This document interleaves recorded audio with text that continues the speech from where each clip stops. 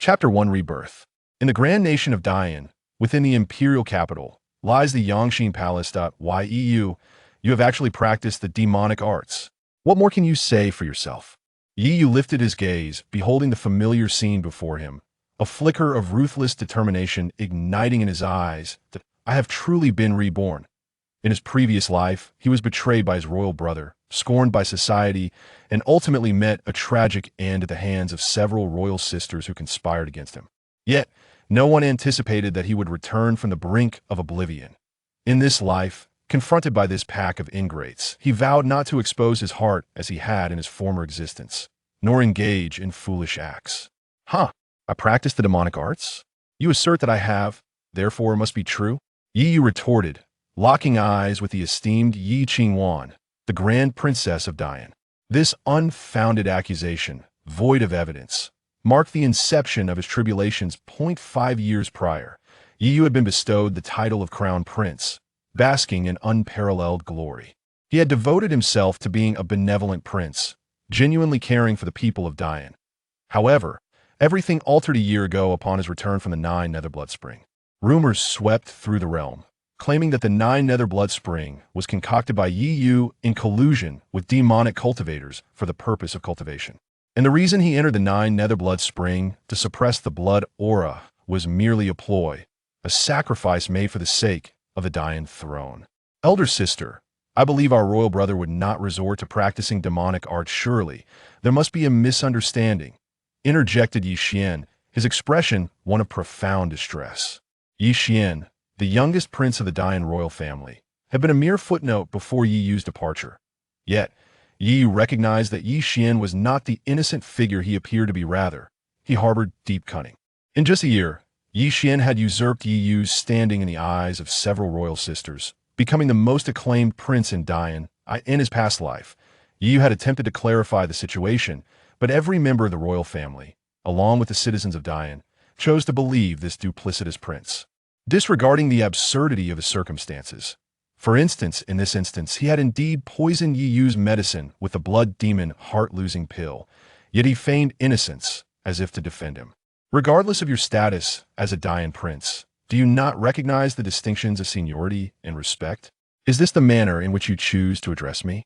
Yesterday, you were consumed by demonic energy during your cultivation, a sight that was evident to all. Will you still attempt to deny it? Kneel and confess. Yi Qingwan's tone was frigid, rising from her seat to regard Yi Yu with disdain. Yi Yu suddenly let out a cold laugh, his gaze unwavering on Yi Qingwan, and replied icily, "Kneel and confess? Do you truly believe yourself worthy of such a demand?"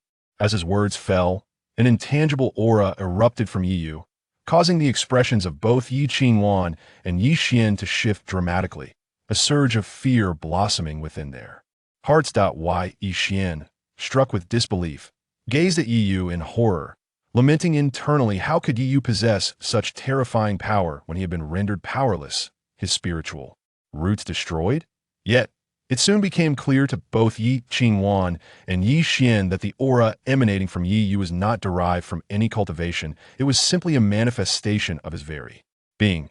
Recalling the fact that her illustrious golden core cultivation was shaken by the mere aura of a seemingly worthless individual, Yi Qingwan felt a surge of indignation. Her icy gaze intensified as she unleashed her golden core prowess, enveloping Yi Yu in a formidable pressure akin to the vastness of the sea. Instantly, Yi Yu felt an overwhelming weight upon his shoulders, as if a mountain had descended upon him. The very bones within his body began to crack, and the wounds that had previously healed now ruptured, blood flowing profusely. Despite this, Yi Yu remained steadfast, showing no inclination to kneel. Locking eyes with Yi Qingwan, a sardonic smile graced Yi Yu's lips. Were it not for the irrevocable damage to his spiritual roots caused by suppressing the Nine Nether Blood energy in the Nine Nether Blood Spring, the mere golden core would not even qualify to stand before him, and one knew the trials Yi Yu had endured during those years in the Nine Nether Blood Spring. The more he pondered, the colder his heart became, realizing that his sacrifices and relentless efforts had culminated in this disheartening outcome. Elder sister, please reconsider. This must truly be a misunderstanding. I am willing to vouch for my elder brother. He harbors no disloyalty towards a great Yin, Yi Xian hastily interjected. Upon hearing this, Yi Qingwan slightly eased her oppressive aura, her expression shifting to one of curiosity as she regarded Yi Yu. Ever since Yi Yu's return to the imperial capital, he had been obedient to her every command, catering to her whims without regard for his own dignity. Yet today, he appeared as if transformed. Lost in thought, Yi Qingwan met Yi Yu's frigid gaze, and she involuntarily stiffened, as if sensing the loss of something significant. Out of consideration for Xiao Xian, I shall spare you this time. However, you must relinquish your prince's token. The heir to the great Yin cannot be a worthless individual, nor one suspected of being a demonic cultivator. Yi Qingwan declared coldly, casting aside her previous thoughts. With a disdainful snort, Yi Yu unhesitatingly produced the prince's token from his robes, casting it before Yi Xian without a hint of reluctance.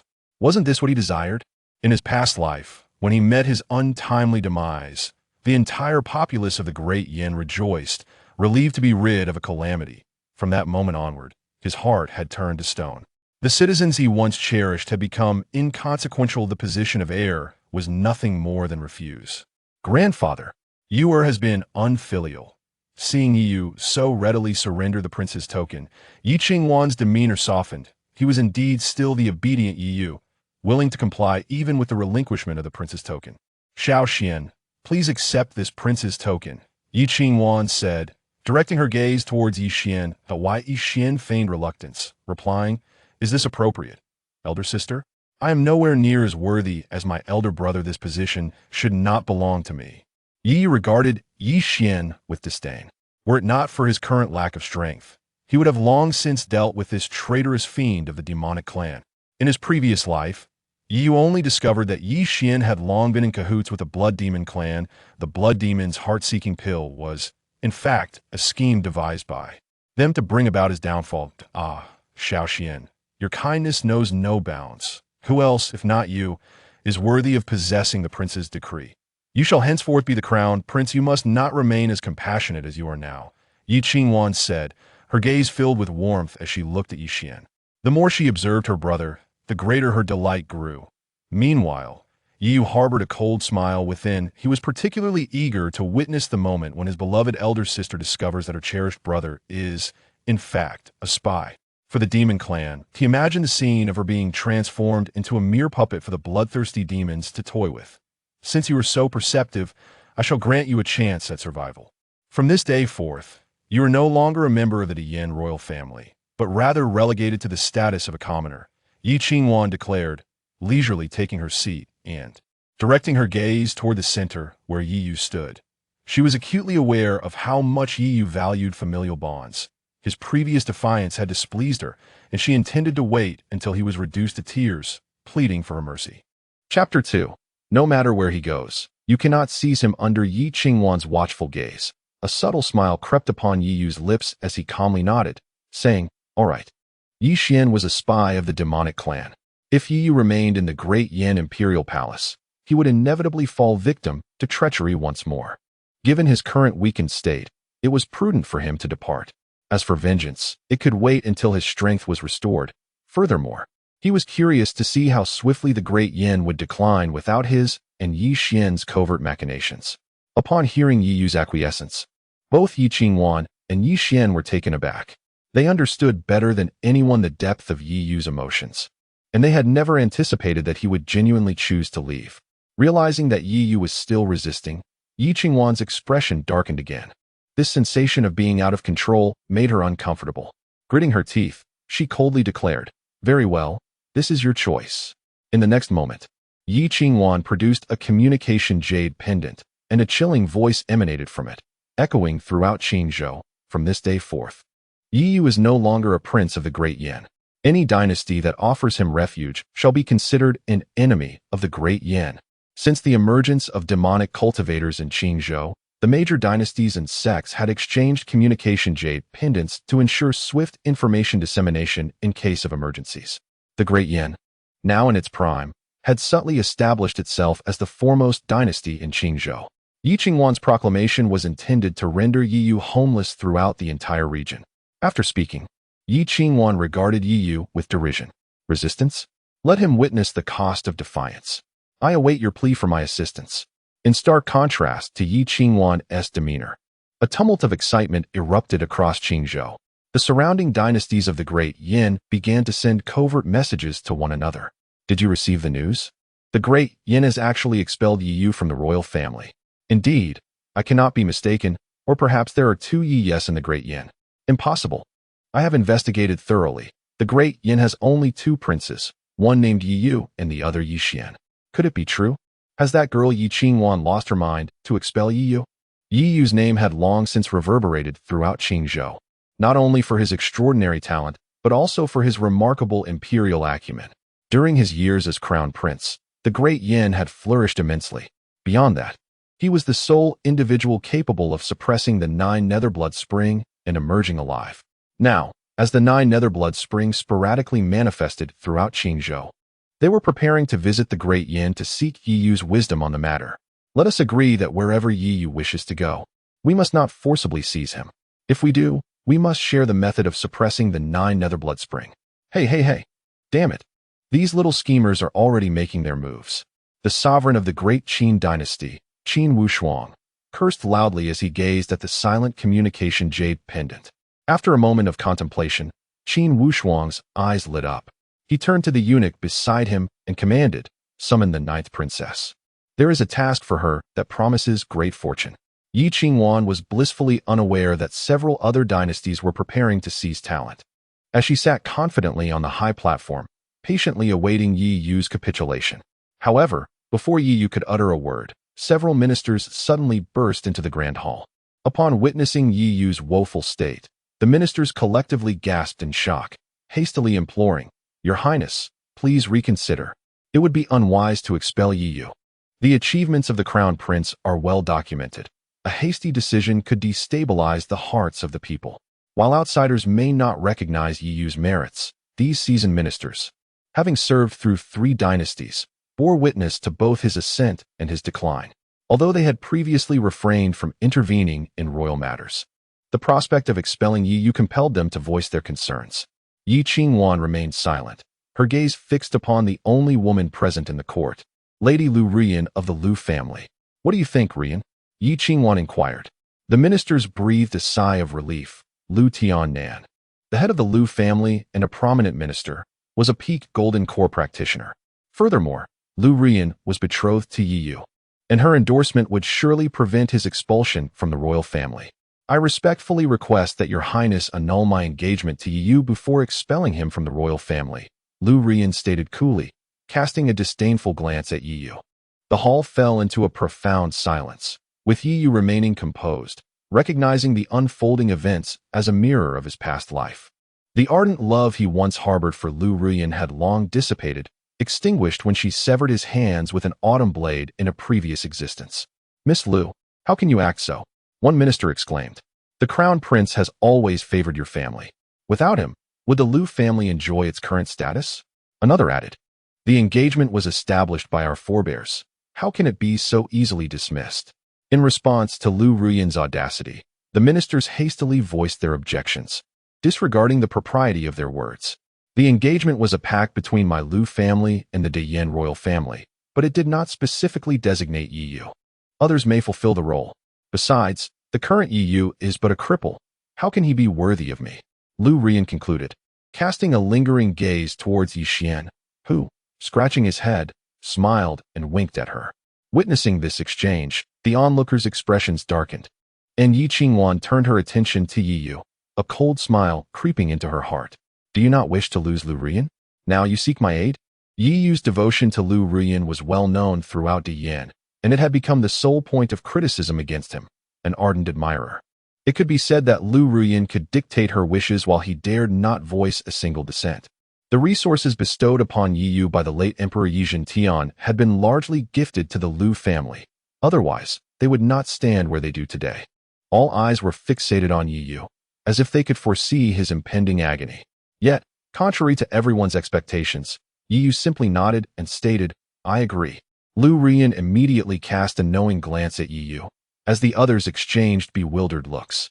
Yi Yu's demeanor seemed entirely indifferent, raising the question of whether this was truly the grand prince they had come to know. Yi Qingwan, too, was momentarily taken aback. as if she had suddenly grasped what was slipping away. Yi Yu's heart. It was inconceivable. How could that dog like Yi Yu possibly forsake himself?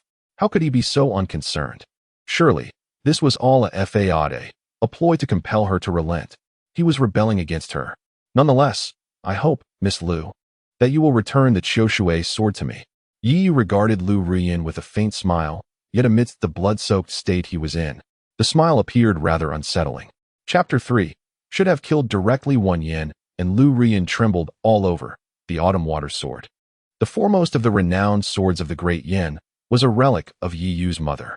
A sword that had reached the level of a superior spiritual treasure was an exceedingly rare artifact throughout the entire Qingzhou. Lu Ruyin was acutely aware that should she lose the Autumn Water Sword, her cultivation at the late Foundation establishment stage would truly be insufficient. Your Highness, how could you be so heartless? The Autumn Water Sword was a gift you bestowed upon Sister Ruyin. How can one reclaim a gift? If you wish to win her back, it should be done with reason and emotion, not through threats, Yi Xian interjected.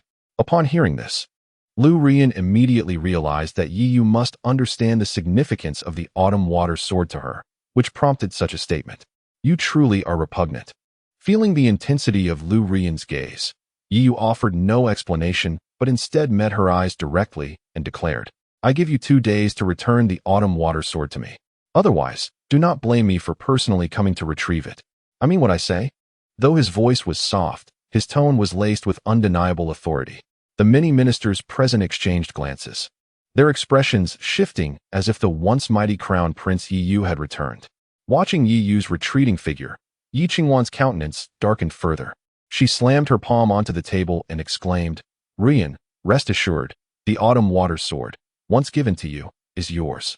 If anyone dares to contest this, I shall personally teach them a lesson. Her voice was loud, seemingly intended for Yi Yu to overhear. Yet, Yi Yu paid her no mind and strode away, his steps becoming increasingly light, almost as if they bore a sense of liberation. Dear sister, please do not be angry. My royal brother merely momentarily faltered due to his practice of demonic arts.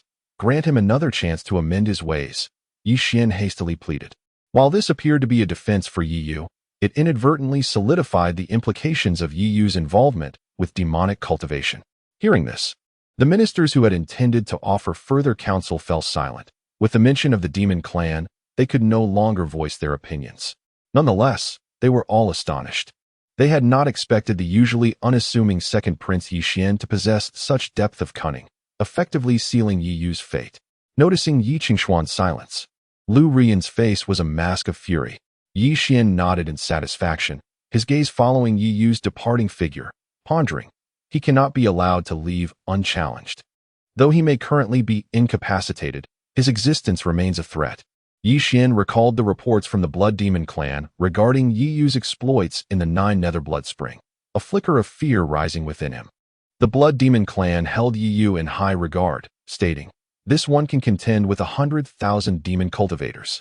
Once outside the Imperial Palace, Yi Yu exhaled deeply, as if finally liberated from numerous shackles. He did not linger and made his way swiftly beyond the royal city. He understood Yi Xian's tactics well. There was no way he would allow him to depart so easily. Now, regaining his strength was of utmost priority. In a secluded corner of a dense forest outside the city, Yi Yu retrieved an ancient bronze cauldron from his spatial ring. This small vessel was a relic he had brought back from the 9 Nether Blood Spring. Having lived an entire lifetime, Yi Yu was acutely aware of the cauldron's extraordinary properties. In his previous existence, it had enabled him to contend with the Blood Demon clan and the formidable Yi Xian, who was backed by the entire Dian for an extended period. Seeing that no one was around, Yi Yu took a deep breath, his complexion paling as he spat out a mouthful of vital blood onto the cauldron. Upon contact with his blood, the cauldron emitted a resonant hum and began to levitate on its own. Flakes of verdigris peeled away, and ultimately, it transformed into a stream of light, merging with Yi Yu's body and settling within his dantian. Instantly, the surrounding spiritual energy surged like a tidal wave, flowing continuously into Yi Yu, nourishing his body and gradually healing his injuries, while his aura began to rise dramatically. Yi Yu's spiritual roots had been utterly destroyed when he suppressed the 9 Nether Blood Spring, and his original cultivation had dissipated. Without spiritual roots, Even celestial beings could not save him. He was doomed to a life devoid of cultivation. However, in a stroke of fortune during his last life, Yi Yu had discovered one of the cauldron's functions. It could completely replace his spiritual roots. Its other ability was even more extraordinary. Yet Yi Yu was currently unable to harness it, as he needed to restore his strength to the golden core stage first. Gradually, the spiritual energy within Yi Yu's dantian grew denser, coalescing at the center to slowly take on a physical form, solidifying into a golden core.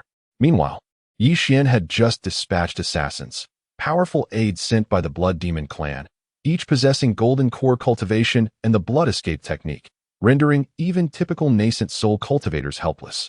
Logically, eliminating a crippled Yi Yu should have been more than sufficient, yet Yi Xian felt an inexplicable sense of unease. After much contemplation, he approached his elder sister, Yi Qingxian's door, exclaiming, "Sister, it's terrible. Eldest sister has expelled the crown prince." With a creak, the door swung open to reveal a visibly annoyed Yi Qingxian, who snapped, "What has that useless fool done now?" The second princess of Diyan, Yi Qingxian, was exceptionally gifted, rivaling Yi Yu of Yur.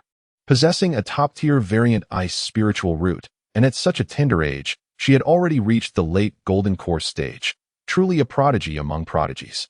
Upon seeing Yi Qingxian, Yi Xian hastily relayed the events that had transpired. With each passing moment, Yi Qingxian's expression darkened further. Coldly, she remarked, "How dare he cultivate demonic arts? Why bother expelling such a waste? In my opinion, he should be eliminated on the spot." Elder sister, no? What if the crown prince is truly innocent? If he were to perish because of this, I would never find peace in this life. Please, go and bring him back. Yi Xian implored, his eyes reddening. Should the assassination plan falter, it was imperative to retrieve Yi Yu. There would always be opportunities to deal with him later. Seeing this, Yi Qingxian sighed. Her younger brother was kind-hearted, which was both a virtue and a flaw. Gently tousling Yi Xian's hair, she lifted him into the air as they set off in pursuit of Yi Yu's essence. In the depths of the dense forest, Yi Yu sat cross-legged, and suddenly, his breath surged dramatically. A perfectly round golden core floated serenely within his dantian, from which an inexhaustible stream of spiritual energy emanated. Coursing through his limbs and bones, a familiar sensation returning once more. In the next moment, Yi Yu concentrated the spiritual energy and directed it towards a small cauldron. This cauldron would only open once sufficient spiritual energy had been absorbed, revealing treasures within. It could only be activated once a day. To gather enough energy to unlock the cauldron, a golden core was the bare minimum requirement. As the spiritual energy flowed incessantly, the brilliance above the cauldron grew ever more resplendent, and it seemed on the verge of opening. Suddenly, Yi Yu's expression shifted dramatically. He struck the ground with his palm and propelled himself into the air. Beneath where he had been seated, crimson began to seep out, and shortly thereafter, a head emerged.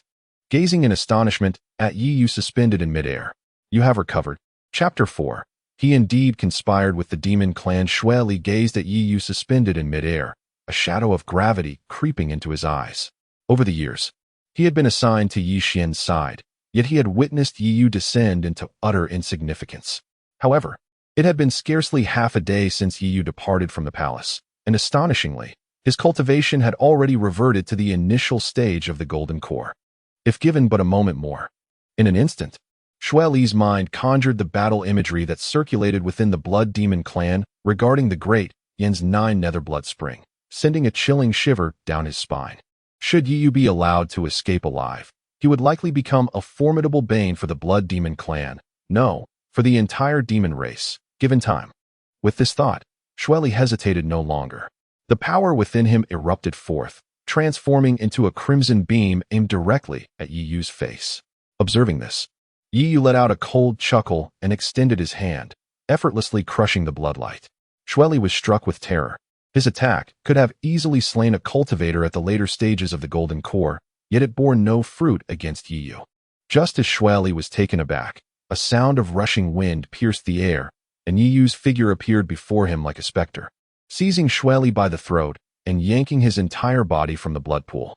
"I was planning to seek you out, yet here you are, presenting yourself." Yi Yu sneered, gripping Shui Li's neck. The moment Shui Li revealed himself, Yi Yu recognized him. After all, He had engaged with Yi Xian for so long that he was well aware of Shui Li's existence. Faced with Yi Yu's playful gaze and the pressure around his neck, Shui Li panicked. In a moment of desperation, a violent eruption resonated within him, and in the blink of an eye, his body was enveloped in a layer of crimson light. Blood escape? Such tactics. The Blood Demon clan has truly made no progress, Yi Yu remarked indifferently, gathering spiritual light in his hands before launching a punch at Shui Li's dantian. A pained scream escaped Shui Li's lips as the crimson aura dissipated instantaneously. You, how could you possibly know the node of blood escape? Shui Li collapsed to the ground, gasping for breath, his face a mask of horror as he stared at Yi Yu. Yi Yu offered no reply. After their prolonged confrontations in his previous life, he had thoroughly grasped the intricacies of the Blood Demon clan.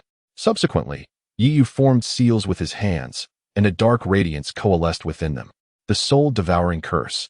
How do you possess the soul-devouring curse? Shui Li cried out in alarm. The soul-devouring curse was an exceedingly malevolent spell within the demon race. Once implanted, the cursed would be forever enslaved to the caster. Any hint of rebellion would result in the annihilation of their very soul. It was also a highly secretive technique among the demon clans, and at least within the Blood Demon clan, none were known to wield such a spell. Did you come willingly, or shall I compel you? Yi Yu gazed at Shui Li with calm indifference, a dark rune slowly hovering in his hand. As Shui Li looked upon the placid visage of Yi Yu, who continued to exude an air of nonchalance, as if he had no fear of resistance, he could only manage a bitter smile. Channeling his spiritual power, he drew the dark rune into his body, and in the next moment, he was engulfed by a sensation of surrender to fate. Upon witnessing the scene, Yi Yu broke into a smile. But the next moment his countenance turned pale as he expelled a copious amount of fresh blood, his vitality waning instantaneously. Blood Li, realizing the gravity of the situation, understood that Yi Yu was now at the end of his tether. Had he been a tad more resolute. Yet, such realizations were futile now. The soul-devouring curse had already been implanted. Regardless of Yi Yu's current state, eradicating him was merely a thought away. Resigned, he spoke. Master, you truly possess remarkable skills. Yi Yu wiped the blood from the corner of his mouth and smirked. Although his strength had returned to the golden core stage, and with the presence of the small cauldron, his spiritual energy was indeed more abundant than before. He had only recovered for a few hours. Had Blood Li not been so afraid of death, he would have been in dire straits today. I believe you are an astute individual. I spare your life. But you must fulfill your duties, Yi Yu stated coldly, fixing his gaze on Blood Li. Taken aback by the words, Blood Li nodded and, at Yi Yu's gesture, transformed into a beam of blood light that vanished into the ground. Once Blood Li departed, Yi Yu took a deep breath, surveying his surroundings.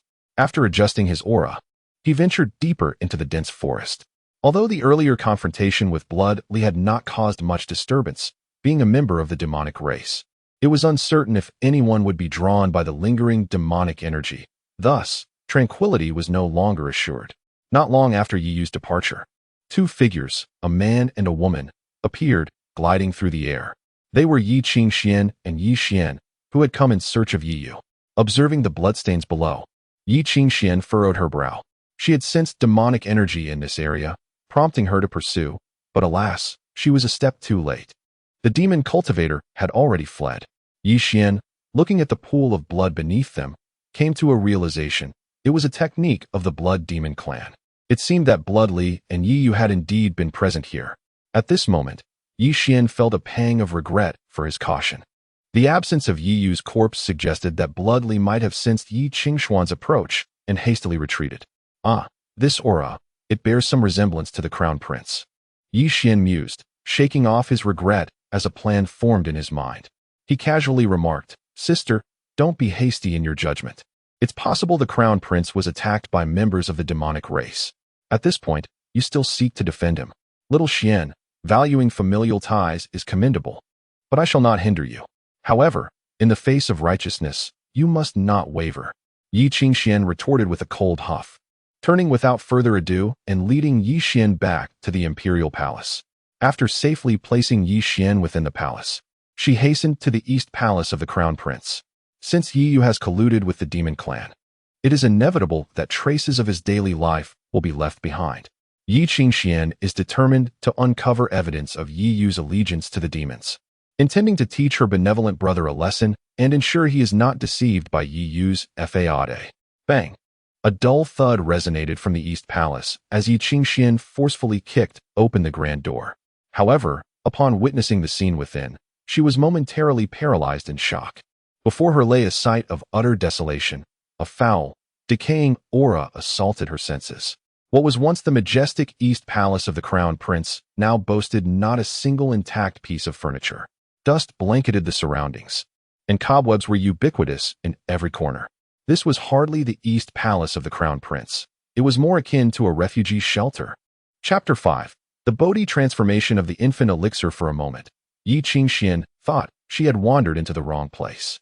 This was the Imperial Palace, the most opulent location in the entire Diyin Empire. How could such a meager scene exist here?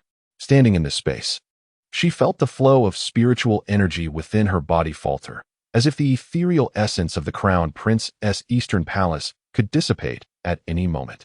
However, this should not be the case, for beneath the Grand Diyin Palace lay a magnificent gathering array of spiritual energy.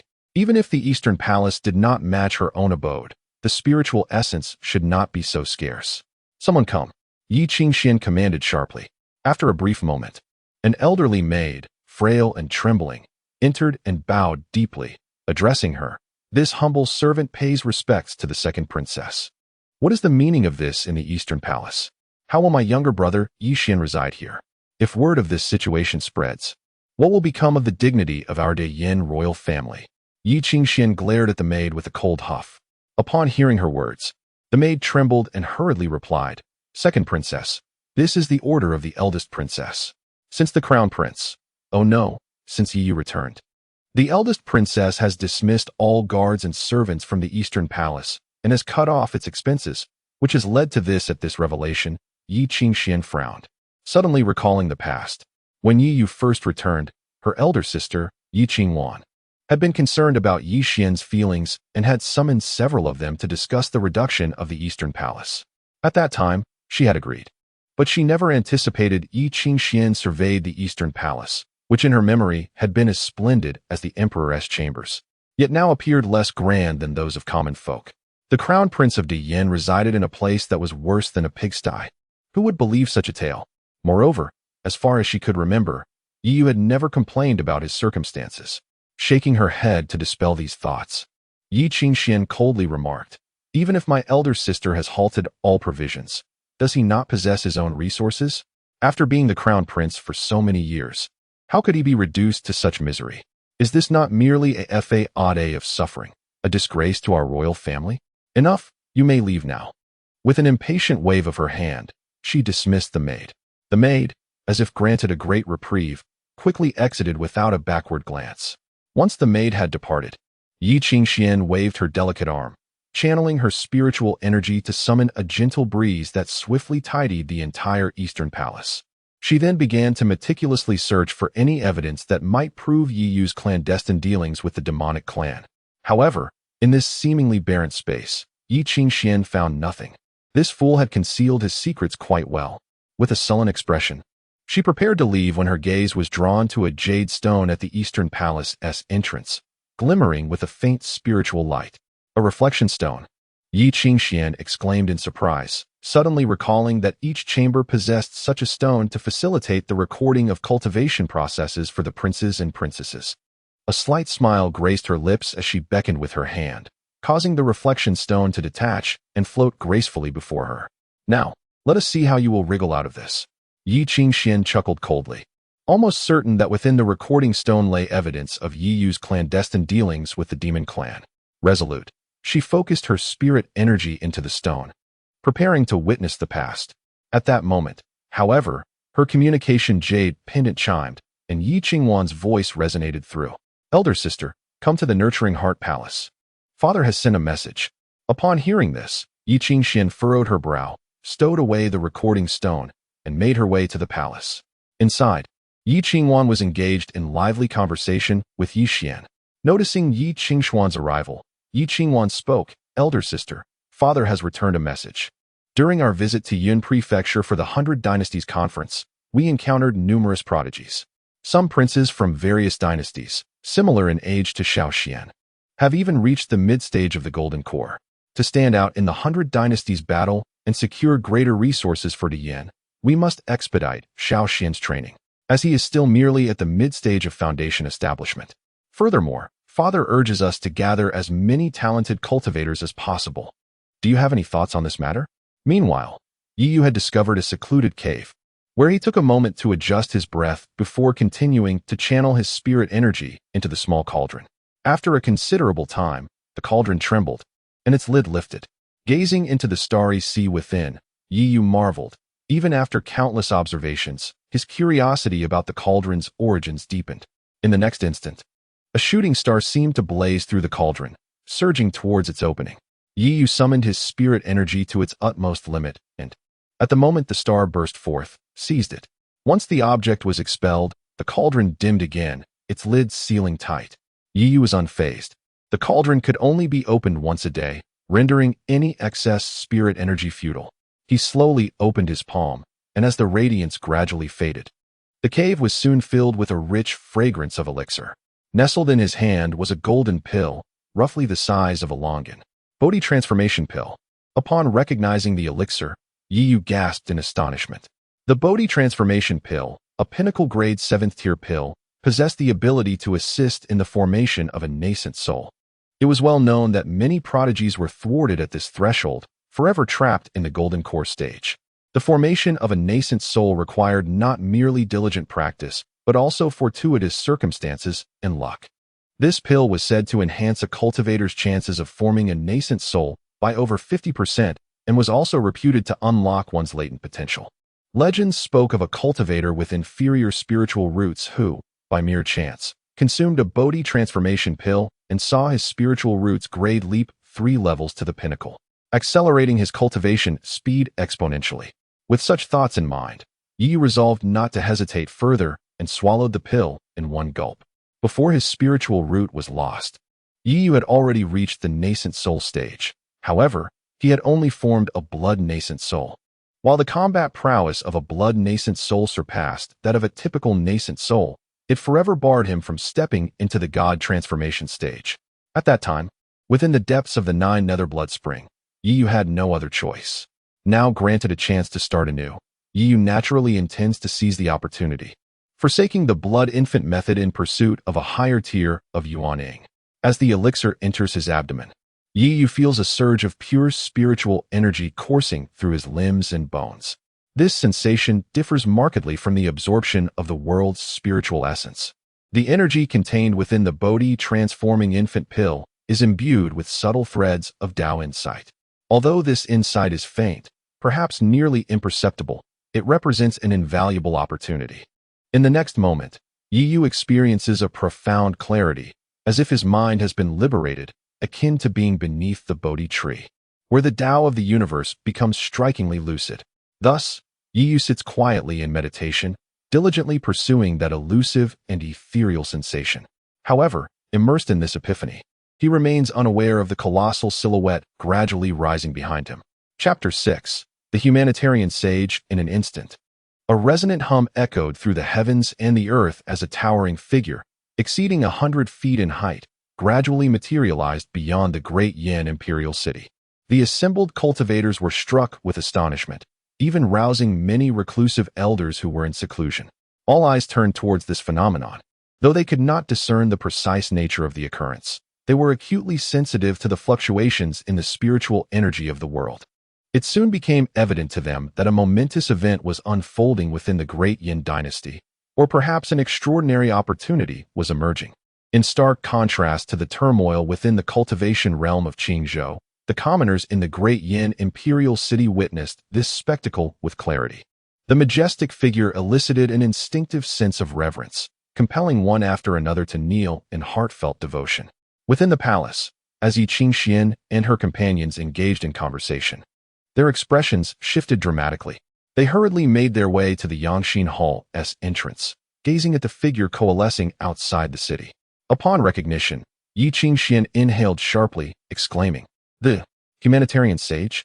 It was rumored that those with extraordinary talent, upon a moment of enlightenment, could draw the attention of the humanitarian sage.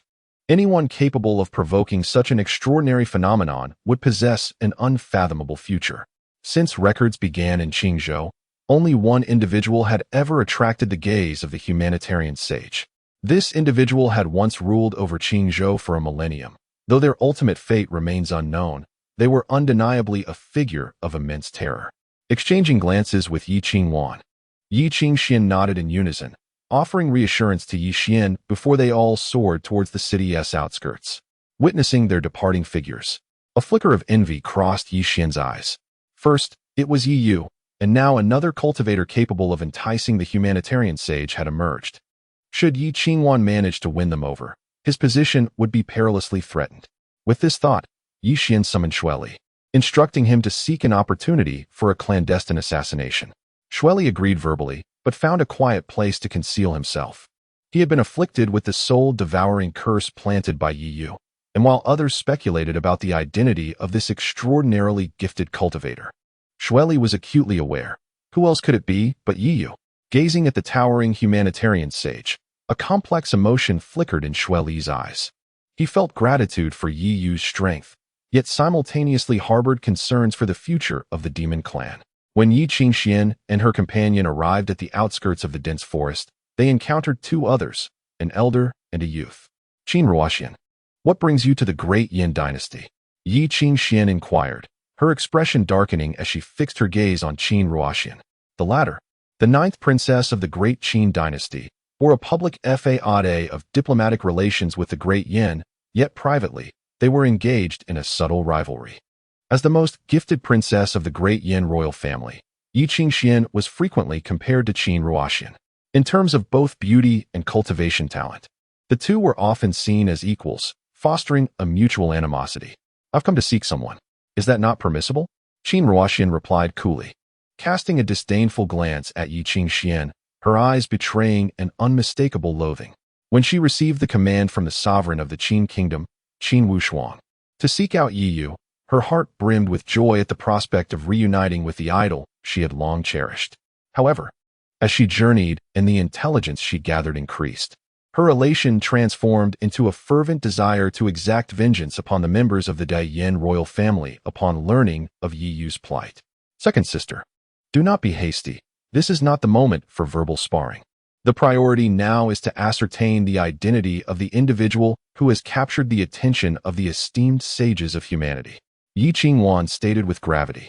As the eldest princess of Daiyin, now bearing the responsibility of governance, it was imperative for her to fortify the Daiyin dynasty, and this remarkably gifted cultivator represented its greatest opportunity. Listening to their conversation, Qin Ruoxian couldn't help but smirk inwardly, sensing the familiar aura. She was utterly convinced that this remarkable cultivator was none other than Yi Yu. Despite having encountered him only once at the border, she could never mistake Yi Yu's essence. Ironically, while she, an outsider, recognized the truth, the two royal sisters, bound by blood, were left to speculate about his identity and potential utility for the Daiyin dynasty. Of course, Qin Ruoxian had no intention of revealing her knowledge. Her purpose for coming was to persuade Yi Yu to join the Qin. Yet, considering Yi Yu's simplistic nature and his deep regard for familial ties, she could not be certain that a few sweet words would suffice to sway him. Within the cave, Yi Yu's breath grew increasingly tranquil, each inhalation and exhalation resonating with the cosmos, while the surrounding spiritual energy converged upon him like an ocean, as if his very being were an unfathomable whirlpool. Suddenly, Yi Yu's brow furrowed as a blood-red shadow materialized beside him, emanating an aura of lethal intent that felt primordial, ensnaring half of his form and opposing the profound rhythm he had just grasped. At that moment, an unexpected transformation occurred. The heavens and earth shifted dramatically, storms brewing, thunder crashing, and an overwhelming bloodlust emanating from the depths of the forest. Following this, countless bolts of lightning descended, shocking Qin Ruoxian and her companions, who hastily retreated, finding themselves engulfed in a tempest of thunder. Amidst the maelstrom, another blood-red figure, equally formidable as the previous shadow, slowly rose, wielding a blood sword. Facing the earlier manifestations of the esteemed sages of humanity, the two majestic figures stood suspended in the void, their gazes locked in a slow, intense exchange. T2 sages. Yi Qinghuan gasped, her mouth agape. Could such a phenomenon truly occur? According to all ancient texts, there was no record of anyone ever attracting the attention of two sages of humanity simultaneously. In stark contrast to Yi Qinghuan's astonishment, Qin Ruoxian was filled with unrestrained joy. The more extraordinary Yi Yu's talents appeared, the more elated she became. Qingxian, we must do whatever it takes to win this individual over. Remember, whatever it takes. Yi Qinghuan took a deep breath, addressing Yi Qingxian with solemnity. Whatever it takes, including the throne? Qin Ruoxian observed Yi Qinghuan and her companion with a knowing smile, intrigued by the unfolding drama. Upon hearing this, Yi Qinghuan cast a fierce glare at Qin Ruoxian, stating, Qin Ruoxian, this is the great Yin, not your great Qin. Do you think you can meddle in matters of the throne? However, Qin Ruoxian appeared unperturbed by Yi Qinghuan's warning and merely replied, I fear that even if you were willing to relinquish the throne, the individuals involved would not acquiesce. You speak as if you are acquainted with them. Let me enlighten you. Since this person has achieved enlightenment in our great Yin, their allegiance undoubtedly leans towards us. Do not harbor any delusions of swaying them. Yi Qinghuan retorted with a cold laugh. Qin Ruoxian regarded Yi Qinghuan's unwavering confidence with an inscrutable expression, a knowing smile gracing her lips. Meanwhile, Yi Qinghuan's countenance gradually assumed an odd expression, her gaze fixated on the unfolding scenario, as a profound sense of familiarity surged within her. Chapter 7. Indulgence and Spiciness. Yet before Yi Qingxian could discern the source of that familiar sensation, a third figure, enveloped in thunder, slowly rose amidst the tempest. Three venerable figures of humanity stood proudly before them.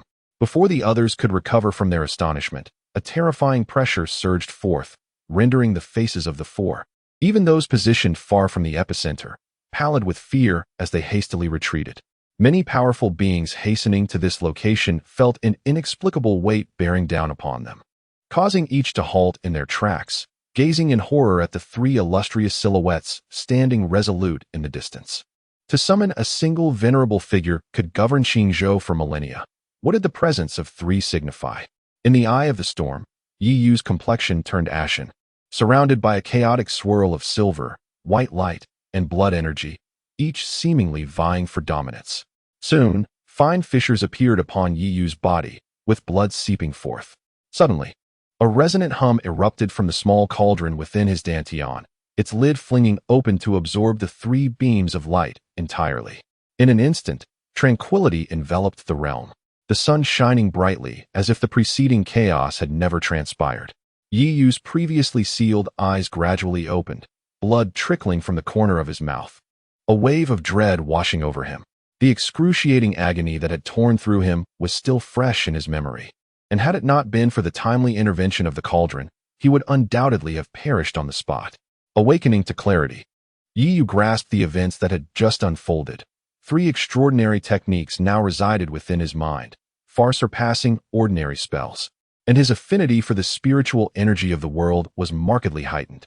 At this moment, Yi Yu's body resembled an insatiable vortex, voraciously consuming the approaching spiritual energy. It was unfathomable that a mere mortal devoid of spiritual roots could possess such astonishing absorption efficiency.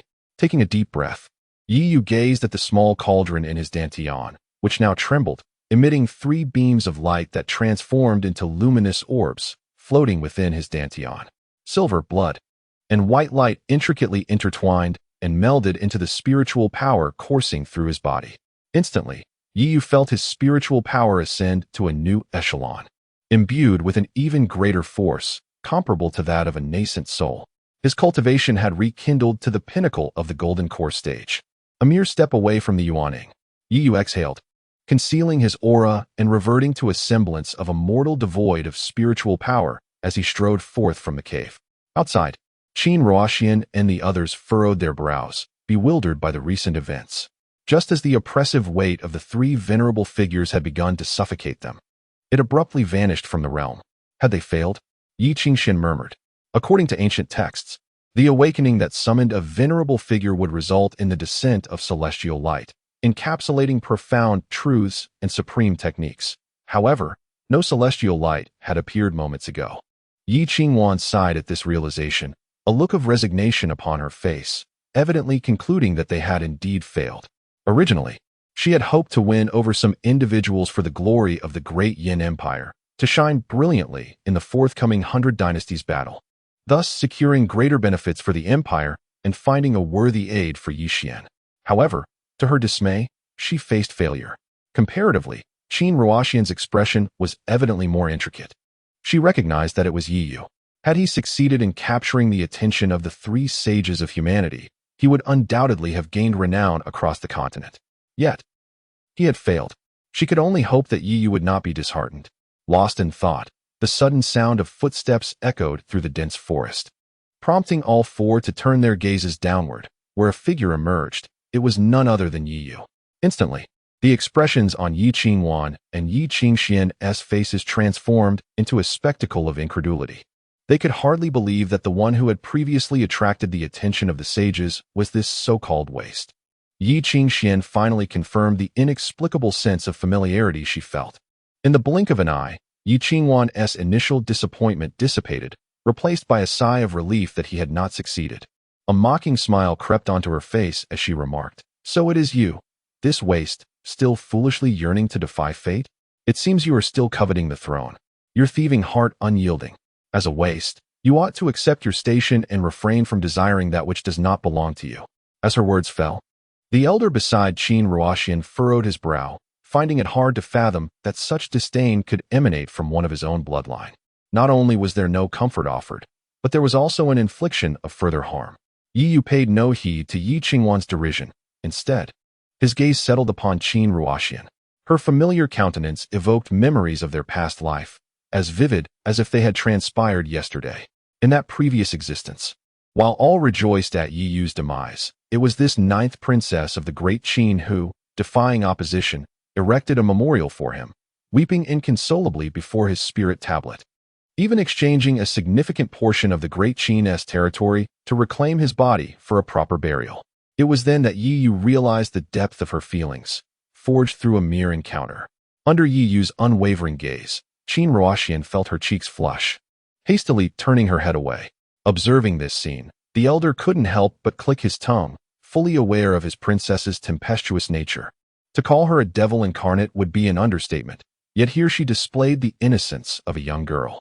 Amused by this thought, he smiled reassuringly, his gaze drifting back to Yi Yu, their eyes meeting in that moment. Suddenly, a tremor surged within the elder's heart, his nascent soul tightening in response. Bracing for an unseen adversary, an overwhelming aura of death enveloped him. Fortunately, Yi Yu soon turned away, allowing the elder's rapid breaths to stabilize. His back drenched in cold sweat. Had he truly failed? What a jest! Just a single glance could evoke such terror, and yet he was informed of his own failure. "I have failed. Are you pleased?" Yi Yu addressed Yi Qingwan, his tone nonchalant. "Pleasure is not the issue.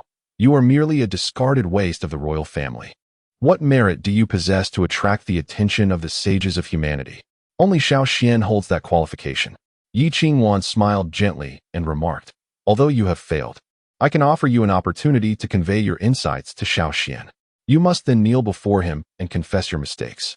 Only then will I permit your return to the palace, albeit under the condition that you reside and dine with the servants."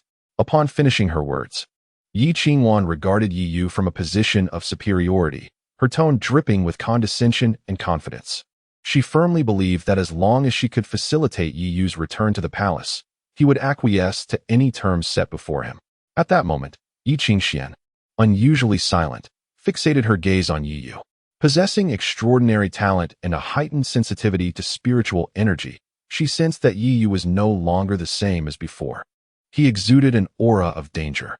What is so great about your palace? Our great Qin has a palace too. Yi Yu, come with me. I shall ensure you are well fed and pampered." Qin Ruoxian scoffed, not waiting for Yi Yu's response before speaking again. Chapter 8. Will you follow me? Qin Ruoxian. What do you mean by that? Upon hearing those words, Yi Qingwan's expression instantly darkened as she fixed an intense gaze upon Qin Ruoxian. Qin Ruoxian merely cast a casual glance at Yi Qingwan and remarked, "The crown princess of Dian? Can you not even comprehend human speech? Why do you question me?" Yi Qingwan trembled with rage. It was the first time anyone had dared to speak to her so boldly. She scoffed, Have you truly forgotten where you are? Qin Xian will apprehend you and bring the ruler of the great Qin Empire to demand your release.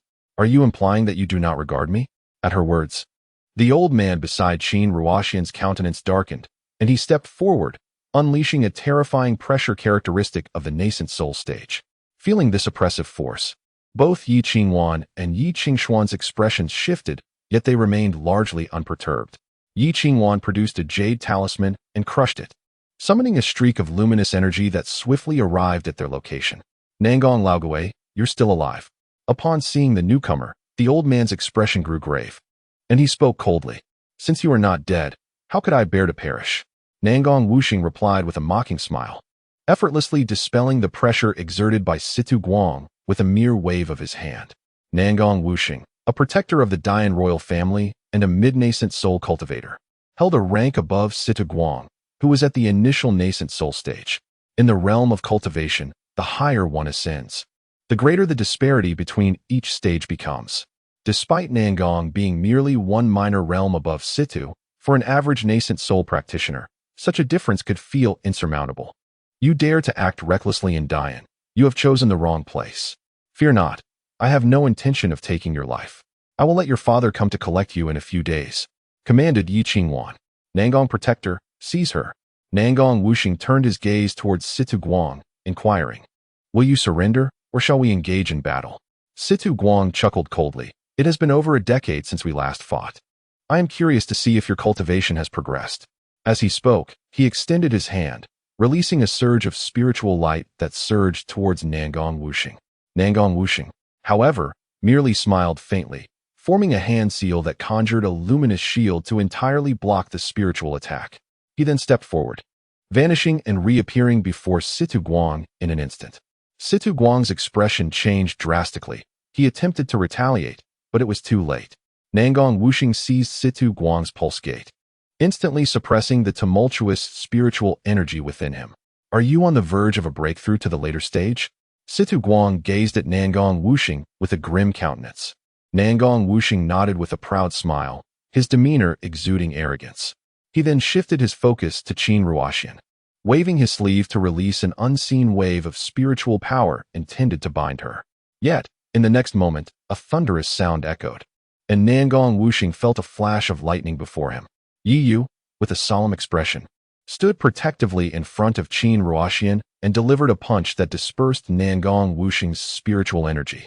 Before anyone could comprehend the sudden turn of events, Yi Yu's cold voice resonated. If you touch her, you will perish. The voice was chilling, imbued with an inexhaustible intent to kill. Nangong Wuxing couldn't help but shudder, and upon recognizing the figure before him, his expression subtly shifted as he stammered, You are the Crown Prince? I am no longer the Crown Prince of Dian. Release me. Yi Yu spoke softly, regarding Nangong Wuxing's grip on Situ Guangmai's wrist. Qin Ruoxian, standing before Yi Yu, felt a flush rise to her cheeks. She withdrew the jade talisman in her hand, feigning indifference as she averted her gaze, though her eyes frequently darted to the silhouette before her. Upon hearing this, Nangong Wuxing hastily released his hold. He was quite familiar with Yi Yu. It was under Yi Yu's guidance that he had approached the threshold of the late Yuanying stage. Half a year ago, he had been dispatched to assess the condition of the 9 Nether Blood Spring, during which he witnessed Yi Yu's formidable prowess firsthand. He had seen Yi Yu slay a Yuanying stage demon cultivator emerging from the 9 Nether Blood Spring with a single strike. It was also during that encounter that Yi Yu had imparted some wisdom to him, enabling him to grasp the nuances of the late Yuanying stage within such a short span of time. Where did you acquire your golden core cultivation? How audacious to steal a precious treasure upon leaving the palace. Lady Yi Qingwan seethed with fury. She was acutely aware that Yi Yu's spiritual roots had vanished, and now he possessed golden core cultivation, which could only mean he had pilfered some invaluable artifact. Nangong Wuxing furrowed his brow in confusion, glancing at Lady Yi Qingwan. Having secluded himself within the palace for the past 6 months, he was oblivious to the external events and found it difficult to comprehend the situation unfolding before him. Princess, what is the meaning of this? This waste has already been expelled from the royal family. Nangong Guardian, I command you to apprehend him. He dared to steal a treasured artifact, one that rightfully belongs to Xiao Xian. You, a mere waste, how dare you? Lady Yi Qingwan's expression was frigid. her words dripping with venom. Nangong Wushan's countenance grew increasingly complex as he looked at Yi Yu, uncertain of how to proceed. Do you wish to defy my orders? Very well, I shall take matters into my own hands. As Nangong Wushan hesitated, Lady Yi Qingwan could no longer suppress her inner rage. With a swift formation of seals, she lunged towards Yi Yu. As she charged, a glint of cold light flickered in Yi Yu's eyes. He stepped forward, an overwhelming surge of spiritual power erupting. Lady Yi Qingwan's expression changed drastically as she unmistakably sensed the murderous intent. Yi Yu truly intended to kill her. Nangong Wushan's face paled at the sight, and he hurriedly interposed himself between them, stifling a groan as he swallowed the bitter taste of blood. Your Highness, must we resort to such extremes? We are all family. After all, family. Who among us considers this dog a family member? I want him dead. The moment Lady Yi Qingwan detected Yi Yu's murderous intent, her expression grew even more ferocious, and she prepared to strike again, only to be restrained by Yi Qingxian, who stood nearby. Eldest sister, calm down. We must not give them cause for mockery, Yi Qingxian advised. At those words, Lady Yi Qingwan glanced at Qin Ruoxian beside her before gritting her teeth and declaring, You wretch, I shall grant you one final opportunity. Come with me willingly, and this will be your only chance. Otherwise, you shall never set foot in Dian again. Nangong Wusha observed the scene before him, his brows furrowed in deep contemplation. He could not fathom how events had escalated to such a degree. The Crown Prince's excellence was universally acknowledged, yet now it seemed as though they were bitter adversaries. What had transpired in recent times? Yi Yu cast a fleeting glance at Yi Qingwan, disregarding the madwoman, and turned his attention to Qin Ruoxian, regarding her with gentle warmth. In a soft voice, he inquired, How are you? Were you frightened? Feeling the tenderness emanating from Yi Yu, Qin Ruoxian found herself momentarily flustered. Clearing her throat, she mustered her composure and replied, What could possibly happen to me? So shall we go? As she spoke the last words, her heart raced, nearly leaping from her throat. However, to her surprise, Yi Yu pondered for a moment before shaking his head and stating, It cannot be. Chapter 9. The revered medicine master of the azure clouds. Upon hearing the words, Qin Ruoxian's petite visage darkened instantly, and she clenched her teeth, inquiring, Why? I plan to visit the Liu family tomorrow, Yi Yu replied with a smile. At this proclamation, Qin Ruoxian felt as if the world had dimmed before her, her expression morphing into one of anguish as she gazed at Yi Yu. It was common knowledge that Yi Yu was an ardent admirer of Liu Ruyan, and after witnessing his demeanor towards Yi Qingwan, she had hoped that he had finally awakened from his infatuation. Yet, she was utterly unprepared for the revelation that he intended to seek out Liu Ruyan once more. Yi Qingwan's countenance transformed to one of vindication, as she thought to herself, This worthless fool remains unchanged. His servile nature persists. Very well.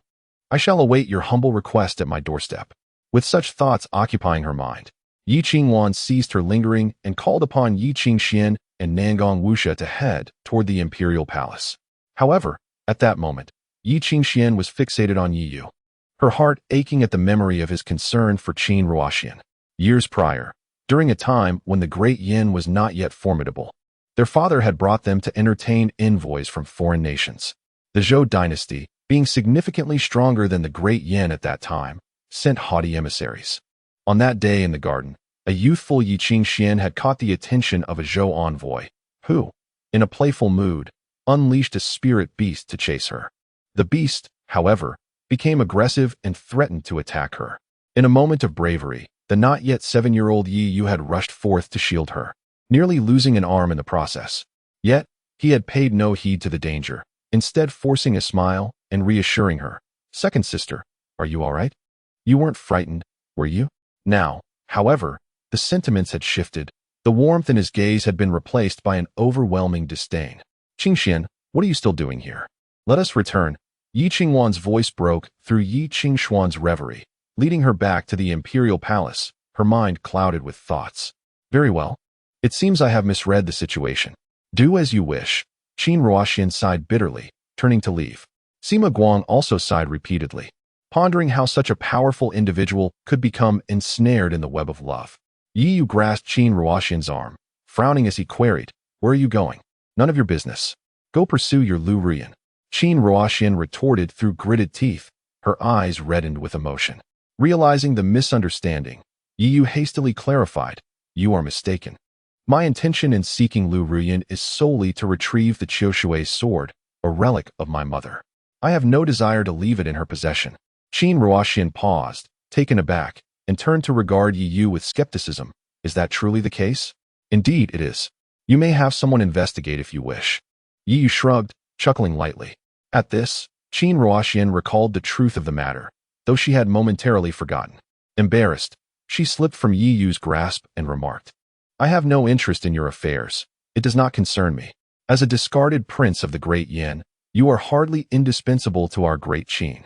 Nearby, Sima Guang couldn't help but twitch at her words, internally exclaiming, "We need you. Great Qin needs you desperately." He has come to realize the formidable prowess of Yi Yu and the heights he is destined to achieve. It is inconceivable that such a remarkable individual could be constrained by the small confines of Qingzhou.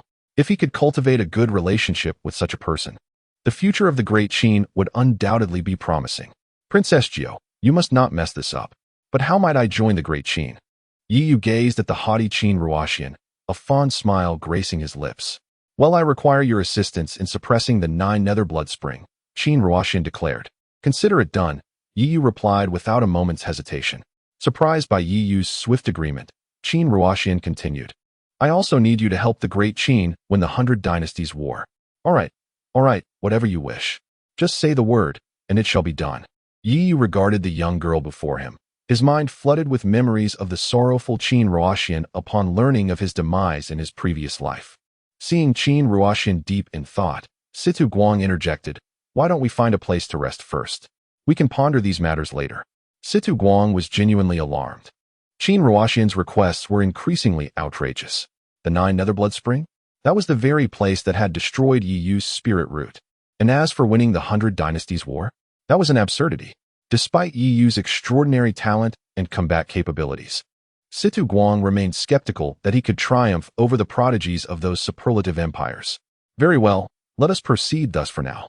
I shall inform you of my thoughts when I have them," Qin Ruoxian said, her head held high with pride, before making her way to the Great Yin Imperial City. Yi Yu and Situ Guang followed closely behind. Upon reaching the Imperial City, Situ Guang rented a room at an inn, while Qin Ruoxian retired early to rest. The journey from Great Qin to Great Yin was no short distance. She had nearly exhausted her internal spiritual power to arrive so swiftly and was now utterly fatigued. "Elder, do you have hidden injuries?" After Qin Ruoxian departed, Yi Yu observed Situ Guang and inquired. "Ah, you truly flatter me with that title," Situ Guang chuckled wryly. "I have harbored this hidden injury for many years, unable to find a remedy. Years ago, when Situ Guang broke through to the nascent soul stage, it was not a smooth transition. Rather, it was a forced and hasty endeavor. Although he succeeded in forming his nascent soul, it left behind an indelible hidden injury that even the foremost alchemist of Qingzhou, the 6th-tier alchemist Song Yun, could not remedy. Situ Guang was destined to never advance further in this life. Perhaps I have a solution, though it may require considerable resources." Yi Yu assessed Situ Guang before speaking. "You? Are you serious?" Situ Guang gasped, his breath quickening as he spoke. "Elder, have you ever heard of a pill called the life-reviving mysterious origin pill?" Yi Yu inquired. Upon hearing this, the glimmer of hope in Situ Guang's eyes dimmed instantly. He was well aware of the life-reviving mysterious origin pill, a 7th-tier elixir that even Song Yun could not concoct. There were no 7th-tier alchemists in all of Qingzhou. Moreover, the status of a 7th-tier alchemist was such that a mere initial-stage nascent soul cultivator like him could never hope to summon one. "I am indeed familiar with the life-reviving mysterious origin pill, but what use is that knowledge?" Situ Guang replied with a bitter smile. "If only the senior could gather the medicinal herbs, I would be able to concoct the elixir," Yi Yu mused, stroking his chin. "Are you serious?" Situ Guang exclaimed, his eyes widening in disbelief as he gazed at Yi Yu before him. Meanwhile, upon returning to the Imperial Palace, Yi Qingwan and the others made their way directly to the Yangxin Palace. Nangong Wushan had intended to inquire further, but was promptly dismissed by Yi Qingwan. Evidently angered by Nangong Wushan's earlier inaction, which had irked the esteemed princess, Yi Qingxian also retreated to her own chamber, leaving Yi Qingwan, with a face full of fury, to return alone to the Yangxin Palace. However, a familiar figure awaited her there, who, upon catching sight of Yi Qingwan, exclaimed with delight, "Elder sister, Qing Shuang, what brings you back? Were you not journeying through Qingzhou with your master, Songyin?" Yi Qingwan gazed at her younger sister, her eyes brimming with joy. Chapter 10. How Growing Up Has Changed Us in the Grand Dynasty of Dian. There are 5 princesses and 2 princes. The second princess, Yi Qingxian, boasts an extraordinary talent for cultivation, while the third princess, Yi Qingshuang, excels in the art of alchemy. In her early years, she was recognized by the esteemed alchemist, Songyin, who imparted to her the secrets of his craft. For some time now, she has been journeying with him throughout Qingzhou. In comparison, Yi Qingshuang's cultivation prowess may very well become the backbone of the Dian dynasty, yet Yi Qingshuang, under the tutelage of Songyun, undoubtedly holds a greater significance. My master suggested a brief respite, and I thought it an opportune moment to reunite with my royal brother, Yi Qingshuang remarked with a smile. Upon hearing this, Yi Qingwan's eyes sparkled with excitement as she exclaimed, "Xiaoxian, could it be that Master Songyun wishes to take him as his disciple?" Yet, Yi Qingshuang shook her head with a smile, stating, "My master has no intentions of accepting Xiaoxian as a disciple." He remarked that, given my brother's innate talent, he would not dare to consider himself worthy of such a role, as it would hinder his potential. Such a high evaluation from Master Songyun for Xiaoxian. Yi Qingwan gasped in astonishment. Who is Songyun, after all? He is the foremost alchemist in Qingzhou, having attained the rank of a 6th-tier alchemist. If he holds Yi Xian in such esteem, what heights might Yi Xian achieve in the future? 7th tier, or perhaps even beyond? Will the Dian dynasty soon have its own 7th-tier alchemist? By the way, what of that waste? Yi Qingshuang inquired, recalling her brief return half a year ago, when she learned that Yi Yu had returned and had his spiritual roots rendered useless. At the mention of Yi Yu, Yi Qingwan's expression turned icy, and she promptly relayed the recent events to Yi Qingshuang. Hearing this, Yi Qingshuang's countenance darkened, and she coldly remarked, "How dare that waste act so presumptuously? He has already been rendered useless, yet we provide for his every need, and he still dares to covet the position of heir apparent?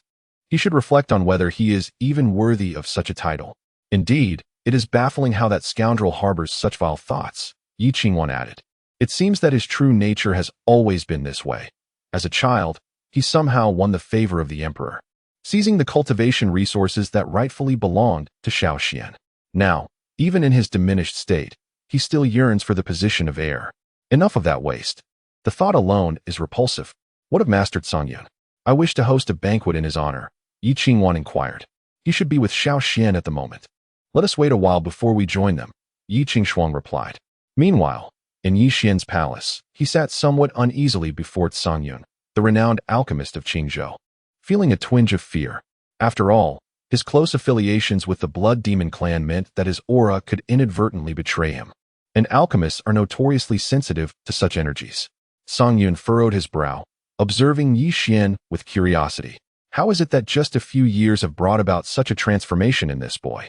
Yet, why is he still at the foundational stage? Yi Qingshuang clearly stated that he is her royal brother, did she not? "Master, it has been a long time. I hope you are well?" Yi Xian stammered. Several years ago, when Songyun came to the palace to take Yi Qingshuang as his disciple, he had attended the apprenticeship banquet and thus had met Songyun. "You, my boy, have become quite reserved. You were not like this a few years ago," Songyun remarked with a hearty laugh.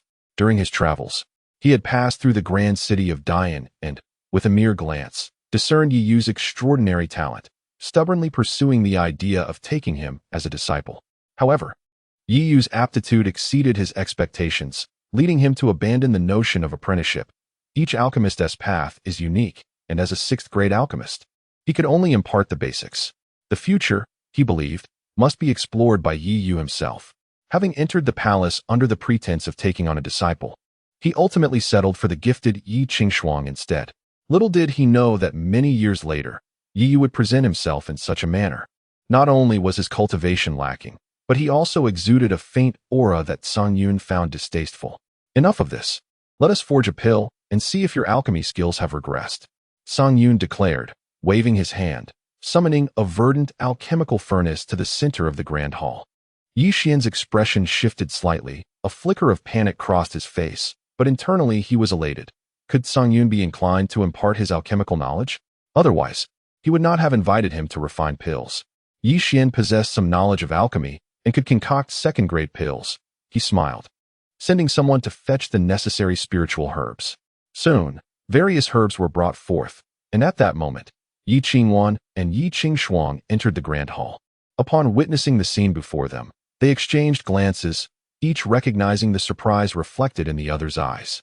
Song Yun swept his gaze over the delivered herbs, his lips twitching as he queried, "Is your intention to refine second-grade pills?" "Indeed, Master Song Yun," Yi Xian replied, somewhat bewildered, nodding in affirmation. "Is this truly your royal brother, the Crown Prince of Dian?" Song Yun inquired, directing his attention to Yi Qingshuang. Caught off guard, Yi Qingshuang, unsure of Song Yun's intent, nodded and replied, "Yes, master." Following this, she cast a fond glance at Yi Xian. Upon hearing this, a trace of disappointment flickered across Song Yun's face, lamenting, "Such a prodigious talent.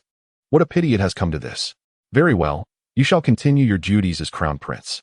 With a sigh, Song Yun stepped forward, vanishing from the grand hall, leaving the others in a state of bewilderment, unsure of the meaning behind Song Yun's departure.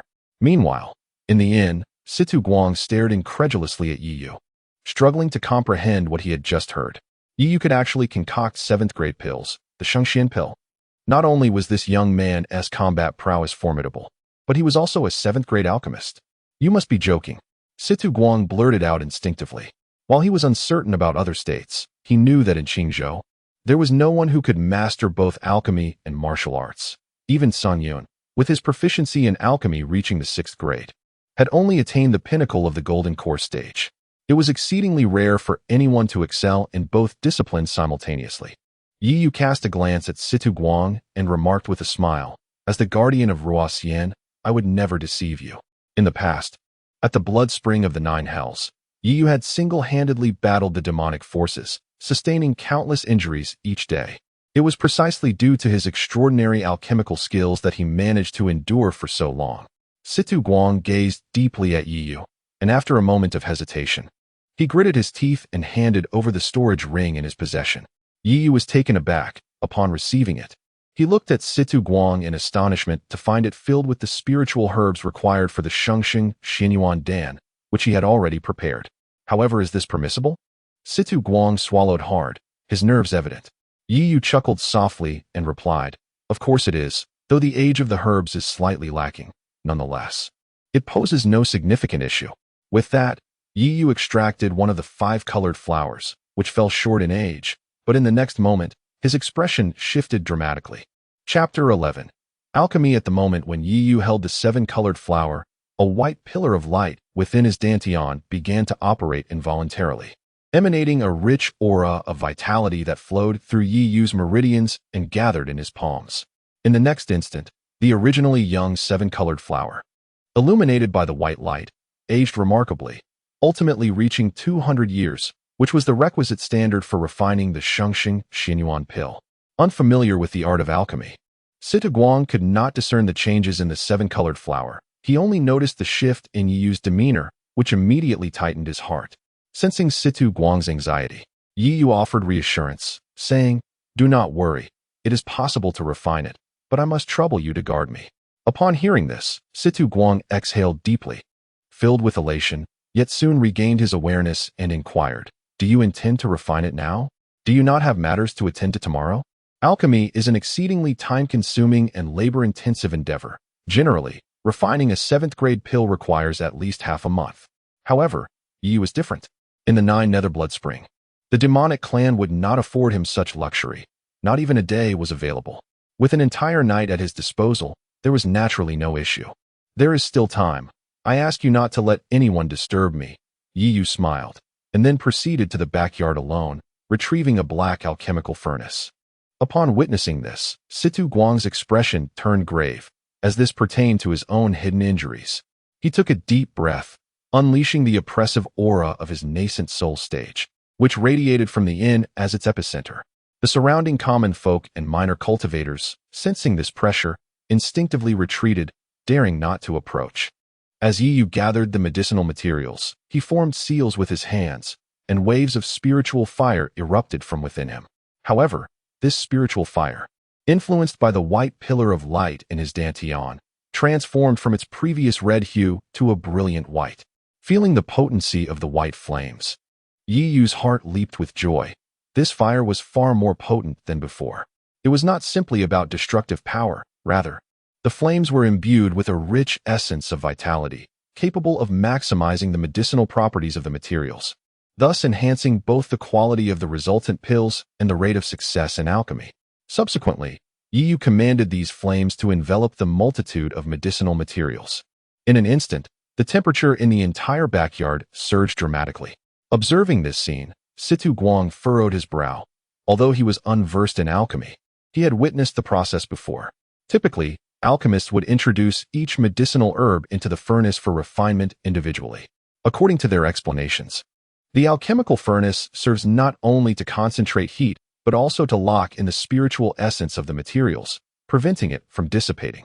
Otherwise, once these spiritual herbs are refined into medicinal liquids, if the essence escapes, they lose their distinction from ordinary materials. At this moment, Situ Guang felt a surge of anxiety, pondering whether he should intervene and halt Yi Yu's actions, for these spiritual herbs had consumed the better part of his lifetime to collect, along with a third of the national treasury of the Great Qin. Should one squander this life in vain, it may never be possible to gather a second chance. With this thought in mind, Situ Guang was taken aback by a most astonishing sight. Surrounding Yi Yu were ethereal seals, numbering no less than 1,000. Situ Guang nearly toppled from his seat in shock. A formation master. Yi Yu is, indeed, a formation master. Moreover, he has attained the level of 1,000 seals. What manner of creature is he? Apart from cultivators and alchemists, there exists another profession on the continent, the Master of Formations. A true Master of Formations can conjure intricate arrays with mere gestures, their power rivaling that of cultivators of the same rank, if not surpassing it. A Master of 1,000 seals is comparable to a cultivator in the nascent soul stage. Yi Yu surveyed his surroundings, nodded in satisfaction. 1,000 ethereal seals should suffice. With a wave of his hands, the seals began to converge, ultimately forming a series of sealing arrays that enveloped the medicinal materials, ensuring not a single trace of spiritual energy escaped. This is the reason for Yi Yu's remarkable alchemical speed. Only he could achieve such perfection. Even the most skilled alchemists and formation masters could not reach this level, as the timing of sealing and unsealing requires unparalleled precision. A single miscalculation could spell disaster for the entire array. Yi Fan, oh Yi Fan, what a remarkable existence has been lost to Diyan. Witnessing this spectacle, Situ Guang marveled, reflecting on his earlier mockery of Diyan, now filled with profound sentiment. Truly, this is a dragon among men. Had he still been the prince of Diyan, the fortunes of the nation would be secure for a century, nay, even a millennium. Song Yun left the palace, wandering through the imperial city, his heart heavy with regret. At this moment, he truly lamented that had he been more forceful in taking Yi Yu as his disciple and imparting his own principles to him, Yi Yu might not have surpassed him in the future, but he would not have ended up in his current state. As he strolled, Song Yun suddenly caught a whiff of a fragrant aroma, prompting a change in his expression. The instinct of an alchemist urged him to savor it. Upon discerning the scent, his countenance shifted to one of astonishment, for it bore the essence of several hundred medicinal herbs. Is someone concocting a seventh-grade elixir? Such a person exists in Qingzhou. Song Yun murmured, his gaze drawn to a distant inn, from whence the fervent waves of energy emanated. He soon sensed the oppressive aura of a nascent soul cultivator, causing him to hesitate. Alchemists are notoriously averse to disturbances during their craft. Yet, the prospect of a seventh-grade alchemist at work proved too tempting for him, a sixth-grade alchemist. To resist, gritting his teeth, he summoned his spiritual energy, enveloping himself in a shroud of silence as he advanced cautiously. Situ Guang observed Song Yun's movements, recognizing his discretion. Yet, mindful of the influence behind Song Yun, chose to turn a blind eye. Sensing no hostility from the nascent soul cultivator, Song Yun exhaled a sigh of relief as he approached the inn, stepping inside with utmost caution. As soon as Song Yun entered, he beheld Situ Guang before him, promptly nodding in acknowledgement. His gaze then drifted towards the backyard, eager to witness the unfolding events in clarity. However, he was halted by Situ Guang's outstretched hand, accompanied by a gentle shake of the head. In response, Song Yun offered an apologetic smile and quietly settled into a position, refraining from making any sound. After a considerable pause, a resounding explosion suddenly echoed through the skies of the great Yin imperial city, followed by the gathering of ominous black thunderclouds. A rich aroma of white elixir wafted through the air. All across the great Yin imperial city, people sensed the phenomenon, lifting their heads towards the heavens. The presence of colored elixir and the gathering of heavenly thunder signified the brewing of a seventh-grade elixir. Could it be that someone was indeed concocting a seventh-grade elixir? Chapter 12. The illusory dragon's wind and thunder. The entire great Yin imperial city was suddenly engulfed in a wave of excitement. The significance of a seventh-grade elixir transcends the mere existence of a single pill. It signifies the presence of a seventh-grade alchemist. In all of Qingzhou, the most formidable alchemist known publicly, Song Yun, is merely of the sixth grade. The revelation that a seventh-grade alchemist exists within the great Yin imperial city is nothing short of astonishing. The great Yin is on the rise. Numerous formidable figures cast their gazes toward the direction of great Yin, drawing in deep breaths. First, there were the esteemed human sage from the past, and now, a seventh-grade alchemist has emerged. Regardless of whether this individual will join the great Yin dynasty, the mere fact that both figures have made their appearance within the boundaries of great Yin speaks volumes. Even if they ultimately do not become part of the great Yin dynasty, their renown will undoubtedly attract a continuous stream of powerful beings and alchemists seeking to uncover their whereabouts. Within the palace, Yi Qingwan and her companions also beheld the alchemical thunder in the sky. In stark contrast to Yi Qingshuang's astonished expression, Yi Qingwan and Yi Xian were filled with unbridled joy. The proximity to such a monumental event seemed to indicate that a seventh-grade alchemist was on the verge of joining Great Yin. With this thought in mind, the two transformed into streaks of light and pursued the source. At that moment, the air above the inn was already crowded with onlookers. Upon recognizing the identities of these individuals, Yi Qingwan's expression darkened. These were no others than the princes and princesses from the neighboring dynasties of Great Yin, along with the previously encountered Qin Ruoxian. They had all arrived within the territory of Great Yin. Have you come to provoke us? Yi Qingwan remarked coldly, regarding the individuals before her. In this era of Great Yan's flourishing power, and with the 9 nether blood springs sealed, they were distinct from those dynasties burdened by the troubles of the blood spring and demonic cultivators. Great Yin had no such concerns, and thus, even in the face of these nobles, Yi Qingwan felt a mere twinge of apprehension. This was the confidence bestowed upon her by the sealing of the 9 nether blood spring. The princes and princesses exchanged glances, mutually understanding the unspoken purpose of their visit. They were here for the abandoned son of Great Yin, Yi Yu, who possessed the ability to seal the 9 nether blood spring. They lamented their earlier missed opportunity to befriend the cultivator who had summoned the human sage. And little did they expect to encounter a 7th-grade alchemist in Great Yin Imperial City. At this moment, their full attention was focused on the spectacle at hand, rendering them disinterested in engaging with Yi Qingwan. Seeing the lack of response, Yi Qingwan's demeanor turned icy, and she scoffed. Do not presume that I am unaware of your intentions. Our Xiao Xian's talent in alchemy has garnered praise even from Master Song Yun. If anyone is destined to study under this 7th-grade alchemist, it shall undoubtedly be our Xiao Xian. Upon hearing these words, Yi Xian straightened his chest, adopting an air of pride as he regarded the assembled princes. The princes, in turn, could not help but alter their gaze toward Yi Xian. If Yi Qingwan's assertions held true, then Yi Xian might indeed rise to become a prince of Great Yin on par with Yi Yu. As several individuals pondered these matters, a sudden thunderous sound erupted from the heavens. Lightning converged in the sky, exuding an overwhelming celestial might. The complexion of Situ Guang and several royal guardians of the Yuaning stage altered dramatically, compelling them to swiftly retreat with their princes. The arriving Nangong Wuxia hastily shielded Yi Qingwan and her companions, retreating 100 feet away. In contrast to them, Situ Guang's expression was even more grim. Preoccupied with the effects of the Shengxing Xianyuan Dan, he had forgotten the ferocity of the Dan Lei. The lightning from a 7th-tier pill was akin to a full-force strike from a late-stage Yuaning master. However, it was too late to summon assistance. Gritting his teeth, Situ Guang prepared to unleash the Yuaning from his dantian, evidently ready to fight to the death. The wind howled fiercely as Yi Yu looked up at the sky, then turned to glance at the resolute Situ Guang, raising a hand to signal him to remain calm. In the next moment, silver columns of lightning emanated from within Yi, coursing through his limbs and body, accompanied by the sound of thunder reverberating within him. A glimmer of silver flashed in Yi's eyes as he gazed longingly at the Dan lay in the sky, one of the divine abilities bestowed upon him by the three great sages of humanity, the illusory dragon wind thunder body.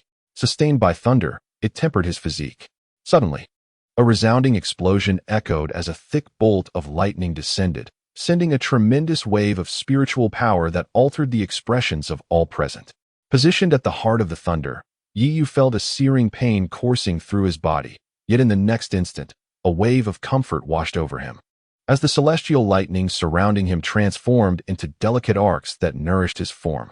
Soon, Yi was enveloped in radiant lightning, his physical constitution growing stronger.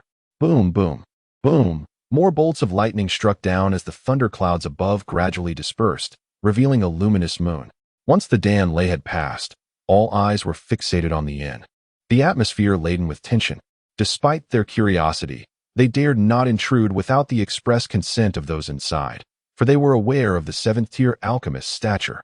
After absorbing all the lightning, Yi finally exhaled, his eyes brimming with delight. The strike of a seventh-tier Dan lay had propelled his illusory dragon wind thunder body to the third level. At this moment, even without channeling any spiritual power, he could withstand all attacks from below the Yuaning stage. Elated, Yi lifted his hand, opening the alchemical furnace, from which a pure white pill, the size of a dragon's eye, slowly floated out, resting in his grasp. The rich aroma of the pill wafted through the air, intoxicating enough that nearly half of the imperial city could perceive its enticing scent. A seventh-tier pill, even its fragrance was enough to invigorate the spirit. Grasping the Shengxing Xianyuan Dan, Yi stepped out from the courtyard, observing Situ Guang's eager gaze. With a faint smile, he tossed the pill over. Situ Guang hurriedly caught it, his demeanor somewhat comical. Upon seeing the vibrant life force emanating from the Shengxing Xianyuan Dan, his eyes reddened. Taking a deep breath, he half-kneeled before Yi, expressing his deep gratitude. The grace of rebirth was beyond repayment. From this day forth, as long as you do not act against the interests of the Deqin, my life shall belong to you. Yi gazed at Situ Guang, stepping forward to assist him in rising, and chuckled. There is no need for such formality. After all, you are the protector of Ruoxian, and possessing greater strength is certainly advantageous. After speaking, Yi tilted his head towards the second floor, gesturing lightly with his hand as a series of spirit seals returned to him. Earlier, during the alchemical process, he had muted the sounds emanating from Qin Ruoxian's abode, fearing he might disturb her rest. Thus, even now, Qin Ruoxian remained ensconced in slumber.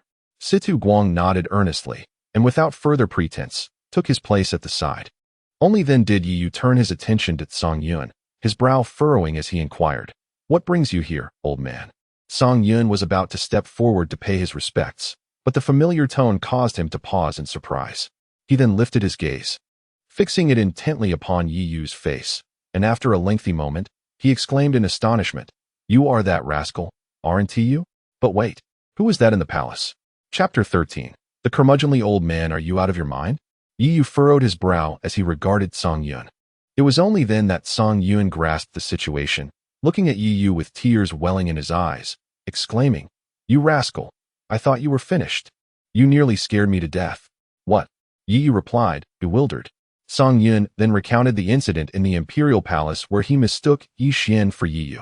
Yi felt utterly speechless. This old man was still as he had always been, his mind consumed by thoughts of alchemy, unable to distinguish between people. Beside them, Situ Guang snorted disdainfully, saying that Yi Qingwan is truly a piece of work, treating someone like Yi Xian as if he were treasure. She genuinely has no idea who is responsible for the current state of the Great Yin Empire. Unbeknownst to others, Situ Guang was well informed. As one of the guardians of the Great Qin Empire, he was intimately aware of affairs in surrounding realms. Since the passing of the Great Yan Supreme Emperor Yi Zhentian, Emperor Yi Fan had assumed a hands-off approach. Following that, Yi, once the crown prince of the Great Yin, took charge of state affairs, establishing several national policies that ushered the empire into a period of vigorous development. However, after Yi ventured to the Nine Netherblood Spring, Yi Qingwan took over governance, and the national strength of the Great Yin evidently stagnated. Whatever, Yi waved dismissively. In his previous life, he had been troubled by such matters, pouring his heart and soul into them, only to meet his demise at the hands of these very individuals. To concoct a 7th-grade elixir in merely 2 hours. If they knew, they would surely regret it, Situ Guang chuckled. Song Yun's eyes widened in disbelief as he fixated on Yi Yu, seizing his shoulder. 2 hours? You only took 2 hours. How did you manage that? Want to learn? Come, be my disciple, and I shall teach you, Yi Yu replied with a smile. Song Yun's mouth twitched. Those were the very words he had once said to Yi Yu. After a moment, he shook his head, saying, Forget it, I shall follow my own path. And you have your own methods. While the three engaged in light banter at the inn, Yi Qingwan and her companions grew anxious, and, disregarding Nangong Wushan's attempts to restrain them, hurried down to the inn. The onlookers from other royal families scoffed at the scene, deeming the members of the great Yin royal family as lacking in intellect. Seeing this, Nangong Wushan had no choice but to follow, protecting Yi Qingwan and Yi Xian. Just as Yi Qingwan was about to knock on the door, it swung open, revealing Song Yun stepping out. Song, Master Song. Upon seeing him, Yi Qingwan and her companion were filled with joy, never expecting Song Yun to be present. This implied a significant connection between Song Yun and the 7th-grade alchemist. They were foolish, but not naive enough to believe that the alchemist they had just witnessed was Song Yun. As Song Yun appeared, individuals from the other royal families also descended, bowing respectfully to him. His status as a 6th-grade alchemist warranted such reverence. What brings you here? Song Yun's tone was somewhat frigid. He had recently learned from Situ Guang of Yi Yu's recent tribulations, and standing before these two ingrates, he felt no warmth in his heart. Upon hearing this, Yi Qingwan nudged Yi Xian beside her, conveying a silent message through her gaze. Instantly comprehending, Yi Xian dropped to his knees and bowed his head to Song Yun, declaring, Yi Xian humbly seeks to become your disciple, Master Song Yun. It was evident that Song Yun was connected to the enigmatic 7th-grade alchemist. Thus, if Yi Xian could become Song Yun's apprentice, and with a little recommendation, his innate talent might catch the attention of the esteemed alchemist. To take you as a disciple? I dare not, lest you one day rise and bite me. Seek a more worthy mentor, Song Yun replied with a cold smirk. The onlookers were momentarily taken aback, unable to fathom the source of Song Yun's demeanor, which surpassed mere rejection. Was it not said that the 3rd princess of Dian was Song Yun's disciple? Why, then this attitude? Yi Xian lifted his gaze to Song Yun, a fleeting glimmer of resentment flashing in his eyes. Once a prince, he had knelt publicly, disregarding his pride. Yet Song Yun's refusal was not merely disappointing. The implications of his words were perplexing. Master Song Yun, what do you mean? Is my younger brother not impressive enough? If he cannot catch your eye, then who could? Yi Qingwan interjected, her displeasure evident. At her words, Nangong Wushan's expression shifted dramatically, and the others stood in stunned silence. Was Yi Qingwan mad? How could she address a 6th-grade alchemist in such a manner? Yet, Yi Qingwan remained unfazed. In her eyes, Song Yun was her sister's mentor, a person of Dian. As such, he ought to heed her, just as Yi Yu should. Song Yun's expression hardened, poised to unleash his ire, when suddenly Yi Xian exclaimed, Royal brother. The crowd turned to see that behind Song Yun, Yi Yu and Situ Guang were seated comfortably in an inn, engaged in lively conversation. The faces of several members of the royal courts darkened. They had never anticipated being outmaneuvered by someone from the Great Qin. Yi Yu glanced up, casting a disinterested look at the two, choosing instead to continue discussing the optimal methods for consuming the Shengxing Xianyuan pill with Situ Guang, contemplating how to maximize its potency. Given Situ Guang's condition, with proper intake, he might very well advance to the mid-stage of the Yuanying realm. Royal brother, why do you slander me? Yi Xian raised his head, an expression of grievance etched upon his face. At that moment, Yi Qingwan also grasped the implications of Song Yun's earlier demeanor and coldly retorted, You wretched creature, your own inadequacies are not enough, and now you cannot bear to see Xiao Xian thrive. How has our Dian royal family produced such a scoundrel as you? If Xiao Xian cannot become Master Song Yun's disciple today, you shall see how I deal with you. As her words fell, several members of the royal courts furrowed their brows. They had heard whispers of Yi Yu's recent struggles, yet it appeared that their knowledge was merely the tip of the iceberg. Meanwhile, the protectors felt an unsettling aura emanating from Yi Yu, a palpable sense of danger that was unmistakable. The seemingly innocuous youth might indeed be formidable. Your Highness, I am aware of your disdain towards me. Yet there is no need for such animosity. Should I be fortunate enough to become a disciple of Master Songyun, it would undoubtedly benefit the entire Diyin. If you cannot consider my interests, at least take into account the well-being of the Diyin populace, Yi Xian exclaimed with a heart full of sorrow. Yi Qingwan felt her heart shatter at his words and immediately extended her hand, channeling spiritual energy to seize Yi Yu, only to be intercepted by Situ Guang's disdainful scoff. Yi Yu, feeling vexed, retorted, "You old fool, deal with the mess you've created and do not disturb our rest." At this address, aside from Yi Qingxian, both Yi Xian and the others outside gasped in astonishment. Even Nangong Wushang looked at Yi Yu in shock, taken aback by his boldness in addressing Songyun in such a manner. Yet, it was evident that Yi Yu was no fool. His audacity in speaking to Songyun revealed a certain confidence backing his words. Yi Qingwan, however, scoffed coldly. There was no need for her to intervene. Fort Songyun could easily make Yi Yu regret his insolence. At that moment, Yi Xian gazed at Songyun with eager anticipation, as if he could already envision Songyun subduing Yi Yu. Chapter 14. Seek Yi Yu. Contrary to the expectations of the two, Songyun's lips twitched slightly as he cast a glance at them, summoning his spiritual power to whisk them away. Nangong Wuxian, observing from the side, refrained from uttering a word. After all, Songyun was not someone to be trifled with. Not everyone was as thoughtless as Yi Qingwan. The representatives from the other dynasties, witnessing the scene, were inwardly astonished. It was now abundantly clear that Yi Yu was undoubtedly connected to that enigmatic 7th-grade alchemist. Otherwise, Songyun would not have acted in such a manner. With this thought, several individuals discreetly sent messages back, realizing the immense value Yi Yu now possessed. They needed to ascertain what price their respective dynasties could afford to entice him. "Please take your leave," Yi Yu addressed the gathered individuals. Before the princes and princesses could respond, several nascent soul protectors hurriedly escorted them away. The reason was simple. Yi Yu exuded an aura of danger.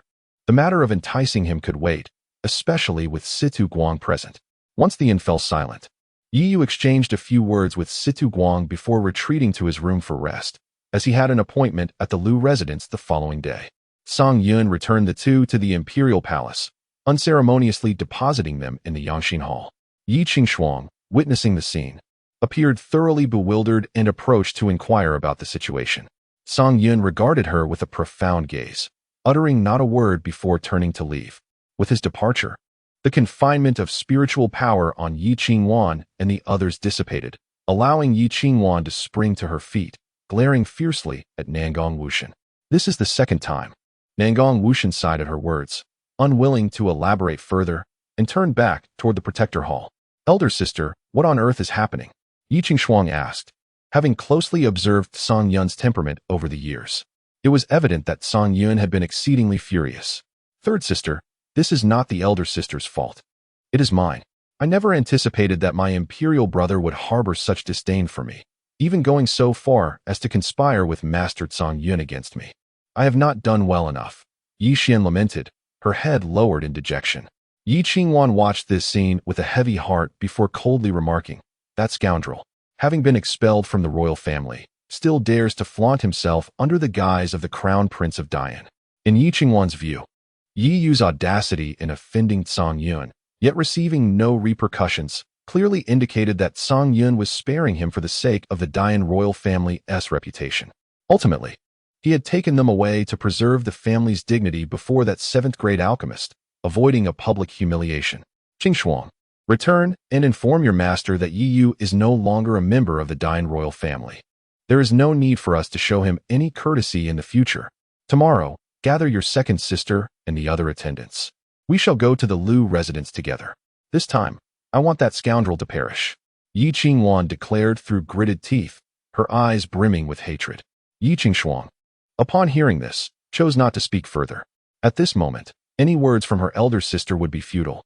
Having grown up together, she understood her sister's temperament very well. This time, that worthless fool was truly finished. On the other side, Yi Qingxian remained in her chamber, engrossed in her cultivation. Yet for reasons unknown, she felt an unsettling sense of anxiety. Her mind was cluttered with images of Yi Yu tending to Qin Ruoxian. Amidst the chaos of her thoughts, The spiritual energy within her began to spiral out of control, and a faint crimson light flickered through her dantian, nearly leading her astray into demonic cultivation. Sensing the peril, Yi Qingxian promptly ceased her practice. Had she inadvertently attracted the attention of the sages of humanity? Had she truly ventured into the path of darkness? With a sigh, she murmured to herself. Subsequently, Yi Qingxuan's gaze fell upon the recording stone of the Eastern Palace. After a moment of contemplation, she took a deep breath, allowing a stream of her spiritual energy to extend forth and gradually merge with it. Instantly, the images within the recording stone manifested in her mind. In the scene, Yi returned to the Eastern Palace, his body marred with wounds. Yet, before he could catch his breath, a throng of eunuchs and palace maids entered, unceremoniously beginning to remove the belongings from the palace. Throughout the ordeal, Yi stood silently by, offering no resistance, his eyes filled with despondency. Witnessing this, Yi Qingxian felt a pang of heartache. In his childhood, Yi had been innocent and playful, deeply attached to her. Even after ascending to the position of crown prince, engrossed in state affairs, he would still carve out moments each day to converse with her. During those times, his gaze was filled with stars, brimming with admiration. Yet now, he seemed a stranger, or even an adversary. Having devoted herself to cultivation from a young age, Yi Qingxian was not particularly close to the other princesses. Yi had once filled the void in her heart. But, unbeknownst to her, a growing aversion towards him had taken root. Just as this thought crossed her mind, her brow furrowed sharply. In the flickering images, though faint, she discerned a trace of bloodlight. As a practitioner at the Golden Core stage, Yi Qingxian recognized it immediately: demonic energy. Had he truly, irrevocably, embraced the path of demonic cultivation? With a whisper of despair, her gaze darkened, and the spiritual energy within her erupted violently, as if seeking to tear her apart. In an instant, she spat out a mouthful of blood, curling up on the ground, trembling uncontrollably, and letting out a heart-wrenching scream. Outside, Yi Qingxuan heard the commotion and her expression changed drastically. She rushed in to find Yi Qingxian rolling on the floor, her face pale as parchment, her spiritual energy wreaking havoc within her. Seeing this, Yi Qingxuan wasted no time and swiftly carried Yi Qingxian to the palace where Tsang Yun resided. Though Tsang Yun harbored a deep disdain for Yi Qingwan and Yi Xian, he could not turn away his disciple, having performed the rites of apprenticeship. Upon seeing her carry Yi Qingxian, he did not refuse and immediately set to examine her. After a considerable time, Tsang Yun furrowed his brow and produced a pill, administering it to Yi Qingxian, who gradually slipped into a slumber. "Master, what has happened to my second sister?" Yi Qingxuan asked anxiously. Tsang Yun shook his head, his expression grave. "She has been poisoned." "Poisoned? How could my second sister be poisoned?" Yi Qingxuan exclaimed, her face a mask of shock. "This poison is exceedingly insidious, targeting Yi Qingxuan's cultivation foundation. For now, you have been fortunate enough to preserve it, but in the days to come, you must refrain from utilizing spiritual power," Tsang Yun stated with a hint of solemnity. Upon hearing this, Yi Qingxuan's complexion instantly paled. Her second sister regarded cultivation as vital to her existence. The thought of informing her that she could no longer harness spiritual energy would be more unbearable than death itself. She immediately inquired, "Is it possible that, Master, even you cannot resolve this poison?" "I have never encountered such a toxin. I am unable to unravel it, but there exists someone who can," Tsang Yun replied, his expression peculiar. "Who?" "Master, please tell me. I will seek him out." Yi Qingxuan's eyes sparkled with hope as she pressed for more information. Tsang Yun gazed at the anxious Yi Qingxuan, and after a long pause, he sighed. "Are you not scheduled to visit the Lu residence tomorrow? Perhaps you could seek out Yi Yu and test your luck to see if they are willing to assist you." Chapter 15. Yen Ryu Yi Yu and Yi Qingxuan found it perplexing how this matter could be connected to that good-for-nothing. However, seeing that Tsang Yun was not inclined to elaborate further, they refrained from asking additional questions, choosing instead to await dawn to visit the Lu residence and seek answers from Yi Yu. The night passed in silence, and it was not until the first light of dawn that Yi Yu gradually awakened from his meditation. At that moment, Situ Guang was stationed in the hall below, showing no urgency to consume the Shengxing Xianyuan pill, as he deemed it premature, planning instead to wait until their return to Deqin to enter seclusion for its use. Qin Ruoxian had also awakened, sitting beside Situ Guang, her mind somewhat adrift, occasionally betraying a hint of worry. What if Yi Yu changed his mind upon seeing Lu Ruyan? As these thoughts lingered, the door above was pushed open, revealing Yi Yu's figure. He glanced downwards, their eyes meeting, and he offered a warm smile. Are you planning to head to the Lu residence now? Qin Ruoxian inquired softly. Yes, the 2 days have elapsed. Since she has not returned it, I shall retrieve it myself, Yi Yu replied with a calm demeanor. I will accompany you, Qin Ruoxian declared after a moment's contemplation. Situ Guang, wise beyond his years, remained silent, recognizing that the two merely needed to break the thin veil between them. Yet, Yi Yu shook his head, stating, I will go alone. Given the current circumstances, your presence may tarnish the reputation of Deqin's 9th princess and invite unwarranted gossip. I do not care, Qin Ruoxian retorted, pouting slightly. Yet I do, Yi Yu said, gently ruffling her hair. If you wish to go, you may do so later with Mr. Situ. With that, Yi Yu turned and departed from the inn, embarking alone towards the Lu residence. Just as Qin Ruoxian intended to follow, she was halted by Situ Guang. Princess, it is best to heed Mr. Ye's wishes. Rest assured, what belongs to you will not escape. At his teasing remark, Qin Ruoxian felt her cheeks flush, and she fell silent. Meanwhile, the Lu residence was unusually bustling since the dawn had broken. Lu Ruyan had been absent for the past 2 days, visiting the prominent families of the Great Yin, even extending her reach to nearby sects, gathering a multitude of notable figures. She aimed to amplify this affair, ensuring that everyone in the Great Yin, and indeed all of Qingzhou, would know that it was she, Lu Ruyan, who had spurned Yi Yu. This was to prevent him from exploiting her identity to deceive others in the future. The invited guests were well aware of Lu Ruyan's intentions, yet they were equally eager to witness the former crown prince of the Great Yin, now fallen from grace, in his current state. With the Great Yin flourishing and the royal family's status soaring, they had no qualms about seizing the opportunity to undermine him further while garnering favor from the imperial family. At that moment, Lu Tiannin sat in the center of the hall, surveying the assembled dignitaries with a satisfied nod. In just a few short years, the Lu family had transformed from an obscure clan into a formidable force. He was exceedingly pleased. I extend my heartfelt gratitude to all of you for gracing us with your presence today. It indeed brings honor to my face. Lu Tiannin stood and spoke graciously. The guests responded with polite words, yet inwardly, they derided this ungrateful wolf in sheep's clothing. Relying on Yi Yu's capabilities, the Lu family has flourished to this extent. Now that they have fallen from grace, they hastily seek to sever ties, creating an ostentatious display in the process. What else could they be but ungrateful wretches? Suddenly, a resounding announcement echoed, heralding the entrance of 3 figures into the grand hall: Crown Prince Yi Xian, Princess Yi Qingwan, and Princess Yi Qingshuang of the Great Yin. At that moment, all present, including Lu Tiannan, rose and bowed in respect to the trio, for in the absence of Emperor Yi Fan, these 3 represented the imperial family of Great Yin. Upon hearing the respectful greetings, Yi Xian revealed a confident smile and approached Lu Tiannan, inquiring, Uncle Lu, where is Sister Ru Yin? Lu Tiannan, delighted by the crown prince's demeanor, beamed with joy and replied, Ru Yin is in the back hall speaking with disciples from the Qingyan sect. Upon mentioning the Qingyan sect, Lu Tiannan's posture straightened with pride. The Qingyan sect was a force to be reckoned with, rivaling the Great Yin dynasty, boasting numerous experts within its ranks. It was rumored that there were no fewer than 10 cultivators at the nascent soul stage, yet unlike the Great Yin dynasty, they generally paid little heed to worldly affairs. The presence of Qingyun sect disciples at the Lu residence was laden with significance. The Lu family was poised for a meteoric rise. Yi Xian's eyes sparkled with excitement. After exchanging a few pleasantries, he made his way toward the back hall.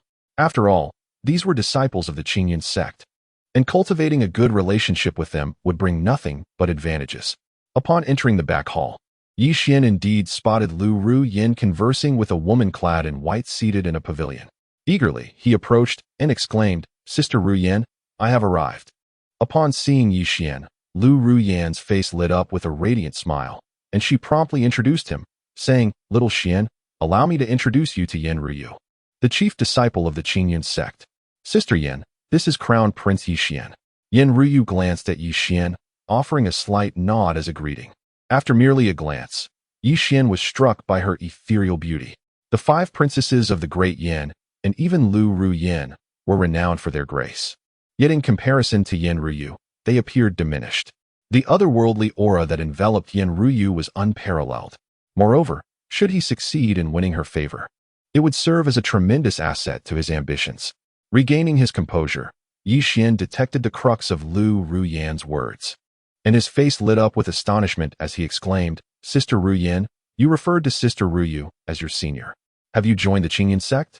Lu Ruyan nodded with a smile, pride illuminating her features. "How enviable, Sister Ruyan. Sister Ryu seems so gentle and approachable. If only I had a sister like her. Alas, even my royal brother." Yi Xian's expression turned bittersweet as he spoke. Yen Ryu felt a twinge of discontent at Yi Xian's address, but chose not to dwell on it. This visit to Great Yin was not only to assist her yet-to-be-initiated junior sister, but also to seek someone. She had once been ambushed by members of the Blood Demon clan, suffering from a lethal blood poison that nearly led to her demise. Fortunately, during that time, she passed through the borders of the Great Yin and received the aid of a young man.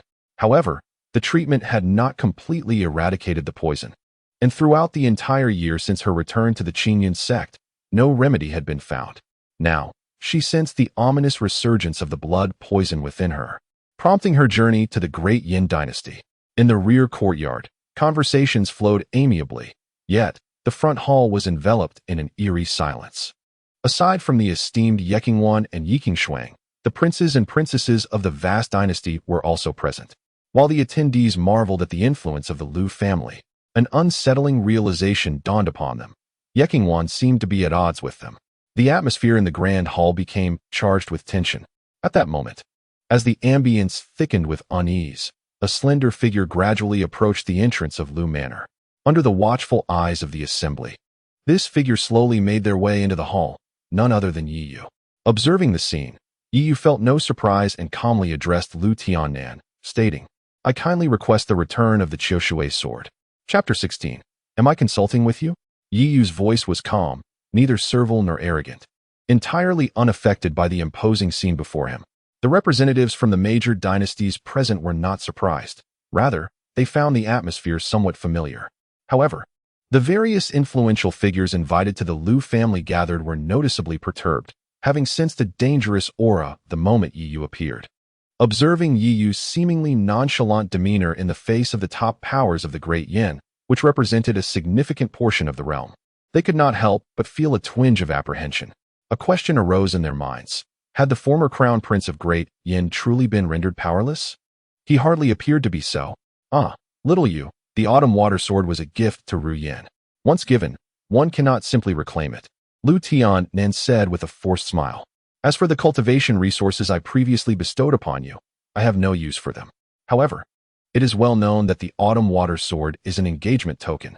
Now that the engagement has been annulled, should it not be returned to me? Yi Yu retorted with a hint of sarcasm. Others, upon hearing this, nodded in agreement, recognizing the reasonableness of the request. An engagement token, once the bond is dissolved, surely ought to be returned. Who would dare to treat it lightly? Little Yu, Ru Yin has grown fond of the autumn water sword over the years. Replacing it might hinder her cultivation. Perhaps you could consider exchanging it for something else? Or wait until Ru Yin finds a new sword to return it to you. After all, you hold her in such high regard and surely do not wish to see her unhappy. Lu Tiannan chuckled, assured of Yi Yu's reluctance to cause her distress. He believed that given Yi Yu's infatuated nature, the matter would naturally fade away with time. Am I consulting with you? Yi Yu raised his head, his tone suddenly turning icy, as he fixed a cold gaze upon Lu Tiannan. Under that piercing stare, Lu Tiannan felt a chill surge through him, causing him to involuntarily stagger back a step. Not only Lu Tiannan, but the expressions of everyone present shifted. At that moment, they were resolute in their newfound conviction. The crown prince who was rumored to have been rendered powerless had not been diminished in the slightest. If anything, he exuded an even more intense killing intent than years prior. The guardians of the other major dynasties discreetly shielded their princes behind them. The princes themselves were in high spirits, based on the events of the previous night. It was evident that the rift between Yi Yu and the imperial family of Great Yin had become irreparable.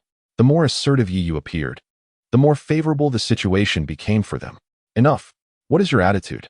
How dare you speak to Minister Lu in such a tone? Do you truly believe that just because you share blood with the imperial family of Great Yin, Minister Lu will refrain from acting against you? You are a waste. Know your limits. Yi Qingwan's expression darkened as she glared fiercely at Yi Yu. In her view, Yi Yu's audacity stemmed from his connection to the imperial family. As her words fell, the others exchanged bemused glances at Yi Qingwan, questioning her sanity. Yi Yu shifted his gaze from Lu Tiannan to Yi Qingwan and replied coolly, "What do you mean by knowing my limits? I have come to reclaim what is rightfully mine. Is that not justified? Yi Yu, there should be a limit to your folly." Yi Qingwan took a deep breath. Rising to her feet, her gaze firmly fixed on Yi Yu. "Indeed, brother, please refrain from further provoking elder sister. She acts out of concern for your well-being. The current predicament is dire. How shall we resolve it? I understand your affection for Ru Yin, but your actions are misguided." Yi Xian's voice resonated, with Lu Ruyin trailing closely behind. At this moment, Lu Ruyan's eyes were filled with disdain as she regarded Yi Yu. "Yi Yu, must it be this way? Would it not be better to part amicably? I truly do not harbor feelings for you. I have merely seen you as an elder brother. Please do not persist in your pursuit. We inhabit different realms. Lu Ruyin, do not elevate yourself too high. Produce the Qiushui sword." Yi Yu coldly retorted, fixing his gaze on Lu Ruyin. "Alas, brother, you are fully aware that this is impossible. The Qiushui sword holds great significance for Ru Yin. Do not act thus. If you truly desire it, I shall offer my own sword as compensation." As Yi Xian spoke, he sorrowfully unsheathed the sword from his waist. However, to the discerning eye, it was evident that while the sword appeared fine, it bore no trace of spiritual energy, hardly comparable to the illustrious Qiushui, the finest sword of the Great Yin.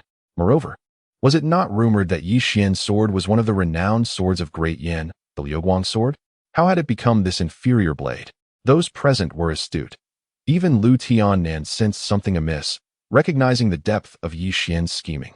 Yet, Lu Ruyin and her companions remained oblivious, with one of them stepping protectively in front of Yi Xian, coldly stating, "Yi Yu, today's matter concerns only us. Direct your words at me.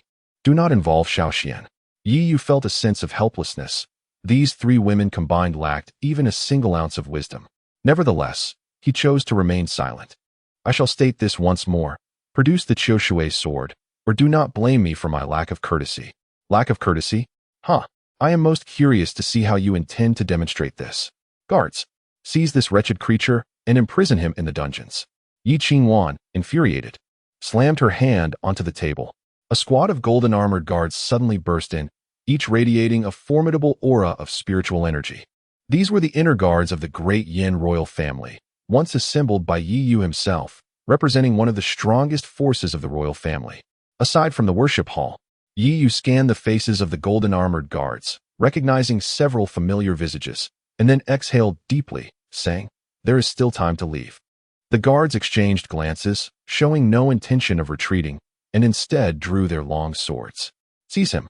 Yi Qingwan's command rang out once more. Seeing this, Yi Yu ceased holding back. Torrents of spiritual energy surged forth from within him, his eyes flickering with lightning, while his body crackled with tiny arcs of thunder. Since communication was futile, then all must perish. "Hold on."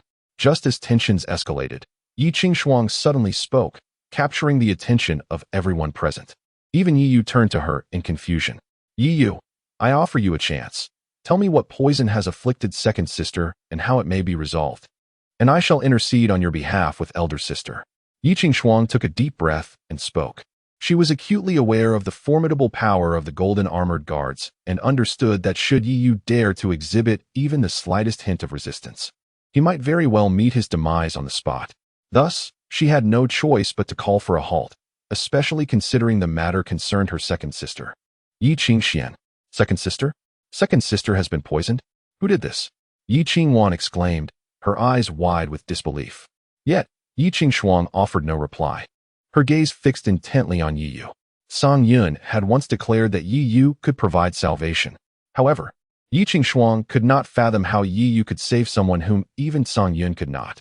The only explanation that came to mind was that Yi Yu was the one who had administered the poison. Chapter 17. The price of sacrifice. The expressions of everyone suddenly shifted. Yi Qingxian was the closest individual to the nascent soul stage within the current generation of the Dai Yin royal family. Should she ever succeed in entering that realm, the implications would be monumental. Yet, at this critical juncture, she had been poisoned by Yi Yu. Yi Yu cast a fleeting glance at Yi Xian, who shared a similar look of astonishment. All those present from the Daiyin royal family, except for the Emperor Yi Fan, who was not in the Daiyin dynasty at that moment, had been afflicted with blood poison by Yi Xian. In the previous life, the blood poison within Yi Qingxian was not discovered until 3 months later. How was it that this time it was revealed so much earlier? Despite knowing all of this, Yi Yu chose not to expose the truth, merely stating, "The second princess of Daiyin has been poisoned. What concern is it of mine? My master has made it clear that if you wish to find an antidote, you must seek him out. Is that not evident? If the poison was not administered by you, why would my master say such a thing?" Yi Qingshuang retorted coldly. Yi Yu's lips twitched. That old man truly had a knack for stirring trouble. He could indeed cure the nether blood poison. Yet it was apparent that his image as a useless individual was deeply ingrained in the minds of the Daiyin royal family. Even if Zhang Yun had spoken on his behalf, they would only assume that he was the one responsible for the poison and therefore possessed the antidote, without considering that he had the ability to resolve it. Then go seek your master. Today, I have come to reclaim the Qiushui sword. Other matters are of no concern to me, Yi Yu declared, his gaze fixed on Lu Ruyan, his last vestige of patience nearly exhausted. While he was curious to witness their eventual downfall and the consequences of their actions, it did not mean he was inclined to intervene personally. "Brother, that is our second sister. How can you claim it has nothing to do with you? How can you be so heartless?" Yi Xian lamented, tears streaming down his face. Observing this scene, many felt a chill run down their spines. "Heartless? Would you like to see it?" Yi Yu replied with a faint smile, and in the next moment, his figure vanished abruptly. The group of golden-armored guards barely had time to react before he reappeared before Yi Xian, delivering a swift slap without uttering a word. Poof! Yi Xian felt a tremendous force strike him, sending him crashing backward, blood spurting from his mouth as he collided violently with the wall. Everything transpired in the blink of an eye, and by the time they comprehended what had occurred, Yi Xian lay on the ground, wailing in agony. The expressions of the many protectors of the royal family shifted dramatically, their spiritual energy surging in response. Not even they could discern Yi Yu's movements just moments before. Yi Yu gazed down at the fallen Yi Xian, flexing his hand which still tingled from the impact. It seemed the Blood Demon clan regarded this pawn with considerable importance. At that instant, he sensed a flicker of power within Yi Xian. At present, he was not capable of eliminating him. "How dare you, you wretched creature!" Yi Qingwan exclaimed furiously, her golden core stage power erupting as she hurled a punch at Yi Yu, her spiritual energy howling, clearly intent on murder. "Stop, elder sister!" Yi Qingshuang interjected hastily. If Yi Yu were truly to perish, what would become of Yi Qingxian? However, it was already too late. Yi Qingwan's fist had struck Yi Yu's chest. Yi Yu did not flinch or evade, allowing the blow to land upon him.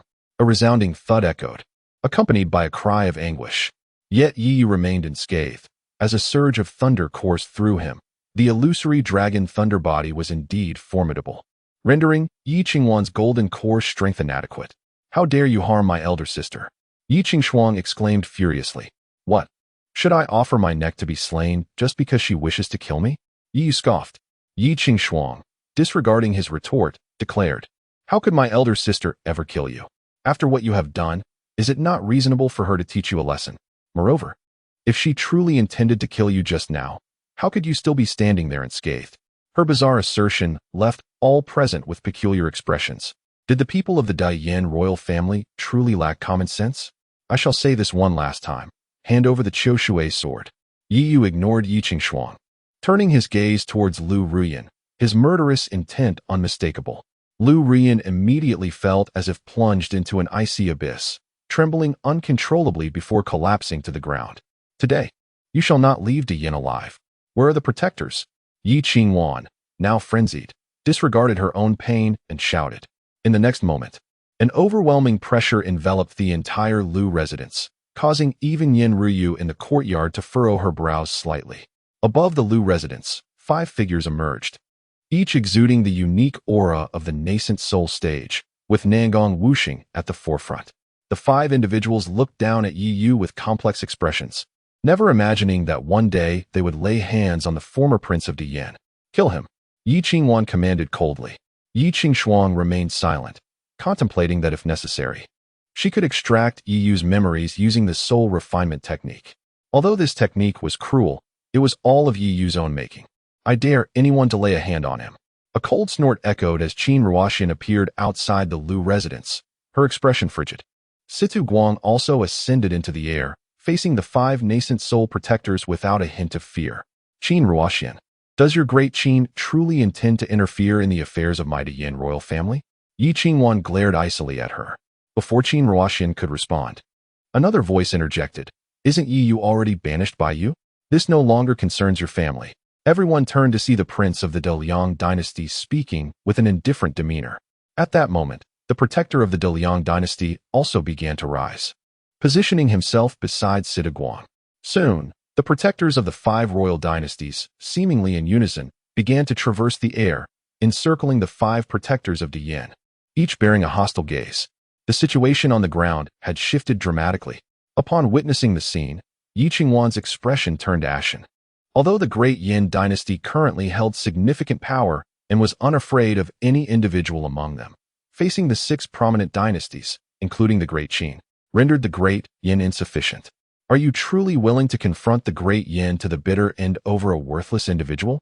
Yi Qingwan questioned, her body trembling with fury as she gritted her teeth. Worthless?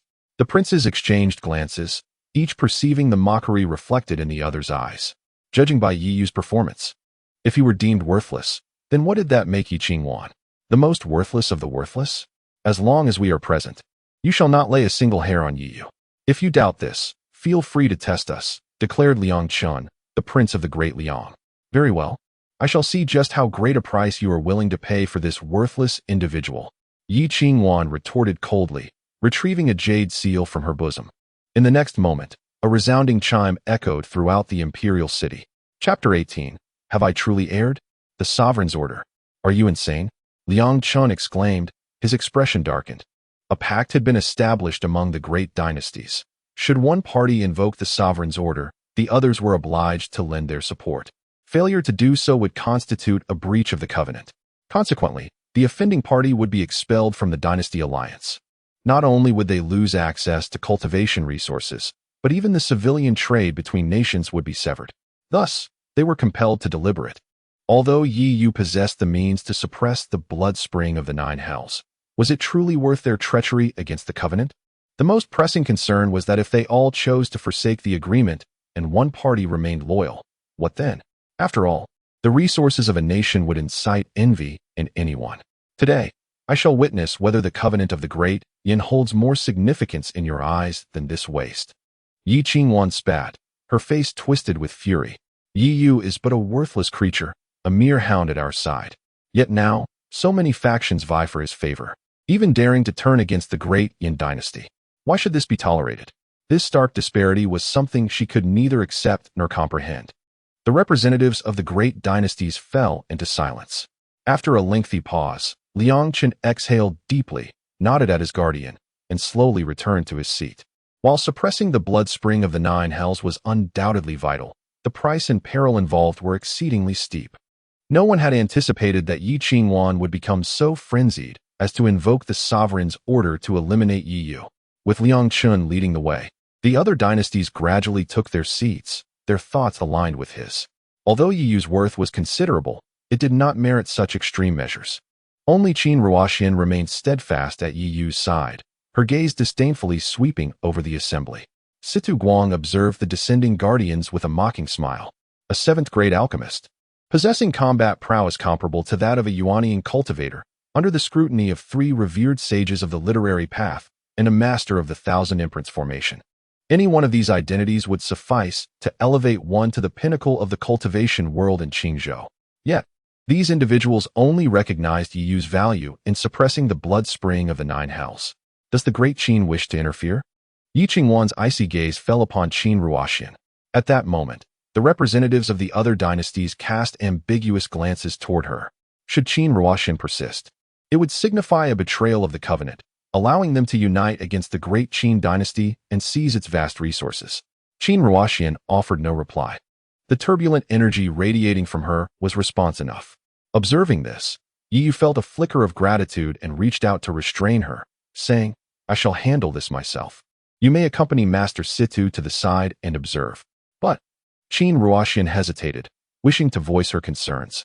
Yet she was met with the overwhelming confidence exuding from Yi, as if he held all in his grasp. Simultaneously, Situ Guang approached Qin Ruoxian, signaling for her to comply. He was not the slightest bit concerned that Yi might encounter trouble.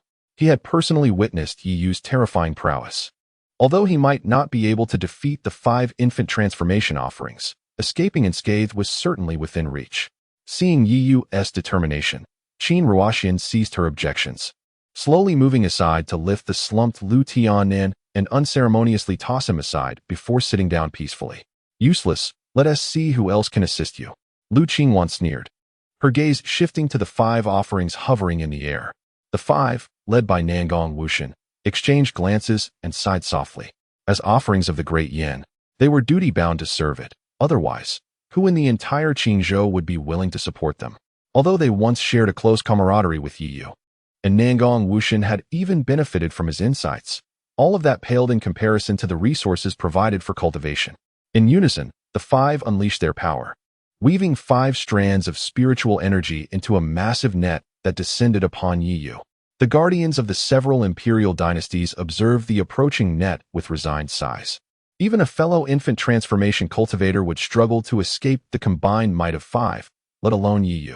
As the net drew ever nearer, Yi's eyes suddenly widened, a surge of crimson light erupting from his dantian, enveloping him entirely.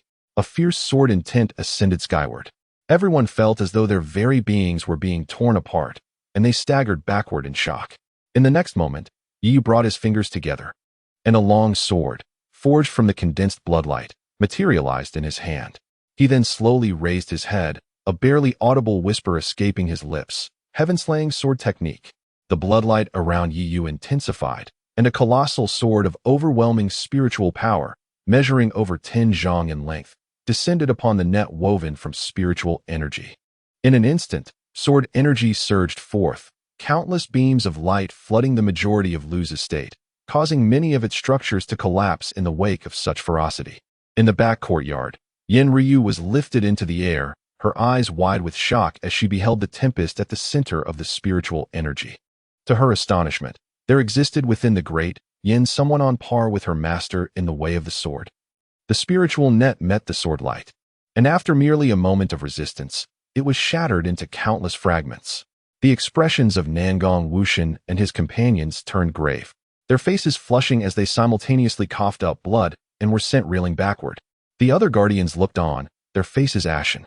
That single strike was something any one of them could not withstand. They were merely awaiting their demise. The useless prince. What a farce. Just this one sword strike.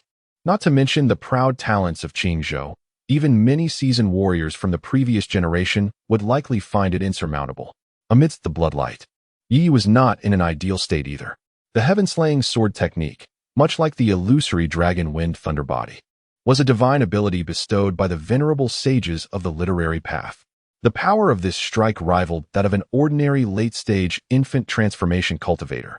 Had Yi possessed a suitable treasure sword, its might could have been even greater. Yet, the cost was substantial. This strike nearly drained him of all his spiritual energy. As the bloodlight faded and the dust settled, all eyes fell upon the slender figure amidst the ruins. There exists bewilderment, astonishment, yet predominantly, there is an overwhelming sense of dread. For an individual such as this, remaining within the confines of the great Yin dynasty would undoubtedly yield terrifying consequences. Thankfully, the members of the Yin royal family are rather foolish. Even Yi Qingwan wears an expression of incredulity in this moment.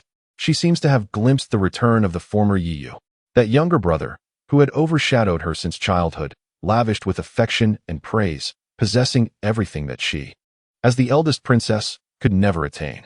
Amidst the ruins, Yi slowly turned his head, his frigid gaze landing upon Yi Qingwan. Startled by his piercing stare, Yi Qingwan found her mind involuntarily conjuring the image of the beloved Yi, who, despite wielding great power and commanding the allegiance of the realm, had always trailed behind her, sweetly calling her sister. Yet now, everything has irrevocably changed. She could sense that in Yi's eyes, warmth had been supplanted by an icy chill. This was not Yi Yu, it could not be. Yi Yu had always been overlooked by Yi Fan. Although Yi Qingwan was unaware of the reasons behind this neglect. Perhaps it was this very circumstance that made Yi Yu value familial bonds deeply and hold great affection for her as his sister. But now, the Yi Yu who had always heeded her words has vanished. Had she been too harsh? Could it be that she was indeed mistaken? Chapter 19. Seeking refuge among the demonic clan. This thought had scarcely taken root in Yi Qingwan's mind when she resolutely cast it aside. She could not be mistaken. Yi Xian's words rang true. As long as Yi Yu remained in the Great Yin, her position as the crown princess would be rendered meaningless.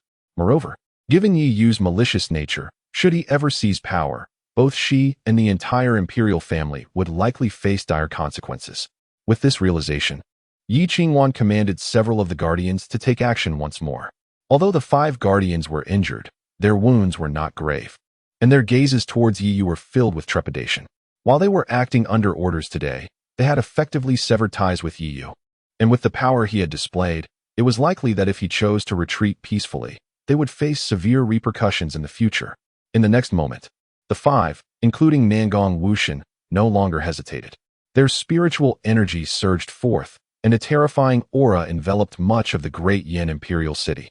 Subsequently, 5 beams of golden light burst forth, as their nascent souls manifested, and the surrounding spiritual energy became tumultuous.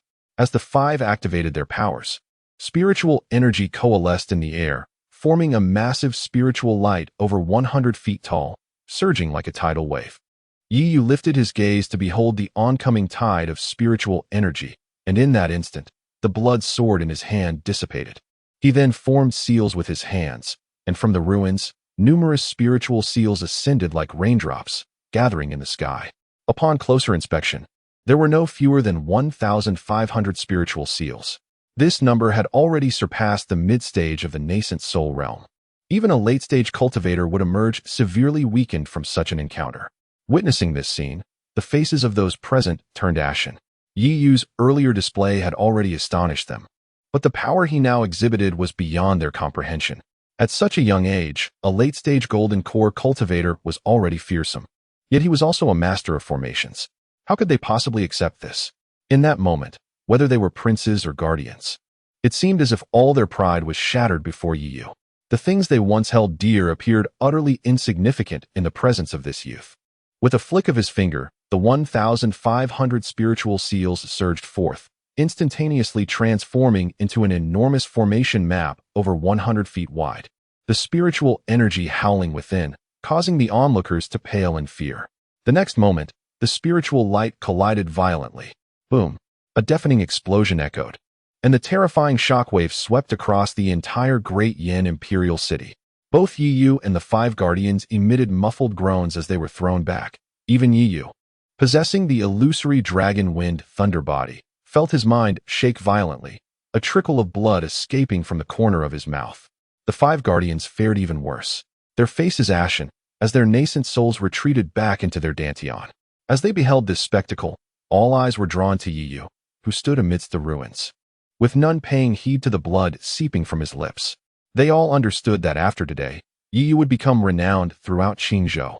One individual single-handedly contended against 5 formidable nascent soul-stage cultivators, and even seemed to possess a subtle upper hand. While such a feat might evoke astonishment among the older generation, witnessing it in this youth instilled a profound sense of dread. Yi Yu wiped the blood from the corner of his mouth and turned, his icy gaze fixating on Yi Qingwan. Yi Qingwan trembled, her complexion pale, at a loss for words. Observing her state, Yi Yu chose to disregard her and instead directed his attention toward Lu Ruyen, slowly extending his palm. Lu Ruyen, already terrified, displayed a ghastly pallor. The renowned beauty of the Great Yin now appeared diminutive before Yi Yu. In truth, Lu Ruyen was correct. She and Yi Yu existed in entirely different realms. However, she was unwilling to relinquish the Qiushui sword, aware that losing it would shatter her entire aura. She then turned her gaze toward the figure suspended in midair, Yin Ruyu, and cried out, "Sister, save me." It was only then that the onlookers regained their senses and looked up. They beheld a woman clad in white, gracefully hovering, resembling an ethereal being. Yet, upon noticing the insignia upon her attire, many expressions shifted dramatically. members of the Qinyan sect. The advantage of the royal sect lay in its sheer numbers. With a multitude of mid to low-tier cultivators, but the elite combat prowess within the sect was unmatched by any royal dynasty. At that moment, Yi Yu also turned his gaze, and in the instant their eyes locked, he found himself momentarily entranced. Had he encountered this woman before? Yen Ryu furrowed her brow, studying Yi Yu, and they remained locked in a long gaze. A soft huff broke the silence, snapping both back to reality. Yi Yu turned to see Qin Ruoxian, her expression one of discontent regarding him. Awkwardly scratching his head, he realized it was not the time for explanations and instead inquired, "Do you intend to assist her?" Yen Ryu did not respond immediately. After a moment of contemplation, she asked, "Have you ever stayed at the borders of the Great Yin?" At this query, Yi Yu finally comprehended, exclaiming in surprise, "You are the one who was afflicted by the blood poison?" Upon hearing Yi Yu mention the blood poison, Yen Ryu could confirm that he was indeed the one who had helped her suppress it back at the borders of the Great Yin. She nodded slightly and spoke, "I have been searching for you for a long time. I need your help to dispel the poison." With that, Yen Ryu descended before Yi Yu. Yi Yu glanced at Yen Ryu and, after a long pause, shook his head, replying, "I cannot do it. I am not capable at this moment." After the fierce battle, his spiritual power was nearly depleted. Yen Ryu sensed this and refrained from pressing further. Witnessing the familiarity between the two, Lu Ru Yen's expression gradually morphed into one of panic. Yen Ryu was her last resort. If even she turned against her, it would spell disaster. Not only for retaining the Qiushui sword, but perhaps even for her association with the Qinyan sect. Thus, she hastily interjected, "Sister, you are poisoned. This is Yi Qingxuang, the disciple of Master Tsangyun. If you do not mind, let her examine you." Upon hearing the esteemed name of Master Tsangyun, Yen Ryu cast a slightly astonished glance at Yi Qingxuang. She had already sensed the faint aura of an alchemist emanating from Yi Qingxuang, albeit weakly, even inferior to some of the talented herb gatherers within their sect. Could someone of such modest talent truly become a disciple of Master Tsangyun? Unaware of Yen Ryu's peculiar expression, Yi Qingxuang boldly stepped forward, placing her hand upon Yen Ryu's, initiating an exploration of her internal condition. Yen Ryu did not resist. After all, the blood poison was indeed a grave affliction, and resolving it sooner rather than later would be ideal. Despite Yi Qingxuang's seemingly inadequate strength, being a disciple of Master Tsangyun might endow her with some unique abilities. As Yi Qingxuang delved deeper into Yen Ryu's condition, her brow furrowed increasingly, her expression shifting to one of shock. "The poison you bear, how does it resemble that of my second sister so closely? What manner of poison is this?" "It is blood poison," Yen Ryu replied nonchalantly, unreserved in her words. "The blood poison of the blood demon clan." "Yi Yu, have you truly allied yourself with the demon clan?" Yi Qingxuang, regaining her composure, turned to face Yi Yu with an expression of fury. Chapter 20.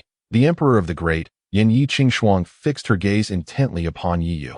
Previously uncertain about how Yi Yu had ascended to such extraordinary heights of cultivation in such a brief span of time, she found it utterly inconceivable, especially considering the undeniable fact that his spiritual root had been destroyed. However, if Yi Yu had allied himself with the demonic faction and practiced their forbidden arts, then it would indeed provide a plausible explanation. Yi Xian's heart surged with elation at this revelation. Initially, he had administered a potent drug to Yi Yu within the imperial palace, intending to plunge him into utter despair as his entire being became engulfed by demonic energy. Yet, the foolish Yi Qingwan had suppressed this incident to protect the reputation of the great Yan imperial family. Following this, Yi Qingxuan's thoughts remained a mystery. She had said nothing about the discovery made outside the imperial city that day, but circumstances had now shifted dramatically.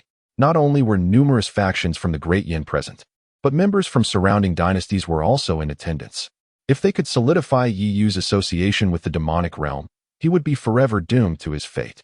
In the next moment, Yi Xian's inner thoughts crystallized, and Yen Ryu felt the dormant blood poison within her surge violently at that instant. In mere moments, her body radiated with a fierce crimson glow, the demonic energy swirling around her. The blood poison was manipulable, indifferent to the identity of its originator or the manner in which it had been inflicted, as long as one knew the methods to harness it. Any blood poison within a person's body could be controlled. Yen Ryu's complexion paled as she hurriedly channeled her spiritual energy to suppress the blood poison. The onlookers were momentarily stunned by this unforeseen spectacle. At this juncture, Yi Xian feigned astonishment and declared, "This aura is identical to that which the crown prince exhibited within the palace." Yi Qingwan, regaining her composure, recalled that many had witnessed Yi Yu's madness in the palace that day, and she was among them. Indeed, it was unmistakably the same. "Indeed, it is you." Yi Qingshuang's expression darkened instantly, yet the formidable power Yi Yu now possessed made her reluctant to take action herself. She swiftly crushed the jade talisman in her grasp to summon Song Yun. Although Song Yun was merely at the late stage of Golden Core, his extensive connections instilled fear even within the demonic faction. The protectors of several dynasties wore increasingly grim expressions. If Yi Yu were merely powerful, they could choose to overlook him, but should he be linked to the demonic realm, they would pursue his destruction even at the cost of their lives.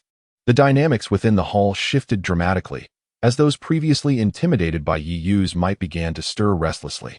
Demonic cultivators, no mercy shall be spared. Truly lacking in intellect. The exquisite beauty from the Qingyun sect just stated she came to seek an antidote for Yi Yu. If he were indeed allied with the demonic faction, would she still come to him? Qin Ruoxian's scornful voice rang out, casting a derisive glance at the crowd. As her words settled, the atmosphere in the hall improved somewhat. Nevertheless, many still glinted with malice. For some, Yi Yu's demise was the most favorable outcome. An antidote. By what means could he provide one? My master once told me that only a 7th-tier alchemist can resolve blood poison. Do you truly believe he is a 7th-tier alchemist? Yi Qingshuang scoffed. Having studied under Song Yun for so long, she could barely concoct 4th-tier pills. And what of Yi Yu? Not to mention his youthful management of state affairs, he later ventured into the abyssal blood spring, demonstrating remarkable talent in cultivation and formidable abilities in formations. As for alchemy, has Yi Yu ever dabbled in the art of pill-making? Let alone being a 7th-grade alchemist, surpassing even her master, Song Yun. Since even Master Song Yun has proclaimed this, it is evident that Yi Yu must be a spy from the demon clan. There is no other explanation. He must be eliminated. Lu Rian clenched her teeth, a glimmer of blue light flashing in her hand. A long sword, entirely ice blue like water, materialized in her grasp. It was Qiu Shui. The others no longer hesitated, stepping forward one by one, their fierce momentum erupting. When it comes to the demon clan, it is always better to kill an innocent than to let a guilty one escape. Yi Yu, disinclined to explain, took a deep breath, his expression growing grave. Given the circumstances, there seemed to be no possibility of a peaceful resolution. Only a battle lay ahead. With this thought in mind, Yi Yu began to draw upon the nearly depleted spiritual energy within him. A rich aura of life seeped from the white pillar of light, and the surrounding spiritual energy surged forth, gathering around Yi Yu like a gushing spring, frantically replenishing his withered spiritual power. One of the 3 divine abilities bestowed by the sages of humanity, the innate breathing technique, possessed an absorption speed comparable to that of a top-tier spirit-gathering formation. Seeing this, Qin Ruoxian intended to step forward, but spiritual seals rose beneath her feet, enveloping her. Immediately, a gentle force surged, whisking her away from the Lu residence. Simultaneously, a rush of wind echoed in Yi Yu's ears, and Situ Guang resolutely stood beside him. "Mr. Situ, you need not." Yi Yu began, momentarily taken aback. Yet, before he could finish his sentence, Situ Guang produced the honorary jade tablet of the great Qin dynasty from his bosom and tossed it to Qin Ruoxian outside the door. Matters concerning the demon clan could not involve the great Qin dynasty. He then turned to Yi Yu and declared, "A drop of kindness warrants a fountain of gratitude. Even if I perish today, I shall protect you." Upon hearing this, Yi Yu chose not to respond further. He stepped forward, accompanied by a rumble of thunder. In a flash of lightning, he was already before Lu Rian. Her expression shifted dramatically. Just as she raised her sword, Yi Yu struck her with a punch, sending her flying. Qiu Shui slipped from her grasp and was seized by Yi Yu. The others, witnessing this, immediately summoned their spiritual energy to confront him. Yi Yu's blood aura erupted once more, and the Qiu Shui sword emitted a long, resonant cry. Gazing at the oncoming guardians of the great Liang dynasty, he neither flinched nor dodged, striking down with his sword.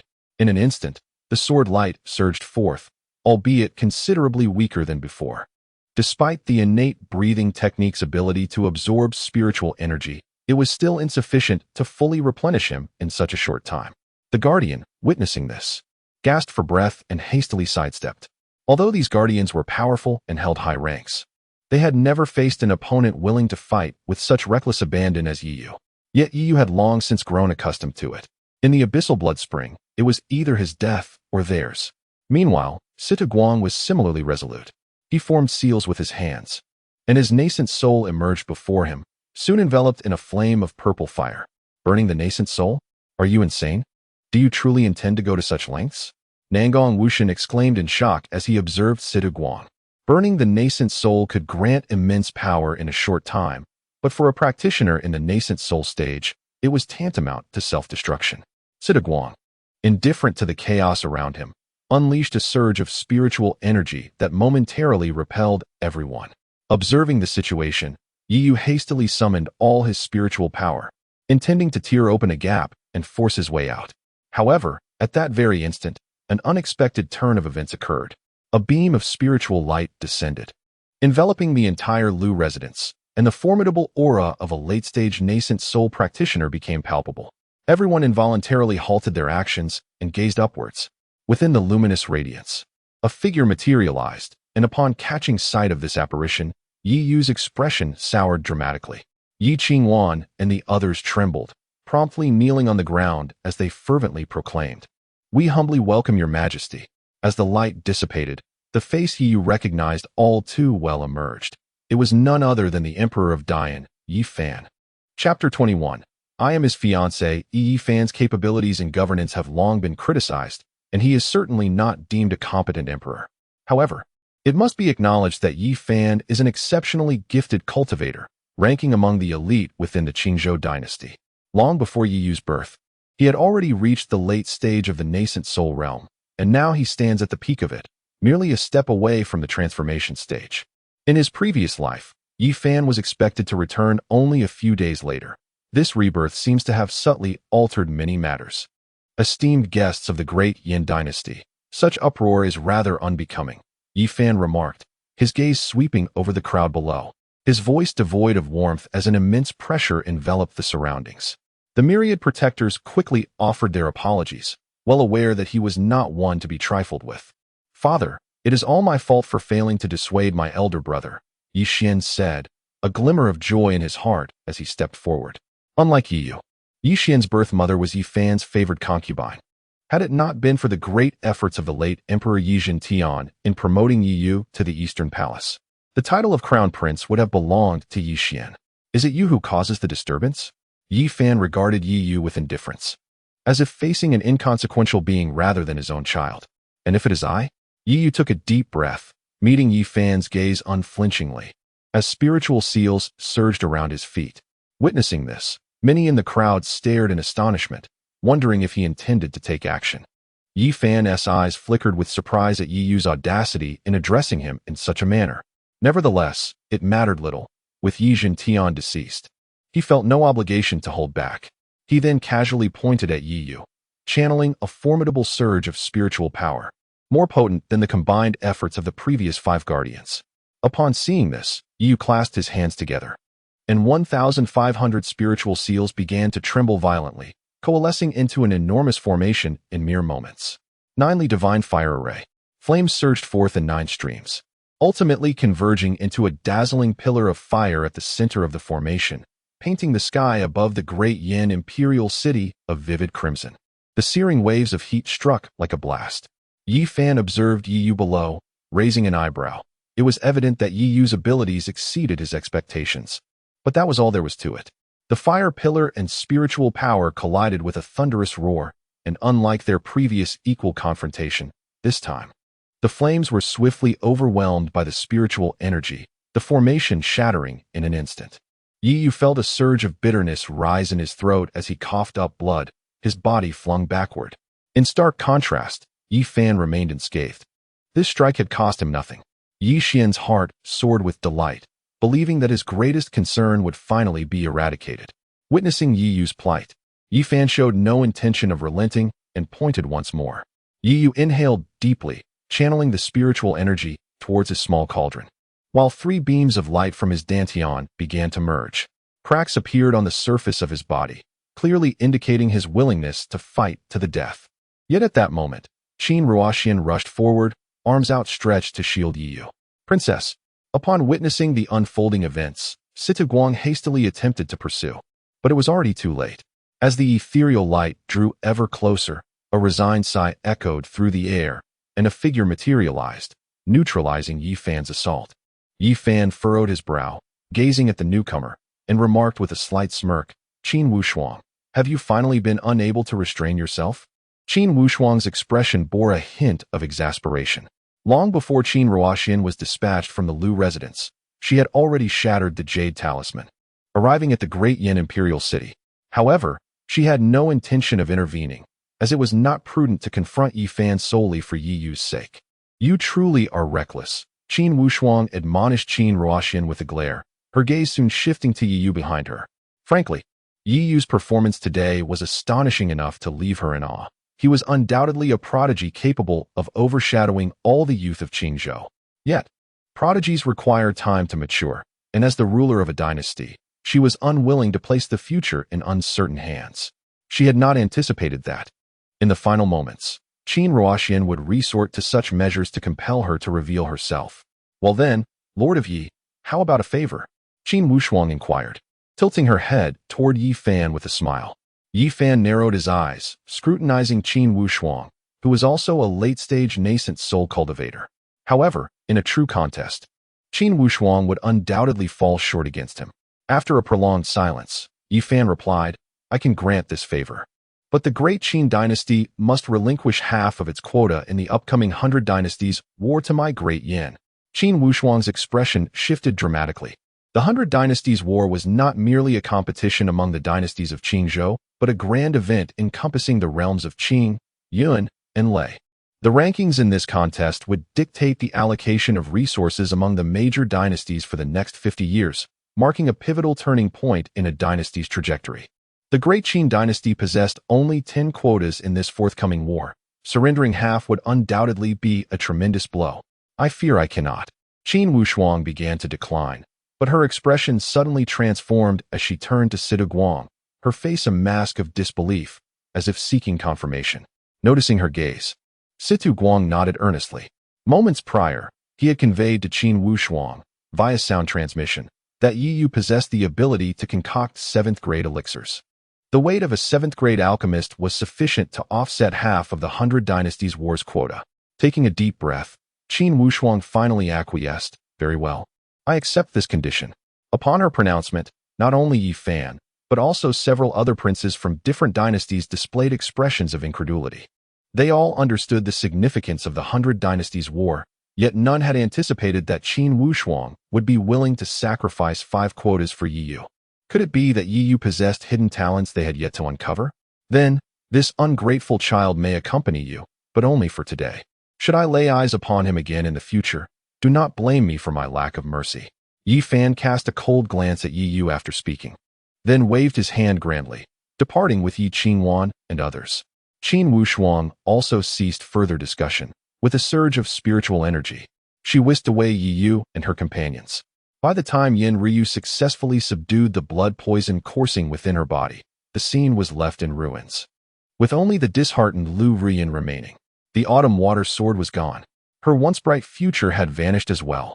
Yin Ryu furrowed her brows and stepped forward to inquire, where are the others?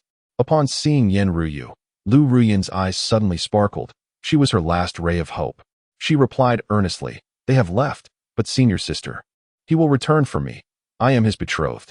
With that, Lu Rian produced the marriage contract from her spatial ring and presented it before Yin Ryu. Chapter 22.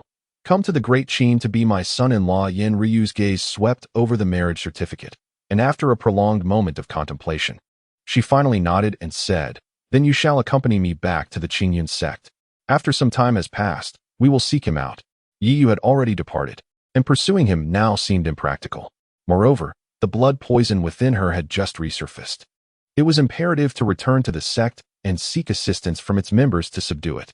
Upon hearing this, Lu Rian's face lit up with unrestrained joy. She had firmly grasped onto this invaluable ally, Yin Ryu. Without delay, she left Lu Manor with Yin Ryu, heading toward the Qingyun sect. In the Great Yin Imperial Palace, At the residence of Yi Qingxian, Yi Qingshuang entered with a weary expression, her gaze settling upon her sister Yi Qingxian, who lay upon the bed. At this moment, Yi Qingxian had awakened, aware of her poisoning and the fact that she could no longer wield any spiritual power. Her eyes were vacantly fixed on the ceiling. Second sister. Yi Qingshuang called softly. Upon hearing her sister's voice, Yi Qingshuang's eyes brightened momentarily. Previously, Song Yun had informed her that Yi Qingshuang might bring someone capable of curing her poison. Where is he? Has he arrived? Yi Qingxian trembled as she inquired. Yi Qingshuang shook her head, her expression tinged with bitterness. Immediately, Yi Qingshuang's countenance fell into despair, her face resembling that of a ghost. Unsure of what to say, Yi Qingshuang could only stand silently by. Before long, Song Yun entered the room and, noticing Yi Qingshuang's troubled demeanor, asked, "What has transpired?" "I was engrossed in alchemy and failed to notice any anomalies with the jade talisman. Master, is there truly no hope for my sister's poison?" Yi Qingshuang implored, tears streaming down her cheeks at the sight of her sister's condition, which was utterly unbearable for her. Song Yun glanced around, noting Yi Yu's absence. He sighed and replied, "Indeed, he remains unwilling to forgive you. As for your sister's predicament, let your father consider a solution." "Forgive? What do you mean, master?" Yi Qingshuang asked, perplexed by Song Yun's words. "Of course, I refer to Yi Yu. Only he possesses the means to resolve this poison, for he is a seventh-grade alchemist," Song Yun lamented. Yi Qingshuang was momentarily struck dumb by this revelation, her disbelief evident as she exclaimed, "What did you say? Yi Yu is a seventh-grade alchemist? Are you implying that he was the one who inflicted the poison? When did I ever claim that Yi Yu was the one behind the poison?" Song Yun frowned, sensing that the situation was far more complex than it appeared. He pressed for details. Thus, Yi Qingshuang recounted the events that had transpired at Lu Manor. With every word, Song Yun's expression grew increasingly resigned, ultimately leading him to offer a wry smile. Meanwhile, Yi Qingxian, feeling utterly defeated, attempted to rise from her bed. "I must find Xiao Yu. He can save me. He will undoubtedly save me. He once cherished me dearly." Yi Qingshuang said nothing further, moving to support Yi Qingxian as they staggered out of the chamber under Song Yun's watchful gaze. As for Yi Qingwan, she had been brought back to the palace, where she remained kneeling in the Fengtian Hall. Upon the throne now sat Yi Fan, his demeanor benevolent as he gazed at Yi Xian beside him. Indeed, Yi Xian had reached the late foundation establishment stage, not far from attaining the Golden Core. "I shall assist you in advancing to the late Golden Core stage before the Great Hundred Clans War. Do not disappoint me," he proclaimed. With a wave of his hand, the floor of the Fengtian Hall suddenly manifested numerous rare treasures, saturating the entire hall with rich spiritual energy. Yi Qingwan stood in awe, her eyes wide. The abundance of resources before her likely surpassed the entire treasury of the great Yin dynasty. "Father, are all these for me?" Yi Xian exclaimed, his expression brimming with astonishment. With these treasures, combined with the Blood Demon clan's cultivation methods, he felt confident in surpassing Yi Yu within a short period. "Indeed, these are the betrothal gifts from the great Zhou dynasty," Yi Fan replied. "Betrothal gifts?" Yi Qingwan instinctively echoed, seizing upon the crucial information. Yi Fan cast a cursory glance at her, saying, "Yes, you and Xiao Xian shall marry into the great Zhou after the Great Hundred Clans War, becoming betrothed to the fourth prince of Great Zhou." What? The fourth prince of Great Zhou? Zhou. Yi Qingwan's complexion drained of color. Zhou was a figure infamous for his brutality, while Yi Yu had once garnered fame for his talent in Qingzhou. Zhou had etched a shadow of terror in the hearts of many. It was said that his cultivation talent was prodigious, rivaling only a pre-spiritual root Yi Yu. Even Yi Qingxian fell short compared to him. However, he was a bloodthirsty individual, and no consort had survived a single night with him. Each had been found as a lifeless husk the following day. "Do you have any objections?" Yi Fan inquired, his displeasure evident as he shot a cold glance at Yi Qingwan. For the majority of royal families, a princess was merely a pawn in political alliances, a tool for binding interests. "Father, Yi Qingwan stammered, trembling as she spoke, yet ultimately fell silent. Casting a desperate look at Yi Xian beside her, noticing her gaze, Yi Xian subtly assessed Yi Fan's expression before speaking. "Elder sister, father has accepted the betrothal gifts. This matter is settled. You always emphasize the importance of preserving the royal family's honor, so how can we allow father to lose face?" At his words, Yi Qingwan shuddered. Momentarily at a loss for words, the sentiment echoed eerily familiar, reminiscent of what had been said about Yi Yu. Her expression darkened, and she fell powerless to the ground. Meanwhile, under the leadership of the late nascent soul powerhouse Qin Wushuang, Yi Yu and his companions swiftly arrived at the capital of the great Qin dynasty.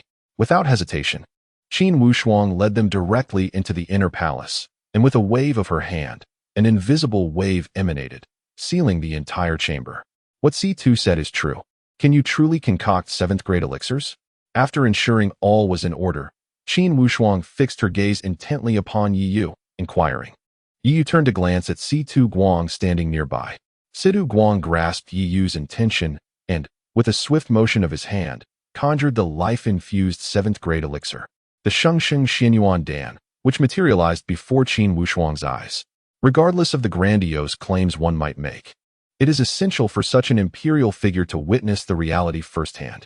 Once Qin Wushuang confirmed that it was indeed the Shengsheng Xianyuan Dan, she inhaled deeply, her eyes sparkling with excitement as she gazed at Yi Yu. She stepped forward, grasping his shoulder, and inquired, since you have no immediate destination, why not remain in our great Qin as the 9th prince consort? Beside her, Qin Ruoxian's face flushed crimson, filled with embarrassment and irritation. She immediately approached and tugged at Qin Wushuang's beard, exclaiming, if you utter such nonsense again, I shall pull out your beard. Afterward, Qin Ruoxian cast a furtive glance at Yi Yu, her eyes devoid of shame or annoyance, instead brimming with anticipation, eagerly awaiting his response. Yi Yu, upon hearing her words, smiled but refrained from answering. Instead, he flipped his hand to reveal an ice-blue longsword. At this sight, the expressions of Qin Wushuang and her companions shifted dramatically. Chapter 23. He concealed and unsealed Qin Ruoxian's delicate face suddenly fell. Yi Yu's current action, in their eyes, was akin to a refusal. He had drawn his sword. Qin Wushuang inwardly sighed, realizing that he had been too hasty. Indeed, one cannot rush into things. Progress must be made step by step. As he watched Yi Yu approach slowly, Qin Wushuang took a deep breath, about to speak, when he noticed Yi Yu turn his palm, presenting the Qiushui sword to Qin Ruoxian. Qin Ruoxian stared at Yi Yu in astonishment, clearly perplexed by the meaning behind his gesture. Before heading to Dian, she had conducted some inquiries about Yi Yu, though not in great detail. For instance, she knew that Yi Yu had gone to the Lu residence to retrieve the Qiushui sword, but she was unaware of the deeper motivations behind his actions. She merely assumed it was a simple desire to reclaim the sword. After all, the Qiushui sword was renowned as the finest sword in Dian, so it was only natural for Yi Yu to seek its return. Perceiving Qin Ruoxian's confusion, Yi Yu smiled and explained, this sword is a relic of my mother. She instructed me to bestow it upon the one I would accompany for a lifetime. Qin Ruoxian gazed in a daze at the Qiushui sword in Yi Yu's hand, her cheeks flushing crimson. Yet, in the next moment, she hastily stowed the sword in her spatial ring and fled in a hurry. Qin Wushuang's lips twitched. Was this still his little enchantress? Indeed, a daughter grows up and leaves home. He then cast a deep glance at Yi Yu and remarked with a smile, it seems my daughter has been captivated by you. It won't be long before you must address me as Father Emperor. Uncle Qin, please refrain from digressing. There are other matters to discuss. Yi Yu chuckled. I shall not conceal the truth from you. The Juyo blood spring within the Great Qin territory has recently become increasingly restless, and I wish to ascertain the method to seal it, Qin Wushuang stated earnestly. Upon hearing this, Yi Yu displayed a look of understanding, yet he quickly responded, I can indeed share the method with you, Uncle Qin, but the price may be beyond your capacity to bear. Please, do share, Qin Wushuang replied, frowning. He was aware that sealing the blood spring would not be a simple task, and had mentally prepared himself for the gravity of the situation. Yi Yu then proceeded to outline the method for sealing the Juyo blood spring, and with each word, Qin Wushuang's expression grew increasingly grave. According to what you say, sealing the Juyo blood spring necessitates the sacrifice of a heavenly root? After concluding matters of state, Qin Wushuang summoned Yi Yu to inquire about the sealing method for the Juyo blood spring. Yi Yu nodded, stating, it must be at least a heavenly root. Roots of lesser quality cannot absorb the blood energy of Juyo. Even a heavenly root can only maintain the seal for 5 years. After that, the eruption will still occur. Upon hearing this, Qin Wushuang's countenance darkened further. A cultivator possessing a heavenly root holds immeasurable value for a dynasty. Even if a dynasty were willing to sacrifice such a cultivator, would that individual willingly lay down their life to protect those who are unrelated to them? Contemplating this, Qin Wushuang cast a profound glance at Yi Yu, recognizing that it was this very young man who had sacrificed his own root to aid the great Yin dynasty in sealing the Jiuyou blood spring. Yet, this has culminated in such a tragic outcome. I find myself perplexed by the thoughts of the people of Diyin, who seem to possess such a heart of a wolf and the disposition of a dog. Yi Yu raised his gaze to the intricately expressive Qin Wushuang, as if intuitively understanding his inner musings. He offered a subtle smile and spoke, "However, in my opinion, Your Majesty of Qin need not concern yourself with the matter of the 9 nether blood spring." "Why?" Qin Wushuang inquired, momentarily taken aback. "The 9 nether blood spring is a grave threat to the major dynasties of Qinzhou. Even if sealed, it will erupt again within a few months. Sealing it proves futile." Yi replied calmly. In his previous life, despite sacrificing his spiritual roots to seal the blood spring, unforeseen calamities still arose months later. "What did you say?" Qin Wushuang abruptly stood, fixing his gaze on Yi Yu. There was no doubt in Qin Wushuang's mind regarding Yi Yu's words. Throughout all of Qinzhou, no one understood the 9 nether blood spring better than he did. After all, Yi Yu was the sole individual who had sealed the blood spring and lived to tell the tale. However, this time, Yi Yu seemed disinclined to elaborate, his fingers absent-mindedly tracing patterns as a glint of cold light flickered in his eyes.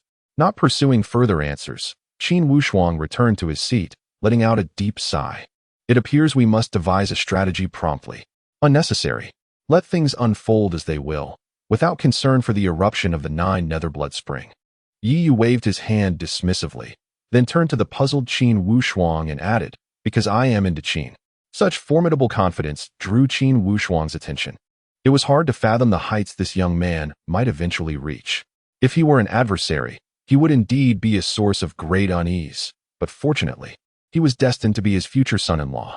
Well then, having concluded our discussions, I shall take my leave for a brief rest. Yi Yu rose and made his way toward the exit, only to pause midway. "Your Majesty of Qin would do well to withdraw some of the stationed troops from the borders of Diyin. The blood spring there is on the verge of eruption." As he watched Yi Yu's retreating figure, a sudden realization struck Qin Wushuang, causing him to draw a sharp breath. Everyone had forgotten one crucial detail. The seal of the 9 nether blood spring belonged to Yi Yu. If he could seal it, he could just as easily unseal it.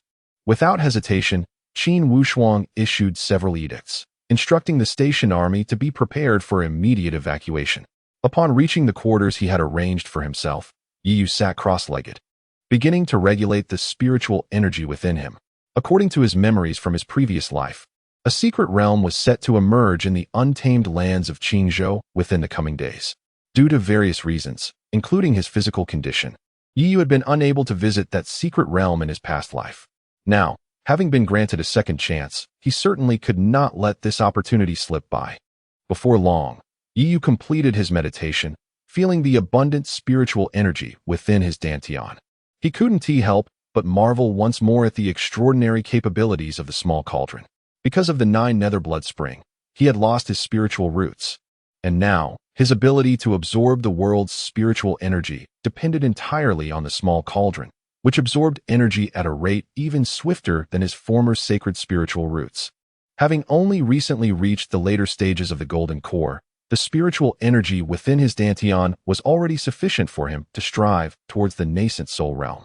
Having already consumed the Bodhi infant pill, it is only natural to aspire for a higher quality yuaning.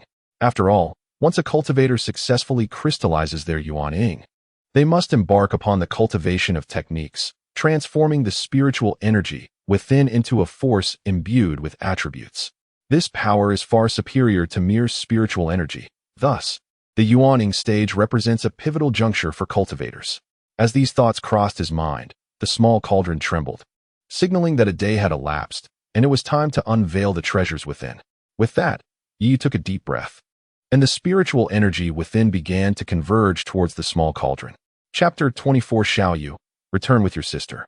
Within the dantian, the small cauldron radiated brilliance, and after a considerable time, it expelled a luminous orb. Yi Yu extended his hand to catch it. Examining it closely before expressing a hint of regret, it turned out to be a nine-heaven soul-calling herb. The nine-heaven soul-calling herb is indeed a precious item, a principal spiritual herb for concocting the nine transformations resurrection pill, possessing the miraculous ability to revive the deceased.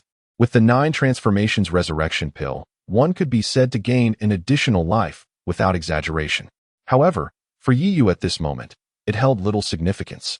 The nine transformations resurrection pill is a pinnacle 8th grade elixir, and Yiyu currently lacked the capacity to refine it.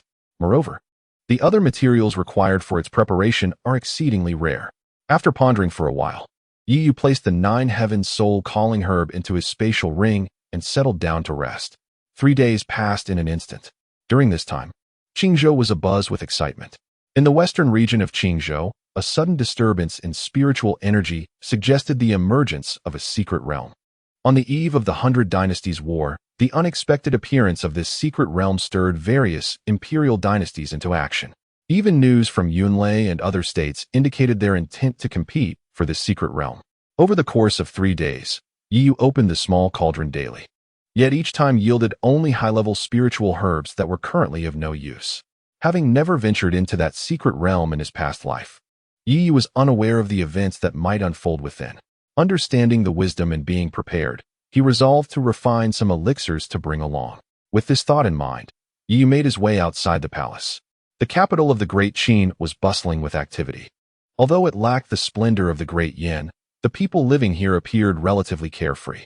Under the deliberate arrangement of Qin Wushuang, the news of the former crown prince of the Great Yin, Yiyu, arriving in Great Qin had already spread. The citizens of Great Qin welcomed this renowned prince of Qingzhou with open arms. They were not foolish. For the Great Yin had once been inferior to Great Qin and had faced turmoil. It was this prince who had facilitated the rapid development of Great Yin over the past decade. The people enjoyed peace and prosperity, owing much to this prince. Amidst the warm greetings from the populace, Yiyu gradually approached the Lingyun Pavilion. The Lingyun Pavilion, the foremost trading house in Qingzhou, had commercial dealings spanning across Qingyun and Lei states. A saying circulated in Qingzhou, at Lingyun Pavilion, there is nothing you cannot acquire, provided you can afford the price. While this may contain an element of exaggeration, it sufficiently illustrates the power of Lingyun Pavilion and the vastness of its commercial empire. In the past, to enhance the livelihood of the Great Yin and promote its economic growth, Yiyu had engaged with many high-ranking officials of Lingyun Pavilion. And now he found himself quite familiar with the establishment. Just as Yiyu was about to enter, a familiar voice called out from behind. Xiaoyu. Yiyu furrowed his brow and turned to see Yi Qingxian and another individual standing not far behind him, staring intently. The voice calling out Xiaoyu belonged to Yi Qingxian. You two truly are relentless. Even following me to Great Qin, Yiyu said coldly, his impatience evident. What kind of attitude is that? Yi Qingshuang's expression darkened as she admonished him. Though Master has declared that Yiyu is a 7th-grade alchemist, Yi Qingxian remains skeptical. In her eyes, Yiyu is merely a sycophant. Were it not for the poison afflicting her, she would have no reason to seek him out. Silence. Xiaoyu. Return with us.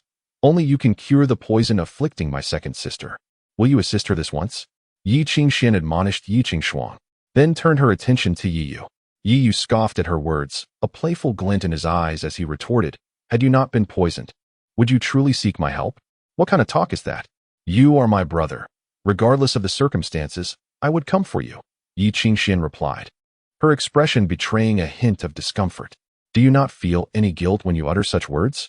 Yiyu's mocking tone pierced through the air as he lifted his shirt. Yi Qingxian was taken aback, unsure of his intentions. The onlookers, however, gasped collectively.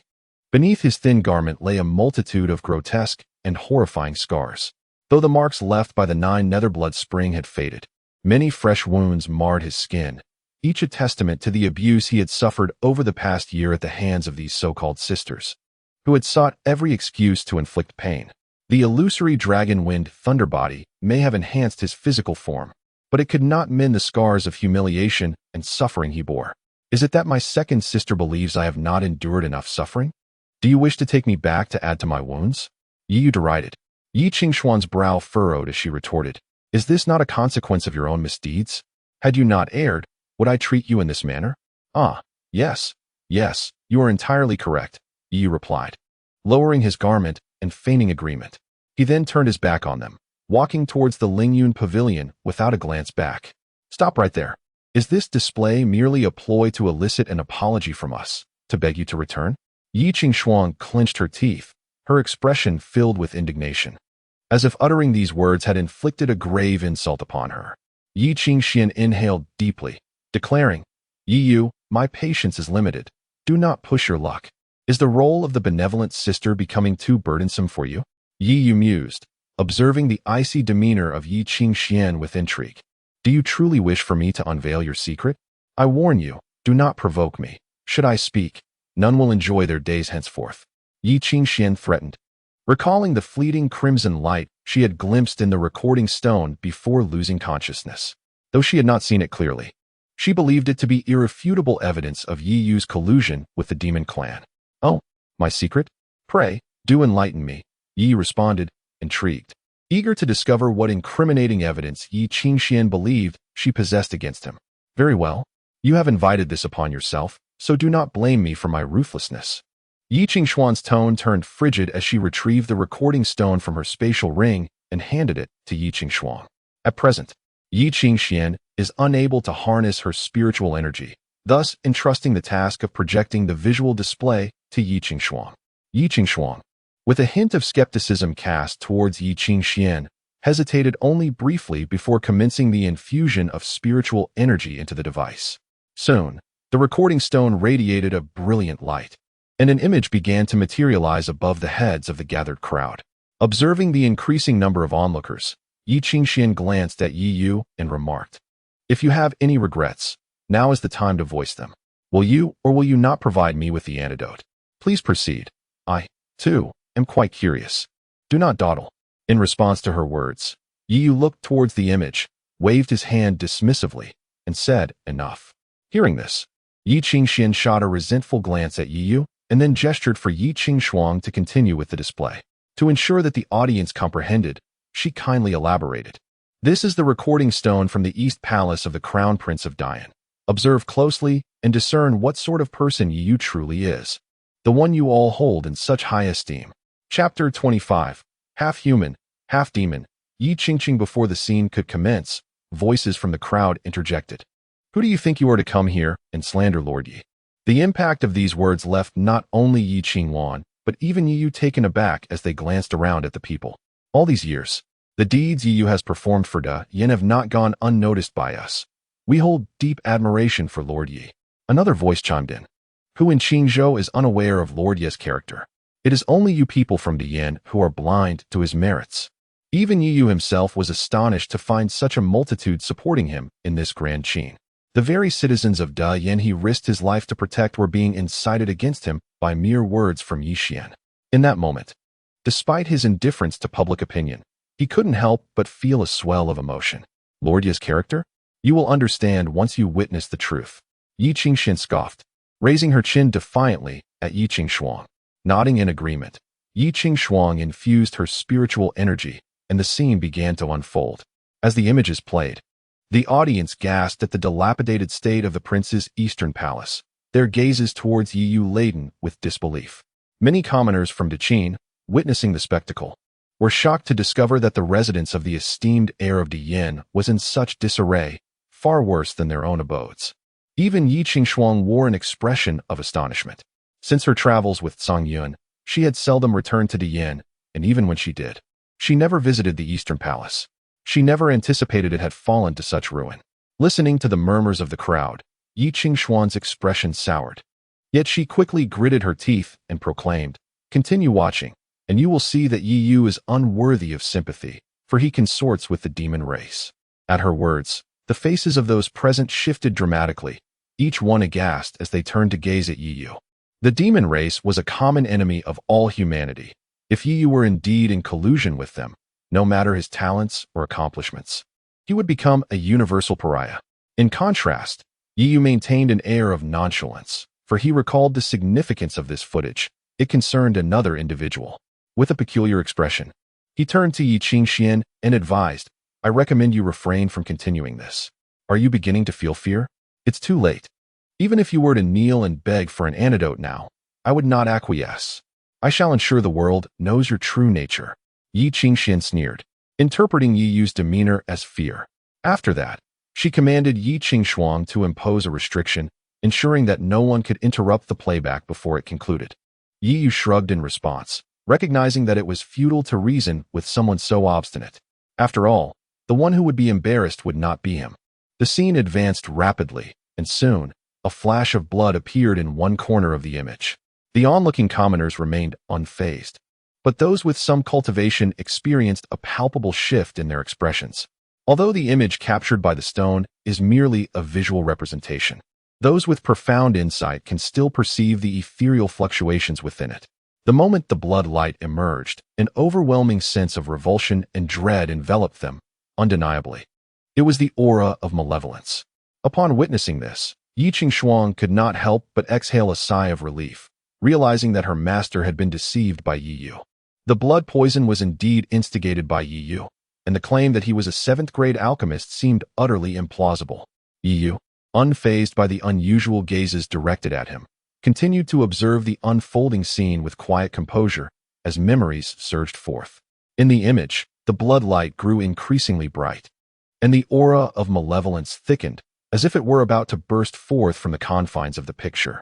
Soon, a figure materialized within the frame. Upon recognizing the individual, both Yi Qingshuang and Yi Qingshuang widened their eyes in astonishment, exclaiming, "Fourth sister?" At the sound of their voices, those around them quickly grasped the situation. The fourth princess of the Great Yin, Yi Qingqing. There had long been rumors that the fourth princess had been tainted by demonic blood, becoming a being of both human and demon. Initially dismissed as mere gossip, the current scene, showcasing Yi Qingqing enveloped in a dense aura of malevolence, rendered such disbelief moot. No wonder the fourth princess had not made any public appearances in recent years. How could she show herself in such a state? Humanity has always been unforgiving towards demonic cultivators. Any discovered collusion with the demon race would warrant swift retribution, let alone the existence of a half-human, half-demon entity. Previously, Yi Yu had been falsely accused of being a demon in the Great Yin Imperial Palace by Yi Xian, yet had escaped immediate execution, partly because Yi Qingshuang recognized it as Yi Xian's petty scheme, and partly due to the caution instilled by the precedent of Yi Qingqing. "Quick, turn it off," Yi Qingshuang urged anxiously. Yi Qingshuang, realizing the gravity of the situation, hastened to revoke the restrictions, though such actions proved to be far from swift. In the image, Yi Qingqing had already approached Yi Yu, seizing him by the throat and lifting the severely injured Yi Yu off the ground, before plunging her hand into his abdomen. Blood gushed forth profusely. Unbeknownst to him, a dagger had appeared in Yi Yu's hand, which he thrust into Yi Qingqing's chest. Gasps of shock erupted among the onlookers. Some of the more timid souls even closed their eyes, for most present were mere mortals who had never witnessed such brutality. Yi Qingshuang and Yi Qingshuang stood in stunned silence. Soon, Yi Qingshuang regained her composure and shouted in fury, "How could you lay a hand on Qingqing? Are you even human?" Yi Yu turned to glance at Yi Qingshuang with indifference, then replied with a smirk, "What of it?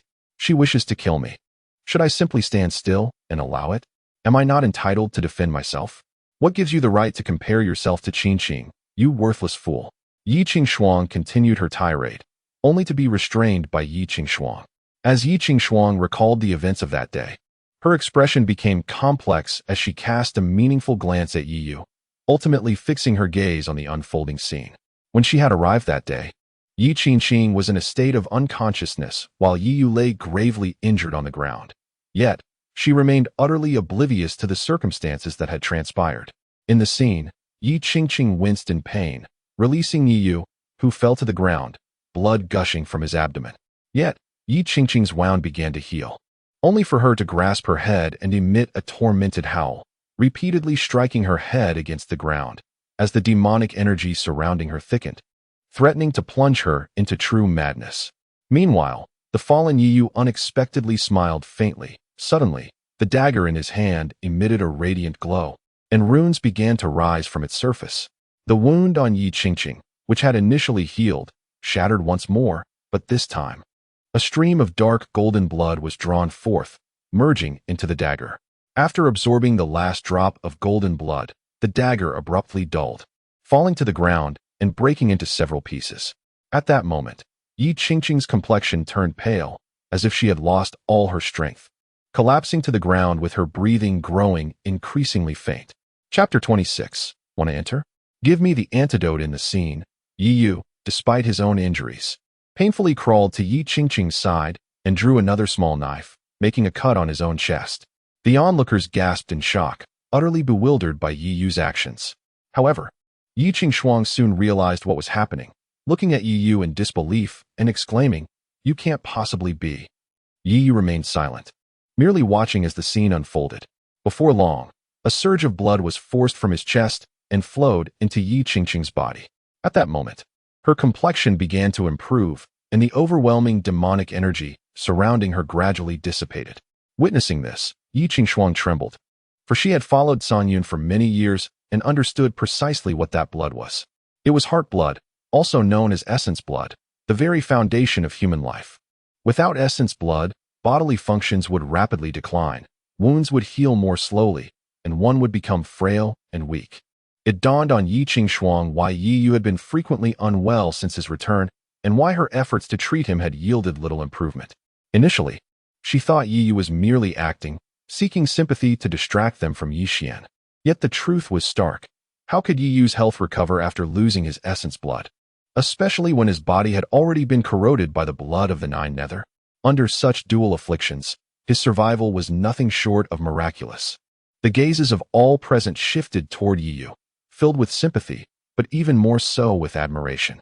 Who among them could sacrifice so much for a half-sister? Yi Yu observed this scene with a sense of helplessness, reflecting on how foolish he had once been. The method to save Yi Qingqing had long been known to the Daiyin royal family, using the blood-drawing knife to pierce the heart already tainted by demonic blood, drawing it out to alleviate the madness. However, the heart is the source of life. Any harm inflicted would yield dire consequences, not to mention the extraction of blood. Unless someone was willing to willingly re-inject their essence blood, Yi Qingqing could not survive. This essence blood could not be taken by force. It required the donor's consent. Yet who would be willing to sacrifice their future, or even their life, for a half-sibling? As a result, the matter lingered unresolved until Yi Yu returned from the Nine Nether Blood Spring. It was then that he devised a plan to lure Yi Qingqing to the Eastern Palace, using his own essence blood to extend her life. Regrettably, in a previous life, this fourth sister had been his fiercest adversary, due to the damage to her heart source. It was a stroke of luck that Yi Qingqing remained alive. All the cultivation she had previously achieved was now lost. For a cultivator, starting over is a monumental challenge. And Yi Qingqing was not particularly diligent. Ultimately, she attributed all her misfortunes to Yi Yu, frequently coming to him to vent her frustrations. However, in her previous life, Yi Yu was solely concerned about whether her fourth sister, Yi Qingqing, would develop a dark seed in her heart due to this. Enduring the beatings and scoldings without a hint of resistance, hoping only to quickly dissipate the resentment buried within Yi Qingqing's heart. Just as Yi Yu mocked herself, the scene shifted once more. A figure dashed in. It was Yi Qingxian. In the image, Yi Yu noticed Yi Qingxian grinning, just as she was about to speak. However, upon glancing at the collapsed Yi Qingqing, Yi Qingxuan's expression abruptly soured. Without a word, she struck Yi Qingqing away with a single palm and hurriedly scooped her up, fleeing in haste. This left Yi Yu lying on the ground, blood streaming, with some areas even revealing ghastly white bones, a truly horrifying sight. At this point, Yi Qingxuang finally lifted the restrictions she had imposed and quickly retracted the recording stone. The surrounding crowd immediately gasped, many casting apologetic glances at Yi Yu. Feeling ashamed for having previously believed Yi Qingxuan's claims of her illicit dealings with the demon clan. However, they could not be entirely blamed. Who would have imagined Yi Qingxian would utilize the matter of the demon clan to slander Yi Yu? With this thought, the crowd's gazes towards Yi Qingxian and her companion grew increasingly disdainful. Yi Qingxian, meanwhile, stood frozen in place, her mind consumed by the image of Yi Yu's gaze directed at her, warm, yearning, and joyful. Yet now, all that remained was coldness. What now, second princess? Where is the evidence you spoke of? Yi Yu mocked, devoid of any lofty notions. Yi Qingxuan's expression shifted slightly, her gaze towards Yi Yu becoming complex as she hesitantly spoke. Why don't you say something? If I speak, will you believe me? In the end, you would probably just think I am seeking credit, perhaps even believing this is a performance I orchestrated to preserve my position as heir apparent, Yi replied, stroking her chin with a calm demeanor. After living 2 lives, if she still couldn't see through these people's true faces, it would indeed be foolishness. Enough, second sister. There is no need to feel guilty towards him. This is precisely what he ought to do. Moreover, if he acts and chooses not to speak, he can only blame himself, Yi Qingshuang interjected. Besides, given his character, it's possible this was indeed his arrangement. Otherwise, why would he deliberately lead Qingqing to the Eastern Palace to do this? It was clearly to ensure a scene was captured on the recording stone for us to discover later. Otherwise, having lost his vital essence, how could he regain his strength? How could he possibly stand here now? This bizarre assertion once again astonished the surrounding audience. Is this person insane? What a peculiar line of reasoning. Yet Yi Qingxian absorbed this, her eyes lighting up in approval of Yi Qingshuang's judgment, perhaps seeking to mask the guilt rising within her heart. Yi Yu observed the corners of their mouths twitching, utterly losing patience with their lack of comprehension, and turned to walk towards the Lingyun pavilion. However, unexpectedly, Yi Qingxian rushed in ahead of her, brandishing the decree of the Great Yin royal family, declaring, I am the second princess of Great Yin, Yi Qingxian, and I command you to expel him. Several guards exchanged glances, their expressions laden with exasperation, yet they approached Yi Yu with a semblance of politeness, stating, We sincerely apologize. Mr. Yi, the imperial family of Dian is a partner of our Lingyun pavilion, and we must request that you vacate the premises. Wishing to enter? I shall grant you an opportunity. Assist me in dispelling this poison. Yi Qingxian remarked with a cold smile upon witnessing the scene. Yi Yu, however, regarded Yi Qingxian with a look of incredulity, and then, with a graceful motion over his storage ring, a purple golden token materialized in his hand. Chapter 27. 30 million spiritual stones. Upon seeing the purple gold token in Yi Yu's hand, several guards immediately exchanged glances, their expressions shifting dramatically. They bowed and said, Mr. Yi, please enter. What are you doing? Do you not comprehend my words? I demand that you expel him. Yi Qingxian exclaimed, momentarily taken aback, her voice laced with fury. One of the guards, observing her outburst, furrowed his brow and replied, Your Highness, the second princess, do not make a scene. While the Yin imperial family is indeed our partner, it does not grant you the right to trouble the elder of Lingyun Pavilion. As soon as he finished speaking, Yi Qingxian pointed incredulously at Yi Yu, exclaiming, You mean this waste is one of your elders? Please mind your words. The guard's demeanor turned icy, with the other guards surrounding him, casting cold glares at Yi Qingxian. The two of them fell silent, shooting a venomous glare at Yi Yu. In Qingzhou, the Yin Empire may hold considerable weight, for the mightiest empire is not merely a matter of reputation. However, when faced with the Lingyun Pavilion, a commercial entity that spans across 3 provinces, the Yin Empire's standing pales in comparison. For trivial matters, perhaps the Lingyun Pavilion would show some leniency. But when it comes to the elders of the pavilion, the situation is entirely different. Feeling the hostility emanating from the two, Yi Yu chose not to offer any explanation and turned to enter the venue. Once, when the Yin Empire had just emerged from internal strife, its economy and populace were on the brink of devastation. Lingyun Pavilion initially regarded the Yin Empire with disdain. Yet due to Yi Yu's prior favorable connection with Elder Ziyun of Lingyun Pavilion, who bestowed upon him an elder token, they agreed to deepen their cooperation with the Yin Empire, thus elevating its overall economy. You insolent fool. Very well, I shall see what you can procure today. Yi Qingxian gritted her teeth, following closely behind Yi Yu as they entered. As the group departed, the captain of the guards hastily ran upstairs to inform the manager in charge of this branch about the incident. The venue in the capital of the Deqin Kingdom could not rival that of Diyan. After agreeing to a profound collaboration with Diyan, Lingyun Pavilion established its Qingzhou headquarters in the imperial city of Diyan, hosting an auction every month. This attracted countless powerful individuals from Qingzhou to attend, thereby enhancing the reputation of Diyan City and ushering in a surge of commercial activity. As Yi Yu wandered through the venue, he was there to procure materials for refining the antidote to toxic miasma. In a few days, he would venture into the mysterious wilderness, an area enveloped in dense miasma that could disorient even those at the golden course stage, potentially leading to poisoning. Yi Yu was unfazed, no matter how potent the miasma. It paled in comparison to the blood essence of the Nine Nether. However, Qin Ruoxian was a different matter. It was always prudent to be prepared. Soon, Yi Yu arrived at a counter and glanced at a Zicheng fruit, intending to make a purchase. Yet, as he reached into his pocket, he found himself momentarily stunned. He had forgotten to bring the spiritual stones that Qin Wushuang had given him. "Excuse me, good sir, would it be possible to purchase on credit? I can send someone to settle the account shortly," Yi Yu awkwardly inquired, scratching his nose. The attendant scrutinized Yi Yu from head to toe before stating, "That won't do. If you require." However, before he could finish his sentence, a derisive laugh resonated from behind. Yi Qingxian interjected, "I thought you came to the Great Qin to gain some benefits, yet it appears you cannot even produce a few thousand spirit stones. How about this? The Dai Yin is far superior. Return with me and assist in my recovery, and the spirit stones in this pouch shall be yours." With that, Yi Qingxian waved the bag in her hand. Yi Yu's avarice was something Yi Qingxian had always known, yet she had not anticipated his current plight to be so dire. Otherwise, she would have long utilized spirit stones to facilitate his return. Yi Yu cast her a speechless glance, his impatience evident as he replied, "Why are you still here?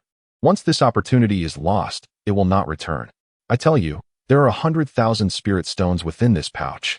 Yi Qingxian, suppressing her anger, continued to entice him.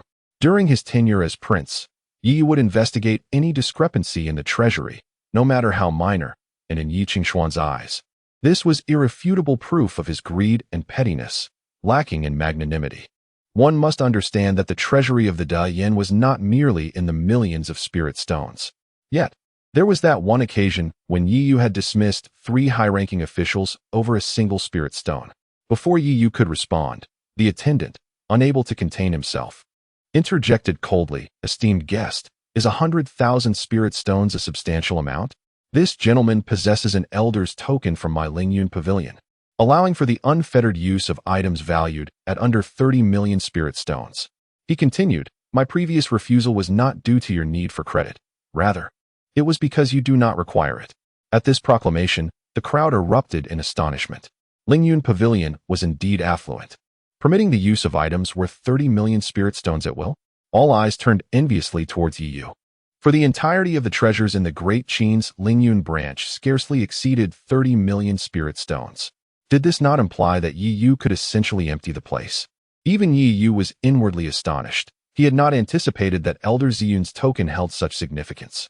Conversely, Yi Qingxian and her companion's expressions darkened, akin to the bottom of a pot.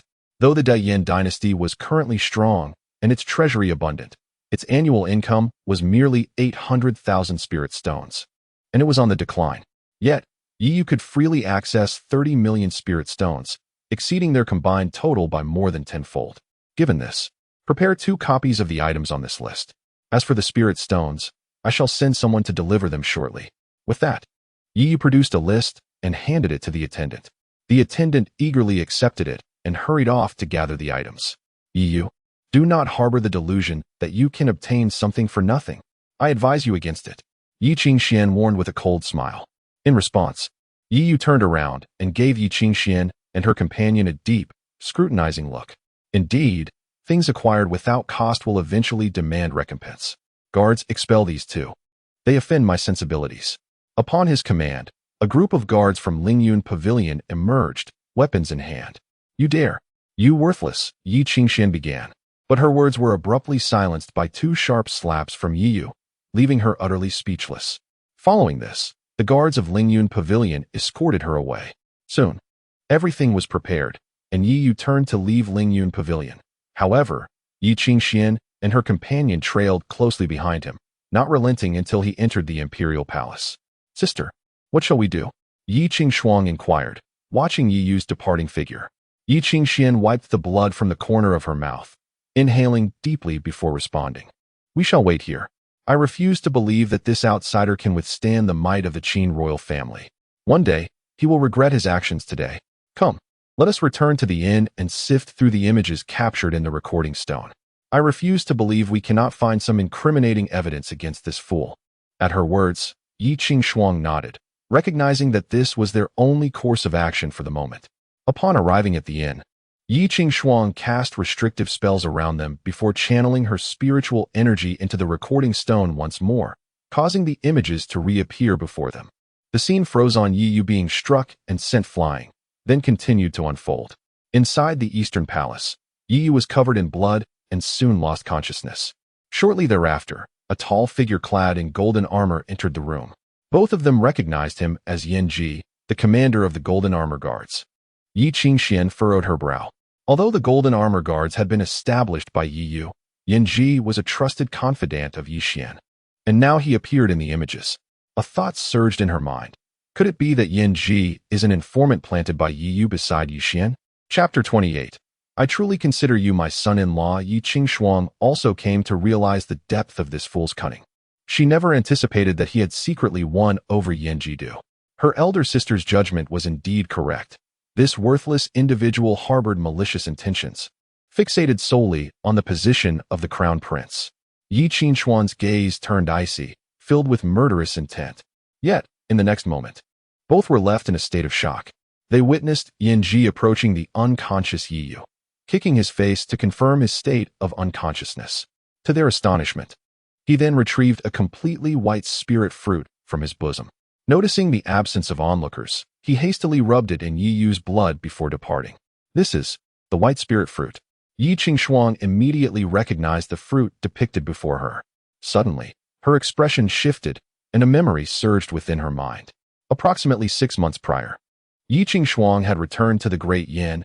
As Yi Xian was about to establish his foundation, she had come back to concoct the foundation establishment pills for him. The white spirit fruit was the primary ingredient for this elixir. This fruit was naturally extraordinary and could not be tainted by blood energy. Once contaminated, not only would the medicinal properties greatly diminish, but even the formation of the pill would become exceedingly difficult. On that occasion, Yi Qingxuang had nearly caused an explosion while refining due to using a blood-tainted white spirit fruit. Later, it was discovered that the blood energy had originated from Yi Yu, leading her to imprison and torment him in the royal dungeon for half a month, until Yi Xian pleaded for his release. But what on earth is happening now? Yi Qingxuang was utterly bewildered. Not only was she in disbelief, but Yi Qingxian was also frozen in place, her face a mask of incredulity. Yin Ji was, after all, one of Yi Xian's own. Moreover, judging by Yin Ji's actions towards Yi Yu, it certainly did not appear to be an act. Could it be that the earlier incident was a scheme orchestrated by Xiao Xian to frame Yi Yu? No, that can't be true. Xiao Xian is too kind-hearted. He would never stoop to such treachery. Absolutely impossible. Sister, shall we continue to watch? Yi Qingxuang was not foolish. She quickly arrived at a conjecture similar to that of Yi Qingxian. However, she felt a wave of trepidation at the thought of proceeding further. From the earlier rescue of their fourth sister, Yi Qingqing, to the revelation regarding the white spirit fruit, she pondered what other shocking truths might emerge. The images within the recording stone could not be fabricated. Let us return and view this together with our elder sister. Yi Qingxian deliberated for a moment before reaching a resolution. The truth lay before them, and it wasn't that she did not believe, but rather that she found it difficult to accept its veracity. The time for resolving the blood poison had long passed. All right. Yi Qingxuang absent-mindedly nodded. Meanwhile, Yi Yu had returned to the Great Qin Imperial Palace and proceeded to his chamber to concoct pills. Yet, before he could begin, he was summoned by Qin Wushuang. Within the Xianyang Palace, besides Qin Wushuang, there was another figure present, Qin Han, the crown prince of Great Qin, who was at the initial stage of the Golden Dan realm. Yi Yu cast a glance at Qin Han, his brow furrowing slightly. In his previous life, Qin Han had conspired with Yi Xian to relinquish much of Great Qin's territory. Had it not been for Qin Ruoxian's formidable rise to power, Great Qin would have long since fallen into Yi Xian's grasp. Meanwhile, Qin Han was observing Yi Yu, his animosity glaringly evident. As fellow princes, much like Yi Qingxian and Qin Ruoxian, the two were often subjected to comparisons. The outcome was a resounding defeat for Qin Han, who found himself perpetually overshadowed by Yi Yu. Even Qin Wushuang showered praises upon Yi Yu while being excessively critical of him. Father, why should we invite an outsider to discuss national policies? Qin Han remarked coolly, his tone laced with disdain. His relationship with Yi Xian was amicable, even akin to a mutual admiration society. Upon hearing this, Qin Wushuang furrowed her brow and shot a glare at Qin Han. yet she refrained from rebuking him. Recognizing his status as the crown prince required a degree of deference. She then turned to Yi Yu and inquired, I have received word that the Great Qin intends to impose a curfew. What are your thoughts on this? A curfew? Yi Yu was taken aback. This suggestion had indeed been brought up during his tenure as crown prince, but he had dismissed it at the time. I believe it to be unwise. Unwise? Huh. You possess a narrow vision. Do you not comprehend the myriad benefits of a curfew? Qin Han spoke confidently. The idea had been proposed by Yi Xian, who had related to Qin Han the same day. After considering Yi Xian's reasoning, Qin Han found it quite persuasive and presented it to Qin Wushuang. Oh, I am eager to hear more, Yi replied with a smile. Should a curfew be enacted? Firstly, safety would be significantly enhanced, preventing foreign spies and even demonic cultivators from taking advantage of the chaos. Secondly, in terms of population, if a curfew is enforced, citizens would be left with little to occupy their evenings, naturally leading to an increase in birth rates. Thirdly, regarding the reserve of cultivators, with a rise in population, the number of mortals with spiritual roots would also increase substantially, eventually forming a vast community of cultivators over time. Qin Han expounded eloquently, and Qin Wushuang, listening intently, nodded in agreement, finding his arguments quite compelling as she turned her gaze towards Yi Yu. However, Yi Yu merely smiled nonchalantly and remarked, What is the current income of the common folk in the Great Yin? Upon hearing this, Qin Wushuang instantly grasped the implication. Nodding vigorously and regarding Yi Yu with newfound admiration, his words struck precisely at the heart of the matter. Yet Qin Han remained perplexed, questioning, What does this have to do with income? Taking the Great Yin as an example, an ordinary family can barely sustain themselves with enough grain for 4 members. Adding even one more person would pose a challenge, and 2 additional mouths would lead to starvation. Blindly stimulating the populace to reproduce while neglecting their livelihoods may yield short-term results, but in the long run, it would result in widespread famine. At that point, not only would the increase in cultivators be unattainable, but the existing numbers would also be jeopardized, Yi Yu elucidated. This was precisely why he had initially rejected the curfew proposal in the Great Yin, a time when it was even less stable than the current Great Qin. Qin Han's countenance paled as he realized the truth in Yi Yu's words. He was not foolish and understood the validity of his argument. Those who fail to plan for the future will surely face immediate concerns, he reflected, recognizing that such wisdom applied even to the crown prince. Enough, Honor. You may withdraw for now. I have matters to discuss with Yi Yu, and we shall revisit the topic of the curfew later. Qin Wushuang gestured dismissively. Qin Han glared at Yi Yu in frustration before turning to leave. What a farce, Yi Yu murmured with a chuckle. After the Qin and Han dynasties. Qin Wushuang smiled at Yi Yu. Not at all. It is quite natural to have such thoughts, as they can indeed bolster national strength in a short span. Yi Yu replied, All right, let us put this matter to rest. What about the secret realm? When do you plan to depart? I have received word that individuals from Yunlei Prefecture have already arrived. Qin Wushuang inquired. Yi Yu pondered for a moment before responding, perhaps in a few days. To venture forth now would be ill-advised. The emergence of the secret realm is bound to incite spatial storms, particularly evident in the initial stages. Approaching recklessly could lead to dire consequences. Not only for them, but even formidable beings at the late stage of the Yuan-ing might find themselves ensnared and perished by the tempest. Well, you may arrange it as you see fit. There is no need for such formality. Should you require anything, simply inform me, for I truly regard you as my son-in-law.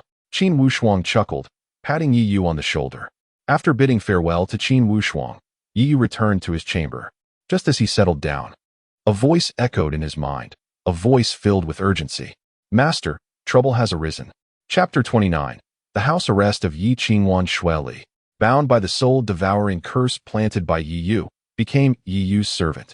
Regardless of the distance that separated them, Shueli could communicate with Yi Yu through their spiritual connection.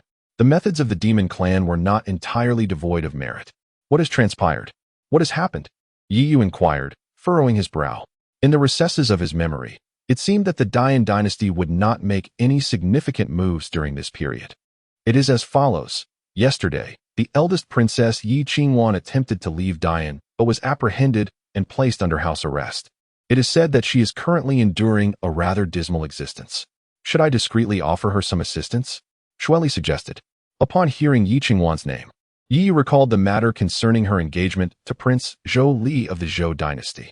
In his past life, Yi recognized that Zhou Li was not a person of integrity, which led him to vehemently oppose Yi Fan's proposal to marry Yi Qingwan and Yi Qingxian to Zhou. At that time, Yi was not as he is now. Although his circumstances were less than favorable, he still clung tightly to his position as the crown prince, enjoying considerable support from the court officials. Thus, he successfully thwarted the engagement. However, in this life, having relinquished his claim to the throne and facing exile, it was evident that without his intervention, the engagement would indeed proceed. Several months prior, Yi Fan had dispatched a messenger to inform him of this development, which he had managed to obstruct once more. No need. Let her be, Yi replied nonchalantly. Shueli, taken aback by this response, was acutely aware of Yi Yu's deep regard for familial ties. Over the past year, he had followed Yi Xian's directives, repeatedly scheming against Yi Yu. Despite enduring great torment, Yi Yu had always treated these individuals with unwavering kindness. Yet now, it seemed that his sentiments had shifted dramatically. Oh, very well then, Shueli scratched his head, initially believing he could gain favor through this situation, only to realize that it was not to be. Severing his connection with Shueli, Yi Yu smiled softly, murmuring, Yi Qingwan, in this life, may you fully embrace the destiny that was always meant for you. With that, he began to refine medicinal herbs.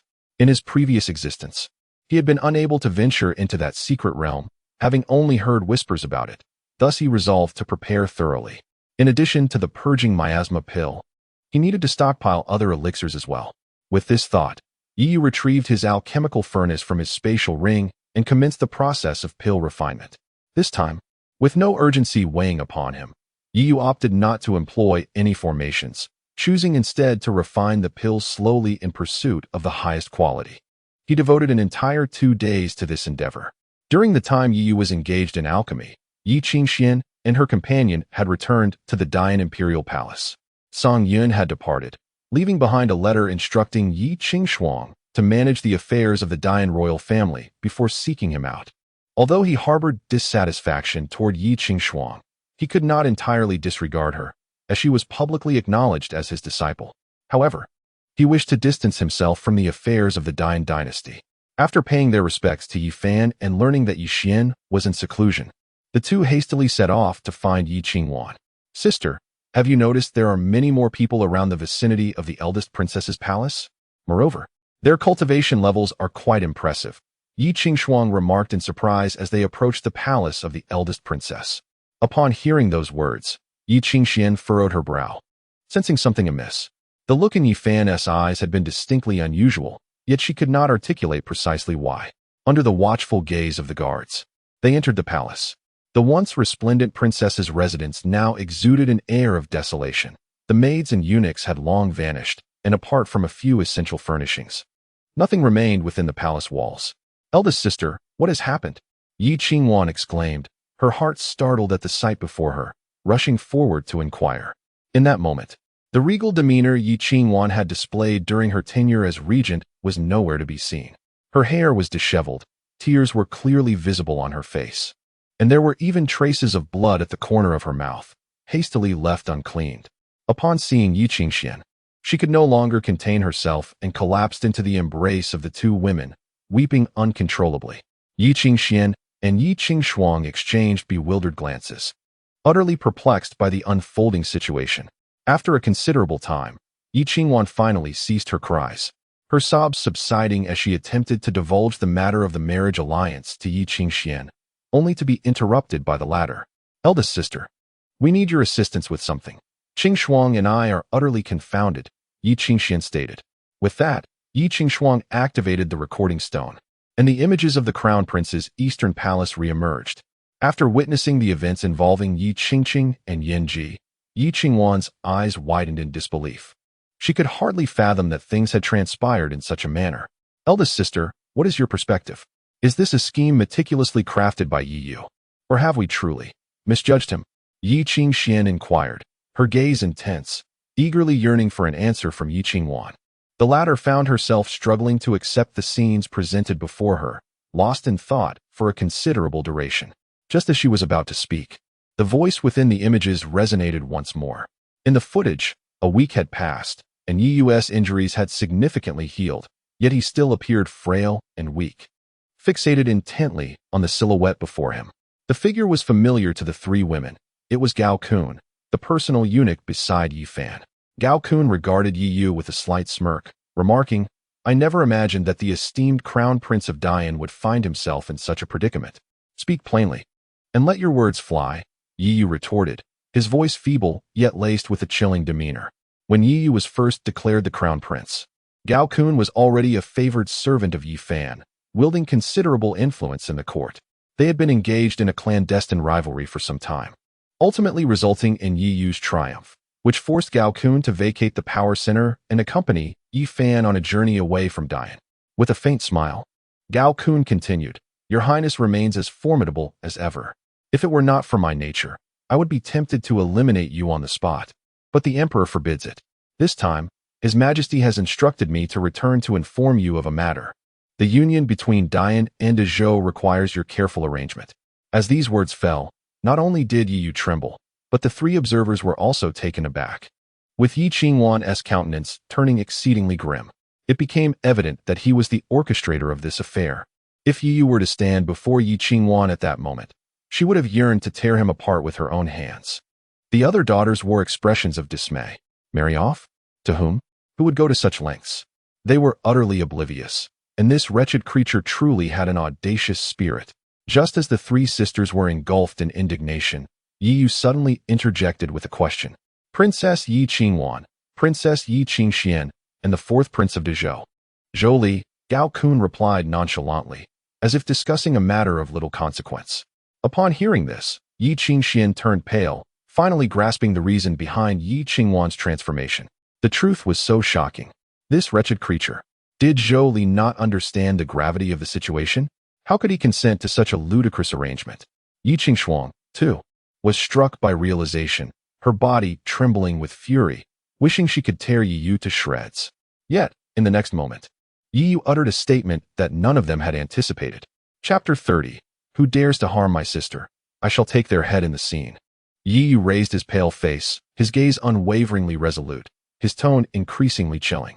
"Return and inform Yi Fan that as long as I am here, my imperial sister is under my protection. No one shall lay a finger on her." Upon hearing this, Gao Kun's expression darkened ominously. "Your Majesty is informing you, not seeking your opinion. You have already been rendered ineffective.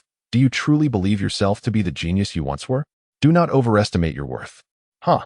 Whoever dares to touch her, I shall take their head. If you do not believe me, feel free to test it." Yi's visage twisted with rage, his fury palpable. Seeing this, Gao Kun involuntarily shuddered, a sense of dread creeping into his heart. He recalled their previous encounters, where he had suffered utter defeats. His confidence weakened instantly. "I must warn you, this defiance is tantamount to opposing His Majesty. Not even Yi Fan, nor the mightiest of beings, would dare challenge me. If anyone wishes to harm my sister, I shall gladly break their teeth." Yi roared with all his might. Gao Kun, with a grim countenance, turned to leave, realizing he had little more to say. Although Yi Fan stood at the pinnacle of the nascent soul stage, he was still the emperor of the Great Yin. Such a vast reservoir of resources was not something even Yi Fan would willingly forsake. He could not allow chaos to reign in the Great Yin, nor could he afford to sever ties with Yi completely. Both Yi Fan and Gao Kun were acutely aware of the delicate relationship between Yi and the court officials. If Yi truly wished to escalate matters to a breaking point, the consequences could be exceedingly troublesome to navigate. Outside the scene, the three women gazed in astonishment at Yi, who had collapsed after his declaration. It appeared that he had just returned from the blood spring of the Nine Hells, when he still held a certain status and power. His imperial sisters resembled the memories she held dear.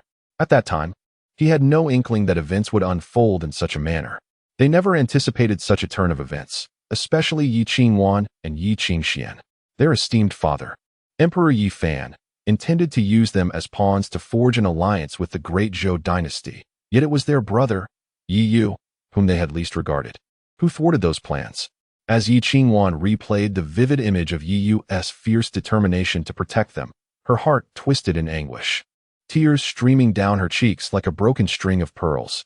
In that moment, she finally comprehended why she, as the eldest princess, faced no obstacles during her regency, while Yi Yu's return had seemingly facilitated her control over the court.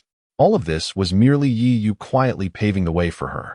Otherwise, given Yi Yu's formidable reputation that even Yi Fan feared, it would have been a trivial matter for him to strip her of her title as the eldest princess. Yet, he had refrained from doing so, revealing his utter lack of ambition for the imperial throne. She had long believed that Yi Yu coveted the crown, prompting her to inflict numerous injustices upon him. Now, reflecting on the many justifications she had conjured to suppress and torment him, she recalled his unyielding demeanor, his boundless tenderness. Yi Qingwan suddenly felt a constriction in her breath, unable to emit any sound, merely gasping silently with her mouth agape. At that moment, Yi Qingxian also found herself in a daze, collapsing to the ground with vacant eyes. Yi Yu exerted every ounce of strength to protect himself, while she was singularly focused on how to ruin him, even daring to publicly accuse Yi Yu of being a spy for the demonic clan. Why? Why had he never spoken up? Yi Qingshuang murmured, her complexion pale. As members of the royal family, they understood better than anyone the courage and perseverance required to stand against a sovereign, especially one at the pinnacle of the nascent soul stage like Yi Fan. It could be said that Yi Yu had truly placed his life and death on the line for their sake. Just as he had said, would we believe him? Yi Qingxian muttered, recalling every word Yi Yu had uttered, her heart aching as if pierced by daggers. Yi Qingshuang's feelings were not as profound as those of the other two. She could not empathize and could only stand silently by, watching as they wept in their despondency. After a long while, Yi Qingshuang gritted her teeth and turned to leave, not taking Yi Qingxian with her. She understood that it was unrealistic to attempt to take either Yi Qingwan or Yi Qingxian away. They were both incapable of stepping even half a pace out of the palace at present. The only way to rescue them lay with one person, Yi Yu. No matter what, she must bring Yi Yu back. A few guards observed Yi Qingshuang's departure but said nothing. She was not the one they were tasked to watch. Meanwhile, within the Great Qin dynasty, after 2 days, Yi Yu had refined a considerable number of elixirs, and it was time to embark on the journey to the wild secret realm. At this moment, outside Xianyang Palace, several figures had long been waiting, led by Sita Guang. This time, in addition to Yi Yu and Qin Ruoxian, there were 2 other royal members accompanying them, the 3rd Prince Qin Xiong and the 4th Princess Qin Yu. Both possessed early-stage golden core cultivation. As for Situ Guang, having thoroughly refined the Shengxing Xianyuan pill, his internal injuries had completely healed, and his cultivation had stabilized at the mid-nascent soul stage, radiating vitality. After bidding farewell to Qin Wushuang, Situ Guang produced a flying artifact, infusing it with spiritual energy, transforming it into a grand vessel that soared into the sky. Observing this, the 4 of them boarded the ship without hesitation. The wild lands were quite distant from the Great Qin dynasty, and while Situ Guang could reach it swiftly, bringing along Qin Ruoxian and the others would prove challenging. Not only would it be exhausting, but the consumption of spiritual energy would also be immense, and encountering any dangers along the way would be troublesome. During their journey, they spotted numerous other factions flying vessels. It seemed that many had gathered for this secret realm. Halfway through their flight, just as they intended to take a brief respite, Situ Guang suddenly halted the spiritual vessel, his expression grave as he gazed ahead. There, inexplicably, stood a figure. Situ Guang sensed a formidable pressure emanating from her. Who might you be, esteemed one? We are members of the Great Qin dynasty. If we have offended you in any way, please do let us know. Situ Guang spoke with a solemn tone. Upon hearing Situ Guang's words, the figure slowly stepped forward, emanating a faint fragrance, revealing a woman clad in purple attire. She cast a fleeting glance at Situ Guang and spoke in an unadorned tone. I am here to seek someone. Her demeanor was devoid of any emotional fluctuation. Yet Situ Guang understood that individuals like her were the most formidable, as their true allegiance remained shrouded in mystery. May I inquire whom you seek, esteemed guest? Situ Guang inquired respectfully. Summon Yi Yu to meet me, the woman replied, her voice still tinged with indifference. At this, Situ Guang's expression shifted dramatically, as he immediately surmised that this individual might be an envoy from the Great Yin dynasty sent to confront Yi Yu. His spiritual energy began to surge, and he stated, What business do you have with the Duke? By addressing Yi Yu as Duke, Situ Guang aimed to convey that Yi Yu had become a member of the Qin royal family, hoping to deter her from her intent. The Duke? It seems he still does not comprehend. The the woman remarked, her aura intensifying as her expression abruptly turned frigid. Chapter 31. I see you fall into the hands of a woman. A terrifying aura erupted, disrupting the surrounding spiritual energy of heaven and earth. Yu, who was cultivating aboard the flying vessel, sensed the chaos and abruptly opened his eyes, hastening outside. Before him stood Situ Guang, locked in a standoff with a woman.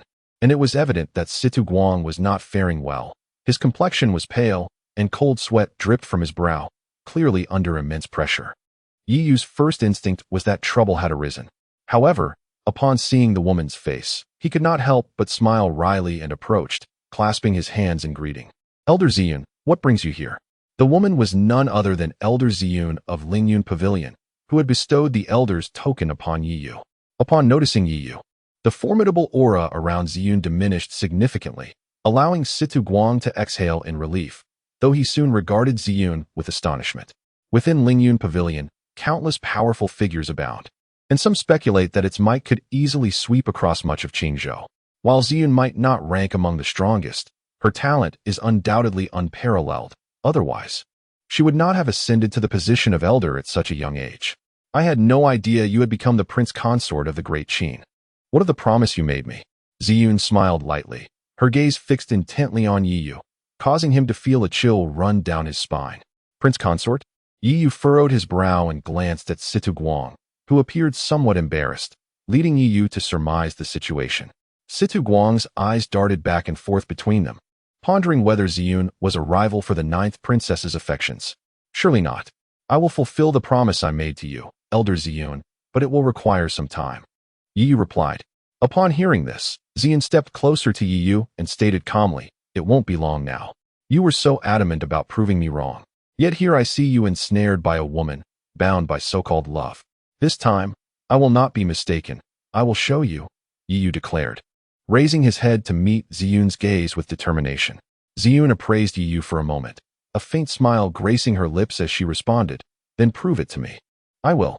In 1 month, I shall seek you out, Yiyu affirmed resolutely.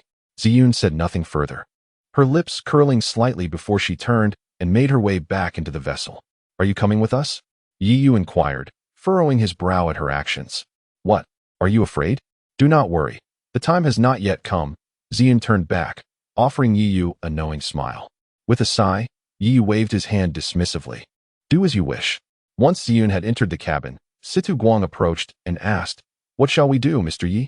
Yiyu shook his head, replying, Let her be. Simply disregard her presence. In the past, to establish a trade relationship between Lingyun Pavilion and the Great Yin, Yiyu had sought out Ziyun. Yet, Ziyun was a person of little warmth. No matter how eloquently Yiyu spoke, she remained unmoved. Later, Yiyu learned from others that Ziyun's path of cultivation was distinctly different from theirs. She practiced the path of indifference, a path that entailed forsaking all emotions. At that time, Yiyu was only familiar with familial affection and romantic love, thus he could not fathom Ziyun's way. Consequently, the two made a wager. Yiyu was determined to prove the path of indifference to be flawed, and the means to accomplish this was both simple and arduous. He had to defeat her. Ziyun's agreement to Yiyu's terms stemmed from this wager. Within her capabilities, she promised to provide him with every assistance for 3 years. After Yiyu's demise in his previous life, Ziyun had visited him, leaving behind but a single phrase. In this world, only oneself is trustworthy. What is termed love is merely a shackle. The reason for his reluctance to disclose the underlying circumstances to Situ Guang was that, despite having lived 2 lives, Yiyu could not be certain he could meet Ziyun's expectations, and she was genuinely capable of ending his life. Sharing this matter with Situ Guang and the others would serve no purpose, only adding to their troubles. Observing Yiyu's unwillingness to elaborate, Situ Guang refrained from further inquiry and turned to navigate the flying vessel straight toward the border wilderness city. 2 days later, they arrived at their destination. Upon disembarking, the group sought refuge in an inn. During their stay, Qin Ruoxian inquired about Ziyun, but seeing Yiyu's disinterest in discussing the matter, she chose not to press further. Setting aside all else, in terms of trust, Qin Ruoxian had already surpassed everyone around Yiyu. Once settled, Yiyu eagerly made his way to the trading fair.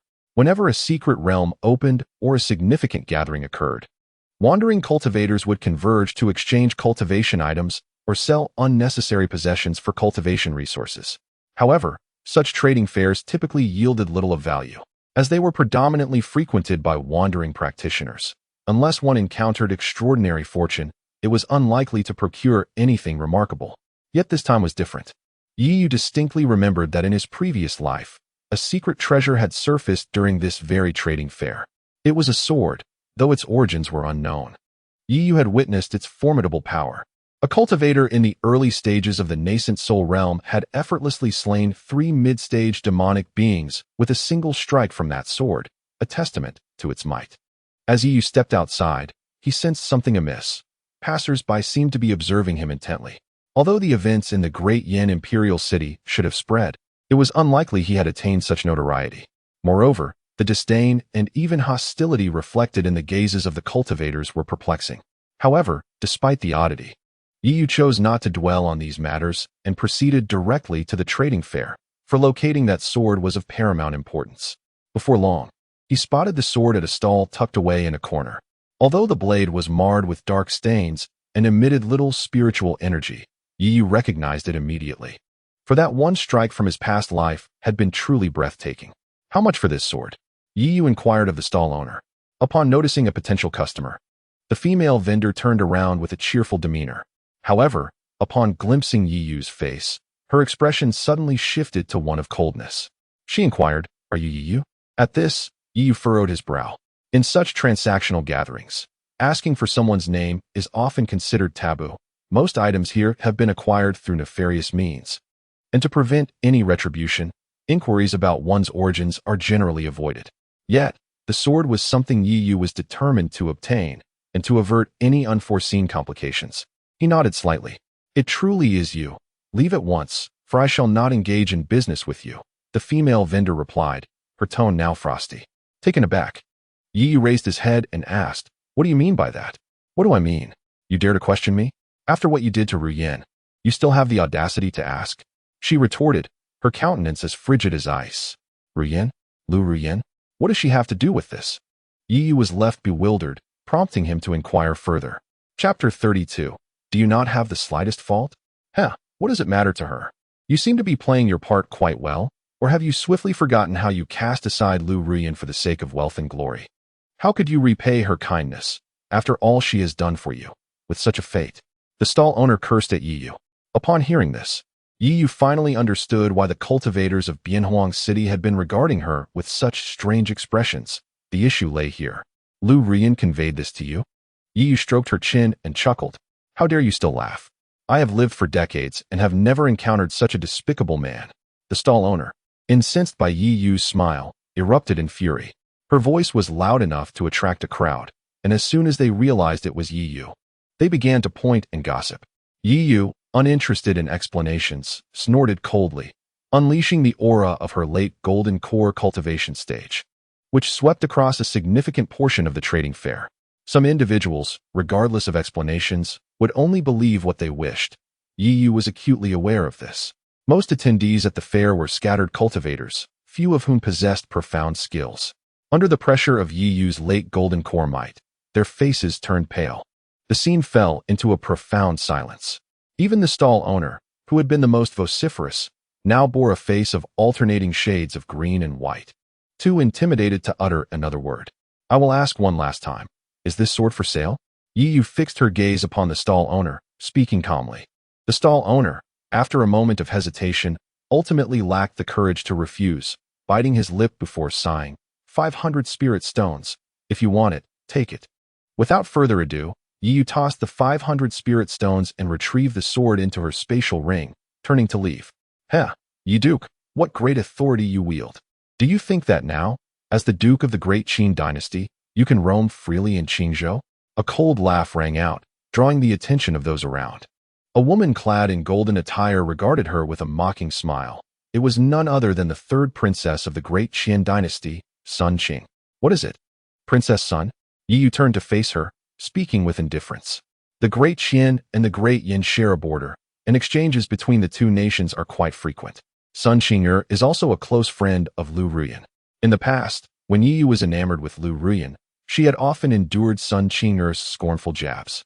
"There's nothing to instruct you on. I fear Qin Ruoxian might come seeking trouble with me. I merely cannot stand to see you treat Ruyan in this manner." Sun Qing'er retorted with derision. "Oh, then, Princess Sun, how exactly have I treated Lu Ruyan? Have I failed to provide her with cultivation resources? Or perhaps I pretended not to notice her flirtations with my royal brother? Or did she mention breaking off our engagement, and I did not plead desperately for her to stay?" Yi Yu's lips curled into a gentle smile.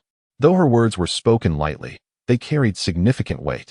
Many onlookers exchanged glances, their expressions shifting as they began to sense the underlying tension. You are merely grasping at straws. What do you mean by your insinuations? Ru Yin and Xiao Xian share nothing more than a pure friendship. Sun Qing'er rebuked. So, in your opinion, I must wait until I witness them in bed together to consider myself wronged? I hope you extend the same tolerance to your future son-in-law. Do not resort to violence simply because he frequents brothels. You have not seen him with those women, or have you? Yi Yu shrugged. Upon hearing this, Sun Qing'er's expression darkened. The affairs of the three princes of the Daiqian dynasty were already common knowledge in Qingzhou, a mere jest among the populace. Yi Yu, as a man, do you not find your words rather petty? Moreover, even if Ru Yin were to engage in something with Xiao Xian, do you not bear any blame? If you had performed better, would Ru Yin have acted in such a manner? Ultimately, the fault lies with you. Sun Qing'er stated coldly. The surrounding crowd erupted in laughter. Marveling at the woman's audacity, Yi Yu found himself at a loss for words, choosing to disengage from the conversation. Stepping forward, he suddenly appeared before Sun Qing'er. Without a moment's hesitation, he delivered a slap that sent her flying. "You dare strike me, you worthless fool!" Sun Qing'er cried out in a mix of disbelief and rage. Yet, awaiting her was Yi Yu's sword, which cruelly elongated the corner of her mouth, causing blood to pour forth. I will have your life." Sun Qing'er shrieked, clutching her face in agony. "I reside at the inn east of the city," Yi Yu replied coolly, casting a fleeting glance at Sun Qing'er before sheathing his sword and departing. Sun Qing'er, watching his retreating figure, shouted, "Yi Yu, you will pay for this." However, the recent alteration to her face rendered her words somewhat garbled, making them difficult to comprehend. With that, she hurriedly fled amidst the peculiar gazes of the onlookers. Upon returning to the inn, Yi Yu began to meticulously examine the black sword before him. According to his memories from a previous life, this sword emanated an overwhelming aura, its sword energy sharper than even the famed Qiushui sword. Yet now, it appeared to be nothing more than an ordinary sword imbued with a hint of spiritual energy, likely related to the black substance enveloping its blade.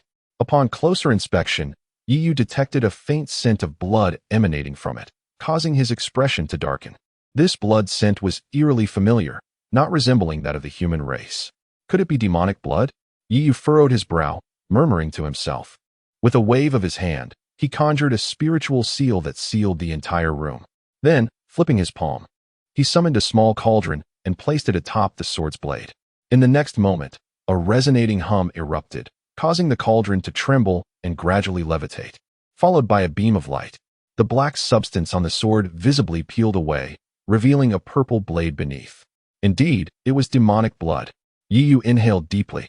The strength of the demon race stems from their blood, possessing an innate suppressive power over the spiritual energy of the world. During the period of the primordial infant stage, when spiritual energy had yet to complete its transformation, a cultivator at the late stage of the Golden Core was not even a match for a demon at the early stage of the Golden Core. Spiritual treasures tainted by demonic blood would instantly lose their sentience. However, the sword before me was an exception, even when shrouded in demonic blood. It continued to emit a faint aura of spiritual energy, sufficient to attest to its extraordinary nature. Subsequently, a reluctant roar seemed to emanate from within the sword, and almost immediately, the outer shell of the black sword began to peel away, releasing a chilling presence that enveloped the blade. Once the demonic blood exterior was shed, two characters emerged on the sword's surface. Zishao. The Zishao sword? I recall that there exists a sect named the Zishao sword sect in Lijiao. I wonder if there is any connection. Yi Yu murmured to himself, then dismissed the thought, settling cross-legged on the ground to channel his spiritual energy and imprint his mark upon the Zishao sword.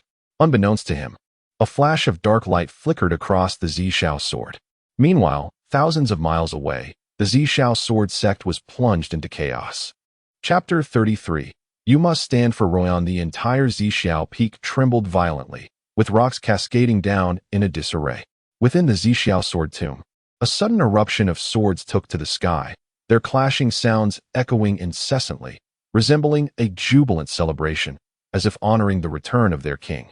The leader of the Zhixiao sword sect, King Suzi, gazed upon this spectacle, his expression darkening. Such an occurrence had never transpired during his tenure. The disciples of the Zhixiao sword sect were instantly engulfed in a wave of panic. Fortunately, this tremor did not persist for long. Above, an elder clad in a green robe appeared unbeknownst to anyone, raising his hand to emanate a terrifying sword intent. The soaring swords were swiftly pacified. Returning to the sword tomb, King Suzi, welcome the Grand Elder, he uttered.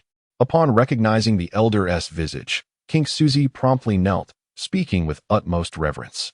The elder merely waved his hand and declared, with a myriad of swords soaring, the Zhixiao descends upon the world. The Zhixiao sword has emerged. Swiftly ascertain its whereabouts. At this proclamation, King Suzi's countenance shifted dramatically. The Zhixiao sword was the personal weapon of the founding patriarch of the Zhixiao sword sect. Having vanished after a great battle with the demon race over a millennium ago, King Suzi accepted the command, his face alight with elation. The emergence of the Zhixiao sword heralded the potential resolution of the sect's perilous plight. As time flowed imperceptibly, while Yi Yu inscribed seals within the Zhixiao sword, a commotion erupted outside the inn. A throng approached, led by Lu Rian clad in the garb of the Qingyun sect.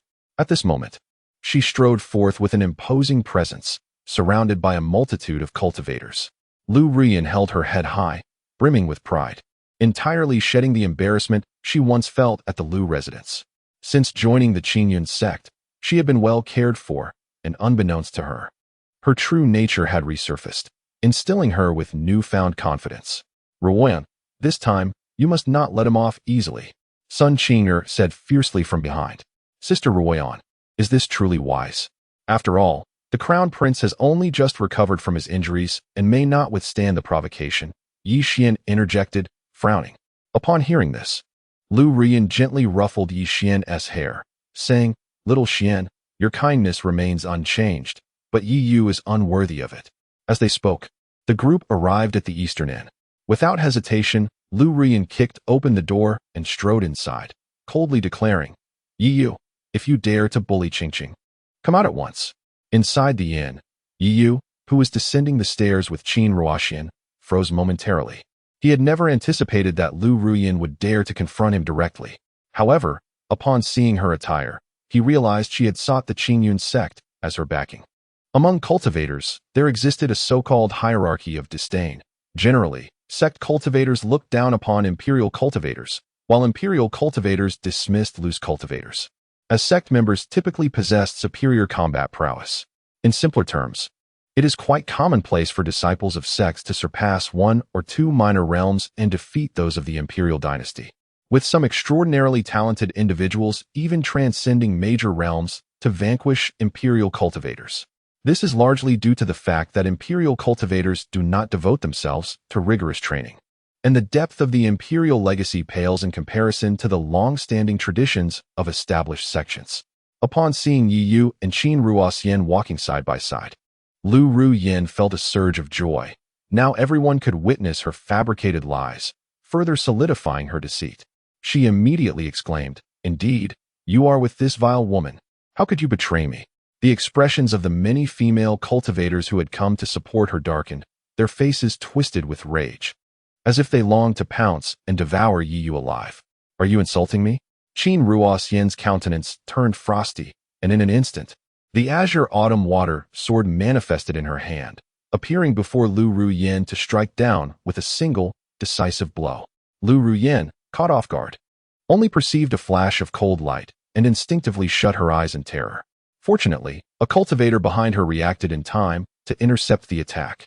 Once she realized she was unharmed, Lu Ruyan's gaze fixated greedily on the autumn water sword, but she quickly suppressed her desire, adopting a visage of despair as she lamented, Yi Yu, how could you so callously watch her attempt to kill me? How can you be so heartless? I have devoted so much to you. Witnessing Lu Ruyan's pitiful demeanor, the audience was instantly filled with righteous indignation, casting fierce glances at Yi Yu and Qin Ruoxian. Seeing the crowd's reaction, a glimmer of triumph shone in Lu Ruyan's eyes as she provocatively regarded Qin Ruoxian. Even though Qin Ruoxian was a princess of the great Qin, she dared not act against her, for many present were disciples of sections. Kill if you must. Overthinking only hinders cultivation. Suddenly, a soft voice resonated as Ziyun descended the staircase, her presence commanding attention. Upon sighting Ziyun, many from the sects changed their expressions, instinctively retreating a step.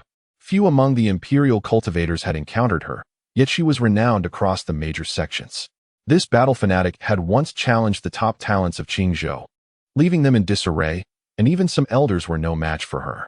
However, Lu Ruyan remained oblivious to the shift in atmosphere. Seeing Ziyun's expression transform into one of excitement, she quickly accused, "Ah, I knew there was more than one Qin Ruoxian. Did you not tell me that this woman was merely a friend? Why is she now at your side?" Upon hearing this, Yi Yu's countenance became peculiarly strange as he glanced at Lu Ruyan, thinking to himself that this woman was truly pushing her luck. The members of the sects also began to realize the absurdity of the situation.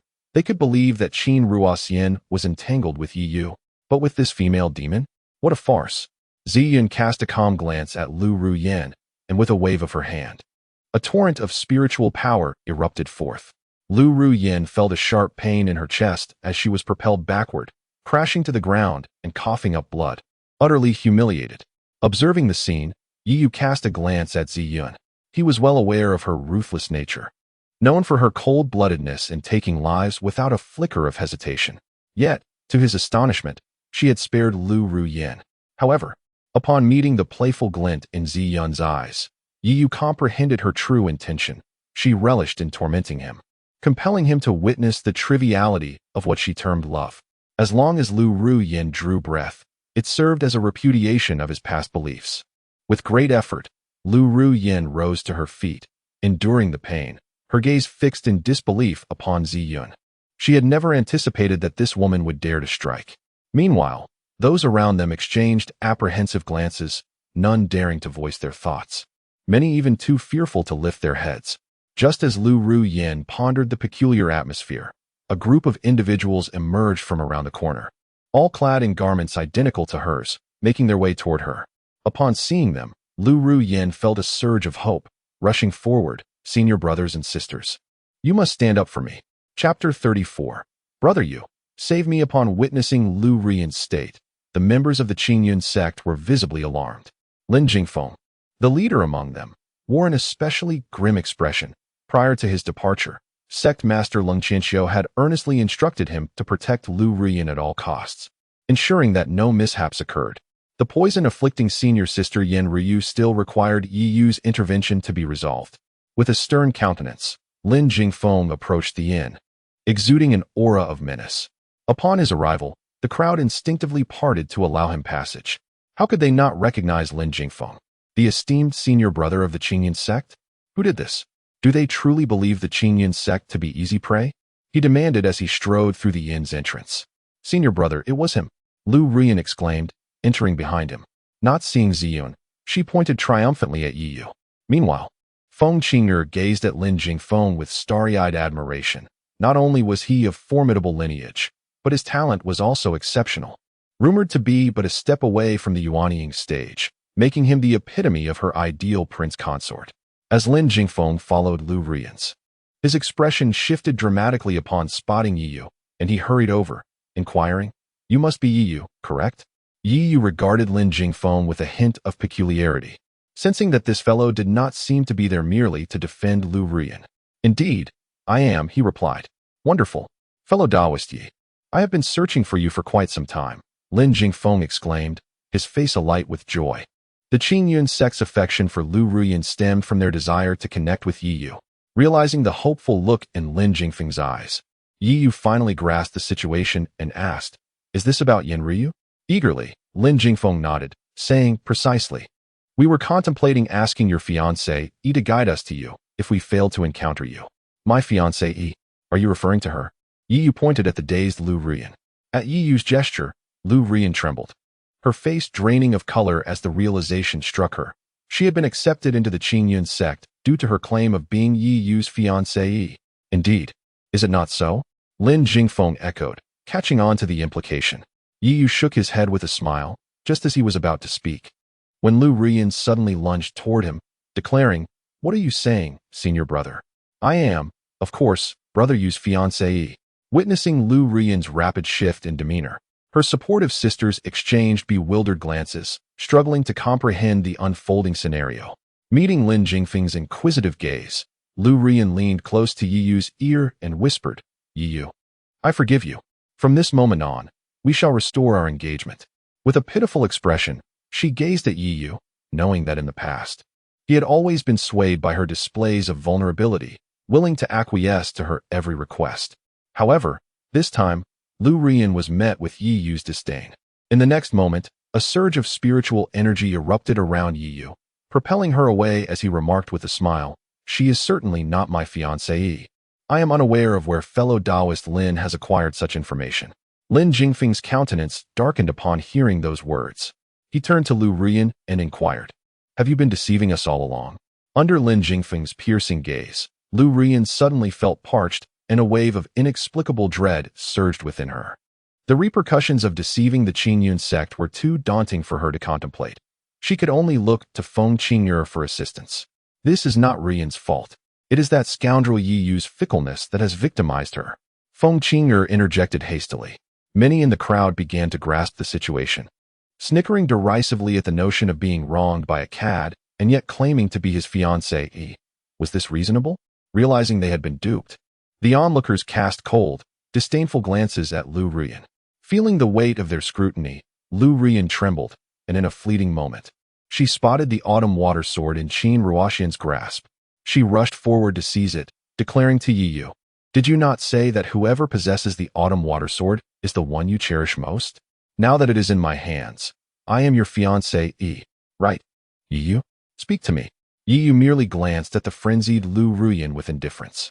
With a thought, the autumn water sword emitted a resonant hum, breaking free from Lu Rian's grasp and gently settling beside Qin Ruoxian. Upon witnessing this, Qin Ruoxian smiled sweetly as she stowed the sword into her spatial ring. "Unacceptable. The autumn water sword belongs to me. Return it," Lu Rian exclaimed, charging forward like a madwoman, only to be unceremoniously knocked to the ground by Lin Jingfeng's kick. "My apologies, fellow Taoist Yi. It seems we have misjudged the situation," Lin Jingfeng expressed with a hint of regret, as Lu Rian felt the cold, indifferent gazes of the Qingyun sect disciples upon her. Despair engulfed her. Previously, she had been treated like a cherished gem within the sect. It was precisely this adulation that had led her to gradually forget the reasons for her entrance into Qingyun sect. Now, faced with such a stark contrast, she found it unbearable to accept. Yi Yu cast a profound look at Lin Jingfeng, aware that he was complicit in Lu Rian's fabrications. The lies were riddled with inconsistencies. While outsiders might remain oblivious, those within the Qingyun sect could not possibly be unaware, especially since Yin Ryu had been present during the annulment of the engagement. Their motives were clear. They wished for Lu Rian to escalate the situation, drawing Yi Yu out, which perhaps was also Yin Ryu's intent in bringing Lu Rian back to the Qingyun sect. Feeling the intensity of Yi Yu's gaze, Lin Jingfeng was unnerved. Sensing that his true nature had been laid bare, he could only manage an awkward smile. "Well then, since the matter has been resolved, you may take your leave. As for Yin Ryu, we shall discuss that after this secret realm concludes," Yi Yu stated. Though he disapproved of the Qingyun sect's actions, he harbored an even greater disdain for the demonic clan, so assisting Yin Ryu was not an insurmountable task. Upon hearing this, Lin Jingfeng exhaled in relief and subsequently led the Qingyun sect disciples away, removing the sect's insignia from Lu Rian before departing. With their objectives achieved, Lu Rian's value as a pawn had diminished. Without the protection of the Qingyun sect, Lu Rian swiftly found herself encircled by the cultivators she had previously deceived. Anyone used as a pawn would feel discontent. Moreover, this individual nearly provoked someone they ought to have avoided. "No, no, brother Yu, save me. Brother Yu," Lu Rian cried out. At this moment, the crowd halted and turned their gaze towards Yi Yu. Yi Yu cast a glance at the entrance, then shifted his attention to Situ Guang on the second floor. Upon seeing the latter nod, Yi Yu spoke, "You may do as you wish, but do not tarnish my sight." Upon hearing this, several individuals immediately dragged Lu Rian away. It was no joke, setting aside Yi Yu's inherent combat prowess. Just considering Lin Jingfeng's recent demeanor towards him, they understood that Yi Yu was not to be trifled with. Not to mention, there was a formidable woman on the second floor.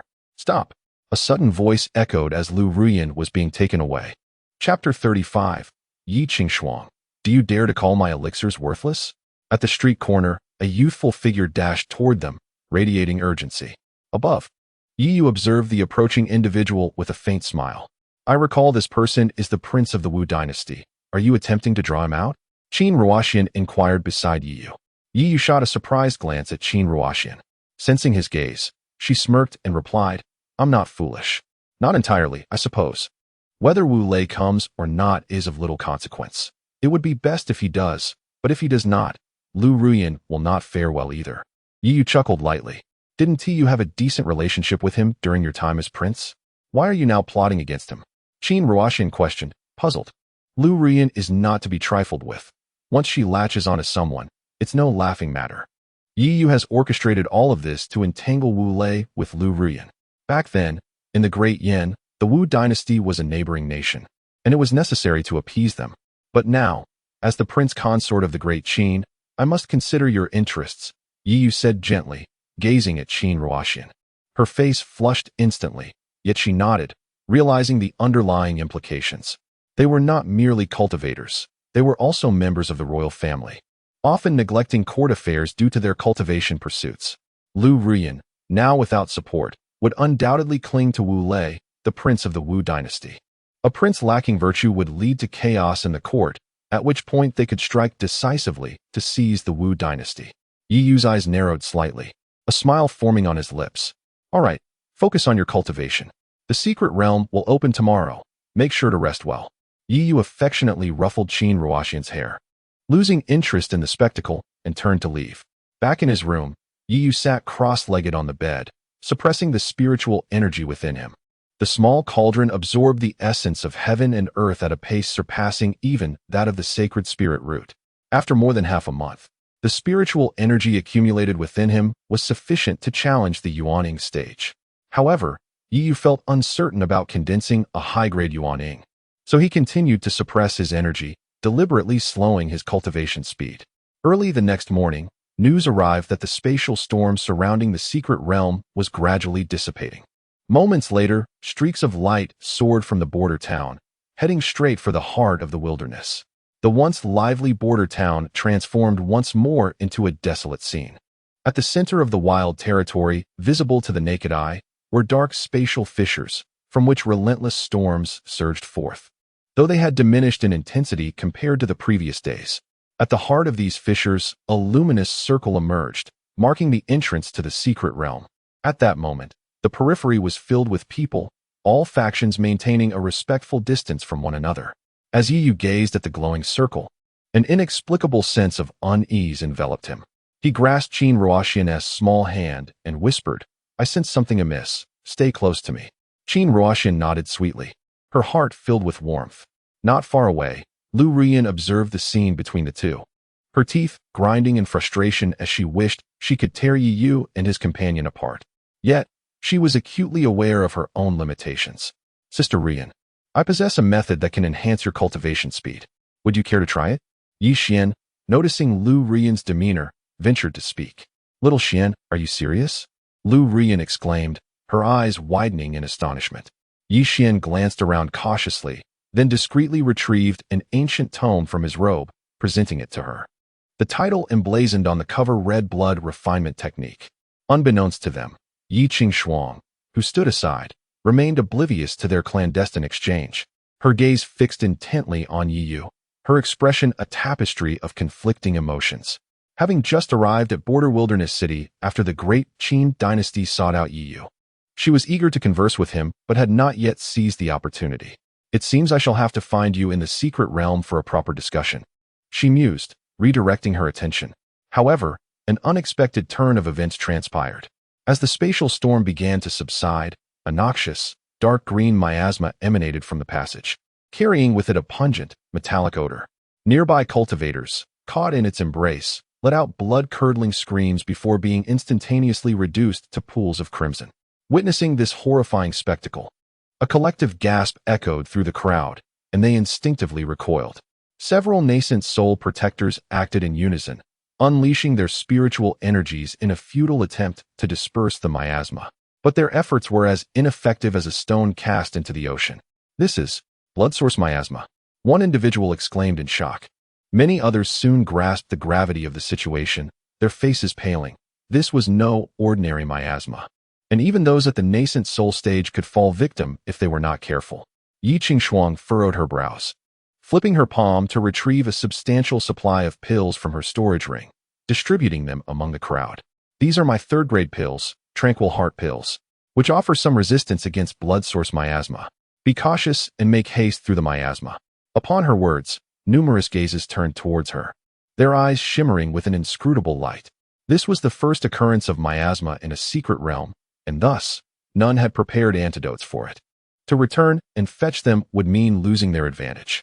Observing the situation, Yi Xian took a vial of Tranquil Heart pills from Yi Qingshuang, leaving a few for himself before tossing the remainder to Yi Yu. "Brother Emperor, these Tranquil Heart pills are for you." Yi Qingshuang frowned slightly, but refrained from intervening, hoping to curry favor with Yi Yu, believing it would facilitate future discussions.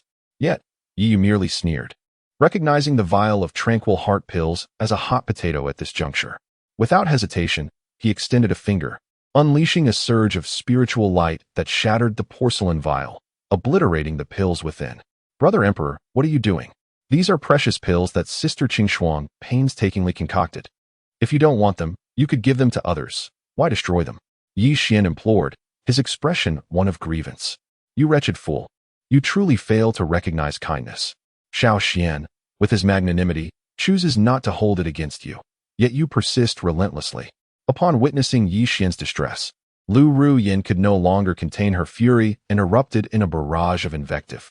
Lu Ruyan's reputation was already tarnished. Thus, there was no longer a need for pretense as she rushed to defend Yi Xian. Yi Yu cast a casual glance at the pair and remarked, "I have no interest in such worthless elixirs. There is no need for you to feign benevolence." At his words, Yi Qingshuang's expression darkened, and she coldly retorted, "Are you implying that the elixirs I concocted are worthless?" Chapter 36. Yi Yu, come back and assist me. As the words fell, the expressions of many turned rather grim.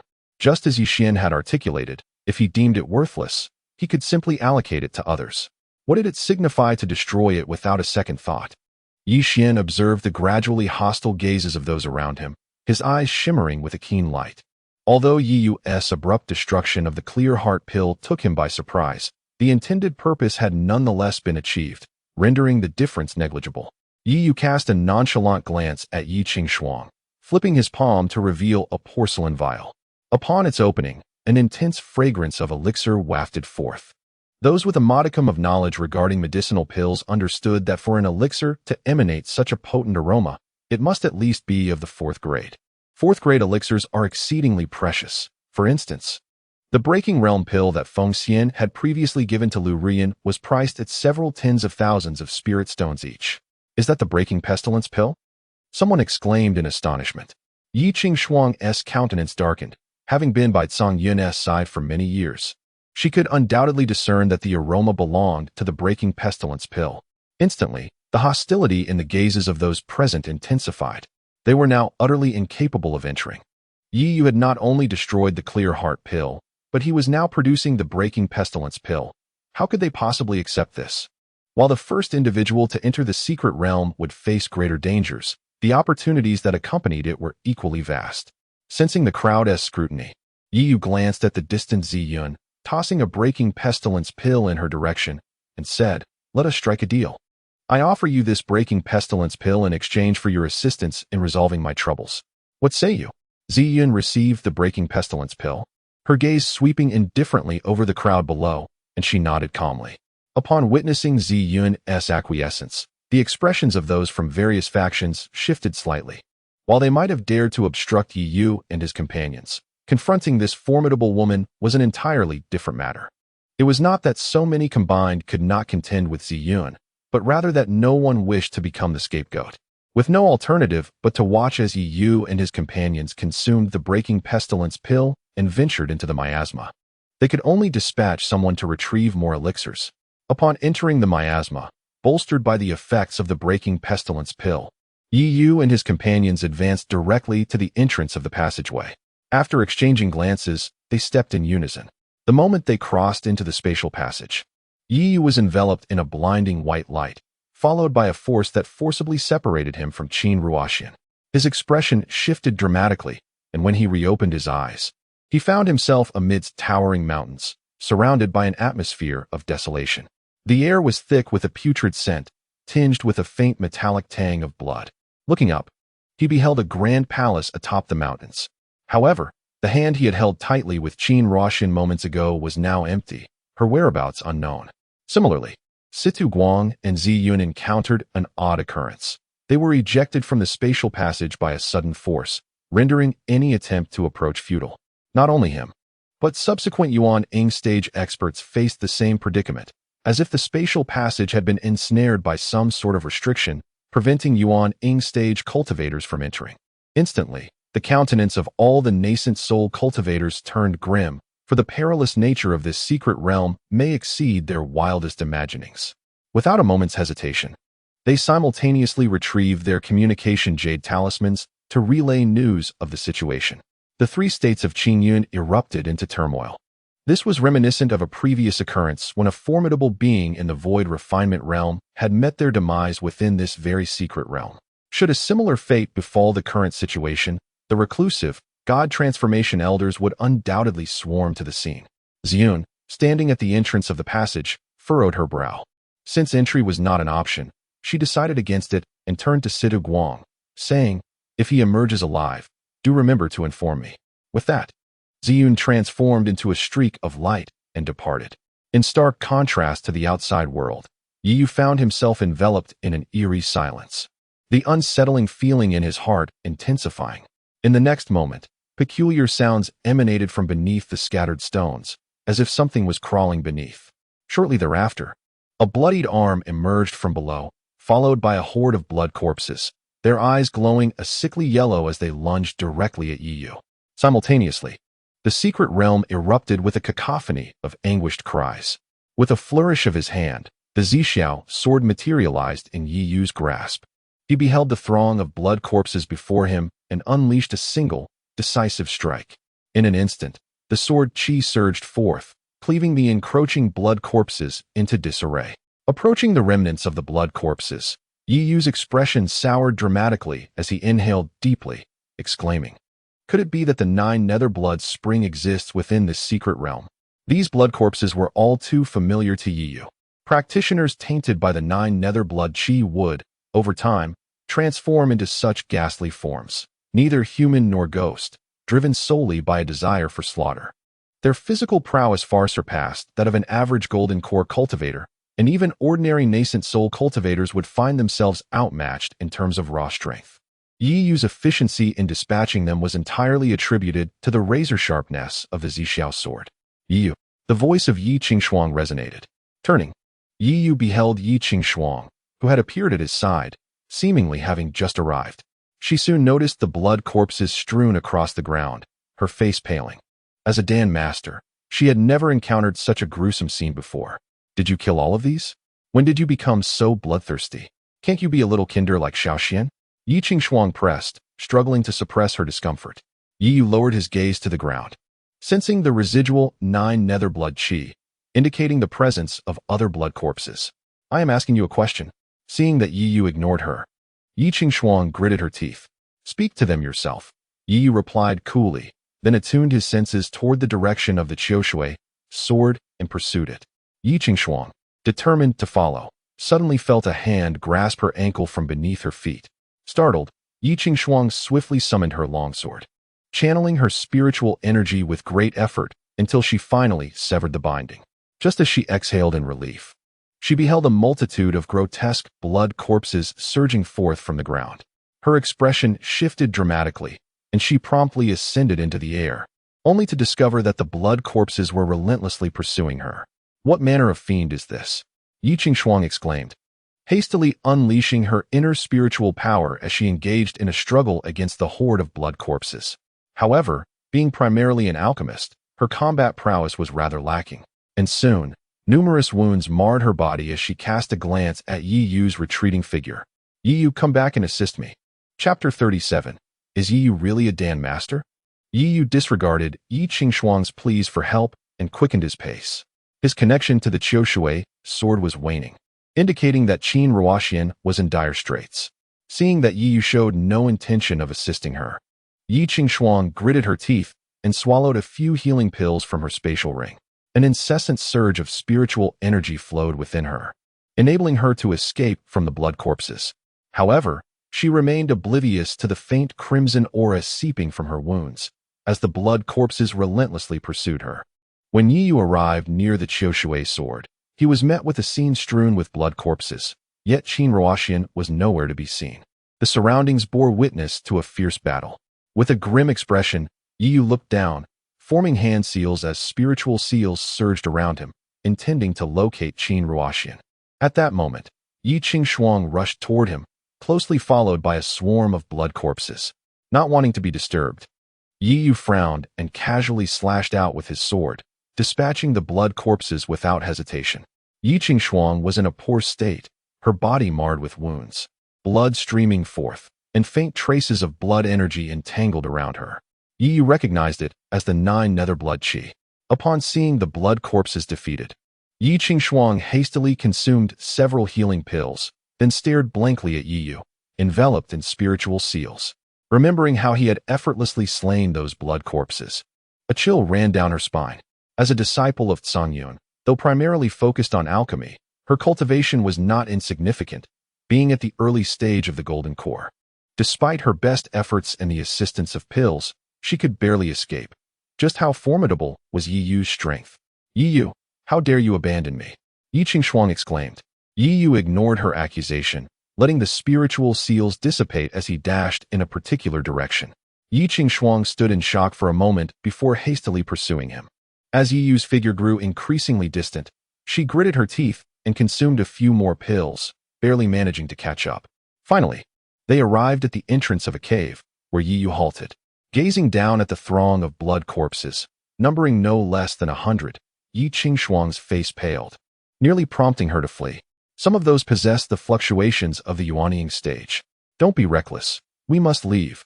Listening to her, Yi Yu merely cast her a sidelong glance and replied, You may go. After all these years, why do you still cling to this reckless demeanor? If it weren't for your obstinacy back then, would my mother have perished? Yi Qingshuang cried in anguish. At this, Yi Yu lifted his gaze to regard her. It was approximately 2 years ago when Yi Qingshuang had already embarked on her travels with Tsangyun. Unfortunately, her mother had succumbed to a sudden illness, leaving the entire realm of Dan masters and the great Yin powerless to help. At that time, Yi Qingshuang had already proven herself as a genuine alchemist, promptly setting up a furnace to concoct a 4th-grade elixir. Yet, she was intercepted by Yi Yu. Others were unaware, but Yi Yu, with his extraordinary alchemical talent, discerned that the elixir concocted by Yi Qingshuang had been tampered with, its medicinal properties thoroughly disrupted. It possessed the mere appearance of an elixir, yet within, it had transformed into poison. However, Yi Qingshuang dismissed Yi Yu's concerns, believing he knew nothing. After all, she had trained under Master Tsangyun in the art of alchemy. Ultimately, in her obstinacy, she insisted on administering the poisoned elixir to her ailing mother. Within days, her mother, already gravely ill, lay lifeless. Yet, Yi Qingshuang believed Yi Xian's words, blaming Yi Yu as the instigator, accusing him of arrogance in alchemy, which caused her mother to miss the optimal time for treatment. What do you see? Am I not speaking the truth? Had you not obstructed me, my mother would not have perished. Yi Qingshuang exclaimed, her voice rising in desperation. Observing her frantic demeanor, Yi Yu chose not to argue. He had explained himself countless times in his previous life, and simply replied, Think as you will. Drawing forth his Zixiao sword, he gazed at the tide of blood corpses surging towards him, his aura surging intensely, and the crimson light within his dantian quaked violently. An endless stream of blood-colored spiritual energy infused into the Zixiao sword, causing it to radiate with brilliance. Heaven-slaying sword technique. Yi Yu called out. and a massive blood-red sword energy cleaved through the air, swiftly severing the heads of over 100 blood corpses, including several from the nascent soul stage, which fell lifelessly to the ground. A remarkable sword. Yi Yu marveled at the Zixiao sword in his hand. Only he understood the sheer ferocity of the blood-colored spiritual energy. Ordinary spiritual treasures could not withstand it. However, he felt that he had not even approached the sword's limits when he infused it just moments ago. Stowing the Zixiao sword, Yi Yu dashed into the cave beneath him without hesitation. Yi Qing Shuang, gritting her teeth, followed closely behind. Aware that her elder and second sisters relied on Yi Yu for salvation, and she had to ensure his safety. As she pursued him, Yi Yu paid her no mind. His priority was to locate Qin Ruoxian. Soon, he found her in the depths, bloodied and gripping the Qiushui sword tightly. She bore serious injuries and would likely not last much longer. If you agree to return with me to save my sisters, I possess a life-bone blood-resolving pill crafted by my master, which I can offer you. Yi Qing Shuang's voice echoed. The life-bone blood-resolving pill, a fifth-tier elixir, was an exceedingly rare, healing treasure. Yi Yu glanced up at Yi Qing Shuang, waved his hand, and summoned 1,000 spirit seals that sealed the cave entrance, imprisoning her as well. What do you intend to do? Yi Qing Shuang's complexion turned pale, trembling in fear. Convinced Yi Yu sought to kill and seize treasures. After all, he had once poisoned Xiaoxian for a spirit herb. Yi Yu frowned and silenced her. Then, under her watchful gaze, he retrieved a pitch-black alchemical furnace. Was this fellow planning to concoct an elixir? Useless, given Qin Ruoxian's injuries. Only the bone-melting, blood-infusing pill can restore her. A glimmer of mockery flickered in Yi Qing Shuang's eyes as she patiently awaited Yi Yu to seek her assistance. However, in the next moment, her eyes widened in disbelief. Yi Yu waved his hand, and a multitude of herbs appeared around him. Subsequently, a milky white flame erupted from his dantian, swiftly enveloping the herbs. The temperature within the cave surged dramatically as the herbs transformed into liquid medicine at a visibly rapid pace. Witnessing this adept technique, Yi Qing Shuang felt a surge of astonishment. Could it be that this fellow is truly a pill master? Moreover, his technique flowed with remarkable grace. Chapter 38 Sister Qing Shuang. This secret realm is tailored for you. However, in the next moment, Yi Qing Shuang dismissed her own thoughts. Although Yi Yu possessed both the Dan fire and the alchemical furnace, his technique was flawed. Song Yun had once stated that one must use the alchemical furnace to lock in the spiritual essence of the medicinal materials. At present, while Yi Yu's Dan fire was vigorous and his refinement of the medicinal liquid swift, the spiritual essence would gradually dissipate, ultimately rendering him incapable of forming a Dan. Just as Yi Qing Shuang mocked her own speculations, the spiritual imprint within the cave re-emerged, encircling the medicinal liquid and sealing its spiritual essence. Shortly thereafter, with a sweeping motion, Yi Yu confined all the medicinal liquid within the alchemical furnace. After just a few moments, a verdant aura wafted from the furnace, a colored Dan fragrance. Yi Yu was concocting a 6th-grade Dan, and he had succeeded. For a moment, Yi Qing Shuang felt as though her worldview had shattered. Not to mention how Yi Yu had acquired the ability to refine 6th-grade Dan. The sheer speed was astounding. No more than an hour had passed. As a disciple of Song Yun, she had witnessed Song Yun refine 6th-grade Dan. It had taken him no less than half a month, including preparation time, to produce a single pill. What kind of monster was Yi Yu? Impossible, it must be false. No one in the world could possibly form a Dan so swiftly. Yet, in the next instant, Yi Yu abruptly lifted the lid of the furnace, and a jade-green Dan floated out, landing in his palm. The last traces of hope in Yi Qing Shuang's heart were extinguished. Her discerning eye could easily recognize that it was indeed a genuine 6th-grade Dan, exuding a rich aroma and the vitality of life. He succeeded. This fellow truly succeeded. Yi Yu took the Dan and fed it to Qin Ruoxian.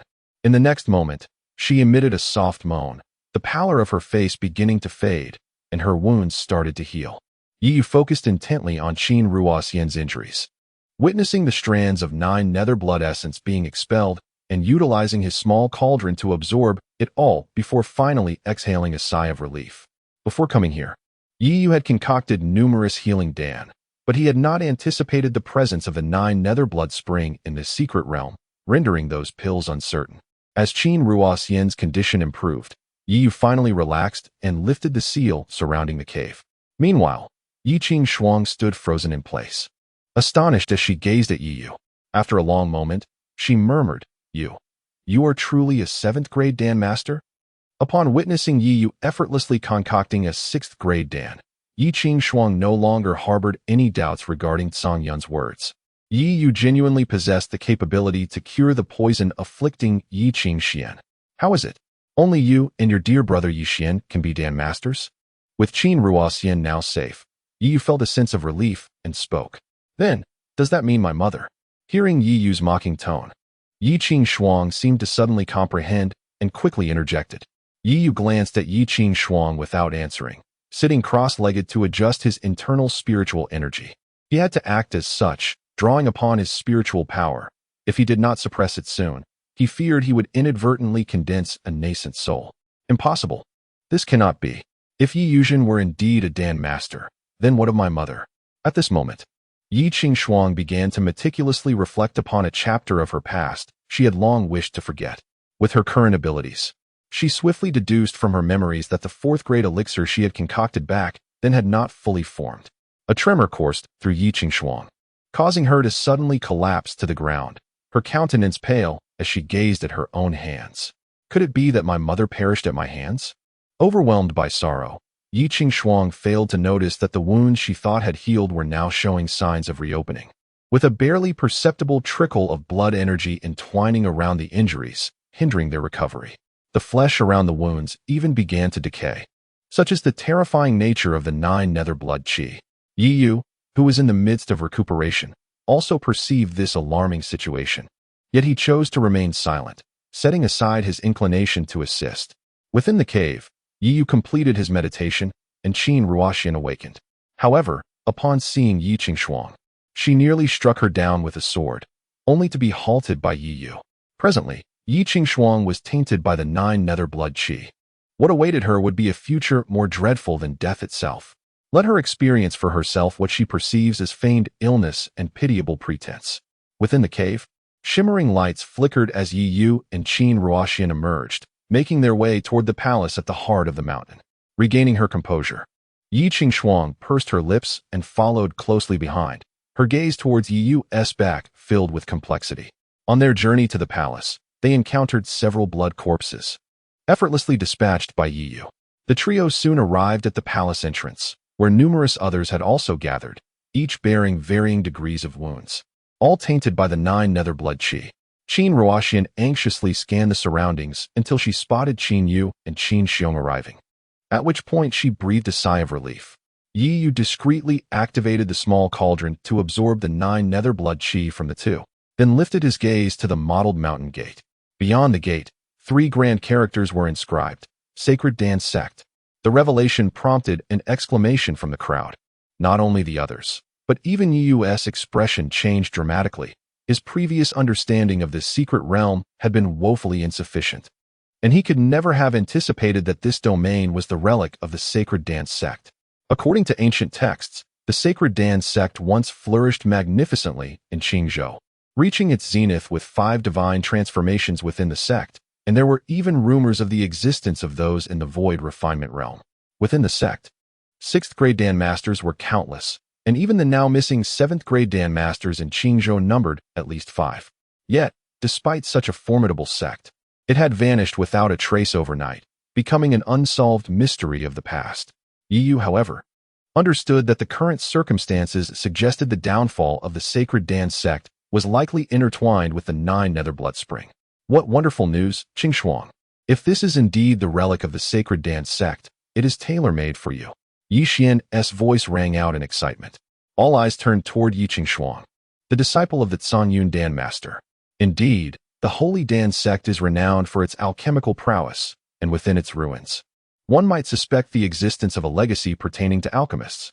Should Yi Qing Shuang acquire such knowledge, it is highly probable that the Great Yin will soon witness the emergence of a 6th-grade alchemist, rivaling the illustrious Zhanyun. The Great Yin dynasty is poised for ascendance. However, Yi Qing Shuang's countenance remained devoid of joy. Had this been yesterday, she might have rejoiced, yet after witnessing Yi Yu's alchemical skills, she comprehended that this was tailored specifically for him. Following her astonishment, the next moment saw an individual unable to restrain themselves, soaring into the air, heading straight for the central palace. Qin Ruoxian and her companions wished to follow, but were halted by Yi Yu. Before they could fully grasp the situation, a brilliant light abruptly erupted in midair, intertwining strands of spiritual energy. And the cultivator at the mid-stage of the Golden Core realm barely had time to utter a cry before being reduced to ashes. Indeed, the protective array of the sect remains intact. Yi Yu inhaled deeply, astonished. Chapter 39. You are inferior to Yi Xian. Yi Yu's expression was grave as he swiftly formed hand seals, summoning spiritual seals that coalesced before him.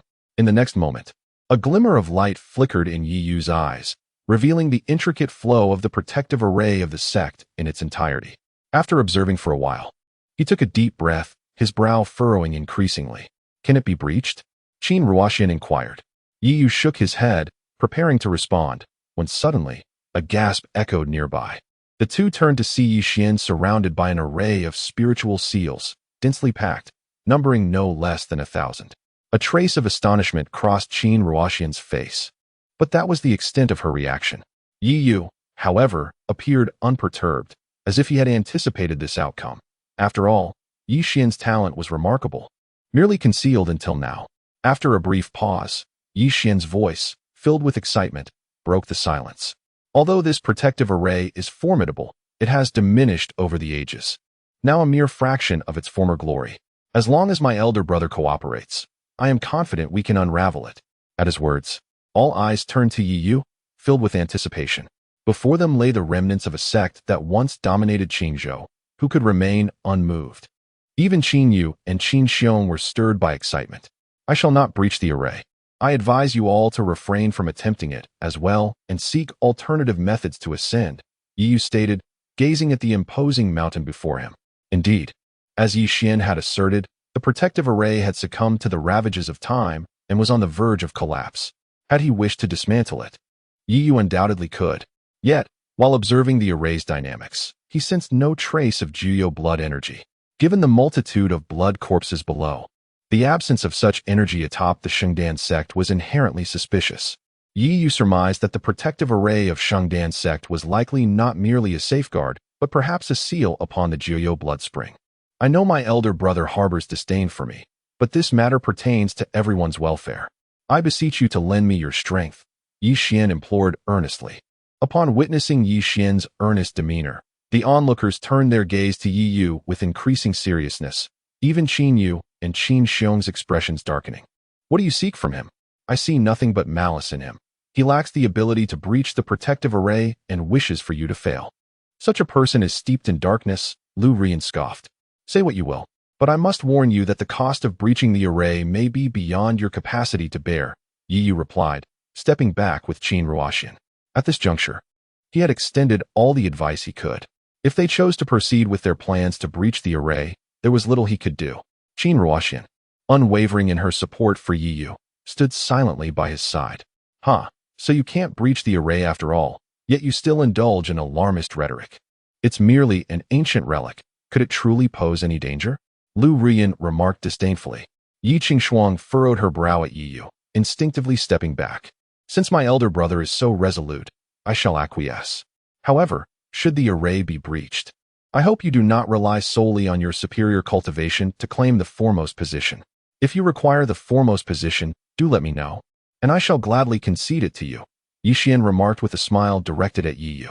As his words fell, the animosity surrounding Yi Yu intensified. To everyone's surprise, Yi Yu responded with a grin. Very well, I would appreciate your generosity, royal brother. Yi Xian's smile became rigid, caught off guard by Yi Yu's sudden retort. Yi Yu, have you no shame? How could you so brazenly ask Xiao Xian to yield his position? Lu Ruyan exclaimed angrily.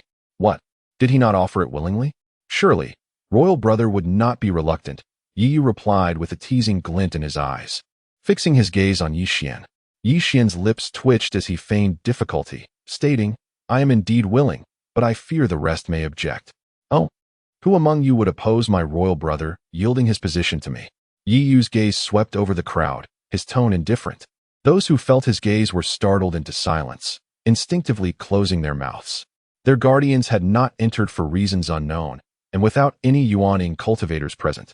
None dared to provoke Yu. This was an internal matter of the Diyin, not threatening their immediate interests, and thus they chose to remain uninvolved. You see, no one has declined. What say you, royal brother? Yi raised an eyebrow, smiling. Yi Xian's face flushed, at a loss for how to retort, as it was his own words that had set this situation in motion. If he were to backtrack now, the character he had carefully crafted would be rendered null. Yi Yu enough? Xiao Xian was merely speaking offhandedly. How could you take it so seriously? Yi Qing Shuang interjected, unable to bear it any longer. Yi Yu turned to glance at Yi Qing Shuang, saying, "Oh, just a casual remark, I understand. Fear not, I shall not make things difficult for your dear brother." Yi Yu was indifferent to this so-called foremost position, especially one fraught with danger. Yi Qing Shuang was momentarily taken aback by Yi Yu's unexpected amiability. Only to feel a flicker of joy, Yi Yu was still willing to heed her words. Once Yi Yu walked away, Yi Xian finally exhaled deeply and addressed those behind him. "I kindly request that any friends knowledgeable in formations come forth to lend me their assistance."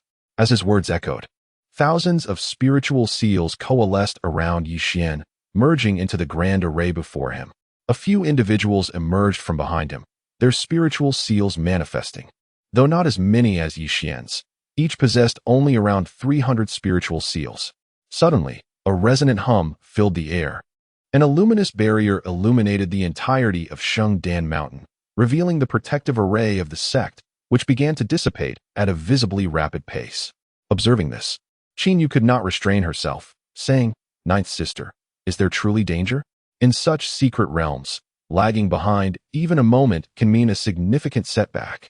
Rest assured, Yi Yu will not err." Qin Ruoxian smiled at Qin Yu, her eyes fixed intently on the protective array.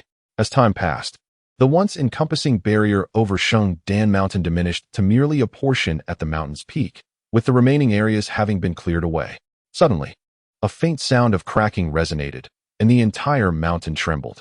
Accompanied by a resonant boom, the protective array of the sect collapsed with a thunderous crash. At this moment, Yi Xian opened his eyes, a look of self-satisfaction adorning his face. Some people claimed there was danger, yet now that the formation has been broken, I see no peril. Certain individuals, unable to achieve something themselves, begrudge others their success, unaware that they pale in comparison to Xiao Xian. Lu Ruyan remarked with a pointed sarcasm. Qin Yu and Qin Xiong glanced at the empty climbing steps, their expressions far from pleasant. "Sister Ruyan, the crown prince meant well, you should not hold it against him." Before Yi Xian could finish his words, a sudden exclamation broke the air. "What is that?"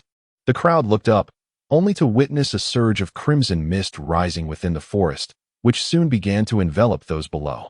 "This is the blood qi of the Nine Nether." Yi Qing Shuang gasped in horror upon realizing the situation. Chapter 40. This mischievous boy has finally not disappointed me. As the words fell, everyone hastily retreated. A few with lesser cultivation, unable to react swiftly, were engulfed by the ominous blood energy of the Nine Nether, and in the next moment, their bodies began to decay, accompanied by their agonizing cries as they collapsed to the ground. The swirling mass of Nine Nether blood energy dissipated slightly as well. Observing this, Yi Yu lifted his gaze towards the remaining glimmer of light atop the mountain, realizing that this Nine Nether blood energy was merely an overflow, lacking any subsequent replenishment. The true source of the Nine Nether blood spring must be sealed at the summit. This is the Nine Nether blood energy? It does not appear as terrifying as the legends suggest, Lu Rian murmured, and then, as if she had discovered a new continent, she turned to Yi Yu, her expression one of enlightenment. Indeed, the horrors attributed to the Nine Nether blood spring seemed to be exaggerated by those with ulterior motives. Not only Lu Rian, but others present also frowned at the sight of the Nine Nether blood energy, with some having genuinely witnessed the Nine Nether blood spring before. This emanation of Nine Nether energy was indeed weaker than expected. However, regardless of its feebleness, it obstructed the mountain gate, rendering their ascent impossible. This is merely a small portion of the Nine Nether blood energy, my friends. Let us unite to dispel it, Yi Xian urged earnestly. Immediately, many joined forces, their spiritual energies surging before the mountain gate, gradually pushing the Nine Nether blood energy elsewhere and unveiling the entire entrance. Witnessing the ease with which this blood energy was resolved, everyone exhaled in relief, experiencing a sensation akin to surviving a calamity. Had the nine netherblood energy been any more potent or concentrated, it would have posed a question not just of obtaining opportunities within this secret realm, but of their very survival. A long stone staircase gradually came into view before the onlookers. Many ascended eagerly. As one individual stepped onto the staircase, it trembled violently, followed by a dazzling burst of golden light, causing the outer shell of the staircase to begin peeling away, revealing steps as white as jade, leading all the way to the mountain's peak. This is the heavenly ascension ladder described in ancient texts, Qin Ruoxian exclaimed in astonishment. According to ancient records, to be accepted under the sacred Dan sect, one must undergo the baptism of the heavenly ascension ladder, which serves as a means for the sect to assess the disciple's talents. The higher one ascends, the greater the innate abilities displayed. Only those who earn the recognition of the heavenly ascension ladder may enter the sacred Dan sect. While the crowd within the secret realm marveled at the heavenly ascension ladder, chaos had already erupted outside. Various powerful factions had gathered, and figures like Sita Guang, a mid-stage nascent soul powerhouse, found themselves at the lower end of the hierarchy. Emperors from numerous dynasties and leaders of sects had also arrived. After all, the cave of a suspected void refinement period expert was enough to drive them into a frenzy. At this moment, with the situation unclear, it would be prudent for us to join forces and investigate further. What do you all think? Yi Fan remarked, surveying those around him. I concur. Once we ascertain the circumstances within, we can deliberate on how to allocate our findings, stated an emperor from a dynasty in Lijiao as he stepped forward. The circumstances within remain unclear. Given the present situation, this indeed appears to be the most prudent course of action, which has garnered the agreement of many. Noticing the consensus among the majority, Yi Fan nodded and remarked, "It is rumored that the Qingyun sect possesses a treasure that can bypass restrictions and spatial barriers to reveal the circumstances within. Might the sect master of Qingyun be willing to present it for our use?" Cold Chinchio, the sect master of Qingyun, nodded in response and, with a flick of his hand, produced an ancient copper mirror. This artifact, known as the sky-gazing mirror, requires an immense amount of spiritual power to activate, and he hoped all present would lend their strength. Upon hearing this, all leaders exchanged glances and nodded in agreement.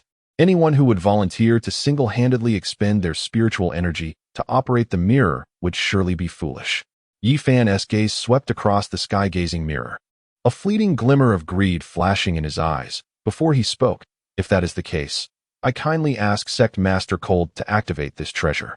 Cold Chinchio acknowledged with a nod, then formed hand seals, causing a streak of golden light to flow across the mirror, which then levitated into the air. "Now, I invite everyone to channel your spiritual energy."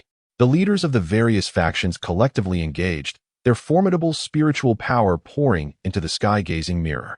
The brilliance of the mirror intensified, culminating in a resonant hum, and a vast luminous screen materialized before the assembly. Once the light stabilized, the situation within the secret realm was unveiled. "St. Dan sect," someone exclaimed in astonishment. The esteemed name of the St. Dan sect was not only known in Qinzhou, it was also recorded in Yunlei and beyond. None had anticipated that the ruins within this secret realm belonged to the St. Dan sect. Is that the stairway to heaven? All gazes were drawn to the elongated stone staircase.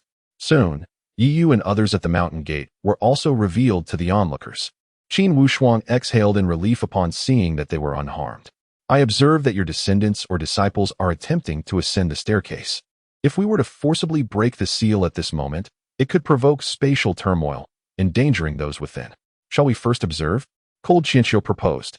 As he spoke, he discreetly crushed a jade talisman to send a message back. The emergence of the St. Dan sect ruins would undoubtedly incite contention. Without absolute certainty, recklessness was ill-advised. This sentiment was shared by others, and several powerful factions nodded in agreement. Although the other factions felt discontent, they had no choice but to acquiesce. "Look, someone is ascending the staircase." Suddenly, someone cried out, and all attention was drawn to the luminous screen. Each heart brimmed with hope that their own members would be the first to enter the St. Dan sect. The rewards would surely be the greatest. "Let us also attempt to ascend the stairway to heaven," Yiyu remarked to Qin Ruoxian, and then he, along with the others, stepped onto the staircase. The moment Yiyu set foot upon it, he felt a wave of pressure enveloping him, as though his spiritual energy had been completely sealed. It seems this stairway to heaven does not permit the use of spiritual power, Qin Ruoxian observed in astonishment. Perhaps they believe that this is the only way to truly assess one's talent. Yi Yu shrugged indifferently and continued his ascent. Initially, everyone's progress was relatively similar, but gradually, the gap began to widen. Many found themselves halted at the 300th step, unable to advance even a single pace further. By the time they reached the 500th step, only a third of the participants remained. Onlookers outside, peering through the celestial viewing mirrors, expressed their admiration in hushed tones. Those who ventured into the secret realm were not merely the foremost among the younger generation of various factions, but rather exceptional talents. Yet, astonishingly, over half of them were eliminated after just 500 steps. The high standards set by the Sacred Pill sect for accepting disciples are evident, a testament to their former dominance in Qingzhou. Someone has reached the 700th step. As astonishment rippled through the crowd, all eyes fixated on the figure at the pinnacle. Upon recognizing the individual's face, Yi Fan's lips curled into a slight smile, and he proudly remarked, "Indeed, this brat has not let me down." Chapter 41. The exceptional Prince Shaoxian observing the distinct emblem of the great Yin dynasty upon Yi Xian, many individuals from the Yunlei and Zhou regions displayed expressions of envy. Is that not Yi Yu of the great Yin? Truly, as the legends suggest, he possesses extraordinary talent. Praised a formidable figure from Yunzhou. The name Yi Yu had resonated beyond Qingzhou, reaching the ears of numerous individuals in Yunlei and Zhou. Meanwhile, certain factions within Qingzhou wore peculiar expressions, for they recognized that it was Yi Xian, not Yi Yu. With such gifted offspring, brother Yi Fan, the rise of the great Yin is assured. Upon witnessing Yi Xian ascend the 700-step ladder, many approached to extend their congratulations.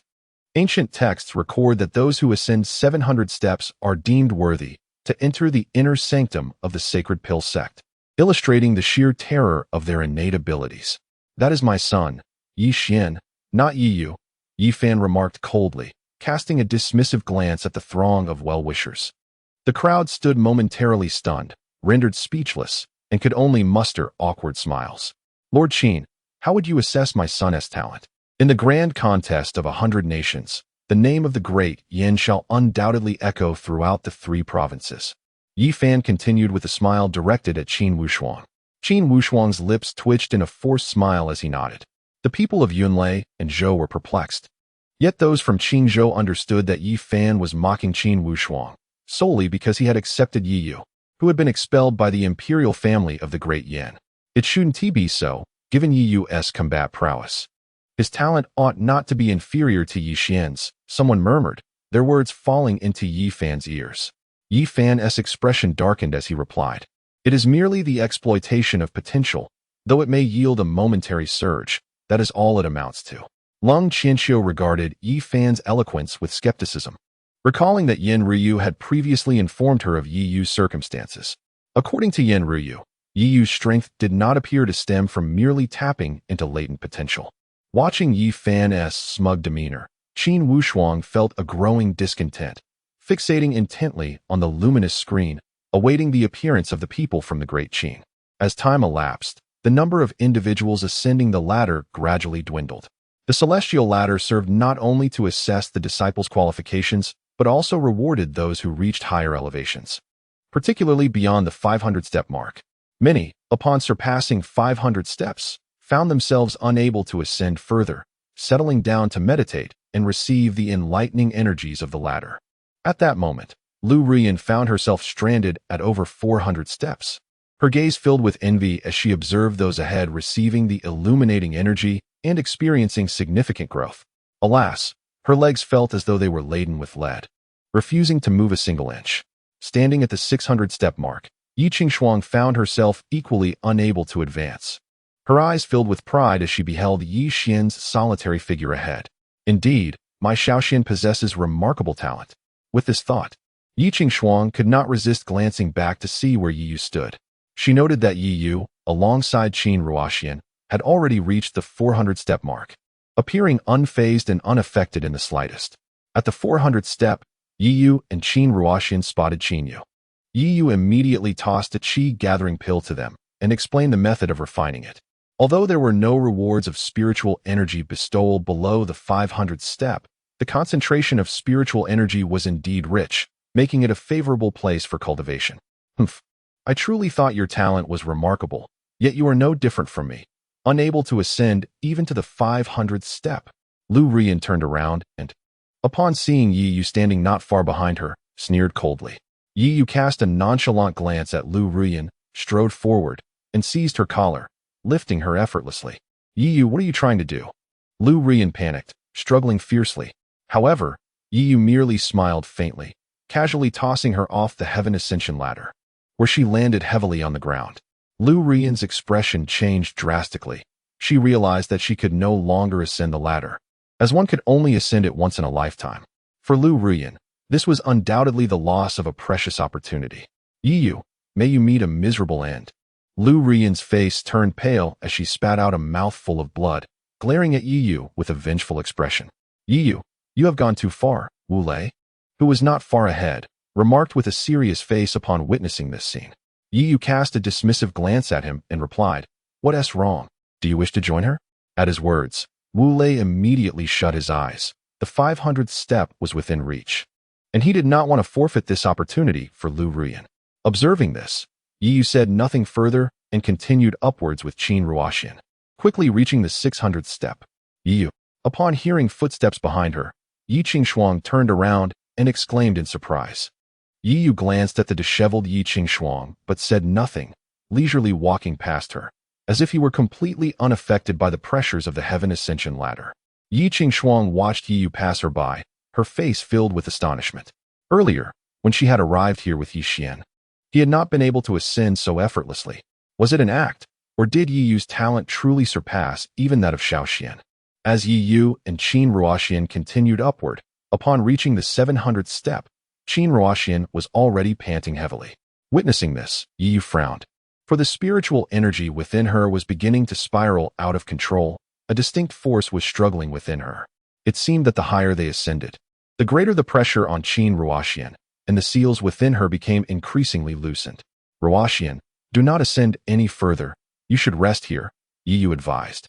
Qin Ruoxian nodded with a wry smile. You do your best. Eliminate that green tea man. Yi Yu smiled in return, glancing at Yi Xian ahead, nodding slightly before continuing his ascent. Outside, when Yi Xian reached the 800th step, all present were struck with astonishment. The 700th step already marked the level of inner sect disciples, and the talent at the 800th step was sufficient to become a direct disciple of the sacred dance sect. According to ancient texts, becoming a direct disciple indicated potential to break through to the divine transformation stage. The great flame is about to soar. In a place like Qingzhou, the emergence of a formidable being at the divine transformation stage could profoundly alter the entire landscape of the region. Observing this, Yi Fan's smile broadened, and he felt an overwhelming urge to shout aloud. Yi Zhentian, my vision is indeed correct. Xiao Xian is the most exceptional prince. However, Yi Fan's smile was short-lived as gasps of astonishment reverberated around him. On the ascending ladder, a figure was rapidly approaching Yi Xian, moving at a speed far surpassing that of Yi Xian during his ascent. It became evident that this pace indicated a potential talent that might eclipse Yi Xian's. All eyes were drawn to this spectacle, eager to discern the identity of this extraordinary individual. Yet, as the scene crystallized, Yi Fan's smile abruptly froze, and Qin Wushuang nearly leapt from her position. It was Yi Yu. That person was indeed Yi Yu. Chapter 42. Yi Yu, I want you dead. As a startled cry echoed through the air, all eyes turned to Yi Fan. The once arrogant emperor of Dalian now wore an expression of profound dismay. Many in Qingzhou felt a surge of satisfaction. In recent years, the yen had risen with astonishing speed, becoming increasingly overbearing. Numerous factions harbored grievances against it. Yet due to its formidable national strength, they could only swallow their pride and seek peace. Now, witnessing this exiled prince of Dalian display such extraordinary talent, they were all too eager to add insult to injury. Alas, this child, Xiao Yu, has always been one to hide his true capabilities. I have admonished him countless times, yet he refuses to listen. Qin Wushuang's mocking voice rang out. The crowd snapped back to reality, realizing that Yi Yu was now affiliated with Deqin. Many cast envious glances at Qin Wushuang, yet they couldn't help but admire her keen insight. Were they in her position? They could hardly have traded 5 spots in the Hundred Dynasties War for an exiled prince of Dian. Just a discarded pawn of Dian, merely a touch swifter. You cannot genuinely believe he can surpass Xiao Xian, Yi Fan scoffed, casting a disdainful glance at Qin Wushuang. Unfazed, she shrugged, her gaze fixed upon the shimmering screen. Her heart silently urging, Yi Yu, surpass him. Deliver a resounding slap to Yi Fan's face. As Yi Xian ascended the 800 steps, he felt as though his very essence had been drained, his body drenched in sweat, nearly toppling over. Yet, a smile crept upon his lips. The 800 steps were enough to attest to his unparalleled talent. He understood that he could ascend no further, and thus prepared to sit cross-legged and accept the rewards for his climb. Just as Yi Xian turned around, a familiar visage appeared before him. Yi Yu? Upon seeing that familiar face, Yi Xian exclaimed in shock. Yi Yu glanced at Yi Xian and smiled, saying, Why? No longer calling me royal brother? Indeed. There is no one else around. No need for pretense now. Your spiritual root is, how can you possibly reach the 800 steps? Yi Xian's face was a canvas of astonishment. The spiritual root is a vital measure of a cultivator's innate potential. Yi Yu had lost his spiritual root. So how could he have come this far? Yi Yu assessed Yi Xian, noticing the lingering power of the blood demon clan within him, and sighed softly. I had hoped to observe whether the protective force of the blood demon would be suppressed by the ascent of the heavenly ladder. Yi Yu, do not take pride in yourself. No matter how gifted you are, you cannot best me. Whenever I desire, I can easily extinguish you. Yi Xian's expression was filled with malice as he spoke coldly. In response, Yi Yu nodded and remarked, I believe you. But do you not find it rather foolish to provoke me at this moment? Yi Xian froze, watching the corners of Yi Yu's mouth rise in a smirk. Panic flooding his senses. What do you intend to do? Oh, nothing much. I recall your fondness for Lu Ruyan. I think it's time you went down to keep her company. With that, Yi Yu seized Yi Xian by the collar, chuckled, and unceremoniously hurled him down. Yi Yu, I desire your demise. With a venomous roar, Yi Xian, cast down the heavenly ladder by Yi Yu, contorted his face in rage. Outside the secret realm, witnessing this spectacle, even Qin Wushuang couldn't help but quietly admire Yi Yu, secretly giving him a thumbs up. He had anticipated that Yi Yu would surpass Yi Xian, but he never imagined that Yi Yu would cast Yi Xian down the ladder so decisively. Subsequently, Qin Wushuang covertly glanced at Yi Fan. At that moment, Yi Fan's expression was as dark as storm clouds, his spiritual energy surging wildly, his entire body trembling with fury, evidently pushed to the brink. This ungrateful wretch. Yet, despite his anger, with Yi Yu currently in the secret realm, he found himself powerless to act. Observing Yi Fan's drastic change from arrogance to fury, many felt a hidden satisfaction. Qin Wushuang nodded to Sita Guang, who promptly understood and swiftly sent a message back. While there was a sense of satisfaction, Qin Wushuang was acutely aware that Yi Yu had incited Yi Fan's wrath to its zenith, and upon exiting the secret realm, he would face the relentless fury of Yi Fan. Xiao Yu, why did you do this? Yi Qingshuang's accusatory voice resonated within the secret realm. Her gaze fixed on Yi Yu, her face a mask of anger. Yi Yu furrowed his brow at her words, turning to regard her thoughtfully before striding directly toward her. As Yi Yu approached, Yi Qingshuang sensed an ominous shift. Just as she was about to speak, Yi Yu was already before her. In a shocking turn of events, she too was cast down by Yi Yu. Having concluded his task, Yi Yu clapped his hands, exclaiming, What a nuisance! With that, he turned and continued his ascent. On the heavenly ladder, all present were astonished by Yi Yu's ruthless decisiveness, yet none dared to utter a word, fearing that a moment of displeasure from Yi Yu might see them cast down as well. Having dealt with the bothersome flies, Yi Yu swiftly reached the 900th step of the heavenly ladder. Gasps of astonishment echoed among the onlookers. The 900th step, an extraordinary level of cultivation. In the illustrious days of the Sacred Dan sect, reaching this height would have earned one the title of the sect leader's personal disciple. While all were in awe, Yi Fan remained unusually calm, the fiery anger in his eyes transformed into a chilling murderous intent. Yi Yu cannot be allowed to live. Unbeknownst to Yi Yu, who was climbing the heavenly ladder, he had no inkling that he was being surveilled from outside the secret realm. His sole focus was ascending further. Upon reaching the 900th step, Yi Yu began to feel the weight of pressure. It intensified as he approached the 996th step, where every advance demanded immense effort. According to ancient texts, the rewards for the final 10 steps of the heavenly ladder were uniform. Gazing at the sacred Dan sect's palace that loomed near, Yi frowned and halted his progress, setting aside the potential dangers within the palace. The peril of the 9 Netherblood Spring alone was daunting. Given the considerable strain of the ascent thus far, it would be unwise to proceed recklessly. At this moment, Yi settled into a cross-legged position, patiently awaiting the rewards of ascending the heavenly ladder.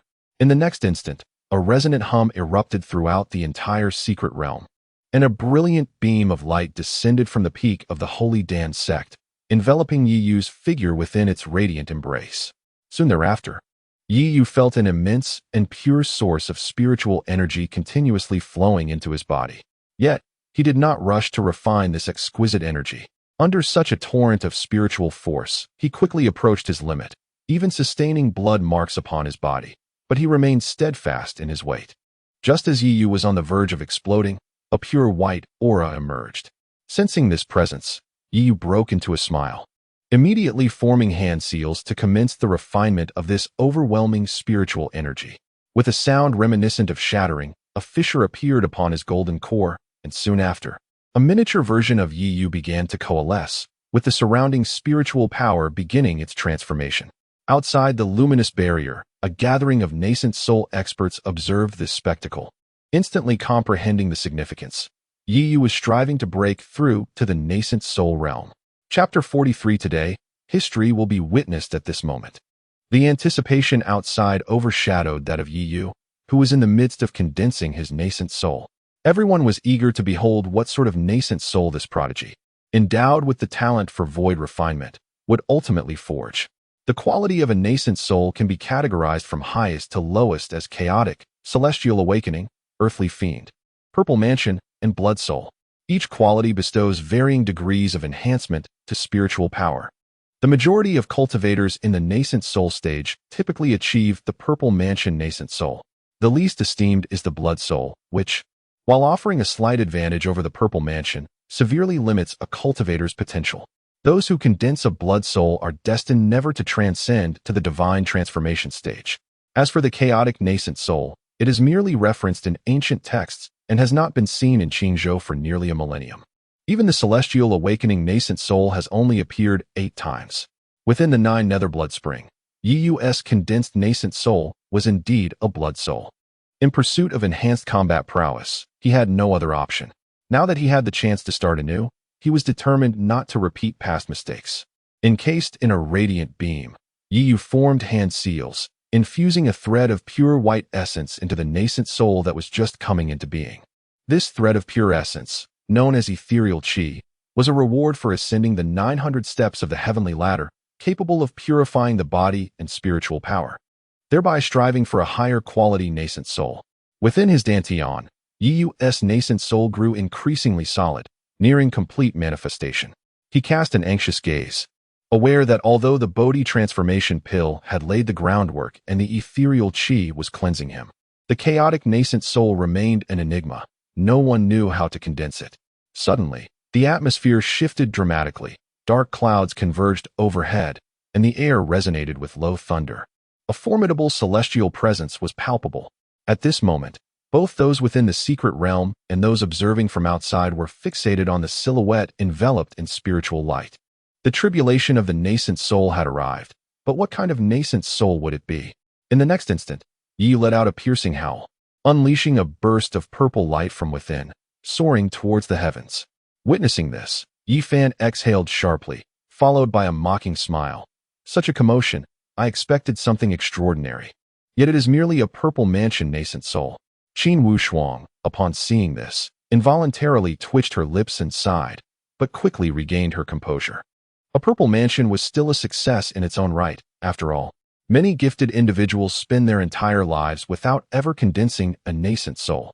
At the foot of the mountain, Yi Xian scoffed derisively, genuinely believing Yi Yu to be remarkable, yet it was still a purple mansion nascent soul. However, the earth suddenly trembled, and radiant hues erupted, coalescing in mid-air into a breathtaking tableau. The purple light surrounding Yi Yu swiftly transformed to a golden hue, mirroring the celestial image above. A portentous phenomenon. A panoramic depiction of the vast lands, The earthly fiend nascent soul. This was the manifestation signifying the condensation of an earthly fiend nascent soul. Outside the secret realm, gasps of astonishment erupted. Yi Fan's expression darkened. He had condensed an earthly fiend nascent soul, and he was acutely aware of what this entailed. However, when he initially condensed the Di Sha Yuan Ying, the phenomenon he manifested was nowhere near as grand. Observing this, Qin Wushuang's lips slowly curled upwards, but before they could fully rise, the thunderclouds within the secret realm began to shift once more.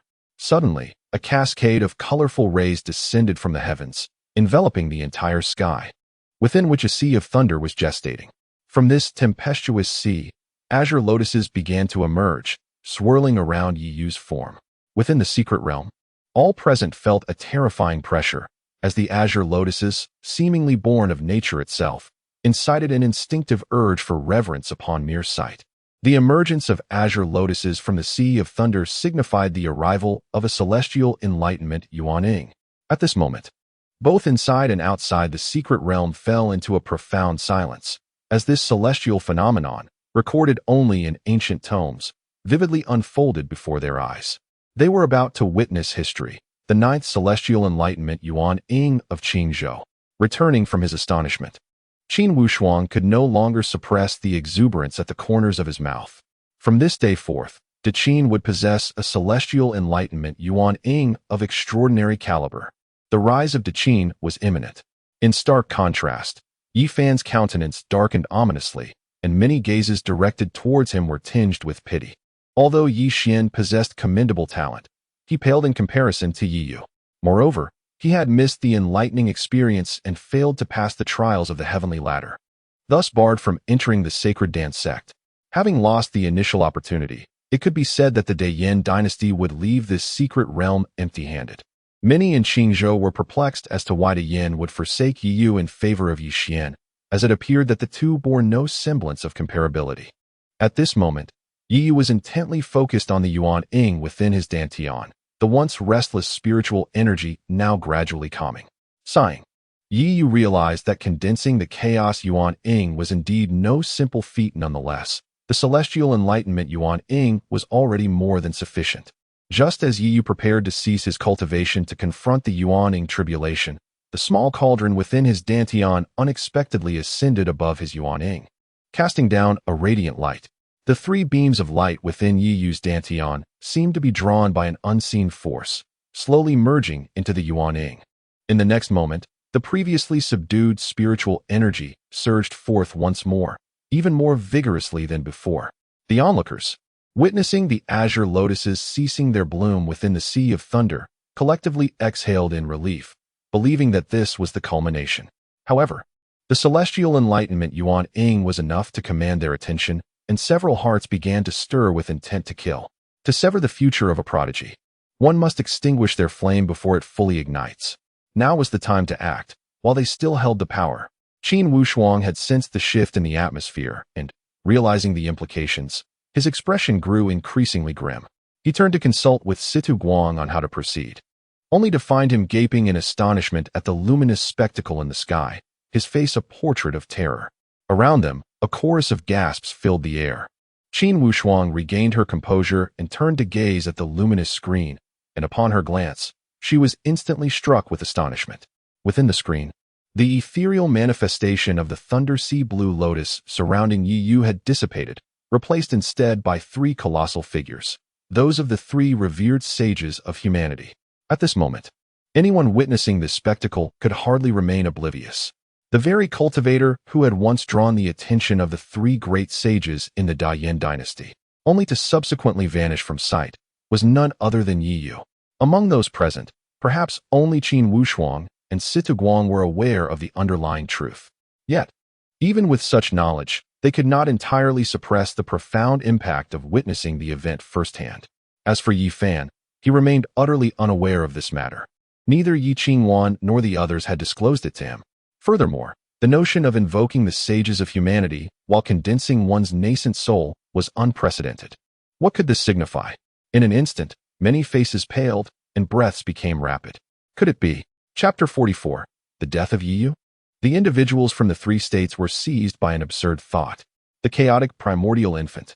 Yi Xian stared blankly at the three towering figures of the human Dao sages, reminiscent of those encountered outside the great Yin imperial city. Before he set forth to the border wilderness city, Yi Fan had repeatedly urged him to be wary of the prodigies from Qingzhou. According to Yi Fan's estimation, those who had previously summoned the three human Dao sages would undoubtedly participate in the contest for the secret realm, and it was imperative to form alliances. But now, while the individuals had been located, how could one form an alliance? Taking a deep breath, a surge of resentment flickered in Yi Xian's eyes as he silently communicated with the Blood Demon clan members, instructing them to position their forces outside, ready to execute Yi Yu upon his emergence from the secret realm. The three human Dao sages gazed intently. A heavenly enlightenment-level primordial infant, coupled with a talent level of 900, was sufficient for the Blood Demon clan to pay a hefty price to act. Not to mention, Yi was already on the assassination list of the Demon clan. Go wild. Laugh. When you exit the secret realm, it will be your demise. Yi Xian gritted his teeth as he spoke. Meanwhile, Yi Qingshuang gazed at Yi Yu within the beam of light, her eyes filled with confusion. It seemed she truly did not know her brother well enough. At this moment, Yi Yu, enveloped in spiritual light, was equally astonished, witnessing the three beams of light gradually merging into his primordial infant. The quality of the primordial infant suddenly surged, faintly emanating a chaotic aura. Was it necessary to receive the blessings of the human Dao sages to condense a chaotic primordial infant, or was it due to the small cauldron? As this thought crossed his mind, a beam of white light pierced the heavens.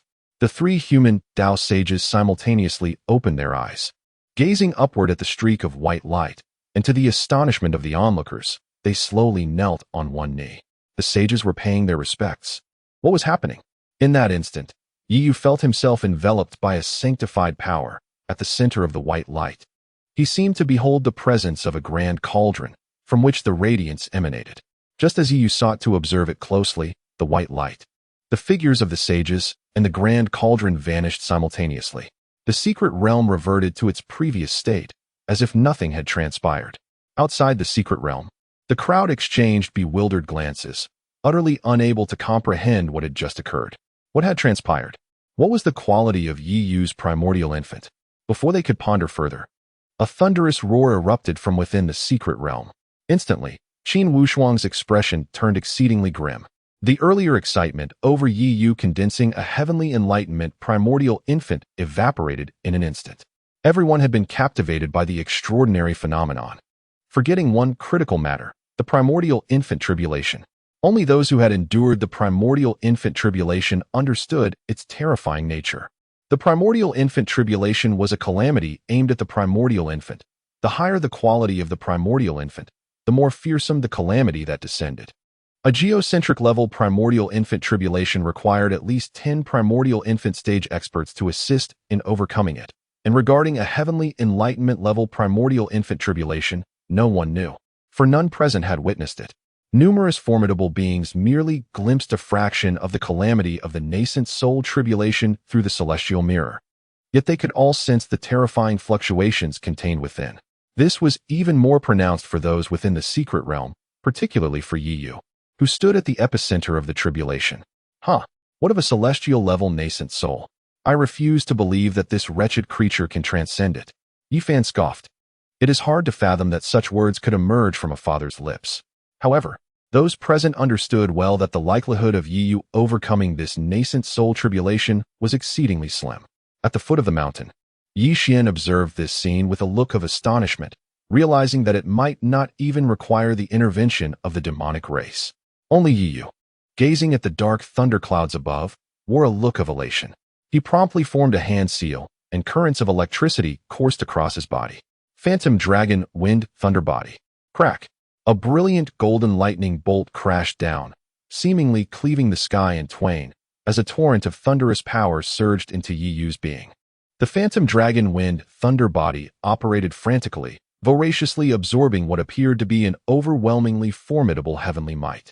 Gradually, however, Yi Yu discerned something amiss. The potency of the golden lightning far exceeded his expectations, and even the Phantom Dragon Wind Thunder Body could not fully assimilate it. Boom, boom, boom. The resounding echoes reverberated. The entire secret realm quaked, the ground fractured, and mountains collapsed, with even the stairway to heaven manifesting fissures.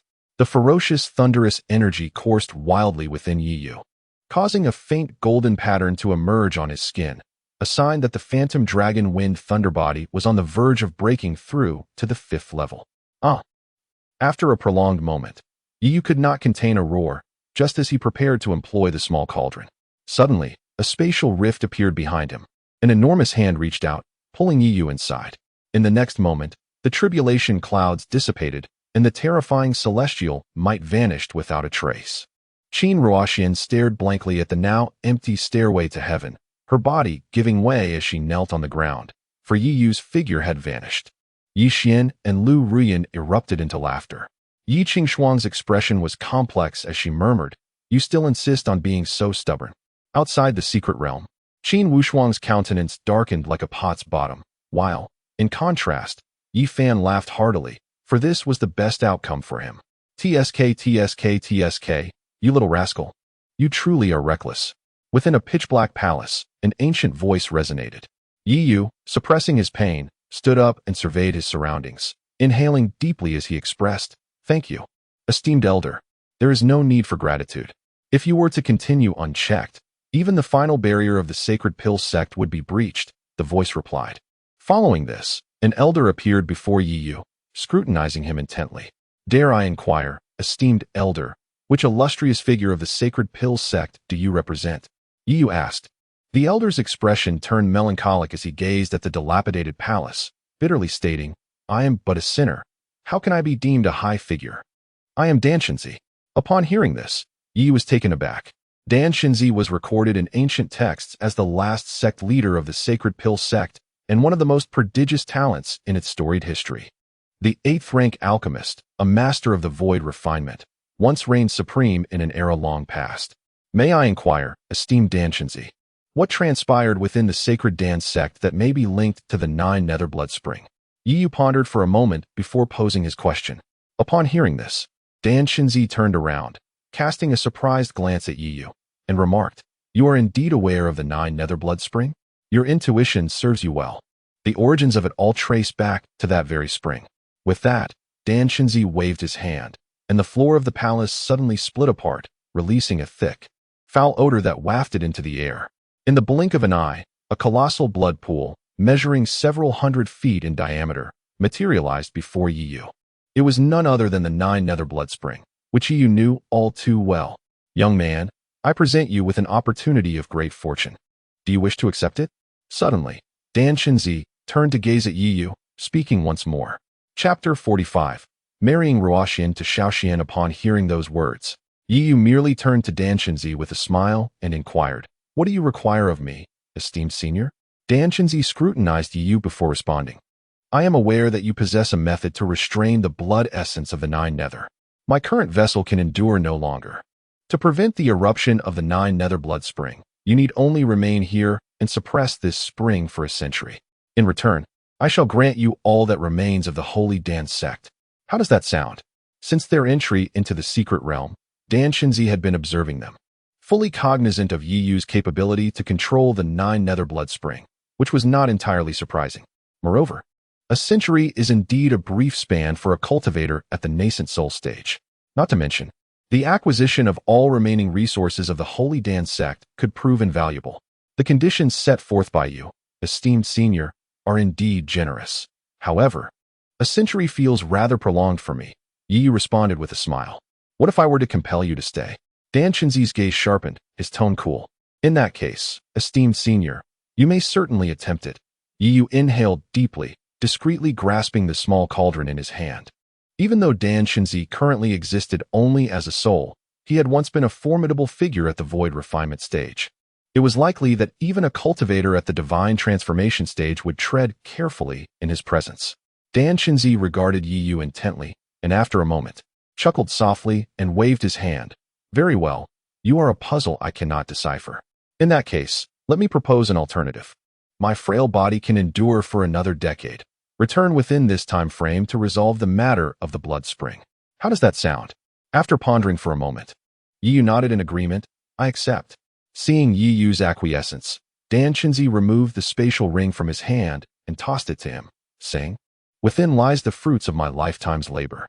While I have expended considerable effort sealing the blood spring, there remains much that will be of use to you. This serves as a deposit. Upon your return and resolution of the 9 nether blood spring, I shall bestow upon you the remaining treasures of the Holy Dan sect." Yi Yu extended his hand to receive the spatial ring, nodding in acknowledgement. "That is quite reasonable. Enough of this. There is still some spiritual energy present here. You may cultivate in this space to stabilize your realm. The nascent soul tribulation was forcibly interrupted by me, and if you do not diligently refine your foundations, I fear they may become unstable." Dan Chinzi gestured dismissively. Instantly, a rich aura of spiritual energy enveloped the palace, even taking on a misty quality. The accumulation of millennia's worth of spiritual essence manifesting in this very place. Yi Yu did not decline. He promptly seated himself cross-legged on the ground, commencing the process of stabilizing his realm. In an instant, the spiritual energy within the entire palace seemed to be drawn toward him, continuously flowing into Yi Yu's being. Observing this scene, Dan Chinzi murmured in a voice only he could hear, "Ah, a chaotic nascent soul has emerged once more. I wonder if this is a blessing or a curse. Well, let us first clear away any obstacles." Outside the palace, all eyes were fixed on the spot where Yi Yu had vanished. Some expressed regret, others anguish, yet the majority felt a surge of joy. Should Yi Yu successfully navigate this nascent soul tribulation, perhaps Qingzhou, along with Yunlei and the other states, would no longer have a chance to rise. Among those most delighted was Yi Xian. For him, this outcome was the most favorable. Qin Yu and Qin Xiong stood silently behind Qin Ruoxian, who appeared utterly lost and disoriented, unsure of what to say. After a prolonged silence, Qin Ruoxian rose, drew the Qiushui sword, and declared resolutely, "I refuse to believe he has perished. I must seek him out."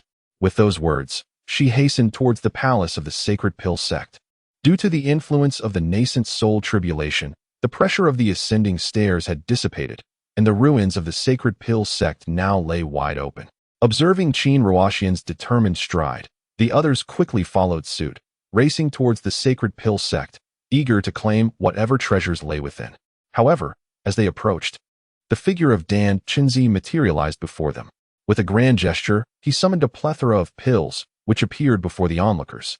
These were mere 3rd and 4th-tier pills, trivial to Dan Chinzi, akin to candy. Since he had orchestrated the emergence of the Sacred Pill sect ruins and attracted these young aspirants, he deemed it fitting to offer some incentives. "Enough of this farce. It is time to return," he proclaimed. As his words echoed, a terrifying vortex of spiritual energy erupted, sending all present hurtling backward uncontrollably. When they regained their senses, they found themselves outside the secret realm.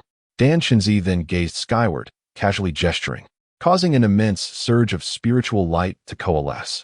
Cold Chinchio, wielding the sky-viewing mirror, suddenly felt an overwhelming force descend upon him. In the next instant, he was struck in the chest, spitting out blood, and the sky-viewing mirror trembled, losing its radiance. Moments later, the passage to the secret realm was irrevocably sealed.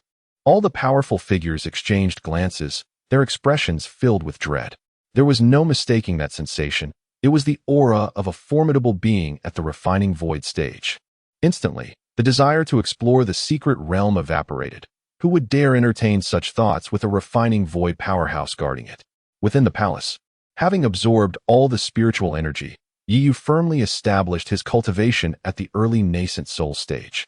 Upon opening his eyes, he beheld Dan Chinzi, who was curiously toying with the Zixiao sword, occasionally sighing in contemplation. "Senior, do you recognize this sword?" Yi Yu inquired. Dan Chinzi nodded, "An old acquaintance. Since this sword has come into your possession, you should visit the Zixiao sword sect when time permits. They hold the methods of inheritance and can cleanse the impurities within this blade." With that, Dan Chinzi tossed the Zixiao sword back to Yi Yu. "Impurities?" Yi Yu furrowed his brow, questioning. "A remnant soul, though it seems to have sustained severe injuries and is currently in slumber. Alas, if only my corporeal form were intact. I could eradicate it, but that is beyond my reach now," Dan Chinzi lamented, a hint of helplessness in his tone. Yi Yu's heart jolted at his words. That remnant soul must belong to a member of the demon race, yet it had somehow evaded complete obliteration by the small cauldron. How formidable must this demonic soul have been in life? Transformation, refining void, or perhaps something even more terrifying? This place has been thoroughly sealed by me. In the future, you may enter using this jade token, but remember, you have but 10 years, Dan Shinzi said, his expression grave. Yi nodded slightly. Although he had merely cast a glance earlier, he understood that the 9 nether blood spring of the Holy Dan sect was far more terrifying than the combined 9 nether blood springs of the entire Qingzhou. Moreover, it had been sealed for a millennium. One could only imagine the horrifying extent of the 9 nether blood qi within. Then I shall escort you out, Dan Shinzi said with a smile, as he guided Yi Yu out of the secret realm. At that moment, outside the secret realm, Yi Fan stood before Qin Wushuang and the others, accompanied by Yi Xian and Yi Qingshuang, expressing his regret. What a pity that scoundrel could not emerge. After this 100 Dynasties war, it is likely that Qingzhou will no longer have the great Qin. However, you still have a chance. If you were to marry Ruoxian to Shaoxian, perhaps our great Yin might consider lending you support. Chapter 46. It is time for me to settle the score with Lord Yi. Upon hearing these words, Lu Rian's expression instantly darkened as she tugged at Yi Xian's sleeve. Yi Xian turned around, casting her a sidelong glance, and chuckled, Sister Ruyan, fret not. Even if I marry Sister Ruoxian, you shall remain the principal, while she takes the subordinate role. Did you not say you only harbor affection for me? Lu Rian exclaimed in shock. In the past, when Yi Yu had not returned, Yi Xian had not been this way. Sister Rian, do not be foolish. I am destined to ascend the throne. How could I only marry one? My affection for you is singular, yet marrying several consorts does not conflict with that, Yi Xian replied with a smile. Hearing this, Lu Rian bit her lip. Her complexion pale, as she inadvertently reminisced about Yi Yu. During that time, as the crown prince, he had genuinely cherished her, disregarding all other women entirely. How naive you are to think such a good-for-nothing could marry my daughter. He is hardly worthy, Qin Wushuang sneered derisively. Although Yi Yu was no longer present, it seemed that the great Qin might indeed face decline in this battle of the 100 Dynasties. However, Qin Wushuang would not use her daughter as a bargaining chip. You call Shaoxian a good-for-nothing? He is someone who has received the recognition of the 800 steps of the ascending ladder. Yi Qingshuang could not help but interject, unable to tolerate the slander against her brother. Oh, and what of it? Was he not ultimately discarded? Qin Yu retorted mockingly. Better than dying within. Yi Qingshuang replied impulsively. Qin Yu glanced at Yi Qingshuang with a smile, saying, Indeed, it seems that while this brother cannot bear the label of good-for-nothing, the other brother dying inside is somehow justifiable. What a wonderful sister you are. Yi Qingshuang's face turned pale, and she took a deep breath before countering. This is all Yi Yu's fault. Had he not acted recklessly, the current situation would not have arisen.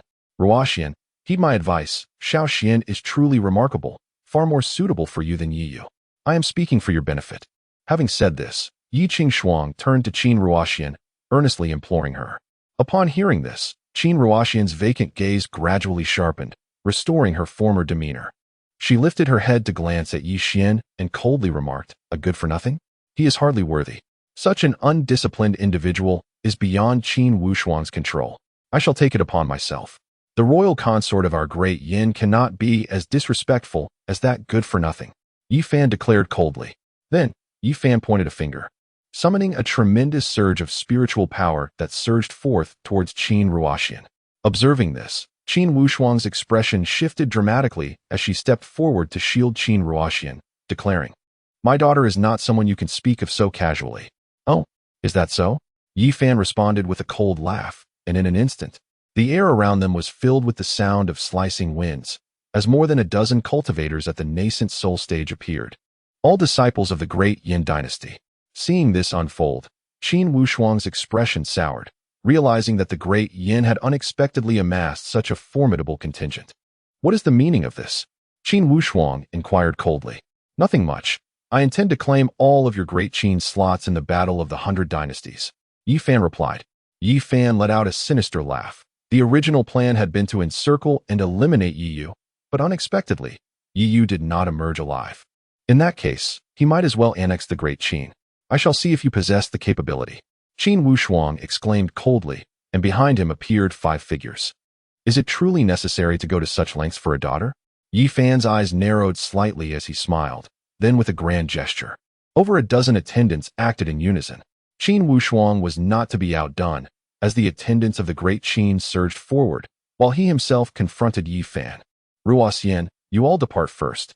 Qin Ruoxian and her companions understood the gravity of the situation. Remaining would only be a burden.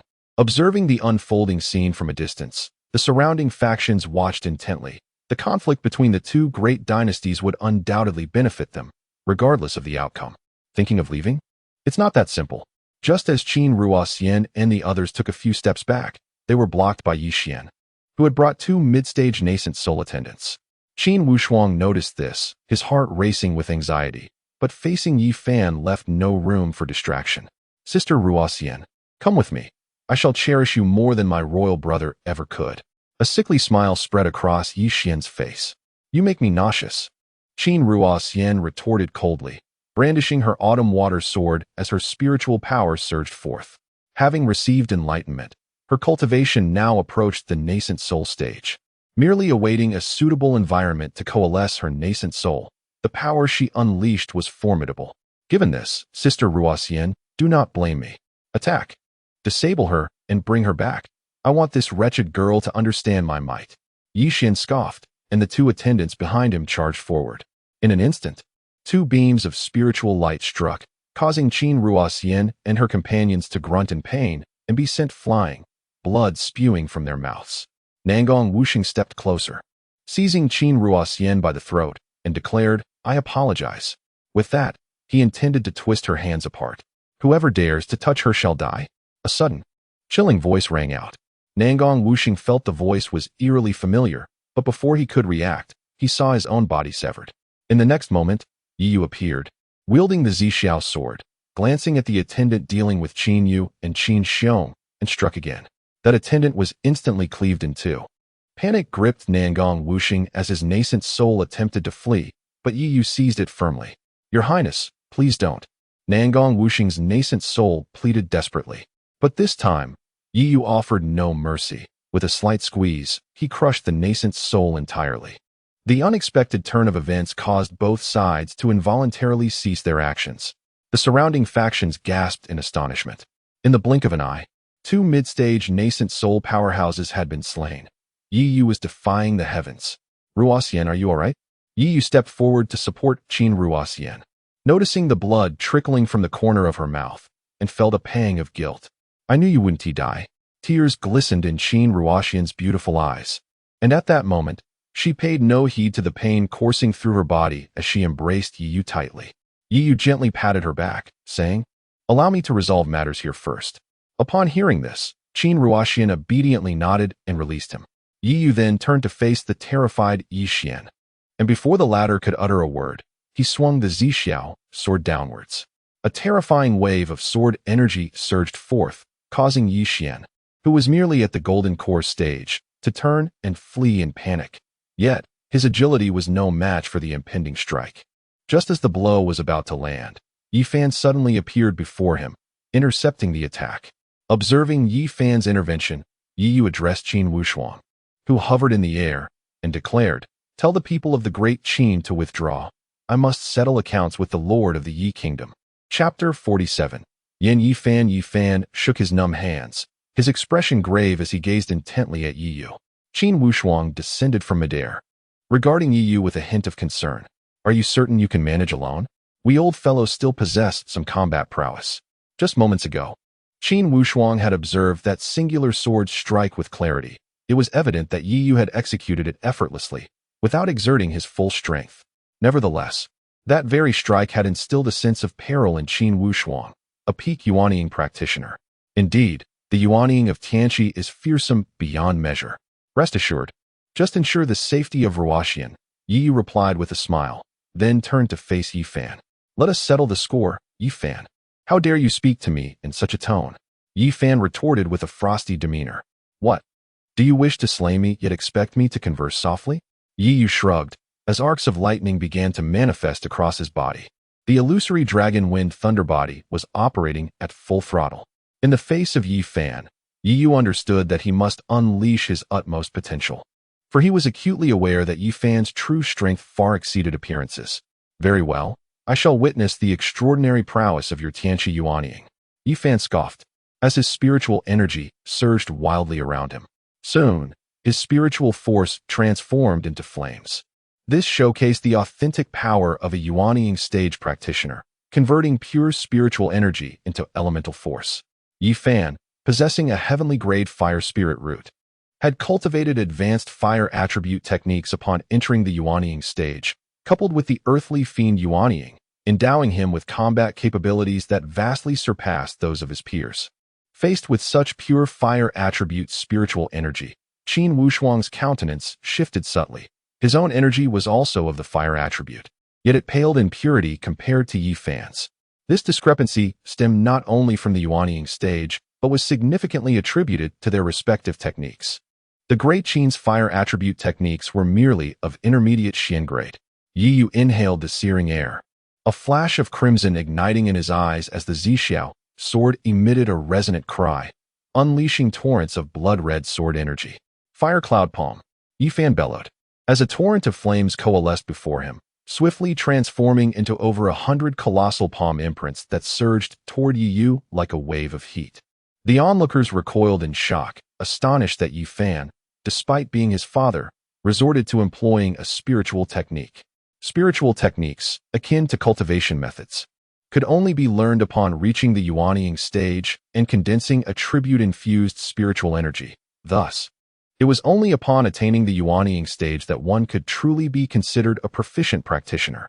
As the scorching wave approached, Yi raised his Zixiao sword, intoning Heavenly Slash, sword technique. In the next instant, an ear-piercing shriek erupted as dozens of colossal blood-red sword energies cleaved toward the massive palm imprints. Boom! The two forces collided. A thunderous explosion ensued, scattering sword energy and flames that scorched the ground into a crater over 100 feet wide.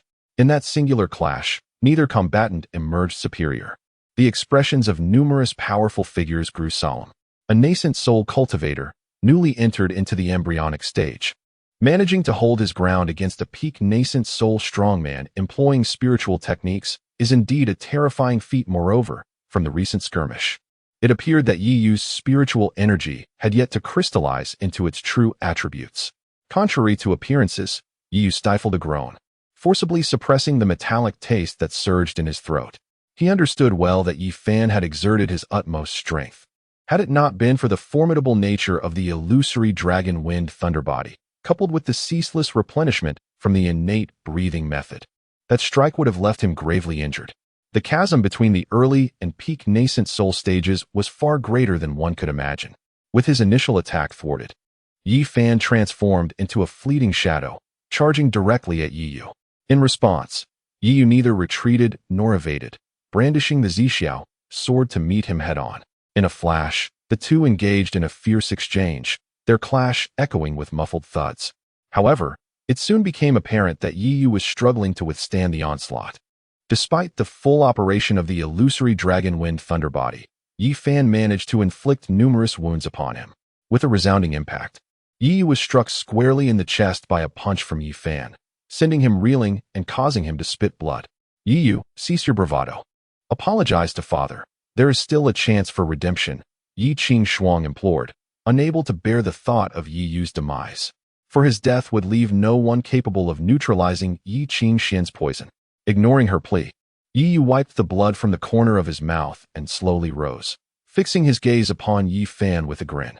Witnessing Yi Yu's demeanor, a bitter pang pierced Yi Qing Shuang's heart. Why did he insist on being so headstrong? Yet, in the next moment, a resonant hum reverberated as spiritual seals began to rise from the ground, swiftly coalescing into an immense formation that enveloped all within the great Yin Empire. Another one of these tricks. A mere formation of 1,500 spiritual seals poses no threat to me. Yi Fan scoffed derisively. Yi Yu shrugged nonchalantly, responding, You may be able to, but they cannot. As his words fell, Yi Fan's expression shifted dramatically. He turned to see that the formation indeed cloaked them all. Under normal circumstances, Yi Fan would have been unperturbed, confident he could dismantle this formation single-handedly.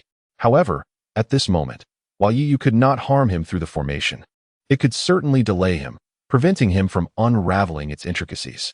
Yi Xian and the others, along with the attendants, gazed at the massive formation suspended above them, their faces paling as they sensed the cataclysmic power contained within.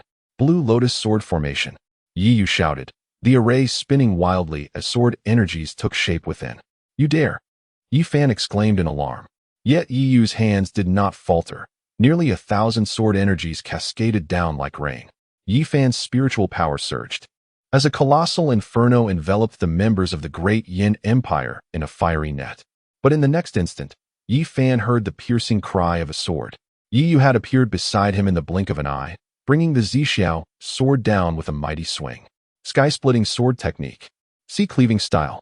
The overwhelming sword energy enveloped Yi Fan, and a heart-wrenching scream echoed from the center of the chaos. The onlookers were collectively taken aback, their expressions betraying profound astonishment. Faced with such formidable sword energy, it was evident that Yi Fan would not emerge unscathed. The young man's command of the battlefield and his intricate strategies were nothing short of remarkable, leaving them in awe. Yet, they remained oblivious to the fact that all of this was forged through countless brushes with death endured by Yi Yu. Suspended in midair, Yi Yu gazed down at the vast crater carved by the sword energy, his brow furrowed in concern. As the dust settled, Yi Fan's figure emerged before the crowd. But the once vibrant young man now bore the marks of his ordeal, his body marred by gruesome wounds, with his left hand severed at the root by Yi Yu. Observing Yi Fan's pitiful state, Yi Yu remarked with a smile, indeed, it appears that Yi Xian is more than merely a prince. He is worth such a significant sacrifice to protect. Chapter 48. The Void Celestial Cauldron in a Past Life. Yi Yu had an inkling that Yi Xian harbored a unique identity. Yet, before he could uncover the truth, Yi Xian, in collusion with several imperial sisters, orchestrated his demise. Now, witnessing Yi Fan endure grave injuries to protect him, it was evident that Yi Xian possessed yet another layer of special identity. Yi Fan was an intricate egoist, willing to sacrifice her own daughter for her self-interest. Despite her affection for Yi Xian, she would never reach such depths of depravity. Standing in the depths of the pit, Yi Fan raised her head, her gaze fiercely locked onto Yi Yu, her eyes ablaze with fury. Was she pondering why she had not eliminated him from the very beginning? Yi Yu chuckled softly, observing Yi Fan. He understood that it was not a lack of intent on her part, but rather her inability to act. Damn it! Yi Fan cursed vehemently, glancing at the watchful Qin Wushuang. Gritting her teeth, she produced a jade talisman and shattered it. In that instant, a spatial rift materialized, drawing the entourage of the great Yin dynasty into its depths. Yi Yu remained composed as he witnessed this scene, for it was within his expectations. As a pinnacle nascent soul practitioner, Yi Fan undoubtedly possessed several means of self-preservation. Each use of this talisman, infused with spatial power, diminished her resources. Victory! As Yi Fan made her escape, all present stood frozen in astonishment, their eyes wide with disbelief as they gazed upon Yi Yu. A nascent soul youth had severed the arm of a pinnacle nascent soul master and forced her to flee. Was he even human?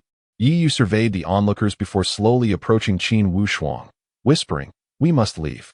Understanding his intent, Qin Wushuang swiftly mobilized her spiritual power, guiding Yi Yu and the others to retreat before the crowd could react. Moments later, they found themselves aboard a spiritual vessel. Looking at Yi Yu's pale complexion, Qin Wushuang marveled, "You truly astound me. However, you have stirred quite the hornet's nest this time. I fear you have landed on numerous kill lists of various factions." Yi Yu waved his hand dismissively, smiling, "It's of little consequence. You shall protect me. If they come for us en masse, I will simply hand you over." Qin Wushuang grinned, but before Yi Yu could respond, the voice of Qin Ruoxian echoed from outside. "You old rascal, dare you? I shall pluck every hair from your chin." At her words, Qin Wushuang shook her head in a bittersweet smile. "Ah, a daughter cannot be kept." Returning to the matter at hand, the other factions are unlikely to act in haste. However, regarding the Great Yin, although you have severed Yi Fan's hand, such a wound is trivial for a pinnacle nascent soul master. It won't be long before she recovers, and when she does, she will undoubtedly come for your life without hesitation. The Great Yan's might is formidable. We may not withstand their onslaught. Yi Yu glanced at the contemplative Qin Wushuang and remarked, "Rest assured, he lacks the time to trouble me." With the impending battle of the 100 dynasties, he must first address his internal strife. Internal strife? You mean the blood spring of the Nine Nether? Qin Wushuang's eyes widened in astonishment. Yi Yu nodded, saying, calculating the time, it should be about due. The soldiers at the border must have retreated by now. They can withdraw at any moment. But I am curious, is Yi Fan truly your biological father? How did it come to this? Qin Wushuang found it hard to comprehend. Even if he were not protective, it shouldn't have escalated to such enmity. Since my earliest memories, I have never felt paternal affection. Perhaps he is not my biological father after all. Yi Yu smiled wryly, indifferent to the matter now, treating it as a jest. The speaker may be careless, but the listener is attentive. Qin Wushuang resolved to investigate Yi Yu's lineage upon her return, hoping for a surprising revelation. Very well, focus on your recovery. I will notify you when we reach the Great Qin. With that, Qin Wushuang turned and exited the room. My strength remains insufficient. After her departure, Yi Yu sighed softly and began to meditate for healing. Meanwhile, Yi Fan and the others utilized the power of the spatial jade talisman to return to the Great Yin. Upon arrival, Yi Fan hurried off to tend to his injuries, while Lu Rian followed the cold-faced Yi Xian to the East Palace, leaving Yi Qingshuang looking perplexed. However, she did not linger long, quickly making her way to Yi Qingwan's residence, as conversing with her two elder sisters seemed the only solace. Upon reaching Yi Qingwan's palace, Yi Qingshuang sensed something amiss, a faint metallic scent of blood lingering in the air. As she rushed inside, she was met with the sight of fallen guards strewn across the ground, with both Yi Qingwan and Yi Qingxian vanished without a trace. Something has gone awry. Yi Qingshuang immediately sensed the gravity of the situation and intended to report to Yi Fan. Yet, just a few steps away, a searing pain tore through her body. The immense agony caused her to falter and collapse to the ground. After a considerable time, the pain began to subside, and as Yi Qingshuang looked down at her body, her eyes widened in horror. The wounds that had previously healed were now reopened, decaying and bleeding profusely. What on earth is happening? Yi Qingshuang gasped in shock, swiftly retrieving a healing elixir from her storage ring and swallowing it without hesitation. As the elixir took effect, her wounds began to mend, only to be torn apart anew, and with greater severity. What is happening? What is going on? Witnessing that even the bone-melting blood elixir was ineffective, Yi Qingshuang was utterly panicked, staggering toward the pharmacy. For the time being, the matter concerning Yi Qingwan and her sister had to be set aside. Days later, Yi Yu's injuries had completely healed, and he began to examine the storage ring gifted by Dan Qinzi. As his spiritual energy probed within, he could not help but gasp in astonishment. Inside the ring lay an abundance of rare treasures and materials. Yi Yu even spotted numerous primary ingredients for refining 8th-grade elixirs, along with a plethora of martial techniques and spiritual skills beyond counting. Moreover, the sheer quantity of spiritual stones is sufficient to purchase an entire Qin dynasty. It is widely acknowledged that alchemists constitute the wealthiest segment of society, and indeed, this holds true. For a fleeting moment, Yi Yu felt that the treasures bestowed by the small cauldron, which opened once a day, no longer seemed appealing. Regrettably, after rummaging through it for an extended period, he could not find a single cultivation technique suitable for himself. It appears that hope must now rest upon the small cauldron. With a sigh, Yi Yu gathered his thoughts and summoned the cauldron. Following the successful condensation of the chaotic primordial infant, the cauldron underwent certain transformations. Much of its copper tarnish had fallen away, revealing the faint inscription of Void Sky. If only you could comprehend my words. I am in dire need of a cultivation technique that suits me. After toying with the cauldron for a while, Yi Yu murmured, and then closed his eyes to begin his meditation. Little did he realize, the cauldron trembled slightly, as if in response. Chapter 49. Help me solve what should not be. As night fell and the time to activate the small cauldron arrived, Yi Yu, as was his custom, began to infuse it with spiritual energy. This action had become second nature to him. Suddenly, midway through the infusion, Yi Yu felt a twinge of surprise. Ordinarily, the amount of spiritual energy he was channeling at that moment would have sufficed to activate the small cauldron. However, now, the patterns on the cauldron glowed less than 1/3 of their potential. Raising an eyebrow in curiosity, Yi Yu continued to pour in the spiritual energy without pause. It was only after nearly depleting his own reserves that the patterns finally spread to the lid of the cauldron. In an instant, the lid opened, but unlike previous occasions, there was an unusual silence from within the cauldron. Puzzled, Yi Yu peered inside, only to perceive a series of muffled sounds echoing through the vast expanse of stars. Upon closer inspection, he discerned two silhouettes at the center of the starlit sea, one smaller figure repeatedly striking the other. Suddenly, the small cauldron began to tremble, and a blazing, radiant sphere surged toward the opening. A terrifying pressure enveloped him in an instant, causing Yi Yu's expression to turn grave as he hurriedly summoned his nascent soul from his dantian to confront the sphere. With a resounding crash, as the sphere erupted from the cauldron, Yi Yu's nascent soul swiftly embraced it, yet the force of the encounter jolted him, causing him to spit out a mouthful of blood. Nevertheless, he managed to stabilize the situation. Ignoring the pain coursing through him, Yi Yu scrutinized the sphere, realizing that he had never encountered such a phenomenon in either his past or present lives. It was crucial to note that he possessed a chaotic nascent soul. Had it been his previous incarnation or a blood soul, he would have been obliterated in an instant. Soon, the brilliance diminished, revealing the object within, a tome of ancient knowledge. Yi Yu summoned it into his hands, but before he could decipher its contents, a chilling sensation enveloped him, as though he were being observed, causing his spiritual energy to spiral into chaos. Fortunately, at that critical moment, the small cauldron floated above his head, casting a protective light around him, dispelling that unsettling feeling. Taking a deep breath, Yi Yu swallowed hard, shaken by the eerie sensation. After a prolonged moment, he regained his composure and looked down at the ancient tome, which astonishingly was a manual of cultivation, indestructible chaos technique. Upon glimpsing this manual, Yi Yu was instantly overcome with an exhilarating sense of harmony, compelling him to turn to the first page and immerse himself within its teachings. It was not until several days later, with the arrival of Qin Wushuang, that Yi Yu was roused from his state of cultivation. "What have you been up to these past few days? You seem different," Qin Wushuang remarked with a furrowed brow as she observed him. Although Yi Yu's appearance had not changed, Qin Wushuang felt an undeniable aura of pressure emanating from him. This was not pressure stemming from his cultivation level, but rather an instinctual tremor. Yi Yu shook his head in response, opting not to answer. He had spent the last few days practicing the indestructible chaos technique, completely transforming the spiritual energy within him. While he was currently uncertain about the classification of his spiritual energy, he was assured of its immense power. The sense of oppression felt by Qin Wushuang was a manifestation of the fear emanating from the fire attribute's spiritual energy within her. "Is it about Ruoxian's injury?" Yi Yu inquired. Qin Wushuang shook her head and replied, "Ruoxian is still stabilizing her realm. She seeks you for another matter." Yi Yu nodded, recognizing that Ruoxian, having received the enlightenment from the 700 steps of the ascending ladder, would indeed require time to fully assimilate this foreign spiritual energy. "What is it then?" Upon hearing this, Qin Wushuang glanced at Yi Yu, her expression shifting before she spoke. "Someone is looking for you. Will you meet them?" "Looking for me? Who?" Yi Yu asked with curiosity, as he had no acquaintances within the Great Qin territory. "Yi Qingwan and Yi Qingxian," Qin Wushuang shrugged, observing Yi Yu's reaction closely.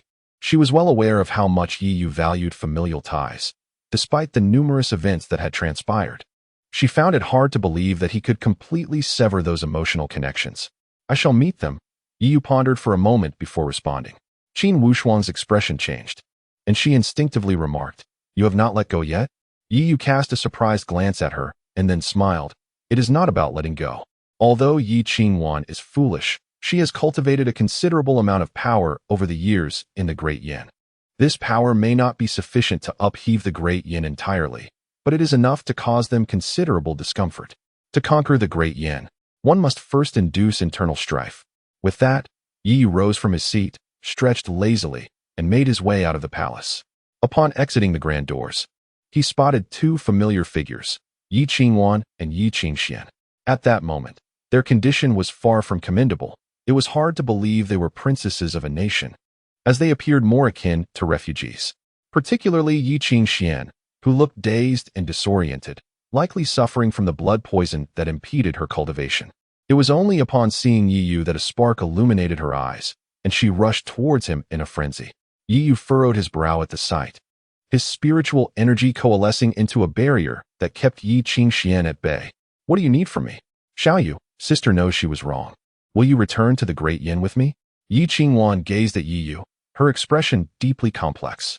After witnessing the recordings within the East Palace, she finally understood how many times Yi Yu had protected them over the years. Is this the purpose of your visit? To utter such nonsense? Yi Yu replied with indifference. Xiao Yu, it is all my fault. I have already faced my punishment. Just like you before, I too have been placed under house arrest, and with that, Yi Qingwan rolled up her sleeves, revealing numerous scars. These marks were remnants of her attempts to escape, discovered by Yi Fan, who had sent people to punish her. Yi Yu cast a glance at the scars, maintaining his composure. These were merely superficial wounds. Yi Fan would not dare to injure Yi Qingwan severely, as he still needed her and Yi Qingxian to maintain relations with the great Zhou.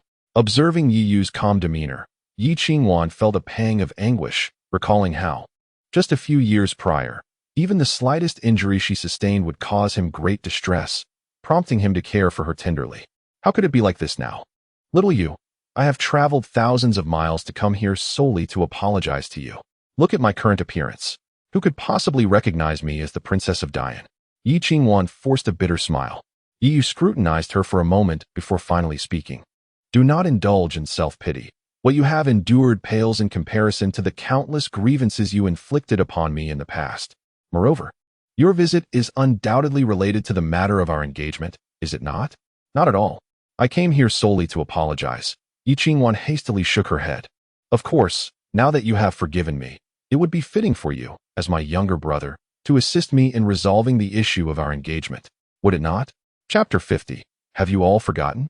Yi Yu cast a glance at Yi Qingwan and remarked with a smile. What about your other royal brother? Wouldn't it be more suitable for him to step forward? Xiao Xian is still young and does not comprehend these matters. Do not involve him in everything. His thoughts are simpler than yours. Yi Qingwan retorted through clenched teeth. Even if Yi Xian does not speak on my behalf, what does that matter? He is my younger brother, whom I have watched grow up. He simply does not understand. If he were aware of the consequences, would he not assist me? What do you wish for me to do? Yi Yu teased. All you need to do is return with me. With your esteemed reputation in court, you can surely persuade father to reconsider this matter, Yi Qingwan replied, her eyes gleaming with hope. Yi Yu's high standing in the court was evident, especially after the expulsion of numerous elder ministers. Moreover, you are merely an outsider in Dethrone. How well can they truly treat you? It is better to return to Dian. Rest assured, I will guarantee your comfort and security. What do you say? This woman remained as self-assured as ever. Hey, isn't it inappropriate for you to so blatantly entice my people from Dethrone? A light laugh echoed as Qin Yu's figure emerged gracefully. This is my family matter. What concern is it of yours? Yi Qingwan shot back with an unfriendly expression upon seeing Qin Yu. What of it? Yi Yu is now my brother-in-law. Am I not entitled to intervene? Qin Yu remarked playfully as she regarded Yi Qingwan. Instantly, Yi Qingwan's expression shifted, disbelief washing over her as she turned to Yi Yu, exclaiming, You actually chose to forsake your royal status to come to Dethrone as a prince consort? Have you lost your mind?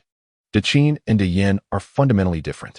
Although Dian boasts considerable strength, its royal family is relatively small. Yi Fan is wholly absorbed in his cultivation. And among this generation, there are only 7 siblings, which is scarce for the royal family. In contrast, Dethrone possesses over 10 royal family members of the same generation. The greater the number of members, the fiercer the competition for the throne. You know that in Dian, there are only you and Xiao Xian as princes.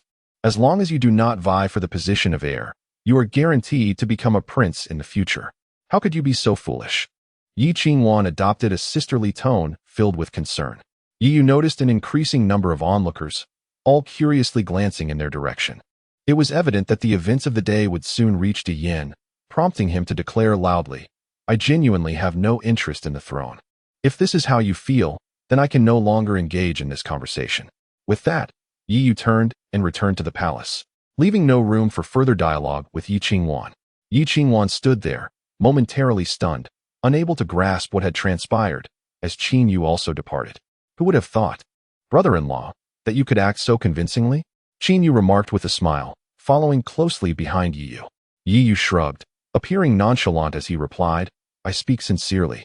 I truly have no interest in the throne, and I genuinely cannot continue this conversation with her. However, this dialogue will take on a different significance when it reaches Yi Fan and Yi Xian's ears, won't it, brother-in-law? Qin Yu said with keen interest. Yi Yu nodded. Given the personalities of Yi Fan and Yi Xian, If news of today's scene reached their ears, it would undoubtedly amplify their suspicions regarding Yi Qingwan, especially considering the nature of the dialogue. Should Yi Qingwan choose not to retaliate, her fate might be more dire than a marriage into the great Zhou dynasty. However, what if they do not fall into the trap? Brother-in-law, Qin Yu inquired. Yi Yu glanced at Qin Yu, grinned, and responded, I shall ignite a fire. Even if they do not believe it, they will have to. With that, Yi Yu made his way to the Xianyang Palace, but he departed shortly thereafter. As he had anticipated, within a day, the news of his meeting with Yi Qingwan reached Yi Fan. Upon hearing this, Yi Fan immediately ordered their capture. Since Yi Yu had forewarned Qin Wushuang, he turned a blind eye to the powerful figures from the Great Yin entering the territory of the Great Qin. Within just 2 days, Yi Qingwan was brought back to the Great Yin Palace. Yi Qingwan, you have some audacity. How dare you seek out that rebellious child? Do you intend to conspire with him to seize the throne from Shaoxian? Yi Fan seethed. Having already harbored deep resentment towards Yi Yu from their encounter in the secret realm, Yi Qingwan's audacity to sneak away and meet him was intolerable. Father, this is unjust. I had no such intention. I have always supported Shaoxian. Yi Qingwan cried out. Father, could this be my brother's scheme? I believe my sister is not that kind of person, Yi Xian interjected, furrowing his brow. Over the past year, he was well aware of Yi Qingwan's actions concerning Yi Yu. The likelihood of her wanting to assist Yi Yu in claiming the throne was exceedingly slim. Hearing Yi Xian speak, Yi Fan gradually calmed down, reflecting on the situation and recognizing its peculiarities. He then gazed at the aggrieved Yi Qingwan below. Could it be that he had indeed misjudged her? Meanwhile, at the border of the Great Yin, a streak of light surged forth. Yi Yu's figure appeared, and as he revisited this familiar place, he inhaled deeply to steady his emotions. For below lay the origin of it all, the 9 Netherblood Spring. Within the territories of other dynasties, the area surrounding the 9 Netherblood Spring was devoid of life, but the Great Yin was different. For this 9 Netherblood Spring had been sealed by Yi Yu. Thus, many citizens of the Great Yin still eked out a living in this vicinity.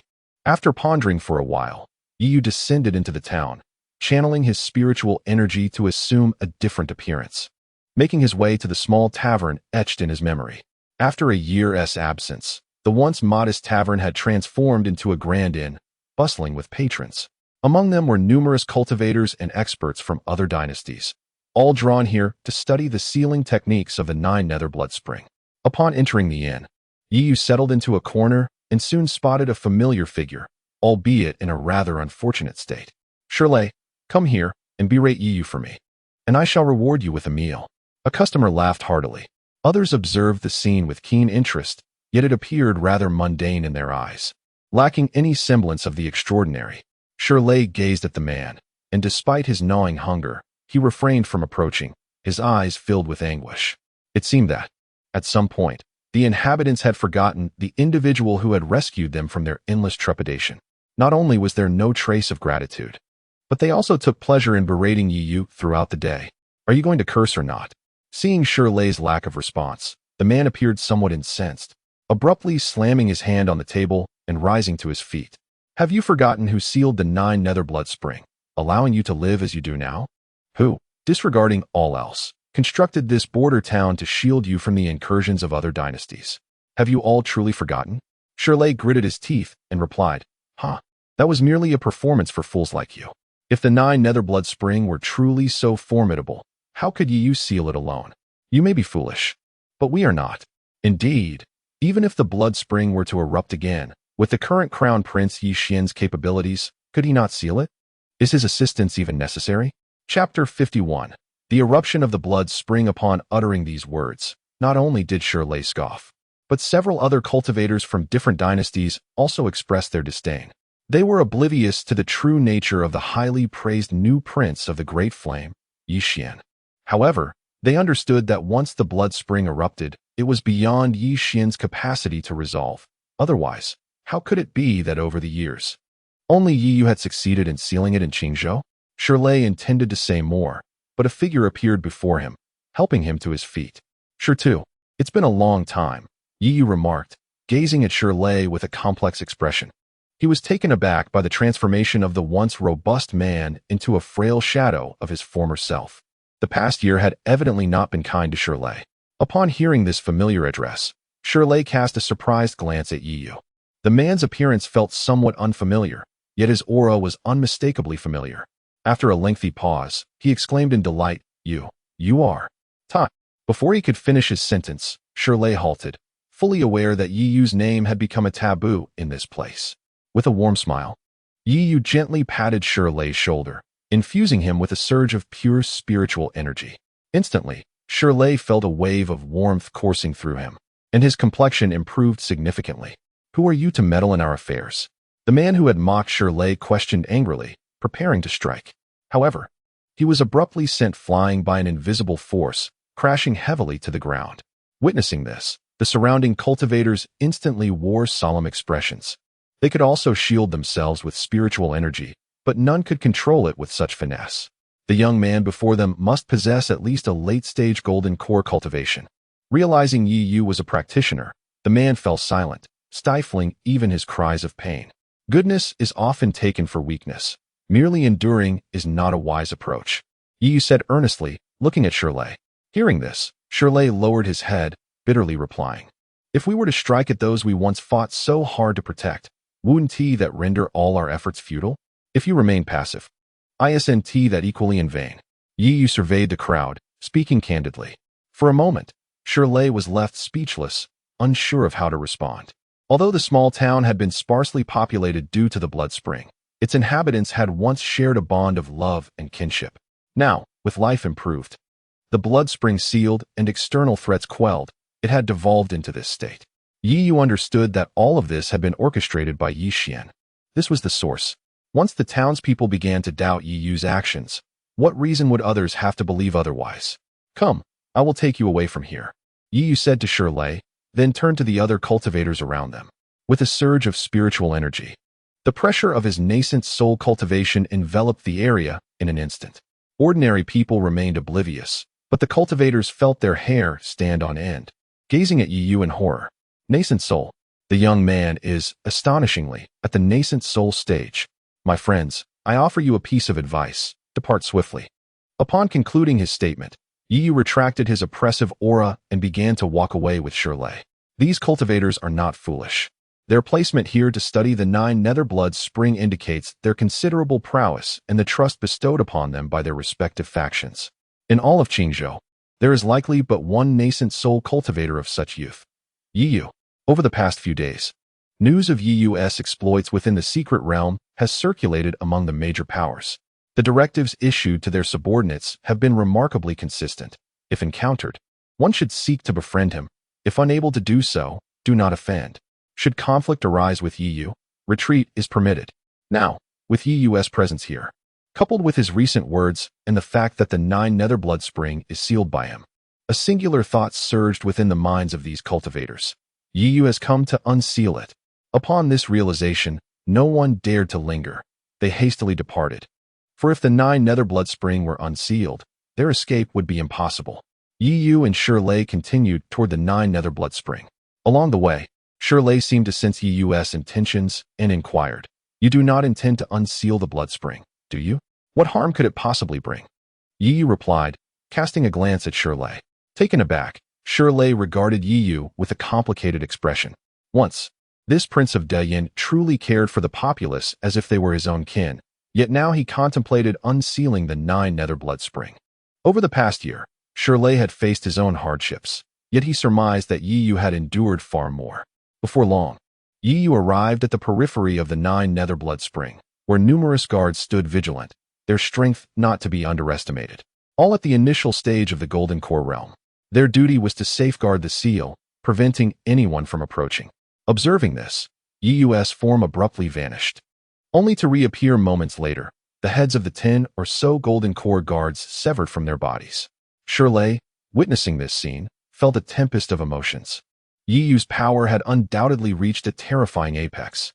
Soon, Yi Yu stood beside the 9 nether blood spring, which was considerably smaller than that within the Holy Dance sect, measuring merely over 20 zhang in size. Yet, its formidable nature could not be concealed. Yi Yu lifted his gaze towards the spring, where a luminous orb hovered above, incessantly absorbing the emanating 9 nether blood essence. It was, in fact, Yi Yu's spiritual root. A year had elapsed, and even the holy spiritual root struggled to withstand the corruption of the 9 nether blood essence. As Yu approached, he sensed that his spiritual root was on the brink of collapse. He then extended his hand, summoning the orb before him. Gently, he murmured, "You have endured much." This sentiment seemed directed at the spiritual root, yet it also resonated with his former self. Upon uttering those words, Yu summoned a small tripod, dispersing the 9 nether blood essence contained within the spiritual root. However, due to prolonged corruption, the quality of the root had significantly diminished. It now barely qualified as mid-grade.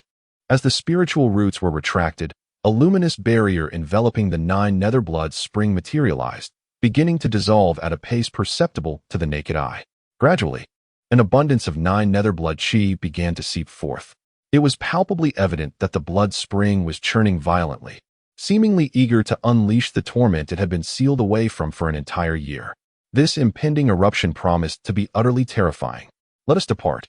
Observing this scene, Yu enveloped Shirley in spiritual energy, transforming him into a streak of light as they swiftly departed. In the depths of the night, when the changing guards, intoxicated beyond measure, arrived at this location, the moonlight revealed a sight that rendered them pale with fear. Before them, the forest had been shrouded in a dense miasma of blood, which continued to spread inexorably. Wherever the blood mist passed, all living things withered. Boom, boom, the eruption has begun. The 9 nether blood spring has burst forth. A chilling howl echoed through the night sky. Chapter 52.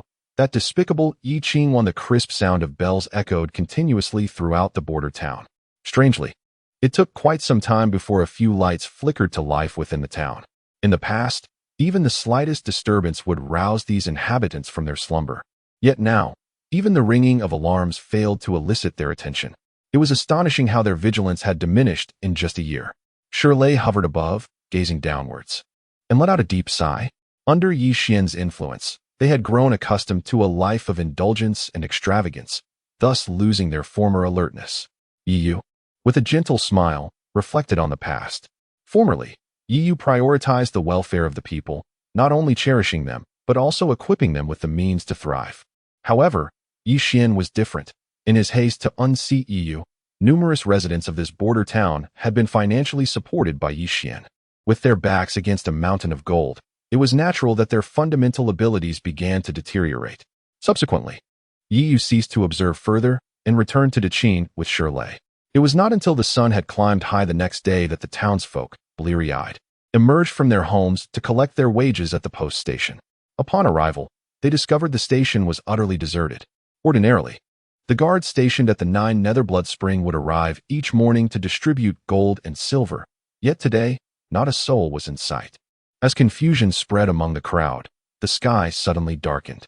Many curious onlookers gazed upwards, only to witness a vast, ominous aura of blood rising from the mountains, cascading towards them like a dark cloud obscuring the sun. The blood spring has erupted, someone in the crowd shrieked. However, many scoffed at this panic, with some mocking. Why the fuss? Didn't the prince say that this blood aura is nowhere near as terrifying as Yu claimed? Even if one were to inhale it, the worst they would feel is discomfort for a few days. It's hardly a major issue. Upon hearing this, several individuals who had been preparing to flee halted in their tracks, while others derided. See, Yu was merely pretending. He sealed the 9 nether blood spring. Yet in just a year, it has become ineffective. His words are nothing but lies, truly not as credible as the current prince. How could we have been so blind as to think highly of Yu? Enough, enough. We all know Yu is no virtuous soul. Let us prepare to distance ourselves, for even if nothing grave occurs, it would be unpleasant to fall ill. Upon these remarks, the crowd began to disperse in small groups. They continued their light-hearted banter on the way, seemingly regarding the feared 9 nether blood aura as no more than ordinary mist. Yet at that moment, a chilling cry pierced the air. Many paused in surprise and turned to look. They beheld an individual tainted by the blood aura, writhing in agony, visibly aging and rapidly decaying before their eyes. The entire transformation unfolded in the span of a mere tea time. Ordinary people, unlike cultivators, lack protective spiritual energy.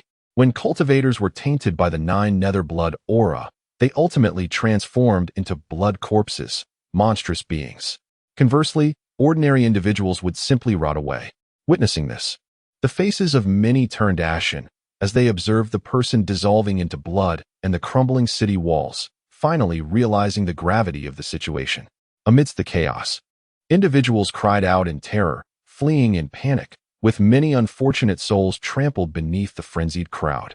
Yet, a significant number could barely manage a few steps before succumbing to exhaustion, ultimately forced to witness their own demise as they were engulfed by a tide of crimson, decaying in horror and transforming into mere blood. The malevolent aura spread swiftly, soon reaching the borders of the two dynasties. The soldiers of the Great Qin observed in dread as the citizens of the Great Yin rushed toward them, one after another consumed by the sanguine force, prompting a cold sweat to break upon their brows. They vividly recalled the horrific scenes from the time when the Nine Nether Blood Spring had yet to be sealed. It was not only the soldiers.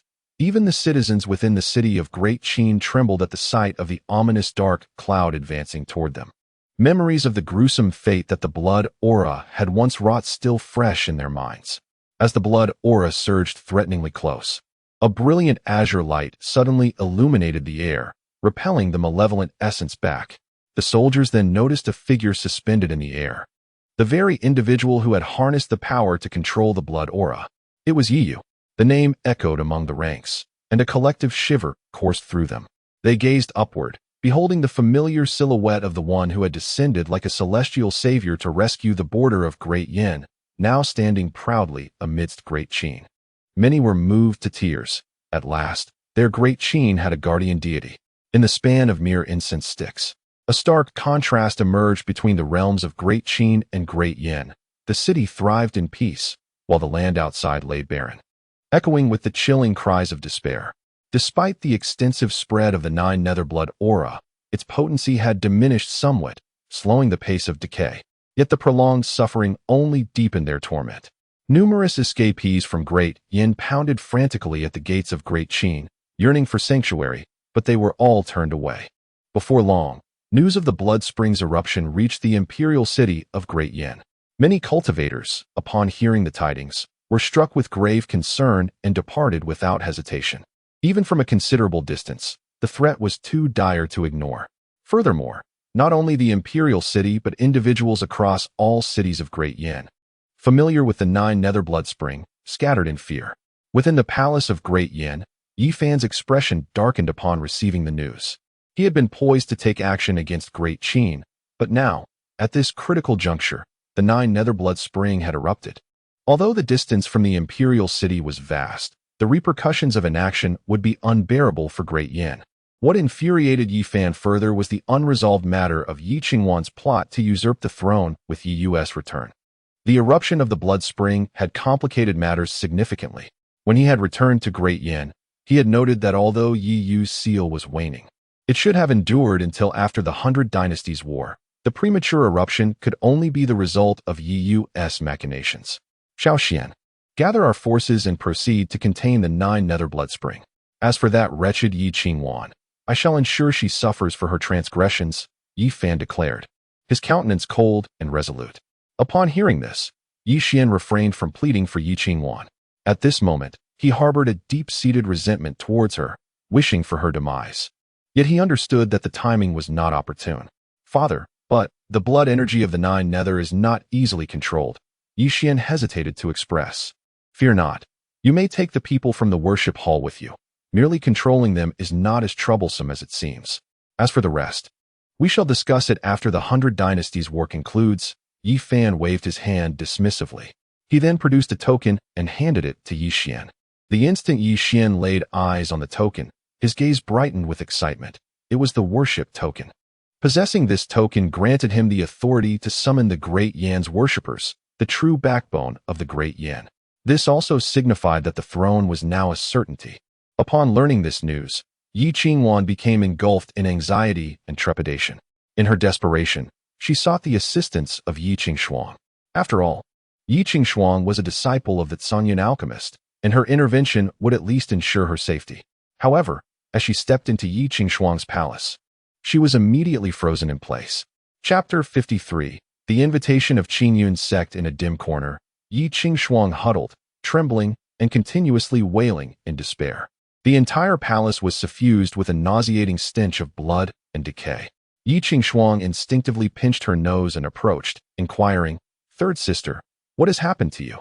Startled by the sudden voice, Yi Qingxuang quivered, and upon recognizing Yi Qingxuang, she broke into a heart-wrenching cry. "Eldest sister, save me, please save me." As Yi Qingxuang lunged forward, Yi Qingxuang gasped in horror, instinctively taking a step back.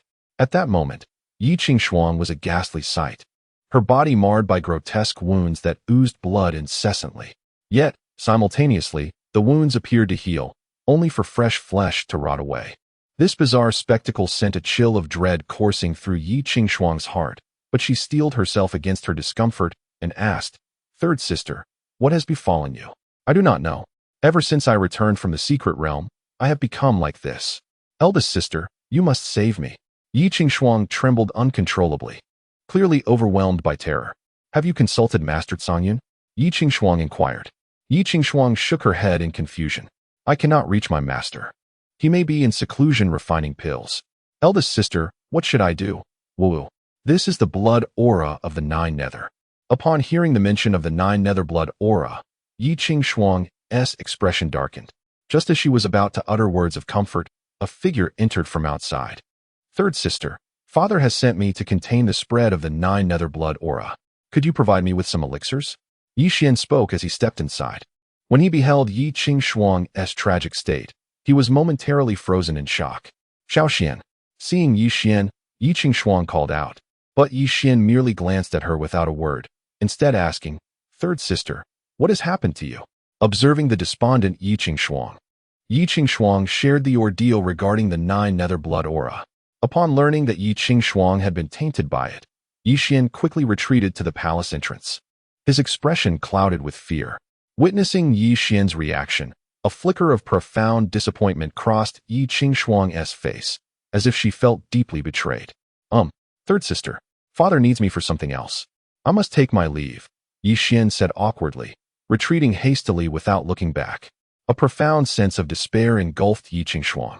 In that moment, she could not help but recall Yi Yu, the one who had always stood by her side, no matter the circumstances. The once youthful boy who would call her third sister and resolve all her troubles. Yet now, even upon discovering her affliction with the Nine Nether blood aura, he would not extend a hand, nor offer a warning. As she surveyed the desolate palace, echoes of words she had spoken to Yi Yu over the past year reverberated in her mind. "It's just a minor injury. What are you pretending for? Get out. Do not stain my space with your blood." Images of despair frequently surfaced in her mind, prompting Yi Qingxuang to succumb to tears.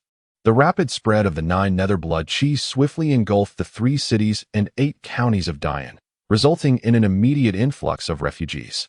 In just a few days, the death toll among the populace due to the spreading blood qi reached no less than several 100,000. With the destruction of cities and depletion of resources being incalculable, it was only at this moment that the people of Dian grasped the true terror of the Nine Nether blood spring, a horror not fabricated by Yi Yu, but one that could only be comprehended through personal experience of such despair. The entirety of Dian was plunged into a state of panic. Amidst this turmoil, news emerged that Prince Yi Xian would venture forth to suppress the Nine Nether blood spring and halt the blood qi's expansion. This echoed events from a year prior. A glimmer of hope ignited in the eyes of many fleeing individuals. A year ago, Yi Yu had boldly entered the heart of the Nine Nether blood spring and successfully sealed it. In an instant, the call for Prince Yi Xian reached its zenith. Leading a contingent of over 20 nascent soul cultivators, Yi Xian set forth towards the Nine Nether blood spring. Although uncertain of how to seal the blood spring, he believed that with the assistance of these formidable cultivators, halting the spread of the blood qi would not pose an insurmountable challenge. Many commoners and cultivators were stirred to follow, eager to witness their prince in action as he endeavored to protect them. Meanwhile, Yi Yu, currently residing in the imperial palace of the Great Qin, learned of these developments through the reports of Xueli. With a smile, he communicated with Xueli, inquiring if he had cultivated any trusted confidants among Yi Qingxuang's circle during his years of infiltration in Dian. Indeed, Xueli confirmed this. "Then, as I instruct, send that person to the outskirts of the blood qi and reveal the method to seal the Nine Nether blood spring," Yi stated calmly, subsequently disclosing the sealing technique to Xueli. Upon hearing the method, Shui Li's expression shifted to one of astonishment. He had not anticipated that Yi Yu would sacrifice so much, even his own sacred spirit root, for the sake of Dian. Despite his shock, Shui Li complied with Yi Yu's directive. Yi Qing, I wonder how your dear brother will treat you this time. Yi Yu grinned, casting his gaze upon the invitation in his hand. It was an invitation from Qing Yun's sect.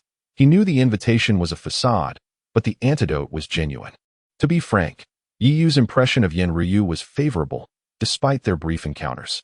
The presence of blood poison within Yen Ryu indicated that she had indeed faced off against demonic entities. The adage that an enemy's enemy is a friend resonated within him. After careful consideration, Yi Yu resolved to visit Qing Yun's sect to cure the blood poison afflicting Yen Ryu. Having made his decision, Yi Yu relayed this matter to Qin Wushuang. Naturally, Qin Wushuang did not oppose the idea, instead suggesting, should we bring a few cultivators along? In the current state of Qingzhou, you are not only contending with Yi Fan. Yi Yu's actions outside the secret realm had been remarkably astonishing, making him a thorn in the side of many. No. Although chaos currently reigns in the Great Yin, one cannot discount the ambitions of other dynasties. The offerings left behind serve as a form of deterrence. Furthermore, as long as the transformation into divinity does not occur, there is truly no one in Qingzhou capable of taking my life, Yi Yu remarked with a smile. This is not a display of arrogance on Yi Yu's part. Rather, after cultivating the indestructible primordial formula, the spiritual energy within him has been entirely transformed.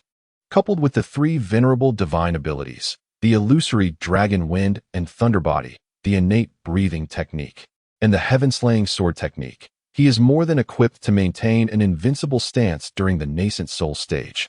Speaking of this, do you think Yi Xian can manage to control the spread of blood energy? Qin Wushuang inquired. Chapter 54. Your Highness, are you truly inferior to Yi Yu? Yi Yu nodded and remarked, as long as Yi Fan is willing to invest significant resources, it is indeed possible. Otherwise, Qingzhou would have long since succumbed to the dominion of the 9 nether blood spring. Upon hearing this, Qin Wushuang merely curled her lips, refraining from contradiction. Indeed, while the 9 nether blood spring is terrifying and cannot be completely eradicated, it is only Yi Yu who has succeeded in sealing it. Nevertheless, there are ways to delay its spread. The reason for her inquiry was to ascertain whether Yi Yu possessed any additional contingencies. Yi Yu discerned Qin Wushuang's subtle intentions, but chose not to expose them. Transforming into a streak of light, he departed from the imperial palace en route to Qing Yun's sect. While Yi Yu hastened on his journey, Yi Xian, accompanied by numerous attendants, had already arrived at the periphery of the 9 nether blood qi. Observing the throng that followed him, Yi Xian grinned. This was his opportunity to make a name for himself. In contrast to Yi Xian's buoyant demeanor, the attendants gazed at the vast expanse of 9 nether blood qi with grave expressions. Here, the blood aura had become quite diluted, yet they could still sense an instinctive fear emanating from it. Exchanging glances, they recognized the astonishment reflected in each other's eyes. It was difficult to fathom how Yi Yu had resolutely ventured into the very heart of the blood spring. Esteemed attendants, let us commence, Yi Xian declared, observing that sufficient individuals had gathered. As his words fell, the attendants sprang into action, forming a colossal barrier of spiritual energy before their eyes. It did not take long for it to encapsulate the blood aura before them. Subsequently, they produced various spirit-gathering array plates, placing them around to continuously absorb the surrounding spiritual energy to fortify this barrier. This was a common practice among the majority of the dynasties in Qingzhou. Although the 9 nether blood qi was thin at this point, it still possessed corruptive power, capable of tainting even spiritual energy. However, due to its diluted state, the blood aura could not swiftly corrupt the spiritual energy. Thus, employing the spirit-gathering arrays to reinforce, it would temporarily halt the spread of the 9 nether blood qi. Henceforth, a monthly visit to replace the array plates would suffice. Seeing the 9 nether blood qi no longer spreading outward, Yi Xian nodded in satisfaction, and cheers erupted from the surrounding crowd. Immersed in this chorus of acclaim, Yi Xian became lost in the moment, even closing his eyes to savor the experience. After a considerable time, the cheers subsided, and Yi Xian prepared to depart. Just then, someone inquired, "Your Highness, when shall we be able to repel the blood aura and return home?" At this, many voices chimed in agreement. After all, during the last encounter, Yi had entirely sealed the blood spring, allowing these individuals to return home. Taken aback by the question, Yi Xian paused for a moment before slowly responding amidst the astonished gazes of his attendants. Soon, I shall repel the blood aura and restore a place of peace and prosperity for the citizens of Diyan. Your Highness, that is implausible. The current barrier is already at its limit. To push it back would be a fanciful notion. An attendant stepped forward, lowering his voice in caution. Is it so? What Yi achieved with mere golden core strength, can you, as numerous nascent soul attendants, not accomplish? Have I, Diyan, nurtured you all for naught? Yi Xian's expression turned cold as he reprimanded. The expression of the offering priest shifted, for although he was a devotee of the Great Flame, he was also a formidable figure in the nascent soul stage, and such a rebuke was difficult to endure. It must be done, whether willingly or not. Hurry, Yi Xian commanded, producing the token of the devotee. Upon seeing the token, the Great Flame devotees could only sigh in resignation, and they promptly took action to attempt to repel the ominous blood energy from the nine hells. Initially, there was some effect, as the sinister energy was pushed back repeatedly. However, it soon became apparent that things had taken a turn for the worse, as the nine hells' blood energy thickened. The protective barrier formed by their spiritual power was eroded at an alarming rate, prompting several devotees to cease their efforts. They recognized that they had reached their limits. Observing that they had only advanced a mere 10 miles, Yi Xian's expression soured, yet he was not foolish enough to deny the reality of their situation. He truly did not anticipate the formidable nature of this nine hell's blood energy. How had Yi managed it? As the devotees halted their actions, the crowd below began to stir restlessly. Your Highness, why have you stopped? One voice called out. Yi had completely sealed the blood spring. You cannot be less capable than him, can you? This voice belonged to one of Yi Qingwan's trusted aides, who had been assigned by Yi. As the words fell, all eyes turned to Yi Xian. Previously, this prince of the Great Flame had boldly declared that the nine hells' blood energy was insignificant, dismissing the rumors surrounding the nine hells' blood spring as mere fabrications spread by Yi. Yet, the current circumstances suggested otherwise. Yi Xian fixed his gaze on the speaker, recognizing him immediately as one of Yi Qingwan's confidants. His fists clenched tightly, veins bulging on his forehead, clearly struggling to suppress his fury. Yi Qingwan, you wretched woman, waiting for me here. Seeing Yi Xian's face turn ashen, the crowd called out again. It was said that Yi had absorbed the nine hells' blood energy, using his own spiritual roots to maintain the seal. Hearing that the prince was exceptionally gifted and cherished his people, why not try Yi's method? Yi Xian glared at the speaker, a tempest of rage brewing within him. Yet he could not lash out at the crowd awaiting his response. After a lengthy contemplation, Yi Xian took a deep breath and feigned bitterness, saying, It appears my royal brother manipulated the seal, otherwise it would not be like this. As his words echoed, the crowd fell into deep thought. Soon, some began to respond to Yi Xian's statement. Once, Yi had single-handedly sealed the blood spring, and now Yi Xian, accompanied by over 20 nascent soul devotees, could only achieve this much. Some felt Yi Xian's words held merit. Yet, skepticism lingered, particularly among the practitioners present. Fortunately, the situation stabilized somewhat, and with a heavy sigh, Yi Xian departed in defeat. Meanwhile, traveling Yi, having heard the entire account from Xue Li, smiled broadly. Yi Xian continued to tarnish his name, as always. However, Yi was indifferent. Under Yi Xian's machinations, he had long lost the people's support in the Great Flame and had not expected to redeem himself through this incident. The intent was solely to incite a conflict between Yi Qingwan and Yi Xian. According to Xue Li's report, this internal strife was already a foregone conclusion, and the objective had been achieved. Subsequently, Yi severed his connection with Xue Li and gazed at the towering Qingyun mountain before him, gradually descending. Nestled in the eastern part of Qingzhou, Qingyun mountain is renowned as the foremost peak of the region, its ethereal atmosphere infused with an abundance of spiritual energy. Cultivating upon this mountain significantly accelerates one's progress. Many sects, when selecting their locations, often choose such illustrious mountains, which accounts for the presence of numerous formidable individuals within their ranks, surpassing even those found in imperial courts. At this moment, the foot of Qingyun Mountain was already thronged with individuals from various sects, with the elite of the younger generation nearly all converging here. Chapter 55. The talented ones of Qingzhou and Qingzhou, There are numerous sects, numbering over 100. However, only 3 are universally acknowledged as first-rate sects: Qingyun sect, Yueying sect, and Qiyang sect.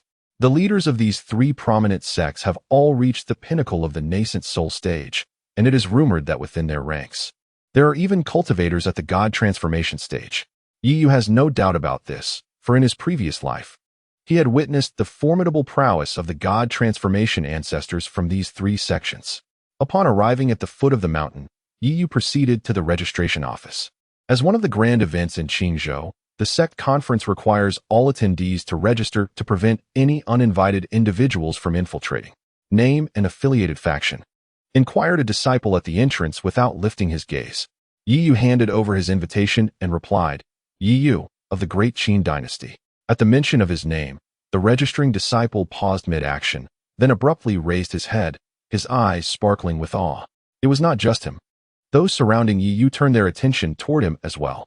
"You are the Yiyu ranked 5th on the talented ones list," the registering disciple exclaimed, brimming with excitement. The talented ones list? Yiyu furrowed his brow, as this was the first time he had heard of such a thing. Noticing Yiyu's genuine ignorance, the disciple quickly retrieved a ledger and presented it to him. As Yiyu perused the pages, realization dawned upon him. Above the 3 states of Qingyun, there exists a faction known as the Tiangong Pavilion, which is distinct from merchant associations like the Lingyun Pavilion. The Tiangong Pavilion specializes in the sale of intelligence. This so-called Qingzhou Talented Ones list is compiled by the Tiangong Pavilion. Yiyu's name graced this list, ranked 5th. 5th on the Talented Ones list.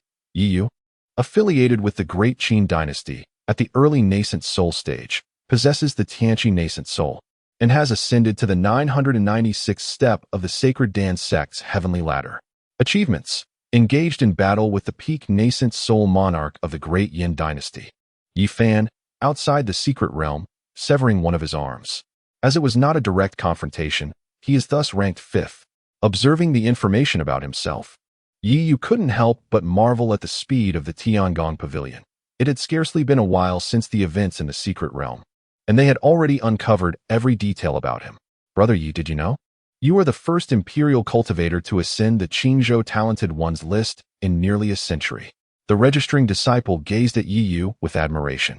Yiyu was taken aback, then glanced at the ledger in his hand. Indeed, aside from himself, all 49 others listed were disciples from various sections. Among them, Yiyu spotted a name he knew all too well: Yi Qingling, ranked 36th on the Talented Ones list. She is one of the personal disciples of the Yueying sect's master and the youngest princess of the Great Yin. If Yiyu recalled correctly, in his previous life, Yi Qingling had shone brightly at this very disciple conference, becoming an acknowledged genius in Qingzhou and the young master of the Yueying sect. Regrettably, this sister, whom he once cherished most, had thrust the first knife into him after achieving success. Returning the ledger to the registering disciple, Yiyu smiled and said, "Such a talented one's list does not truly signify much. Please, lead the way." The Qingzhou talents ranking recorded by the Tianji Pavilion only includes certain local powers of Qingzhou, omitting many influential entities that span across 3 states. Notably, the name of Ziyun is absent from this list. Furthermore, the 4th prince of the Great Zhou, Zhou Li, is a truly formidable character. Observing the situation, the disciple refrained from further comments and led Yiyu up the mountain. After settling Yiyu in, he took his leave.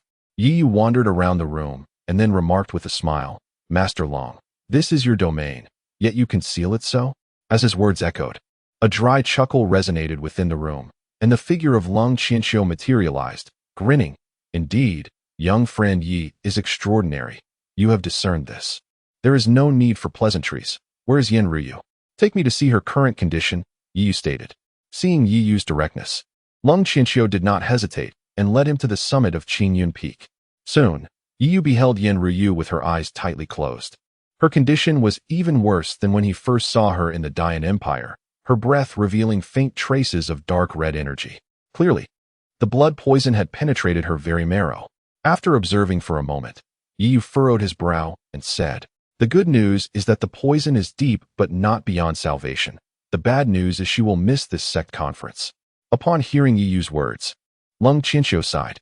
Although he had mentally prepared himself, hearing it articulated still pained him. In that case, I have an unreasonable request. I would like to invite young friend Yi to represent the Qingyun sect at this sect conference, Lung Qianxiu stated after regaining his composure. Hearing this, Yi smiled and shook his head. I have no interest. To speak frankly, the rewards of the sect conference are indeed substantial, yet for Yi, who possesses the void celestial cauldron and has received the storage ring from Danshinzi, they hold little allure. This conference is of great significance. If you agree, within the capabilities of the Qingyun sect, I can provide you with anything you desire. Lung Qianxiu asserted earnestly. Yi was taken aback, glancing at Lung Qianxiu in surprise. Is it merely a matter of resources that you value so highly? It is not only about resources. This time, the Moonshadow sect has invited an individual from a force in Lijiao. If we lose, it would not only be a matter of face. The territory of Qingzhou may very well be encroached upon, Lung Qianxiu said with a grave expression. What sect could instill such apprehension in Master Lung? Yi inquired with intrigue. Lung Qianxiu gazed deeply at Yi before retrieving a jade slip from his bosom and tossing it to him. Yi accepted it, infusing it with spiritual energy. After a brief glance, he raised an eyebrow and declared, I accept. As for the condition, I only request that Master Lung arranges for me to meet with the ancestor of Qingyun. What do you think? Lung Qianxiu did not expect Yi to agree so readily, and he replied, I can only promise to mention it to the ancestor. As for whether the ancestor will see you, I cannot guarantee. That is sufficient. Yi nodded and promptly mentioned several names of spiritual herbs for Lung Qianxiu to collect before turning back to his residence. In his previous life, Yi condensed a blood infant, which predetermined his inability to achieve the divine transformation stage. Thus, he was utterly at a loss on how to break through to this phase. Isolating oneself from the world was not a viable solution. The most prudent course of action was to seek guidance from others. However, in the vast expanse of Qingzhou, there were but a few who had attained the divine transformation stage, and among them was the venerable Qingyun old ancestor. Yet, what truly captured Yi's attention was not this, but rather the jade slip that Lung Qianxiu had handed him. Within the slip were a mere 8 words, Zixiao Sword Sect, Gongsun Wuji. In his room, Yi retrieved the Zixiao sword and murmured, Ah, the Zixiao Sword Sect. I wonder if they are friend or foe. Chapter 56. The first on the hero list, Yi vividly recalled that Dan Shanzi had once mentioned that to thoroughly cleanse the Zixiao sword, a journey to the sword tomb of the Zixiao sword sect was requisite. Just as he was pondering how to embark on this venture, the Zixiao sword sect presented itself at his doorstep. Yet, he remained uncertain of their disposition towards him. If they were amicable, that would be ideal. However, if they were not, regardless, surrendering the Zixiao sword was out of the question. As days passed, all those attending the sect conference had gathered. During this time, Lung Qianxiu had also dispatched individuals to deliver spiritual herbs. While concocting elixirs, Yi employed the innate breathing technique to gather the rich essence of life, infusing it into the pills. With this elixir in hand, it was merely a matter of time before Yen Ruyu's blood poison was completely eradicated.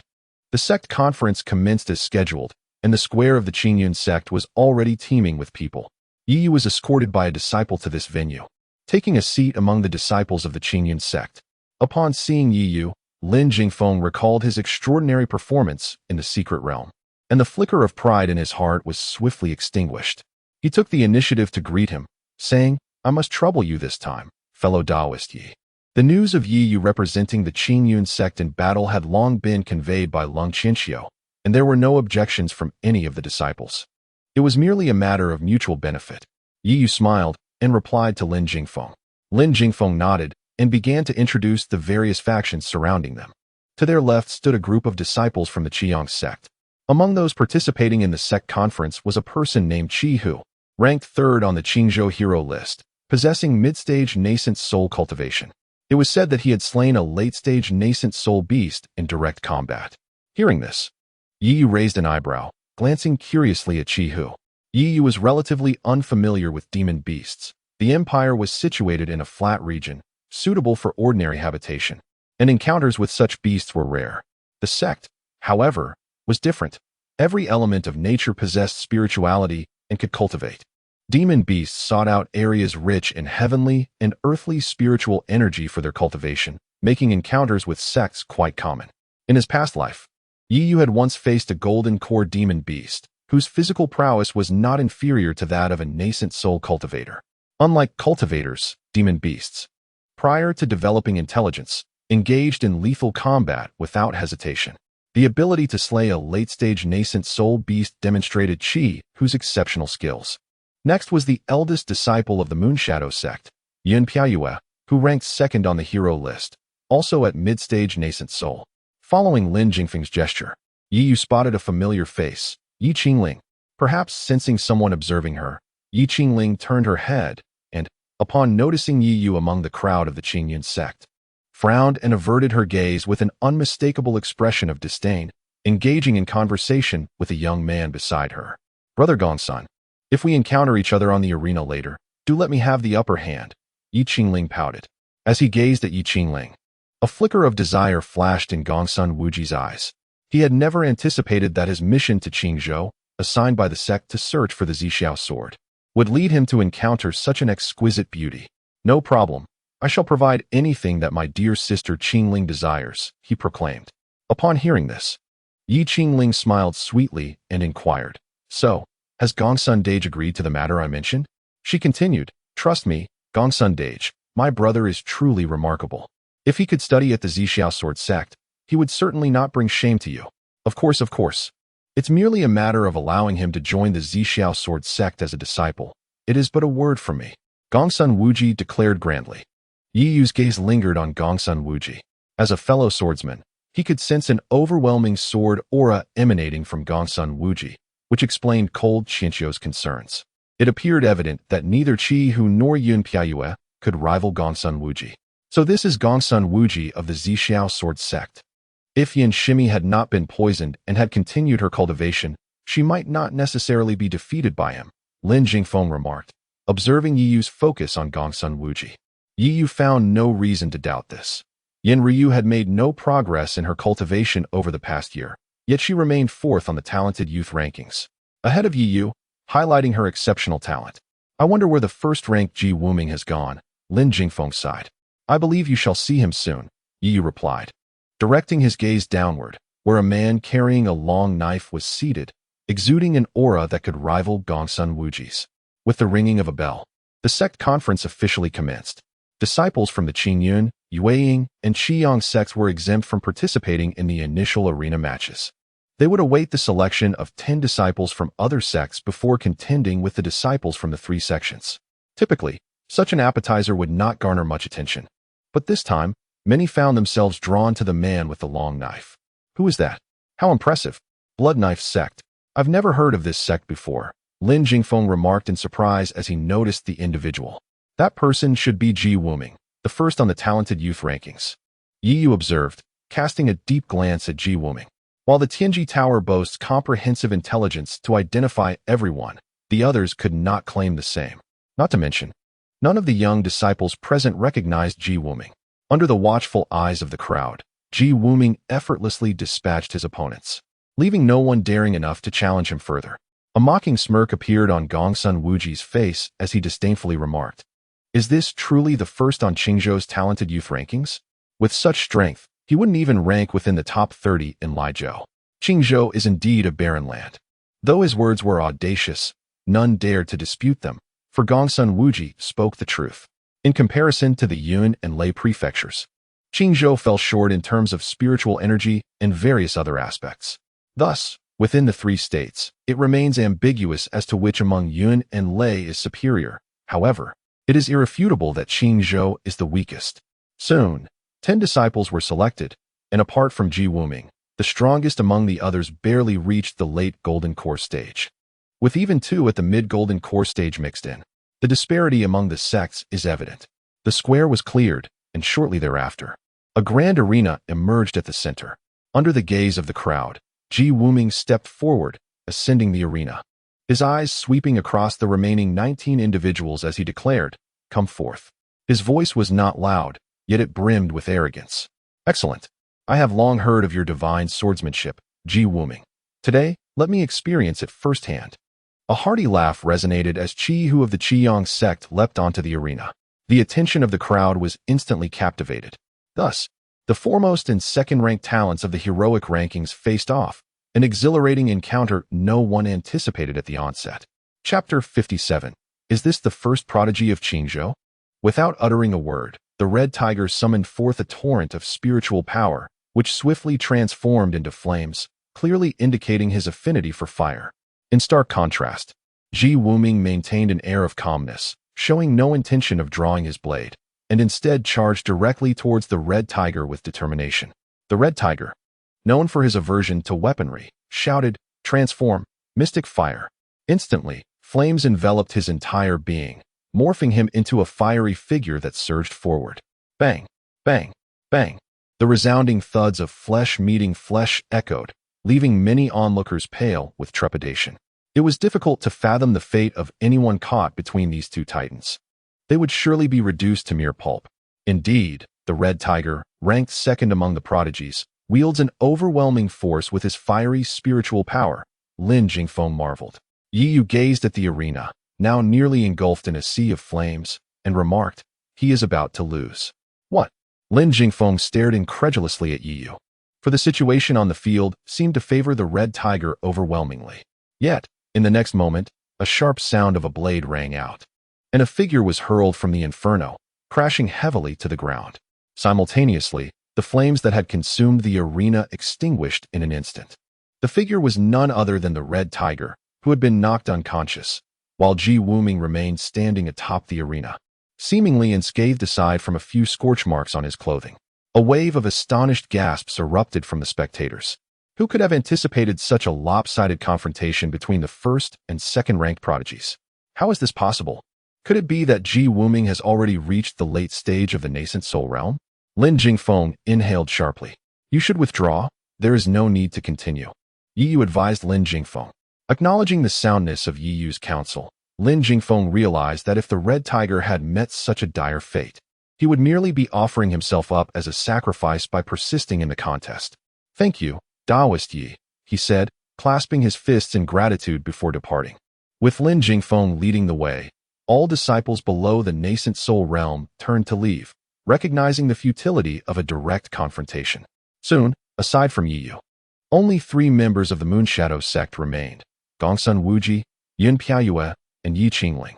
"What are you standing around for? Hurry and move aside." Yi Qingling's sharp voice pierced through the air.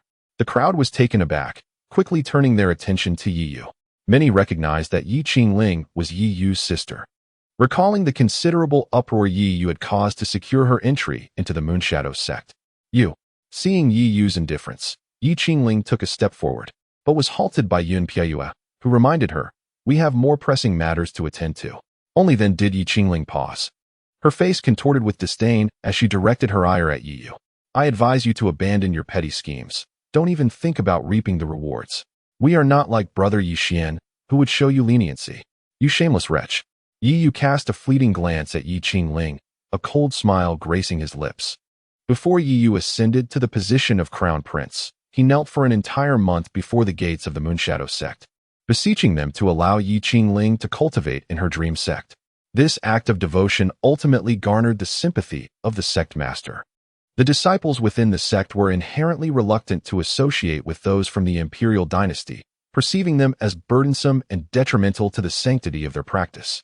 Thus, this singular opportunity was exceedingly hard won.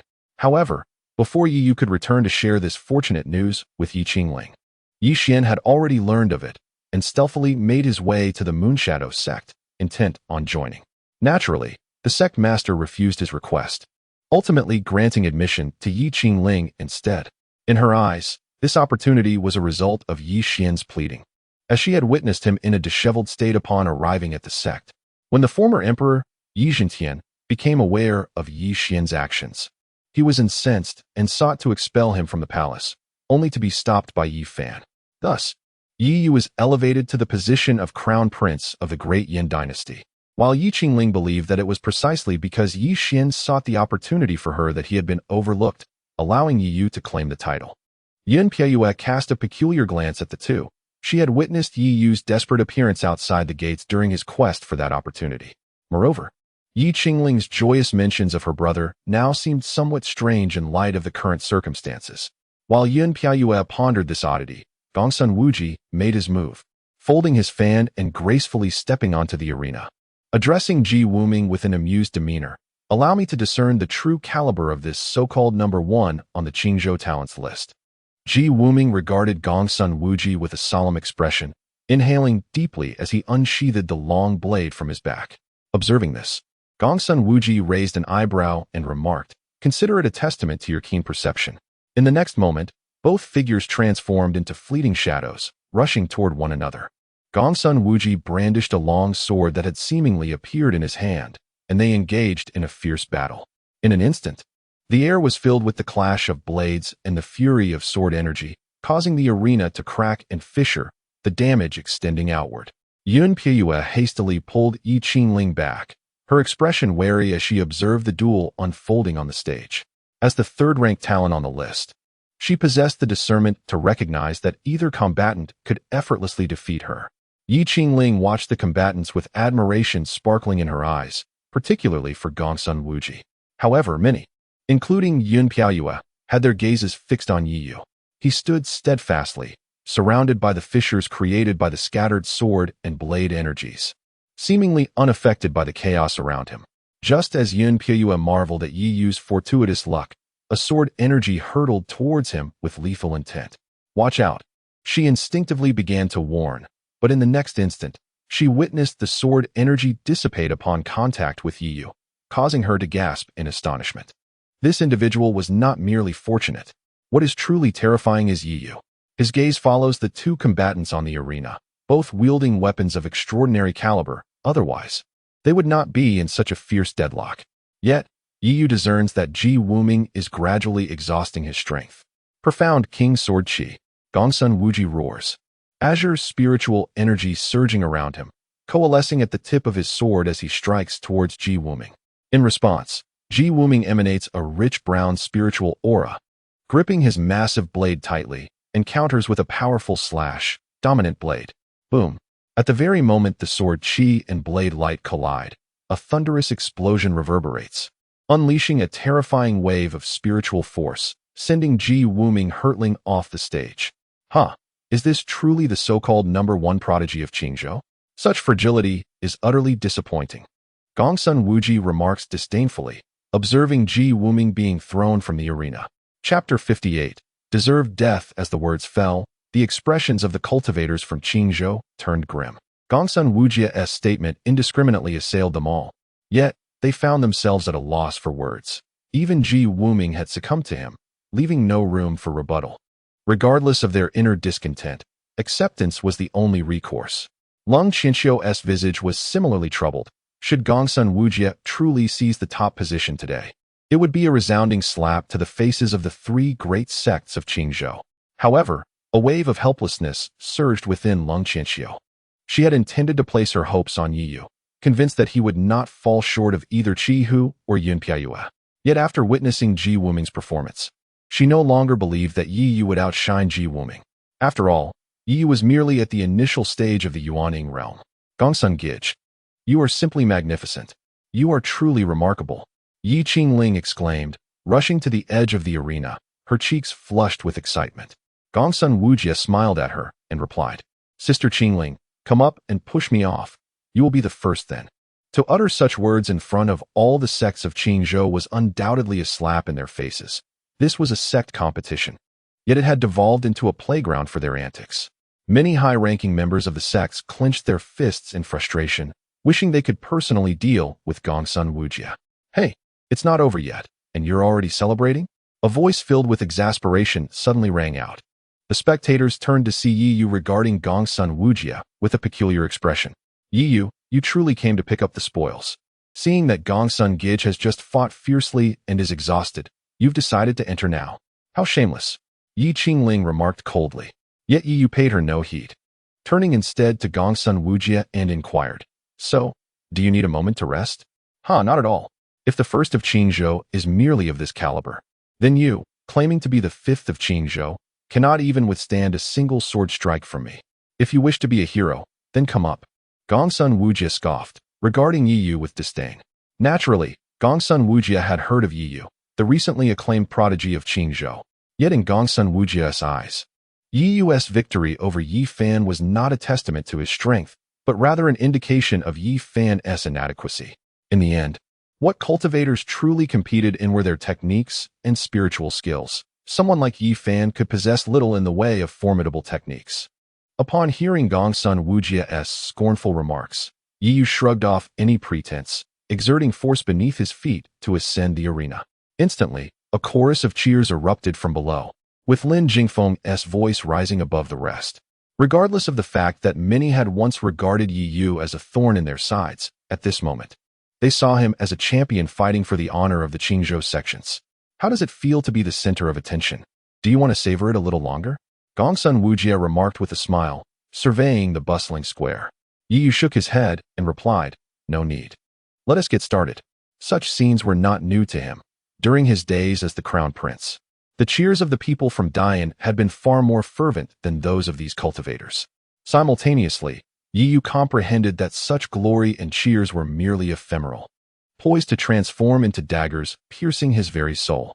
Gongsun Wuji let out a cold laugh, his aura surging anew, morphing into a gust of wind, clearly indicating the wind attribute of his spirit energy. This type of spirit energy was exceedingly rare and conferred a substantial enhancement to combat prowess. Qian Wang Sword Qi, Gongsun Wuji bellowed, as the surrounding spiritual energy surged, continuously infusing into his sword. The power of this strike was significantly greater than the one he had unleashed against Ji Wu Ming moments prior. It was evident that Gongsun Wuji aimed to obliterate the last vestige of defiance nestled within the hearts of the Qingzhou cultivators. On the spectator stands, Lung Qianxiu gazed at the towering sword energy coalescing before her, her expression gradually turning grave. Even she could not easily withstand such terrifying sword energy. What grade of spirit technique was this Xian Wang Sword Qi? Earth grade? Or perhaps intermediate earth grade? Yi Qingling's heart raced at this spectacle. Her eyes filled with admiration as she looked at Gongsun Wuji, realizing that this was the true embodiment of strength, the Prince Charming she had longed for. You wish to flaunt your power. I have granted you your final moment of glory. May you die without regrets. With a thunderous shout, Gongsun Wuji unleashed the massive sword light towards Yi Yu. As the azure sword energy surged toward him, Yi Yu inhaled deeply, enveloped in a thin halo, the essence of life coursing through him. Accompanied by a subtle rumble of thunder, a dragon pattern of lightning emerged upon his chest, a manifestation of the innate breathing technique and the perfected illusory dragon wind thunder physique. Subsequently, Yi Yu flipped his palm, and the Zishao sword materialized in his grasp. Boom! As the sword energy descended, it cleaved the arena in twain, causing the spectator stands to tremble. The scattered sword energy caused even the less adept disciples to wince in pain upon merely glimpsing it. After the strike, the sword energy transformed into a swirling azure gale, enveloping the area. Observing the place shrouded in azure sword energy, Yi Qingling scoffed disdainfully, exclaiming, "Serves you right. You only know how to dabble in these esoteric arts. You deserve to die. If you perish, no one will contest with brother Yi Xian for the throne." On the stands, Lung Qianxiu, witnessing this scene, finally relaxed her tightly clenched fists. Not only she, but the other high-ranking members of various sects also sighed, realizing that this day's humiliation was seemingly inevitable. There was no denying that Gongsun Wuji was extraordinarily formidable among the younger generation. Perhaps even some sect leaders would not stand a chance against him. Was the disparity between the Qinglei and the Erzhou truly this vast? Taking a deep breath, Lung Qianxiu slowly rose, intent on announcing the outcome before Gongsun Wuji and Yi Qingling spiraled further into their antics, thus preserving a modicum of dignity. Yet, just as she was about to speak, an inexplicable sense of foreboding washed over her. Not only she, but even Gongsun Wuji on the arena felt his hair stand on end, turning in disbelief to behold the still swirling wind-like sword energy.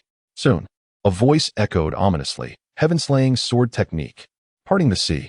The moment the words fell, a blood-red beam surged into the sky amidst the azure gale, tearing the wind asunder. Lung Qianxiu stumbled back uncontrollably for 2 steps, her eyes wide with disbelief as she beheld the crimson pillar. Here she was, the esteemed leader of the Qingyun sect, at the pinnacle of the nascent soul realm, yet she sensed the ominous aura of death emanating from that very beam. After a lengthy pause, As the blood-red light dissipated, Yi Yu's figure gradually materialized before the incredulous gaze of Gongsun Wuji, not a shred of his clothing marred in the slightest. Unscathed. Meanwhile, Gongsun Wuji's gaze was fixated intently upon the purple sword in Yi Yu's grasp. The character Zixiao appeared strikingly clear at that moment. The Zixiao sword. Chapter 59. Meeting the Holy Sun. Gongsun Wuji rubbed his eyes, fearful of being mistaken. He understood better than anyone the significance of the Zixiao sword to the Zixiao sword sect.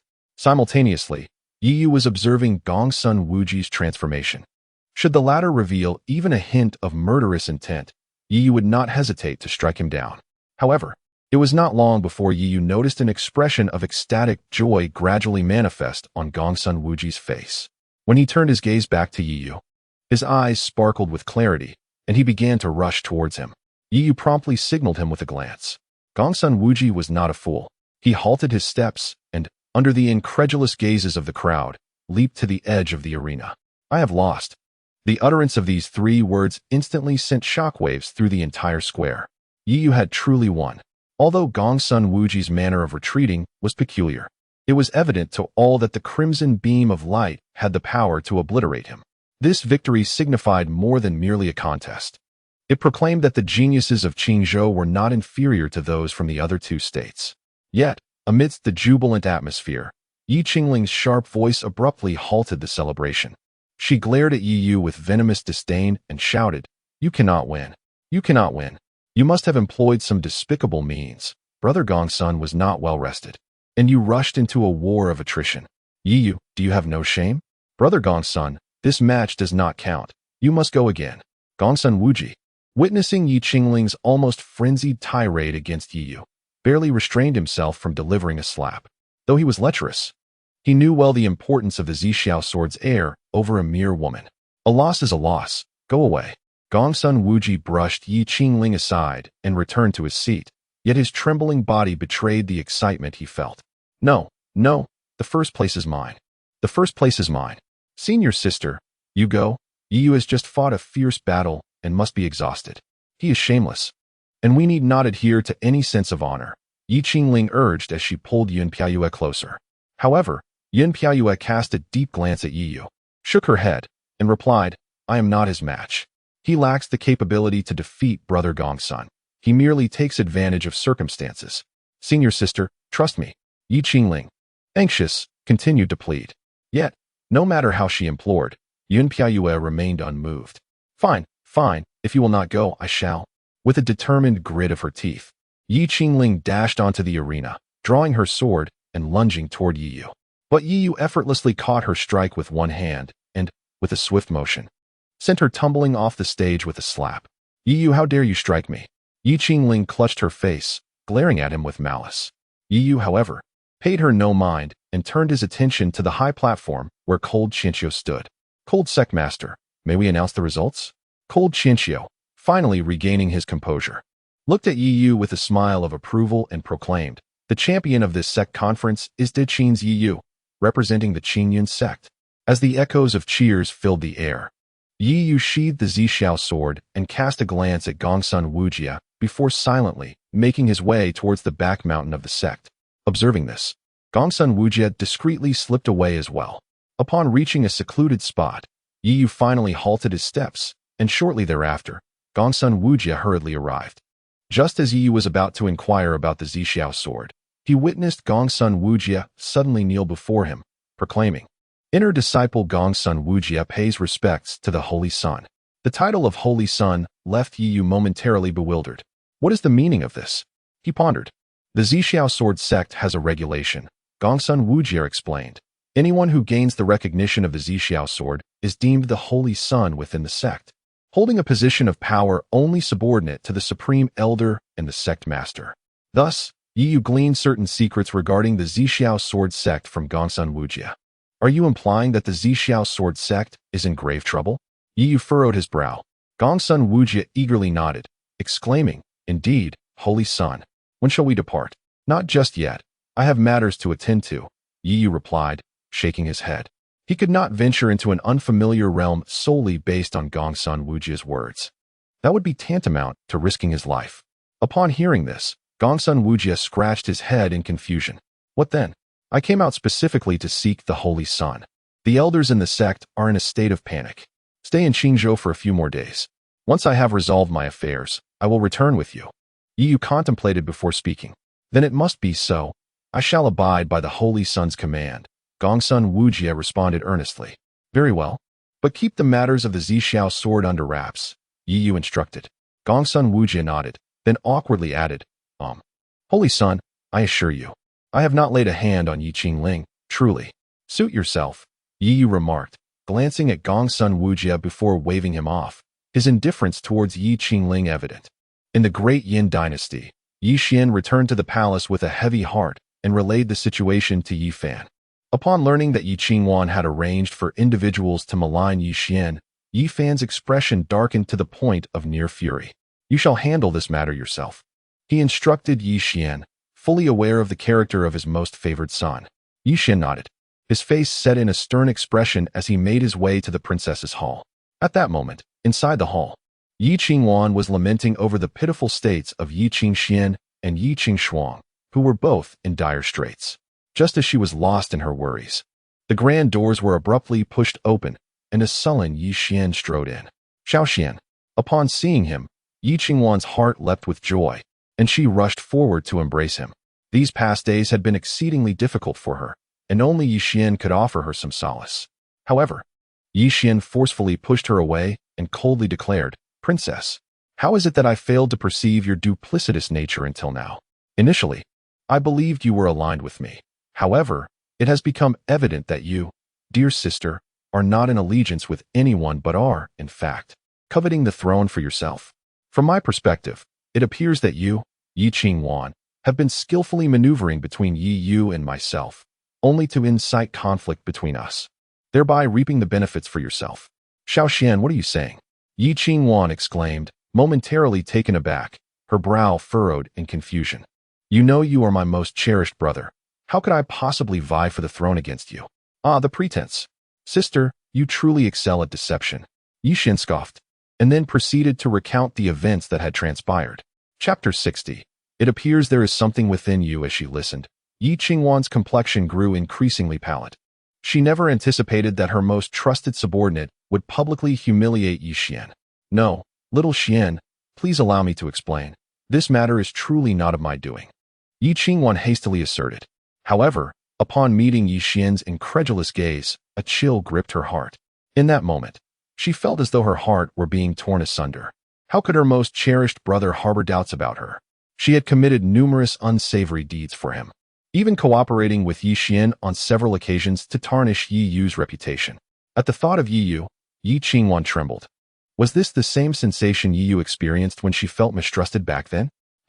Your Highness, you are no different from Yi Yu. You are a selfish and self-serving individual, Yi Xian retorted coldly. At these words, Yi Qingwan shuddered and sank helplessly to the ground. Little Xian, how can you speak to your elder sister in such a manner? Yi Qingshuang, hiding in the corner, could no longer contain herself. Unable to bear the scene unfolding before her, Yi Xian turned to glance at Yi Qingshuang, then recoiled in disgust, his voice icy as he remarked, What are you doing out of your chambers? Do you not fear spreading the 9 nether blood chi to others? Moreover, your current state is a disgrace to the royal family. In his fury, Yi Xian had no desire to maintain pretense. Yi Qingshuang's chest heaved violently. Her finger pointed at Yi Xian, yet she could not utter a single word. Am I mistaken in what I say? If you truly wish for my well-being, you should not appear before me at all, Yi Xian declared coldly. Upon hearing this, Yi Qingshuang felt as though struck by lightning. Her mind went blank. This was a phrase she had once directed at Yi Yu.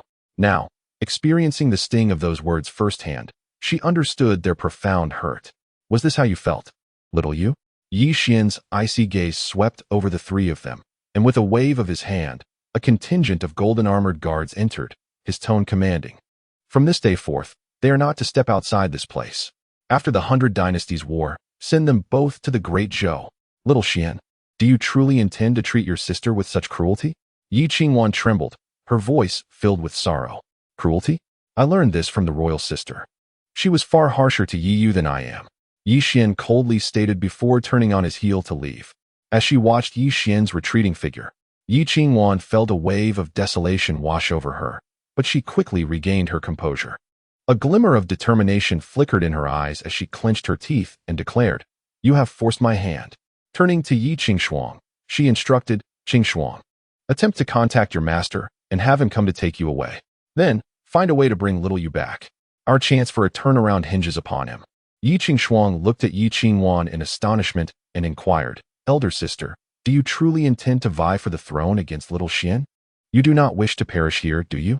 Yi Yu has the ability to seal the 9 nether blood spring, and he can surely heal you." Yi Qingwan urged without directly answering Yi Qingshuang's question. "Xiao Yu, I fear, would now be unwilling even to meet me." Yi Qingshuang remarked with a bittersweet smile. "He will. Just inform him that if he chooses to return, I shall wholeheartedly assist him in contending for the throne. A person who values power as he does would surely hesitate to relinquish it," Yi Qingwan asserted with conviction. Hidden in the shadows, Shueli shook his head upon hearing this, letting out a sigh. He could discern that Yi Yu was indifferent to the throne. The lengths he had gone to preserve his position as the crown prince were merely for the sake of his sisters. Regrettably, these so-called sisters had yet to realize this. Still believing Yi Yu to be enamored with power, Shueli had come to understand that this eldest sister, Yi Qingwan, was fundamentally a self-serving individual, masquerading as someone who acted in the interest of others. Consequently, he lost interest in eavesdropping further and chose to report the situation to Yi Yu.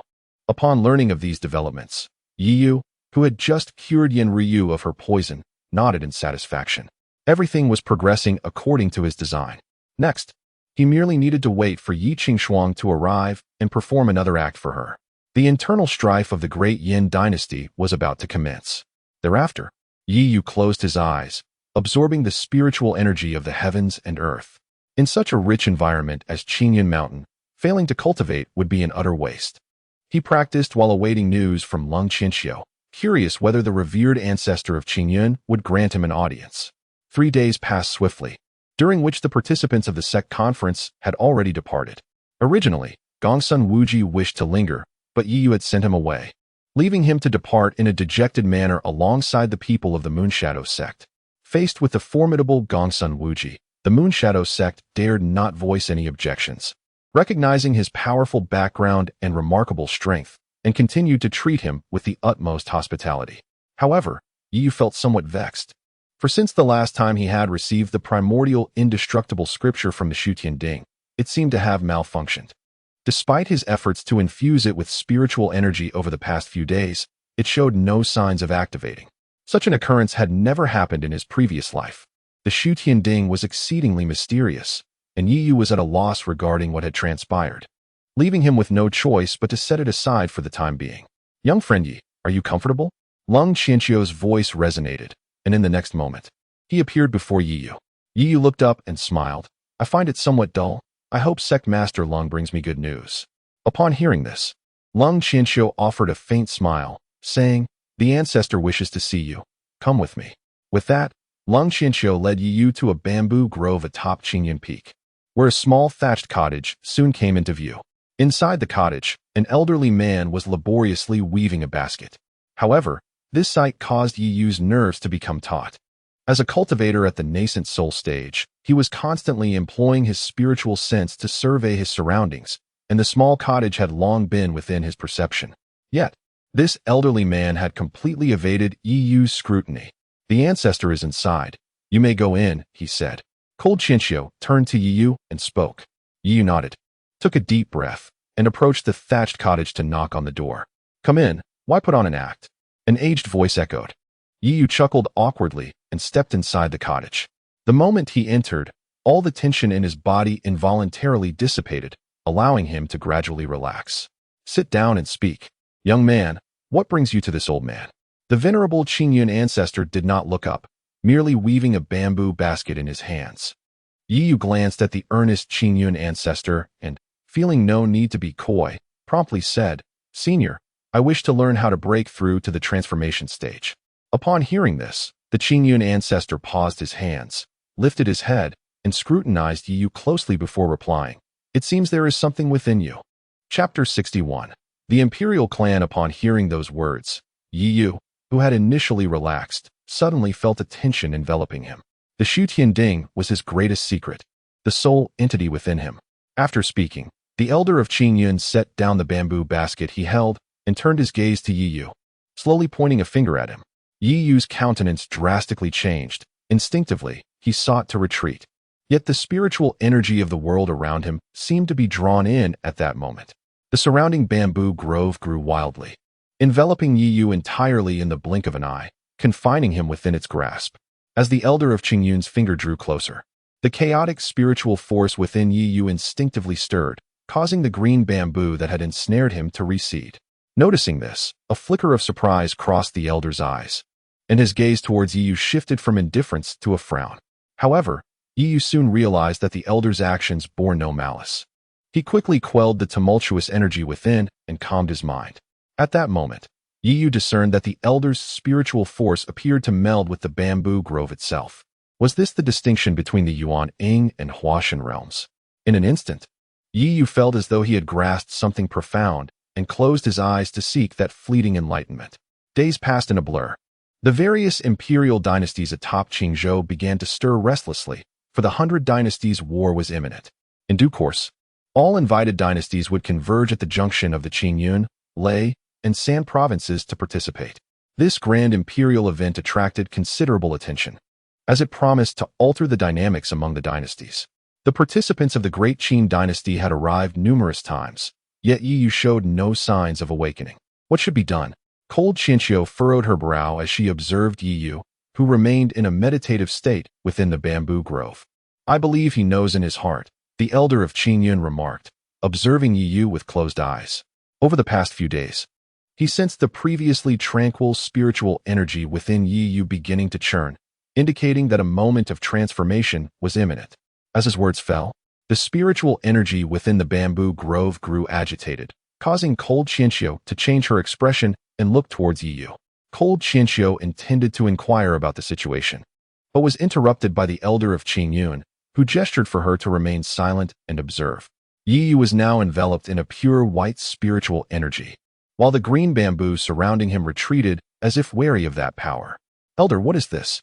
Cold Qianqiu exclaimed, astonished, while Yi Yu remained unaware. Cold Qianqiu understood that the entire bamboo grove was, in fact, a manifestation of the elder's spiritual energy. Sensing the bamboo's apprehension, the elder's expression shifted several times before he murmured, Chaos Yuaning. Is it? In the next moment, Yi Yu's aura surged dramatically, swiftly breaking through the confines of the early Yuaning stage and advancing to the mid-Yuaning stage. Witnessing this, Cold Qianqiu felt a shiver run down her spine. How long had Yi Yu been in the secret realm, and now he had achieved yet another breakthrough? Was he even still human? Fortunately, at this moment, Yi Yu's breath gradually stabilized, no longer approaching the late stage of the nascent soul, or else Lung Qianqiu would have begun to doubt herself. Just as Lung Qianqiu felt a sense of relief, a sudden humming sound erupted, and she witnessed 1,500 spiritual seals coalescing around Yi Yu, sketching out an incomplete formation in midair, resulting in a rather disjointed flow of spiritual power. It was evidently a flawed array. This child is extraordinary. The elder Qingyun couldn't help but exclaim. These words tightened Lung Qianqiu's heart. It had been many years since she had heard the elder speak so highly of anyone. Then, she observed Yi Yu's surroundings as more spiritual seals began to form. In a mere few breaths, the number of seals reached an astonishing 1,900. It was known that gathering 2,000 seals would qualify one as a master of formation, rivaling the transformation stage. As the new seals surged and integrated into the incomplete array above, the formation gradually approached completion. Before long, a terrifying wave emanated from it, exuding a destructive force. A green lotus began to coalesce within. Lung Qianqiu's complexion turned pale. She could sense that if she were at the center of this formation, she would likely suffer grave consequences. Fortunately, the formation lasted but a moment before dissipating. Subsequently, Yi Yu slowly rose, his gaze sweeping across the bamboo forest. And he couldn't help but marvel at the transformation of the divine essence by the transformation stage practitioners. Having just entered a state of enlightenment, Yi Yu clearly felt that the bamboo forest before him was, in fact, a manifestation of Elder Qingyun's spiritual power. Lung Qianqiu fixed her gaze upon Yi Yu, inexplicably feeling as if she were facing the elder herself. Now that enlightenment has been achieved, it is time to depart. Elder Qingyun descended before Yi Yu, issuing the order to leave. However, Long Qianqiu furrowed her brow. Yi Yu's potential was undoubtedly limitless, yet the elder was hastily sending him away. What could this mean? Yi Yu was slightly taken aback, but nodded in agreement, turning to leave. Just as he was about to exit the bamboo grove, Elder Qingyun's voice resonated in his mind. The power within you can grant immense strength, but it also harbors boundless peril. Be wary of retribution from the imperial clan. Yi Yu halted, astonished, and turned back, only to find that the bamboo forest had vanished without a trace. Was the thing within him referring to the Void Sky Cauldron? And the imperial clan? What kind of faction was that?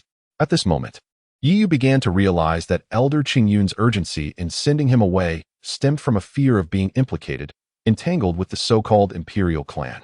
Although he was uncertain about the nature of this clan, one thing was clear. If it could instill such trepidation in a transformation stage expert like Elder Qingyun, it must be an overwhelmingly powerful force. Turning back, Yi Yu bowed in the direction of the bamboo grove, preparing to depart and return to the Great Qin. However, Long Qianqiu appeared before him, saying, "The Great Qin dynasty has sent word. If you awaken, you are to go directly to Baichao Mountain to meet them." Upon hearing this, Yi Yu nodded slightly, then furrowed her brow and inquired, "Has no one from Lingyun Pavilion come by?" "No," Long Qianqiu replied, shaking his head. "For many years now, no dynasty from Qingzhou has been able to break into the top 10 of the 100 Dynasties War. I hope you can." Yi Yu smiled, neither affirming nor denying. Yet her heart was filled with a hint of perplexity. Logically, at this time, Ziyun should have made an appearance, yet there was no sign of her. Nevertheless, her absence was a blessing in disguise, allowing Yi Yu to focus on preparing for the 100 Dynasties War.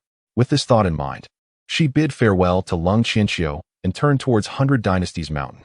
Watching Yi Yu's retreating figure, Long Qianqiu murmured, "Perhaps this time, the history of the three states will be rewritten." As he spoke, a frown creased his brow, for he noticed several dark figures trailing closely behind Yi Yu. Chapter 62. The Great Yin Dynasty. Is it truly remarkable? 2 days later, Yi Yu arrived in Dingyang City. Baichao Mountain lay at a considerable distance. To reach it, one would need to utilize the teleportation array. Otherwise, even a cultivator at the nascent soul stage, let alone one at the transformation stage, would require half a month of flight. Moreover, the journey would necessitate traversing the treacherous 10,000 Great Mountains, a territory dominated by the demon race. Upon arriving in Dingyang City, Yi Yu inquired around and learned that the Great Qin dynasty had departed 3 days prior via the teleportation array. As for Yi Yu, he would need to wait 2 more days. With the impending Baichao battle, throngs of people were heading to Baichao Mountain. Furthermore, the teleportation array could only be used a maximum of 10 times a day. With no other choice, Yi Yu resigned himself to resting in Dingyang City for the next 2 days. "Xiao Yu, you truly have come." As Yi Yu completed his registration at the array, a voice filled with surprise rang out. He turned to see a figure cloaked entirely in a voluminous black robe, accompanied by a faint, putrid scent. It could be none other than Yi Qingxuan. "Have you also come to join the fray?" Yi Yu spoke, directing his words not at Yi Qingxuan, but at the person behind her, Song Yun. Song Yun regarded Yi Qingxuan with a complex expression, and after a prolonged silence, he sighed. "This rascal. Qingxuan is still my disciple." With those words, Yi Yu understood. Song Yun intended to assist Yi Qingxuan in resolving her issues with the 9 nether blood chi. "Let us change locations," Yi Yu replied coolly, then turned to leave. Feeling Yi Yu's indifferent demeanor, the smile on Yi Qingxuan's face faltered, and she watched in silence as Yi Yu walked past her, not uttering a single word. The 3 of them chose a nearby tea house and sat across from one another. Yi Yu took the initiative to speak. "You are aware of what they have done to me, yet you still wish to plead on their behalf." At this, Song Yun's expression shifted dramatically. The events of the past year concerning Yi Yu and the Great Yin dynasty had spread like wildfire in Qingzhou. How could he be unaware? Song Yun truly wished to distance himself from this matter. Yet Yi Qingxuan was, after all, a disciple who had undergone the formalities of apprenticeship. "Xiao Yu, we cannot bear the entirety of the blame for what transpired. Had it not been for your interactions with Xiao Xian," Yi Qingxuan began, only to be interrupted by Yi Yu. "If I had truly intended to harm him, would he still be alive today?" Yi Yu's voice was calm, yet it resonated with boundless confidence. At his words, Yi Qing expression changed dramatically. Indeed, given Yi Yu's displayed prowess, dealing with Yi Xian would be a trivial endeavor. Not to mention, just a few toxic pills would be beyond Song Yun's ability to remedy. However, over the past year, although Yi Xian claimed that Yi Yu had poisoned him no fewer than 10 times, each instance had merely involved minor toxins. Observing Yi Qing's countenance, Yi Yu smirked inwardly. Had he still been that inept prince, she would not have lent an ear to his words. Yet now, having demonstrated his strength, he compelled Yi Qing to genuinely contemplate the situation. The bonds among the sisters of the great Yin were, after all, too fragile to withstand suspicion. I can assist her in resolving the matter of the 9 nether blood qi. However, our bond comes to an end here. Yi Yu turned his gaze towards Song Yun and spoke. At these words, Song Yun trembled, lifting his head, his visage seemingly aged considerably in an instant.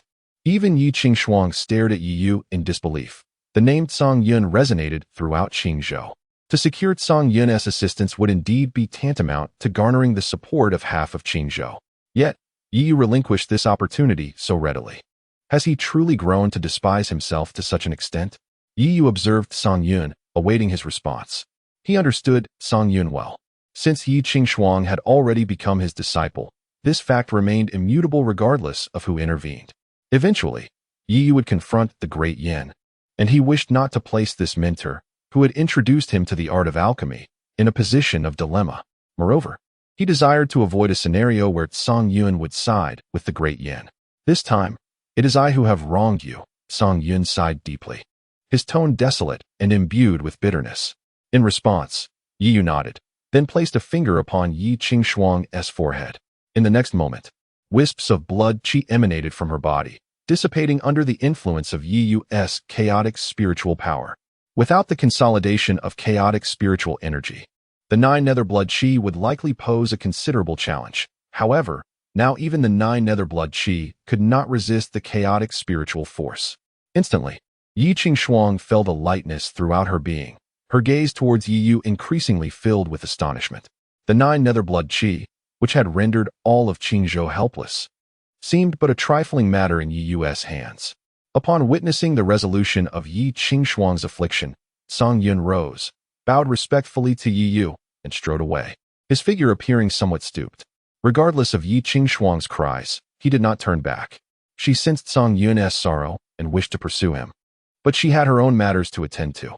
Xiao Yu, my sister hopes you can return to the great Yin, she said, and she will assist. You are Yi Yu? Before she could finish her sentence, a striking figure suddenly occupied the seat previously held by Song Yun. Who are you? Do you not realize that interrupting others is quite impolite? Depart at once. Yi Qing furrowed her brow, exclaiming in anger. The man merely cast a casual glance at Yi Qing. Then with a sweep of his hand, a crisp sound rang out as he sent Yi Qing flying. You, how dare you strike me? Do you know who I am? I am the 3rd princess of the great Yin dynasty. Yi Qing retorted furiously, rising to her feet with a cold expression. The great Yin dynasty? Is that truly something to boast about? Allow me to introduce myself. I am Zhu Yan, the 2nd prince of the Zhu dynasty, he replied with a hint of amusement. Upon hearing this name, Yi Qing's complexion changed drastically, her body involuntarily retreating 2 steps, as if faced with something exceedingly terrifying. The onlookers also displayed apprehension, silently retreating a bit further. Yi Yu, however, regarded Zhu Yan with a calm demeanor. The Zhu dynasty was one of the super dynasties in Liezhou. Within the realms of Qingyun and Liezhou, dynasties were countless, yet only 10 were universally recognized as the most formidable super dynasties. The Zhu dynasty is indeed one of them. Is there something amiss? Yi Yu inquired. No. I merely wish to observe what makes the so-called pride of Qingzhou so remarkable. Now that I have seen it, it is rather unexceptional, Zhu Yan remarked. Assessing Yi Yu with a discerning gaze, Zhu Yan could sense that Yi Yu was at the mid-stage of the nascent soul realm, a commendable level, though not particularly strong in the context of Yunlei and the surrounding regions. Zhu Yan himself was at the same stage. Yet he ranked only 43rd on the Thunder State's list of prodigies. However, even a dog can serve a purpose, so come with me, Zhu Yan declared. As his words resonated, many around them cast envious glances. Entering the Zhu dynasty, even as a mere dog, symbolized boundless resources for cultivation and a position of high esteem. Yet, Yi Qingshuang's complexion turned pale. If Yi Yu were to join the Zhou dynasty, what would become of her elder sister? What fate awaited Dian? Although the Zhou dynasty was a royal power of the Thunder State, extinguishing Dian would not pose a challenge. However, in that moment, under the watchful eyes of the crowd, Yi Yu merely shook his head and said, "I must decline." Chapter 63. Third Sister. I am unharmed. I have no inclination to be anyone's dog. However, I must admit a certain curiosity towards dog ownership, Yi Yu remarked nonchalantly. Insane. This singular thought surged through the minds of all present. Even Yi Qingshuang stood momentarily stunned. Like everyone else, she had never anticipated that Yi Yu would refuse. Wasn't this the optimal choice if he intended to strike at the Dian? Or perhaps he had not truly abandoned us? As this notion crossed her mind, a flicker of hope glimmered in Yi Qingshuang's eyes. Conversely, Zhu Yan's countenance darkened palpably, his voice icy as he declared, "In all my years, no one has dared to reject me." As these words echoed, the atmosphere around them seemed to chill, and shards of ice manifested in the air. An intense cold swept through the tea house, even causing the tea before Yi Yu to gradually freeze. Yi Qingshuang felt a bone-chilling aura and hastily retreated, distancing herself from the source of the frost. Yet, Yi Yu lifted his gaze to meet Zhu Yan's, channeling his internal energy to dispel the frigid presence. Bang! A dull thud resonated as the table between them disintegrated into powder. Two formidable energies entwined in a fierce clash, causing the entire tea house to tremble. Seeing Yi Yu handle the situation with such ease, Zhu Yan's expression soured considerably. With a flick of his wrist, a long spear materialized in his grasp. A magical artifact. Gasps erupted from the onlookers. Such an item, a treasure surpassing the highest tier spiritual treasures, was exceedingly rare and could decisively alter the course of battle. Enough, both of you, a sudden voice interjected. Yi Yu and Zhu Yan turned in unison to see a squad of silver-armored individuals standing outside the tea house, observing the confrontation. Dingyang City, while not under the jurisdiction of any force in Qingzhou, fell within the domain of the Tianji Pavilion. Consider yourself fortunate. Zhu Yan coldly glanced at Yi Yu before retracting his spear and departing. Even the Zhou dynasty could not afford to offend the Tianji Pavilion, a power whose influence, rooted in intelligence, far exceeded that of their dynasties and sections. As Yi Yu withdrew his energy, he turned to the leading figure among the newcomers and remarked, "I had thought it was someone else coming from Qingyan's sect. Turns out it is you." The man's expression shifted slightly, his gaze lingering on Yi Yu. He had assumed Yi Yu was oblivious, but it seemed he had been aware all along, merely waiting for their appearance. This required not only keen perception, but also profound confidence in one's own strength. "Young Master Yi, the lady requests your presence," the man announced. "Shall you know? You cannot go. It is dangerous." Yi Qingshuang interjected urgently. Although she was unaware of their background, it was evident that anyone capable of deterring Zhu Yan was far from ordinary. "Do not feign concern for my well-being. You cannot contend with the Zhou dynasty. But I can handle this," Yi Yu replied with a derisive chuckle, signaling for the man to lead the way. The man cast a sidelong glance at Yi Qingshuang. She trembled slightly before he guided Yi Yu away. Under his guidance, Yi Yu swiftly arrived at the Tianji Tower in the heart of Dingyang City. "Young Master Yi, the young lady is inside," the man said to Yi Yu as they arrived at the building. Yi Yu nodded and stepped forward to push open the grand door. In the next moment, a wave of crimson spiritual energy surged forth, accompanied by an intense heat. Yi Yu's expression shifted, and he swiftly summoned his spiritual power, forming a circular shield before him. Bang! A muffled sound echoed, followed by a voice tinged with surprise, just as a second surge of spiritual energy struck. Yi Yu took a decisive step forward, a thunderous dragon emblem appearing on his chest. The ground beneath him shattered as he propelled himself like a cannonball, hurtling directly towards a man. The man's countenance changed drastically upon Yi Yu's approach. He was about to retaliate, but it seemed his spiritual energy was inexplicably suppressed, causing its flow to slow considerably. This brief moment allowed Yi Yu to seize the man's neck and forcefully slam him to the ground. Boom! A resounding crack reverberated through the air as the man spat out a mouthful of blood, evidently gravely injured. "Show some mercy, Xiaomu. I told you. Young Master Yi is not an ordinary person. Do you believe it now?" A serene voice echoed, and Inai Xiangtong's figure materialized. Seeing the main figure appear, Yi Yu released his grip on Xiaomu's neck. The latter hastily retrieved a few medicinal pills and swallowed them, casting a wary glance at Yi Yu. Is this the hospitality of the Tiangong Pavilion? Yi Yu inquired, directing his gaze at Enai Xiangtong. Xiaomu was somewhat skeptical of young Master Yi's abilities, so I had no choice but to let him try, Enai Xiangtong replied with a smile, adding, if he angered young Master Yi, I would have dealt with him myself. Yi Yu regarded Enai Xiangtong's cheerful demeanor with a furrowed brow. He understood that her words were spoken with utmost seriousness. The man named Xiaomu recognized this as well, yet he exhibited no sign of fear. An assassin, perhaps? Yi Yu glanced at Xiaomu before stating, if you wish to kill him, I shall handle it myself. The young lady may speak freely. Upon hearing this, Enai Xiangtong seated herself on a chair, disregarding the chaos of the hall, and spoke earnestly.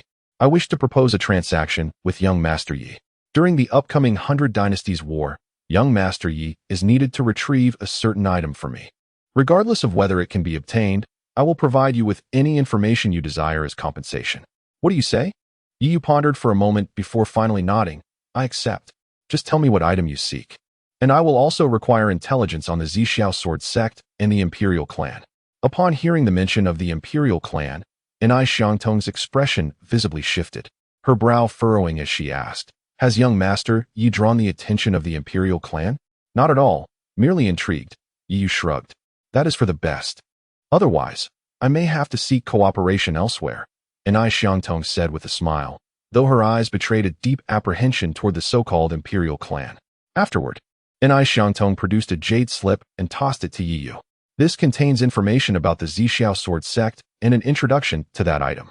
As for the Imperial clan's details, I shall present them to you in full once you emerge from the battlefield. Yi Yu took the jade slip, glanced at its contents, and nodded before turning to leave. He thought to keep a close watch on this individual. If he proved to be of use, he would report to Miss Mu Rong. Enai Xiangtong observed Yi Yu's departing figure and spoke. Xiao Yu, are you all right? Did they do anything to you? Upon exiting the Tianji Tower, Yi Yu spotted Yi Qingshuang anxiously waiting at the entrance. She appeared quite tense, as if fearing for Yi Yu's safety. Just as he was about to respond, his peripheral vision caught sight of a group of people, prompting a slight smile to grace his lips. Third sister, I'm fine. Thank you for your concern, he replied. Yi Qingshuang was taken aback by Yi Yu's unexpected warmth, but her astonishment quickly transformed into overwhelming joy. Xiao Yu, you've finally come to your senses. Come, let us return. Elder sister has been waiting for you for quite some time. With that, Yi Qingshuang seized Yi Yu's arm, only to turn and find Yi Xian with a face clouded with deep discontent. Chapter 64. My imperial brother is quite remarkable. Upon witnessing the intimate interaction between Yi Yu and Yi Qingshuang, Yi Xian felt an overwhelming surge of anger, nearly erupting in flames. His previous frustrations, having been delayed by the matters concerning the 9 Netherblood Qi, compounded by this scene, left him in a foul mood. Moreover, he had overheard their prior conversation. Returning to the Yin, his elder sister awaited him. The treacherous Yi Qingwan was indeed harboring ill intentions. Yet, despite his thoughts, Yi Xian managed to speak up. Third sister, imperial brother, you are here as well. Indeed, Yi Yu replied with a casual nod, before addressing Yi Qingshuang. Third sister, regarding the earlier matter, I shall attend to it once the 100 Dynasties War concludes. With that, Yi Yu ignored the grim expression on Yi Xian's face and strode away. Given Yi Xian's temperament, there was no need for Yi Yu to elaborate further. Having assisted Yi Qingshuang with the 9 Netherblood Qi and their preceding dialogue was sufficient to instill suspicion within him. Yi Xian, observing the elation on Yi Qingshuang's face, clenched his teeth. The sight of her injuries from the 9 Netherblood Qi fully healed only darkened his countenance further. Third sister, your wounds have healed, he remarked, feigning delight as he looked upon Yi Qingshuang. Recalling the disdainful expression Yi Xian had once cast upon her, Yi Qingshuang felt a pang of discomfort in her heart. Yet she managed to smile and replied, yes, it is all thanks to little you. That is splendid news. With your skills as an alchemist, third sister, the forthcoming 100 Dynasties War shall undoubtedly proceed more smoothly, Yi Xian remarked, grasping her arm. Yi Qingshuang furrowed her brow at his words. She wished to inform Yi Qingwan of this joyous news, but after some contemplation, she deemed the 100 Dynasties War to be of greater significance, and thus acquiesced to Yi Xian's request. However, upon her agreement, A flicker of coldness flashed in Yi Xian's eyes. He could not allow Yi Qingshuang to return to Diyan. Dealing with Yi Qingwan alone was already a considerable headache, as she had been subtly undermining him of late. Moreover, with Yi Qingshuang's involvement, the consequences could be dire. After all, Yi Qingshuang was a disciple of Song Yun, and the most prudent course of action would be to ensure her demise on the battlefield of the Hundred Dynasties War. In such a scenario, even Song Yun would be left without recourse. Upon returning to the tea house, Yi Yu delved into the contents of the jade slip. The detailed accounts regarding the Zixiao sword sect indicated that the information provided to him by Gongsun Wuji was indeed truthful. Those who earned the recognition of the Zixiao sword would be treated as a holy son by the sect. What piqued Yi Yu's interest further was the item that Murong Shui had instructed him to retrieve, which bore annotations of its approximate location. Though Yi Yu had not participated in the Hundred Dynasties War, his prior status as a prince had afforded him some understanding of the battlefield. As an ancient battleground, its expanse exceeded that of ordinary secret realms, with numerous areas yet to be explored, posing a significant danger. The item he sought resided precisely within those uncharted territories. As he contemplated this, a commotion arose downstairs. Yi Yu rose to peer down, witnessing Yi Xian and the others being obstructed by an individual, one from the Yan Imperial Dynasty. The strength of the Flame Dynasty is remarkable, ranking just below the 10 super dynasties. At this moment, they intercepted Yi Xian and his companions, harboring intentions akin to those of Zhu Yan, seeking to recruit them for their own purposes during the impending Hundred Dynasties War. It seems that some extraordinary circumstances surround this conflict. Otherwise, these dynasties would not be so eager to enlist new allies. Yi Yu furrowed his brow, muttering to himself. After a mere glance, he lost interest and disregarded Yi Qingshuang's pleading gaze, retreating into meditation. Observing this, Yi Qingshuang's eyes betrayed her disappointment. Yi Xian also noticed Yi Yu's fleeting presence at the window, and a plan began to form in his mind. He addressed Yin Lin, stating, "You need not intimidate me. My royal brother is the foremost prodigy of Qingzhou, and I fear you not." Upon hearing this, Yin Lin erupted into laughter, as if he had just heard the most absurd joke.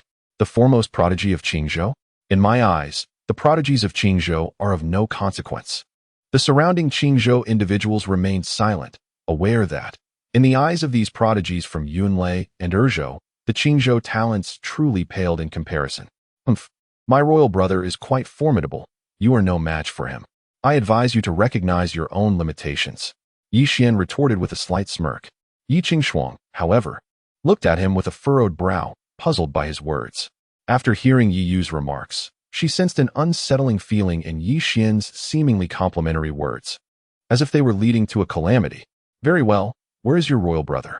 I am eager to witness the prowess of this so-called foremost prodigy. Yin Lin sneered. Without hesitation, Yi Xian pointed toward the window where Yi Yu had appeared. My elder brother is right there. Yin Lin scoffed, and in the next instant, he conjured a fireball in his hand and hurled it forward.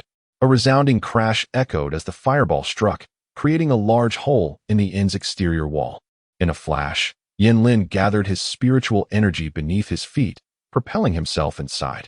Yi Xian grinned maliciously, anticipating Yi Yu's desperate pleas for mercy. Prior to this encounter, Yi Fan had shared numerous tales of the dynasties from Yunlei and Erzhou, and Yi Xian was acutely aware of the vast disparity between them.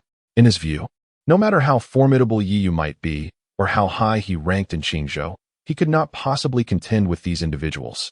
With a dull thud, a figure was violently expelled from the second floor, crashing heavily onto the ground. Alarmed, Yi Qingshuang instinctively moved forward, but a familiar voice reached her ears. It appears the lesson I imparted upon you in the secret realm was insufficient.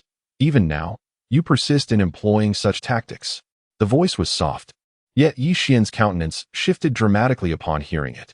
There stood Yi Yu, nonchalantly stepping into the air from the second floor, his gaze icy as he regarded Yi Xian below. Meanwhile, Yin Lin lay sprawled on the ground, pale and unconscious. The onlookers, witnessing this spectacle, were filled with astonishment, and even Zhu Yan, who had been enjoying the show, wore a changed expression. Both the Yin dynasty and the Zhu dynasty belonged to Lizhou. Zhu Yan is well aware of Yin Lin's prowess, although Yin Lin has not ascended to the ranks of the heavenly talents. Zhu Yan humbly admits that he could not have achieved such advancement in such a short span of time. As he watched Yi Yu gradually descend, Yi Xian involuntarily shuddered, retreating several steps while forcing a smile that was more grotesque than tears, exclaiming, "What words does the royal brother speak? I cannot comprehend them. Xiao Yu." Xiao Xian did not mean it. He is still young and was merely startled, Yi Qingshuang hastily clarified. However, Yi Yu paid no heed, swiftly appearing before Yi Xian with a faint smile, saying, "Whether you understand or not is of no concern to me." At these words, Yi Xian's face instantly drained of color, and he hurriedly attempted to retreat, but it was too late. Yi Yu had already closed the distance.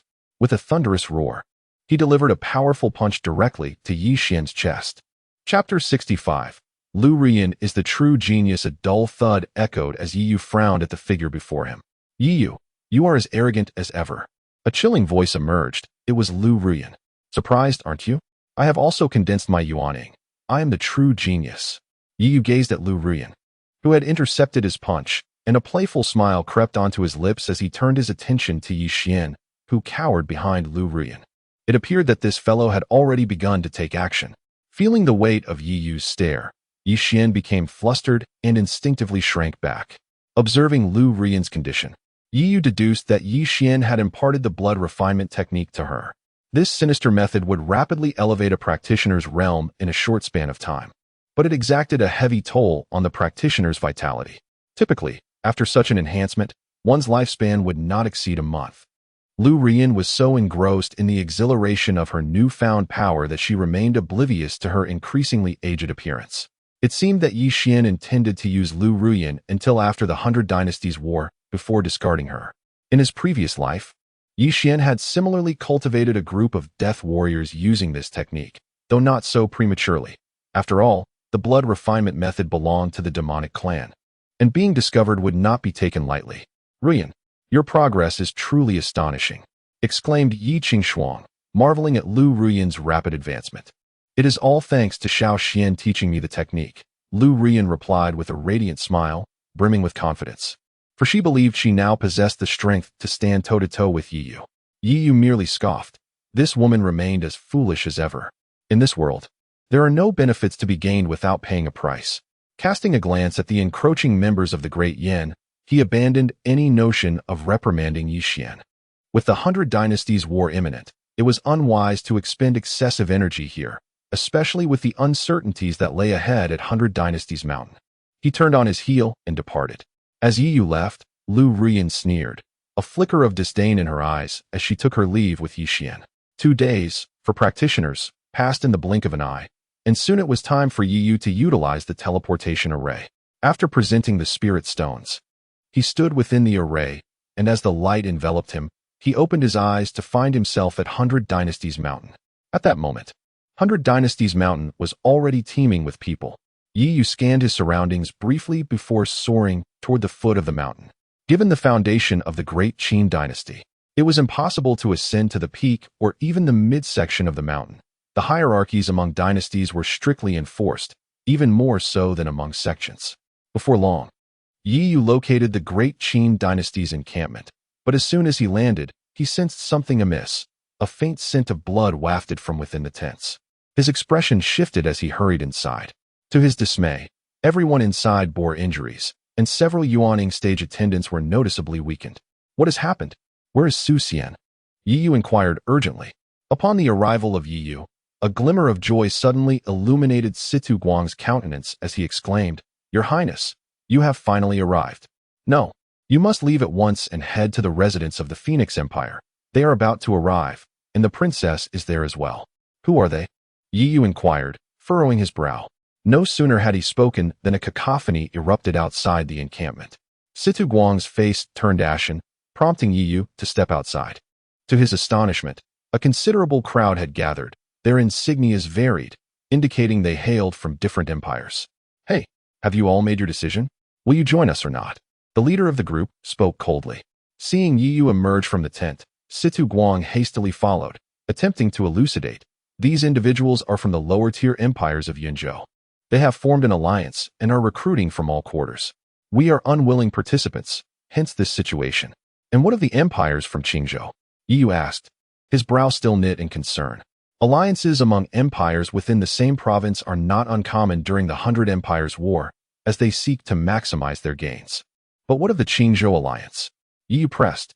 Situ Guang regarded Yi Yu, hesitating before finally responding. Yi Yu, understanding the unspoken truth, remarked, "It is due to the Great Yin, is it not?" Situ Guang nodded in affirmation. Indeed, the Great Yin has issued a warning. Any Qingzhou empire that allies with the Great Qin during the 100 Empires War shall face severance of relations once the conflict concludes. Taking a deep breath, Yi Yu asserted, "I understand. You should return inside now. Your Highness, do not act impulsively. They are numerous. And the princess is safely within the Phoenix Empire's residence. Endure for now, until the war begins," Situ Guang implored, sensing the tumultuous energy surging within Yi Yu. The Yunzhou alliance, though not sending their elite forces, had dispatched over 10 capable individuals, all of considerable strength. In Situ Guang's estimation, no matter how formidable Yi Yu might be, he could not contend with so many at once. A single punch might stave off a multitude. Blindly enduring will only embolden these ruffians. Before the 100 Empires War even commences, you all may very well perish, Yi Yu stated with gravity. Situ Guang, upon hearing this, felt a chill as he realized the truth in Yi Yu's words. There were no explicit prohibitions against conflict on 100 Empires Mountain, even if such prohibitions existed. Should someone from the Great Qin be slain, who would dare intervene on their behalf? Hey, are you all done whispering? If you don't provide an answer soon, do not blame us for our ruthlessness. The leader called out once more. Your Highness, be cautious. If it becomes untenable, retreat to the Phoenix Empire's residence. They will ensure your safety. With that, Situ Guang turned and re-entered the tent, recognizing that his continued presence was merely a burden. Meanwhile, at the halfway point of the mountain, within the residence of the Phoenix Empire, Feng Qing'er stood upon a stone platform, her gaze fixed upon the encampment of the Great Qin. She addressed her companion, Qin Ruoxian, saying, "Your little lover is in peril. Should you plead with me, I shall come to his aid." Qin Ruoxian glanced at Feng Qing'er, responding coolly, "You underestimate him significantly." "Oh, such confidence? Among those individuals is one in the late stage of the nascent soul realm. It appears your little lover stands no chance." Feng Qing'er took a bite of the spiritual fruit in her hand and spoke, "I trust him." Qin Ruoxian replied coolly, "Ah, you and your love-stricken brain, truly hopeless." Feng Qing'er shrugged her shoulders and exchanged a knowing glance with the person beside her. The individual understood the cue, signaling a few others to be prepared for action at any moment. At the Qingzhou Alliance's base, many had also noticed this scene, including the later arriving Yi Xian. Should we not intervene to assist? After all, the Great Qin is, in any case, part of the Qingzhou dynasty, and once we enter the battlefield of the 100 dynasties, they could prove to be a valuable ally, remarked a prince. However, Yi Xian interjected, to expel external threats, one must first secure internal stability. The Great Qin and we have long been estranged in spirit, not merely in appearance. Furthermore, can you truly feel at ease with my royal brother by your side? Chapter 66. Yi Yu accept. As the words fell, the prince fell silent. Yi Yu's abilities, while perhaps not extraordinary in the three states, were undoubtedly at the pinnacle among the myriad dynasties of Qingzhou. After all, the title of the foremost genius of Qingzhou was not merely a boast. It was a reputation that Yi Yu had earned through his own efforts. Such an individual, when placed in close proximity, would surely induce a sense of unease. Not only the parties involved, but numerous factions were discreetly observing the scene. This particular 100 Dynasties war was unique. They were all waiting for the downfall of a dynasty, at which point they could unleash their full potential. At that moment, Yi made his move. With a single step, a thunderous sound erupted, and in the blink of an eye, he vanished from his original position, delivering a powerful punch to the chest of the man at the forefront. Crack! Crack! The sound of shattering bones echoed as the man was sent hurtling back by Yi Yu's strike, crashing against a massive boulder and instantly losing consciousness. Such incredible speed. Such formidable strength. Feng Qing'er, witnessing this scene, paused in her act of biting into a spirit fruit, her eyes sparkling with intrigue. The Phoenix dynasty was renowned for its speed, a legacy attributed to the celestial phoenix, 9 steps passed down through generations. Yet, Feng Qing'er discerned that the velocity Yi Yu had just displayed was not a result of agility, but rather sheer physical power.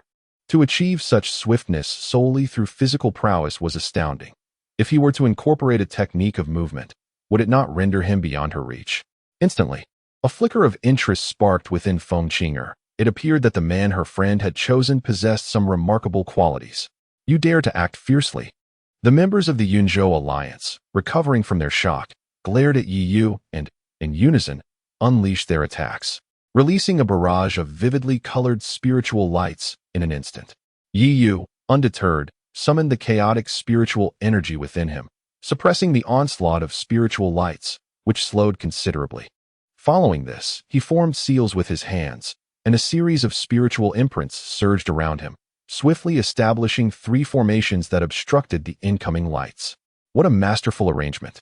To set up 3 spiritual arrays in such a brief time was a testament to his extraordinary talent in formation techniques. Among the onlookers were many masters of formations, their eyes lighting up as they marveled at Yi Yu's prowess. Seeing their attacks thwarted, the group of over 10 individuals felt their pride wounded and retaliated with spiritual techniques. In an instant, powerful law imprints poured forth, throwing the heavenly and earthly spiritual energies into chaos. Yi Yu took a deep breath, activating the innate breathing technique, and soon, even more spiritual imprints coalesced around him, rapidly accumulating to a staggering 1,900 imprints. Then, a burst of azure light erupted. Near the encampment of the Qin dynasty, spiritual energy manifested as green bamboos sprouting from the ground, while a green lotus took shape in midair. Among the spectators, many exchanged glances, their expressions shifting dramatically. Those who had come to participate in the 100 Dynasties War were not ordinary individuals. A mere glance was enough to reveal the terrifying power contained within that green lotus. Through the intricate formations of arrays, this young man has already brushed against the threshold of mastery. The grandmasters of the formations gasped in unison. A true master of formations possesses the prowess to rival those in the divine transformation stage, a goal that many among them strive for throughout their lives. Yet, at this moment, a mere youth stands closer to the realm of a formation master than they do. The azure lotus swirled gently, shedding its petals, each one perfectly landing before the magical seals, halting their advance. The faces of those present paled, and in haste, they retreated. However, the petals fell completely, unveiling the lotus heart within, while the surrounding azure bamboo surged forth, ensnaring everyone within its grasp. Flash! Yi Yu spoke with a calm demeanor. As several lotus seeds floated forth from the heart of the lotus, each imbued with terrifying waves of spiritual energy, descending upon the center of the crowd in the next instant. Boom, boom, boom. The sound of violent explosions echoed, engulfing the base of the mountain in a cloud of dust. After a considerable time, the dust settled, revealing the once mighty members of the Yunzhou alliance now sprawled on the ground, their fates uncertain. Yi Yu's complexion had paled slightly as he consumed several spirit-gathering pills. The azure bamboo lotus heart formation demanded immense energy, and since Yi Yu had yet to fully embrace the status of a formation master, were it not for the formidable restorative powers of his innate breathing technique, he would have already been drained of energy. Indeed, victory is at hand, Feng Qing'er remarked. Her eyes narrowed slightly. She was confident that she could vanquish this rabble, for they were merely a coalition of lesser dynasties, their strength limited. For those like Feng Qing'er, who had ascended to the top 30 on the prodigy list, this was not a daunting task. After all, in their eyes, these individuals were merely pretenders to power, as evidenced by the lackluster combat skills they displayed. Among the top 30 prodigies of Yunlei's 2 states, who among them did not possess the ability to contend with the pinnacle of the nascent soul stage? Yet Yi Yu was different. He hailed from Qingzhou, a barren land where past Qingzhou prodigies were but a laughingstock. Never would they have anticipated the emergence of an anomaly this year.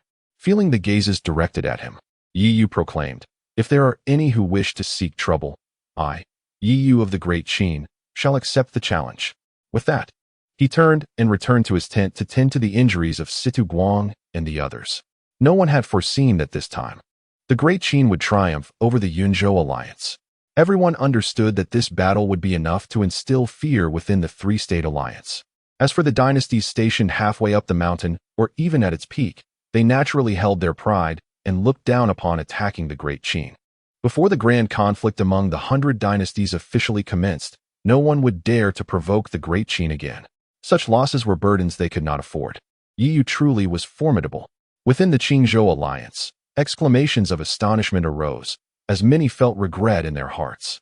They had heeded the deceitful words of Dian to isolate the great Qin, but now it was evident that a single Yi Yu was worth half of their number. However, it was too late for regrets now. No one would remember the embellishments once the flowers had already bloomed. Upon witnessing this, Yi Xian's body trembled with rage as he stormed back to the tent. Inside, Yi Qingxuang and Lu Rian exchanged glances upon seeing his distressed state and quickly inquired, "Xiao Xian, what troubles you?" However, Yi Xian, seemingly indifferent to their concern, paid them no heed, prompting the two women to abandon their inquiries and exit the tent. Upon learning of Yi Yu's recent display of brilliance, they understood the cause of Yi Xian's agitation. Yi Qingxuang gazed at the tent where her brother resided, lamenting how he had drifted further away from the obedient and endearing Yi Xian she once knew. Meanwhile, Lu Rian, maintaining a stoic demeanor, retreated into another tent, seated herself in a meditative position, and began her cultivation. As her vital energy surged, the spiritual force within her became replenished, and her aura gradually intensified. Chapter 67. The relentless compromises of humanity. The injuries sustained by Situ Guang and his companions were not severe. However, the pressing issue lay in the time required for recovery, which might hinder their participation in the impending Hundred Dynasties War. Why is the situation so chaotic? Is there any news? Yi Yu inquired, his brow furrowed. Allow me to enlighten you. The reason for the unrest among the major dynasties stems from an event that transpired half a month ago, when a treasure seeker reported seeing radiant light manifesting within the battleground of the 100 dynasties. Outside the tent, the voice of Princess Feng Qing'er echoed, and she soon entered. "Princess Feng," Situ Guang exclaimed, rising to pay his respects upon her arrival. Yi Yu recognized Feng Qing'er and nodded slightly in acknowledgement, recalling her assistance to Qin Ruoxian in his previous life. However, his gaze shifted to the space behind her. "Do not fret, Ruoxian is in my care.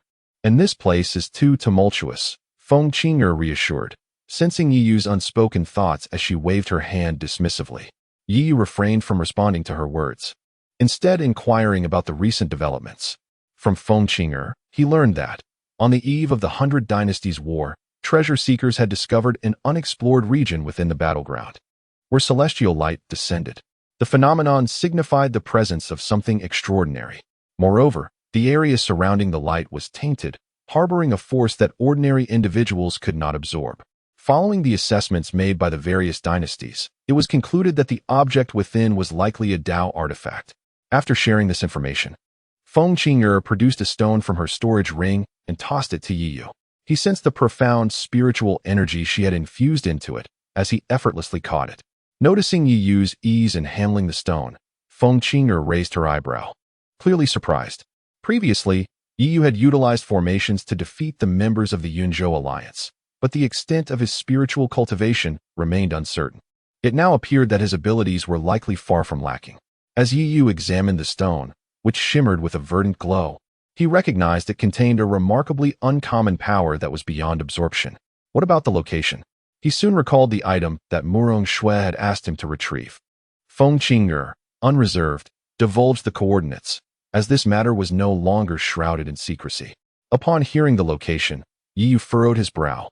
It closely matched the information provided by the Tianji Pavilion, indicating a high probability that it pertained to the same object. At this moment, Yi Yu comprehended why the Tianji Pavilion sought his collaboration. With the suspected emergence of a Dao artifact within the 100 Dynasties battleground, the dynasties would undoubtedly reject any external forces. Furthermore, if the Tianji Pavilion approached other dynasties of moderate strength, those would also decline, leaving them to seek cooperation from someone of his lower status. In essence, they intended for individuals like him to serve as cannon fodder. "Do not concern yourself with Ruoxian. I shall take care of her. I advise you to steer clear of this murky water. Preserving your life is paramount," Feng Qing'er concluded, stretching leisurely before turning to depart. Once Feng Qing'er had left, Situ Guang spoke up. "What shall we do? I shall venture forth alone. Amidst the multitude, chaos reigns. You need only focus on your recovery." Yi Yu's gaze flickered as she spoke, turning to enter the resting tent. In that fleeting moment, the azure stone in her grasp disintegrated into dust, its power having vanished without a trace.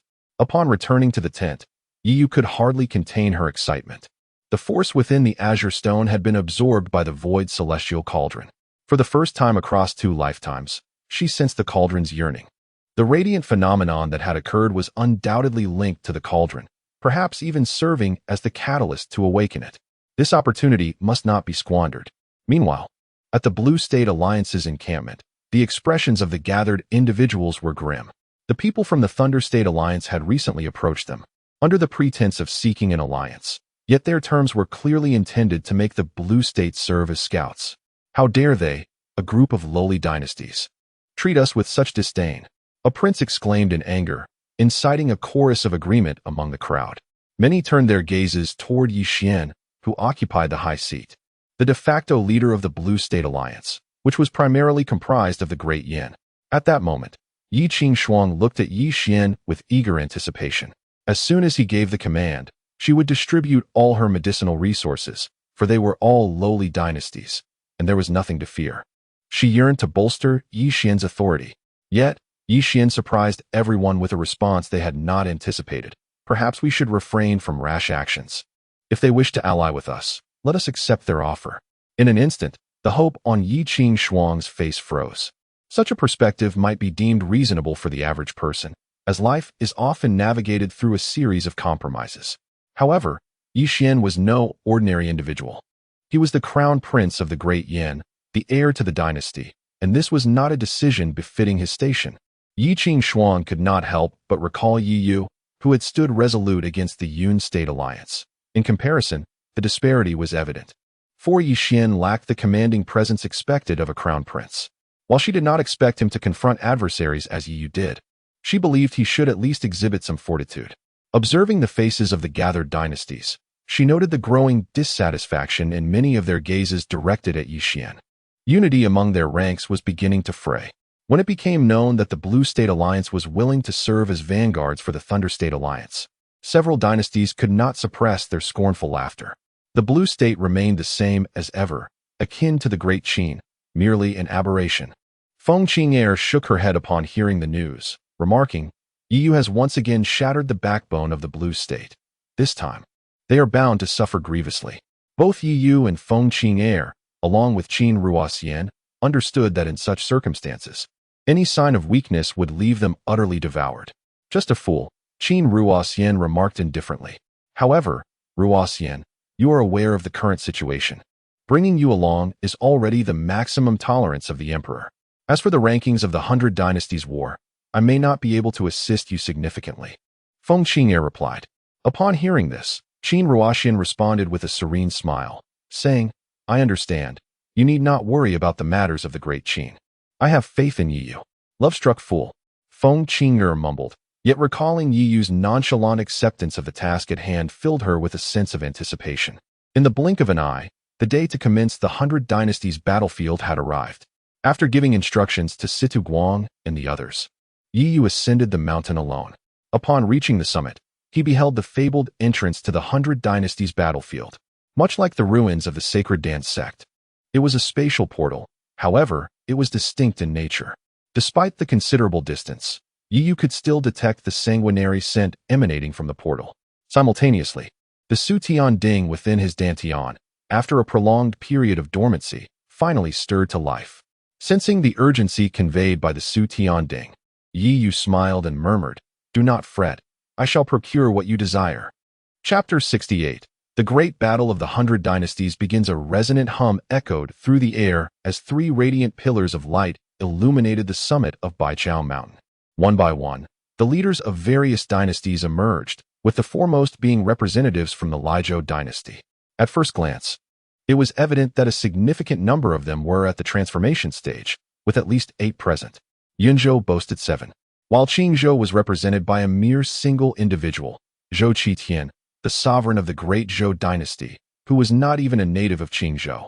The disparity in strength among the 3 regions was glaringly apparent at that moment. Yi Fan, who usually dominated in Qingzhou, appeared as meek as a child before Zhou Qitian and his entourage. Is that Yi Xian? Zhou Qitian inquired, casting a glance towards the Qingzhou alliance. Indeed, that is my son, Yi Xian, Yi Fan replied, pride evident on his face. Zhou Qitian merely cast a cursory glance before his gaze settled on Yi Yu. After a prolonged pause, he smirked and remarked, "Your discernment is truly remarkable." Yi Fan seemed oblivious to the subtle mockery in Zhou Qitian's words, his expression brimming with satisfaction. Without further pleasantries, the distribution of identity tokens commenced, with each dynasty eagerly awaiting their turn. When it was Yi Yu's moment, only 4 tokens remained for the Qin dynasty, and the foremost among them, Qin Ruoxian, claimed 1. Originally, the Qin dynasty had 10 slots, but 5 had been reluctantly ceded to the Dian dynasty. Yi Yu accepted the token and examined it closely. This particular token was unique, akin to an alternative storage ring, where resources acquired in the battlefield of the 100 dynasties would be stored and transformed into points. Ultimately, the outcome of the great battle would be determined by the points inscribed on the tokens, which would also dictate the allocation of resources. The battlefield possessed a distinctive aura, rendering the risk of forgery negligible. Grasping the token, Yi Yu inhaled deeply before transforming into a streak of light that surged into the spatial rift. Qin Wushuang, witnessing this scene, finally exhaled in relief. The sight of Yi Yu had alleviated her apprehensions considerably. "Ah, Qin sovereign, had I known you could not even muster enough people. Those 3 slots should have been directly handed over to my Dian." Yi Fan jeered, eyeing the 3 remaining identity tokens at the registration desk. At his words, the expressions of Situ Guang and his companions darkened. "Indeed, Leader Yi, some matters are not contingent upon mere numbers," Qin Wushuang replied with a composed smile. Yi Fan raised an eyebrow, his gaze shifting to one of amusement. "It seems you have quite the confidence in that rascal. I wonder, though, how long he can survive within." "What do you mean by that?" Qin Wushuang's expression shifted, her tone accusatory. "Nothing of consequence. In a battle of this scale, casualties are to be expected, are they not?"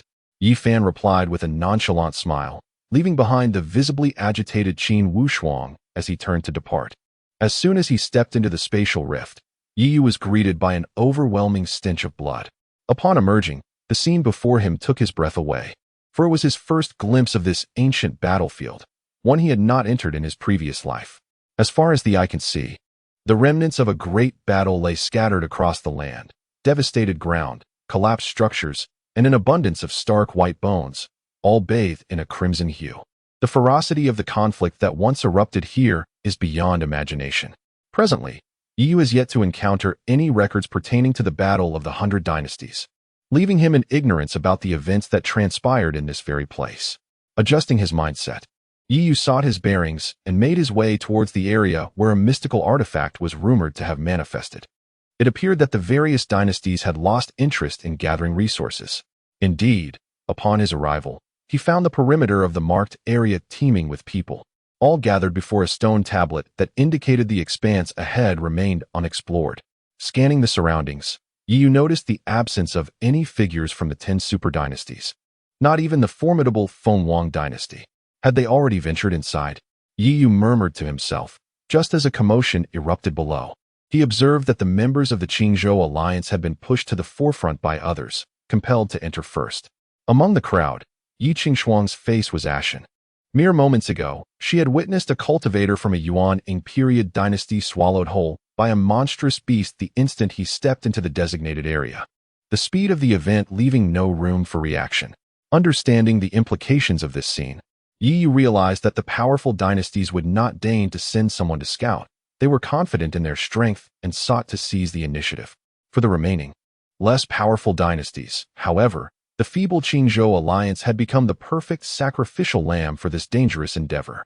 Faced with the pressure from the surrounding factions, the members of the Qingzhou alliance wore expressions of defeat, their humiliation palpable as they stood their ground, gritting their teeth in silence. "Very well.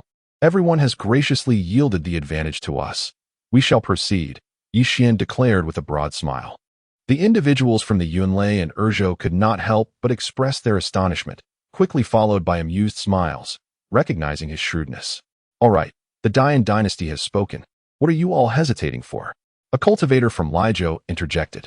With that, he seized a prince at the late Golden Core stage and unceremoniously hurled him into the unknown.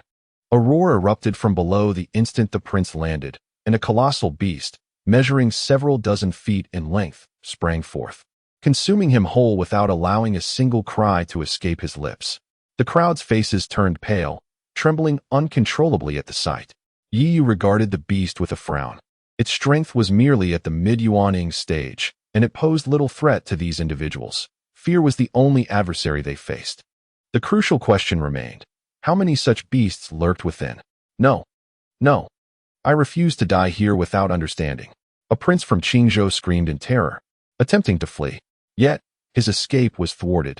The retreat had already been blocked by the cultivators from Yunlei and Erzhou. Do hurry, lest you provoke the ire of our esteemed friends. Yi Xian interjected once more. You speak so eloquently. Why don't you take action yourself?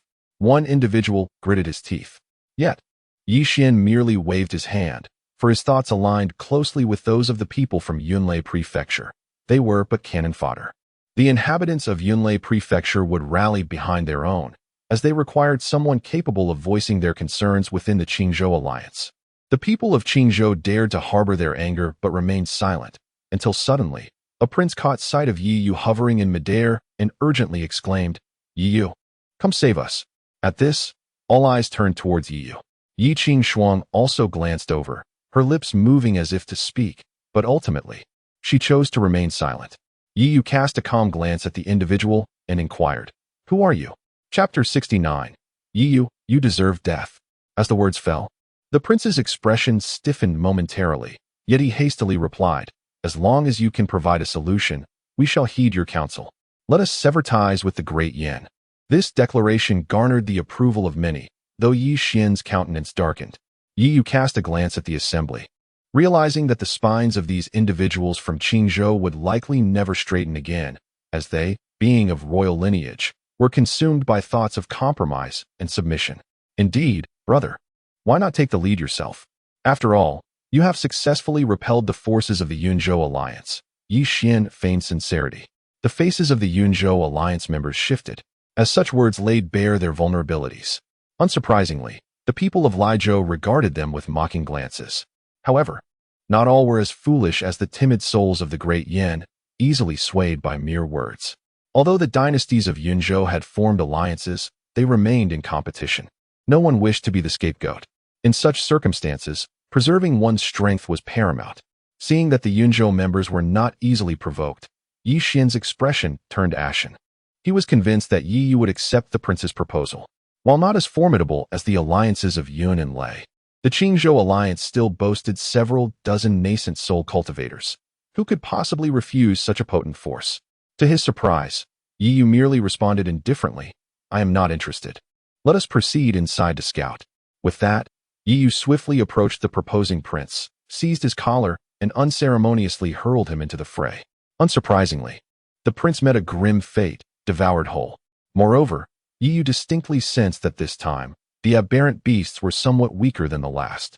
It appeared there was not merely one beast, but a den of them. The people of Qingzhou looked on in disbelief at Yi Yu's actions. Yi Qingshuang could no longer contain her outrage, exclaiming, Yi Yu, what are you doing? Do you wish to enter and test your luck as well? Yi Yu regarded Yi Qingshuang coldly, and her complexion paled instantly, staggering back a few steps. For Yi Yu, these individuals were the elite of the Qingzhou dynasty. Their potential casualties here would serve the greater good of unifying Qingzhou under Deqin in the future. This was also why he had refrained from bringing the injured Si-Tu Guang and others along. With no viable options left, many members of the Qingzhou alliance resigned themselves to moving forward. This time, however, they were cautious, quickly realizing that these aberrant beasts were not as formidable as they had anticipated. Their expressions transformed to one of elation as they charged in to confront the beasts. Observing their engagement with the emerging aberrant creatures, the members of Yun and Lei could no longer suppress their desires and surged forth as well. These beasts, though tough-skinned and hardy, possessed surprisingly few tactics, proving to be no match for the nascent soul cultivators, who swiftly began to clear them out. Upon witnessing this, Yi Yu no longer hesitated and channeled his spiritual energy to plunge deeper within. As he transformed into a streak of light, racing towards the depths, Yi Xian gritted his teeth, feeling a sense of unwillingness, yet he could only advance slowly under the protection of the assembled attendants. Roar! Suddenly, a thunderous roar reverberated through the heavens and the earth, and the ground beneath him fractured violently. A colossal beast, towering over 100 feet, erupted from the depths. Positioning itself directly in front of him, its formidable presence overwhelming the surroundings. At the pinnacle of the nascent soul stage, upon witnessing Yi Yu's obstruction, a smile unfurled across Yi Xian's face. The pinnacle of the nascent soul. Even if it could not kill Yi Yu, it would be sufficient to make him suffer greatly. Observing the immense creature before him, Yi Yu furrowed his brow, his body emanating spiritual seals that coalesced into a staggering 1,900 in an instant, enveloping the beast entirely. The onlookers, witnessing this spectacle, were filled with exhilaration, each one straining to rush forward, eager to capitalize on the distraction between Yi Yu and the beast. As the crowd surged forward, Yi Yu suddenly broke into a smile. Yi Xian, upon seeing Yi Yu's grin, felt a jolt of alarm and quickly scrutinized the formation of the spiritual seals, his expression shifting dramatically as he exclaimed, "Retreat." Yi Yu cast a curious glance at Yi Xian. Indeed, Yi Xian possessed some talent for formations and had discerned the peril, yet it was already too late to retreat. With his hands clasped together, Yi Yu unleashed a brilliant burst of light from the spiritual seals, and in the next moment, the beast vanished, reappearing in a different position. This short-range teleportation array was not particularly complex. Having observed from the outside earlier, Yi Yu had confirmed that these beasts lacked intelligence.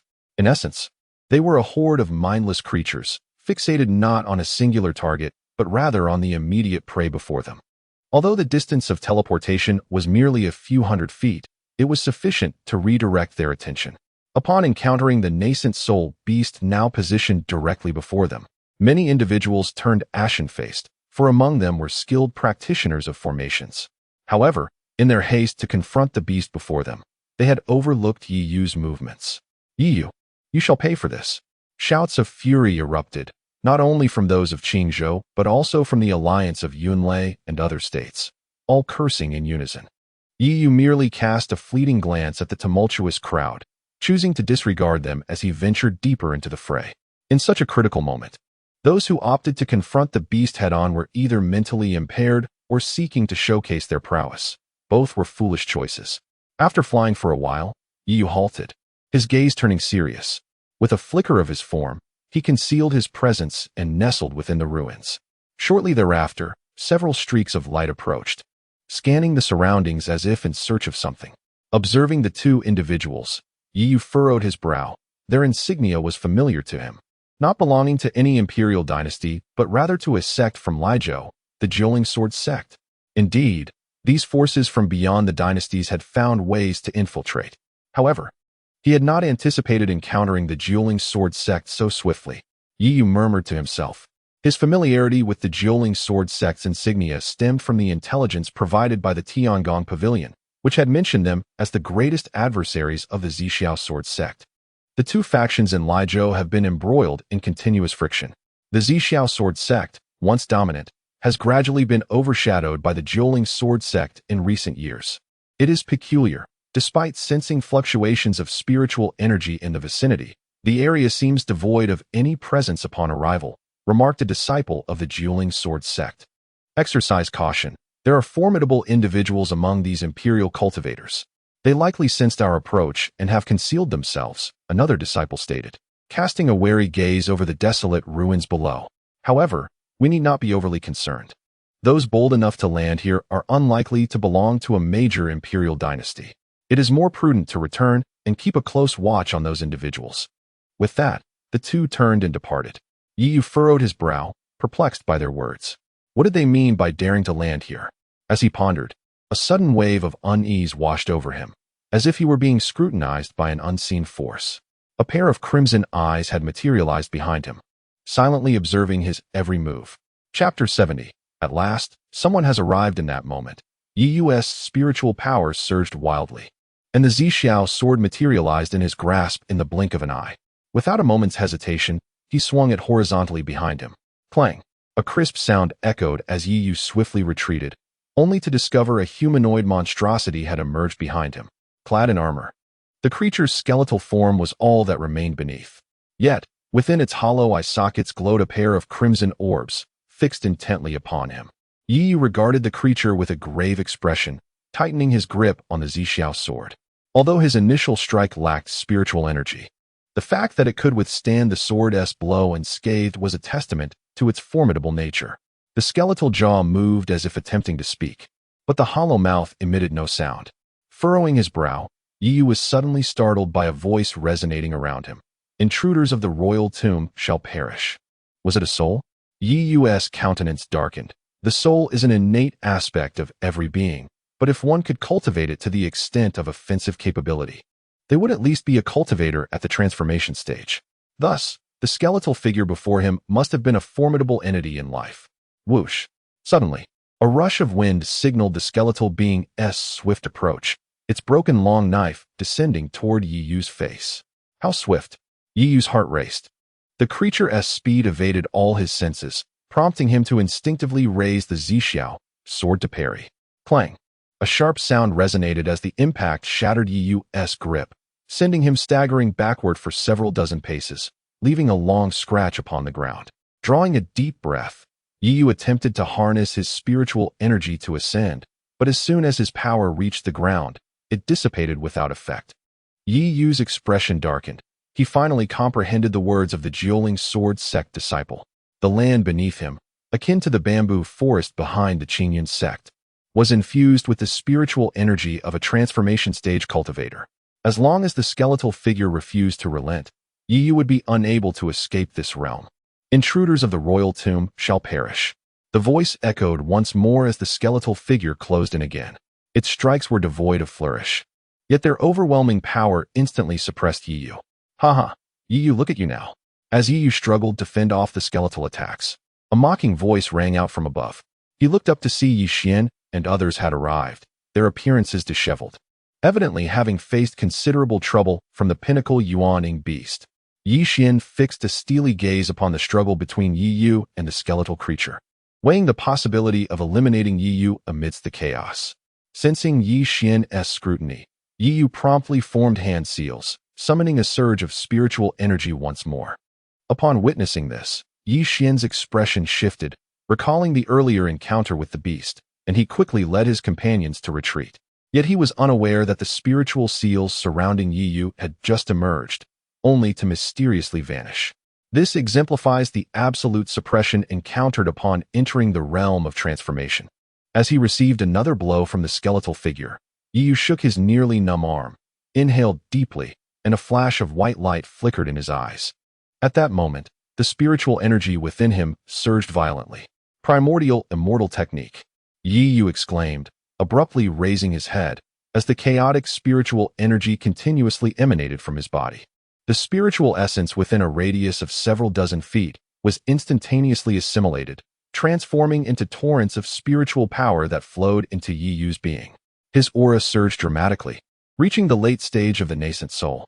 Since he began cultivating the primordial immortal technique, this was the first time Yi had fully activated it.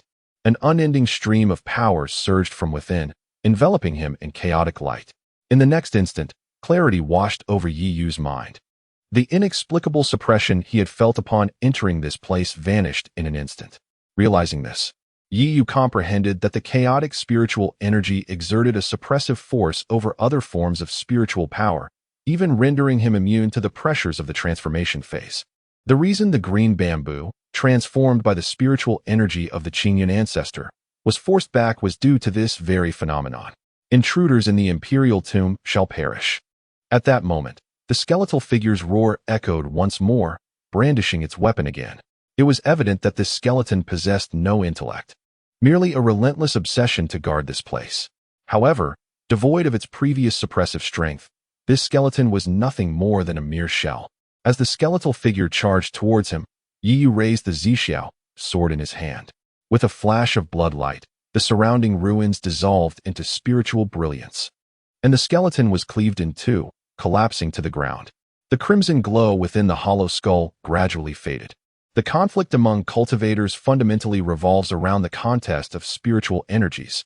When one exerts suppression over another, everything becomes simplified.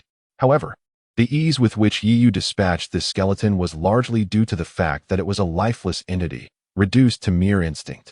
Otherwise, as demonstrated by the green bamboo, which had not completely detached from Yi, the disparity in strength would have been insurmountable. Having dealt with the skeleton, Yi intended to depart, but as he ascended, he abruptly halted. The ruins beneath his feet had entirely dissipated, revealing a dark passageway, albeit largely collapsed. Observing this, Yi Yu approached for a closer look, murmuring, "An imperial tomb?" As a member of the royal family, Yi Yu was no stranger to imperial tombs. The Great Yin had one as well, though its scale was far inferior to this one. After all, the guardians of imperial tombs were typically at the transformation stage, and before their annihilation, this dynasty must have been extraordinarily powerful. After contemplating for a moment, Yi Yu ventured inside. Generally, imperial tombs conceal treasures or burial items, and given that the guardians had just been dealt with, it seemed this place had yet to be plundered. During the War of the 100 Dynasties, nearly every dynasty regarded that artifact as their ultimate objective, yet accumulating resources was equally vital for the Great Qin dynasty. As one delves deeper, the passage gradually illuminates, and the surrounding spiritual energy becomes increasingly dense. It is evident that beneath this royal tomb lies a gathering array, perpetually in operation, designed to preserve the corporeal form's immortality. Upon reaching the depths, Yi Yu found himself in a clearing, with stone walls adorned with intricate murals depicting the establishment of this dynasty. Surveying the numerous coffins surrounding him, one cannot help but ponder the longevity of this royal lineage. After a meticulous examination, confirming the absence of any other magical formations, Yi Yu approached the central stone platform. Atop this platform rested a purple-gold coffin, encircled by the other coffins like stars surrounding the moon. As Yi Yu stepped onto the platform, a resonant hum reverberated through the air, and soon, a radiant purple-gold light converged before him, transforming into the silhouette of a dragon. Beneath this dragon-esque form, a human figure gradually began to take shape. At last, someone had arrived. Chapter 71. Possession. As the figure emerged, Yi Yu immediately felt an immense pressure, reminiscent of the feeling he experienced upon encountering Yi Jintian in his childhood. The figure was clad in a purple-gold dragon robe, exuding an aura of majesty from every inch of its being, as if it were the sovereign of this realm. "My name is Tsong," the figure spoke, his gaze towards Yi Yu imbued with kindness and expectation. "I have awaited your arrival for quite some time." "Awaited me?" Yi Yu furrowed his brow, channeling his spiritual energy to its utmost limits. "Indeed, I have lingered here for an unknown duration, anticipating the arrival of one capable of inheriting my legacy. Young friend, come forth and accept my inheritance." Upon finishing his words, the dragon shadow behind him opened its maw, releasing a purple-gold dragon pearl. The pearl shimmered with swirling spiritual energy, emanating a terrifying force. As Yi Yu beheld the dragon pearl, an irresistible urge to advance surged within him, yet he ultimately managed to suppress it. Noticing Yi Yu's hesitation, Song appeared somewhat anxious and urged, "What troubles you, young friend? This dragon pearl embodies my life's work. Acquiring it will grant you power, cultivation, techniques, and skills, everything you desire. Why do you still hesitate?" Yi Yu lifted his gaze to meet Song's anxious expression and, after a long pause, shook his head. As a member of the royal family, he understood the immense value placed on the inheritance of bloodlines.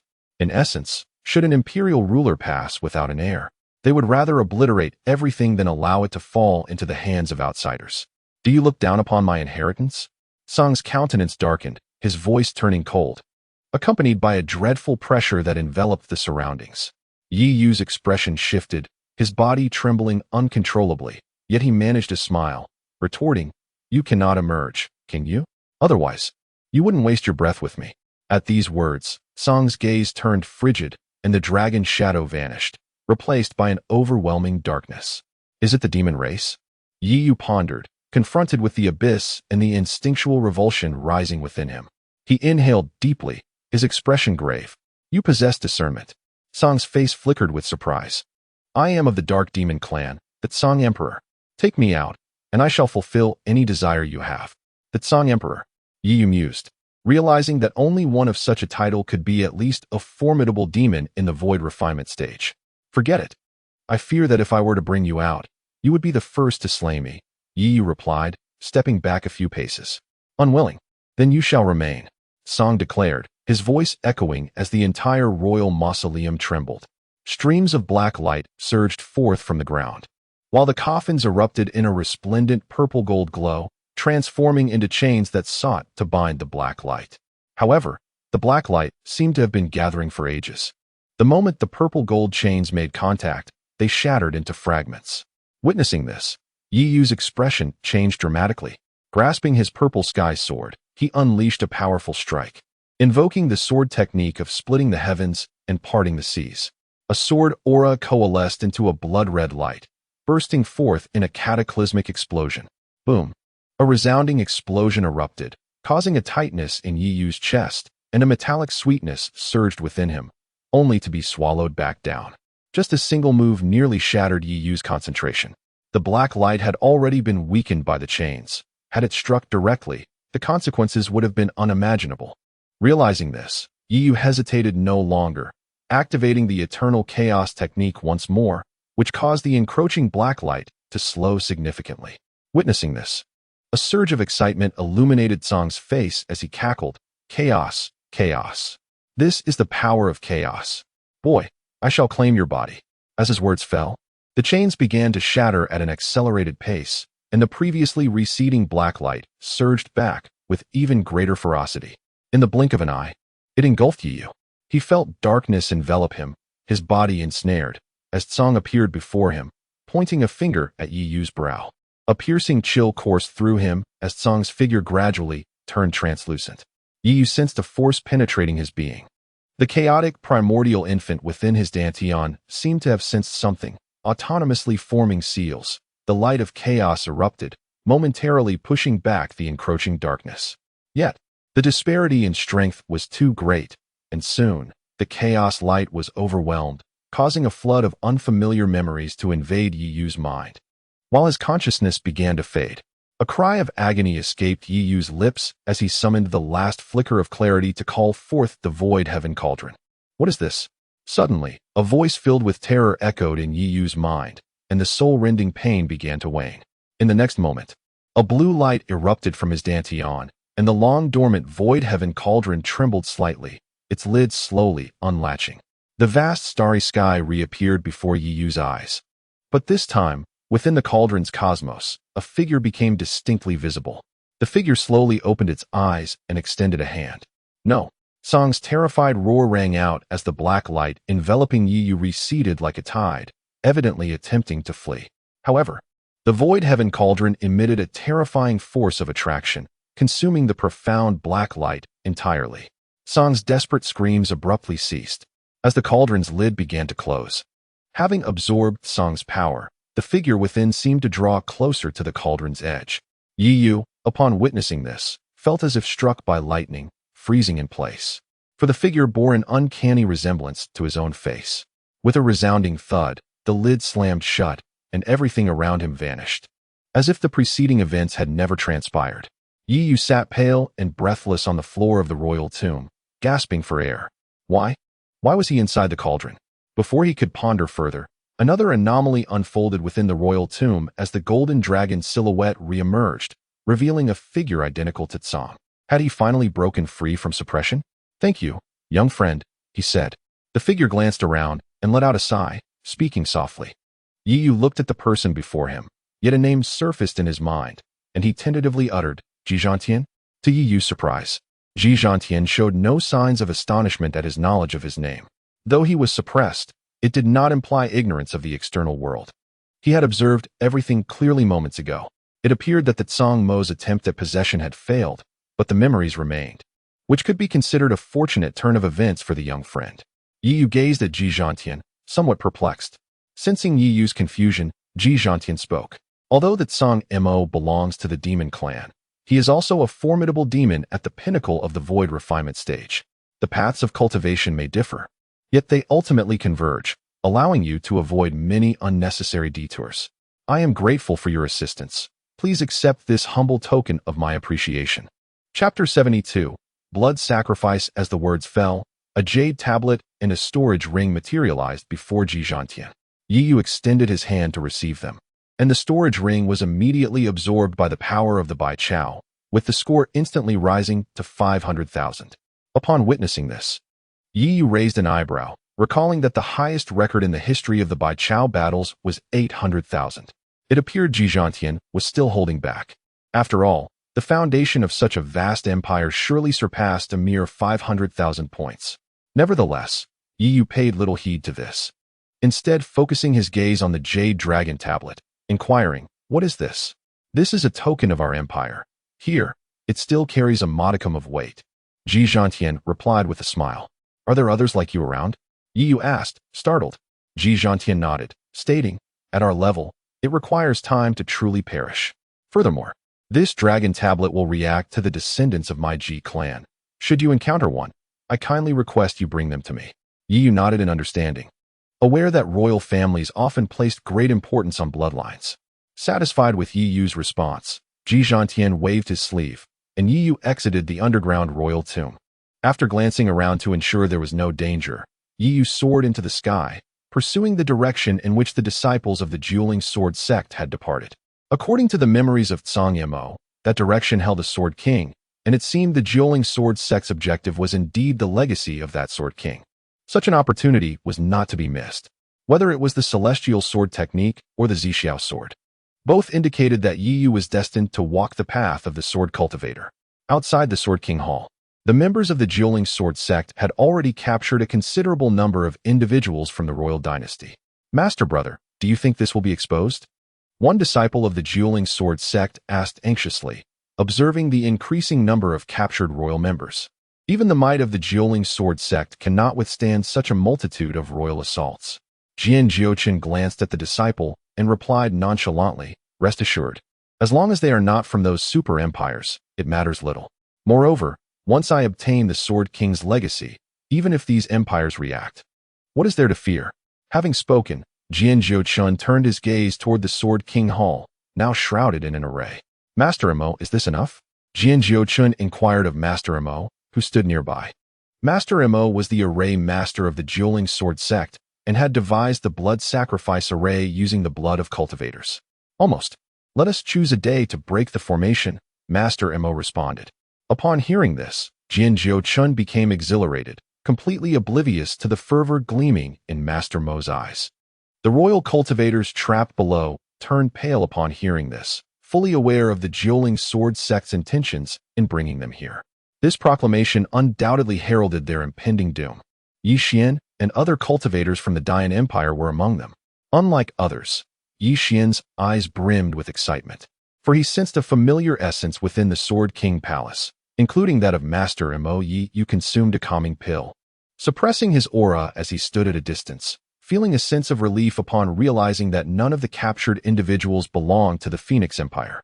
However, the imposing presence of the Dueling Sword sect caused him to furrow his brow. Aside from the visible formation master, Yi Yu discerned three formidable auras lurking in the shadows, likely those of god transformation experts. After pondering for a moment, he settled on a large tree to recalibrate his state. According to the memories of the Tsang Emperor, the adversary within the Sword King Palace was a blood demon of the Blood Demon clan, and the method of blood sacrifice to break the formation was evidently flawed. The formation master was undoubtedly suspect. Thus, he resolved to wait until the blood demon was released to deal with the Dueling Sword sect, allowing for an escape should the situation spiral out of control. The Imperial cultivators were not within Yi Yu's considerations. On the following day, perched atop the tree canopy, Yi Yu raised his head with a grave expression, only to behold a swirling mass of blood clouds in the air, intricately tracing an unusual rune. Having previously engaged with the Blood Demon clan, Yi Yu recognized this as a unique communication rune of theirs. He gradually rose to his feet, directing his gaze towards the periphery of the Sword King Palace. Indeed, Master Mo appeared exceedingly exhilarated upon seeing the rune in the sky, exclaiming to Jian Jiuchen that the blood sacrifice could commence. Without a moment's hesitation, Jian Jiuchen nodded, and then an elder's figure materialized beside him, leaving a trail of snowflakes in his wake, revealing him to be a god transformation expert. The elder cast a languid glance at the captives within the cage, slowly lifted his head, and promptly summoned over 10 late-stage nascent soul cultivators.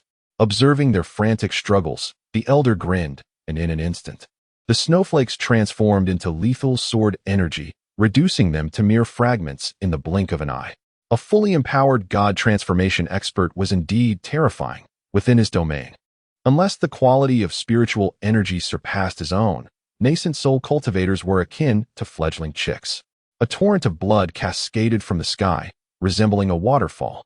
Upon hitting the ground, the blood was absorbed, visibly weakening the formation that enveloped the Sword King Palace. Witnessing this, Jian Jiuchun grew increasingly exhilarated, hastening the elder to continue. Once he obtained the legacy of the Sword King, he was certain to secure a place among the top 3 on the Thunder State Talents list. At that point, the Zixiao sword sect would merely be a fleeting shadow. The elder, undeterred, swiftly extracted one cultivator after another from the prison, their ranks descending from the highest to the lowest, resulting in the demise of over half of the 100 or so captured cultivators. The formation surrounding the Sword King Palace teetered on the brink of collapse. As it approached the turn of Yi Xian and the others from Qingzhou, Master Imo glanced back at Yi Xian and raised his hand, stating, "This formation retains but a sliver of power. I implore the elder to break the formation." Upon hearing this, the elder halted, and as snowflakes descended around him, they swiftly coalesced into a long sword, which he then wielded to strike at the final barrier. A tremendous explosion erupted, causing the very earth beneath to tremble. Subsequently, a resonating hum echoed, resembling the last lament of the formation, and in the next moment, the barrier shattered in response.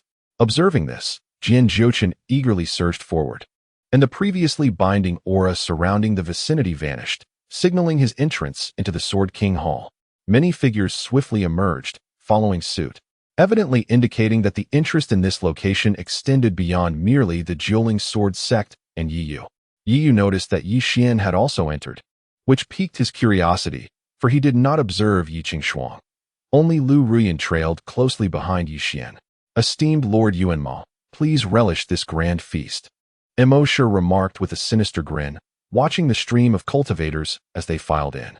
Indeed, suddenly, a voice resonated beside him, startling Imo Shi, who quickly turned to find Yi Yu's smiling visage before him. Chapter 73. Would you care to join the Nine Spirit Sword sect? Imo was taken aback, hastily forming hand seals as an incessant stream of spiritual imprints surged forth. However, it was too late. Yi Yu, wielding the Zixiao sword, struck down with a single stroke, and a flash of black sword light sliced through, cleaving Imo in two. Observing the blood pearl that fell from Mo's body, Yi Yu wasted no time in shattering it. This blood pearl was a unique blood seed of the Blood Demon clan, capable of reconstructing the physical form as long as the blood seed remained intact, even if the body was utterly destroyed. When confronting an array master, or even a grandmaster of formations, one merely needed to act swiftly before they could react. Not everyone possesses the dual cultivation of formations and spiritual power. Typically, array masters do not boast formidable spiritual prowess. As Yi Yu beheld the fleeting black sword light, a sense of trepidation gripped him, for after absorbing the Tsangma within the Shutian cauldron, he felt a subtle transformation in the power coursing through his veins. After all, Yi Yu himself lacked a spiritual root, and the source of his spiritual energy derived from the Shutian cauldron. This change, although it signaled a newfound strength, left him uncertain whether it was a boon or a bane.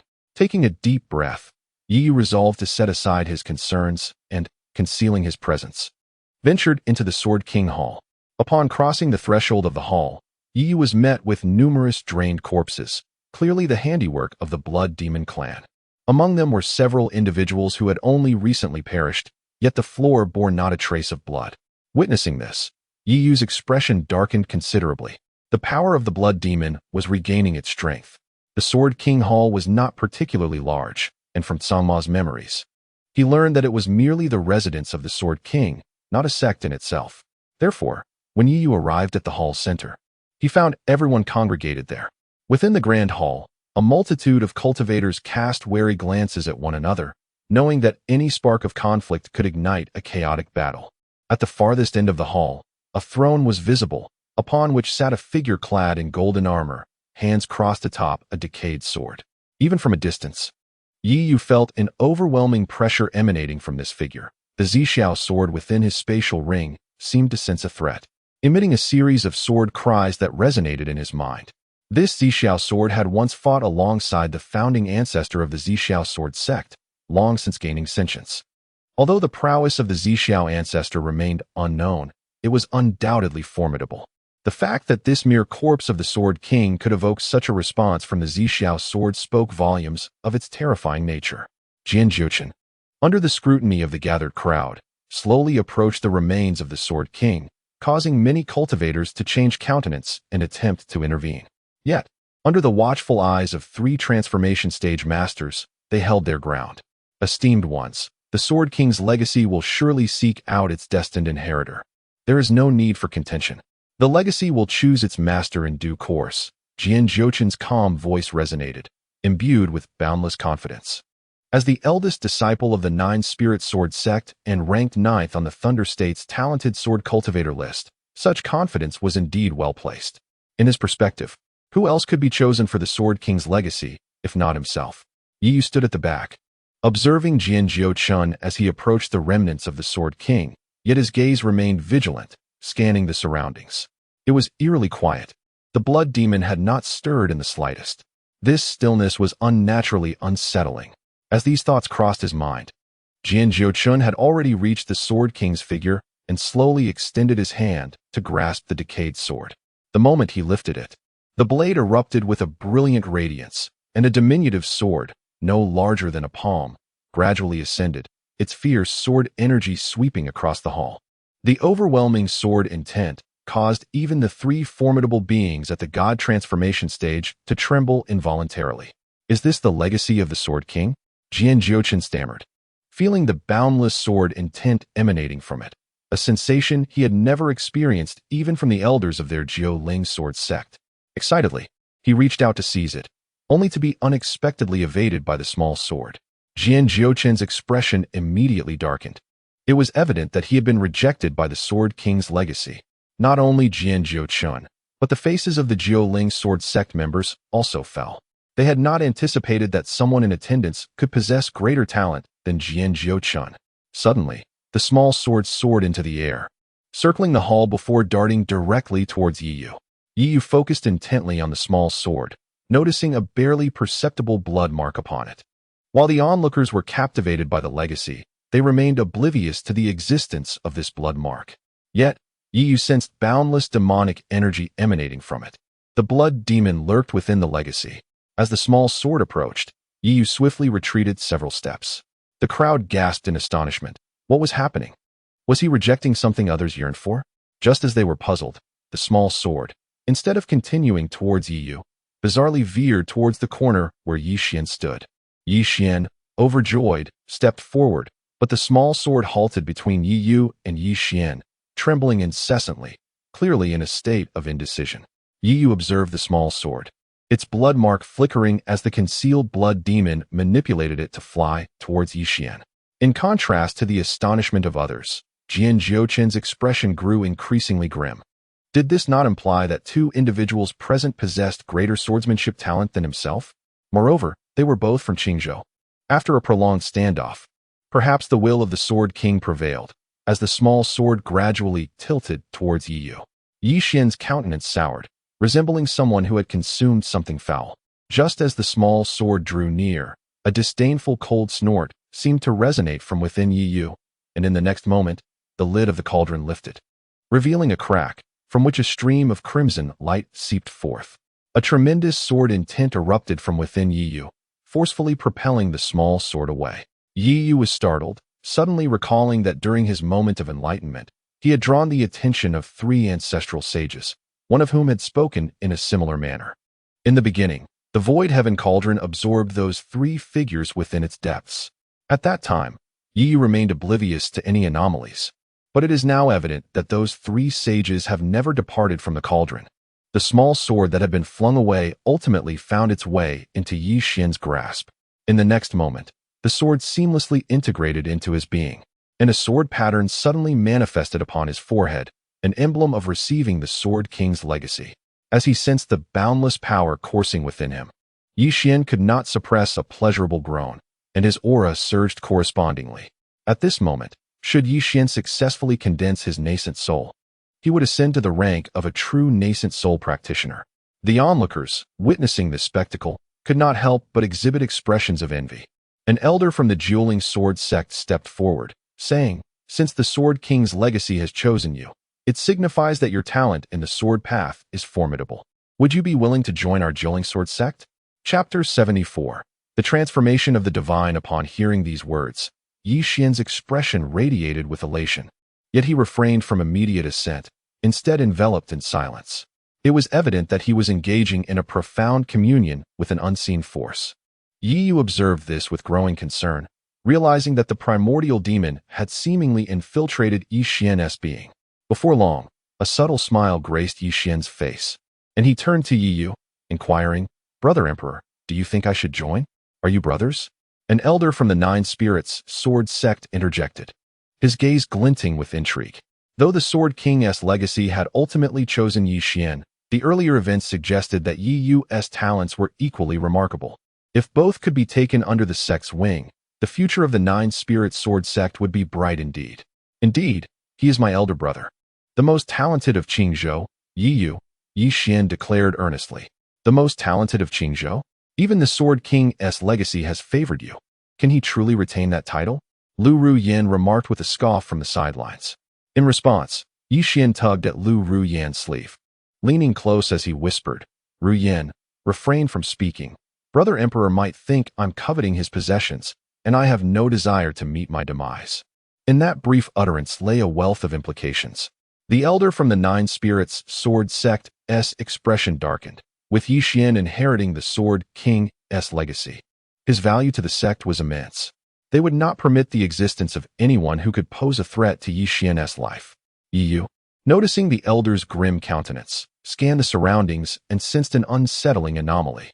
Bloodstains marred every corner of the grand hall, exuding a faint yet distinct fragrance. He had been so focused on the remnants of the Sword King's form that he had overlooked this crucial detail. The blood demon's heart-devouring qi. Yi Yu's visage paled. The blood demon heart-devouring pill that Yi Xian had once given him contained this very essence. Excessive absorption could lead to a loss of reason, and such a presence would insidiously incite murderous intent within one's being. The primordial demon had never intended to act on its own, but rather to incite mutual slaughter among the crowd. Realizing this, Yi Yu retreated swiftly. Yet the elder from the Nine Spirits Sword Sect had already closed the distance, a hint of crimson flashing in his eyes. In the next moment, a chilling scream echoed through the hall as a cultivator, without warning, struck down the person beside him. Chaos erupted within the grand hall. The door to the Sword King's South Palace began to close slowly. Yi Yu, confronted by the advancing elder, felt a wave of chill wash over him. He found himself ensnared within the elder's domain. With resolve, Yi Yu clenched his teeth, unleashing the full force of the primordial indestructible art, pushing back the encroaching frost. What pure spiritual energy! Unlike others, the elder before him was indeed at the transformation stage. Though his murderous intent had been ignited, he had not yet lost his reason. The sight of Yi Yu's vibrant spiritual energy astonished him. Cloud-piercing sword technique.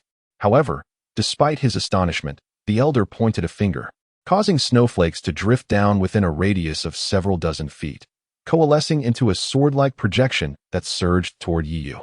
Yi Yu furrowed his brow, flipping his palm to reveal the Zixiao sword, immediately unleashing the sword technique of heaven's cleaving.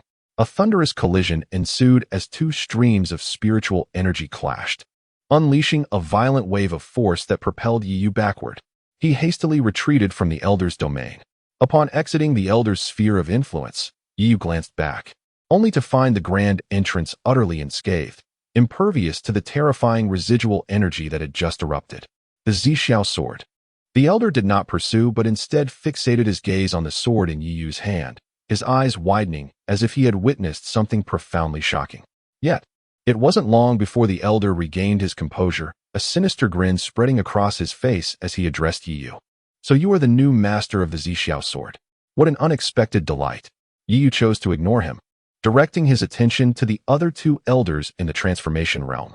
One was guarding Jian Jiuchun, while the other protected Yi Xian. Seeing this, Yi Yu exhaled deeply. With 3 transformation realm foes, death was assured without question. However, if he could isolate one, perhaps a glimmer of hope remained. With this thought, Yi Yu focused on the elder before him, his breathing shifting in rhythm, and a pattern resembling a thunder dragon emerged upon his skin. "You wish to kill me? Heh, let us see if you possess the capability." The elder seemed to grasp Yi Yu's intent, letting out a cold chuckle before stepping forward. His form moved like a specter, appearing directly before Yi Yu, an icy aura enveloping the space once more. Yi Yu swiftly formed hand seals, and the spiritual imprint beneath his feet rose up, transforming into an array that ensnared the elder within its confines. He had quietly set this trap while the elder was preoccupied with the Zixiao sword.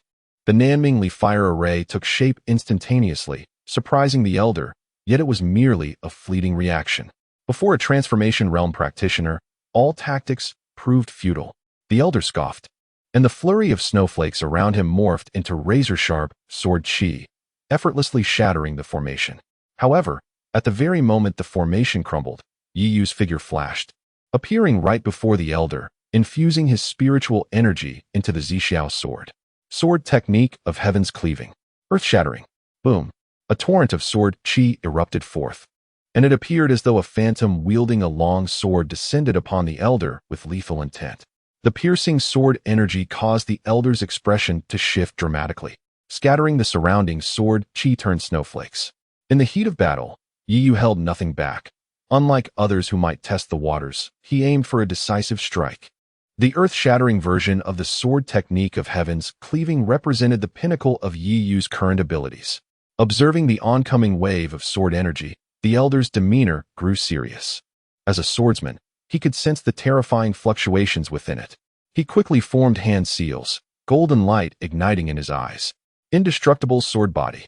In that moment, the snowflakes surrounding the elder transformed into an array of long swords, ultimately converging into a colossal sword towering before him. Boom. The clash of sword energy and the colossal sword unleashed a terrifying wave, sweeping forth like a tempest. The nearby, bewildered cultivators were instantly reduced to disarray. From a distance, Yi Xian observed in astonishment as Yi Yu executed such a formidable sword technique, his eyes brimming with envy. Such an array of skills. How splendid it would be if you were a disciple of my Nine Spirits sword sect. Yet alas, you belong to the Zixiao sword sect. The elder's voice rang out coldly. Crack. A faint sound of rupture echoed as the colossal sword standing before the elder shattered completely. Yet, the figure behind it remained unscathed, gazing coldly at Yi Yu. Perish. The elder uttered no further words, pointing at the exhausted Yi Yu. However, at that moment, he felt something coiling around his arm. Turning to look, he was startled to find a green bamboo had inexplicably entwined itself around him. Chapter 75. Another Yi Yu. What is this? A formation? The elder was taken aback. Flash. Before he could regain his composure, Yi Yu's cold voice resonated. The elder looked up and realized that, unbeknownst to him, a lotus heart had formed in the air. At that moment, the lotus heart slowly turned, and a torrent of sword energy cascaded down upon him like a waterfall. Ah! The elder's anguished scream echoed beneath the sword aura. Upon witnessing this, Yi Yu couldn't help but breathe a sigh of relief, retrieving several chi-gathering pills to consume. This formation was devised by Yi Yu using the Southern Brightly fire array. It would indeed elude detection by those lacking expertise in formations. It appears I must exercise greater caution next time. Yi Yu chuckled bitterly, forcing his unsteady body to rise. The combination of his two formidable techniques was already beyond his expectations. The portion of the Tsangma absorbed by the Void Heaven Cauldron had indeed returned some feedback to Yi Yu, and he now felt it acutely. Glancing around, Yi Yu met the icy gaze of Yi Xian. He paid little heed to it and approached the grand door, preparing to summon the Void Heaven Cauldron in an attempt to break it open. In this treacherous place, lingering was ill-advised. Just as he was about to act, a sudden sound of footsteps rang out behind him, followed by a snowflake drifting down before his eyes. Kid, you nearly fell into my trap. The elder's furious voice erupted, causing Yi Yu to stiffen, hastily rolling to the side. A blade of sword energy grazed the corner of his eye, leaving a gash. Yet, the elder was now drenched in blood, his body marred by numerous gruesome wounds, evidently suffering considerable damage from the earlier formation, though not mortally wounded. Ha ha ha, I almost had you. Wretched thing. The elder sneered, taking another step forward, a protective jade pendant falling to the ground and shattering upon impact. Yi Yu's gaze sharpened as he observed the pendant. It seemed that this talisman had absorbed a significant amount of the damage on his behalf. As the elder approached, Yi Yu urgently attempted to rise, but a wave of weakness surged from the depths of his soul, causing him to collapse back to the ground. His cultivation, originally at the late stage of the nascent soul, had regressed to the mid-stage, as the enhancement from the Hunyuan indestructible art had expired. At this moment, Yi Yu's body felt as if it were encased in ice, completely devoid of sensation. Seeing this, the elder grinned wickedly, extending his palm, and Yi Yu's body began to levitate slowly, suspended in midair. Yi Yu watched helplessly as the elder drew closer, unable to muster even a hint of resistance. Die! The elder approached, transforming the snowflake in his hand into a long sword, slowly aiming it towards Yi Yu's eye. Yi Xian, witnessing this scene, was elated, thinking, finally, he is about to perish. Bang! At that instant, an unforeseen turn of events occurred. Yi Yu's hand unexpectedly moved, seizing the incoming long sword. Observing this startling turn of events, Yi Yu himself was taken aback, as if his hand had acted on its own volition. Immediately, Yi Yu heard a voice resonating from the depths of his soul. You truly are worthless. If you perish, I shall face considerable difficulties. In the next moment, Yi Yu felt his consciousness being dragged into an infinite abyss. He could see everything before him, yet he lost all control over his own body. In a daze, he seemed to glimpse the void heaven cauldron, now in an open state. As a footstep echoed, a figure resembling himself slowly emerged from within, grinning as he passed by Yi Yu. Suddenly, a magnificent and powerful aura erupted. The elder's domain instantly shattered, and he was sent hurtling backward, crashing violently against a pillar, accompanied by a cacophony of cracking sounds, as if every bone in his body had been crushed. Yi Yu gazed indifferently at the elder, now reduced to a heap of mud. With a firm grip, the sword formed of snowflakes shattered in his hand. The Zixiao sword, held tightly, trembled as if it encountered something exceedingly terrifying. Why tremble? Yi Yu admonished sharply, and at once, the Zixiao sword fell silent. He then pointed at the elder who lay sprawled on the ground, and in that instant, the elder's body disintegrated into ashes, gradually merging into Yi Yu's being. Too little, Yi Yu remarked with a hint of regret, shaking his head before turning to face the central figure, Yi Xian. Yi Xian trembled, his eyes filled with boundless terror. Within his own body, Yi Yu discerned that Yi Xian was not the true self, but rather the primordial demon concealed within the legacy of the Sword King. You can still do it. Yi Yu chuckled softly, waving his hand, thus imprisoning everything around them. No. Please, no. Yi Xian frantically shook his head, unleashing a surge of demonic energy that broke free from the confinement and turned to flee.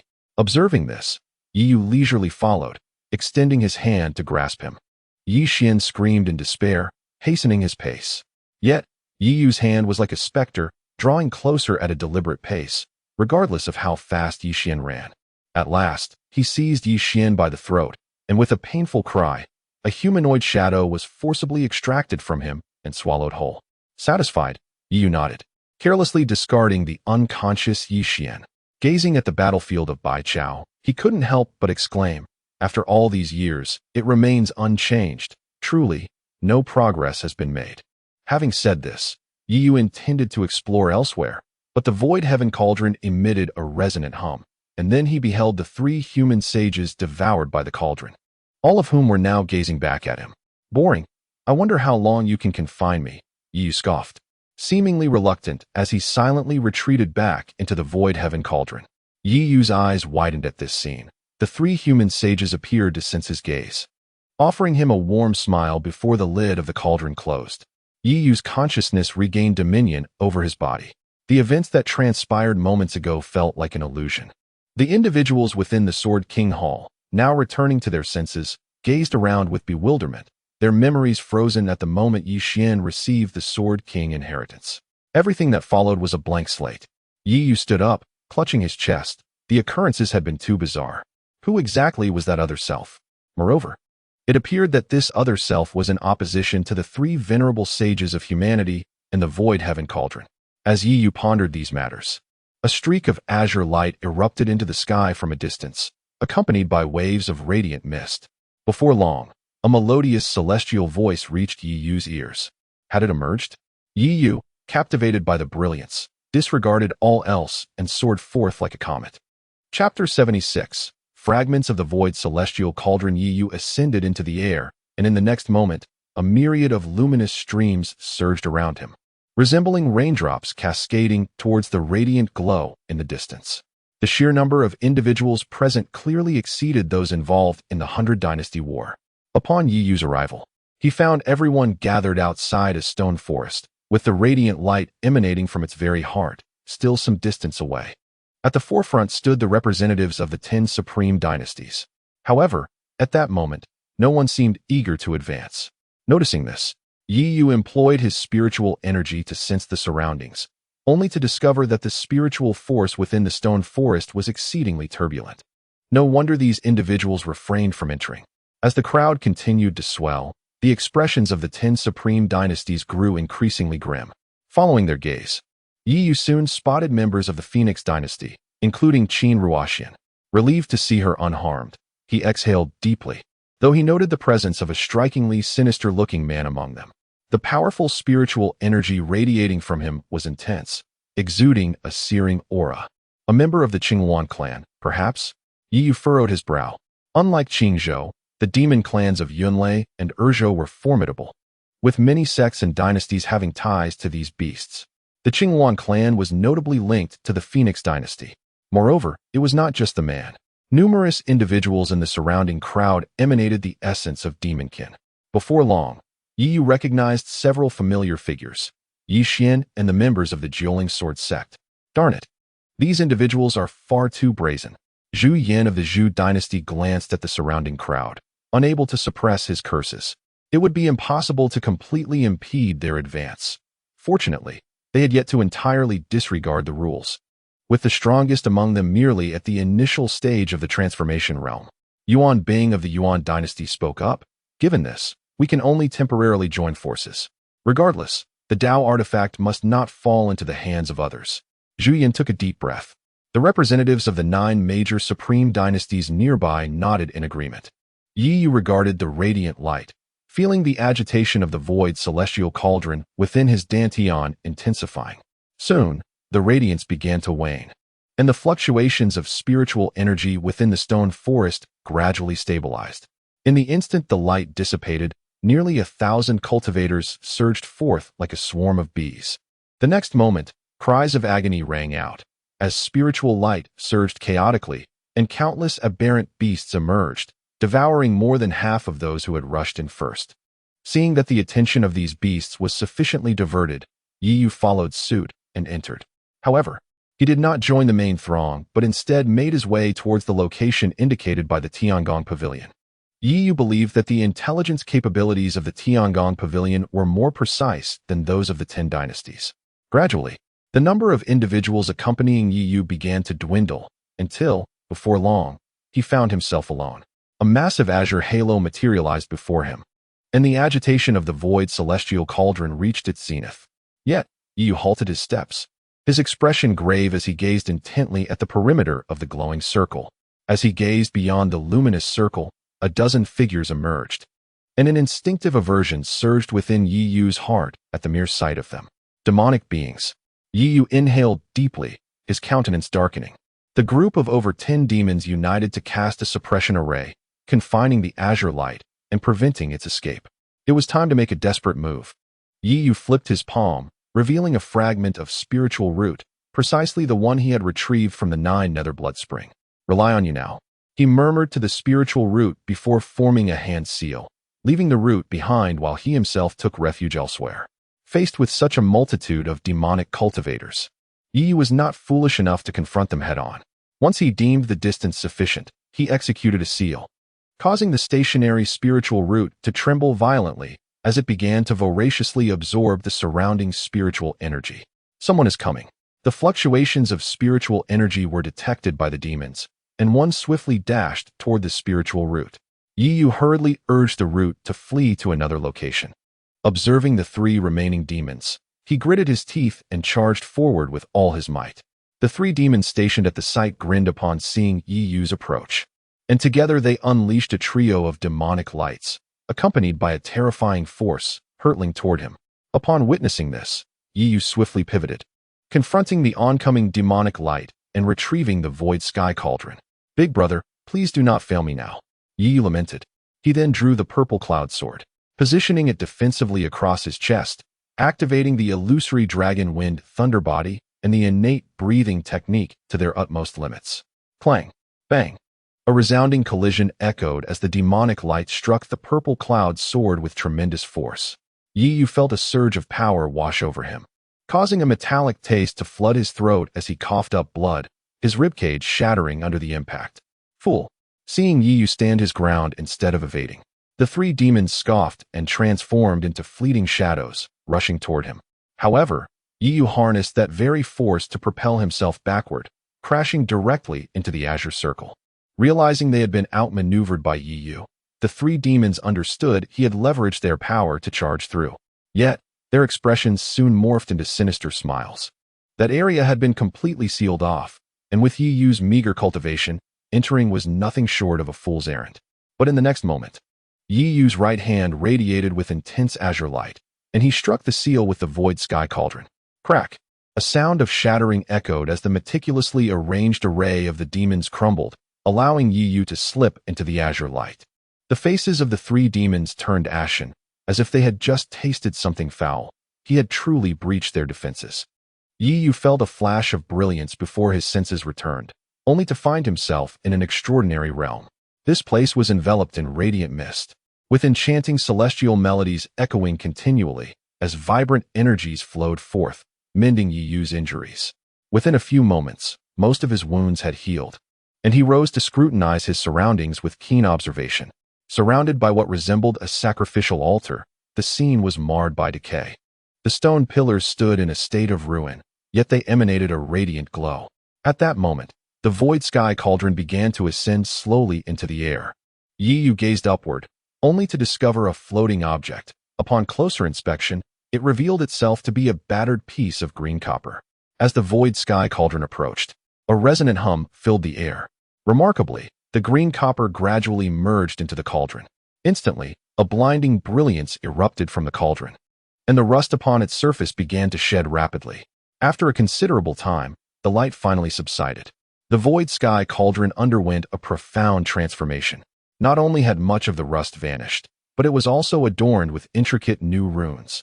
Suddenly, a loud sound echoed as the cauldron's lid appeared to be forcefully pried open by an unseen power. Observing this, Yi Yu's expression shifted dramatically, and he tightened his grip on the Zixiao sword, fearing that another version of himself might soon emerge. Chapter 77. The Sealed Sage of Humanity, though that individual bestowed upon himself boundless power.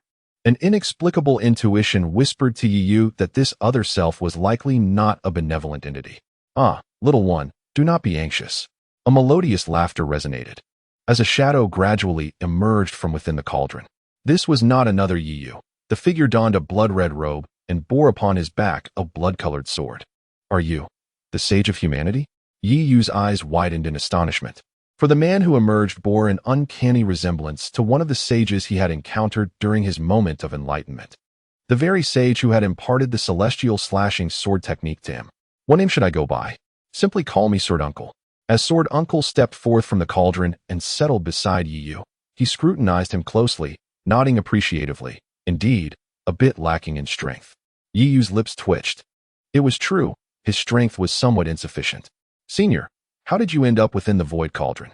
In order to seal that thing, we cannot leave. Sword Uncle replied with a smile, though his eyes betrayed an endless apprehension. That thing refers to another version of me, does it not? Yi Yu inquired, furrowing his brow. It can be said so, or not. But let us return to the matter at hand. Because you have completed a fragment, I need not remain confined within any longer. Though it is not as if I can emerge at will. Cherish the time you have. With those words, Sword Uncle placed a finger upon Yi Yu's forehead. Instantly, a series of vivid images materialized before Yi Yu, showcasing Sword Uncle wielding the blood sword. The multicolored radiance that had previously enveloped the stone platform now merged with Yi Yu's very essence. Feeling this immense power, Yi Yu promptly settled into a meditative posture, commencing the absorption of this energy. Meanwhile, Sword Uncle stood silently beside him, watching as Yi Yu was cloaked in radiant light. Taking a deep breath, he murmured, I hope you have not misjudged this time. In the blink of an eye, 3 days passed. Yi Yu remained in deep meditation until an invisible sword intent erupted forth, causing him to abruptly open his eyes after 3 days of closure, unleashing a wave of intangible sword intent. Excellent. You have indeed grasped the sword heart. Sword Uncle's voice echoed. Yi Yu then lifted his gaze, only to find Sword Uncle's form had become nearly transparent, clearly having reached his limit. Thank you, Sword Uncle. Yi Yu expressed with heartfelt gratitude, feeling the cultivation of his late-stage nascent soul within. Having comprehended the sword heart, you have made significant strides along the path of swordsmanship. Cultivate diligently. As for the myriad of miscellaneous sword techniques, refrain from pursuing them. Forge your own unique path in swordsmanship, Sword Uncle advised. Upon hearing this, Yi Yu recalled the disdainful scoff he had encountered during the Sword King's inheritance, which was likely a sentiment echoed by Sword Uncle. In this world, it seemed only he could dismiss the Sword King's legacy as mere trifles. However, Sword Uncle was not mistaken. The celestial slashing sword technique was indeed incomparable to the Sword King's teachings. Enough, it is time to depart. I shall assist you in vanquishing the demons outside. And I must return, Sword Uncle gestured dismissively. Yi Yu nodded and subsequently summoned the void cauldron. As the cauldron merged into his dantian, the surrounding azure light dissipated. Young man, I've been waiting for you for quite some time. I almost thought you lacked the courage to emerge. Hand over what you possess. As the azure light dissipated, a chilling voice echoed.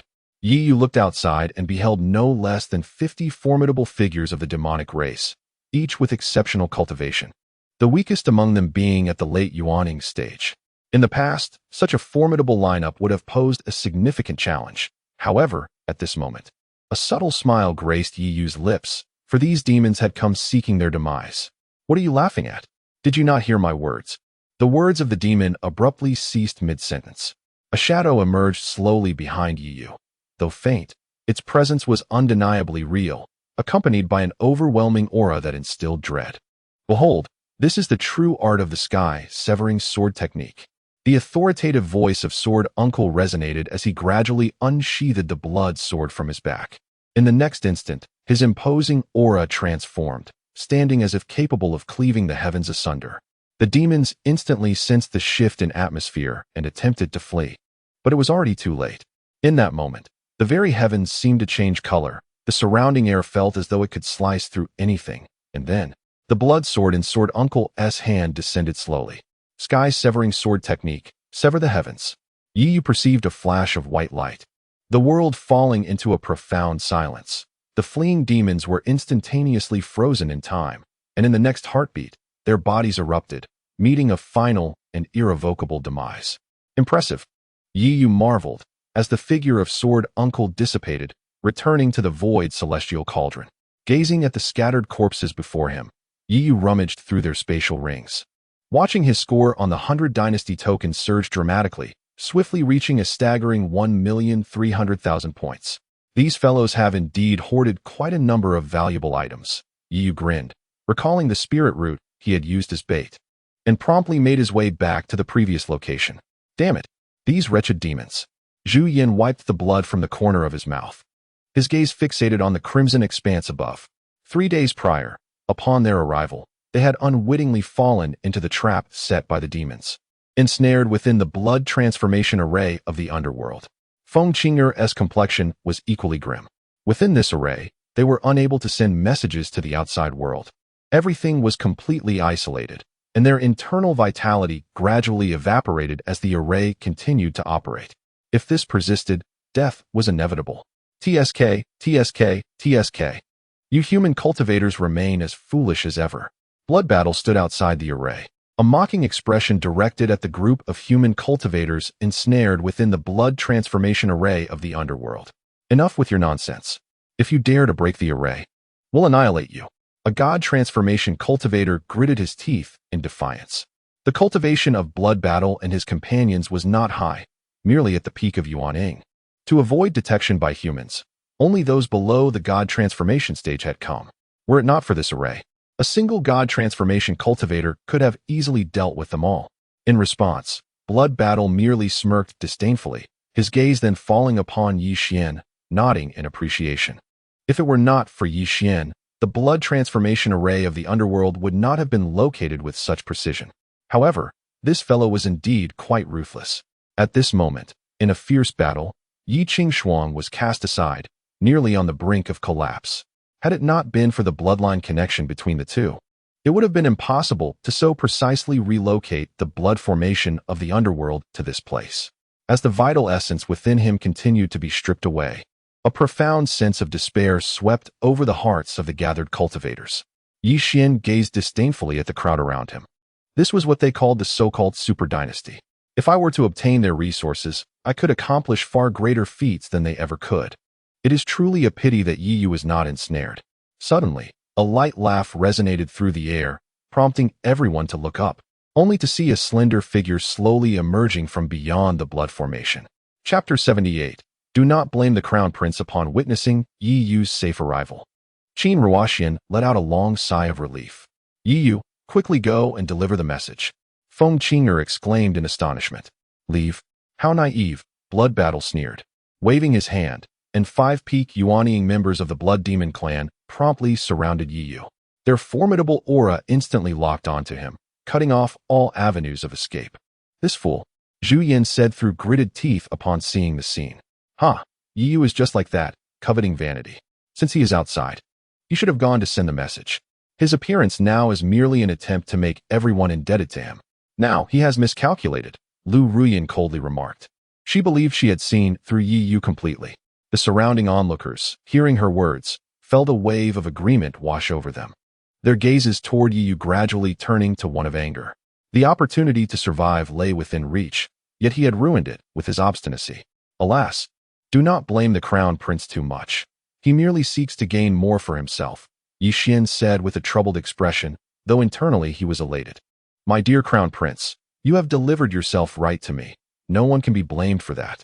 Yi Yu disregarded the curses echoing around him and coldly regarded Blood Battle. In his past life, he had clashed with Blood Battle numerous times, suffering greatly at his hands, with many of his loyal followers perishing by Blood Battle's might.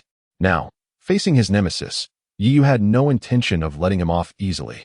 Feeling Yi Yu's piercing gaze, Blood Battle momentarily froze, then smirked. What? Do you know me? I know you all too well. Yi Yu grinned, revealing a chilling smile as murderous intent surged within him. Do you wish to kill me? Let us see if you possess the capability, Blood Battle replied indifferently, gesturing, and the 5 peak Yuanying blood demons charged towards Yi Yu. In response, Yi Yu brought his fingers together, forming a sword-like gesture, and an invisible sword intent erupted from his being, his gaze sharpening.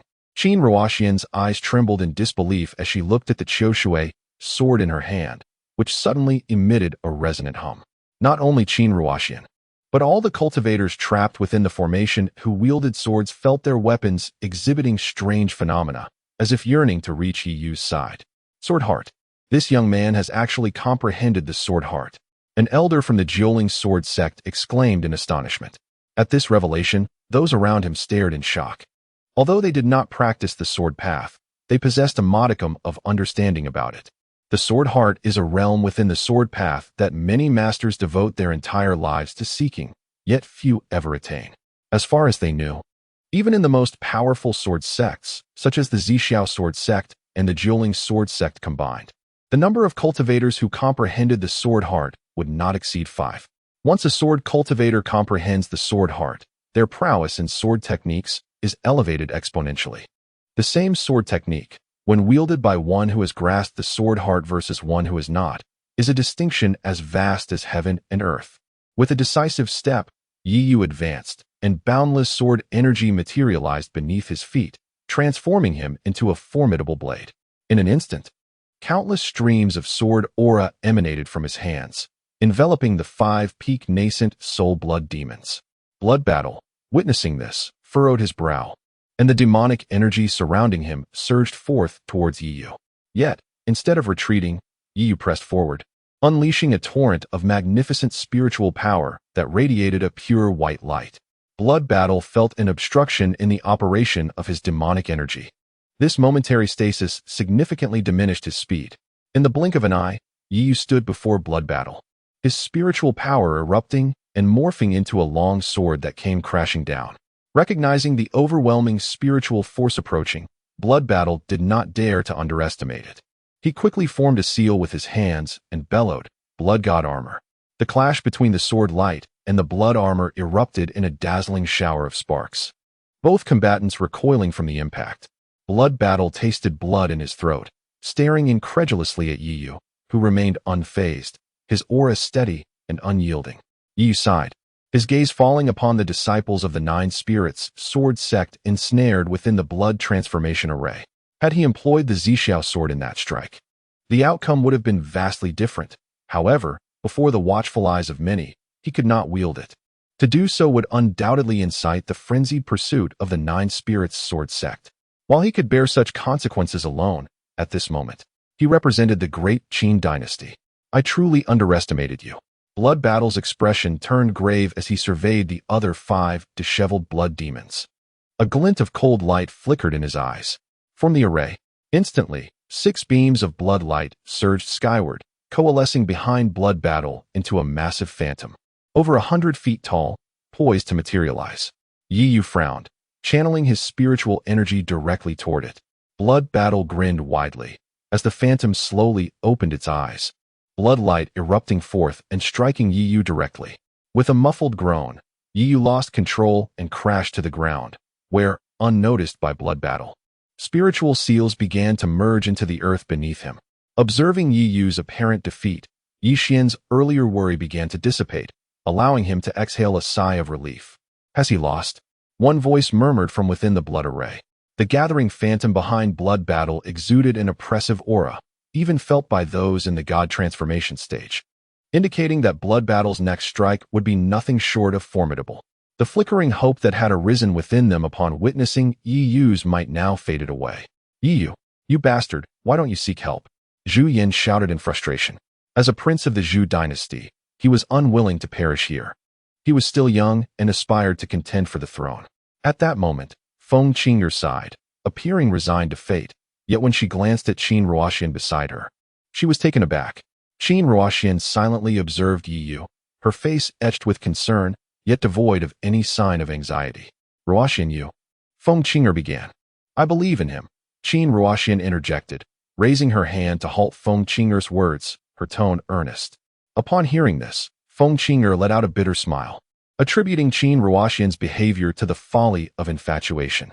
In the great Qin dynasty, the mightiest beings were merely at the peak of the nascent soul stage, with no experience of the transformation stage. Thus, the vast chasm between these realms was perhaps beyond their comprehension. Yi Xian regarded Yi Yu with a cold smirk, thinking, my royal brother, let our rivalry cease here. Ultimately, victory belongs to me. Yet suddenly, Yi Xian raised an eyebrow, as an ominous sensation surged anew within him. He then scrutinized the ground beneath Yi Yu's feet, where an unusual formation began to manifest. This is bad. Yi Xian recognized the array and exclaimed in alarm. Simultaneously, the ethereal figure behind Shuizhan fully materialized, revealing the towering silhouette of a blood emperor, exuding a terrifying pressure. As the apparition became entirely formed, Yi Yu grinned widely, his hands weaving intricate seals, and 8 beams of light erupted from the earth beneath Shuizhan. Chapter 79. Xiao Yu, they are exploiting you, the spirit-seizing array. Yi Xian exclaimed in alarm. Those with a modicum of understanding regarding formations would recognize the spirit-seizing array. It could be classified as a rudimentary formation, yet paradoxically, it is among the most challenging. In essence, the spirit-seizing array is designed to forcibly extract an opponent's power by replicating the flow of spiritual energy within their body through spiritual seals. However, mastering this formation necessitates comprehensive knowledge of the opponent's internal energy pathways and their cultivation techniques. One must ponder, who could truly possess such intimate understanding of another's spiritual flow? Contemplating this, Yi Xian's expression brightened considerably. After all, no matter how capable Yi Yu was, he could not possibly comprehend the operational dynamics of the demonic energy within Shuizhan's body. The spirit-seizing array, in this instance, was merely a faade. Shuizhan observed the 8 luminous pillars rising around him. Having interacted with human cultivators for a considerable duration, he was well acquainted with the spirit-seizing array. Desperate and out of tricks, resorting to such deceptive tactics? He scoffed disdainfully. Yi Yu lifted his head, grinning broadly, and then formed hand seals, causing the 8 luminous pillars to shift and transform. In the next moment, Shuizhan's countenance changed. He felt the power within him, along with the Blood Emperor's phantom coalescing behind him, being forcibly drawn away. Soon, A figure identical to the Blood Emperor's phantom gradually materialized behind Yi Yu. How is this possible?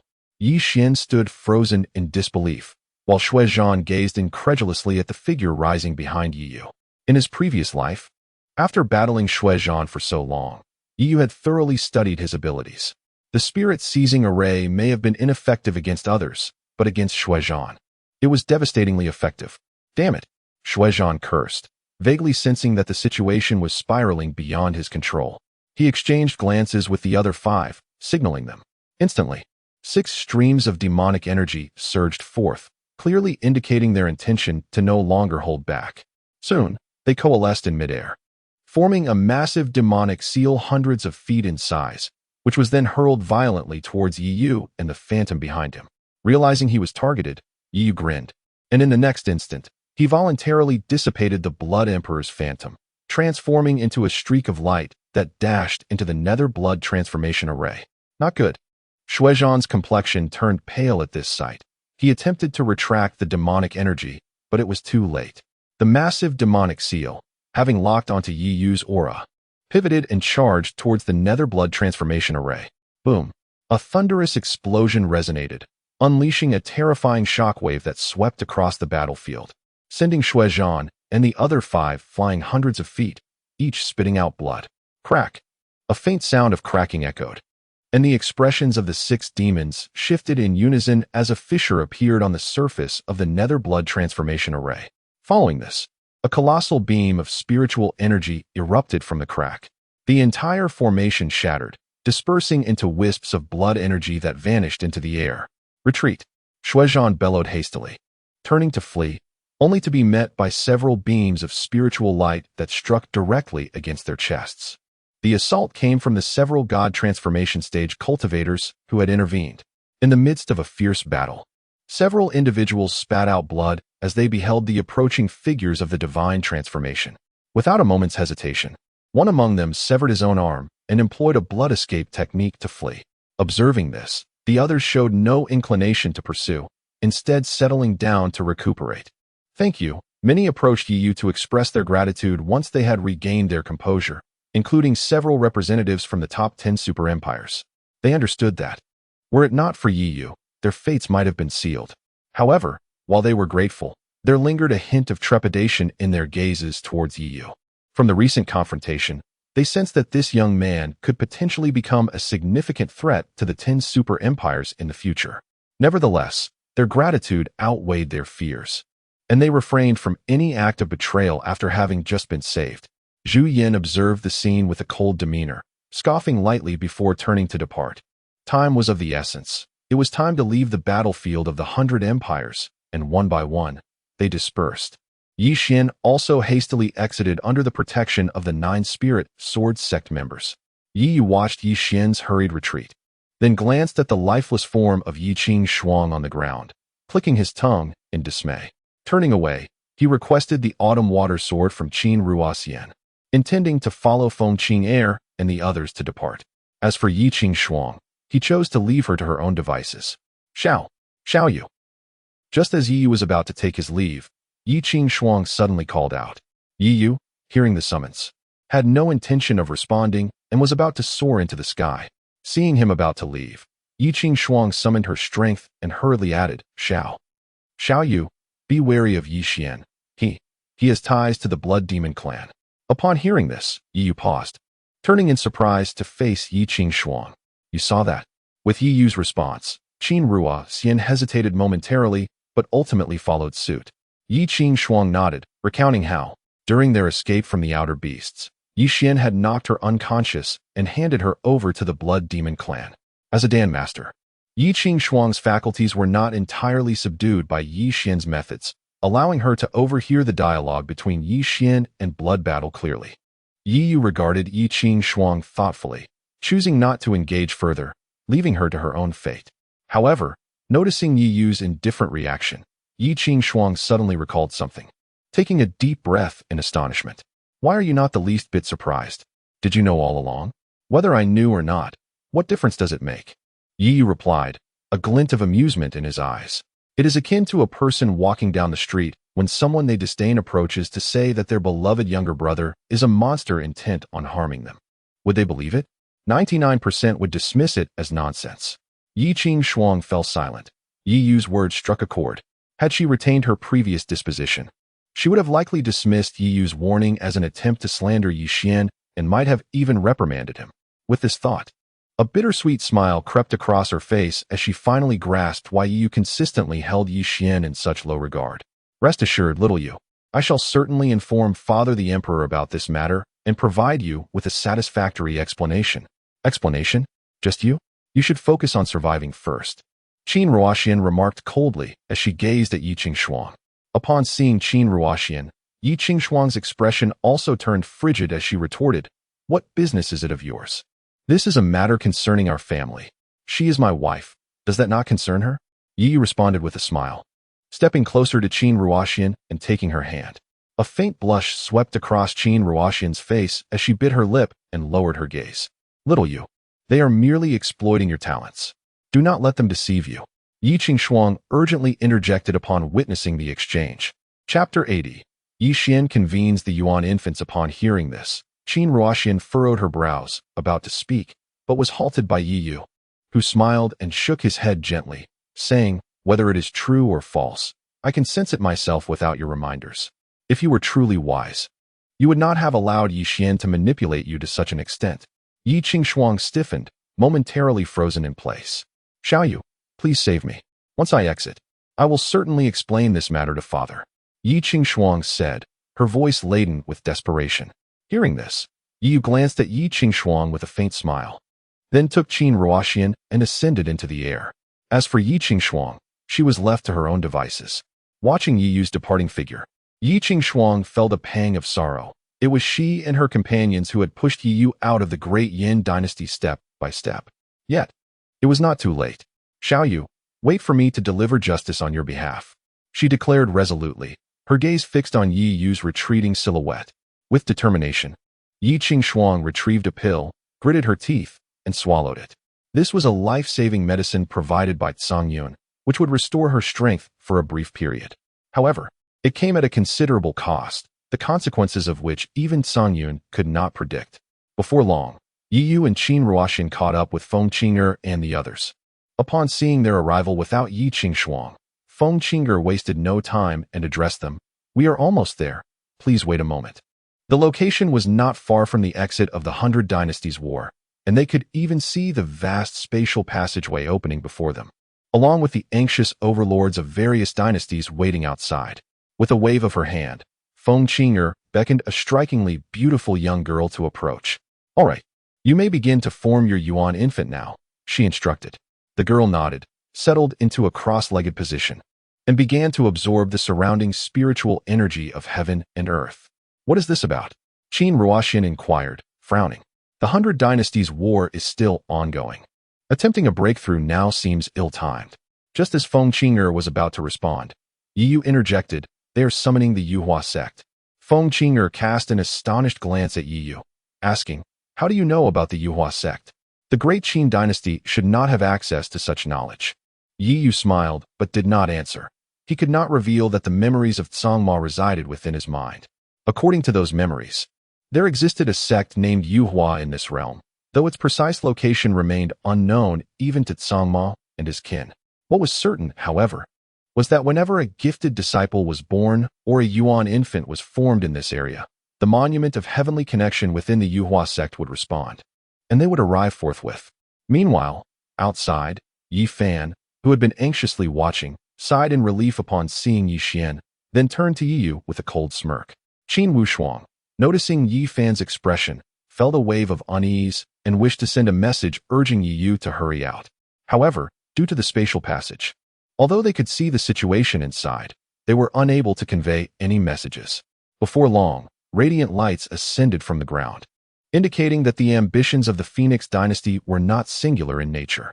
In this moment, an extraordinary convergence of gifted individuals was crystallizing their nascent souls, unleashing an unrestrained surge of spiritual energy from the heavens and earth, manifesting various extraordinary phenomena. Without exception, these were earthly fiend nascent souls. The ability to condense such a nascent soul was a testament to one's exceptional talent. The ruling dynasties outside eagerly gazed upon the battlefield, anticipating the emergence of the towering stone tablet.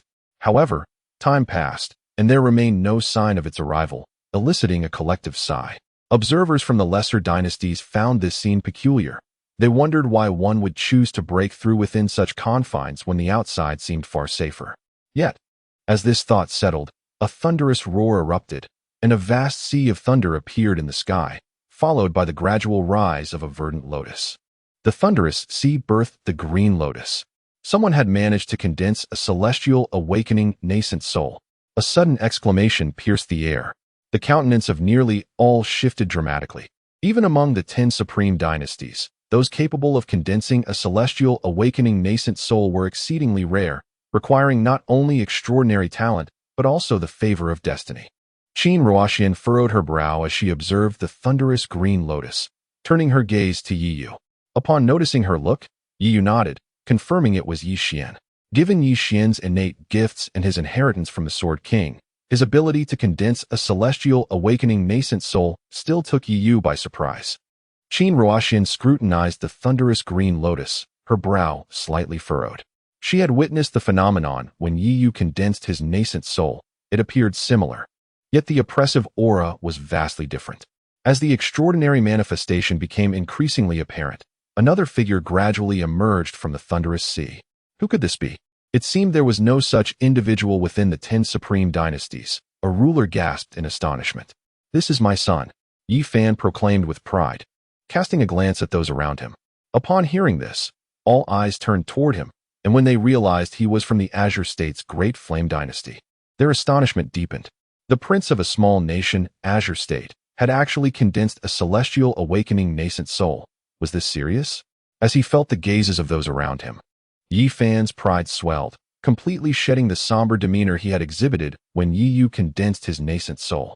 However, unlike the people of Yunlei and Erzhou, the citizens of Azure State maintained a more subdued demeanor, for most were aware that Yi Yu's nascent soul was also of the celestial awakening type. Had Yi Yu not been forced away, the Great Flame lineage would have truly defied the heavens with 2 celestial awakenings. Suddenly, someone murmured a comment, and Yi Fan's expression darkened as he coldly declared, "Yi Yu is no longer part of my Great Flame. Should anyone continue to associate Yi Yu with the Great Flame royal family, do not blame me for turning hostile." The members of the 9 Spirits Sword Sect, witnessing Yi Xian condensing a celestial awakening nascent soul, were filled with unrestrained joy, swiftly aiding him in overcoming this nascent soul tribulation. After transcending the tribulation, Yi Xian gradually floated upward, casting a haughty glance toward Yi Yu's location, his face radiating with pride. Yi Yu merely cast a fleeting glance at him before shifting his gaze towards the horizon. Inexplicably, he sensed an approaching presence.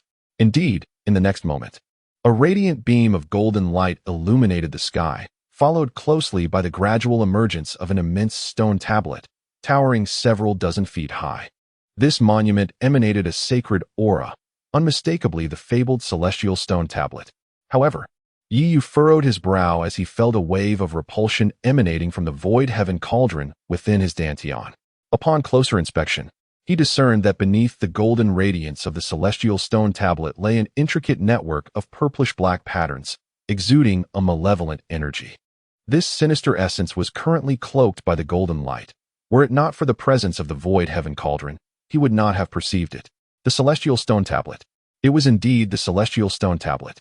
As the monument enveloped Yi Xian, gasps of astonishment erupted from the surrounding crowd. Since the commencement of the 100 Dynasties War, they had only heard tales of the celestial stone tablet and the feathering sect, yet had never witnessed its summoning. Now, witnessing it firsthand, how could they contain their excitement? Not only they, but even those outside the battlefield were stirred, their eyes gleaming with fervor. The feathering sect. The celestial stone tablet. The legends were true. Chapter 81. The sudden transformation. It turns out that summoning the celestial steel requires the condensation of the apocalypse nascent soul. Feng Qing'er couldn't help but exclaim. As a princess of the Phoenix Empire, she had been on the verge of condensing her nascent soul to reach the apocalypse herself. The celestial steel emitted a resonating hum, followed by a beam of radiant light, enveloping everyone present. The onlookers gazed at Yi Xian with envy. The feathered ascension sect, indeed. First, the Sword King inheritance, and now the celestial steel. Yi Yu, what do you have to compare with Xiao Xian? Lu Rian laughed heartily. Her gaze at Yi Yu filled with mockery. Rian, do not be so, and your highness, do not take it to heart. Fortune favors the fated. Perhaps next time I shall keep my distance, and this opportunity may belong to you. Yi Xian spoke earnestly, though his face betrayed an undeniable pride. Yi Yu paid no heed to the two, silently observing the celestial steel, his gaze focused, contemplating the possibility of using the void sky cauldron to seize the steel. Qin Wushuang's expression darkened. Damn it, this brat's luck is astonishing. What luck? My son is simply exceptional. Yi Fan remarked with a faint smile. Congratulations, congratulations. You have garnered the recognition of the Feathered Ascension sect. In the future, Xiao Xian shall surely soar to great heights. Many royal courts allied with the Great Flame stepped forward to extend their congratulations. Just as Qin Wushuang was about to retort, a gasp arose from the crowd. Looking over, she saw that within the battlefield, the celestial steel suddenly emitted a resonating hum, and the golden light below began to converge, ultimately shining upon Yi Yu. What is happening? Someone questioned in astonishment. Could it be that the celestial steel recognizes Yi Yu instead? Yi Xian's expression instantly soured. The onlookers had initially believed the celestial steel was intended for Yi Xian, but now it seemed to be for Yi Yu instead. Yi Xian's face darkened to an extreme, his entire body trembling as he fixed a furious gaze on Yi Yu. Outside, Qin Wushuang's previously darkened expression became flushed with color as a whoosh of wind sounded nearby. Upon focusing, she saw the arrival of the Qing dynasty, one of the 10 super empires, lord of the Qing kingdom. Upon seeing the newcomer, Qin Wushuang quickly bowed in greeting. Qing Tianqing smiled and patted Qin Wushuang on the shoulder, saying, "Well done, little Qin. You have produced an extraordinary talent. Once the 100 Dynasty War concludes, we shall discuss the matter of alliance." At his words, the crowd erupted in astonishment. An alliance? A super empire actually seeking to ally with a lower-tier dynasty? Surely they had not misheard. Yet, many, including Qin Wushuang, quickly realized that the Qing dynasty was interested in the Feathered Ascension sect, or rather, in Yi Yu. With Qing Tianqing leading the way, numerous dynasties came forth to offer their congratulations. In an instant, the Great Qin became the center of attention, while the previously bustling Great Flame Empire now appeared somewhat awkward. Within the battlefield, the golden light emitted by the celestial steel gradually enveloped Yi Yu, seemingly poised to inscribe the Feathered Ascension mark upon his forehead. In the next moment, the earth trembled, and black chains emerged from the depths, binding the towering stone monument with unyielding strength. Following this, countless chains materialized, ensnaring the surrounding cultivators. A cultivator in the divine transformation stage observed this scene with a cold snort, expanding his domain. However, the chains disregarded his domain and plunged into it, ensnaring him. The onlookers witnessed the divine transformation cultivator being engulfed before he could even utter a cry, dragged into the depths, leaving his fate unknown. Gasps of horror escaped the crowd, and without a moment's hesitation, they fled toward the exit. Those outside, witnessing this bizarre spectacle, were equally astonished. Such an occurrence had never transpired since the onset of the 100 Dynasties War. Feng Qing'er, disregarding everything, seized Qin Ruoxian and made her escape. Yi Yu, regaining his senses, attempted to flee, but found himself ensnared by the extending chains at the center. These chains seemed to possess a consciousness of their own, ignoring those who fled and instead targeting Yi Yu. Yi Yu's expression darkened. He drew the Qiushui sword and slashed at the chains. The sword's aura surged forth. Yet upon striking the chains, it merely produced blinding sparks without affecting them, sending a jolt of pain through his palm. Yi Yu, father, think of a way.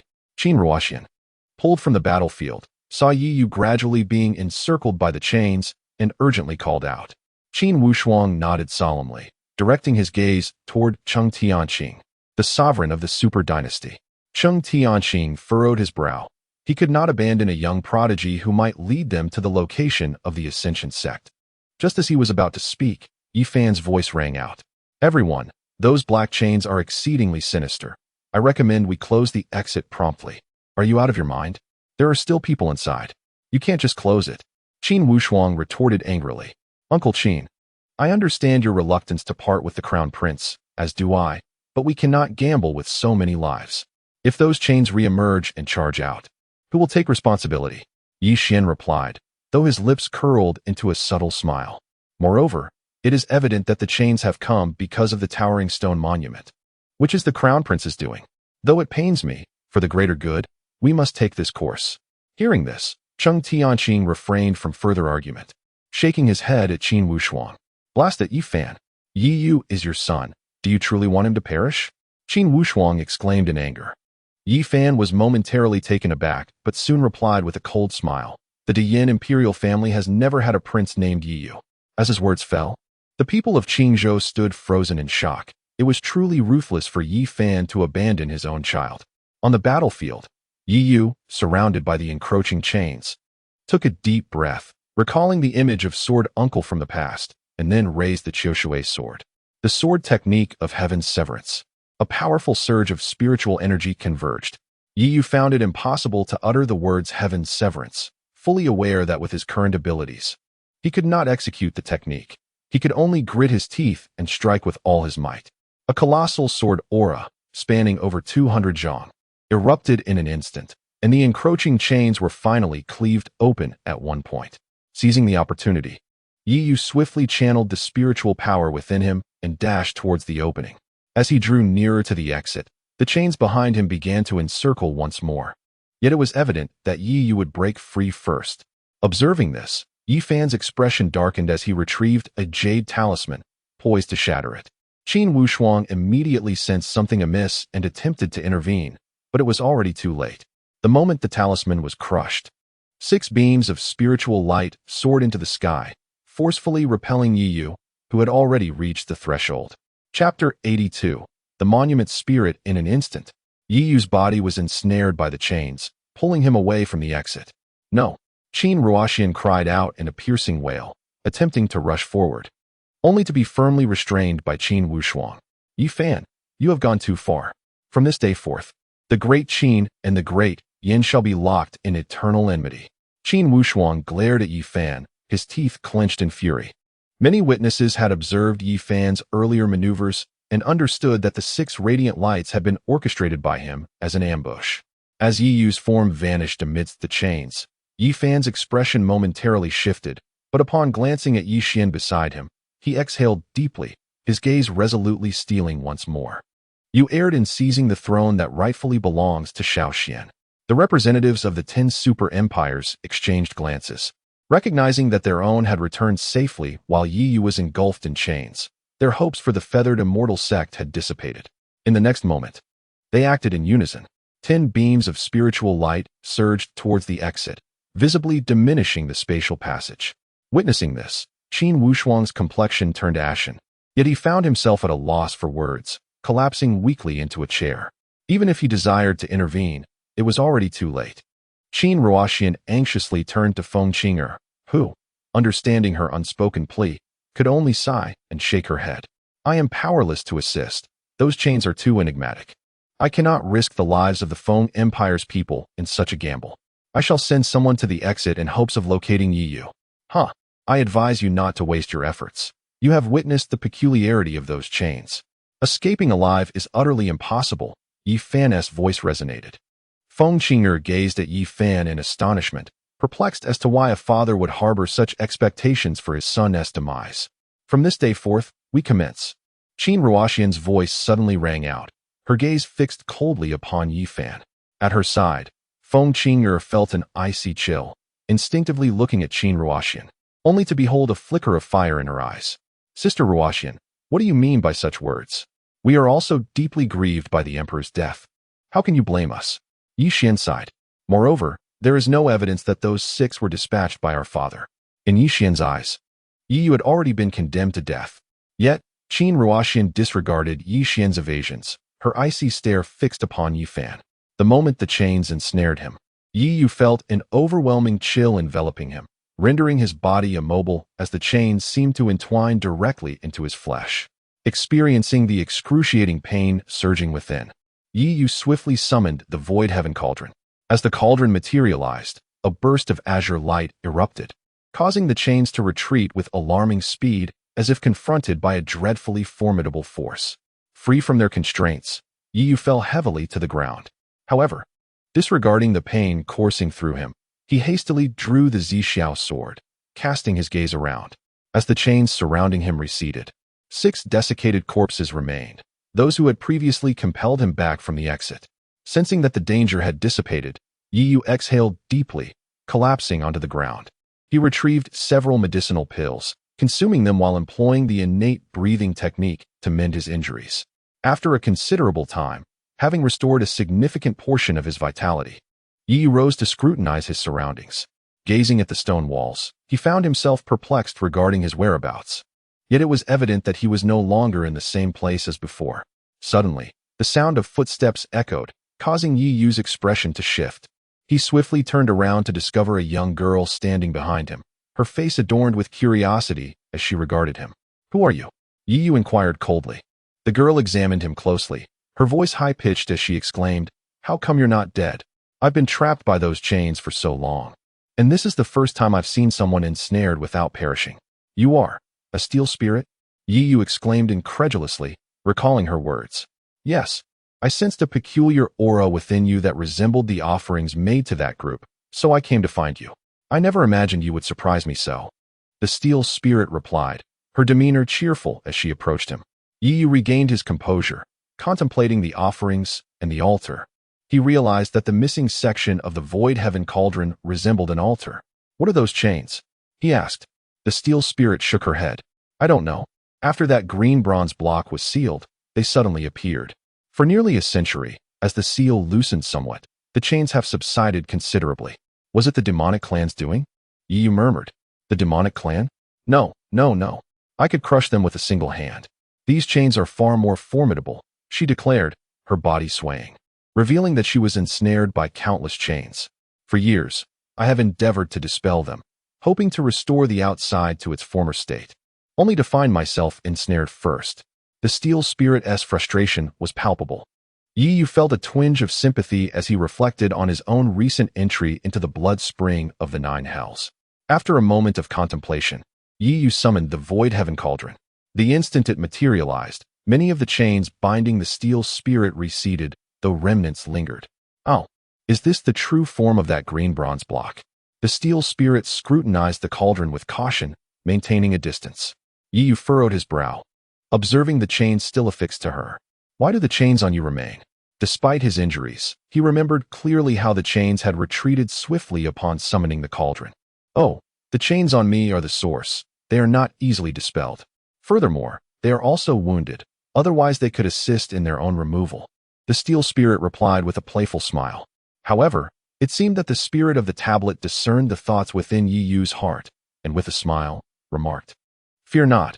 After all these years, I have no expectations of leaving. Given your commendable character, I shall bestow this upon you." As the words fell, a ray of golden light descended upon Yi Yu's brow. Instantly, a torrent of information surged through his mind, and several gilded characters emerged within his consciousness. 9-turn dragon steps. The name alone indicated that this was a technique of movement. "This is the highest level movement technique of the Feathered Ascension sect. Practice diligently, young man. I have faith in you," said the spirit of the tablet, playfully patting Yi Yu on the shoulder, appearing rather comical. "Thank you," Yi responded, cupping his hands in gratitude. "No need for such formality. It would only gather dust otherwise. However, do refrain from returning here. The green copper block you have taken will stir unrest. Those dormant entities shall soon awaken." With that, the spirit of the tablet waved his hand, and a rift in space manifested behind Yi Yu. Chapter 83. What does it matter to be alive compared to Yi Xian? "Thanks to you, I feel considerably better. Let us depart," Biling said with a cheerful smile. Upon hearing this, Yi Yu ceased his hesitation and stepped into the spatial rift. Before he could fully cross the threshold, Biling's voice echoed once more from behind him. "Be cautious of the Imperial clans."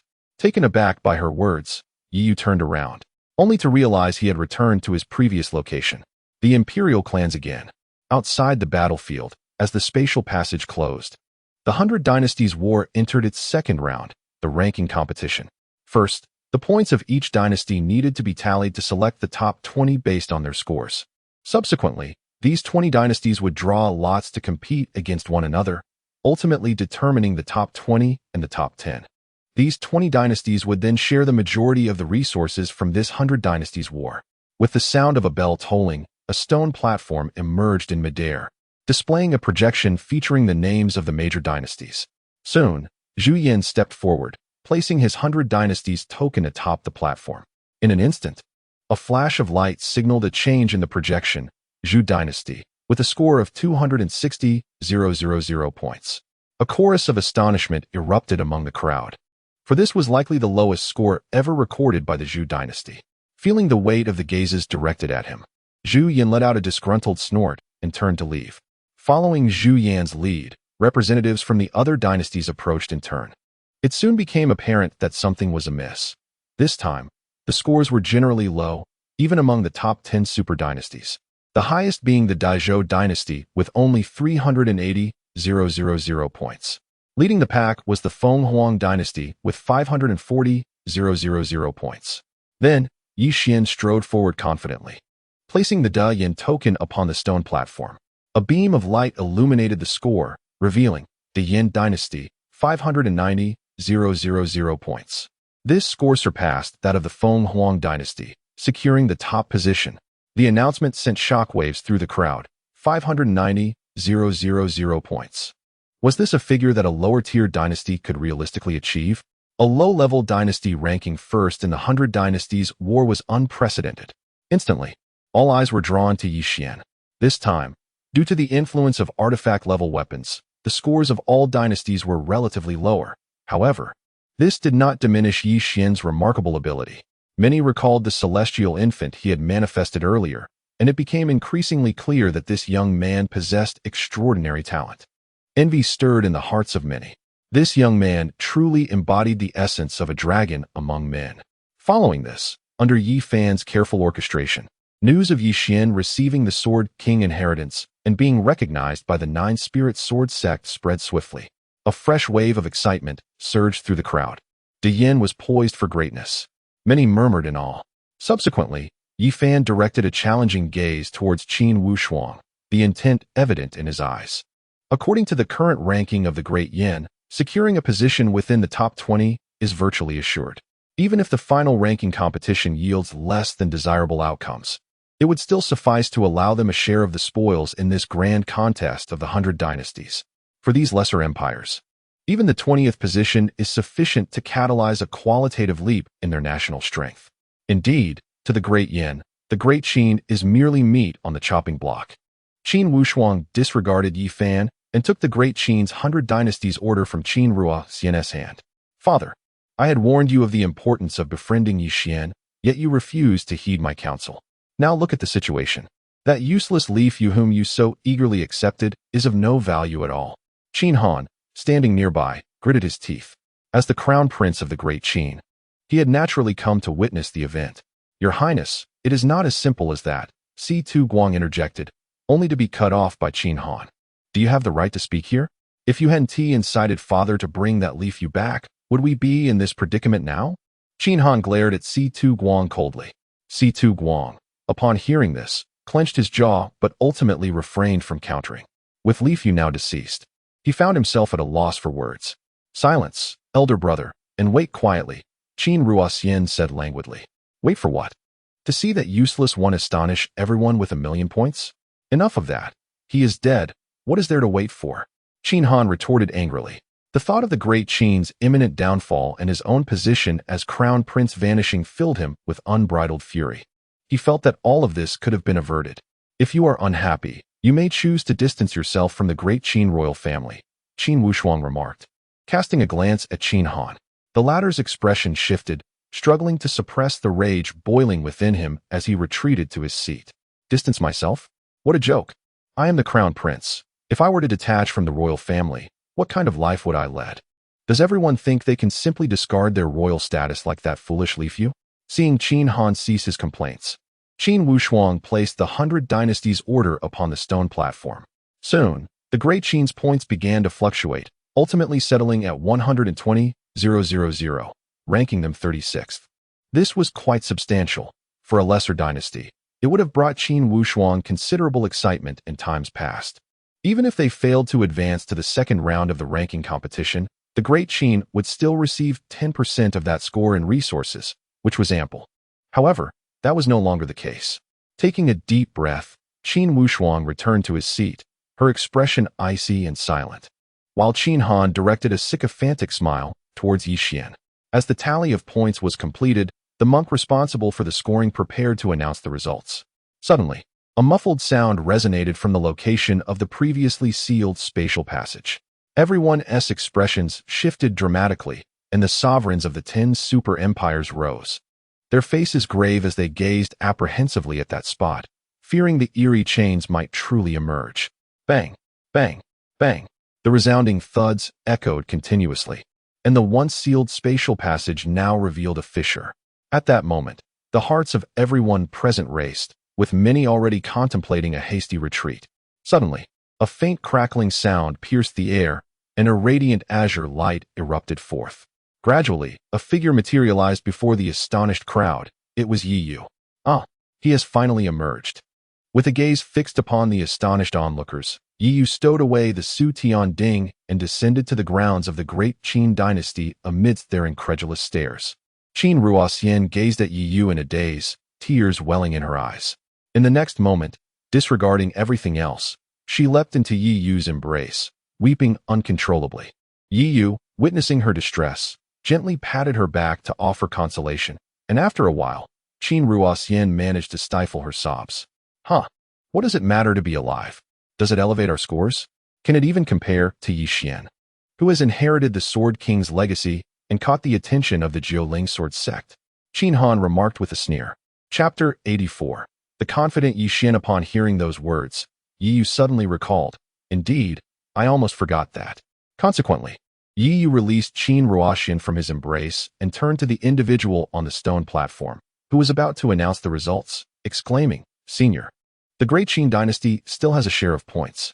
The individual glanced at Yi Yu, waved his hand dismissively, and replied with a hint of annoyance, Hurry up. Hurry up. Others around him exhibited similar impatience. After all, what difference would it make if a low-level dynasty added a few thousand or tens of thousands of points? The outcome was already apparent. Did they truly believe that Qingzhou could produce yet another formidable force? As the crowd urged him on, Yi Yu stepped forward to the edge of the stone platform and placed the 100 Dynasties token upon it. In the next moment, the points for the Great Qin surged dramatically. 100,000, 200,000, 300,000. Under the watchful eyes of all, the points belonging to Great Qin skyrocketed. Soon, it surpassed 1 million. At this moment, the venue fell into a profound silence. 1 million points had shattered the record since the inception of the 100 Dynasties War. How on earth did this Yi Yu achieve such a feat? A low-tier dynasty should not possess such an astronomical score. Typically, even a dynasty that acquired the complete heritage of a Dao lineage would not exceed 50,000 points. Was it possible that Yi Yu obtained the inheritance of 2 or even more Dao lineages? Ultimately, the Great Qin's points settled at a staggering 1,480,000. The arena remained hushed. Even the rulers of the supreme dynasties could not help but open their eyes wide, their gazes fixated on Yi Yu. A high score was one aspect. It also indicated that Yi Yu likely possessed some formidable Dao inheritance to amass such terrifying points. In that instant, Yi Yu's worth escalated infinitely. Below, Yi Xian's eyes blazed with envy, nearly spitting fire. Again, why does Yi Yu always manage to overshadow me? He had acquired the Sword King's inheritance, which included some treasures left by the Sword King, allowing him to reach 59,000 points. Ha! Good son-in-law, you truly are my excellent son-in-law. At this moment, Qin Wushuang could no longer contain himself, bursting into laughter. His voice involuntarily resonated with volume. Those from other dynasties nearby did not perceive anything amiss, had it been them. If their royal family member achieved such astonishing points, they would likely react even more dramatically than Qin Wushuang. Qin Wushuang's words carried deeper meaning, as he referred to Yi Yu as his son-in-law, thus emphasizing Yi Yu's affiliation.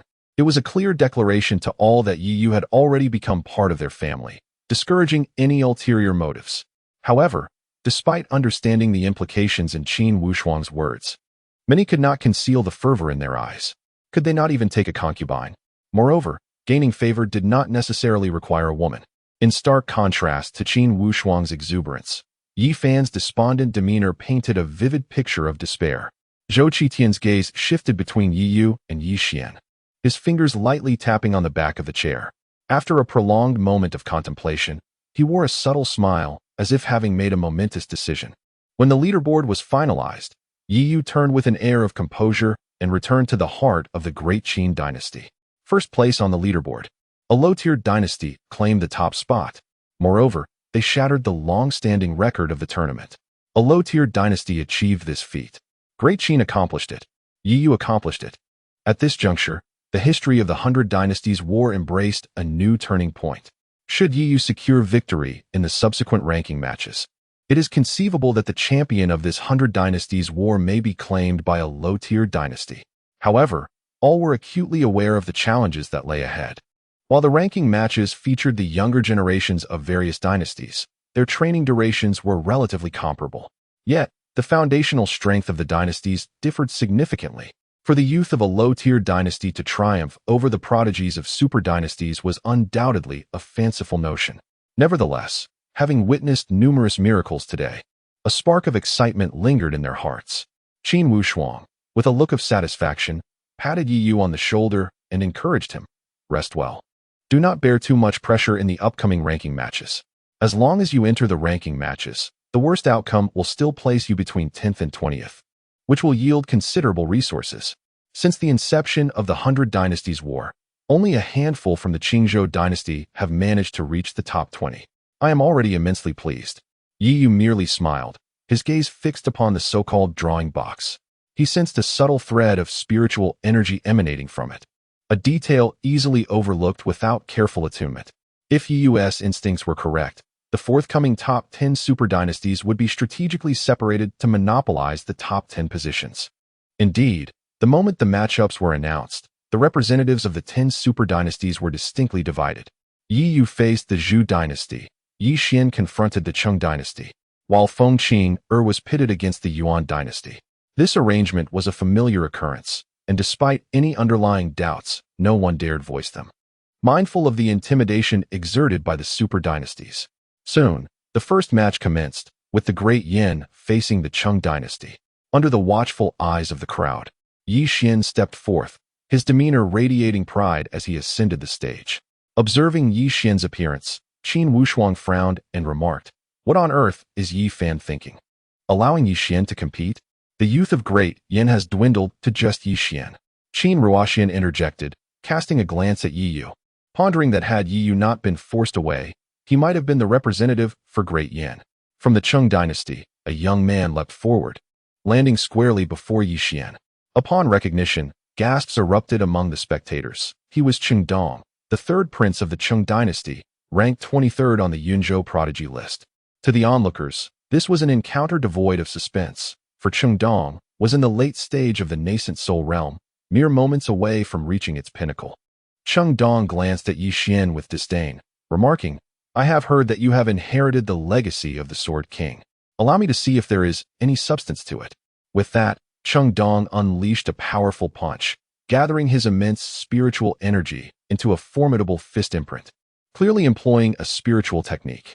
In response, Yi Xian drew forth a long sword, which emitted a resonant hum as a shimmering sword shadow erupted forth, slicing the fist imprint in two. The surrounding onlookers gasped in astonishment, acknowledging that he indeed lived up to the title of the Sword King's successor. To grasp the essence of the sword at such a tender age is truly remarkable. An expert in swordsmanship praised, "The dueling sword sect has stumbled upon a treasure." At this rate, it may not be impossible for him to comprehend the heart of the sword in the future. Unfazed by the severing of his fist imprint, Cheng Dong's expression remained one of intrigue, acknowledging the prowess of the Sword King's legacy. Yi Xian's lips curled into a confident smile as he raised his sword, challenging, "Come at me." Chapter 85. Weren't you just so arrogant? The legacy of the Sword King, coupled with the heavenly awakening nascent soul, bestowed upon Yi Xian an inexhaustible confidence. He was assured that he was not much different from the Yi Yu who stood outside the Sacred Dan sect's secret realm long ago. In fact, he might even surpass him slightly. Back then, Yi Yu could contend with Yi Fan, who was at the pinnacle of the nascent soul stage, and so could he. Moreover, The opponent before him, Dong, was merely at the late nascent soul stage. Fool, Feng Qing'er remarked with a disdainful curl of her lips as she observed the scene. Yi Yu, is this truly your younger brother? How can he be so foolish? Yi Yu shrugged. He is not my brother. Haha, you know nothing.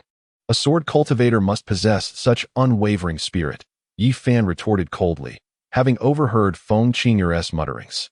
A group of sword cultivators nodded in agreement, their gazes towards Yi Xian brimming with admiration. Yi Yu cast a perplexed glance at Yi Fan. Fundamentally, he was not mistaken. The essence of a sword cultivator lies in cultivating the heart and the momentum. Unfortunately, the aura emanating from Yi Xian was not that of sheer boldness. Dong, observing Yi Xian pointing at him, felt his expression grow increasingly frigid. It appeared that with just one punch, he had instilled confidence in his opponent. Throughout his life, even after rising to the 27th spot on the genius rankings, he had never been so underestimated. Yi Xian's actions had successfully provoked Dong's ire. Yet, Yi Xian remained blissfully unaware, still exuding confidence as he swung his sword, executing the Sword King's technique, the 7 absolute sword arts. In an instant, 7 distinct sword energies coalesced around Yi Xian, and under his command, they surged toward Dong. Dong neither dodged nor evaded, staring directly at the oncoming sword energy. Yi Xian is doomed, Yi Yu remarked indifferently upon witnessing the scene. Doomed. Do you understand the weight of the Sword King's legacy? You speak so recklessly without comprehension.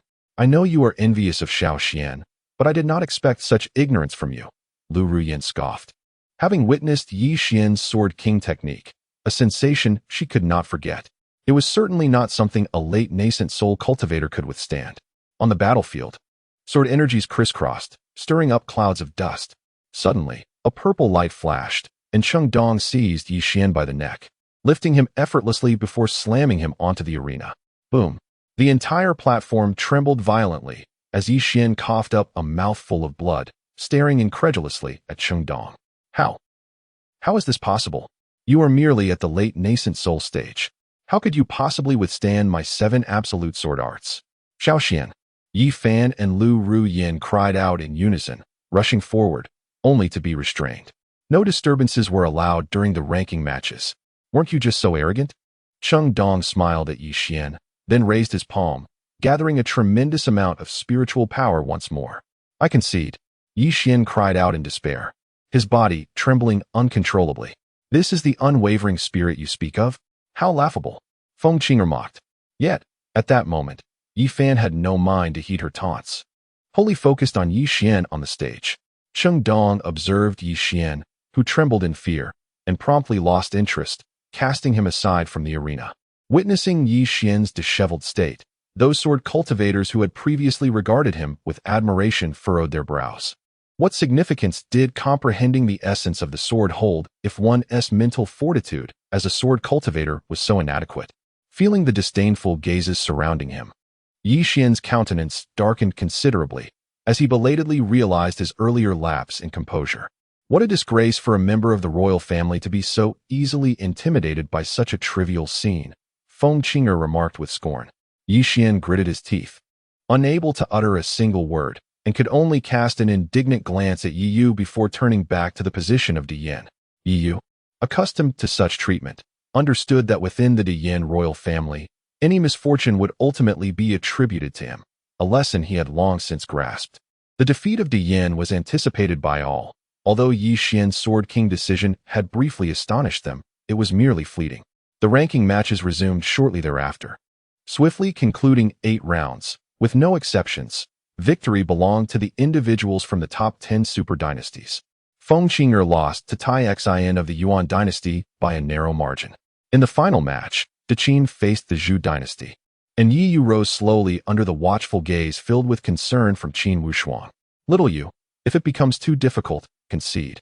Losing to the Zhu dynasty is nothing to be ashamed of, Qin Wushuang reassured him. Yi Yu, somewhat amused yet exasperated, replied, where is the honor in conceding before a match has even begun? Nevertheless, warmth filled Yi Yu's heart, for Qin Wushuang's concern was sincere. What? Do you still wish to win? Even little Xian lost. You cannot truly believe you are a match for these prodigies of the super dynasties, Lu Ruyin taunted. Indeed, brother. They are formidable. You must tread carefully. Yi Xian feigned sincerity. Upon hearing this, Yi Yu glanced at Yi Xian and smiled. Do you not wish for me to persist stubbornly until I meet my demise on the stage? Brother, how could you think so ill of me? Yi Xian retorted, feigning grievance. Oh, why not make a vow? Yi Yu raised an eyebrow, smiling. Yi Xian's expression shifted abruptly. For a cultivator, oaths were not to be taken lightly. Enough, ungrateful wretch. Your brother has your best interests at heart. What is this attitude? Yi Fan declared coldly, slamming the back of his chair. The people from Yunlei and Zhou raised their brows in curiosity, drawn to the unfolding drama. As Yi Fan spoke, it became clear that Yi Yu and Yi Xian were brothers. Yet, Yi Yu was now representing the Qin, hinting at an intriguing dynamic. Yi Yu cast a sidelong glance at Yi Fan, retorting, ungrateful wretch? Are you implying I am your child? Your own flesh and blood? You, Maida Yin royal family does not harbor such disrespectful princes. Yi Fan exclaimed, glaring furiously. Then be silent. Yi Yu replied coolly, and with a graceful leap. He arrived at the center of the arena, lifting his gaze toward the Zhu dynasty. On the stage, Zhu Yin, feeling the weight of Yi Yu's gaze, abruptly slammed his hand on the table, ready to engage.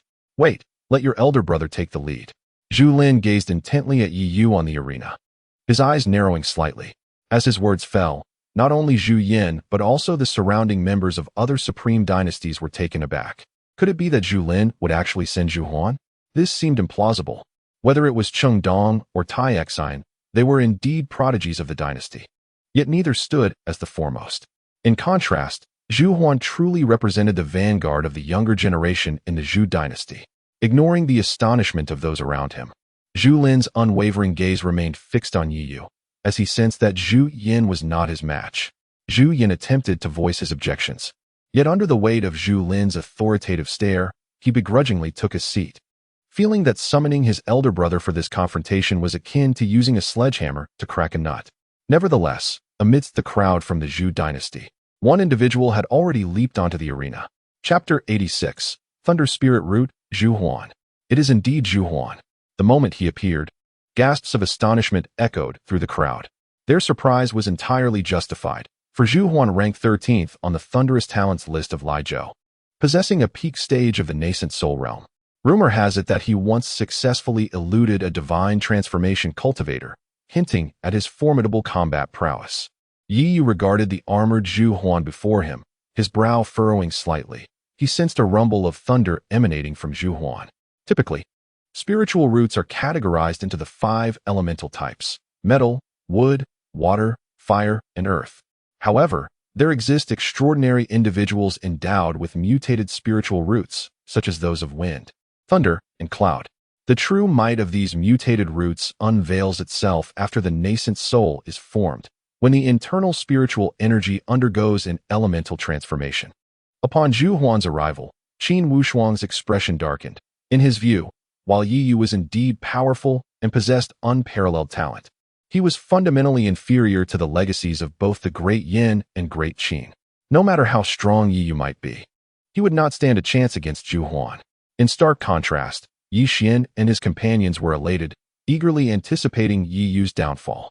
Zhu Huan scrutinized Yi Yu for a moment, and after a lengthy pause, he comprehended why Zhu Lin had sent him forth.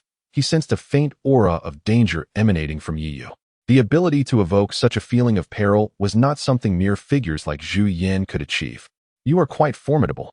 Zhu Huan inhaled deeply, summoning a purple long spear, arcs of electricity dancing along its surface. Thunderbolt spear. Zhu Yin exclaimed in astonishment at the sight. Zhu Lin's expression also grew unusually grave. As Zhu Huan brandished the thunderbolt spear, Yi Yu's brow furrowed. He flipped his palm, and the autumn water sword materialized, radiating a deep azure glow. A high-grade spiritual weapon? Well, it is to be expected that a low-tier dynasty could produce such a weapon. Zhu Yin scoffed upon seeing the autumn water sword. The disparity between the autumn water sword and the thunderbolt spear was immediately apparent to him. In Zhu Yan's eyes, this confrontation promised to be a one-sided affair, akin to Yi Xian's earlier battle. Zhu Huan glanced at the autumn water sword, and suddenly, a thunderous roar reverberated within him. His body became enveloped in blue plasma as he charged at Yi Yu, wielding the thunderbolt spear. The overwhelming spiritual energy, accompanied by a thunderous sound, transformed into a lightning serpent cascading down from above Yi Yu. Yi Yu's expression darkened as a dragon pattern of thunder manifested upon his skin. Activating the illusory dragon wind thunder body, he swiftly raised the autumn water sword and executed a downward strike against the lightning serpent. A powerful wave of sword energy erupted, accompanied by a piercing sword cry. In an instant, 100 swords soared into the air, launching from the ground below and merging into the sword energy unleashed by Yi Yu. Commanding the myriad swords, sword heart. Gasps of shock resonated among the spectators. Several profound sword cultivators could not restrain themselves from rising, their gazes fixated upon Yi Yu on the arena. Previously, Yi Xian's comprehension of sword intent had already astonished them. But now, the emergence of Yi Yu, who had grasped sword heart, left them utterly astounded. Although the swords following Yi Yu were merely ordinary long swords, accompanied by a few inferior spiritual weapons, they had not yet reached the stage of commanding a multitude of swords. However, their nascent form indicated that Yi Yu had already grasped the essence of the sword. Boom! The clash between the Thunder Dragon and the sword energy produced a series of muffled thuds, with sword energy crackling and splintering, causing the arena beneath them to be riddled with cracks. Spiritual power scattered in all directions. Yet soon, the sword energy found it difficult to withstand the onslaught of the Thunder Dragon, dispersing and striking Yi Yu's chest with great force. Yi Yu let out a muffled groan and was sent flying. Good. Lu Rian could not contain her excitement and exclaimed. Qin Ruoxian almost rushed out, but was held back by Feng Qing'er. Don't worry, he will be fine. With his abilities, he could easily evade that attack. Yet, he did not. Feng Qing'er cast a deep glance at Yi Yu, somewhat perplexed by his thoughts. Haha, you really know how to defend him, Lu Rian sneered. He may revel before us, but once he leaves Qingzhou, he is nothing. If he is nothing, then what are you? Qin Ruoxian replied coldly. Lu Rian's expression shifted, momentarily at a loss for words to counter. Sister Ruoxian, you are a princess. How can you speak so harshly? Yi Xian remarked, somewhat displeased. Upon hearing this, Feng Qing'er chuckled and said, You are everywhere, little green tea. I fear not the 9 spirit sword sect. Be wary lest I fan you. Yi Xian was momentarily taken aback, glancing at Feng Qing'er, whose smile was ambiguous, causing him to shudder and turn away. On the arena, Yi Yu glanced at the charred mark on his chest and sighed helplessly. He had intended to test whether the illusory dragon thunder body could absorb the power of the thunder spiritual root. However, after taking a hit, he realized it was futile. The illusory dragon thunder body could only absorb thunder born from the confluence of celestial spiritual energy. The thunder unleashed by Zhu Huan, ignited by the thunder spiritual root, was beyond his capacity to absorb. After taking my strike, is that all the harm you sustained? You truly are formidable, Zhu Huan marveled, looking at Yi Yu with genuine admiration. With that, a cacophony of thunder erupted around Zhu Huan, as the thunder spear in his hand erupted with a devastating blue light. His eyes crackling with thunder. Thunderous spear, Zhu Huan bellowed, channeling his spiritual power into the thunder spear, which instantly transformed into a massive spear 100 feet long, crashing down accompanied by a deafening roar of thunder. This strike was terrifyingly powerful, causing the entire arena to tremble, stones flying in all directions. Wherever the lightning passed, it left behind charred marks. The majesty of heavenly might was utterly terrifying. Qin Wushuang's eyes widened in shock as she sprang to her feet. This strike, based solely on the fluctuations of spiritual power, was undoubtedly on par with any peak golden core. Not to mention the enhancement of the thunder spear and the dominance of thunder attribute spiritual power. Qin Wushuang sensed a breath of death. Yi Fan, also at the peak golden core, sensed the horror of this strike. Yet, unlike Qin Wushuang, his eyes sparkled with excitement. Yi Yu raised his gaze to the thunderous lightning descending from the heavens, as chaotic spiritual energy erupted around him, causing the surrounding aura to seemingly stagnate, even momentarily slowing the descent of the thunder spear. In the stands, numerous experts at the divine transformation stage sensed an inexplicable pressure. Yet, this sensation was fleeting, and they paid little heed, their attention fixed upon the arena. Beneath the radiant lightning, Yi Yu slowly lifted the sword in his hand, invoking the celestial severance sword technique, Earth Shatter. A resonant hum emanated from the Qiushui sword, and terrifying spiritual energy surged forth, transforming into a colossal sword shadow that charged toward the Thunder Spear. At the moment of their collision, a cataclysmic wave of spiritual energy erupted. Plasma and sword chi radiated outward. The protective array enveloping the arena shattered instantaneously. Observing this, several divine transformation cultivators swiftly intervened to dissipate the scattered spiritual energy, exchanging glances that revealed mutual astonishment in their eyes. Chapter 87. Yi Yu. The Prince of the Great Yin. The protective formation surrounding the arena, while not particularly advanced, was certainly not easily shattered. The battle between Yi Yu and Zhu Huan had indeed taken many by surprise. As the dust settled, all eyes were fixed intently on the center of the stage, eager to discern the outcome. Soon, the figures of the two combatants began to materialize. At this moment, Zhu Huan was in a dire state. His armor lay in tatters, and his body bore numerous gruesome sword wounds, blood flowing freely. Similarly, Yi Yu was not faring much better. Blood trickled from the corner of his mouth. His breath became erratic, and the grip of his tiger's mouth on the autumn water sword had cracked, blood oozing forth. Observing the scene, the host, a cultivator at the transformation stage, turned towards the spectators. The matter was beyond his control now, for both fighters had been knocked off the stage. According to the rules, this meant both were eliminated. The representatives of the top 10 super empires exchanged glances, their gaze ultimately resting on Zhu Lin, clearly indicating that the decision was his to make. Zhu Lin regarded Yi Yu with a profound gaze, lightly tapping his fingers on the back of his chair. However, before he could speak, Zhu Huan preemptively declared, "I concede." A wave of astonishment swept through the crowd, disbelief etched on every face as they turned to Zhu Huan. The Zhu Empire has surrendered? A super empire has conceded to someone from a lesser dynasty? This was unprecedented in history. "Brother, have you lost your mind? Surrender?" Zhu Yin exclaimed, leaping up in disbelief.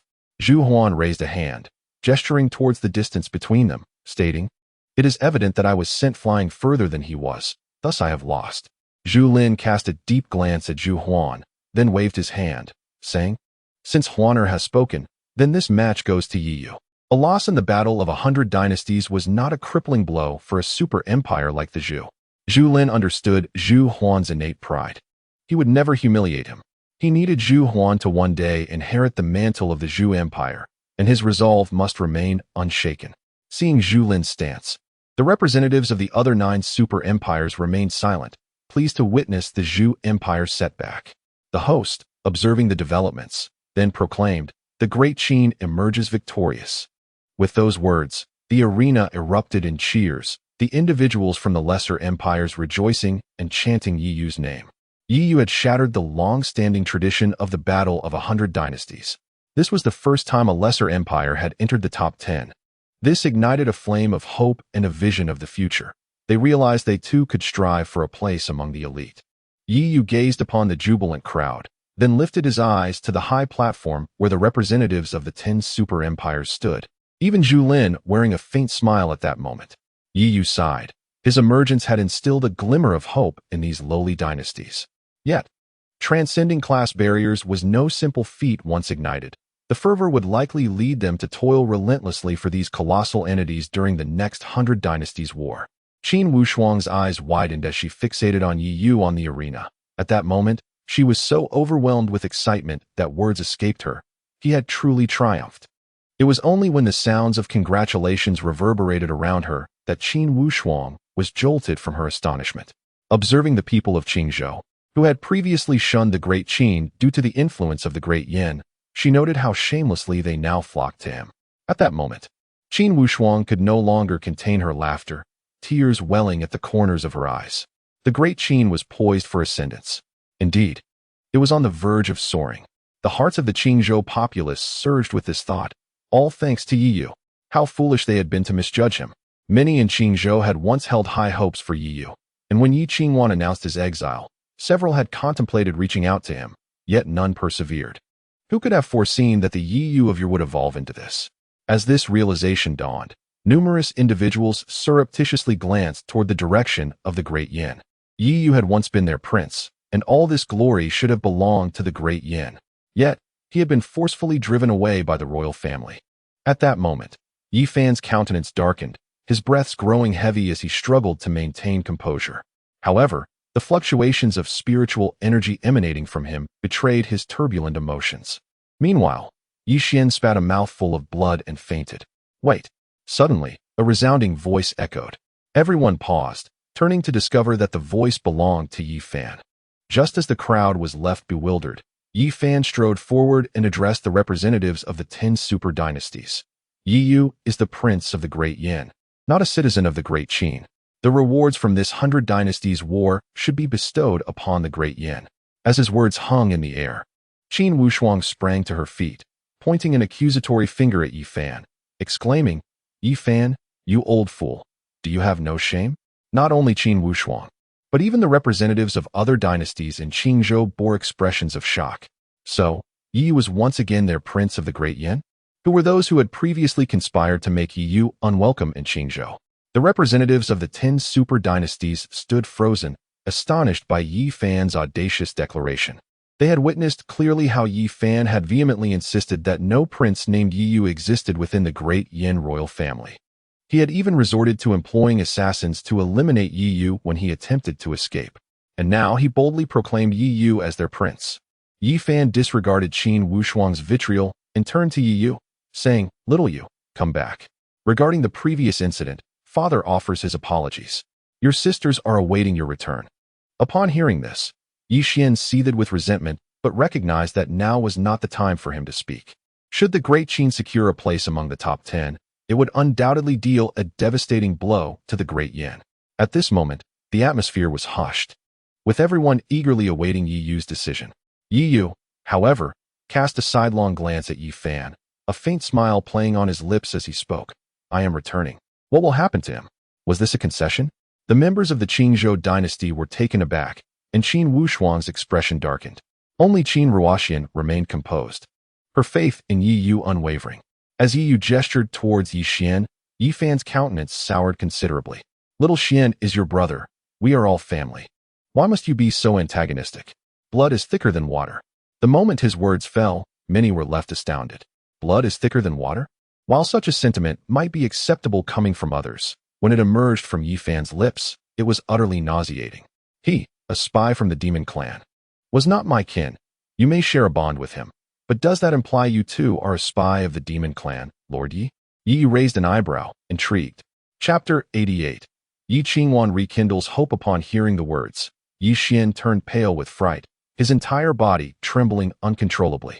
The onlookers regained their senses and immediately focused their attention on Yi Xian, a wave of terrifying pressure enveloping him completely. Nonsense. How could Xiao Xian possibly be a spy for the demon clan? Yi Yu, I understand your jealousy towards Xiao Xian, but I never imagined you would fabricate such a vile lie. You are truly malicious. Lu Rian exclaimed, glaring at the quaking Yi Xian. At that moment, Yi Fan took a deep breath and fixed his gaze on Yi Yu, declaring, "Do not go too far." Observing Yi Fan's demeanor, Yi Yu furrowed his brow. Realizing that Yi Fan was unaware of the connection between Yi Xian and the Blood Demon clan. If Yi Xian were to be branded as a spy for the demon clan, it would not only spell doom for him, but would also lead to the bloodshed of the entire Great Yin royal family, as humanity has zero tolerance for demons. Royal brother, I know you dislike me, and I can understand why you slander me. I usually endure it. But to label me as a member of the demon clan is too grave. This concerns the entire Great Yin. I cannot allow you to defame me any further. Yi Xian lamented, his face filled with resentment and disbelief, as though he could not comprehend Yi Yu's actions. Oh, why not make a celestial oath? Yi Yu suggested with a sneer. At this, Yi Xian's countenance grew even more ashen, and the surrounding crowd turned their gaze toward him. They noticed his reluctance to swear an oath, and many began to sense that something was amiss, their expressions growing increasingly cold. Sensing the tense atmosphere, Yi Fan hastily interjected. Everyone, do not heed his nonsensical claims. These are mere fabrications. Fabrications? If he swears an oath, I will believe him, someone in the crowd shouted. Yi Fan's expression darkened. He realized there were no other options left. To quell the rising anger, he immediately turned to Yi Xian and said, Xiao Xian, then swear an oath. After all, you have no ties to the demon clan. Father, do you not trust me either? It is not that I am afraid to swear, but once I do, there will be no turning back, Yi Xian lamented, casting a furtive glance at Yi Yu. In that instant, Yi Fan believed he understood Yi Xian's meaning. Once Yi Xian swore an oath, their relationship would be irreparable. His youngest son remained so innocent. Compared to Yi Yu's aggressive demeanor, Yi Xian truly represented a refreshing contrast. With a sigh, Yi Fan addressed Yi Yu. Enough, enough. Is it not the throne you desire? Do not pressure Xiao Xian. Just return, and the position of crown prince will be yours. Do not jest. We are discussing matters concerning the demon clan. What is it, Yi Xian? Will you not swear an oath? Yi Yu redirected the conversation, unwilling to let it slide so easily. Yes, hurry and swear. Otherwise, we shall truly show no mercy. Someone in the crowd called out. Feeling the murderous gazes upon him, Yi Xian's legs trembled uncontrollably, and he collapsed to the ground. Just as he was at a loss for what to do, several beams of light suddenly illuminated the sky. Even before their arrival, a sharp, cutting aura had already reached them. The countenance of everyone present shifted dramatically. Even the representatives from the 10 supreme dynasties rose in unison, their expressions grave as they gazed towards a particular direction. Moments later, an elder clad in a long robe emerged into view. It was a member of the Jiuling Sword sect. Recognizing the emblem on the elder's attire, Yi Yu's heart raced. Who dares to coerce the disciples of my Jiuling Sword sect? Su Xiaoyao spoke, his voice imbued with an invisible force that pressed down upon all present, revealing him to be a peak expert at the late stage of the transformation god realm. With that, Su Xiaoyao descended before Yi Xian, casting a few approving glances before nodding in satisfaction. Indeed, he has inherited the Sword King's legacy and comprehended the essence of the sword. This venture has not been in vain. He is truly a promising talent. Yi Xian felt a surge of joy at his words, knowing that his savior had arrived, and he quickly implored, Elder, please save me. Su Xiaoyao smiled gently, reassuring him, Fear not, as long as I am here. No one shall lay a hand on you today. The representatives from the 10 supreme dynasties paled slightly. Su Xiaoyao's declaration clearly indicated his disregard for them. At that moment, Zhu Lin stepped forward, asserting, Elder Su, your disciple is suspected of having ties to the demonic clan. Do you intend to take him away just like that? Demonic clan. Such baseless accusations. Just because someone claims it, does it make it true? I could just as easily say you are affiliated with the demonic clan. Care to swear an oath? Su Xiaoyao retorted, turning to Yi Yu. Yi Yu remained silent. How could he possibly deny any connection to the demonic clan when Blood Li was still his servant? Noticing Yi Yu's silence, Su Xiaoyao cast him a look that seemed to convey an understanding, then nodded towards several others. They, too, comprehended Su Xiaoyao's intent and promptly fell silent, refraining from speaking further. Seeing the situation unfold, the representatives of the 10 supreme dynasties had no choice but to return to their seats in silence, watching helplessly as Yi Xian was escorted away by Su Xiaoyao. After Yi Xian's departure, Yi Fan exhaled a sigh of relief and turned to Yi Yu, saying, You have greatly disappointed me. You shall never enter the Dayan royal family again in this lifetime. With that, Yi Fan turned and strode away. Who cares, right? Son-in-law? Qin Wushuang laughed brightly as she approached Yi Yu, draping her arm over his shoulder. Observing her demeanor, Yi Yu was momentarily speechless and returned to sit beside Qin Ruoxian. As for the upcoming competition, Yi Yu chose to forfeit. In truth, whether he placed 1st or 10th made little difference.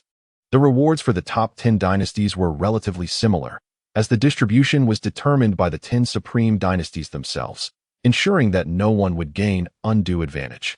Unexpectedly, this year, the Deqin dynasty surged forth, seizing the position of the Zhu dynasty. With Yi Xian's departure, Diyin naturally fell to the 20th rank. Thus, the 100 Dynasty War concluded, and as for the resources and other mining rights, they would be allocated after some time and sent to Deqin. News of these events quickly reached Qingzhou. Upon learning that 2 dynasties had entered the top 20 in this 100 Dynasty War, and that Deqin had even broken into the top 10, the whole of Qingzhou erupted in excitement. Not only the individuals of the imperial court, but even the sects of Qingzhou could scarcely contain their excitement. The name of Yi Yu resonated once more throughout Qingzhou.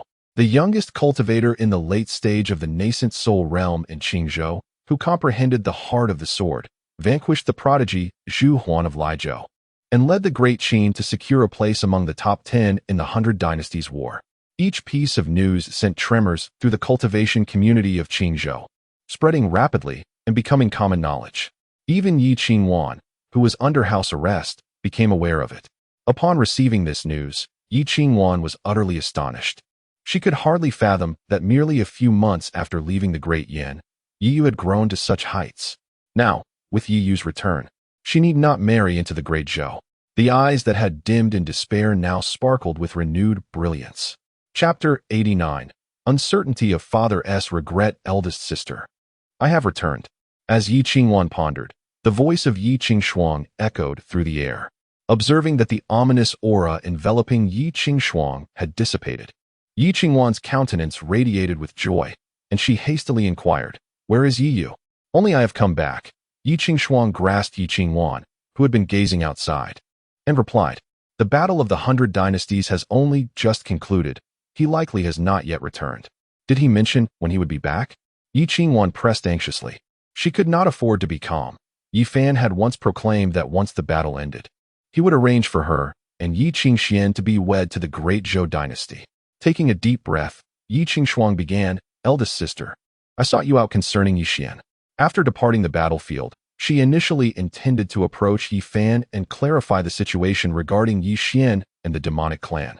However, upon reflection, she deemed it unwise. The battlefield was chaotic, and if overheard, they might also face repercussions.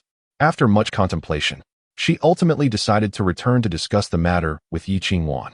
"Little Xian? What has happened to him? Is he injured?" Yi Qingwan asked, her brow furrowing in concern. "Eldest sister, little Xian, he is a spy for the demonic clan." Yi Qingshuang clenched her teeth and finally spoke the truth. Yi Qingwan's expression shifted dramatically. She scanned their surroundings and, relieved to find no one else present, replied coldly, "Qingshuang, how can you speak such words recklessly? While I too disapprove of little Xian's recent actions, linking him to the demonic clan is serious. Eldest sister, I speak the truth, and moreover, little Yu has long been aware of this. It is precisely because of this that little Yu has." Yi Qingshuang's words were abruptly cut off by Yi Qingwan's harsh interruption. "I knew it was Yi Yu. No one else would target little Xian so persistently." "Do not be foolish, Qingshuang. You are being used by Yi Yu," Yi Qingwan asserted with conviction. "Eldest sister, I have witnessed this with my own eyes." Seeing Yi Qingwan misunderstand Yi Yu, Yi Qingshuang hastily sought to clarify. She recounted the events that transpired on the battlefield in detail. Enough, I understand. Tell Yi Yu that as long as he returns, I will assist him in reclaiming the position of heir apparent. He should not resort to such despicable tactics." Yi Qingwan waved her hand impatiently. "Qingshuang, do not let Yi Yu deceive you. That fellow is deeply scheming. I do not know what Yi Yu has told you, but you must not join him in slandering little Xian." Observing Yi Qingwan's demeanor, Yi Qingshuang clicked her tongue, finally grasping why Yi Yu, despite knowing about the collusion between Yi Xian and the demonic clan, chose to remain silent. Had she not witnessed it herself, she might have reacted in the same manner as Yi Qingwan. "Eldest sister, we have been deceived by Yi Xian all these years. You must awaken to the truth," Yi Qingshuang urged, her voice filled with urgency. At her words, Yi Qingwan's expression darkened, and she regarded Yi Qingshuang with a frosty gaze. "Qingshuang and Xiao Xian grew up under my watchful eyes. I possess a profound understanding of his character, more than anyone else. You have been ensnared by Yi Yu's enchantment. Such words should not be uttered again. Should you continue to maliciously slander Xiao Xian, do not blame me, your elder sister, for my wrath." Observing Yi Qingwan's expression, Qingshuang felt a pang of sorrow in her heart. With a bitter smile, she turned and departed. Days later, the various dignitaries from the many dynasties participating in the 100 Dynasties War gradually returned to their courts. Yi Yu and her companions also made their way back to the Great Qin. However, no sooner had they settled in than several guards hastily approached. "Your Majesty, a multitude of refugees has appeared at the borders of Great Qin. We beseech you to instruct us on how to proceed," one guard addressed Qin Wushuang. Upon hearing this, Qin Wushuang furrowed his brow, for he had not heard of any conflicts in Qingzhou. He promptly inquired, "Refugees? From whence do these refugees come?" "Your Majesty, these refugees are fleeing from Diyan," the guard replied. Upon learning they hailed from Diyan, Qin Wushuang cast a glance at Yi Yu, and in that instant, understanding dawned upon him. Was it due to the 9 Nether Blood Spring? The guard then recounted the events in detail. During the 100 Dynasties War, the 9 Nether Blood Spring in Diyan erupted once more, and the previously contained 9 netherchi broke through the formations laid by Yi Xian and his companions. Due to the participation of powerful individuals in the war, the strong within the Yin were all taken away, leaving no one to halt the spread of the 9 netherchi. Currently, within the Yin, the 9 netherchi has already infiltrated 9 prefectures and 56 cities. What about us? We have not been affected, have we? Qin Wushuang's countenance darkened as he urgently asked. Fortunately, the formations set by the prince consort at the borders have thus far kept the realm of Great Qin safe from harm, the guard responded. Hearing this, Qin Wushuang sighed in relief, and then turned his gaze towards Yi Yu. Son-in-law, what do you propose we do now? Upon hearing Qin Wushuang pose the question to Yi Yu, Qin Han's expression soured considerably. It displeased him that his father would consult an outsider rather than his own heir. Let us find a small town at the borders and accommodate these refugees, providing them with food and shelter, but only for this group. Yi Yu pondered for a moment before speaking. Qin Han frowned and retorted, nonsense. Providing them with food and shelter is unnecessary. Let them fend for themselves. Once Prince Yi Xian is free, he will undoubtedly attend to them. Ignoring Qin Han's objections, Qin Wushuang commanded, we shall proceed as the prince consort suggests. The guard accepted the order and took his leave. Yi Yu did not linger but returned to his quarters, eagerly channeling his spiritual energy into the Shutian Ding. Having obtained a fragment of the Shutian Ding on the battlefield, Yi Yu distinctly sensed that its functions had been restored, and the once daily lottery feature should now be operational. As he infused his spiritual energy, the mystical patterns on the Shutian Ding re-emerged. After a considerable time, the lid of the ding opened once more, and a stream of radiant light surged forth from within. Seeing this, Yi Yu swiftly reached out to catch it, and upon closer inspection, it turned out to be merely a Zichuan fruit. Yet, this could not disguise the joy etched upon Yi Yu's face. Although the Zichuan fruit held little value, the function of the Shutian Ding had indeed returned, and one could not dismiss the possibility that it might soon yield something extraordinary. Meanwhile, Yi Fan had also returned to the Great Yin, while Yi Xian had been taken by Su Xiaoyao to the Dueling Sword sect, and it would be several days before his return. Upon arriving back at the palace, he was immediately greeted by a series of urgent reports. The blood of the 9 Nether had spiraled beyond control, spreading across 9 prefectures and 56 cities. The Great Yin was suffering a massive population decline. Lingyun Pavilion had severed trade relations with the Great Yin. The national treasury was depleted, reaching a state of utmost desperation. Each individual report brought no tidings of good news, further igniting the already somber mood of Yi Fan. Outside the hall, Yi Qingshuang listened to the minister's accounts, her heart heavy. She could not discern when it had begun, but the once thriving Great Yin dynasty of Qingzhou now found itself on the precipice of calamity. Ever since Yi Yu had ventured to the 9 Netherblood Spring and Yi Qingwan had assumed the regency, the Great Yin had begun its descent. Yi Qingshuang gazed at Yi Fan, shrouded in clouds of worry upon the dragon throne, pondering whether her father had ever felt regret. Chapter 90. A chance encounter with Yi Qingqing. For a moment, Yi Fan found himself at a loss on how to resolve the chaotic situation before him, and he could only gesture for the ministers to withdraw. Once the multitude of officials had departed, Yi Qingshuang entered the grand hall. She bowed before her father, the emperor. Yi Fan opened his weary eyes, glanced at Yi Qingshuang, and inquired, "What is it?" After ensuring that no one else was around, Yi Qingshuang approached Yi Fan and whispered, "Father, Yi Xian is, in fact, a spy for the demon clan." Upon hearing this, Yi Fan's eyes widened in shock and in a fit of rage. He struck Yi Qingshuang hard across the face. As a peak nascent soul cultivator, his strength easily sent Yi Qingshuang, who was merely at the golden core stage, flying, causing her to crash heavily to the ground.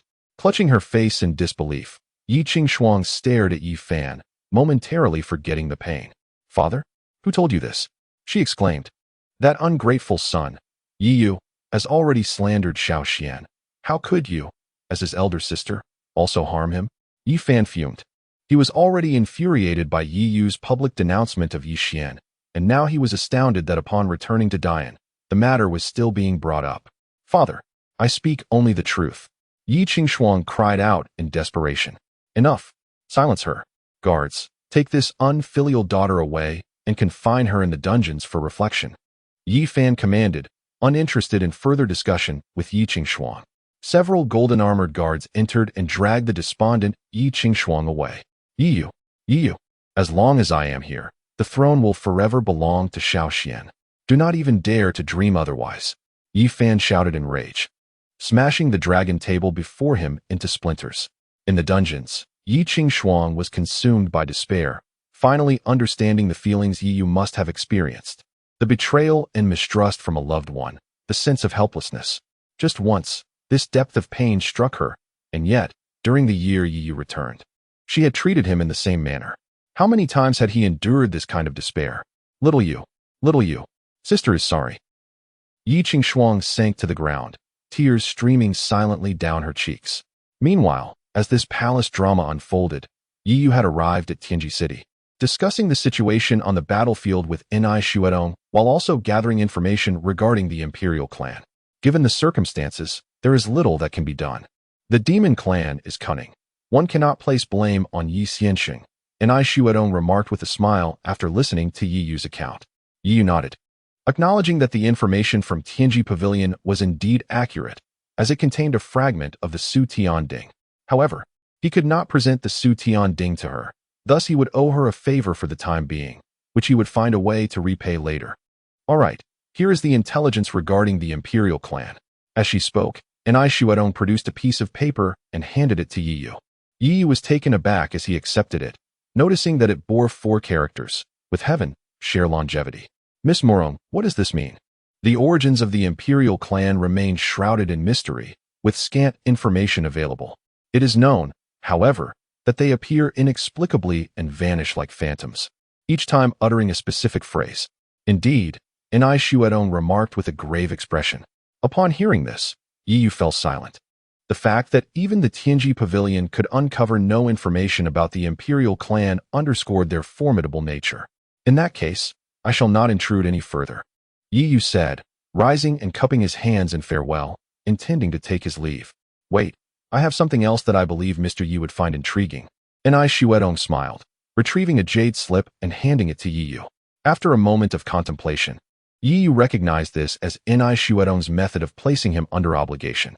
However, having already incurred a debt, he accepted the slip and turned to depart. 3 days later, when Yi Yu re-emerged, he found himself in the Triangular region.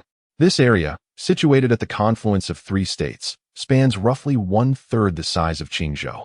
Yet, the forces that established themselves here would undoubtedly be regarded as dominant in Qingzhou, among which the most renowned are the Dazhou dynasty, Tianji Pavilion, and Lingyun Pavilion. Yi Yu's visit was prompted by information provided by Ni Shuedong, which indicated that half a month prior, Lingyun Pavilion had dispatched Ziyun and several attendants to investigate a cave in the Tianji Mountains, after which they had not returned. For others, Yi Yu might have dismissed the matter, but Ziyun had previously rendered him considerable assistance, and they were bound by a wager. Thus, he resolved to investigate. Regarding matters in Qingzhou, the recent 100 Dynasties War had just concluded, and various dynasties were preoccupied with adjustments. Qin Wushuang was particularly busy, leaving little room for significant events in the near future. Soon, Yi Yu arrived at the headquarters of Lingyun Pavilion. This marked his second visit. Upon reaching the entrance, he presented the token given by Ziyun and was granted passage without incident, proceeding to her quarters. However, midway through, an unsettling feeling washed over him. Ziyun was known for her preference for solitude, and typically, aside from her personal maid, Bue, no one else would be present in her domain. Yet today, there seemed to be an unusual assembly of people. Furrowing his brow, Yi Yu was taken aback to spot a familiar face.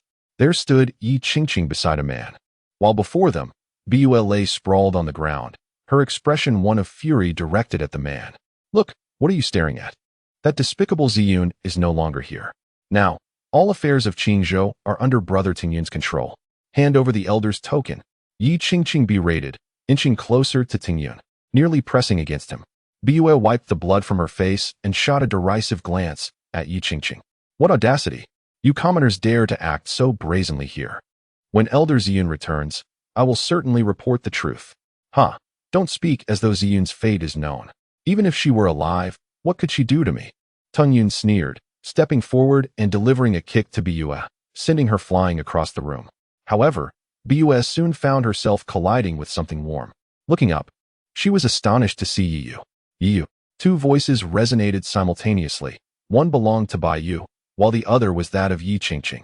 As she gazed at Yi Yu, flames of fury seemed to ignite in Yi Qingqing's eyes.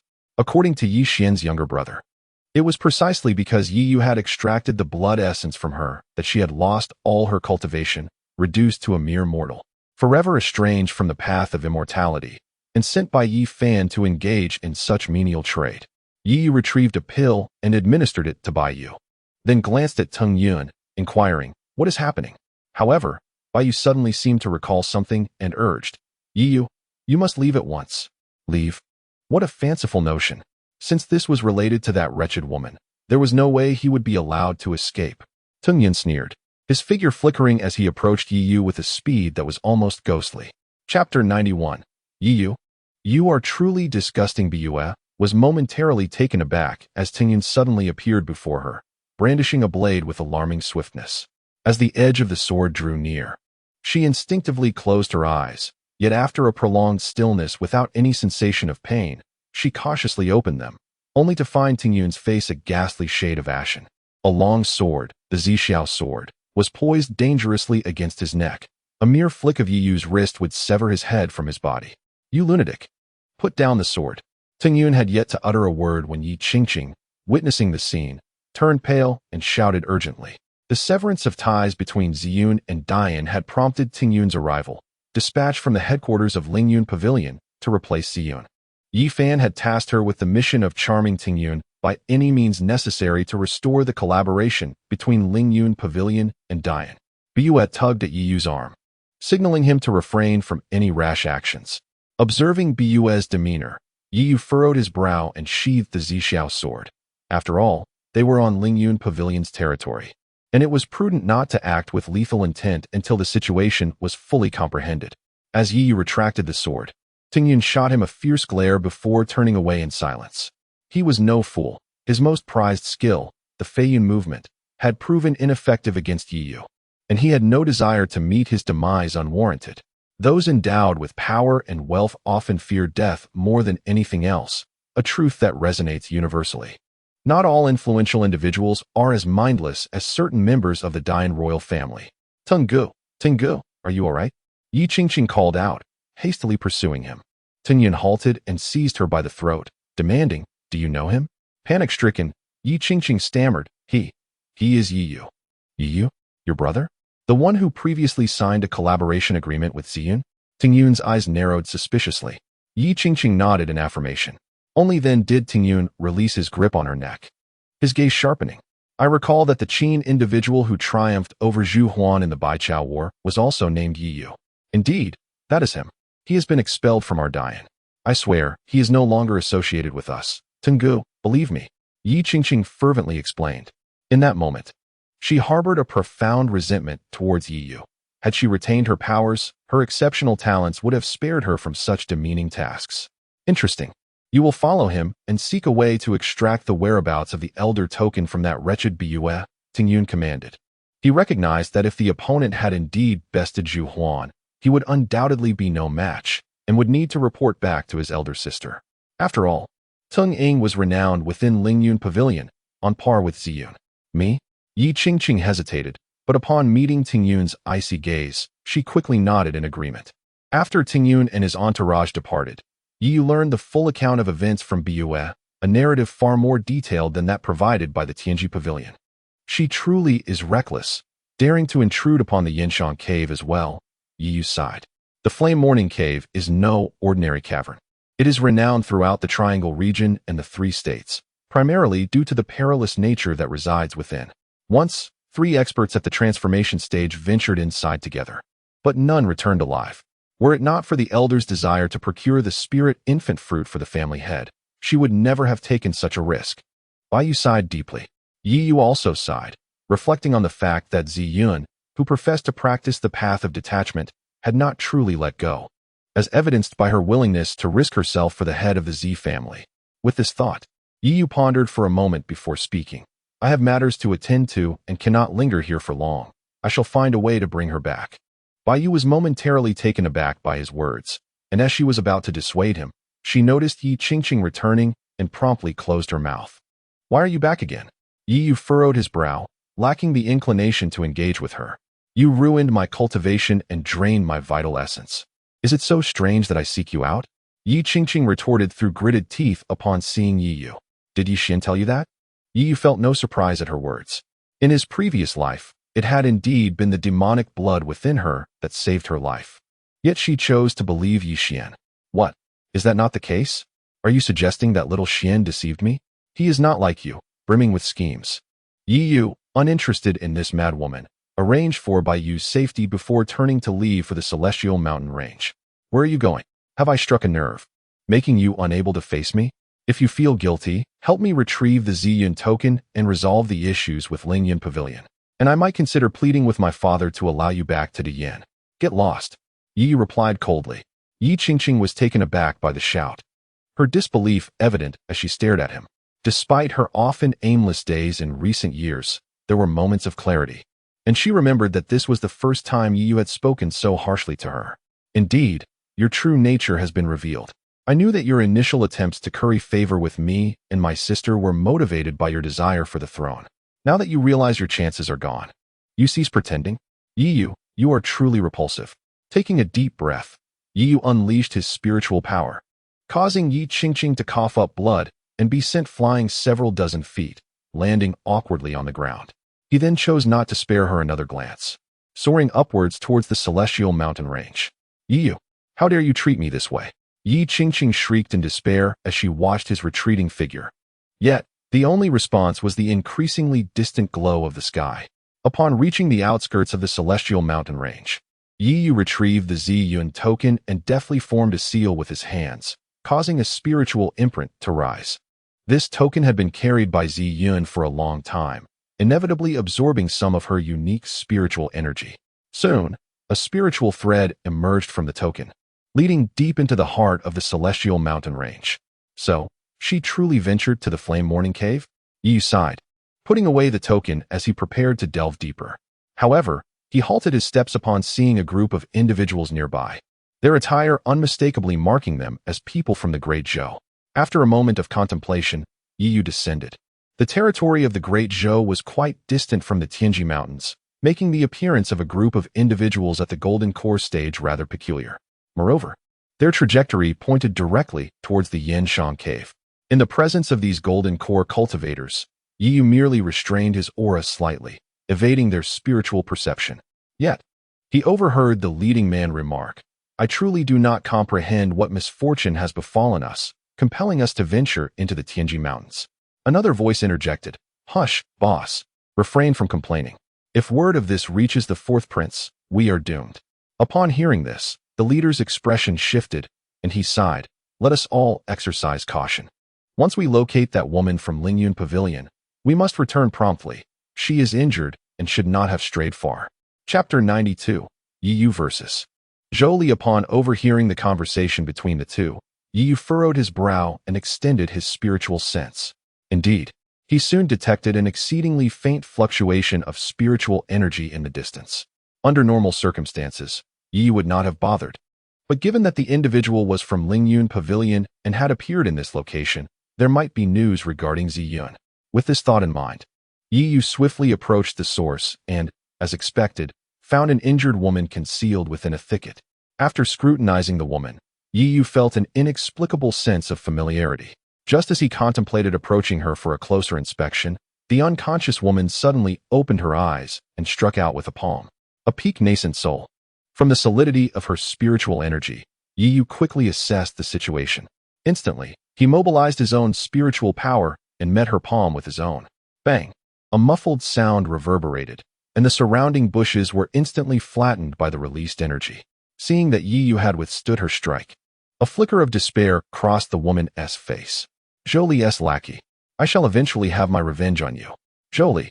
Upon hearing this familiar name, Yi Yu raised an eyebrow, intending to inquire further when several Golden Core cultivators, alerted by the commotion, rushed over. Without turning his head, Yi Yu aligned his fingers and unleashed a surge of sword energy, and before the others could react, they were dispatched in an instant. In the midst of the woman's astonished gaze, Yi Yu retrieved a pill from his spatial ring and tossed it to her. After a moment of contemplation, she grit her teeth and swallowed it, her complexion noticeably improving as her breath gradually stabilized. I apologize for mistaking you for that scoundrel Jolie. Once she confirmed Yi Yu's lack of malice, the woman clasped her fists in apology. Yi Yu waved his hand dismissively and replied, "You are gravely injured.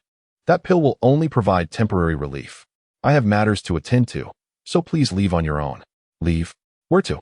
Suddenly, a light chuckle echoed through the air. Tung Ying's expression shifted dramatically, and even Yi Yu's countenance darkened. Hovering above them, a young man stood with a smile, his gaze fixed upon the two. It was none other than Jolie. "Jolie, you scoundrel! You had better hope I never return to Lingyun Pavilion, or I shall ensure you regret it." Tung Ying spat through gritted teeth. Jolie, however, merely chuckled nonchalantly, then turned his attention to Yi Yu. "You must be Yi Yu, one of my little nephews." At this address, a flicker of surprise crossed Tung Ying's face, swiftly followed by a sense of betrayal. Yi Yu met Jolie's gaze steadily.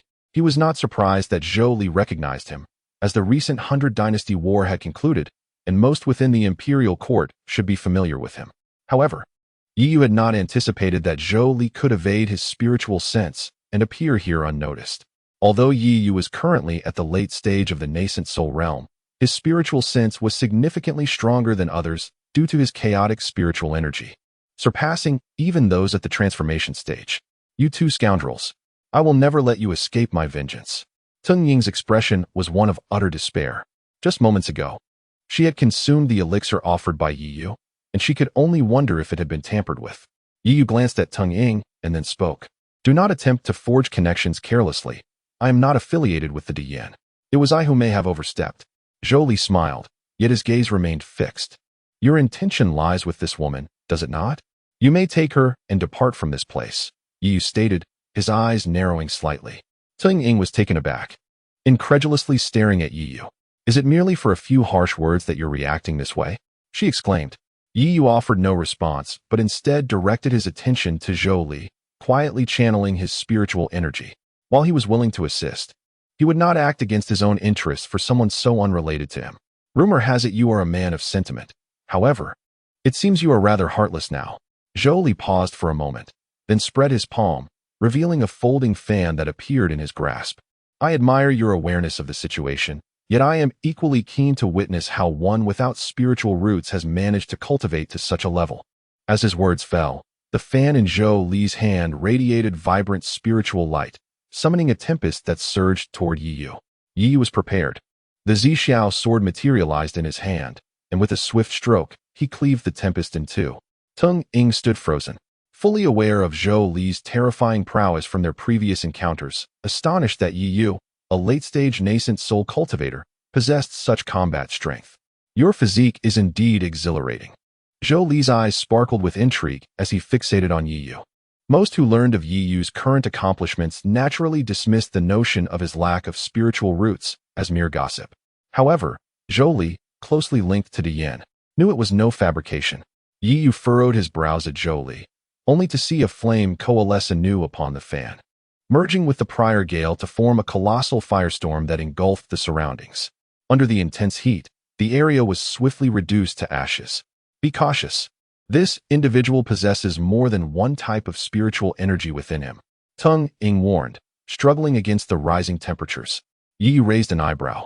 It was impossible for a cultivator to wield dual elemental energies, regardless of the spiritual root. Once a nascent soul was formed, the internal energies would manifest as a singular attribute. "Is this the wicked technique he employs?" Yi Yu murmured, then tightened his grip on the Zixiao sword, unleashing a surge of spiritual energy. The appearance of milky white energy caused the surrounding inferno to recede somewhat. Jolie's eyes gleamed brighter at this sight, exclaiming, "Indeed, there is a secret within you." He sensed his own spiritual energy quaking in fear. This milky white energy was a property he had never encountered before. As his words lingered, Jolie transformed the fan once more, a verdant energy slowly emerging, merging the wood attribute into the fray. The firestorm then morphed into a massive vortex of flames, advancing towards the two. Upon witnessing this scene, Tung Ying's complexion turned ashen. She could sense the terrifying power within the fiery vortex. To be engulfed by it would undoubtedly mean utter obliteration. "Damn it! I shall fight you to the bitter end. This matter originated with me. so you must flee first. Inform the people of Lingyun Pavilion that I, Ting Ying, was slain by Zhou Li. With a vehement curse, Tung Ying formed hand seals, and her primordial spirit materialized before her, emitting an invisible wave of energy that momentarily pushed back the fiery vortex. However, it was not long before she spat out a mouthful of blood. Her primordial spirit let out a mournful cry and retreated, causing her to be violently thrown backwards. "Why haven't you left yet, Yi?" The words hung in the air unfinished, for at that moment, Yi opened his eyes, and a blood-red figure began to coalesce behind him. Chapter 93. Trading my life for theirs. At this moment, a terrifying sword aura erupted, and the figure behind Yi grew increasingly substantial. Just a glance was enough for Tung Ying to feel a wave of trepidation, as if she were staring death in the face. Instinctively, she took a step back, pondering if this individual might truly triumph over Zhou Li. Confronted by a swirling vortex of flames, each embodying a different elemental energy, Yi raised his sword and struck. The Zixiao sword emitted a resonant hum, cleaving the vortex in twain. Zhou Li, standing behind, felt a chilling breeze brush past him, leaving him momentarily stunned. In that fleeting instant, he sensed death was alarmingly close, and he was unable to even muster the most basic evasion. Regrettably, Tung Ying sighed at Yiyu's missed opportunity. She turned to him, noticing his weakened aura. It was evident he could not unleash a second strike. "What a pity. Had that sword struck me, perhaps you might have truly killed me. But you have no second chance." Surrounded by swirling flames, Zhou Li felt his cold sweat evaporate as he gazed at Yiyu, still shaken. Since he began practicing the devouring spirit technique, it was the first time he felt fear emanating from a peer. As his words faded, 3 figures materialized beside him, 3 cultivators at the transformation stage. Upon witnessing this, Tung Ying's complexion paled. Facing 3 such formidable foes, her spirit of resistance evaporated. Had she known, she would never have slipped away in secret. "It seems I have implicated you." Tung Ying sighed, turning to apologize to Yiyu, only to find him remarkably composed, seemingly unperturbed by the presence of the 3 transformation stage cultivators. Zhou Li noticed this as well, yet with the support of the 3, he believed Yiyu posed no threat. He mused, truly deserving of being the most promising prince of Qingzhou, to remain unflinching in such dire circumstances is admirable. Ignoring Zhou Li's taunts, Yiyu murmured, relieved, "It's coming." "What is coming?" Tung Ying, bewildered, wondered if Yiyu had allies. In the next moment, a thunderous roar reverberated through the mountains, causing the entire range to tremble violently as a strong scent of blood filled the air. From the depths, a colossal figure gradually emerged, emanating a formidable demonic aura that blotted out the sky like dark clouds. "The Demon Emperor!" Tung Ying exclaimed in shock, and Zhou Li's group instantly turned pale. "Go for it." Yiyu grinned at Zhou Li before transforming into a streak of light, soaring into the air. Faced with an unfamiliar enemy of considerable influence, Yiyu was not foolish enough to engage recklessly. He was neither overly zealous nor devoid of reason. That previous strike, even if it had struck Zhou Li, would have changed little. After all, a prince of the great Zhou dynasty would undoubtedly have guardians by his side. Zhou Li quickly grasped the intent behind Yiyu's earlier strike. It was directed not at him, but rather towards the territory of the Demon Emperor. Tung Ying, regaining her composure, summoned the last remnants of her spiritual energy and pursued Yiyu. Zhou Li refrained from following. They had to confront the Demon Emperor. The Sky Mountain Range was home to countless beasts, generally coexisting peacefully, but once disturbed or sensing a threat to their territory, they would unleash their fury. These beasts, incapable of transformation, possessed limited intelligence and would target the individual radiating the strongest spiritual energy within their vicinity. Here, that individual was none other than the 3 transformation gods accompanying him. Listening to the roars behind them, Tung Ying felt a shiver of fear and turned to Yiyu, saying, "Aren't you afraid of attracting the Demon Emperor?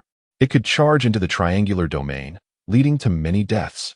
Yiyu turned slightly, casting a detached glance at Tung Ying. "What concern is it of mine regarding the people of the triangular domain? But those are lives at stake." Tung Ying protested. "Should I sacrifice my life for theirs?" Yiyu replied in a flat tone, devoid of any emotional fluctuation. Tung Ying found herself momentarily at a loss for words. Noticing her silence, Yiyu chose not to elaborate further, merely slowing his pace to allow her to keep up. Tung Ying, at the peak of the nascent soul stage, would serve as an excellent bait should Zhou Li and the others falter against the Demon Emperor's approach. Before long, they arrived at the periphery of the Yin Shuang cave. What has happened here? Teng Ying gasped in astonishment. Before them lay a sea of flames, yet the surrounding vegetation showed no signs of disturbance, as if the inferno did not exist at all. Instead, she felt a wave of searing heat, as if entering that realm would reduce her to ashes. Yi Yu furrowed his brow, unfamiliar with the Yin Shuang cave. In his previous life, he had only traversed within the bounds of Qingzhou, unaware of the nature of these flames. Yet, instinctively, he sensed their peril. Boom, boom. Explosions echoed, prompting Yi Yu and Teng Ying to turn, witnessing a colossal python, hundreds of feet tall, slowly raise its head, its crimson eyes locking onto them. Without hesitation, Yi Yu summoned the Su Tian Ding, enveloping himself in shimmering azure light that dissipated the heat, and stepped forward into the inferno. Seeing Yi Yu's retreating figure, Teng Ying gritted her teeth and followed closely behind him. As they entered the flames, instinctive fear flickered in the giant python's scarlet pupils, causing it to turn and swim away in another direction. Noticing Teng Ying had followed, Yi Yu felt no surprise. Instead, he projected some azure light to envelop her as well. Thank you, Teng Ying expressed, the searing heat retreating. There's no need for gratitude. I require you to scout ahead for me, Yi Yu replied nonchalantly. Teng Ying's breath caught at his words, her lips twitching. As the eldest daughter of the Teng family from Lingyun Pavilion, she had never been treated in such a manner. Moreover, she felt a wave of incredulity. Was he truly so blunt? Even if he thought so, was it necessary to voice it? Though rendered speechless, Teng Ying obediently followed closely behind Yi Yu, cautiously evading the lingering flames. Without Yi Yu's protection, she faced certain doom. Soon, the duo arrived at the mouth of a cave, where the flames had significantly diminished, revealing only a few scattered sparks. The area surrounding the entrance was strewn with bones, each exhibiting a texture reminiscent of jade. To withstand such intense heat without succumbing to incineration, these remains must have belonged to beings of at least the nascent soul stage, or perhaps even the transformation stage. Suddenly, Teng Ying gasped in realization, directing her gaze to a nearby spot. Yi Yu turned to follow her indication, but was abruptly interrupted by a swift gust of wind from behind. Teng Ying had already positioned herself before Yi Yu, delivering a powerful punch to his chest. The Xianguang Fist. Chapter 94. The Second Chaotic Nascent Soul? With a howl of spiritual energy, Teng Ying unleashed her full strength, striking Yi Yu with a punch that sent him hurtling backward, blood spilling from his lips as his breath faltered. Observing Yi Yu's disheveled state, Teng Ying shrugged and remarked, "Do not hold it against me. If I had not struck first, you would have eventually turned on me. Your physique is rather unique, which is likely why Zhou Li seeks to capture you." Yi Yu gazed at Teng Ying and responded, "Given the injuries you sustained earlier, even with the healing elixir I provided, you cannot recover so swiftly. The only explanation is your exceptional constitution. Indeed, some individuals are born with extraordinary gifts, possessing innate talents that set them apart from others, unlike the varying rates of spiritual energy absorption dictated by one's spiritual roots. A special constitution can endow certain individuals with abilities unattainable by others." "Correct." Teng Ying smiled widely. "My special constitution is known as the Apothecary Sovereign Spirit Body, granting me an absorption capacity for spiritual herbs and elixirs that exceeds that of ordinary individuals by more than 5-fold. Furthermore, I can automatically eliminate any side effects associated with these substances." Yi regarded Teng Ying thoughtfully before asking, "So, what are your intentions? Will you kill me?" "I am not as ruthless as you might believe." Teng Ying waved her hand dismissively. "Considering you saved my life, I shall spare you this time. Besides, I still require your assistance to leave this place." With that, she glanced at the Void Heaven Cauldron in Yi Yu's possession. Had she been certain of her ability to seize both his life and the treasure, she would have acted, but Yi Yu's earlier sword strike had genuinely startled her. She lacked the confidence to eliminate him without risking the destruction of that small cauldron. "Enough, remain here for now. I shall check whether that woman has perished," she declared, imposing a restriction on Yi Yu before swaggering into the cave. As Teng Ying's figure vanished from sight, Yi Yu rose to wipe the blood from his mouth, a rune manifesting from his palm, an echo of the restriction Teng Ying had placed upon him. After a moment of contemplation, he felt that the time was right and proceeded into the cave. As he traversed the cavern, he noted that the restrictions had been largely dismantled, with fresh bloodstains marking several areas, undoubtedly remnants left by Tingying. Soon, he detected two fluctuations of spiritual energy, unmistakably belonging to Ziyun and Tingying. Deep within the cave, Ziyun sat with her eyes tightly shut, her pallor ghostly, encircled by a formation that was continuously engulfed in burning spiritual flames. Tingying stood nearby, her expression fraught with urgency as she observed the melting formation.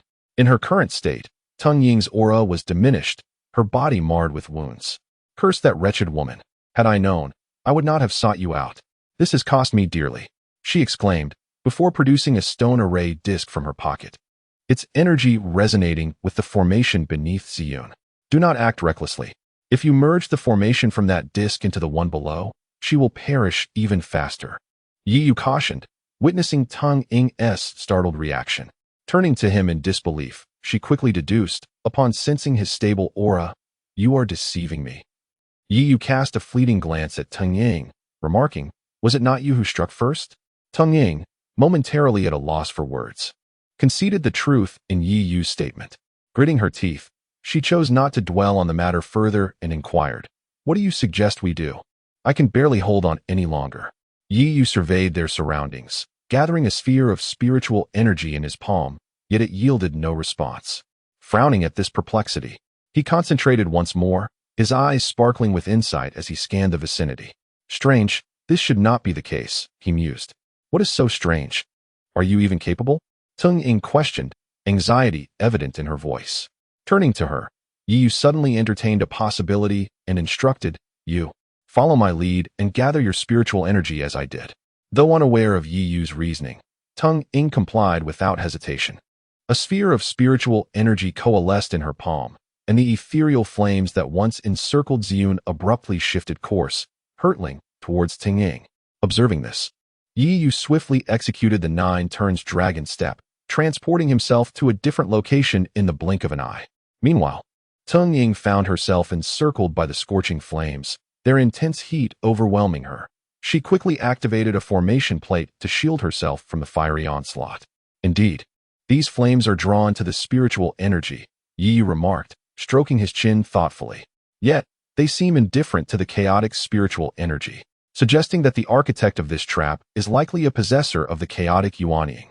Instantly, Yi Yu's interest in this infernal cave was piqued. Hey, why are these flames all directed at me?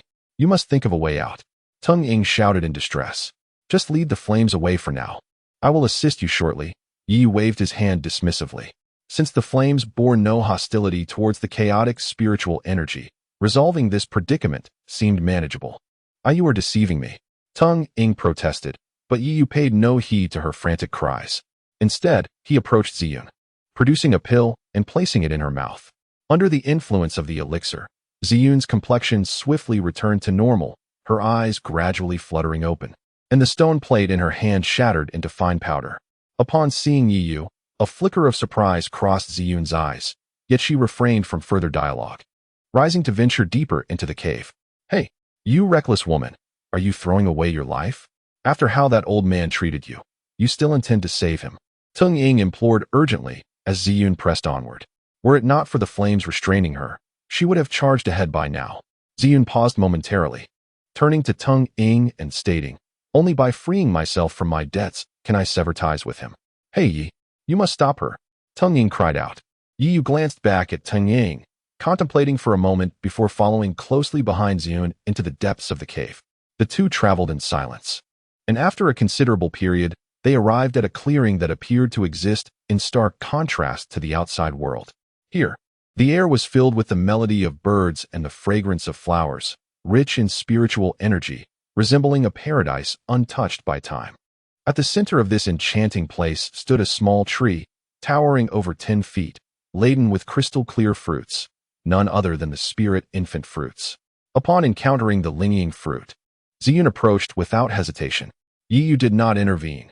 Instead, he began to survey his surroundings, believing that if there were any issues, she should face them on her own. If he could not save her, he would simply fulfill his obligation. A mound of earth caught Yi Yu's attention, and after confirming there was no threat, he moved closer.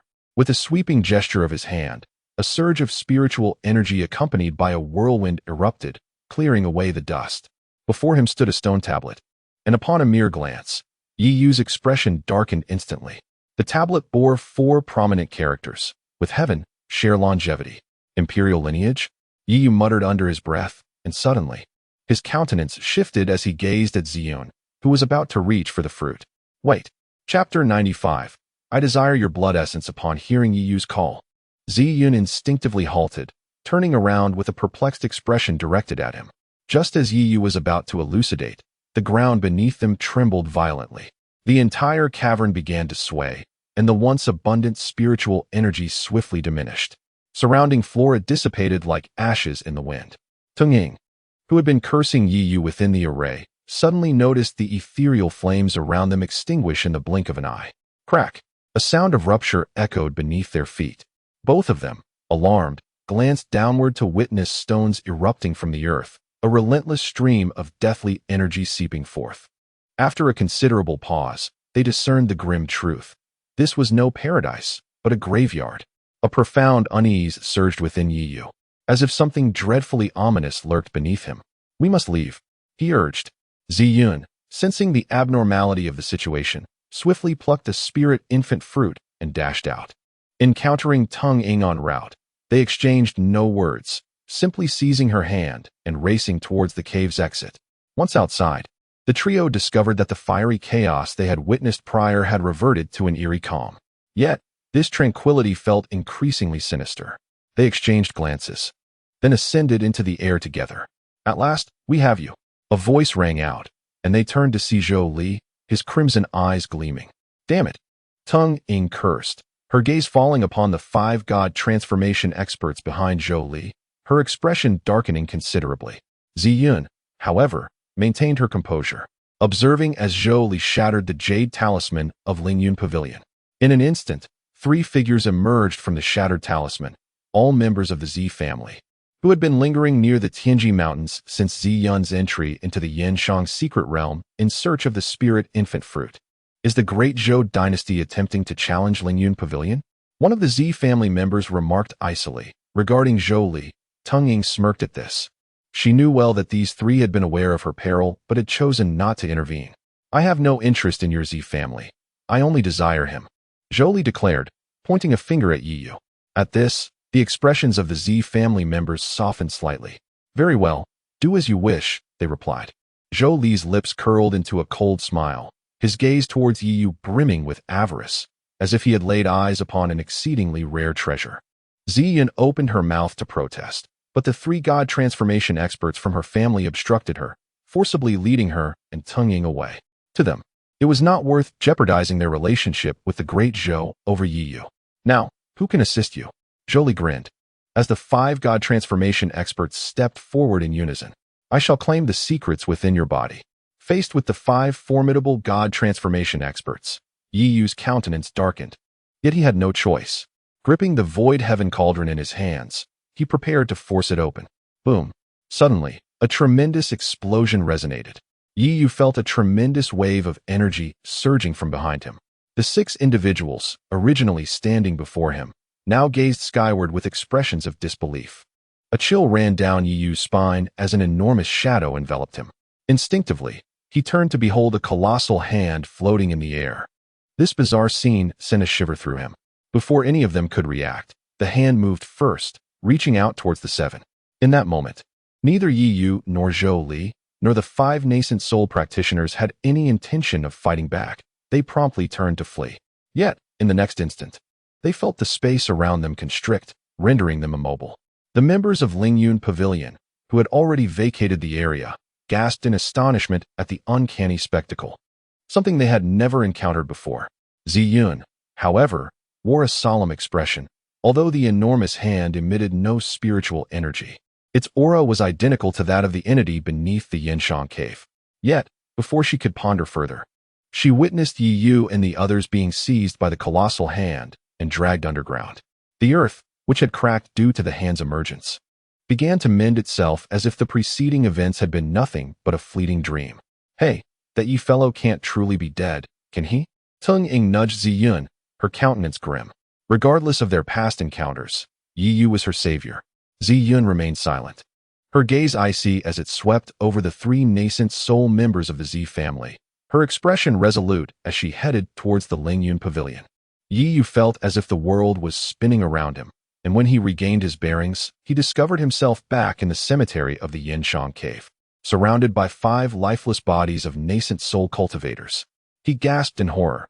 Had he not activated the Void Heaven Cauldron at the last moment, he too would likely have met the same fate as those 5. A muffled groan broke the silence as Zhou Li, his face ashen, appeared aged by several years. As he turned, a dim jade talisman fell from his grasp. Yi Yu's expression hardened. This must be Zhou Li's life-saving artifact, crafted by someone at least at the refining void level to allow him to survive the grasp of that colossal hand. The foundation of the great Zhou dynasty was truly formidable. However, astonishment aside, Yi Yu drew forth the Zixiao sword and approached Zhou Li. Their enmity had reached a point of no return, and Yi Yu was no paragon of virtue. He would not squander this opportune moment. As Yi Yu approached with sword in hand, Zhou Li panicked, exclaiming, "Yi Yu, what do you intend to do? I am a prince of the great Zhou. Do you dare to harm me? Are you not concerned about the repercussions for Deqin? Who would know it was I?" Yi Yu grinned, a playful glint in his eyes as he regarded Zhou Li. Surely, many had witnessed the colossal hand dragging them underground. Should Zhou Li perish, most would attribute it to that hand. "Please, Yi Yu, let us discuss this rationally. Whatever you desire, I can provide it once we are outside. Spiritual stones, rare materials. Anything you wish." Zhou Li gradually shifted his body backward. Upon hearing this, Yi Yu paused thoughtfully and then lifted his gaze towards Zhou Li, stroking his chin and inquiring, "Is it truly possible to have anything?" Noticing Yi Yu's willingness to negotiate, Zhou Li eagerly nodded, affirming, "Indeed, as long as you can articulate it, I shall provide it for you." As he spoke, a glint of malevolence flickered in Zhou Li's eyes. Once liberated, everything would surely become inconsequential. With that in mind, Yi Yu declared, "Then let us proceed with the signing." Following his words, a mystical array materialized before Yi Yu's hands. Zhou Li exhaled in relief, his expression softening somewhat, and he forced forth several drops of blood to cast aside.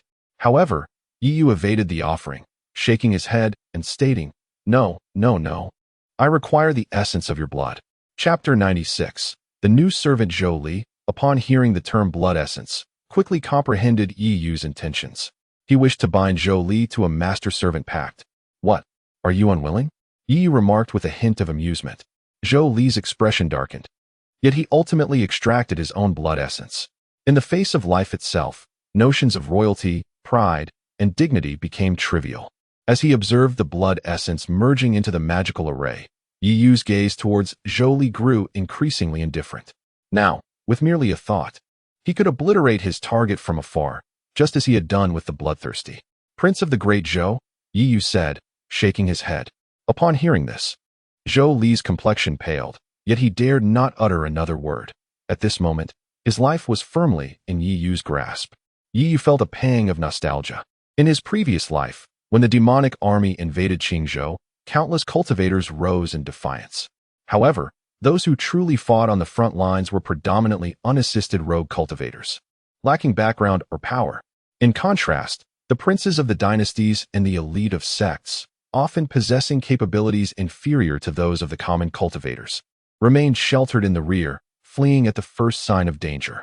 Some even hastily absconded with all their resources to other states. This so-called elite held over 90% of Qingzhou's resources, yet it was the ordinary people who engaged in the bloodshed. Reflecting on this, Yi Yu sighed, shaking his head to cast these thoughts aside. What mattered now was finding a way to depart from this place. With that in mind, he retrieved the Void Heaven Cauldron, its azure light illuminating the entire underground chamber. The ancient aura caused Zhou Li's eyes to spark with greed, but he was met with a sharp snort from Yi Yu. Instantly, Zhou Li trembled with fear, lowering his head and discarding any improper thoughts. With the light of the Void Heaven Cauldron, the surrounding darkness seemed to recede somewhat. Allowing Yi Yu to examine his surroundings closely, he noticed that the stone walls were adorned with intricate murals. Zhou Li, too, beheld them, exclaiming in astonishment. Could the legends be true? What legends? Yi Yu inquired, turning to him. It is said that a remarkable individual once emerged from the triangular domain. Zhou Li recounted the legend, which matched the depictions on the murals perfectly. Thus, it was revealed that this figure ultimately perished at the hands of the imperial clan. Yi Yu murmured, "Indeed, but since there are no ancient battlefields in the triangular domain, it has been dismissed as mere folklore. Not to mention, the individual in the tale possessed a chaotic primordial infant." At this point, Zhou Li's voice faltered as if recalling something. He looked at Yi Yu with a face filled with horror. Remembering the fear he felt during their previous encounter, combined with the rumors regarding the chaotic primordial infant, the answer became glaringly apparent. Yi Yu, observing Zhou Li's reaction, understood that he had made the connection. Yet now, as Zhou Li was bound as his servant, there was no longer any need for silence. In the blink of an eye, half a month has passed.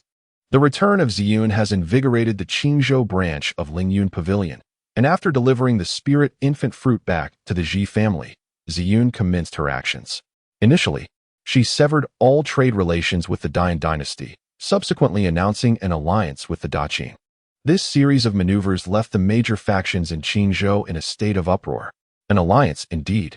Since the establishment of Lingyun Pavilion, there had never been a branch that formed an alliance with another power. Although Lingyun Pavilion presents itself as a commercial entity, no one dares to underestimate this formidable force that has firmly established its foothold in the Triangle Domain. Elder, a formal invitation has arrived from the Dian Empire. Bai Yu entered, handing over the invitation to Ziyun. Ziyun furrowed her brow slightly, but accepted it nonetheless. Upon opening it, her expression hardened. Was this a demonstration of strength directed at her? The invitation boldly proclaimed the ceremony of Prince Yi Xian's apprenticeship to the Grand Elder of the Dueling Sword Sect, Ren Xiaoyao. Simultaneously, Ziyun received another directive from the headquarters of Lingyun Pavilion, instructing her to restore trade relations with the Dian. As the Dueling Sword Sect was exerting pressure on Lingyun Pavilion in Liezhou, Elder this. Bai Yu spoke hesitantly, believing that abandoning Daqin was not an option. Yet the matter was of great significance. Ziyun glanced at Bai Yu and declared, "I shall make a trip." With that, she soared into the air, heading towards Qingzhou. Unbeknownst to her, two somewhat disheveled figures were making their way towards Lingyun Pavilion. At the forefront was Yi Yu, followed closely by Zhou Li, whose complexion was ashen. "All right, you may return to Dazhou now. I will seek you out if necessary," Yi Yu said, gesturing dismissively at Zhou Li, nodding in response. Zhou Li bowed respectfully before turning to leave. Watching Zhou Li's departing figure, Yi Yu nodded with satisfaction. After half a month of training, Zhou Li had transformed from a man of duplicity to one of abject servility, a remarkable achievement indeed. Once Zhou Li had departed, Yi Yu glanced at his palm, where a seal had appeared. This was acquired within the Yinxiang cave, and he could sense an overwhelming power contained within it, seemingly a form of mark. When Yi Yu realized that exiting the cave required the activation of the chaotic Yuan infant's power, he and Zhou Li emerged, and the massive hand that had previously appeared did not return, but instead bestowed upon him this seal.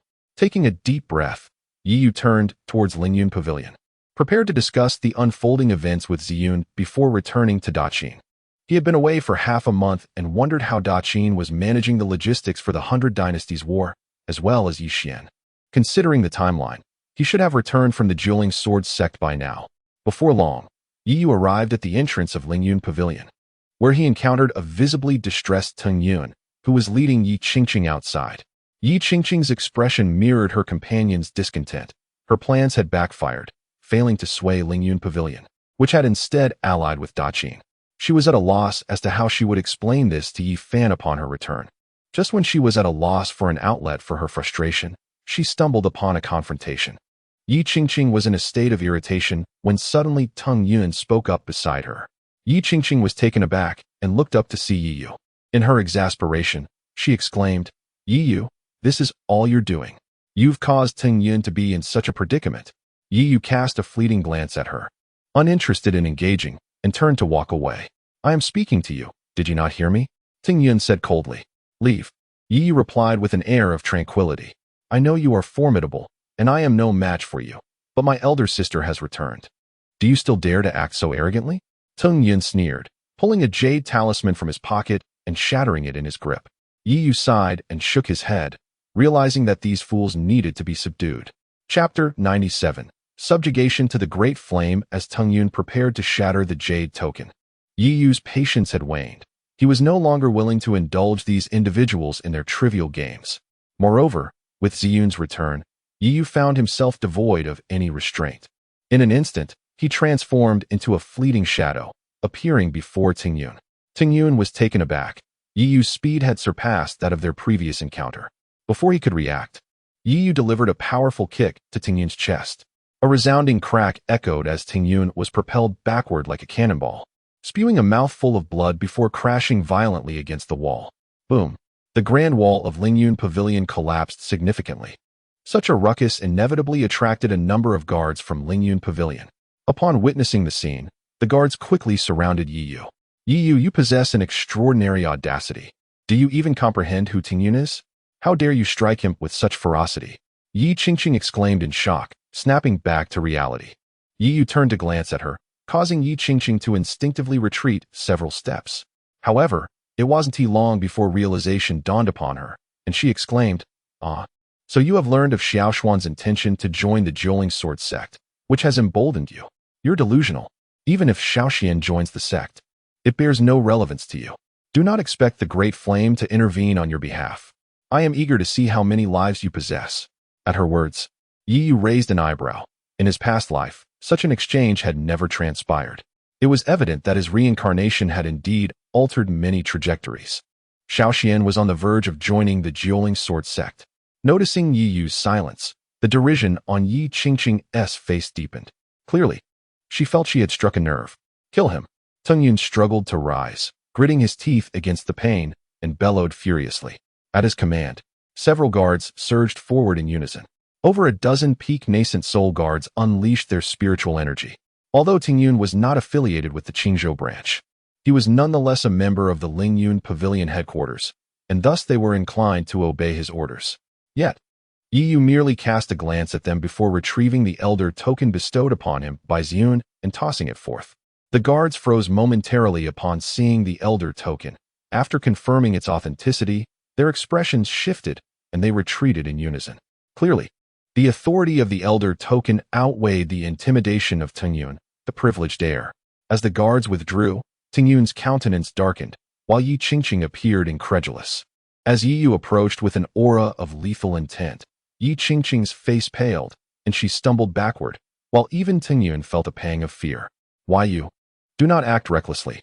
I am of the Tang family. Should anything happen to me, Ziyun cannot protect you." Yi Yu, however, paid no heed to Tingyun's threats.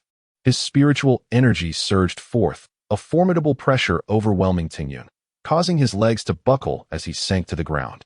Meanwhile, Yi Qingqing, merely an ordinary person, could not withstand such immense spiritual pressure and fainted on the spot. "Who dares? How dare you act recklessly as if I do not exist?" Suddenly, a voice of fury resounded, and Tung Yun's expression brightened instantly. He looked up towards the door and shouted, "Sister, save me. This person wants to kill me." Yi Yu also found the voice somewhat familiar. Turning around, he saw Tang Ying striding in with a cold expression. "It's you? You're still alive?" The two exchanged a glance before simultaneously speaking. Yi Yu suddenly realized why she seemed familiar. It turned out that this woman was Tung Yun's sister. However, it was perplexing. Tung Yun sought to seize the Qingzhou branch, yet Tang Ying was here to rescue Ziyun. These two matters seemed contradictory. "Sister, he wants to kill me." Tung Yun scrambled to Tung Ying's side, crying out, "Is that so?" Tung Ying looked up at Yi Yu and inquired. "He has such thoughts," Yi Yu replied candidly. Nodding seriously, "Sister, you heard that. This guy clearly does not regard you highly. Take action." Tung Ying cast a complex glance at Tung Yun and sighed. "You might as well resign yourself to your fate. I cannot defeat him." Tung Yun immediately froze in place. Who was Tung Ying? Even though Yi Yu had fought to a standstill with Zhu Huan during the 100 Dynasties War, it should not have caused Tung Ying such trepidation. It is important to note that Tung Ying was no less formidable than Zhu Huan. Tung Ying simply shrugged her shoulders. Since her return, she had mentally simulated various possibilities of battling Yi Yu, each scenario ending in her dismal defeat. Moreover, Yi Yu had merely expressed a thought. It was just an idea and could be altered.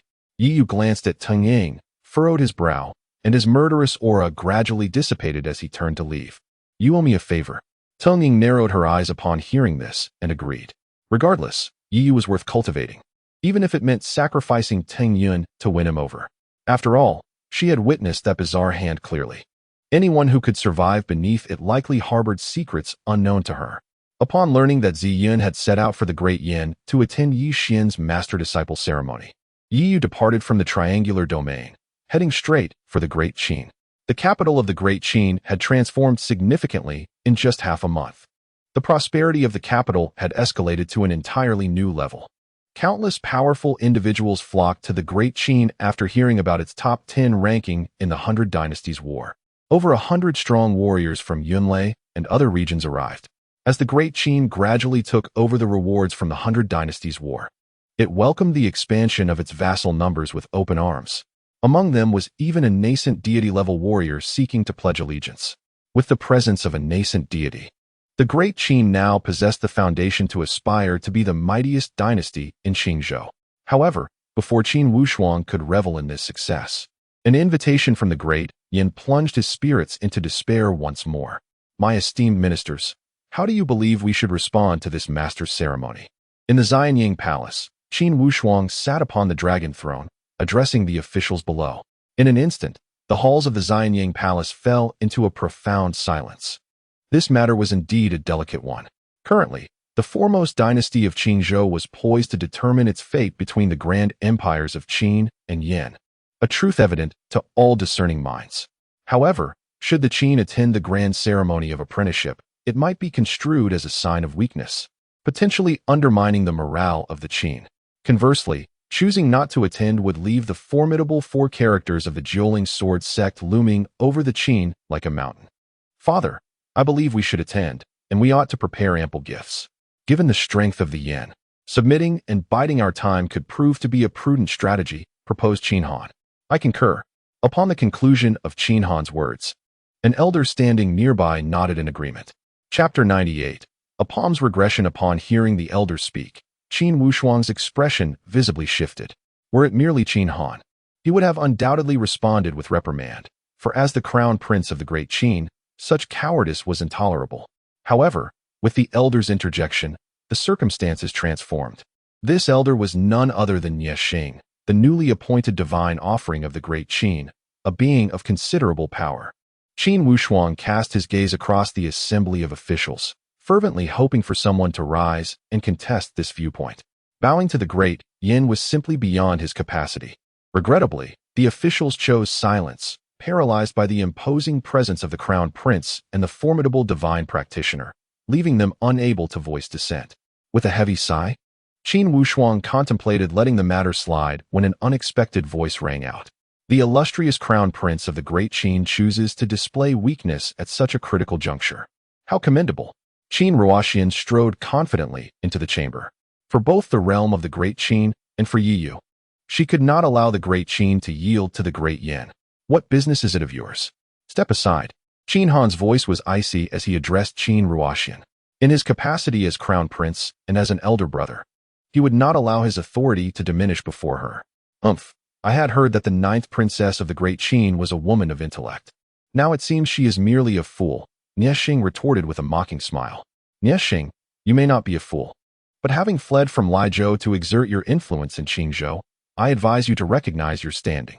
You are now a divine offering of the Great Qin, and I am the princess. Do not blur the lines of respect. Qin Ruoxian's voice was frigid as she regarded Nie Xing. At her words, a collective gasp echoed through the room, with even Qin Wushuang appearing utterly astonished. No one anticipated that Qin Ruoxian would dare to speak to Nie Xing in such a manner, especially considering his status as a divine practitioner.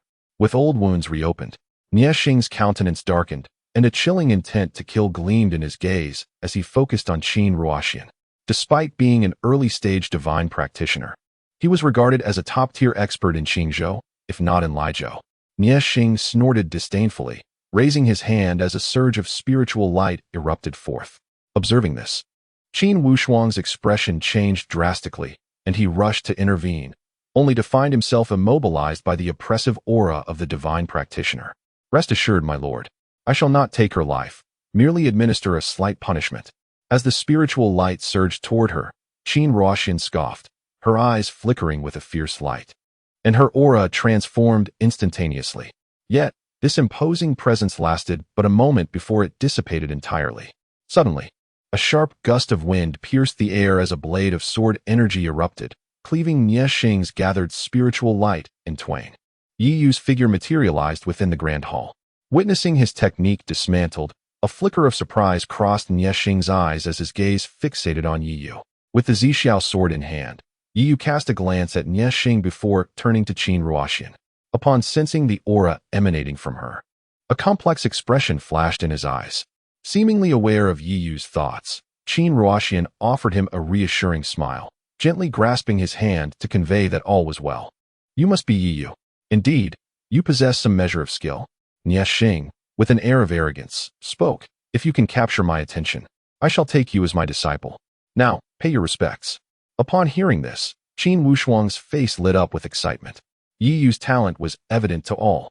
It was only a matter of time before he reached the transformation stage. However, the path to such a realm remained a mystery in the Great Qin, as no one had ever achieved it. If Yi Yu were to become Nie Xing's disciple, he would undoubtedly avoid many pitfalls. Conversely, Qin Han's expression darkened considerably. Since Nie Xing's arrival in Great Qin, he had sought to become a disciple countless times, only to be rebuffed. Now, with Yi Yu's emergence, Nie Xing had expressed a willingness to accept a disciple, leaving the prince feeling utterly sidelined. Who do you think you are to consider yourself my master? Just as the crowd marveled at Yi Yu's fortune, he uttered these words. The smile on Qin Wushuang's face froze instantly. Nie Xing's demeanor shifted to one of icy disdain as he slowly rose. Since entering the transformation stage, no junior had ever dared to speak to him so boldly, until today, when two had appeared in succession. As Nie Xing stood, everyone instinctively took a step back. The oppressive aura of the transformation stage erupted without restraint, and a patch of yellow earth began to materialize beneath him, signaling the imminent activation of his domain. Nie Gongfeng, what are you planning to do? Qin Wushuang sensed the danger and quickly interjected. I have never encountered such an insolent junior since I began my journey. If I do not eliminate someone today, will people truly think me a pushover in the transformation stage? Nie Xing scoffed coldly. Qin Wushuang's expression shifted, and just as he was about to speak, Yi Yu interjected forcefully. I have also never seen a protector so audacious as to threaten a member of the royal family. A person so disloyal and unjust, even if they are in the transformation stage, is beneath my regard. A protector should possess the awareness of their role. Yet it is evident that Nie Xing lacks such understanding. Very well. It seems today, I shall add another soul to my collection. With that, Nie Xing unleashed a terrifying surge of spiritual energy, causing the entire Xianying palace to tremble. Yet, Yi Yu exhibited no fear. He raised his head, and the talisman in his palm began to quiver. It was the perfect opportunity to test the talisman he had brought from the Yinshuang cave and see what level of power it could achieve. The two stood poised for battle, their spiritual energies surging in intensity. However, it quickly became apparent that Yi Yu, in the late stage of his nascent soul, was somewhat lacking, and he soon found himself overwhelmed.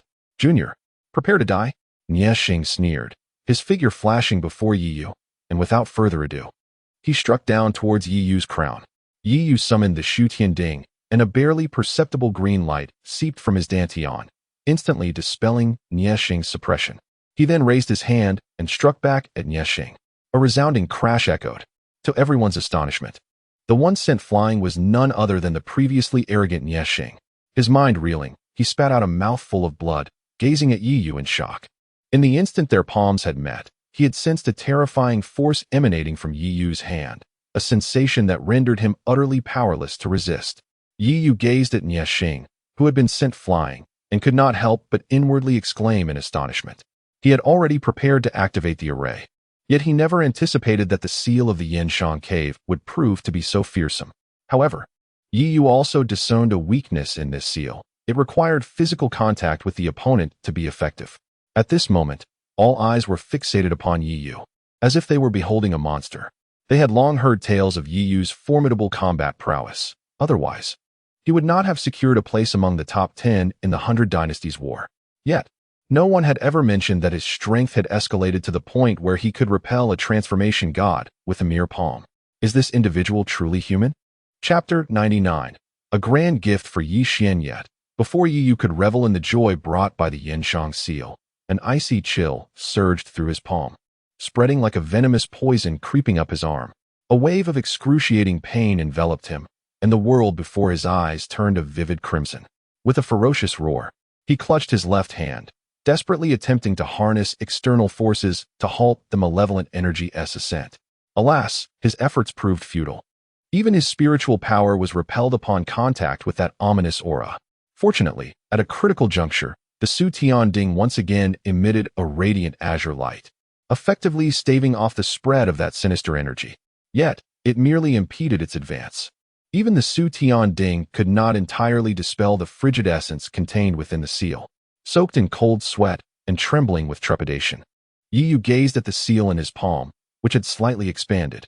It was hard to fathom the disastrous consequences that would have befallen him had he not possessed the Su Tian to wield such power. The onlookers in the court were taken aback by this scene, momentarily stunned before comprehension dawned upon them. Despite Yi Yu's formidable prowess, he was merely at the late stage of the nascent soul realm, confronted by a deity. Although he had managed to repel the adversary, it was evident he had sustained injuries. As Yi Yu's expression gradually returned to normal, Qin Ruoxian's tense demeanor finally relaxed. Qin Wushuang let out a sigh of relief, saying, "Elder Nya, you mentioned you wished to assess little Yu's capabilities upon your arrival. Have you gleaned what you sought?" Nya Xing's expression shifted as he recognized the opportunity Qin Wushuang had extended to him. Although he was not inclined to let the matter rest with Yi Yu, the formidable force he had just encountered left him genuinely astonished. He chuckled nervously. Indeed. Such strength is indeed considered top tier in the Yunlei and Erzhou regions. Yi Yu cast a glance at the two, not surprised by Qin Wushuang's choice. A deity was undeniably of paramount importance to the current Deqin. Noticing Yi Yu's lack of further inquiries, Qin Wushuang exhaled a sigh of relief and bestowed a grateful glance upon him. He then inquired, "Little Yu, since you have returned, do you think we should attend the grand ceremony for apprenticeship?" As Qin Wushuang posed this question, the courtiers had already formulated their own conclusions. Given the relationship between Yi Yu and Di Yan, the notion of him extending congratulations seemed utterly improbable. Qin Han, observing the situation, promptly interjected, "Father, that cannot be. Must we truly remain at odds with Di Yan until the end?" "Silence. I did not ask for your opinion," Qin Wushuang retorted coldly, growing increasingly dissatisfied with his eldest son's cowardice. "Yi Yu, you must articulate yourself clearly. Deqin has bestowed upon you your current status. Do not drag Deqin into turmoil." Qin Han's words elicited expressions of incredulity from those present, including Qin Wushuang. They all understood that Qin Han had it backwards. The current standing of Deqin was entirely attributable to Yi Yu's contributions, and the rewards Deqin had granted him were paltry at best. "Yi Yu, act according to your true intentions, and do not overthink it. If need be, I shall accompany you." Qin Ruoxian gently squeezed Yi Yu's hand, whispering softly. Yi Yu turned around to glance at Qin Ruoxian, smiling as he gently ruffled her hair. He then looked up at Qin Wushuang and said, "Since the invitation has arrived, we must certainly attend." His words astonished everyone present. No one had anticipated that Yi Yu would acquiesce to attending the grand celebration in the Great Yin. Was this not tantamount to conceding defeat? Upon hearing this, Qin Han cast Yi Yu a look of approval, as if to say he was wise to recognize the situation. With that, Yi Yu took Qin Ruoxian and departed from the Xianying Palace. As someone without an official title, and with Qin Ruoxian being a princess, it was unnecessary for them to be involved in such matters. "I'm sorry," Qin Ruoxian murmured softly as they exited the palace. In her eyes, Yi Yu's actions were solely for the benefit of the Great Qin. Although the Great Qin was thriving, it lacked the strength to confront a power like the Nine Spirit Sword sect. Had she been an ordinary person, Yi Yu would not have needed to consider the affairs of the Great Qin. Yi Yu paused for a moment and then smiled, saying, "Do not worry. I am not compromising my principles. I have my reasons for acting this way." After sharing a smile, he escorted Qin Ruoxian back to the princess's residence and then summoned Situ Guang. As the Great Qin flourished, Situ Guang's once esteemed position as a court advisor had gradually diminished. With insufficient cultivation, he found himself with little to do. "Your Highness." Situ Guang greeted Yi Yu with a respectful bow. Yi Yu waved his hand and said, "I would appreciate it if you could run an errand for me. Please visit the Moon Shadow sect and find Gongsun Wujia. Tell him I will be waiting for him in the Great Yin Dynasty." The matters concerning the Zixiao Sword sect were now clear, and with the affairs of the Nine Spirit Sword sect in Qingzhou at stake, This nominal Zixiao holy son could not remain idle. Understood, Your Highness. Situ Guang nodded and turned to leave. Take this elixir. It may aid you in breaking through your current realm. Yi Yu retrieved a creation pill from his storage ring and tossed it to him. As a nascent soul practitioner, Situ Guang recognized the value of the creation pill, and tears of gratitude welled in his eyes. Yet, Yi Yu raised his hand to halt his thanks. A few days later, under the leadership of Prince Qin Han, a total of 8 individuals from the Great Qin embarked on their journey to the Great Yin. Had they chosen to fly, they would have arrived swiftly, but Qin Han insisted on walking, and Yi Yu did not oppose this. During these days, Yi Yu had been diligently studying the Flame Morning Seal, and Qin Han's decision to walk afforded him additional time for his research. Due to the grand ceremony for accepting disciples, the entirety of Qingzhou was abuzz with excitement. Above, streaks of light occasionally flashed across the sky, all heading towards the Great Yin. The name of the Nine Spirit Sword sect carried immense weight. One could discern its immense impact from the uproar when Gongsun Wujia visited Qingzhou for the sect conference. Moreover, the elder accepting Yi Xian as a disciple was none other than the Grand Elder of the Nine Spirit Sword sect, a position far surpassing that of Gongsun Wujia. At this moment, the Great Yin dynasty was in a state of fervent celebration, with decorations adorning every corner and pride radiating from the faces of its citizens. Although they are merely ordinary individuals with a limited understanding of the cultivation world, they have gleaned some insights about the formidable Nine Spirit Sword sect through the words of others. Truly, it is a blessing for the Great Yin. The Crown Prince has been favored by such a prominent figure and taken as a disciple, heralding a bright future for the Great Yin. Within the tea house, several citizens of the Great Yin engage in conversation. Indeed, the initial trade relationship between the Lingyun Pavilion and the Great Yin had already propelled the nation's strength to new heights. Not to mention the current influence of the Nine Spirit Sword sect. It seems that the new Crown Prince undoubtedly possesses greater capabilities than his predecessor. Listening to these discussions, Qin Han in a corner of the tea house observes Yi Yu across from him with a bemused expression. Meanwhile, Yi Yu remains unfazed by the chatter, instead furrowing his brow at the mournful cries that reach his ears. Chapter 100.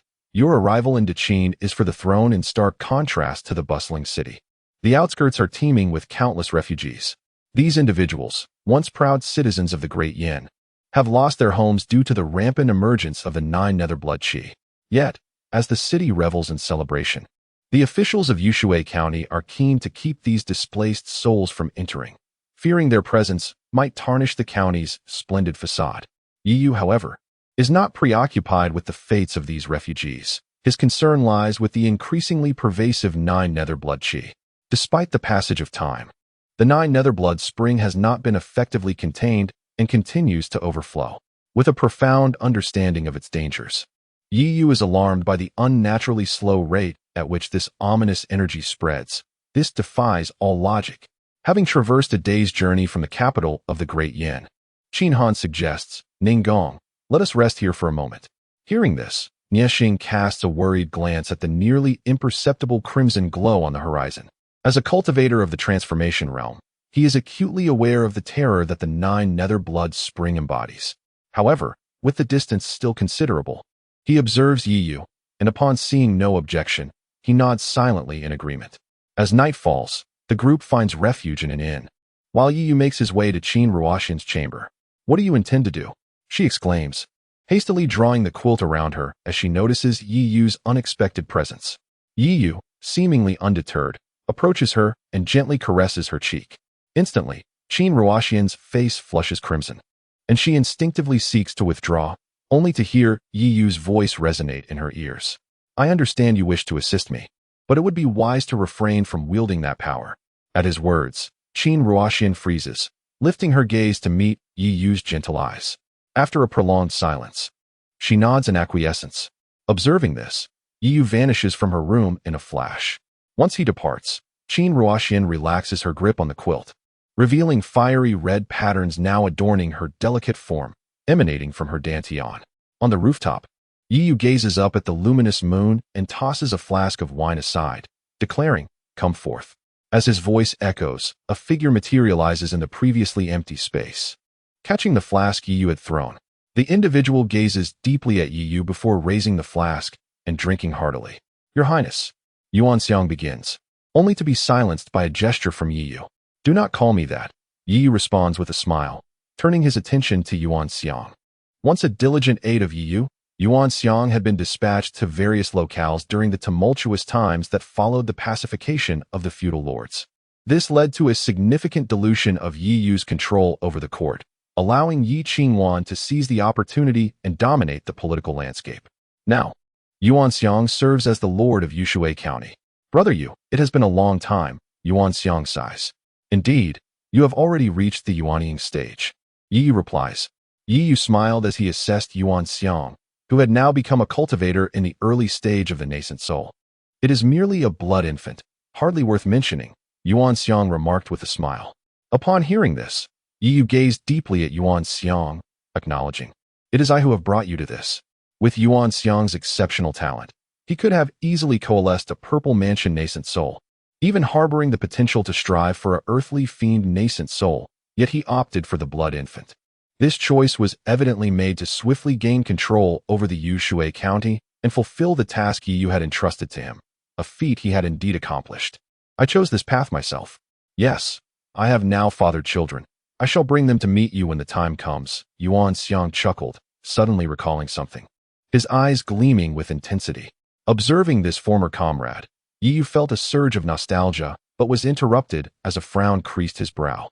He abruptly rose, gazing toward the horizon. There, the once imperceptible crimson hue was now manifesting at an alarming rate. We must depart, Yi Yu said gravely, before taking his leave. Yuan Xiang's expression darkened as he swiftly vanished from the spot. Before long, Yi Yu roused the people of Dethrone. Qin Han glared at him with discontent, questioning, "Are you unwell? It's the middle of the night. We need our rest." Yi Yu paid no heed to Qin Han, pointing outside the window, revealing that half the sky was drenched in blood red. The tendrils of ominous energy seemed to whisper like demons, drawing nearer. The nine nether blood chi. The faces of Detrone's people instantly paled, betraying a profound fear of this entity. What is there to fear? With Elder Nya present, we have time. Qin Han waved dismissively. However, a glance around revealed no sign of Nya Xing. He had already departed. That old fellow values his life, Yi Yu remarked. Seeing their mainstay had left, Qin Han's complexion turned ashen, hastily gathering his belongings to flee. Yet the nine nether blood chi surged like a tide, reaching the outskirts of Yushui County in mere moments. A chorus of anguished screams echoed through the night sky of Yushui County. The refugees outside had no means of escape, helplessly witnessing the blood chi consume and rot them. The soldiers tasked with guarding the city had already scattered in panic. Who could open the gates to salvation for them? The harrowing cries roused most of the residents within Yushui County. Upon seeing the nine nether blood chi surging over the city walls and heading inside, they shrieked in terror and fled in all directions. By the time Qin Han was ready, donning his gear, he stepped outside the inn only to realize it was too late. The vicinity of Yushui County was now shrouded in the terrifying nine nether blood chi. It's over. We're finished, Qin Han gasped, his face drained of color, collapsing to the ground in despair. Yi Yu looked upward, due to the brief obstruction of the city walls. Some of the nine nether blood chi had dispersed into the air, enveloping even the skies above Yushui County in a shroud of red. In such a state, even attempting to fly was a futile dream. Yi Yu, this is all your fault. Were it not for your interference, we would not have ventured into the realm of Diyan. You truly are a source of my peril. I had a foreboding that what Yi Xian claimed was indeed true. Your arrival in Dethrone was solely for the throne, a plot to ensnare me. In this dire moment, I could scarcely concern myself with anything else, and directed my ire towards Yi Yu with fervent curses. The esteemed offerings from Dethrone were left speechless. Was it not this very prince who had ardently insisted on coming to Diyan to convey congratulations? How is it that he now shifts the blame onto others? Yi Yu cast a detached glance at the prostrate Qin Han and remarked, "You have indeed maintained clandestine dealings with Yi Xian. And so what? I must remain vigilant against a scoundrel such as you." Qin Han retorted through gritted teeth. "Then you need not rely on this scoundrel for salvation, do you?" Yi Yu replied with a smile, emanating a luminous azure glow that enveloped Qin Ruoxian and the others. Chapter 101. Crown Prince, save us. Yi Yu raised his head, gazing at the dissipating blood mist of the nine nether, temporarily setting aside his intention to depart from the Yushui County. This place was not far from the capital of the Great Flame Kingdom. Now that the blood mist had erupted, the imperial family would undoubtedly seek a resolution. Otherwise, such a grand event would likely tarnish their reputation. Thus, it was an opportune moment to observe the current strength of the Great Flame imperial family. As the blood mist slowly descended, Qin Han panicked, desperately clutching Yi Yu's thigh. "Save me, quickly! Yi Yu, I command you as the crown prince, save me." Observing Qin Han in such a cowardly state, Yi Yu shook his head and enveloped him in a green light. Despite Qin Han's flaws, he was still the son of Qin Wushuang, and Yi Yu could not turn a blind eye to his plight. The green light spread, instantly dispelling the surrounding blood mist. Seeing this, Qin Han's complexion gradually regained its color, returning to his previous haughty demeanor. He stood up, adjusted his attire, and resumed his princely airs. In Yushui County, screams erupted as more people were eroded by the blood mist, their bodies decaying before the eyes of the onlookers, transforming into mere bones. Having never encountered such a scene, Qin Han's previously restored color faded again, leaving him pale and retching. Amid the cries of the Yushui County citizens, several streaks of light appeared in the sky. Noticing the approaching figures, Yi Yu raised an eyebrow. Every one of them was a peak nascent soul cultivator.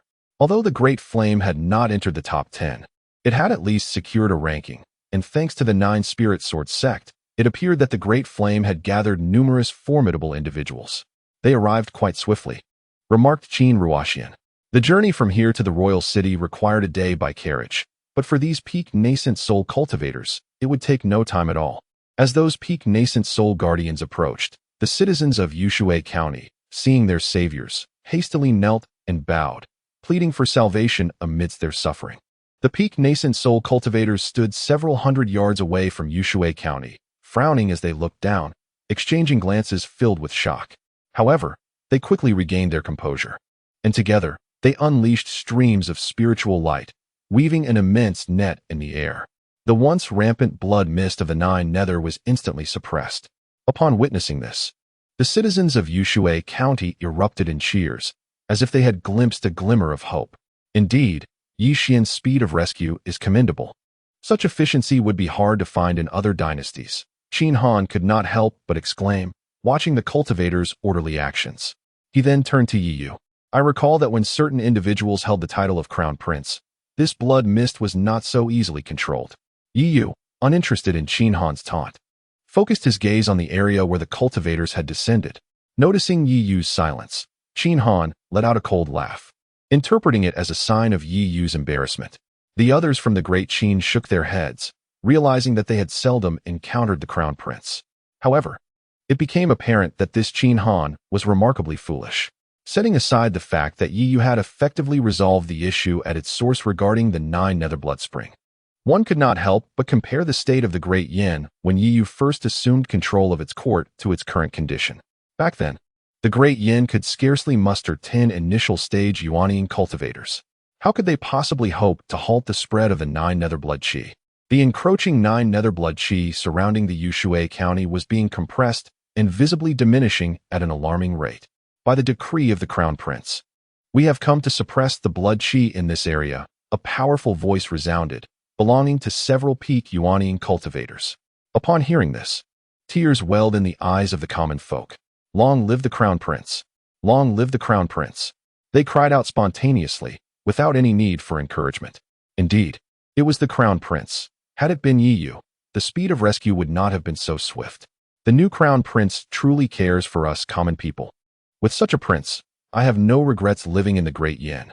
Amidst the praises for Yi Xian that echoed in their ears, Qin Han grew increasingly self-satisfied, as if the compliments were directed at him. After speaking, the group departed. The fortunate survivors within the city hurried toward the city gates, desperate to escape this perilous place. Suddenly, a chilling scream pierced the air, halting the flow of people rushing toward the gates. The first group to reach the gates was torn to shreds by an invisible force the moment they touched the entrance. It appeared that the citizens of this great yin had been forsaken. Seeing this, Qin Ruoxian spoke. "It seems so." Yi Yu nodded in agreement, remarking, "Indeed. With the master ceremony approaching, the great Yin royal family will not allow anyone here to escape. If the blood Qi were to spread again, it would lead to great trouble. Do not presume to judge Yi Xian with your petty minds. Did you not hear? Those individuals just stated that the Crown Prince sent them to suppress the blood qi here. It is certainly the fault of those offering service, Qin Han quickly defended. This was also the brilliance of Yi Xian, a tactic he had employed time and again. The deed was done, and the words were spoken with such grandeur that should news of this situation leak, he could easily shift the blame elsewhere. However, Yi Yu was surprised, initially. He had thought Yi Xian to be merely a duplicitous character akin to the foolish Lu Ru Yan. Yet, it seemed that Yi Xian was adept in both matters of men and women. Surprised as he was, the performance had concluded, and he had gained a preliminary understanding of the current situation in the Great Yin, rendering it unnecessary for him to linger further. Yi Yu then released his spiritual energy and ascended into the air. The others quickly followed suit. Wary of keeping too great a distance from Yi Yu in a place saturated with 9 nether blood qi, the azure light rising in the night sky swiftly drew the attention of others. Their jaws dropped in astonishment as they witnessed the blood qi retreating autonomously wherever the azure light passed. At that very moment, an unexpected voice pierced the air. Yi Yu? The citizens of Yushui County instantly recognized the former prince of Diyan. Yi Yu, the prince, save us. Someone cried out in desperation. In that instant, Yi Yu transformed from the so-called useless prince into a divine savior, a figure capable of leading them to safety. Yet, Yi Yu paid no heed to their pleas and continued onward with the entourage of Deqin, heading towards the outskirts of Yushui County. As he prepared to depart, the crowd hastily fell to their knees, bowing fervently. Prince, save us. We are your subjects. You once declared that all your actions were for the sake of Diyan. Can you bear to witness our plight? Prince, do not leave us. Remember when you visited Yushui County and offered assistance to me. Chapter 102. The true identity of Yi Xian. Regardless of their fervent calls, Yi Yu remained undeterred, advancing directly towards the city gates. The barriers left behind by the crowd suddenly radiated with brilliance, attempting to ensnare Yi Yu and his companions within their confines. Observing this, Yi Yu casually waved his hand, unleashing an inexhaustible torrent of sword energy that swiftly shattered the barriers into fragments. With the restraints lifted, the surviving individuals desperately surged forth, their bodies already beginning to decay. Yet their yearning for life remained unquenched. The citizens who burst from the city regarded Yi Yu with profound gratitude, showering him with thanks. Indifferent to their appreciation, Yi Yu's intent in dismantling the barriers was solely to create turmoil for the Great Yin, rather than an altruistic desire to rescue them. Yi Yu, why not take your benevolence to its fullest and absorb the 9 nether blood qi from us as well? One of them suggested. Indeed, it is said that you initially subdued the 9 nether blood spring by absorbing it yourself. Seeing you safe and sound now, it seems that method served you well. Among the crowd were many who possessed some cultivation. Otherwise, they would not have endured until this moment. They had, of course, heard tales of Yi Yu's initial suppression of the 9 nether blood spring. Yi Yu chose to ignore their chatter. But one of the individuals from the Great Qin could not contain himself and retorted, "What are you all saying? Are you unaware of the consequences Yi Yu faced when he absorbed the 9 nether blood qi?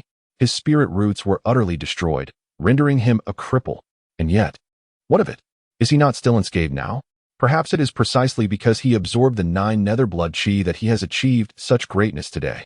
In other words, if he had successfully suppressed the 9 nether blood spring back then, we wouldn't be in this predicament now. Should we not hold Yi Yu accountable for the current situation?" Qin Han nodded thoughtfully, responding, "You make a valid point. Yi Yu, why not resolve the matter of the 9 nether blood qi from them as well?" "Ah, this gentleman speaks with clarity. May I inquire as to your identity?" One of the Great Yin citizens interjected, eager for support. "I am the Crown Prince of Great Qin, Qin Han," he declared proudly. "Ah, so you are the Crown Prince. It is evident that one of such stature cannot be an ordinary person. Yi Yu, did you hear? The Crown Prince of Great Qin has commanded you. Why do you hesitate?" The speaker's lips curled into a smirk, recalling that in the past, when Yi Yu was still a prince, he had visited the Yushui County. The then governor of Yushui was far from benevolent, causing immense suffering among the populace. The speaker had nearly met a tragic end in the streets, only to be saved by Yi Yu, who, upon learning of the dire situation, executed the corrupt governor and allocated significant resources from the Eastern Palace to restore the people's livelihoods. It was thanks to Yi Yu's grace that he survived and was fortunate enough to embark on the path of cultivation. Now having reached the 8th level of qi refinement, One could say Yi Yu had bestowed upon him a second chance at life. Yet, it was precisely for this reason that he felt empowered to confidently request such favors from Yi Yu. After all, he was a citizen of Great Yin, and that alone sufficed. Yi Yu turned his head to glance at Qin Han, then waved his hand to retract the azure light enveloping him, forcefully pushing him into the crowd below. In an instant, Qin Han became enraged. Once the 9 nether blood chi made contact, it was inescapable. Upon landing, he erupted with spiritual energy, scattering everyone in the vicinity. Yi Yu, what are you doing? Qin Han bellowed. If you utter another word, I shall toss you back. Yi Yu replied coolly. Qin Han's expression changed dramatically. He hesitated, glancing back at the nearly suffocating presence of the 9 nether blood chi in the Yu Shui Jun, and ultimately swallowed his words. The other devotees remained silent, refraining from defending him. Seeing Qin Han's silence, Yi Yu turned to address the people of Diyin below. I am no longer one of you. If you wish to dispel the 9 nether blood chi, seek your prince. What do you mean by that? Someone interjected. Enough. If you can rid us of this blood chi, we shall speak favorably to the prince on your behalf, allowing your return to Diyin. After all, the prince is benevolent and will surely oblige, unlike you, who stands idly by as we suffer. The man shrugged, feigning helplessness. Yi Yu, uninterested, began to ascend slowly with his companions from Qin, preparing to depart. Just then, several streaks of light appeared. It was the earlier Diyin devotees who had set up the barriers returning. Upon seeing them, the citizens of Diyin erupted in cheers once more. The man who had spoken earlier continued, Alas, Yi Yu, you squander your opportunity. The prince's men have arrived, surely aware of the previous predicament, and come to rescue us. Indeed, Yi Yu, you could have returned to Diyin to live, but now that chance is lost. It seems the decision to expel you from Diyin was indeed wise, he remarked, while several peak nascent soul devotees frowned at Yi Yu and his companions, seemingly deliberating. Yi Yu glanced at them and said, You have confined us within your barriers, yet we have emerged. Do as you please. The brows of the others finally relaxed, and they nodded at Yi Yu, allowing a path to open. Now, cease your hiding and observe. We shall take our leave, Yi Yu declared, leading Qin Ruoxian and the others away. A ripple formed in midair as Niexing appeared, his expression a mix of emotions as he gazed toward the departing figures of Yi Yu and his companions, realizing that he had likely lost the opportunity to forge a bond with Yi Yu. But with matters now settled, he could only sigh and follow suit. As Yi Yu and his group departed, the devotees turned their attention back to the crowd below. My lords, how does the prince intend to provide for us? One asked. Indeed, our homeland lies in ruins. The prince should distribute relief supplies. If only he could offer some spirit stones, akin to what Yi Yu once did. The speaker's eyes gleamed with avarice as he fixed his gaze upon the several devotees. The devotees exchanged glances in silence, then scattered, nodding to one another after ensuring they were alone. The subjects below sensed that something was amiss, and just as they contemplated fleeing, a terrifying surge of spiritual energy coalesced in midair, cascading down like a torrential waterfall in the next moment. They were unable to utter even a scream before being utterly reduced to ashes. How dare you treat us this way? The crown prince will not let you go unpunished, cried one in anguish. Yet, at this juncture, there was truly no longer any need for concealment. A venerable priest stepped forward and proclaimed, by the crown prince's decree, those tainted by the blood of the 9 nether shall be executed without mercy. Upon hearing this, the individuals were so taken aback that they momentarily forgot to flee, their faces registering disbelief. Their minds were flooded with memories of Yi Xian's visit to the Ghostwater County, where he had displayed a paternal affection for the people, his promises of protection now appearing as nothing more than a farcical jest. Chapter 103. Lu Ruyan, the first of Qingzhou, listening to the anguished cries emanating from behind. The members of the Great Qin felt a jolt of disbelief. According to the rumors they had heard, Yi Xian was a benevolent prince, caring deeply for his people. How could he commit such atrocities? As this thought crossed their minds, their gazes turned toward Yi Yu, who, at this moment, seemed to embody the very reason for his detachment from the Great Yin. It became apparent that the tales of Yi Yu's mistreatment, once shared by Qin Wushuang upon his return to Great Qin, were not mere fabrications. Who would have imagined that Yi Xian could conceal such darkness within? Qin Han's complexion paled significantly, his eyes filled with horror. Leading the way, Yi Yu gazed ahead with an unsettling numbness, as if reborn. He viewed the world with an unprecedented detachment, devoid of any emotional response. He felt neither joy nor anger. After departing from the Yushui County, the group sought refuge in a nearby cave, not in a rush to reach the imperial city. As night fell, Yu sat cross-legged, channeling his spiritual energy into the void heaven cauldron, hoping for a fortuitous outcome after days of disappointment. This time, fortune smiled upon him as he murmured softly, and a pouch of tea leaves materialized in his hand. Merely holding it, he sensed the surrounding spiritual energy flowing with greater clarity. It was the legendary Enlightenment tea, a treasure that could scarcely be purchased even with 1,000,000 spirit stones. After some contemplation, Yu extracted a few leaves and offered them to Qin Ruoxian, who had recently reached the pinnacle of the Golden Core stage. Perhaps, with the aid of the Enlightenment tea, she could successfully condense her nascent soul. Judging by her recent behavior, it seemed she had reconciled with the so-called Tao injury within her. Given the likely unrest awaiting them in the Great Yin, any enhancement of strength would be advantageous. Understanding Yi Yu's concerns, Qin Ruoxian did not decline the offer and promptly brewed the tea to drink. Observing her gradually close her eyes and enter a meditative state, Yi Yu nodded and exited the cave. Be vigilant of your surroundings. I shall step out for a moment, he instructed his companions. Qin Han and Nie Xing had chosen to find another cave for themselves. Yes, Your Highness, his companions replied in unison. Yi Yu then transformed into a swift streak of light, heading directly toward the imperial city of Great Yin. He halted upon reaching a perch atop a tree, just shy of a mile from the city. Before long, a faint metallic scent of blood filled the air, and soon after, the figure of Shueli emerged, casting a complex look toward Yi Yu. Greetings, Master, he said with a nod. Yi Yu descended from the tree, observing Shueli.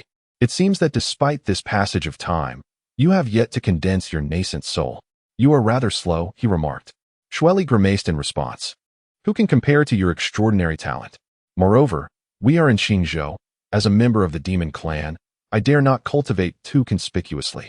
Should I be exposed, not only would the people of Qingzhou not spare me, but even my own kin from the blood demon clan would not show me mercy. And what is the current state of security in the imperial city? Yi Yu inquired. Shueli nodded, proceeding to inform Yi Yu of the circumstances within the city. Thus, it appears that the Jiuling Sword sect has dispatched no fewer than 5 cultivators in the god transformation stage? Yi Yu inquired, raising an eyebrow. Indeed. And this does not even account for other factions attending the ceremony, likely including more cultivators of the same level. Therefore, I advise against your entry into the imperial city. My lord, Shueli stated earnestly. After all, his life was entirely in Yi Yu's hands, and he wished to prevent any unnecessary risks. Are there any members of the demon clan present? Yi Yu seemingly ignored Shueli's counsel and shifted the conversation. None, but there are no buts. Attend to your responsibilities. My life is my own concern, Yi Yu interrupted, dismissing Shueli with a wave of his hand. As he turned to depart, he produced a pill and tossed it to Shueli. Hurry and condense your nascent soul, otherwise you may not even qualify to be a servant. With that, Yi Yu strode away. Shueli gazed thoughtfully at the pill left behind, a complex expression crossing his face as he sighed. Within the imperial city, although the Great Yin had enforced a curfew, this restriction applied primarily to the common folk. For the majority of cultivators, it bore little weight, especially given the abundance of practitioners within the city. Only a select few, those of considerable strength, had been granted entry into the royal palace, while the rest found their own accommodations throughout the imperial city. At this moment, the Lu residence was adorned with festive decorations. Many visitors flocked to pay their respects, not for anyone else, but for Lu Rian. With Yi Xian's rising status, Lu Rian naturally basked in the ensuing glory. Furthermore, her cultivation had progressed at an astonishing pace, having now reached the mid-nascent soul stage. Observing his niece, Zhao Qian could not help but reflect on the past. He once lamented the dissolution of Lu Rian's engagement to Yi Yu, and now he realized how short-sighted he had been. Zhao Qian, the emperor of a small nation known as the Night Dynasty, spoke. Indeed, it is remarkable. Lu Rian has now become a figure of prominence. Despite the Night Dynasty being a diminutive realm, such individuals were previously unattainable prospects for the Lu family, let alone for a visit. As Zhao Qian concluded his statement, a chorus of agreement resonated around him, all eyes fixated in astonishment upon Lu Rian. Who could have anticipated that after Yi Yu's meteoric rise, the great Yin would be filled with regret? Yet now, with Yi Xian's inclusion in the dueling sword sect and Lu Ruyan's burgeoning talents, rumors suggested that not only Yi Xian but even Lu Ruyan had caught the eye of a prestigious sect. The announcement of these developments would likely follow the conclusion of the master-apprentice ceremony. Yi Yu is merely a small man reveling in his fleeting triumphs. He will never compare to Xiao Xian, Lu Ruyan scoffed, her voice laced with disdain. Yet as she contemplated speaking further, a profound weariness washed over her. This fatigue had become increasingly persistent, leaving her puzzled. Zhao Qian stared at Lu Ruyan in astonishment, rubbing his eyes vigorously. For a fleeting moment, he could have sworn she appeared as an elderly matron. Surely, he must have been mistaken. Reassuring himself, Zhao Qian spoke, "My dear niece, you are indeed the foremost female cultivator of the Qingzhou dynasty. Indeed, it is truly well-deserved." The crowd around nodded in agreement. Ever since Yi Qingxian of the Great Yin succumbed to madness, her cultivation has stagnated, while her peer, Qin Ruoxian of the Great Qin, has only reached the late stage of the Golden Core. In contrast, Lu Ruoyan, with her mid-stage nascent soul cultivation, undeniably stands as the foremost female cultivator of the Qingzhou dynasty. Upon hearing this title, Lu Ruoyan felt a surge of joy and was about to speak when suddenly, a resonant hum echoed through the heavens, followed by a series of thunderous booms. The expressions of those present shifted dramatically as they swiftly departed from Lu's residence, gazing skyward. There, in the firmament, a tempest of thunderclouds slowly materialized, from which a verdant lotus began to ascend.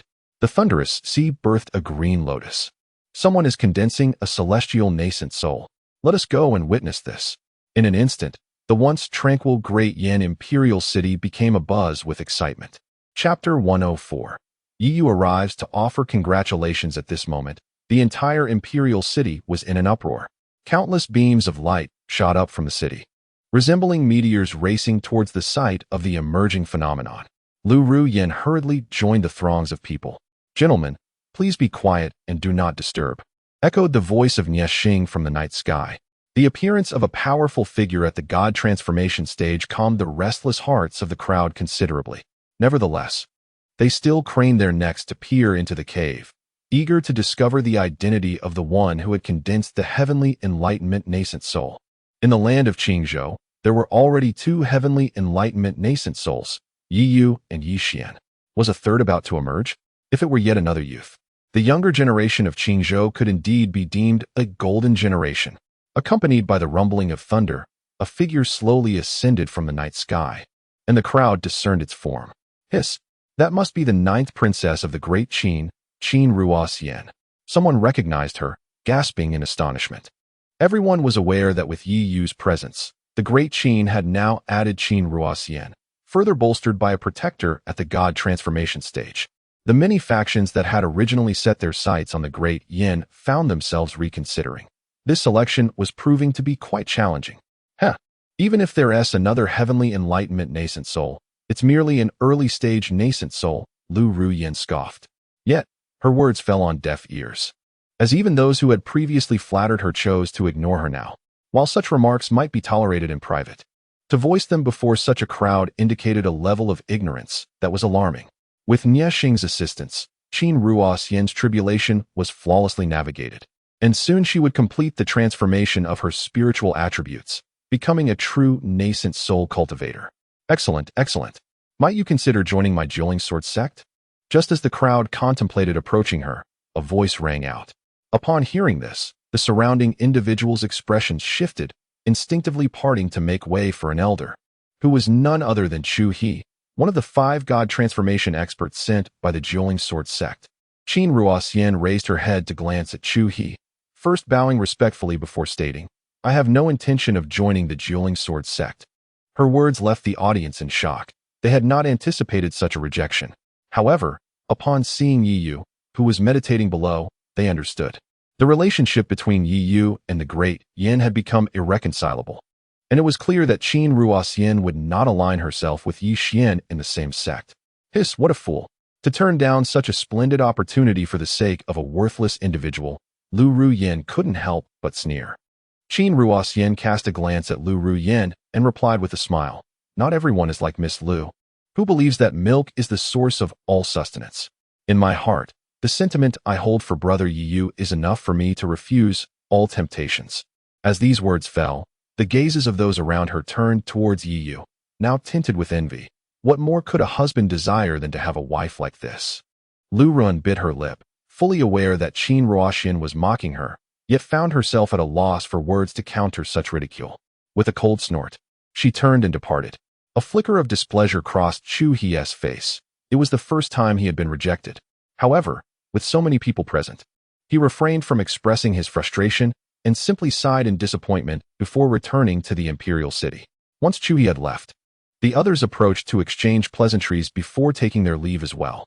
By the time the matter concluded, dawn had broken, and Yi Yu and his companions entered the imperial city. As the master-apprentice ceremony had yet to commence, they had no intention of visiting the palace, opting instead for a nearby inn to rest. This also provided Qin Ruoxian the opportunity to complete her spiritual attribute transformation in the coming days.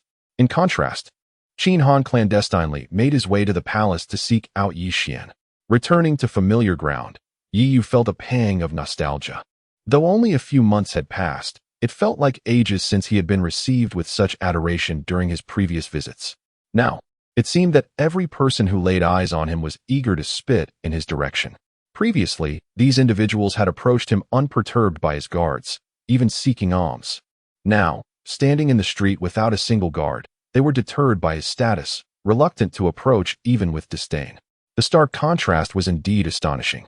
After strolling for a while, Yi Yu decided to return. During this period, he sensed that he was on the verge of breaking through to the pinnacle of the nascent soul stage.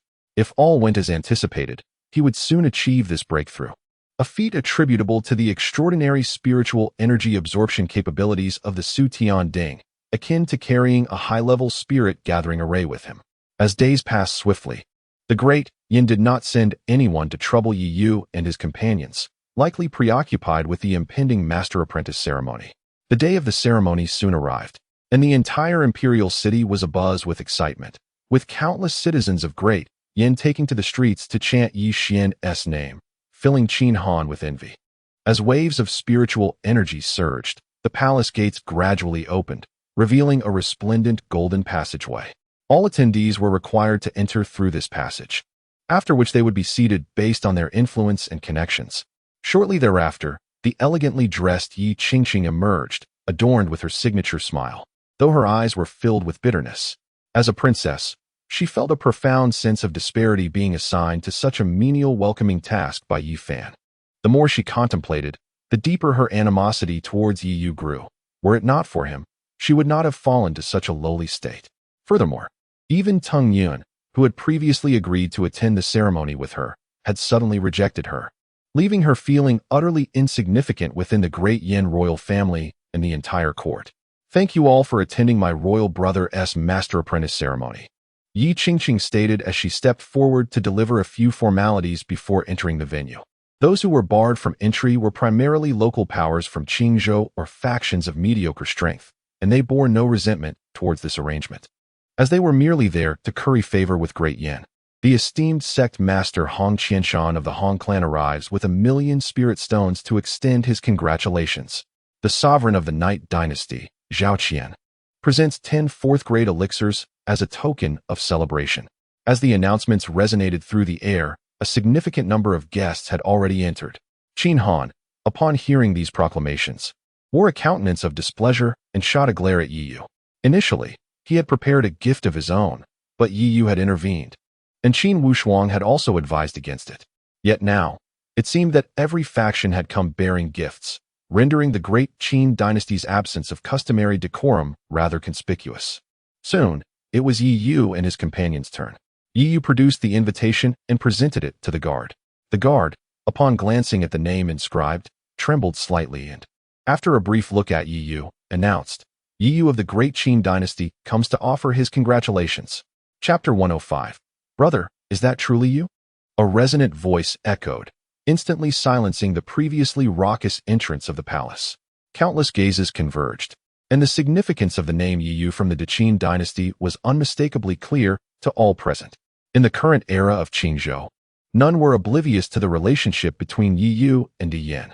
They watched intently as the former prince of Di Yin approached. At that moment, Yi Qingqing also turned her gaze, and upon seeing Yi Yu, her smile faded, replaced by a cold reprimand. Yi Yu, what brings you here? Leave. Why? Is an invitation not sufficient for entry? Yi Yu toyed with the invitation in his hand, a playful glint in his eyes. Yi Qingqing's countenance darkened. Just as she was about to retort, a voice filled with surprise resonated from behind her. Brother, is that really you? Turning around, she beheld Yi Xian, adorned in formal attire, rushing towards them with a face full of joy. His rapid approach rendered him somewhat comical. Yi regarded Yi Xian. Sensing the waves of energy emanating from him, he had reached the late stage of the nascent soul. A flicker of astonishment crept into his heart. Truly, the Jiuling sword sect and the Sword King's legacy had propelled Yi Xian to such heights in such a brief span. Yet, while his cultivation had ascended, his youthful exuberance remained unchanged. The distance of a few strides was merely a fleeting moment for Yi Yu given his current prowess, yet Yi Xian chose to run. Witnessing this scene, the onlookers were taken aback, instinctively sizing up the two. What was happening? The warmth of Yi Xian's demeanor suggested their relationship was not as the rumors had painted it. With Yi Xian's arrival, Yi Qingqing refrained from further remarks, merely leaning close to Yi Yu and hissing fiercely, "If you dare to cause trouble, I will not let you off easily." In response, Yi Yu merely chuckled disdainfully before swiftly vanishing into the palace. Seeing Yi Yu appear right behind him, Yi Xian's smile faltered. The crowd finally grasped the situation. Yi Xian's little charade had been exposed, and a hint of embarrassment flickered across his face, though he quickly masked it with nonchalance. Due to the upcoming master-apprentice ceremony, the entire palace had been transformed. Before the Fengtian Hall stood a grand square, with no fewer than 500 seats arranged in a splendid display. A multitude of influential forces were expected to attend. At the forefront, instead of the grand dragon throne of Di Yin, 5 cushions were placed, evidently prepared for the attendees from the Jiuling sword sect. Under the guidance of the attendants, Yi Yu and his companions settled into a corner. In the present landscape, the national strength of Deqin and Di Yin was nearly equal. Excluding the other prominent forces gathered for the occasion, they would undoubtedly rank within the top 20. Yet, they found themselves relegated to the back, clearly intended as a show of dominance. While Yi Yu and Qin Ruoxian appeared unfazed, Qin Han felt the odd stares directed at them, his face flushing with embarrassment as he shot a fierce glare at Yi Yu. "What's this, Elder Nya? Encountering familiar faces?" Yi Yu inquired. Observing the slightly uneasy Nye Xing pressed his lips together, his gaze falling upon an elderly figure seated in the third position. Remaining silent. "Saint Sun." Suddenly, a gentle call echoed, and Yi Yu turned his head to find Situ Guang and Gongsun Wuji approaching. Yi Yu scrutinized Gongsun Wuji, furrowing his brow as he inquired, "Injured?" Upon hearing this, Gongsun Wuji nodded grimly, his voice cold as he remarked, "Those scoundrels from the Jiuling sword sect only know how to play dirty. I was unwittingly caught in their trap." Yi Yu nodded in understanding, retrieving a medicinal pill from his storage ring and tossing it to him, urging him to heal. At this moment, Yi Yu had already embraced his identity as the holy son of the Zixiao sword sect, and thus Gongsun Wuji was naturally considered one of his own. Such a gesture required no hesitation. Before long, individuals began to settle in, and with the toll of a bell, 5 beams of spiritual light suddenly illuminated the air. Following this, a symphony of sword cries erupted in the square. All the swords of the gathered crowd floated uncontrollably into the air, coalescing into a blooming sword flower that slowly revolved, as the 5 divine transformation sword cultivators of the Jiuling sword sect gracefully descended. Leading them was none other than Ren Xiaoyao, the grand elder of the Jiuling sword sect, who had taken Yi Xian from the Baichao battlefield that day. Indeed, this grand elder had comprehended the sword heart, Yi Yu murmured to himself. He had suspected this achievement on that very day, and now, witnessing the spectacle of 1,000 swords soaring, his suspicions were confirmed. A sword cultivator in the late stage of divine transformation who had grasped the sword heart possessed combat prowess comparable to that of a typical void refinement expert. The strength of the Jiuling sword sect could only be described as terrifying. "Esteemed guests, we have come to Qingzhou to recruit disciples, and I am honored by your presence." Ren Xiaoyao began politely after settling onto the meditation platform. The crowd below promptly clasped their fists in response. It was no jest, given the display they had just witnessed. The forces of Qingzhou understood all too well that even united, they would likely be no match for the 5 elders of the Jiuling Sword sect. After exchanging pleasantries, Ren Xiaoyao addressed the assembly. Our primary purpose today is to recruit disciples, a fact I trust you are all aware of. However, there is another matter I wish to announce. Secondly, the Jiuling Sword sect intends to establish a branch in Qingzhou, and we hope for your support. Upon the conclusion of his statement, the expressions of the various sects in Qingzhou shifted considerably. While the words were courteous, the tone was undeniably authoritative. Qingzhou was not vast, and with so many sects coexisting, it was manageable. Yet, the arrival of the Jiuling Sword sect, a formidable force, would alter that balance. Though frustration simmered beneath the surface, none among them dared to express defiance against such a colossal entity. Even Qingyun's sect, one of the 3 major sects of Qingzhou, boasted only a single elder who had recently entered the early stage of divine transformation, while the Jiuling Sword sect had sent 5. The disparity was stark. Noting the silence below, Ren Xiaoyao smiled and continued, "Since there are no objections, let us proceed with this matter." With a wave of his hand, a sword steel materialized in the center of the square. This is the Jiuling Sword Steel. Only those who gain its recognition may enter the sect. Xianer, Ren Xiaoyao began. "I am here." Yi Xian promptly stepped forward. "Should one recklessly admit you into the sect, it may invite unwarranted disputes. You may ascend and attempt it. To all the young aspirants from Qingzhou, should you wish to join the Jiuling Sword sect, you may also give it a try. As long as you can gain the recognition of the Sword Steel, you may enter our esteemed sect," Ren Xiaoyao said with a smile. As his words resonated, the venue erupted into a commotion. The younger generation from various factions were eager to take their chances, and even disciples from other sects were inclined to step forward. For the honor of joining the Jiuling Sword sect was indeed a remarkable privilege. Amidst the conversation, Yi Xian approached the sword steel and placed his hand upon the stone monument. In an instant, a resounding sword cry echoed, and an abundance of sword energy erupted from within the steel, enveloping Yi Xian entirely. Subsequently, a golden sword silhouette ascended into the air. At the moment the sword shadow coalesced, Yi Xian cast a glance towards the location of Yi Yu, grinning broadly, as the sword shadow seemed to slightly incline towards her direction. Chapter 106. Yi Yu. Come apologize to Xiao Xian. Yi Xian's subtle antics did not escape the keen eyes of the members of the Jiuling Sword sect. However, as Ren Xiaoyao turned a blind eye to his actions, Yi Xian, being his disciple, was afforded a certain level of freedom in this domain, who in Qingzhou was beyond reproach. As golden sword shadows lit up the plaza, gasps of astonishment echoed throughout.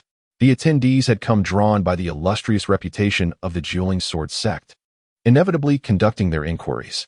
Anyone capable of igniting the Jiuling Sword monument would summon forth its sword aura, which varied in color according to one's aptitude. The golden hue represented the pinnacle of talent. The last individual to evoke golden sword aura was none other than Ren Xiaoyao himself.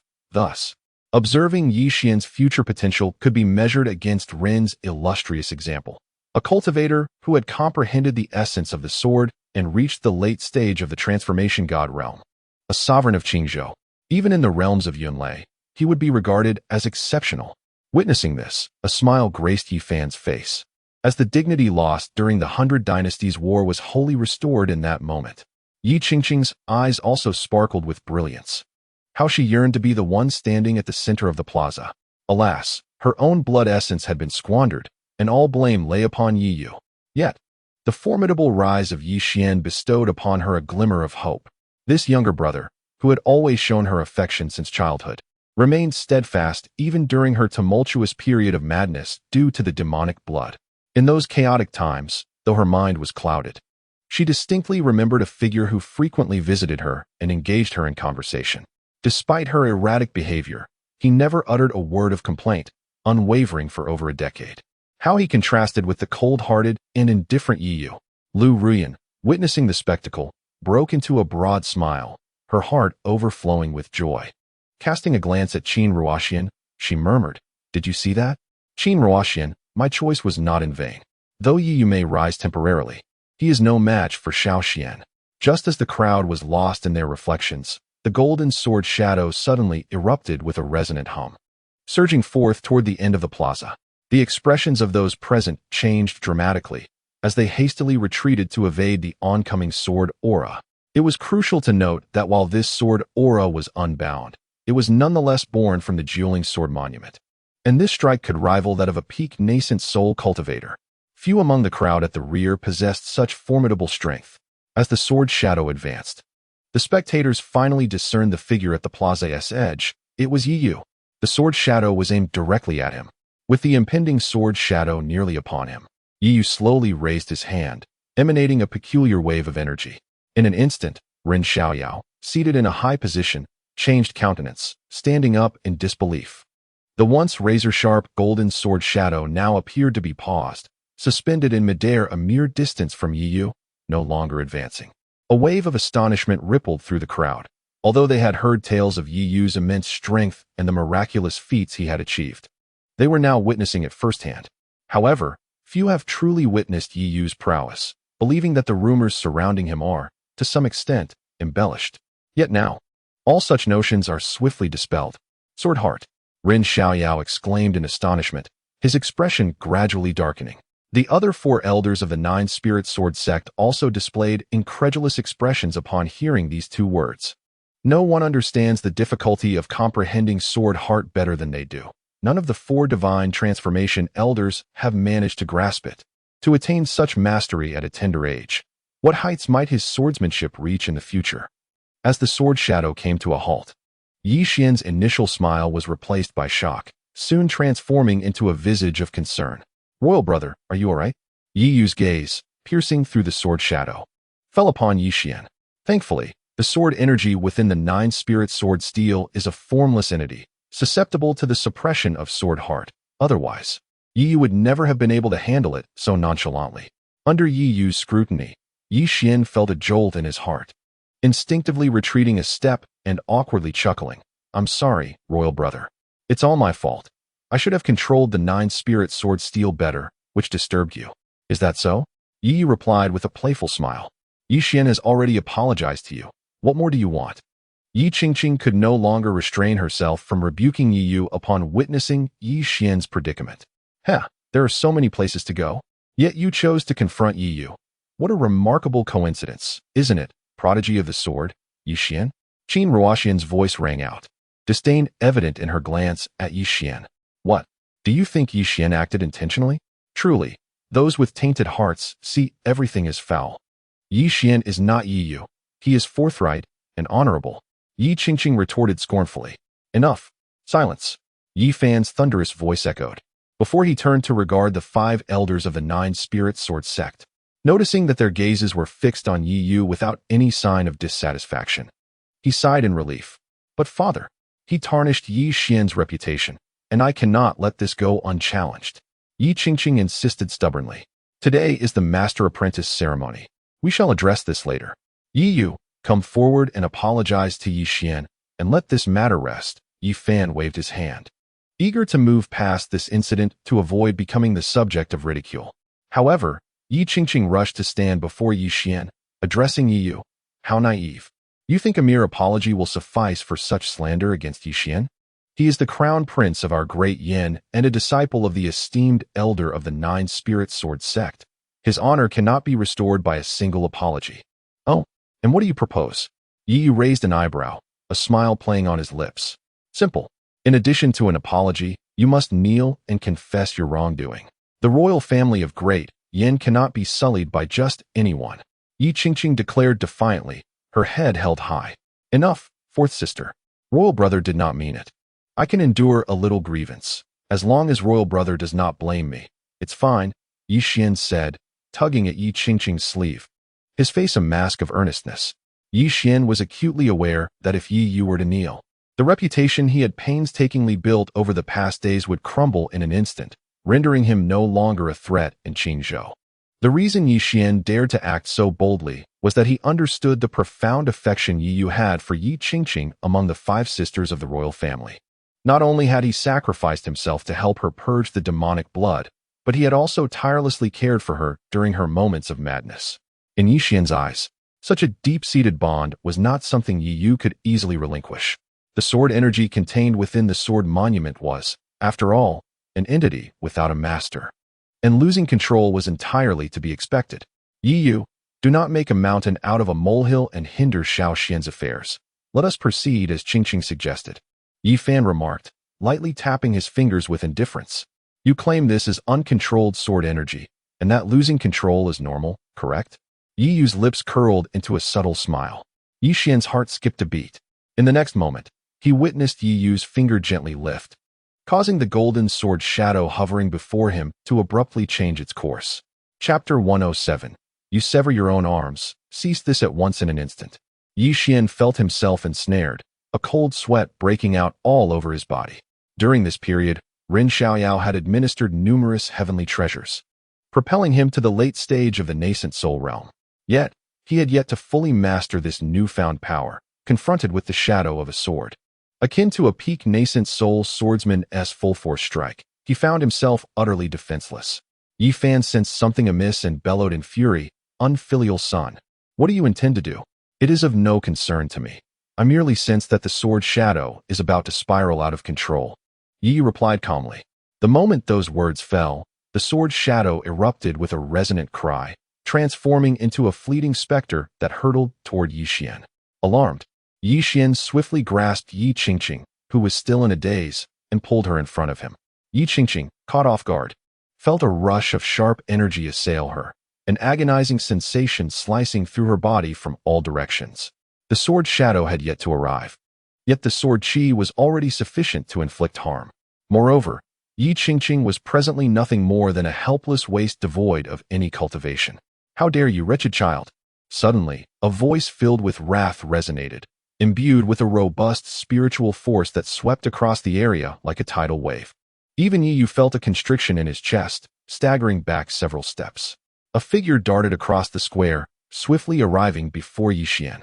With a mere gesture, the formidable golden sword shadow, which many could not withstand, instantly transformed into countless specks of light. As the brilliance faded, the figure standing before Yi Xian was none other than Ren Xiaoyao. Seeing that Yi Xian was unharmed, Yi Fan released a sigh of relief, casting a cold glare at Yi Yu. "Seize this unfilial son." As soon as the command was given, hundreds of golden armored guards surged forth, encircling Yi Yu and his companions. "What is the meaning of this, Lord Yi?" Yi Yu observed the surrounding golden armored guards with an indifferent expression. "You audacious wretch, how dare you lay hands on your brother?" Yi Fan ground his teeth in fury. "Lord Yi has misjudged. First, I have severed all ties with Dian. He is no brother of mine. Secondly, did you not assert that this uncontrolled sword qi is beyond restraint?" Yi Yu replied with an expression of calmness, a faint smile gracing his lips. "So, when it comes toward me, it is uncontrollable, but when it targets him, I am accused of intending harm."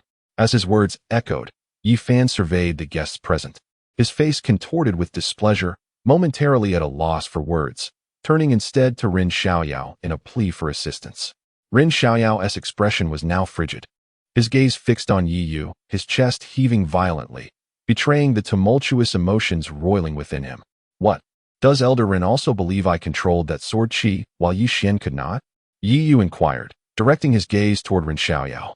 As a fellow practitioner of the sword path who understood the essence of sword heart, Ren Xiaoyao was acutely aware that it was indeed Yi Yu who had manipulated the sword shadow. However, he could not admit this. To do so would be to concede that Yi Xian's talent paled in comparison to Yi Yu's. Ren Xiaoyao cast a glance at the other two factions from Lizhou observing the proceedings, took a deep breath, and gritted his teeth, stating, "It matters not. The sword shadow was never under control." At this juncture, Ren Xiaoyao had no choice but to swallow his pride in silence. The recent master-apprentice ceremony was not limited to Qingzhou. They also created significant buzz in Lizhou, elevating Yi Xian to an almost mythical status. However, if it were to be discovered on the very first day that Yi Xian's talent paled in comparison to that of Yi Yu, it would not only render the prior exaltations of the dueling sword sect a mere jest, but would also inevitably undermine their ambitions to dominate Qingzhou. "You see, Lord Yi, Elder Ren has stated that this matter does not concern me," Yi remarked, shrugging as he addressed Yi Fan. At this, Yi Fan's expression darkened considerably, but in the presence of Ren Xiaoyao, he found himself devoid of any authority, and thus could only return to his seat with a grim countenance. The surrounding golden-armored guards, observing the situation gradually withdrew. "Young man, you possess considerable merit." Ren Xiaoyao fixed his gaze upon Yi Yu, his tone icy. "Thank you for the compliment," Yi Yu replied nonchalantly, returning to his seat. "I beg your pardon, master." Yi Xian offered an apology to Ren Xiaoyao, though his eyes were filled with resentment. "You are still too inexperienced. You are no match for your royal brother. However, rest assured, he cannot leave alive," Ren Xiaoyao remarked, casting a glance at Yi Xian. Yi Xian's countenance darkened ominously at the first part of the statement. Yet he was filled with elation upon hearing that Ren Xiaoyao would take action against Yi Yu. With Ren Xiaoyao's intervention, even if Yi Yu were to sprout 3 heads and 6 arms, he would undoubtedly not survive in the Great Yin. "They have set their sights on you," Qin Ruoxian whispered upon their return to their seats. "I am aware," Yi Yu nodded, surveying the surroundings, where a significant number of disciples from the Dueling Sword sect had gathered, enclosing them. "Now, while they remain unaware, with your capabilities, you should be able to escape alone. What say you? Are you willing to try?" Qin Ruoxian spoke with a grave expression. Yi Yu was momentarily taken aback by her words. He glanced at her and chuckled, ruffling her hair. This girl, never considering her own safety. "Fear not, I am unafraid, just watch in peace." Subsequently, numerous talented youths from Qingzhou stepped forward, attempting to invoke the Dueling Sword steel. Even several seasoned veterans from Qingzhou came forth to try their hand. Unfortunately, very few could truly resonate with the Dueling Sword steel, and the most gifted among them could only summon a green sword shadow. Such talent, even if they were to join the Dueling Sword sect, would merely render them a menial worker. Before long, the ceremony concluded, and Yi Xian, in front of all witnesses, performed the customary bow of apprenticeship to Ren Xiaoyao. After receiving it, Ren Xiaoyao retrieved a sword from his storage ring and presented it to Yi Xian, thus marking the completion of the rite. A chorus of congratulations erupted, and Yi Xian reveled in the adulation of the multitude, the clouds of discontent brought by Yi Yu dissipating entirely, as he cast a triumphant glance toward Yi Yu. "Well, Yi Xian has officially become my disciple. Now, it is time to settle the accounts," Ren Xiaoyao announced. "Where is Yi Yu?" With these words, the once lively plaza fell into a profound silence, as they understood that the esteemed elder was about to make his point.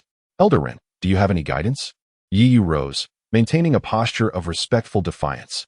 "I have heard that my disciple, even before stepping into the threshold of our path, endured numerous slights and slanders from you in the Great Yin.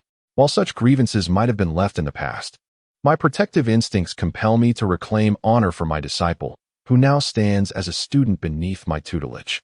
It is imperative that I rectify this situation." Ren Xiaoyao, with an air of lofty righteousness, spoke eloquently. His reasoning was fraught with inconsistencies, bordering on sophistry. Yet, none dared to voice opposition.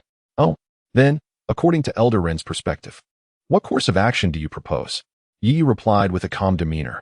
"Do not accuse me of bullying the weak. Should you sever your own limbs and forsake your cultivation, I shall grant you clemency this once.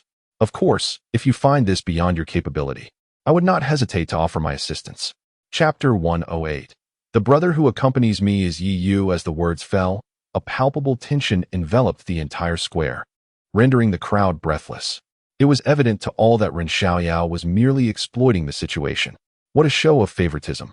Is this the typical conduct of the Dueling Sword sect? Yi Yu maintained his composed demeanor and replied calmly, "Child, do not attempt to play games with me. This is my way of doing things. When my disciple is wronged, if I remain silent, then anyone could trample over me." Ren Xiaoyao sneered. "Now, will you come forward? Or shall I?" With that, Ren Xiaoyao stepped forward, an overwhelming aura like an ocean of terror cascading around him. Yi Yu felt as though he was burdened by the weight of several mountains, his complexion paling gradually. Despite Yi Yu's formidable strength, being at the late stage of the nascent soul, he stood no chance against a sword master at the late stage of the transformation god. "Ren Elder, you wield considerable influence. Yi Yu is now a citizen of the Great Qin, thus an ally of my Lingyun Pavilion. Should you choose to impose your might, my Lingyun Pavilion will not acquiesce." At that moment, a cool voice resonated through the air. The crowd turned to see Ziyun rising slowly, her gaze fixed unwaveringly on Ren Xiaoyao. This unexpected turn of events momentarily stunned those present. None had anticipated that Lingyun Pavilion would intervene at such a critical juncture. Even Yi Yu was taken aback, but recalling Ziyun's character, it was indeed in line with her nature. To repay a personal favor and sever her ties with him. That was consistent with her ruthless principles. Yi Xian's expression soured. He could hardly bear the thought of losing such a golden opportunity. You little brat from the Ziyu family, if one of your ancient elders were here, perhaps today I would relent. But you, a mere branch elder, truly believe you can represent Lingyun Pavilion? Rin Xiaoyao grinned ominously. The power of Lingyun Pavilion was not inferior to that of Jiuling's sword sect. However, he did not believe Ziyun could stand for Lingyun Pavilion. He doubted that they would risk a rupture with Jiuling's sword sect over a single Yi Yu. Yet, having Lingyun Pavilion stand by him spoke volumes of Yi Yu's exceptional character. Until now, he had never heard of Lingyun Pavilion intervening in the affairs of other factions. If Yi Yu continued to develop unimpeded, he would undoubtedly become an obstacle to Jiuling's sword sect's establishment of a branch in Qingzhou. Ziyun's expression turned frosty. Just as she was about to speak, she noticed Yi Yu gesturing for her to refrain from interference. After a moment's hesitation, Ziyun addressed Rin Xiaoyao. If you insist on this course, you may as well see whether this mere branch elder can inflict any significant damage upon your Jiuling sword sect. With that, Ziyun returned to her seat. Confronted with such a blatant threat from Ziyun, a flicker of coldness passed over Rin Xiaoyao's face. Yet he would not dare to act against her. Instead, he retorted with a sneer, "What techniques do you possess? I shall receive them with open arms. Now, it is your turn, little brat. I offer you one last chance. Will you come, or shall I?" Yi Yu lifted his head, gazing at Rin Xiaoyao, and replied, "You may come." Rin Xiaoyao let out a cold snort, raising his hand to unleash two beams of sword light that surged towards Yi Yu. Die, die. The wretched fool is finally meeting his end. Yi Xian fixated on the sword light, his heart screaming in desperation. With the intervention of a late-stage transformation god, Yi Yu was undoubtedly doomed. Lu Rian echoed the fervor in her heart, yearning for the sight of Yi Yu's demise in that very moment. Only Yi Qingqing, seated nearby, was riddled with wounds, blood seeping from her injuries inflicted by the earlier sword shadow. Yet, at that moment, she paid no heed to her pain. Instead, she stared in shock at Yi Xian, her mind replaying the image of him pulling her away to shield her from the blade. Blood trickled down her forehead, obscuring her vision. Her beloved younger brother, the one she held closest to her heart, had risked himself to protect her in such a dire situation. Unconsciously, Yi Qingqing turned her gaze toward Yi Yu. The blood obscured his figure, yet gradually, he began to merge with the hazy silhouette in her memories. A torrent of recollections surged forth. In that instant, Yi Qingqing finally comprehended that the brother who had always been attentive and steadfastly by her side was, in fact, Yi Yu. As the sword light was about to descend upon Yi Yu, Yi Qingqing suddenly let out a piercing cry. No, but it was too late, at that distance. Even Yi Yu could not evade the impending strike. Bang! A sudden, muffled sound echoed. Rin Xiaoyao's expression shifted dramatically, and those surrounding him were left in utter bewilderment. Yi Xian remained frozen, staring in disbelief at the unharmed Yi Yu. How is this possible? How could he be unscathed? That was a strike from the late-stage transformation god. What unfolded before their eyes had surpassed all reason, leaving everyone in a state of confusion. Only Rin Xiaoyao, with an ashen face, glanced upwards. There, in the air, two figures appeared, one elderly and one youthful. "Haha, Rin old ghost, come to Qingzhou to bully the younger generation? It seems you are regressing with age, lacking any ambition." The voice rang out, prompting everyone to look up. "Ling Yunzi," Rin Xiaoyao growled. As his words fell, the expressions of several observing forces from Lizhou altered slightly. Ling Yunzi, the Grand Elder of the Zixiao sword sect, was a sword cultivator of the same caliber as Rin Xiaoyao, having also comprehended the essence of the sword. A figure of equal renown. "What is this? You, the Jiuling sword sect, are receiving guests? I, an old man, have come uninvited to witness the occasion, and yet you, old ghost, do not extend a warm welcome?" Ling Yunzi remarked with a grin, taking a swig of wine. It was well known throughout Lizhou that the Jiuling sword sect and the Zixiao sword sect were at odds, their enmity akin to fire and water, and the brink of open conflict was imminent. How could that be? The Grand Elder of the Zixiao sword sect gracing us with his presence is indeed an honor for the Jiuling sword sect. Please, take your seat. Allow me to attend to some private matters. Ren Xiaoyao replied with a smile that did not reach his eyes. Oh, what private matters? Curiosity piqued within me, and I implore you to indulge it. Lin Jianzi appeared before Yi Yu, resembling a seasoned warrior.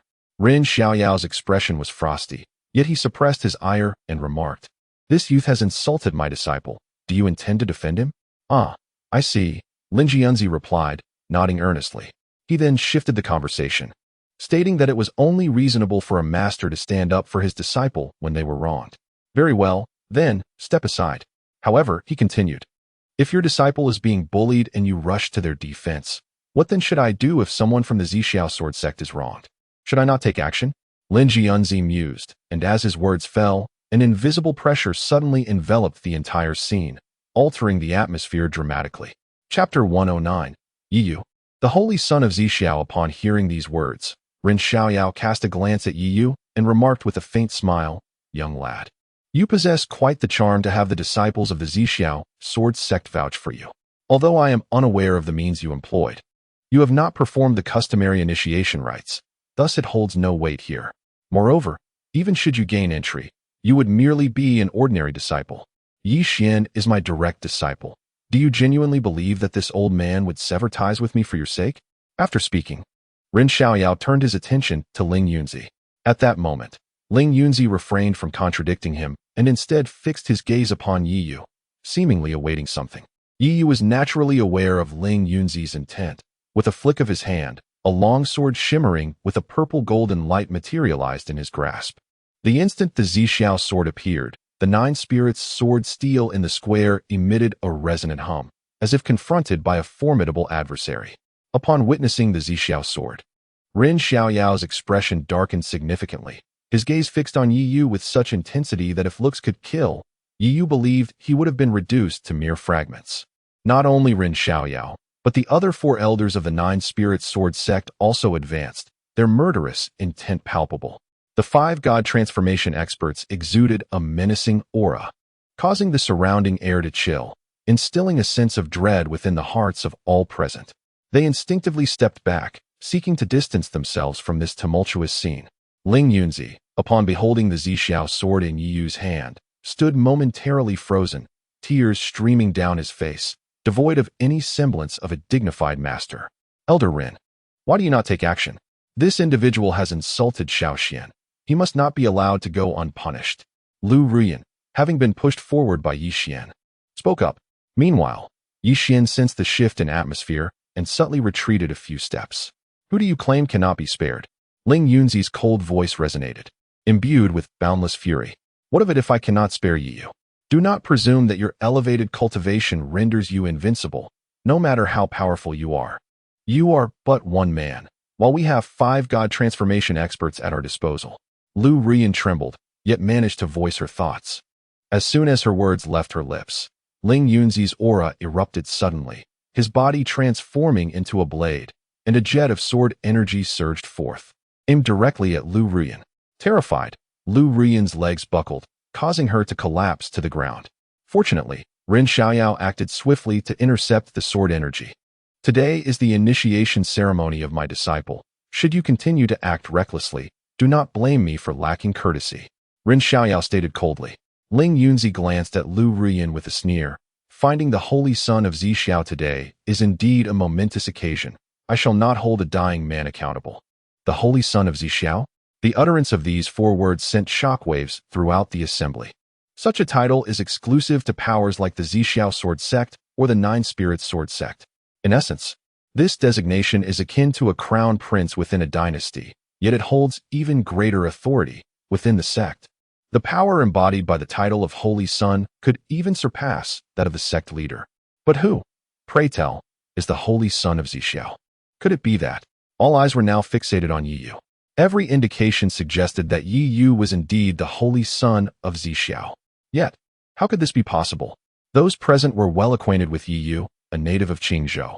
The only time he had ventured beyond Qingzhou was during the last grand battle of the 100 Dynasties. How had he inexplicably become the Holy Son of Zixiao?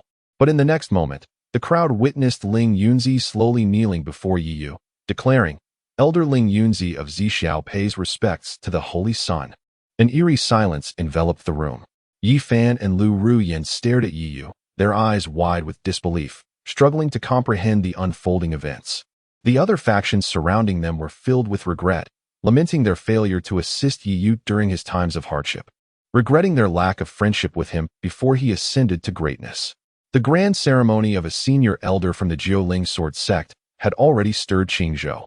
How much more significant was the presence of a holy son?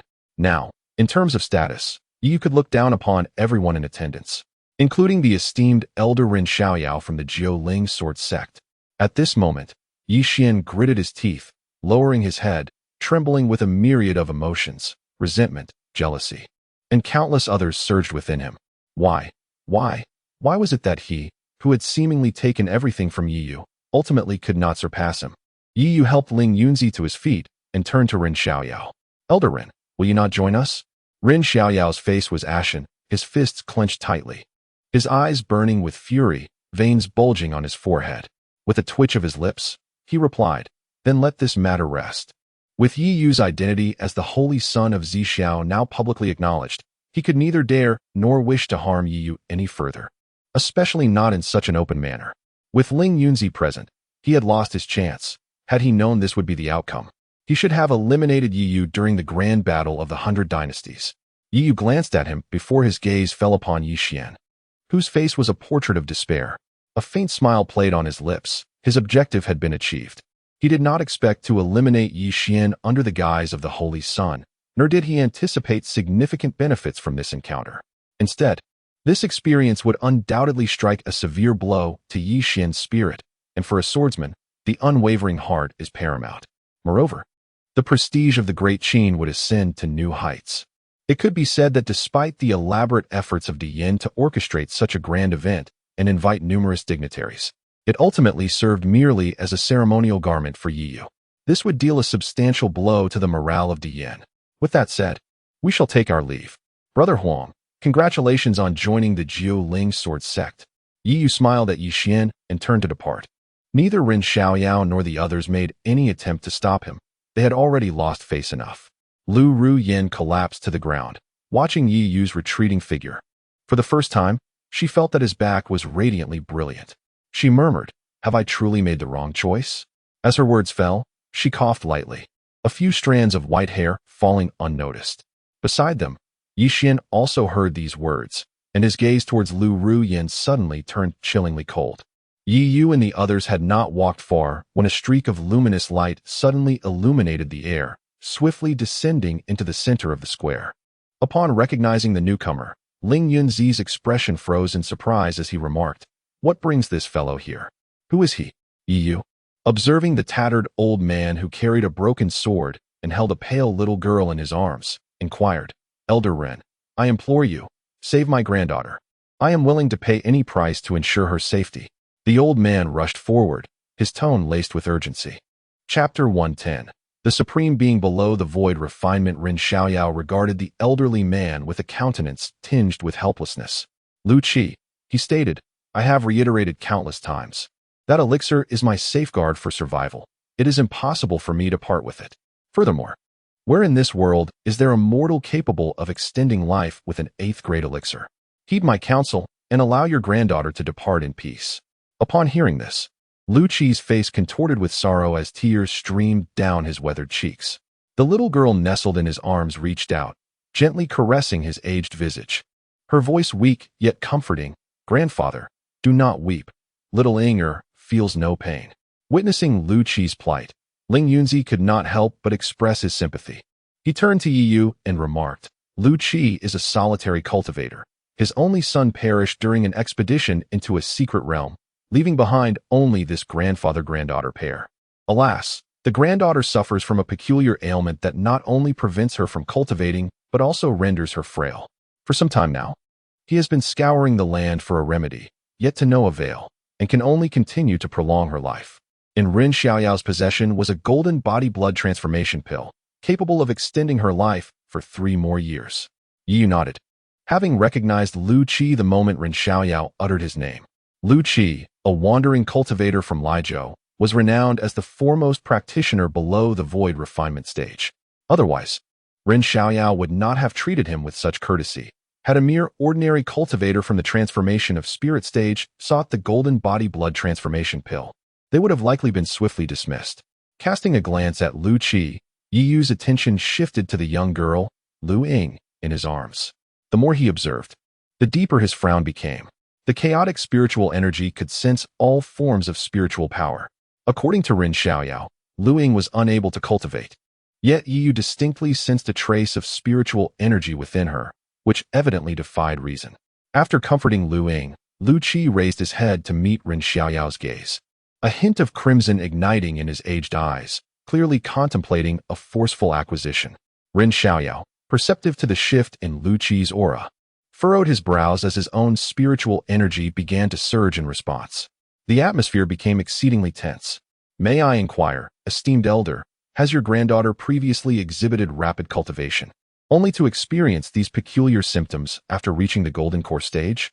At this moment, a voice interjected, none other than Yi Xian. Lu Qi was taken aback, then turned to Yi Xian, nodding in affirmation. Indeed. Upon hearing this, a smile blossomed on Yi Xian's face as he clasped his hands in respect towards Lu Qi. Allow me to congratulate you, esteemed elder. In my humble opinion, your granddaughter does not suffer from an ailment, but possesses a unique constitution known as the illusory spirit body. Illusory spirit body. Upon hearing this term, Yi Yu's mind conjured images of the illusory spirit body's characteristics. Much like Teng Ying, the illusory spirit body was a rare constitution, endowed with an innate affinity for spiritual energy, yet it bore a significant flaw. If one could not condense their nascent soul before fully awakening the illusory spirit body, the spiritual energy would wreak havoc within the body. This clearly did not align with Lu Ying's current predicament. An illusory spirit body. If you can discern this constitution, do you possess a remedy? Lu Qi suddenly became agitated, almost rushing to seize Yi Xian, but was stopped by Ren Xiaoyao. Startled, Yi Xian quickly regained his composure. Nodding towards Lu Qi and smiling, you may not be aware, but the Sword King is indeed a phantom spirit body. Having inherited the Sword King's legacy, I naturally possess a solution. Upon hearing this, Lu Qi was instantly filled with excitement, nearly kneeling before Yi Xian. A hint of satisfaction crossed Ren Xiaoyao's face as he cast a knowing glance at Ling Yunzi, his eyes brimming with provocation. Clearly, if Yi Xian were to resolve Lu Ying's predicament, Lu Qi's joining the Nine-Spirit Sword sect would be a foregone conclusion. The strength of the Nine-Spirit Sword sect would undoubtedly ascend to new heights, thus disturbing the delicate balance between it and the Purple Sky Sword sect. Yi Fan nodded in approval, his earlier shock at the presence of the Holy Sun Yi Yu swiftly dissipating. After all, Yi Xian, who had inherited the Sword King's legacy, was indeed superior. Ling Yunzi's countenance darkened as he pulled Yi Yu to leave. Should Yi Xian truly rectify the issue of the phantom spirit body, they would possess two formidable late-stage incarnations, and he feared he would no longer be able to protect the Holy Sun Yi Yu, perhaps even losing the Purple Sky Sword to them. Do not rush to depart. Lu Qi's dilemma will soon be resolved. Will you not stay to witness? Ren Xiaoyao flashed in front of Ling Yunzi, grinning. Ling Yunzi's expression shifted as he contemplated forcing his way out, but he was restrained by Yi Yu. Though his expression fluctuated, seeing Yi Yu's calm demeanor, he ultimately chose to remain. How perceptive, Ren Xiaoyao remarked, observing Yi Yu's subtle actions with amusement. Yi Xian quickly had a large bed brought forth, and after a moment's hesitation, Lu Qi placed Lu Ying upon it. At this juncture, he had no other choice. According to the Sword King's legacy, the method to resolve the phantom spirit body was quite straightforward. One simply needed to infuse sufficient unbound spiritual energy into her body within a short time to successfully coalesce her nascent soul.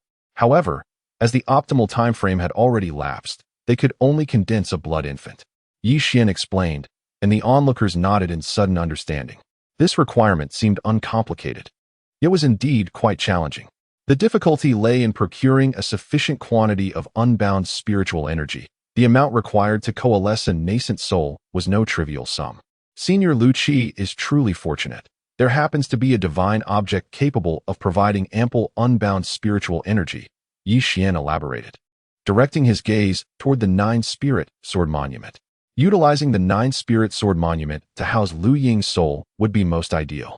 Ren Xiaoyao was in high spirits. This favor would undoubtedly bind Lu Qi to the Nine-Spirit Sword sect for a lifetime. Observing Lu Qi's lack of opposition, Yi Xian smiled and began channeling spiritual energy from the Nine Spirits Sword Monument into Lu Ying's body. As the energy flowed in, Lu Ying's previously pallid complexion gradually regained color, and her breathing grew more steady. Upon witnessing the scene, Lu Qi exhaled deeply, casting a grateful glance towards Yi Xian, as if to say that the debt of gratitude for saving his life was akin to being reborn. Henceforth, Lu Qi would willingly submit to the gentleman's command. Esteemed elder, please do not say such things. Little Inger is indeed delightful, and I too hold her in great affection. Naturally, I would not stand idly by. As for this debt of gratitude, I implore you not to mention it again. As soon as these words fell, a chorus of admiration erupted around them. The fact that Yi Xian could nonchalantly decline the favor of a late-stage transformation god was a testament to his grace and magnanimity. Ren Xiaoyao nodded in satisfaction, his eyes brimming with appreciation. Feeling the accolades from the crowd, Yi Xian turned his gaze towards Yi Yu, only to find her looking back at him, the corners of her mouth gradually lifting into a smile. A sudden sense of unease washed over him, and his heart skipped a beat. Ah! A piercing wail of anguish suddenly echoed throughout the entire plaza. Chapter 111. Yi Yu, I will not rescue at this moment. Lu Ying, who had shown signs of improvement, appeared as if she were a specter, her body continuously oozing blood. Impossible. How could this be happening? Yi Xian was taken aback, rushing forward in alarm. Lu Qi's eyes burned with rage, fixated on Yi Xian, his entire frame trembling uncontrollably, evidently struggling to suppress his fury. What should we do now? This cannot be. Surely, it must be a lack of spiritual power. Senior, please wait. A sudden influx of spiritual energy could overwhelm Sun's body. Once the nascent soul is formed, everything will be well. Yi Xian's voice trembled as his body quivered incessantly. If Lu Ying were to perish because of him, the consequences. Just the thought sent a chill down Yi Xian's spine. Ren Xiaoyao's smile froze, subtly positioning himself in front of Yi Xian, his gaze fixed intently on Lu Qi, wary of any sudden outburst. Observing the agonized Lu Ying, Lu Qi felt a surge of desperation, yet found himself at a loss. He knelt beside the bed, gently encouraging Lu Ying in an effort to alleviate her pain. Saint Sun, do you foresee this outcome? Ling Yunzi conveyed telepathically to Yi Yu. Yi Yu nodded silently, his eyes fixed on Lu Ying. At this moment, the hidden strand of spiritual energy within Lu Ying had been fully awakened, clashing with the energy from the Nine Spirits Sword Monument. The entangled energies were wreaking havoc upon Lu Ying's body. Does the Saint Sun possess a method to heal her? Ling Yunzi inquired again upon seeing Yi Yu's nod. Yi Yu glanced at Ling Yunzi and affirmed that chaotic spiritual energy could suppress all forms of spiritual power, whether it be the dormant energy within Lu Ying or that from the Nine Spirits Sword Monument. With the aid of medicinal pills, restoring Lu Ying's body and ensuring her survival would not pose a challenge. That is splendid. Saint Sun hastened to save Lu Ying. In doing so, Lu Qi will undoubtedly be grateful to you, and you shall gain a significant ally. Ling Yunzi's expression gleamed with anticipation, inwardly elated. What initially seemed a grave predicament had taken a turn for the better. I will not rescue her, Yi Yu replied without a moment's hesitation. Ling Yunzi was taken aback, staring at Yi Yu in disbelief, utterly perplexed by his stance. Sensing Ling Yunzi's bewilderment, Yi Yu sought to clarify through telepathy. I desire her demise at Yi Xian's hands.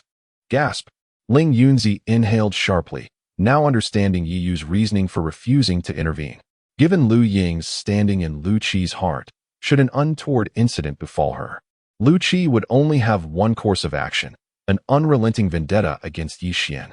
Moreover, Yi Xian held Ren Xiaoyao's favor and would not permit Lu Qi to succeed, leading to an irreconcilable conflict between the two parties.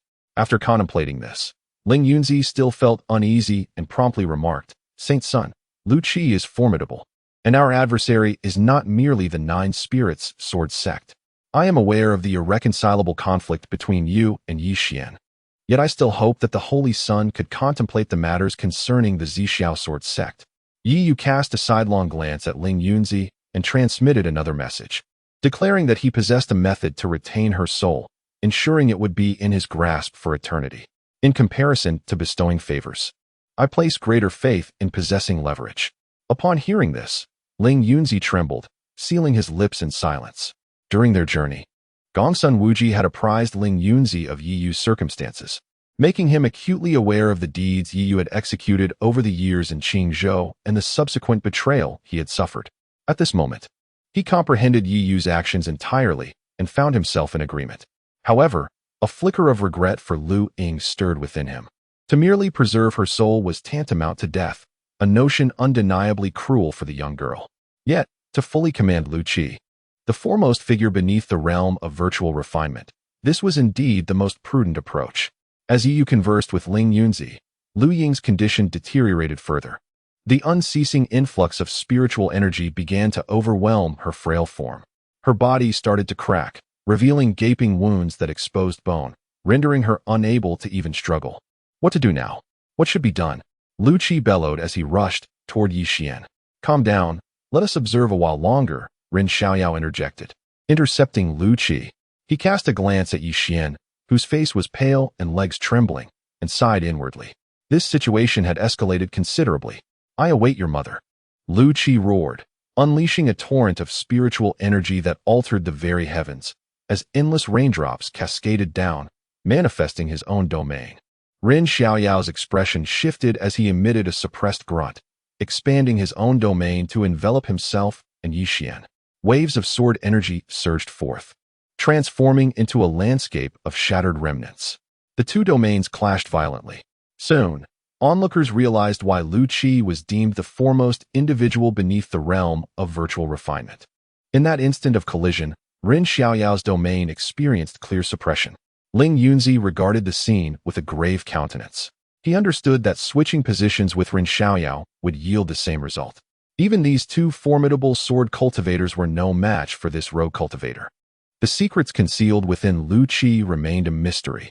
Meanwhile, Yi Yu fixated intently on Lu Ying, and upon witnessing her draw her last breath, a complex emotion flickered in his eyes, only to be swiftly dismissed as he stepped forward. Utilizing the 9 transformations of the Dragon Step, he deftly maneuvered around the domains of the two late-stage transformation cultivators, directly approaching Lu Ying. In the next moment, Yi Yu gathered azure light in his palm and pressed it against Lu Ying's forehead. Gasps of astonishment erupted from those surrounding. Lu Qi, regaining his senses, turned to see Yi Yu's audacious act toward his granddaughter's lifeless body, inciting a furious charge toward Yi Yu. At the sight, Yi Xian felt a rush of color return to his face, his heart swelling with secret delight. He understood that Lu Ying was irrevocably gone. Yi Yu's actions were undoubtedly a diversion, drawing Lu Qi's attention away from him. Yi Yu, oh Yi Yu, you seek your own demise. Do not blame others for your fate. With his palm pressed against Lu Ying's forehead, Yi Yu sensed the terrifying pressure emanating from behind him. Yet, he did not turn around. He merely spoke coldly. If you wish to see your granddaughter again, cease your actions. Upon hearing this, Lu Qi abruptly halted, as if he had been pressed by an unseen force. His steps frozen. Brother, the deceased must be honored. How can you act in such a manner? Release Xiaoying at once. Lu Xian quickly interjected, a look of shame adorning his face.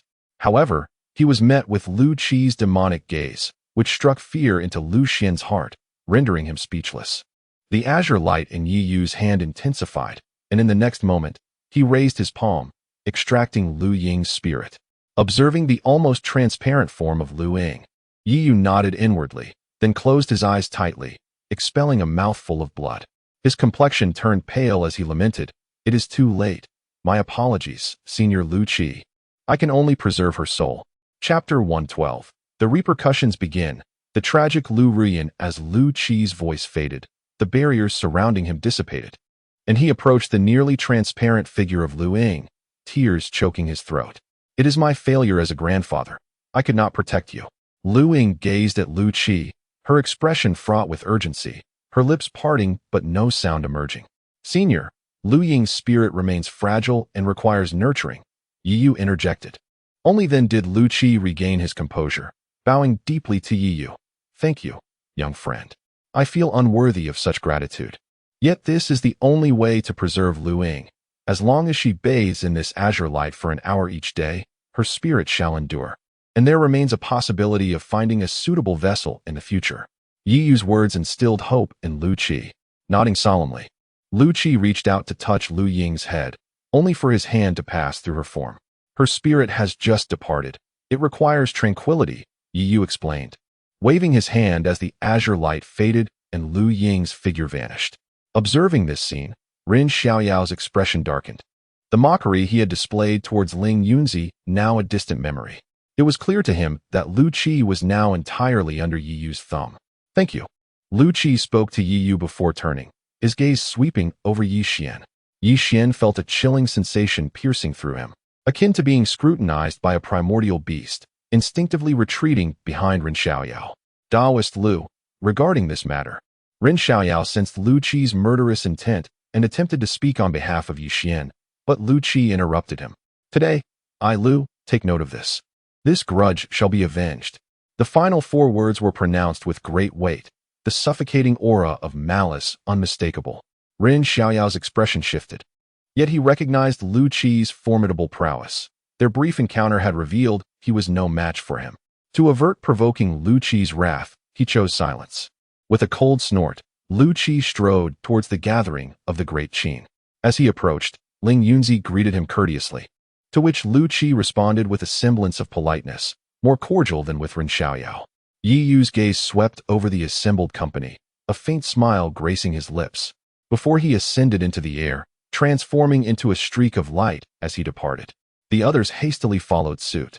Thus, the farcical episode concluded. Although no casualties occurred, all present understood the gravity of the confrontation.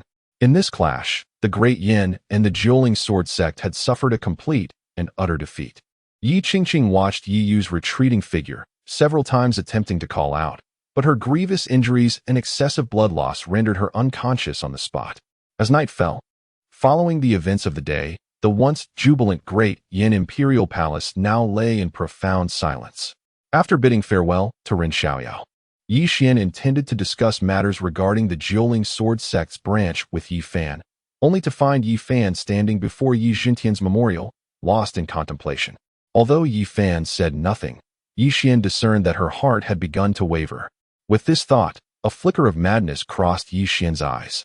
He did not approach Yi Fan, but turned to leave instead. Within the Eastern Palace, Lu Rian felt a sudden wave of weakness wash over her. Her vision darkened, and her legs buckled, causing her to collapse onto the ground. She soon noticed that her once delicate hands were now suddenly covered in wrinkles. Startled, Lu Rian focused her gaze, and her hands returned to their original state. She let out a sigh of relief, attributing the incident to a mere illusion, and laughingly tapped her forehead, convincing herself that she had been overly concerned. However, as she did so, a few strands of silver hair fell from her hand. Alarmed, Lu Rian realized something was amiss and quickly rose to seek out the alchemist for a thorough examination. To her surprise, just as she reached the doorway, she encountered Yi Xian, who had just returned from outside. "Where are you going?" Yi Xian asked coldly, observing Lu Rian's intent to depart, his mind swirling with memories of her murmuring earlier that day. Upon seeing Yi Xian, Lu Rian felt a slight alleviation of her panic and hurriedly replied, "Xian, something is wrong with my body. I need to find." "Find what? You wish to seek out Yi Yu, don't you? You regret it now, don't you? You look down on me, don't you?" Yi Xian shouted, his voice tinged with a hint of hysteria. Lu Rian was taken aback, completely at a loss for the current situation. In the next moment, a sharp pain struck her face as Yi Xian delivered a forceful slap, sending her sprawling to the ground. "Xian, you." Lu Rian covered her cheek in disbelief, gazing at Yi Xian, utterly bewildered by his sudden transformation. "I'll tell you, Lu Rian, I am not that fool Yi Yu. He betrayed you, and you still live well. I will not allow betrayal. The consequence of betraying me is death." Yi Xian's eyes burned crimson as he fixed his gaze fiercely upon the fallen Lu Rian. Lu Rian stared in shock at the nearly deranged Yi Xian before her. She had never witnessed him in such a state. Previously, Yi Xian had always appeared as a dutiful younger brother in her presence, never exhibiting such terror. "Xian, you have lost your mind. How can you treat me this way? I am your Rian sister." "Rian sister? Huh. Indeed, you are the foremost female cultivator of Qingzhou, but do you know? Everything you possess is due to my efforts. All of it. And now you wish to seek Yi Yu? Do you take me for that fool? I will absolutely not permit anyone to betray me. Not ever." Yi Xian's demeanor was increasingly frantic, sending a chill down Lu Rian's spine. The oppressive aura emanating from Yi Xian, indicative of his advanced stage of nascent soul. made Lu Rian tremble as she hastily explained, I did not mean to. I merely noticed something unusual with my body, and I wanted to. At her words, Yi Xian raised an eyebrow, turning to gaze at Lu Rian with a faint, sinister smile. Under his intense scrutiny, Lu Rian felt a wave of dread rise within her. You have discovered something, then you cannot leave. Yi Xian let out a cold laugh before stepping before Lu Rian, lifting her chin and declaring, You are but a concoction of mine. The essence of blood within you belongs to me. Lu Rian, struck as if by lightning, stood frozen in shock, stammering, What? What do you mean? It was not only Lu Rian who was taken aback. Outside, Yi Qingqing was equally bewildered. Upon regaining her composure, she had intended to confirm whether her long-cherished brother was indeed Yi Xian. Yet, upon her arrival, she was met with the anguished cries of Lu Rian. Instinctively, she concealed herself and then overheard their conversation. Upon hearing the mention of blood essence, Yi Qingqing suddenly grasped the truth. The one who had extracted her blood essence and rendered her unable to cultivate was not Yi Yu, but Yi Xian. Chapter 113, Yi Qingwan. You are simply incomprehensible. Shui Li stood upon the eaves, observing Yi Qingqing below, who was stifling her sobs in anguish. He shook his head. His presence here was solely to ensure Yi Xian's secrecy. Had anyone else discovered the circumstances within, Shui Li would have eradicated them without hesitation. However, since it was Yi Qingqing who had stumbled upon the scene, he refrained from taking action. Over time, he had fully acclimated to the identity of Yi Yu's servant. And now he was curious to see how the De Yen royal family would react upon realizing Yi Xian's true nature. They once had a commendable son, a virtuous brother, a worthy husband, and the citizens of De Yen had a splendid heir. Yet now, all of that no longer belonged to them. Allowing Yi Qingqing to depart, Shui Li watched as Lu Rian was dragged into the basement by Yi Xian, disintegrating into a cloud of crimson mist before vanishing from the eaves. Once outside the East Palace, Yi Qingqing rushed directly to Yi Qingwan, divulging everything about Yi Xian possibly siphoning her blood essence, rendering her incapable of cultivating. To her surprise, Yi Qingwan's expression appeared conflicted after listening. Observing her sister's demeanor, Yi Qingqing suddenly comprehended the situation, exclaiming, Elder sister, you know? Yi Qingwan regarded Yi Qingqing, and after a prolonged silence, she nodded. In truth, she was largely aware of Yi Xian's actions over the years, but had chosen to turn a blind eye, allowing him to tarnish Yi Yu's reputation. Since you were aware, why did you not inform me? Yi Qingqing, stifling her tears, asked incredulously. Yi Yu's reputation is too exalted. With him present, who would notice me, the Grand Princess? Little Xian, however, merely seeks to garner more affection. He is not at fault. Yi Qingwan sighed. In comparison to Yi Yu, Yi Xian was far easier to manipulate. From the outset, she had tacitly accepted the unfolding events, not solely out of fondness for Yi Xian, but primarily for her own quest for power. Not at fault. He has drained my blood essence, rendering me incapable of cultivation, and even wronged little Yu, causing him to leave. Is that not a fault? Yi Qingqing shrieked in despair. She suddenly felt that Yi Qingwan had become a stranger, entirely unlike the gentle elder sister she once remembered. It is merely that Yi Yu was too brilliant. Even if little Xian did not target him, others would. In such a case, it is better to let little Xian take the lead. After all, they are brothers, Yi Qingwan articulated. You, elder sister, you. Yi Qingqing stood frozen, momentarily at a loss for words. Observing her sister's state, Yi Qingwan sighed and continued, He is, after all, little Xian's brother. Sacrificing a little is his obligation. Do you find joy in seeing little Xian moping around? Yi Qingwan, you are simply incomprehensible. I must go find little Yu. With that, Yi Qingqing turned on her heel in a fury. Each time she recalled the memory of Yi Yu, who had steadfastly waited by her side. She felt an ache in her heart for having misunderstood him and unjustly placed the blame upon him. If I were to be so misunderstood and cursed by my dearest family, I fear I would have long since succumbed to despair. Yi Qingwan gazed at Yi Qingqing's departing figure, her fists clenched tightly as her eyes fell upon the maid beside her, an agent of Yi Xian, assigned to monitor her and Yi Qingxian. She had always been aware of this, yet felt powerless to change her circumstances. If you leave, do not return, Qingqing. Yi Qingwan murmured with a complex expression, returning to her seat, defeated.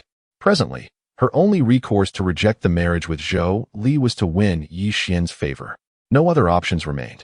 Meanwhile, after departing from the Great Yin imperial city, Yi Yu and the others journeyed towards the Great Qin. They soon passed through the Yushui County. Why is the eruption of the 9 Netherblood Qi so severe? Ling Yunzi remarked, frowning at the ominous mists below. The scene below resembled a hellish purgatory, filled with cries of anguish. Some souls still clung to life, yet were tainted by the 9 Netherblood Qi, suffering more than death itself, helplessly witnessing their bodies decay. The most terrifying fate was not to perish instantaneously without awareness, but to watch one's life ebb away, bit by bit, with no means to intervene. Occasionally, someone attempted to escape Yushui County, but as they neared the city gates, they were torn apart by streaks of spiritual light, with guards stationed outside to prevent any escapees. Ever since Yi Xian seized power, the Great Yin royalty truly disregarded the common folk, a stark contrast to the past. A worshipper unconsciously began to speak, but abruptly silenced himself, casting a furtive glance at Yi Yu. One cannot blame others for their own choices, another interjected. This 9 Netherblood spring is indeed troublesome, even in Lei Prefecture. We can only seal it, Ling Yunzi lamented. In Yunlei Prefecture, where powerful figures abounded, sealing the 9 Netherblood spring and restraining its spread was far simpler than in Qingzhou. That is a misjudgment, in truth. The 9 Netherblood Qi can also be absorbed, Lu Qi stated. At this revelation, everyone was taken aback, even Yi Yu looked on in surprise. He had previously absorbed the 9 Netherblood Qi and was acutely aware that, while it could be absorbed, it was utterly uncontrollable and would even corrode one's spiritual roots. Noticing the attention directed towards him, Lu Qi cleared his throat and continued, "Of course, there is a prerequisite. I once read in an ancient text that chaotic spiritual energy can suppress all forces in the world, including this 9 Netherblood Qi. However, it has been ages since a chaotic Yuan Ying has appeared in this world. Thus, the veracity of this matter remains uncertain." Upon hearing Lu Qi's words, everyone merely scoffed. Such statements felt equivalent to nothing, as the chaotic Yuan Ying was a figure of legend, far removed from their reality. Yet, Yi Yu's heart stirred. For due to past life memories, the peril of the 9 Netherblood Qi had always ranked foremost in his mind. Although he had condensed the chaotic Yuan Ying in this lifetime, he had never attempted to absorb the 9 Netherblood Qi. Now, with Lu Qi's remarks, he found himself somewhat tempted. Even in the face of unforeseen circumstances, the Su Tianding can serve to suppress the chaos. As they contemplated this, the group hastened along their path, swiftly arriving at the borders of the Great Qin. What is happening? Suddenly, a cry of astonishment pierced the air. The group collectively lifted their gazes, only to witness that the city of Great Qin had succumbed to the ominous aura of the 9 hells. Yi Yu's expression shifted dramatically as he turned to discover that the formation he had established at the city gate to repel the malevolent energy had, unbeknownst to him, been dismantled. At this moment, both inside and outside the city, a chorus of wails echoed. Those who had been barred from entering the city were now erupting in triumphant laughter. "If you deny us entry, you shall not fare any better. Let us perish together. Let us descend into the abyss together." Chapter 114. Do you desire his demise? Soon, several citizens of the Great Qin noticed Yi Yu and his companions hovering in midair. In an instant, they reacted, bowing deeply and pleading for salvation. Without hesitation, Yi Yu instructed Qin Ruoxian and the others to maintain their distance. With a surge of azure light enveloping him, he descended. Ling Yunzi and Lu Qi furrowed their brows, expanding their domains as they followed Yi Yu down. As late-stage cultivators of the transformation god realm, both possessed certain defensive measures against the ominous blood energy of the 9 Nether, yet prolonged exposure would prove detrimental. However, for them, ensuring Yi Yu's safety took precedence over the risk of being tainted by the 9 Nether's aura. Plead for his mercy? If he could have resolved the 9 Nether's plight, he wouldn't have suffered so grievously. The people of the Great Yin cursed furiously, well aware that it was Yi Yu who had previously sealed the borders, granting temporary peace to their city. It seemed that many were cognizant of his past actions, yet they ultimately chose to believe in Yi Xian, viewing him as the true architect of their misfortunes. Ling Yunzi frowned, realizing that his initial sympathy for these people was misguided. Until their lives were genuinely threatened, self-interest reigned supreme. Once their safety was assured, what I offered paled in comparison to what Yi Xian provided. It was that simple, Yi remarked coolly. With that, he turned his gaze upon the citizens of the Great Qin. Under his scrutiny, they trembled, hastily assuring him they would not be as indiscriminate as the people of the Great Yan. However, Yi waved his hand dismissively, for he was indifferent to their reassurances. He understood that as he descended, many gazes were filled with hostility. In truth, numerous individuals within the city harbored resentment towards him. Had he not acted decisively to sever the borders, they would have fled long ago, perhaps avoiding their current plight altogether. Such is the nature of humanity. Yi first surveyed the citizens within the city before turning and gesturing grandly. The previously disrupted formation re-emerged, creating a barrier between the two sides. Then, he flipped his palm, summoning the void celestial cauldron. In the next moment, a resonant hum erupted, azure light bursting forth as it absorbed the 9 nether's blood energy from within the city. The ominous energy within the citizens began to dissipate gradually. Ling Yunzi and Lu Qi exchanged incredulous glances. They had never heard of anything capable of completely isolating the 9 nether's aura. Clearly, the void celestial cauldron was no ordinary artifact. Once everything was resolved, Yi stowed the cauldron away and flashed a smile at Lu Qi before ascending into the air once more. Lu Qi felt a surge of emotion. Yi had revealed such a precious treasure in his presence, clearly regarding him as an ally. Any dissatisfaction he had previously harbored about being constrained by Yi vanished in an instant. Noticing Lu Qi's shift in demeanor, Ling Yunzi couldn't help but admire Yi's astuteness. He was far more perceptive than one would expect of a youth. Moreover, he possessed a ruthless heart, as evidenced by his earlier choice not to save Lu Ying. To truly revitalize the Zixiao sword sect, the presence of a saintly figure is imperative. It is perplexing to ponder the thoughts of the people of Dian. Witnessing Yi effortlessly dispel the ominous aura of the 9 nether blood Qi left the Dian individuals momentarily stunned. Just as they were about to voice their pleas, they realized that Yi and his companions had already departed, their backs turned with resolute indifference. The initial exhilaration dissipated in an instant, leaving the citizens of Daqin with nothing but bitter smiles, for this prince had been thrust forth by their own hands. Upon returning to the capital of Daqin and settling Ling Yunzi and the others, Yi retreated to his quarters. Ling Yunzi, glancing at the obsequious smile of Qin Wushuang, could only smirk in resignation. He had never been fond of such situations, yet this individual was the father-in-law of his own saintly figure, rendering him unable to voice his discontent. Meanwhile, Lu Qi silently waited outside Yi's palace. At this moment, Niexing's heart brimmed with regret. Had he forged a friendship with Yi from the outset, even the slightest guidance from either Ling Yunzi or Lu Qi would have greatly benefited him. Yet, there exists no remedy for regret. Upon reaching his residence, Yi formed hand seals, conjuring a sphere of azure light that coalesced in his grasp, within which the blood-red essence of the 9 nether blood Qi surged. Recalling Lu Qi's words, Yi inhaled deeply, his palm shifting slightly, causing a fissure to appear in the azure radiance, through which a wisp of the 9 nether blood Qi, no thicker than a strand of hair, was drawn forth and absorbed into his body. The instant the 9 nether blood Qi entered him, an icy chill permeated his bones, and his blood began to churn violently, a formidable power relentlessly penetrating his flesh. As he experienced this sensation once more, Yi's complexion paled, memories of his previous life flooding back. However, he quickly shook his head, casting those thoughts aside, and began to channel his spiritual energy to suppress the wisp of 9 nether blood Qi. At the moment of their collision, the very presence that had caused even the most powerful of the void refinement realm to feel distress began to retreat as if it had encountered a natural enemy.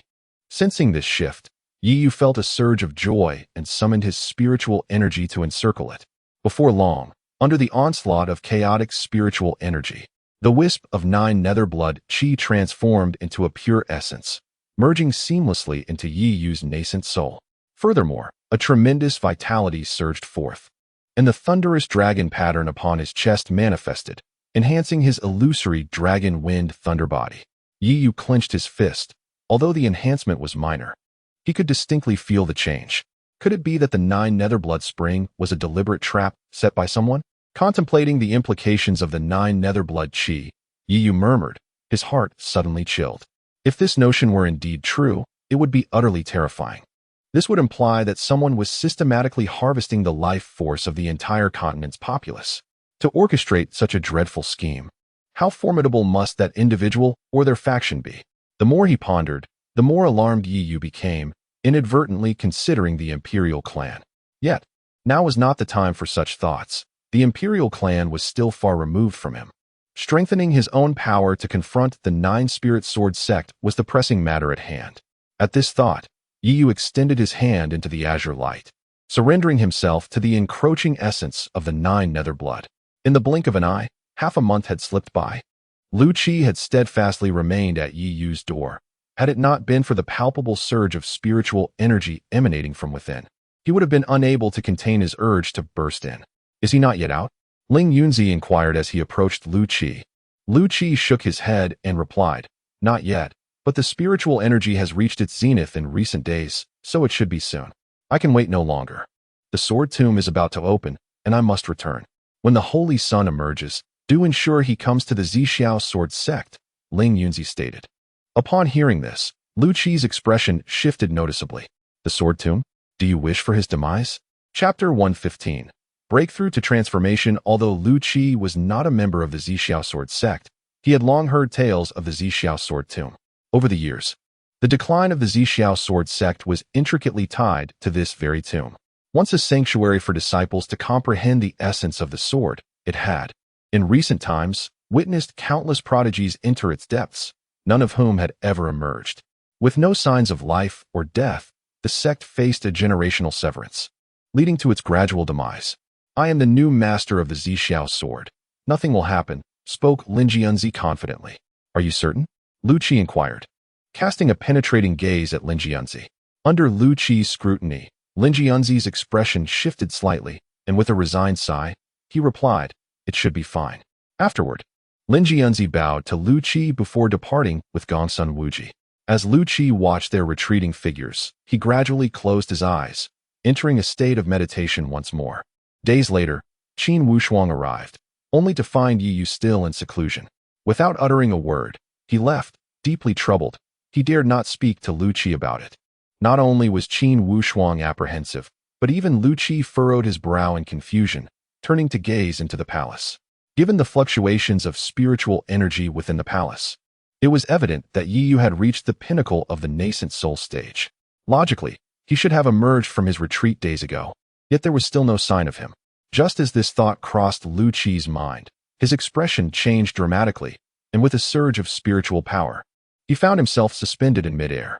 A terrifying tide of spiritual energy erupted from Yi Yu's chamber, causing the surrounding spiritual essence to spiral into chaos. Not only Lu Qi, but everyone within the great Qin imperial palace felt the onslaught of this ferocious force. In an instant, the skies above the palace filled with figures, each wearing expressions of bewilderment as they turned their gazes toward the palace where Yi Yu resided. They could not fathom how a late-stage nascent soul could unleash such a tremendous commotion. Suddenly, a deep rumble echoed, accompanied by a resonant hum. Dark clouds gathered in the heavens, swiftly enveloping the entire palace, and a destructive aura descended in the blink of an eye. The faces of the gathered crowd, including Qin Wushuang, turned ashen, as if they were under an overwhelming pressure of terror. Retreat. Everyone, leave this place. Lu Qi bellowed, instantly grasping the gravity of the situation. The dazed crowd snapped back to reality at Lu Qi's command and hurriedly retreated. Only Nie Xing remained rooted in place, staring in disbelief at the storm clouds above. This fluctuation could not be mistaken. It was the tribulation of transformation. Yi Yu was attempting to break through to transformation. Lu Qi was equally astonished. He had never anticipated that Yi Yu had been striving for such a monumental breakthrough all this time. After all, Yi Yu had only been at the late stage of the nascent soul before his retreat. The thought struck Lu Qi like a bolt of lightning. He had spent 3 entire years in seclusion to find that slender thread of opportunity to successfully ascend to transformation. What a remarkable individual. Lu Qi suddenly felt as if all his arduous training had led him to nothing more than the status of a mere dog. In stark contrast, Nie Xing was even more astounded. Just a month ago, he could suppress Yi Yu with his cultivation level, yet now, in such a brief span of time, Yi Yu had remarkably ascended to match his own level. Crack! A flash of golden light surged before them, as a golden thunderbolt, accompanied by a terrifying surge of spiritual energy, crashed down with a deafening roar. Boom! The entire palace where Yi Yu resided was instantly reduced to ruins, with the dreadful energy scattering in all directions, even affecting the adjacent palaces. Upon witnessing this, Lu Qi decisively acted, waving his hand to manifest a barrier that ensnared the rampant spiritual energy. Otherwise, should it continue unchecked, not only the palace but the entire Great Qin nation would surely face annihilation. Golden profound thunder, the calamity of the 9th rank. Lu Qi gazed up at the ominous clouds overhead, taking a sharp breath. The tribulations of transformation into divinity were categorized into 3 stages: 39, 69, and 99, each possessing varying degrees of power. For instance, the 39 tribulation required only the endurance of 3 thunderbolts. This also served as a reflection of the practitioner's inherent potential. Nie Xing had previously endured the 39 tribulation, while Lu Qi and Ling Yunzi faced the 69. As for the 99 tribulation, Lu Qi had only heard of the renowned prodigy from Lizhou, never having witnessed it himself. However, at this moment, a wave of concern washed over Lu Qi for Yi Yu. What would become of his granddaughter if Yi Yu were to perish? Having successfully passed the 69 tribulation, Lu Qi understood that the transformation tribulation was not to be confused with the nascent soul tribulation. Even with thorough preparation, he had nearly lost his life during his own tribulation, ultimately surviving by sheer fortune. Yet, it was evident that Yi Yu had made no preparations before his seclusion. Fortunately, while Lu Qi was lost in his anxious thoughts, the second profound thunder fell, though its terrifying force surpassed that of the first. The mere occurrence of a second thunderbolt indicated that Yi Yu still lived. Bang! A deep rumble resonated as a figure surged forth from the ruins below. Standing tall in midair, it was none other than Yi Yu. In that moment, Yi Yu looked up at the sky, his face alight with excitement. The previous 2 thunderbolts had propelled his illusory dragon wind thunder body to a new level. According to his estimations, should he absorb all 9 thunderbolts, his physical form could very well reach the mid-stage of transformation into divinity. Under Yi Yu's eager gaze, the 3rd thunderbolt crashed down with a resounding roar. The intense pain compelled Yi Yu to unleash a long howl, a tingling sensation coursing through his body as the 2nd thunder dragon pattern gradually manifested on his chest. Witnessing Yi Yu absorb the power of the thunder, Lu Qi's eyes widened in disbelief. He had never heard of any cultivation technique capable of harnessing the energy of thunder, let alone the profound thunder. Thanks to his illusory dragon wind thunder body combined with the chaos nascent soul, Yi Yu successfully absorbed all 9 thunderbolts, and 3 thunder dragon patterns fully condensed on his chest. In the next moment, a radiant light descended, enveloping Yi Yu's body. Instantly, he felt the flow of the world's spiritual energy become remarkably clear, as if he could faintly perceive threads weaving through the universe, wrapping around every being. I wonder what this fellow's domain truly entails, Lu Qi murmured, his gaze filled with anticipation. Yi Yu felt an uncontrollable surge of spiritual energy overflowing from within, gradually coalescing around him. Lu Qi gazed intently at Yi Yu, and before long, he witnessed lightning erupting beneath Yi Yu's feet, swiftly transforming into a vast sea of thunder. The mere sound of the muffled thunder sent shivers down one's spine. Is it merely a thunder domain? Lu Qi's eyes sparkled with excitement. It was his first encounter with a single attribute domain. Domains possess varying levels of strength, and typically, the fewer attributes present within a domain, the more potent it is. Lu Qi's domain was capable of suppressing Ren Xiaoyao solely because it encompassed only wind and rain, whereas Ren Xiaoyao's domain was a desolate ruin, laden with numerous elements. However, as he continued to observe, Lu Qi's expression began to darken. Something was amiss. Chapter 116. Xiaoyu, have you forsaken your sister? As the words fell, Yi Yu's expression suddenly changed, and a pained howl escaped her lips as she spat out a mouthful of blood. The thunderous sea beneath her feet instantly dissipated, and a violent surge of spiritual power erupted from within her. At that moment, the descending rays of light appeared to be obstructed by some unseen force, rendering them unable to touch the ground. Lu Qi watched in shock, as this scene transcended his comprehension. He had never heard of anyone experiencing such a phenomenon where their domain was hindered after transcending the tribulation of transformation. At this moment, Yi Yu felt as if her entire being was being torn apart, the chaotic spiritual energy within her raging uncontrollably, seemingly resisting something autonomously.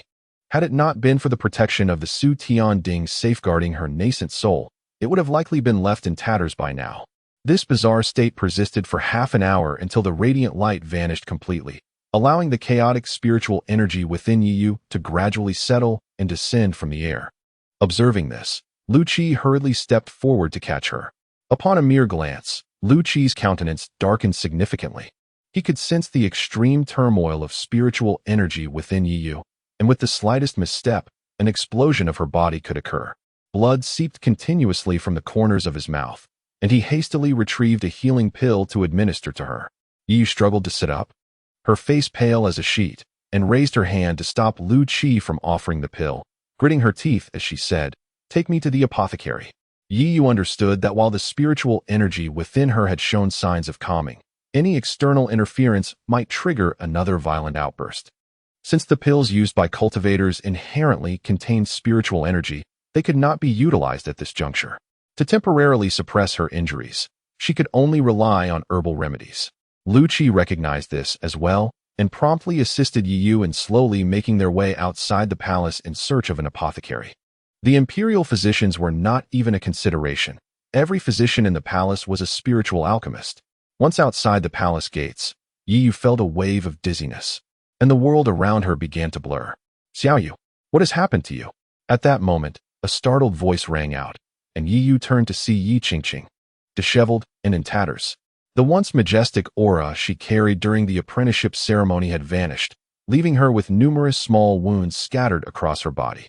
Yi Yu was taken aback by Yi Qingqing's sudden appearance, but now was not the time for such thoughts. She tapped Lu Qi to signal him to continue forward. Lu Qi nodded, but unexpectedly, Yi Qingqing stepped in front of them. "Xiao Yu, how could you end up like this? Is this how they treat you in Dethrone? Come back with me. I will find the best alchemist in Yin to help you." Seeing Yi Yu's bloodied and battered state, Yi Qingqing stomped her foot anxiously, tears welling in her eyes. She reached out to pull Yi Yu back. However, as an ordinary person, she could not breach Lu Qi's defenses without him lifting a finger. The surrounding spiritual energy flung Yi Qingqing away. She tumbled to the ground, but, driven by desperation, lunged at Yi Yu once more. Lu Qi, indifferent to the matter, assisted Yi Yu into the largest apothecary within the imperial city. The apothecary's proprietor was taken aback by Yi Yu's appearance, promptly abandoning his duties and fleeing. "You must fetch it, but remember, do not bring even a trace of spiritual energy." Yi Yu gritted his teeth in pain. Lu Qi nodded solemnly and, under Yi Yu's guidance, procured over 10 medicinal herbs, ensuring they contained no spiritual energy before concocting a medicinal broth for Yi Yu to consume. As the broth entered his mouth, Yi Yu felt the internal bleeding gradually ameliorating, allowing him to exhale a sigh of relief, his heart settling slightly. Yi Qingqing, witnessing this scene, felt an even deeper pang of sympathy, perceiving the immense injustice Yi Yu had endured. Arriving in Dethrone, even while injured, he had to venture to such a place to gather his own medicine. The imperial family of Dethrone, even if reluctant to part with elixirs, should have dispatched a royal physician. All of this was her fault. Had it not been for her sisters being deceived by Yi Xian and committing errors, Yi would not have suffered so. "Xiao Yu, come back with your sister. The Dethrone imperial family is utterly unworthy. You have done so much for them, only to end up in this predicament. Return with me, and I vow to compensate you properly." Yi Qingqing wept profusely, stepping closer to Yi Yu. Lu Qi frowned at this sight. He had come to Qingzhou for Lu Ying and had not been previously acquainted with the circumstances surrounding Yi Yu. Naturally, he was unaware of the matters between Yi Yu and the Daiyan royal family. Hearing Yi Qingqing refer to herself as sister, he refrained from intervening. "Compensate? Huh? Do you Daiyan people still have the audacity to speak of compensation?" A cold voice pierced the air as Qin Ruoxian entered from outside. "Otherwise, would you allow Xiao Yu to be tortured to death here? What wrong has he committed against you? Enduring such grievous injuries, you still permitted him to come to this ordinary clinic. How could you bear it?" Yi Qingqing rebuked Qin Ruoxian fiercely. Qin Ruoxian was somewhat taken aback. Upon hearing that Yi Yu had encountered trouble, she hurried over, only to discover he had already left the palace. "You are seriously injured. Why are you still wandering around?" she inquired. Yi Yu smiled and was about to explain, But Yi Qingqing interjected, "Feign, just keep feigning. Qin Ruoxian, the facts are laid bare before you. Yet you continue to act concerned. What good is it? Yes, what good is it for you to pretend?" Yi Yu spoke with a calm demeanor. Upon hearing Yi Yu's agreement, Yi Qingqing's eyes sparkled with pride, only to swiftly lose her triumph as she realized that remark was directed at her. "Xiao Yu, what do you mean? When have I ever pretended?" A cold smile surfaced on Yi Yu's face as buried memories resurfaced. "Let us not speak of childhood matters. I was foolish enough to think that despite your occasional madness, I could draw close to you, believing that one day I could cure your insanity. Just consider the times I nearly lost my life upon returning from the 9 Netherblood Spring. Were there not numerous instances when it was at your hands, Yi Qingqing?" Yi Qingqing hastily explained, "That was all because Yi Xian was scheming against you from behind. I acted out of a moment of madness. Cease your pretenses, Yi Qingqing. I am no longer a member of the Daiyan royal family, and mark my words, I shall not spare any of you from your impending retribution. You, along with the entirety of Daiyan, deserve to face the consequences." Yi Yu spoke coldly. Upon hearing these words, Yi Qingqing felt as though she had been struck by lightning. Her face turned an ashen hue, and she swayed dangerously, nearly collapsing to the ground. As Yi Yu uttered these words, Yi Qingqing acutely sensed the chilling intent to kill emanating from him. Seeing her frozen in place, Yi Yu let out a disdainful scoff and strode away with purpose. As she gazed at his departing figure, it began to meld with the image that had always accompanied her in her memories. Tears streamed uncontrollably down Yi Qingqing's face as she cried out, "Xiao Yu, have you forsaken your sister?" Chapter 117, The Purple Jade Dragon Token. Descendants of the Ji clan, no one understands better than Yi Qingqing herself the madness that has occasionally plagued her since childhood, a consequence of her tainted blood. Even her parents, the emperor and empress, dared not approach her, confining her instead to solitude. During that bleak period, Yi Qingqing felt utterly abandoned by the world, and on several occasions, she contemplated ending her own life. Yet, it was a figure, blurred in her memory, who pulled her back from the abyss of despair, serving as her unwavering pillar of support. "Wasn't it you who pushed him away?" Qin Ruoxian's voice resonated coolly as she lifted her gaze to meet Yi Yu's. In the Qingzhou dynasty, none were unaware of Yi Yu's affections for the sisters of the Daiyan royal family. Ironically, the one closest to his heart became the one who inflicted the deepest wounds upon him. Upon hearing Qin Ruoxian's words, Yi Qingqing could no longer contain her sorrow. Collapsing to the ground, her eyes vacant, as profound anguish surged from within, rendering her breath labored. Qin Ruoxian cast a sidelong glance at Yi Qingqing, but chose to remain silent, following Yi Yu as they departed. After all, this was merely a consequence of their own actions. "Yi Xian, all of this is your fault." After an indeterminate period of despondency, Yi Qingqing, her eyes bloodshot, rose to her feet. After a lengthy pause, as if having made a resolution, she wiped away her tears and turned to leave. Upon returning to her residence, with the aid of the spiritual energy from the Su Tian Ding, Yi Yu's internal power gradually resumed its normal flow, and his injuries began to heal.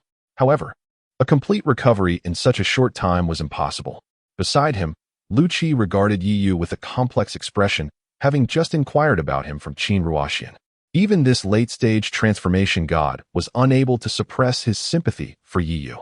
It was akin to Lu Qi exhausting himself to save Lu Ying, only for her to turn against him. Not to mention, Lu Qi considered himself inferior to Yi Yu, who had sacrificed everything for the Daiyan. "Did Ling Yunzi visit during my seclusion? Was there something he needed?" Yi Yu, unaware of Lu Qi's thoughts, observed him standing in silence and inquired. At his words, Lu Qi's expression shifted, and after a prolonged contemplation, he replied, "No, nothing important. Just came to bid you farewell." Yi Yu fixed his gaze on Lu Qi, pondering for a moment before stating, "Senior, I do not wish for others to interfere in my affairs, nor do I want to be deceived." As he spoke, a sphere of azure light coalesced in Yi Yu's palm. Under Yi Yu's scrutinizing gaze, Lu Qi felt as if his very essence had been laid bare. Upon seeing the azure light in Yi Yu's hand, his countenance changed dramatically, and he hurriedly exclaimed, "He wants you to go to the Zixiao sword sect as soon as possible. The sword tomb is about to open." Upon hearing the name Zixiao sword tomb, Yi Yu instantly comprehended Lu Qi's implication. The information he had obtained from the Tiangui pavilion regarding the Zixiao sword sect contained explicit warnings about the sword tomb and its associated dangers, which Yi Yu was well aware of. "Senior, do not meddle in my affairs any further," Yi Yu said, locking eyes with Lu Qi and enunciating each word with deliberate clarity. The threat within his words was unmistakable. Lu Qi could only manage a wry smile and nod in acknowledgement. With Lu Ying's soul still in Yi Yu's possession, he dared not voice further objections. Shortly thereafter, Yi Yu summoned a maid and instructed her to inform Qin Wushuang of his impending departure before setting off from the imperial palace with Lu Qi. The journey to Lizhou was long, yet Yi Yu had no intention of flying through the air. Instead, he opted to traverse the teleportation arrays of various cities. This approach would allow him time to recuperate from his injuries while also assessing the state of the 9 nether blood springs across Qingzhou. Along the way, Yi Yu's spiritual power gradually increased in tandem with his healing, ultimately surpassing the pinnacle of the nascent soul stage. He inquired about Lu Qi's condition, but Lu Qi was unaware. Although Yi Yu's spiritual power could be deemed at the early stage of the transformation god, he had yet to condense a domain, an anomaly Lu Qi had never encountered before. For the time being, it was unclear what realm Yi Yu currently occupied. Nevertheless, Yi Yu chose not to dwell on the matter. Dan Xinzi had once mentioned that the power of the Zixiao sword had yet to be fully unleashed. This visit to the Zixiao sword sect would provide an opportunity to test the full extent of the sword's capabilities. After 5 days, the two arrived within the bounds of Lizhou. As they stepped into Lizhou, Yi Yu immediately sensed that the spiritual energy of the land was denser than that of Qingzhou, explaining why the overall cultivation levels of Lizhou cultivators were somewhat superior. This was Yi Yu's first visit to Lizhou in 2 lifetimes. Lu Qi surveyed the surroundings and remarked, "This should be the territory of the Zixiao sword sect." Yi Yu nodded, taking in the sights. The Zixiao sword sect was indeed a first-rate power in Lizhou, evident from the choice of location. The topography of the area formed a natural gathering array for spiritual energy, and the sect was undoubtedly situated at the very center of this array, where the concentration of spiritual energy was likely unimaginable. With this thought, Yi Yu felt a surge of anticipation. Cultivating within the Zixiao sword sect would yield benefits equivalent to 10 days elsewhere. This is one of the key reasons why formidable figures continuously emerge from such great powers. Soon, they arrived at the foot of Zixiao Peak. However, the area was crowded with people, the majority of whom were young individuals. Lu Qi explained, before the opening of the Sword Tomb, the Zixiao sword sect is holding a recruitment conference. These youths are likely here to seek apprenticeship. Yi Yu's mind sharpened as he sensed the talents of these youths. If they were in Qingzhou, they would undoubtedly be considered promising candidates from prominent families. Yet, now at the Zixiao sword sect, they had to adhere to the rules of the recruitment conference. Reflecting on this, Yi Yu intended to leave, but as he took a few steps, he paused, his gaze falling upon a tattered youth ahead. "Is there a problem?" Lu Qi inquired upon noticing Yi Yu's halt. Yi Yu shook his head, flipping his palm to reveal a jade dragon token that now emitted a soft glow. Lu Qi's expression shifted as he focused on the jade token, sensing an extraordinarily powerful fluctuation emanating from it, suggesting that its crafting involved at least the void refinement stage. It appeared that he was indeed the one. Yi Yu sensed the response of the jade dragon token and cast a deep glance at the youth before him. This jade dragon token was the very item Ji Zhantian had sought for him in the battlefield of Baichao, in search of the descendants of the Ji clan. Having received such a favor, it was only natural for him to regard the entrusted task with utmost seriousness. Subsequently, Yi Yu tucked away the token and approached the boy, intent on guiding him up the mountain, with plans to find an opportunity to take him to Ji Zhantian once the matters here concluded. However, before Yi Yu could draw near, an impatient voice rang out. "Why are you here again? I told you, I haven't seen the thing you lost. Go look elsewhere." A disciple of the Zixiao sword sect remarked with evident annoyance as he gazed at the youth. The boy, lifting his head, replied stubbornly, "My sister saw you pick it up. You must return it to me." Chapter 118. An oath to the heavenly path. Upon uttering these words, Yi Yu noticed a young woman standing not far behind the boy. Her complexion was poor, and she appeared to be on the verge of collapse, clearly suffering from a severe illness. Su Xian was on the brink of tears. He and his sister depended on each other for survival. He had hoped to sell the precious spirit fruit he had painstakingly acquired at the Zixiao sword sect's disciple recruitment event, intending to use the money for his sister's treatment. Unfortunately, in a moment of carelessness, he dropped it, only for it to be picked up by the disciple of the Zixiao sword sect before him. Wu Yin cast an impatient glance at Su Xian. He had already handed the spirit fruit to his third senior brother, which had secured him this coveted registration. Get lost, Wu Yin scolded. Yet Su Xian showed no intention of retreating, his eyes filled with determination. Observing this, Wu Yin snorted coldly and unleashed a surge of spiritual energy, sending Su Xian tumbling over 10 yards, crashing heavily to the ground. Su Yin gasped in alarm and hurried to help Su Xian up. Seeing Wu Yan's icy demeanor, she quickly said it was unnecessary. However, Su Xian struggled to rise and approached Wu Yan. The profound bond between the siblings moved those present, yet, constrained by Wu Yan's authority, they all fell silent. Lu Qi, watching Su Yan, seemed to recall Lu Ying, his face darkening as he prepared to step forward, only to be halted by Yi Yu's raised hand. I will assist him, Lu Qi said, his tone tinged with dissatisfaction, for he considered it a trivial matter, not expecting Yi Yu to intervene. There's no need, Yi Yu replied with a glance, swiftly closing the distance to Su Xian and gazing down at him. Su Xian was taken aback by Yi Yu's sudden appearance and looked at him with curiosity. I swear by the heavenly path, from this moment forth, I shall be your master, and you shall harbor no secrets from me. I will aid you, Yi Yu stated, fixing his gaze on Su Xian. Lu Qi frowned, clearly disapproving of Yi Yu's approach. Yet Yi Yu had his own intentions. He was quite intrigued by the legacy of the Ji dynasty. However, should he have Su Xian sign a contract, Ji Zhantian would undoubtedly perceive it. An oath, however, was a different matter. My lord, there's no need. We should leave at once, Su Yin interjected, hastily pulling Su Xian back and bowing repeatedly to Yi Yu. The Su family had once boasted golden core practitioners, and Su Yin was well aware that such an oath should not be made lightly. Yet Yi Yu paid no attention to Su Yin, his focus solely on Su Xian. Noticing his silence, his expression became slightly more serious as he lightly tapped his fingers. Suddenly, Su Yan's body floated uncontrollably, her face contorting in agony as if breathing had become a struggle. You have 10 breaths of time, Yi Yu said coolly, observing Su Yan's painful struggle.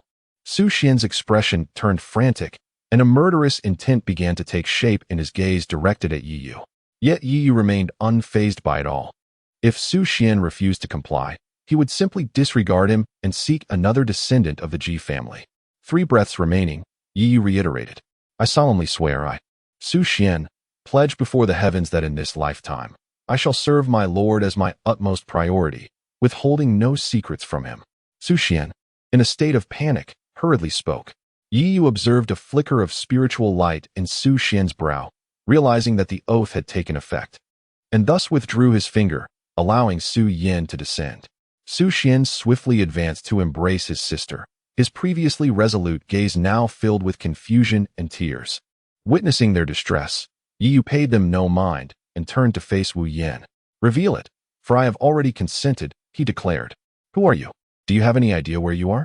Do not presume that a mere semblance of power grants you the liberty to act tyrannically. Wu Yan glared at Yi Yu, feeling a twinge of fear, yet bolstered by the presence of the Zixiao sword sect behind him. Yi Yu, disinterested in engaging in further debate, swept his finger. Wu Yan felt as though his left hand had vanished, instinctively turning to see it lying on the ground nearby. A surge of excruciating pain followed, prompting him to howl in agony, rolling on the ground in torment. At this sight, the onlookers recoiled, incredulous as they gazed at Yi Yu. Where did this boy come from? Is there truly someone so audacious in Lijiao? They murmured, daring to act in front of the Zixiao sword sect. Could he be from the Jiuling sword sect? Su Yin and Su Xian, witnessing the scene, turned pale.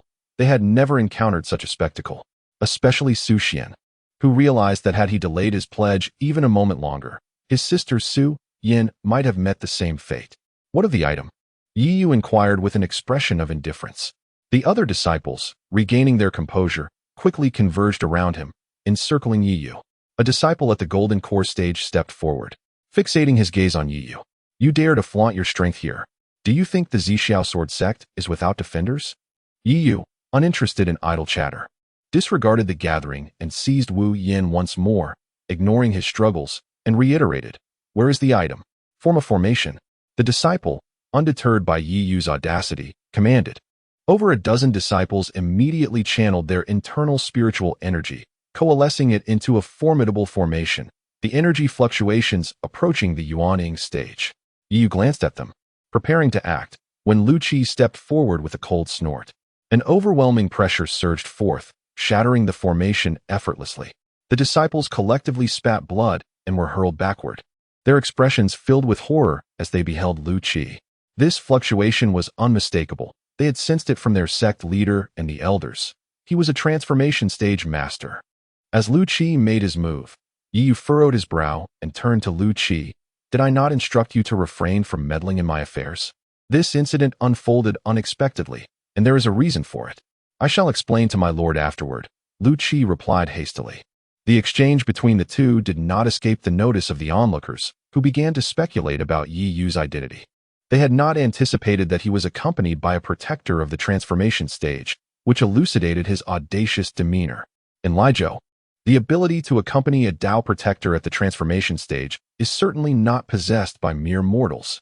Wu Yin was utterly terrified and immediately exclaimed, I have given the items to Senior Brother San. They are not in my possession, truly, I swear. Observing Wu Yan's demeanor, Yi Yu furrowed his brow and promptly tossed him before Su Xian, stating, Handle it yourself. Who dares to cause a disturbance in my Zixiao sword sect? Suddenly, a furious voice resonated as dark clouds gathered over Zixiao Peak and a figure materialized in the air. With each step taken, ethereal images of mountains and rivers accompanied him, revealing him to be a formidable being at the transformation stage. Upon recognizing the visitor, Lu Qi's expression shifted, and he approached Yi Yu, whispering, My lord, please refrain from drawing the Zixiao sword for now. I shall explain the reason shortly. Chapter 119. The unveiled Yi Xian. Yi Yu furrowed his brow, instantly comprehending that there appeared to be some issues within the Zixiao sword sect. He nodded in acknowledgement. Upon seeing Lu Qi, the visitor's expression shifted subtly as he spoke in a grave tone. So it is Senior Lu Qi. May I inquire why you have harmed a disciple of our sect? It has been a while, Mo Tong. I never imagined you would achieve the transcendence of spirit, Lu Qi remarked with a faint smile, gazing at Mo Tong. It was merely fortunate. Senior Lu, you ought to provide me with an explanation, otherwise, this matter may not conclude amicably. Mo Tong's countenance darkened. Although he faced Lu Qi, the foremost figure below the realm of refining void, Mo Tong possessed no means to defeat him. However, regarding the honor of the Zixiao sword sect, he was not inclined to let the matter slide lightly. This man has taken something belonging to my lord's servant and shows no intention of returning it. It is entirely reasonable for me to teach him a lesson. Lu Qi shrugged nonchalantly. Mo Tong glanced at the silent disciples, and understanding dawned upon him. His sect was indeed in the wrong, and Lu Qi's actions were justified. Yet, what surprised Mo Tong was Lu Qi's reference to Yi Yu. He had never heard of Lu Qi being subjugated by anyone. In recent decades, countless factions had extended olive branches to Lu Qi, but due to the exorbitant conditions he proposed, they had to relent. Now, however, he was under someone's command, leading Mo Tong to realize that Yi Yu's identity was anything but ordinary. In that case, Senior Lu's actions are justified, and our Zixiao sword sect has indeed fallen short. Let's put this matter to rest. Mo Tong took a deep breath and inquired, May I ask your esteemed surname? Yi replied. Mo Tong pondered for a moment. It seemed there were no significant powers with the surname Yi in Lizhou. Could he be from another state? At this thought, Mo Tong's expression changed dramatically as he recalled a prestigious lineage in Zhongzhou, which bore the same surname. With this realization, Mo Tong clasped his fists and said, There is no time like the present. Today happens to coincide with our Zixiao sword sect's disciple recruitment event. Would you both care to attend? Yi Yu and his companions had originally intended to ascend the mountain, so they did not refuse, leisurely making their way up the mountain with Su Yan. Before departing, Yi Yu glanced at the fallen Wu Yan. Su Xian made no move to assist him, which prompted a sigh from him. On their ascent, Lu Qi relayed an explanation to Yi Yu regarding the earlier incident. The Zixiao sword sect was not a monolithic entity, at least concerning the Zixiao sword. There were differing opinions. The faction led by the sect master, Qing Shuzi, and Ling Yunzi firmly supported the choice of the inheritor chosen by the Zixiao sword itself. However, many elders, spearheaded by the second elder Gu Yu, believed that upon finding the Zixiao sword, it should be returned to the sect for the selection of suitable disciples to inherit it. Mo Tong was aligned with the faction of the second elder. And should Yi Yu carelessly reveal the Zixiao sword, it could potentially lead to complications. While it would not pose a threat to Yi Yu's life, now that he had publicly become the holy son of Zixiao, any repercussions to the Zixiao sword sect would inevitably weaken his own power. Having learned all this, Yi Yu felt a sudden clarity. No wonder Mo Tong did not recognize him. It now appears that Lin Jianzi has effectively concealed the news.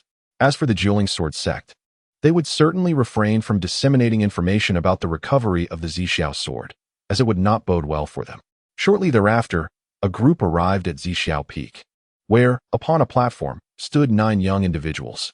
These 9 were the esteemed direct disciples of Zixiao Peak, and only after their arrangements were settled would those waiting below receive their own directives. Upon Lu Qi's arrival, numerous high-ranking elders rose to pay their respects. Lu Qi acknowledged them with nods, yet he found it curious that neither King Suzi nor Lin Jianzi were present. Haha, Lu Qi, it has been quite some time since we last met. Come, take your seat, Gu Yu exclaimed, displaying a jovial demeanor. As a fellow practitioner at the late stage of transformation, Gu Yu felt no trepidation in Lu Qi's presence, unlike Mo Tong. Lu Qi reciprocated the cordiality and soon found a spot to settle, standing quietly behind Yi Yu after she took her seat. This small gesture did not escape Gu Yu's notice, who was equally astonished by Yi Yu's stature, but now was not the time for such contemplations, and he promptly arranged the whereabouts of the 9 youths. Meanwhile, as Yi Yu ascended Zixiao Peak, Yi Qingqing had already returned to the Dian Imperial Palace. Upon entering the palace, her face was etched with fury as she made her way to the East Palace, determined to confront Yi Xian about his deceit. However, she found herself at a loss. Yi Xian was not in the East Palace, but had returned to the dueling sword sect with Ren Xiaoyao and the others. Shueli, concealed beneath the eaves, observed Yi Qingqing wreaking havoc within the East Palace. After a moment of contemplation, he pointed a finger, and the spiritual energy within the East Palace dissipated. The seemingly ordinary floor suddenly vanished, revealing a descending staircase. Yi Xian had ventured to the dueling sword sect, a place devoid of the blood demon clan's preemptive measures. With Shui Li's current cultivation level, entering would spell certain doom. For the time being, another member of the blood demon clan would be tasked with surveillance.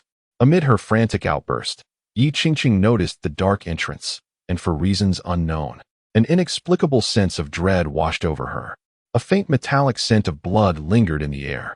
She took a few steps back, contemplating escape, but ultimately steeled herself and retraced her steps, slowly descending the staircase. The further she ventured, the more intense the stench of blood became. Eventually, she felt as though the world before her had transformed into a crimson hue. Suppressing the urge to vomit, Yi Qingqing reached the bottom and was confronted with a scene that would haunt her for a lifetime. Before her lay a vast blood pool, nearly 30 feet wide, roiling ominously, with crimson vapors rising incessantly. Above the pool, an elderly woman with snow-white hair was ensnared, her body pierced by iron chains inscribed with bizarre runes. Drenched in blood, with fresh droplets continuously falling. As if sensing an arrival, the old woman trembled and slowly raised her gaze. Upon seeing Yi Qingqing, her expression shifted to one of immense surprise, and she struggled against her chains, which clanked ominously.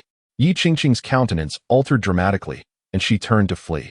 The aged woman parted her lips, and a hoarse voice resonated, "Qingqing, save me, save me. I am Ru Yan."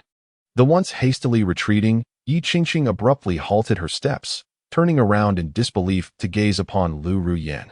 Though the old woman was smeared in blood and had lost much of her hair, Yi Qingqing could still discern a semblance of Lu Ruyan's features in her visage.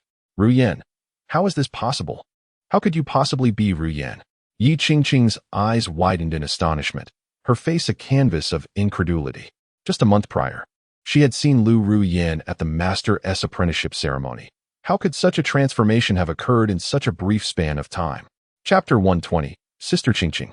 Please seek Brother Yu to rescue me. Yi Xian has drained my blood essence to enhance his cultivation. Save me, Sister Qingqing. Lu Ruyan's face was streaked with tears as she spoke in a voice filled with despair. Listening intently, Yi Qingqing felt a chill run down her spine. She had initially believed that Yi Xian was merely targeting Yi Yu, vying for favor and seeking the throne. Now, it became painfully clear that she had grossly misjudged her seemingly innocent brother who had lived beside her for over a decade. Such a ruthless individual had been so close, and just the thought of it sent a wave of revulsion coursing through her. Determined, Yi Qingqing gritted her teeth and approached the iron chains that bound Lu Rian. However, as an ordinary person devoid of spiritual power, how could she possibly break these chains? After several futile attempts, the chains remained unyielding, while her hands were left bloodied and mangled. Rian, wait for me. I will find someone to rescue you, Yi Qingqing exclaimed, anxiety propelling her towards the exit. Sister Qingqing, please find Brother Yu. Hurry, bring him to save me. Lu Rian's piercing cries echoed throughout the underground chamber. At that moment, Yi Qingqing could no longer afford to hesitate and dashed towards the surface.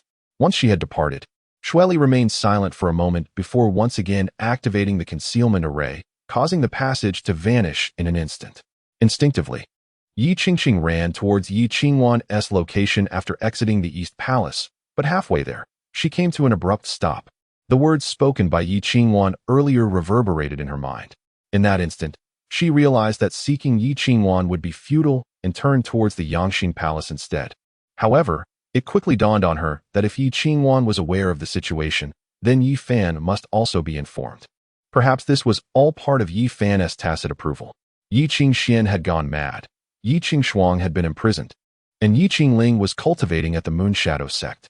In the vast imperial palace and the great Diyan, Yi Qingqing found herself utterly lost. Could it be that Xiaoyu had also refrained from returning for similar reasons?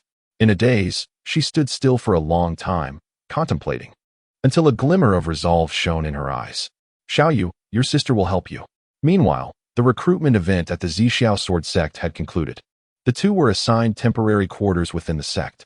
Late at night, Lu Qi returned with Ling Yunzi, though both bore troubled expressions. Upon seeing Yi Yu, a flicker of shame crossed Ling Yunzi's face. After setting up a barrier to isolate them, he bowed respectfully, saying, Ling Yunzi pays his respects to the Holy Sun. What has transpired? Yi Yu inquired, furrowing his brow at Ling Yunzi's demeanor. Regrettably, there were unforeseen incidents at the Sword Tomb, Ling Yunzi replied, his expression filled with worry.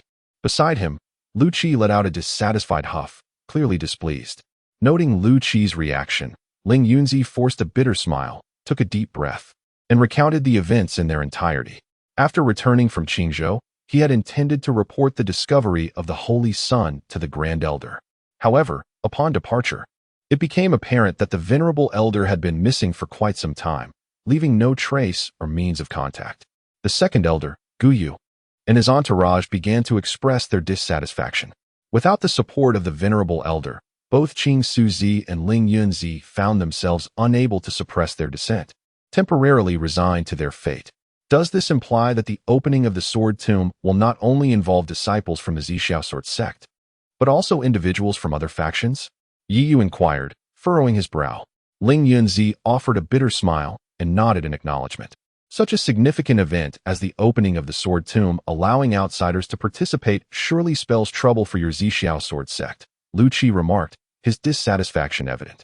The inclusion of outsiders inherently heightened the peril, and he was reluctant to see Yi Yu endangered. Ling Yunzi's complexion paled, yet he could do nothing. Lu Qi's words rang true. It seemed that many had already begun to harbor ulterior motives, and the position of the Holy Sun appeared to be precarious. Yi Yu mused thoughtfully. At this, Ling Yunzi lowered his head even further, pondering for a considerable time before he spoke. Therefore, whether to proceed to the Sword Tomb is a decision the Holy Sun must make for himself. After exchanging a few more words, Ling Yunzi took his leave. On the following day, Lu Qi departed from the Zixiao Sword sect with Yi Yu, while Su Xian and his companion were temporarily left in the care of Ling Yunzi at the sect. Watching Yi Yu leave, Ling Yunzi's face was etched with worry, and the glimmer of hope in his eyes gradually faded into darkness. He could not blame others. The plight of the Zixiao Sword sect was a burden shared by him and the sect leader. As Yi Yu departed, Gu Yu and the others heaved a sigh of relief. Although they could not definitively ascertain whether Yi Yu was affiliated with the Yi family of Zhongzhou, his ability to command Lu Qi posed a potential threat, akin to harboring a ticking time bomb. However, unbeknownst to them, shortly after leaving the peak of Zixiao, Yi Yu retrieved 2 delicate veils from his spatial ring, known as heavenly veils, which were consumables. These had been acquired recently from the Void Heaven Cauldron, capable of altering one's appearance and most crucially, concealing one's presence. Initially deemed unnecessary, they had unexpectedly proven their worth today. As Yi Yu donned the heavenly veil, his visage transformed, and even his aura shifted. The initial spiritual fluctuations of the early stage of divine transformation were now suppressed to the mid-stage of nascent soul. Lu Qi marveled at this transformation and, after a moment of contemplation, adorned himself with the other veil, his aura rising to the early stage of divine transformation. Upon completing this, the two altered their course and returned to the peak of Zixiao. 5 days later, on the day the Zixiao sword tomb was to be opened, Lu Qi mingled among the crowd, reflecting on the nearly 100 figures surrounding him. This gathering of over 100 individuals, half of whom were practitioners at the divine transformation stage, was indeed a sight to behold. Without exception, they were all sword cultivators. Such a spectacle had not graced Lizhou in quite some time. Yi Yu too marveled internally. This was merely the assembly of sword cultivators, and the disparity between Qing and Lizhou was far from trivial. Just considering the number of divine transformation practitioners alone was sufficient to overwhelm Qingzhou. Fortunately, Qingzhou's desolation rendered it invisible to these esteemed figures. To Yi Yu's surprise, amidst the crowd, he spotted figures from the Nine Spirits sword sect, seemingly on amicable terms with Gu Yu. As for the sect leader, Qing Su Zi, and the elder, Ling Yun Zi, they had yet to make an appearance, likely feeling too embarrassed to show themselves. "Ah, my good fellow, are you also intending to enter the Purple Cloud Sword Tomb?" A voice, strikingly familiar, called out. Yi Yu turned to see Yi Xian approaching, adorned with a gentle smile. Noticing that a considerable number of individuals followed closely behind Yi Xian, most at the late stage of the nascent soul realm, he quickly discerned the intent of his acquaintance. This character remained as cunning as ever. These individuals were merely cannon fodder. With this thought in mind, Yi Yu was about to nod in agreement, as the uncertainty surrounding the sword tomb made having some disposable allies quite advantageous. "He, brother Yi, what do you seek from him?" A mid-stage nascent soul practitioner daring to venture into the Purple Cloud Sword Tomb? He must be rather foolish. Chapter 121, however. "It is a fact that my elder brother is stronger than I am." Yi Yu turned to the speaker, a burly figure clad in the attire of a certain sect, his cultivation at the late stage of the nascent soul realm. Upon hearing this, Yi Xian patted the man's shoulder and said, "As we venture into this perilous place, our own cultivation is rather weak. It would be prudent for us to look out for one another. If you were in my position, you would surely wish for like-minded companions." His words were delivered with heartfelt sincerity, causing the man, who had previously reprimanded Yi Yu, to lower his head in shame. Truly, as a direct disciple of Elder Ren, such magnanimity is indeed commendable. I have learned much. If only the disciples of those great sects possessed the same spirit as Brother Yi, many conflicts could be averted. Yi Xian smiled modestly, though a hint of pride flickered in his eyes. The commotion caught Lu Qi's attention. He noticed Yi Yu and was about to approach Yi Xian when Yi Yu gestured for him to refrain. "In that case, I shall join you," Yi Yu said with a grin, though his tone was somewhat unfriendly. The group behind Yi Xian immediately darkened their expressions, yet Yi Xian remained unperturbed. To him, these individuals were merely cannon fodder. Had Elder Ren not warned him of the extreme dangers of the Zixiao sword tomb, he would not have brought them along. After reaching an agreement, Yi Xian returned to Elder Ren's side. Elder Ren engaged in conversation with Gu Yu while scanning the crowd. He was well aware of Yi Yu's identity as the holy son of Zixiao. The opening of the Zixiao sword tomb demanded proper etiquette, yet at present, he had not spotted him. "Are you searching for someone, Brother Ren?" Gu Yu inquired, noticing Elder Ren's strange demeanor. Elder Ren chuckled awkwardly, saying, "For such a grand event, it is indeed remiss not to see Lu Qi." "Ah, Lu Qi was here, but has since departed," Gu Yu replied, then proceeded to inform Elder Ren about the news of Yi Yu and Gu Yu's departure. Upon hearing that the two had left, a disdainful smile appeared on Elder Ren's face. The holy son of Zixiao, his disposition is rather unremarkable. In his view, Yi Yu must have sensed the impending danger and, in turn, abandoned the resources within the Zixiao sword tomb in haste. As time passed, the purple light emanating from the back mountain of Zixiao peak grew increasingly vibrant. All present understood that when this purple light reached its zenith, the Zixiao sword tomb would be opened. Soon, the radiant purple light enveloping the Zixiao sword sect began to converge, ultimately illuminating a pillar in the plaza of Zixiao Peak. With a resonant hum, a spatial passage gradually materialized before the crowd. This sword tomb was established by the founding ancestor of the Zixiao sword sect, typically concealed within a void. When the spiritual energy surrounding Zixiao Peak peaked, it would gather the divine purple light to illuminate the sacred pillar, thereby unlocking the sword tomb.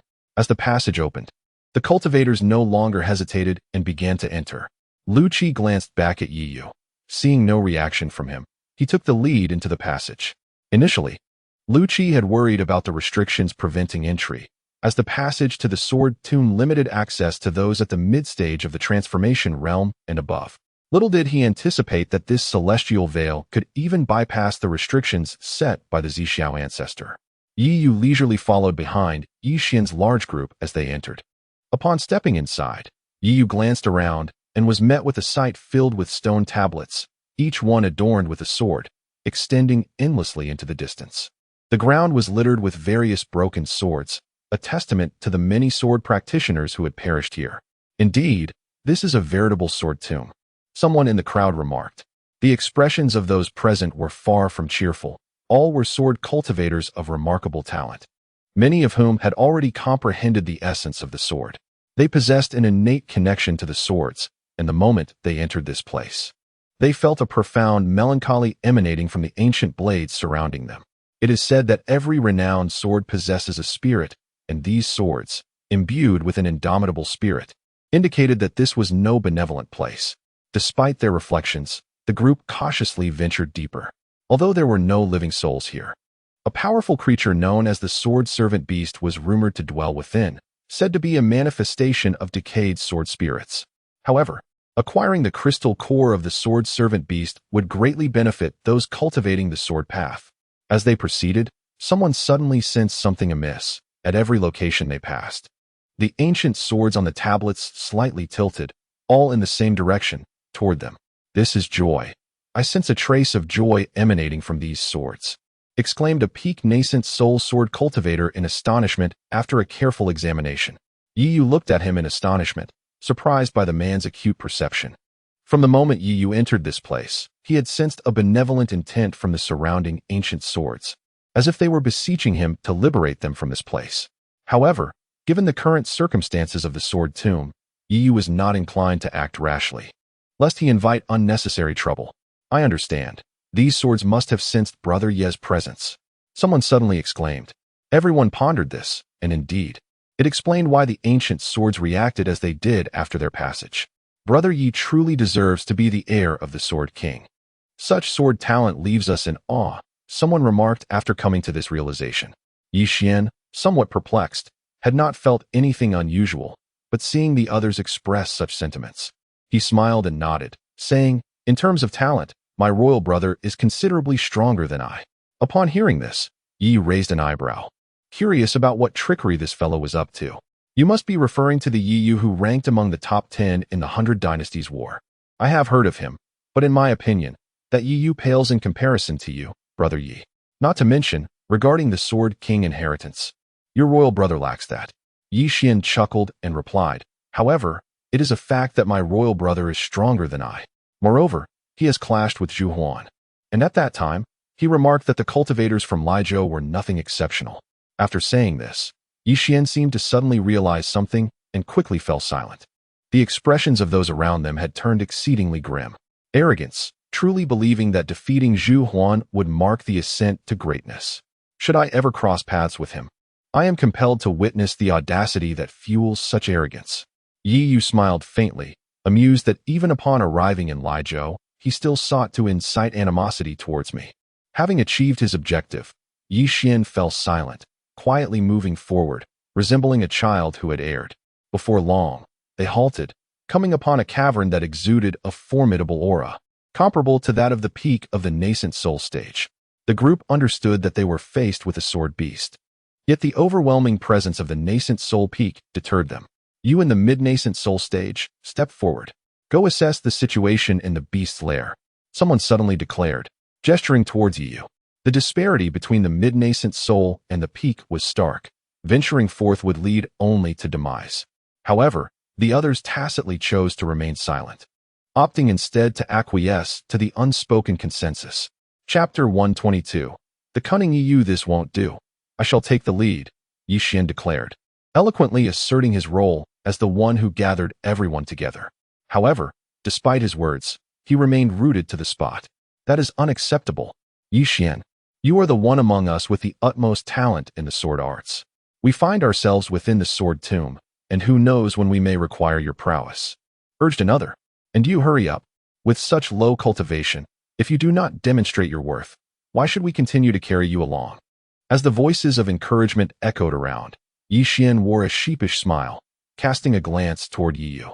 Yi Yu, however, was unfazed. This was his first encounter with such a sword beast, especially one at the peak of the nascent soul stage, which posed no threat to him. It would be beneficial to familiarize himself with it in advance. With that, Yi Yu took a step forward, gradually making his way toward the lair. Once Yi Yu's figure disappeared into the depths of the cave, those outside silently took action, drawing their swords and preparing for the impending confrontation. They had no faith that Yi Yu would return unscathed. Their plan was to wait for the battle to commence within, then rush in to deliver a fatal blow once the sword beast's attention was diverted by Yi Yu. Upon entering the lair of the sword beast, Yi Yu soon laid eyes on the legendary creature. This sword beast, at the peak of the nascent soul stage, was approximately 20 zhang in size, its body adorned with shimmering scales reminiscent of a qilin. The sword beast quickly detected the intruder, unleashing a furious roar. It opened its maw wide, and terrifying spiritual energy coalesced into sword qi, hurtling directly toward Yi Yu. Outside the lair, the onlookers heard the roar echoing from within and began to channel their own spiritual energy, intently focusing on the cave's entrance. Clang, clang, clang. Inside the cave, sparks flew as the sword qi struck Yi Yu, erupting in a shower of light. After furthering his mastery of the illusory dragon wind thunder body, he found that the sword qi condensed by this nascent soul beast could not inflict even the slightest harm upon him. Having gauged the beast's attack, Yi Yu concluded that its strength surpassed that of an average sword cultivator of the same realm. In an instant, he darted forward, delivering a powerful punch. Boom! A dull thud reverberated as the sword beast emitted a wail, its entire form propelled backward, crashing heavily to the ground. Remarkably resilient, Yi Yu mused, then decided to hold nothing back. He concentrated his energy into his sword fingers and unleashed a fierce stream of sword qi. The beast, caught off guard, was swiftly decapitated. Ding! A crisp sound echoed as a crystal the size of a fist fell to the ground. It was the so-called sword beast core. Yi Yu picked up the core, toyed with it for a moment, and then, as if struck by an idea, donned a broad grin and swaggered out of the cave. As the lair fell into an eerie silence, the crowd outside exchanged bewildered glances, uncertain of what had transpired within, yet no one dared to venture inside to investigate. Just as they were embroiled in their confusion, Yi Yu emerged from the cave with a confident gait, proudly holding the crystal core. You killed the sword beast? The crowd gazed at the crystal core in Yi Yu's hand, their expressions filled with disbelief. Yi Yu looked at Yi Xian, whose eyes were wide with astonishment, and remarked with a smile, I suppose I was fortunate. The sword beast was gravely injured. By the time I entered, it was already on the brink of death, and I dispatched it with little effort. Upon hearing this, the expressions of those around them shifted to one of discontent. They had initially intended for Yi Yu to serve as mere fodder, yet unexpectedly, he had stumbled upon such a significant treasure. A crystal core from a peak nascent soul sword beast was enough to drive everyone present into a frenzy. Sensing the greed in their eyes, Yi Yu smiled faintly and turned to Yi Xian, inquiring, How shall we distribute this crystal core? Should it be entrusted to you? Hearing this, Yi Xian felt an overwhelming urge to seize the core right then and there, but he understood the implications. The individuals present were merely temporary allies, not his subordinates. Attempting to monopolize the gain could easily lead to discord. With this thought, Yi Xian forced an awkward smile, suppressing his less than noble thoughts, and replied, Of course not. Since the beast was slain by you, the core rightfully belongs to you.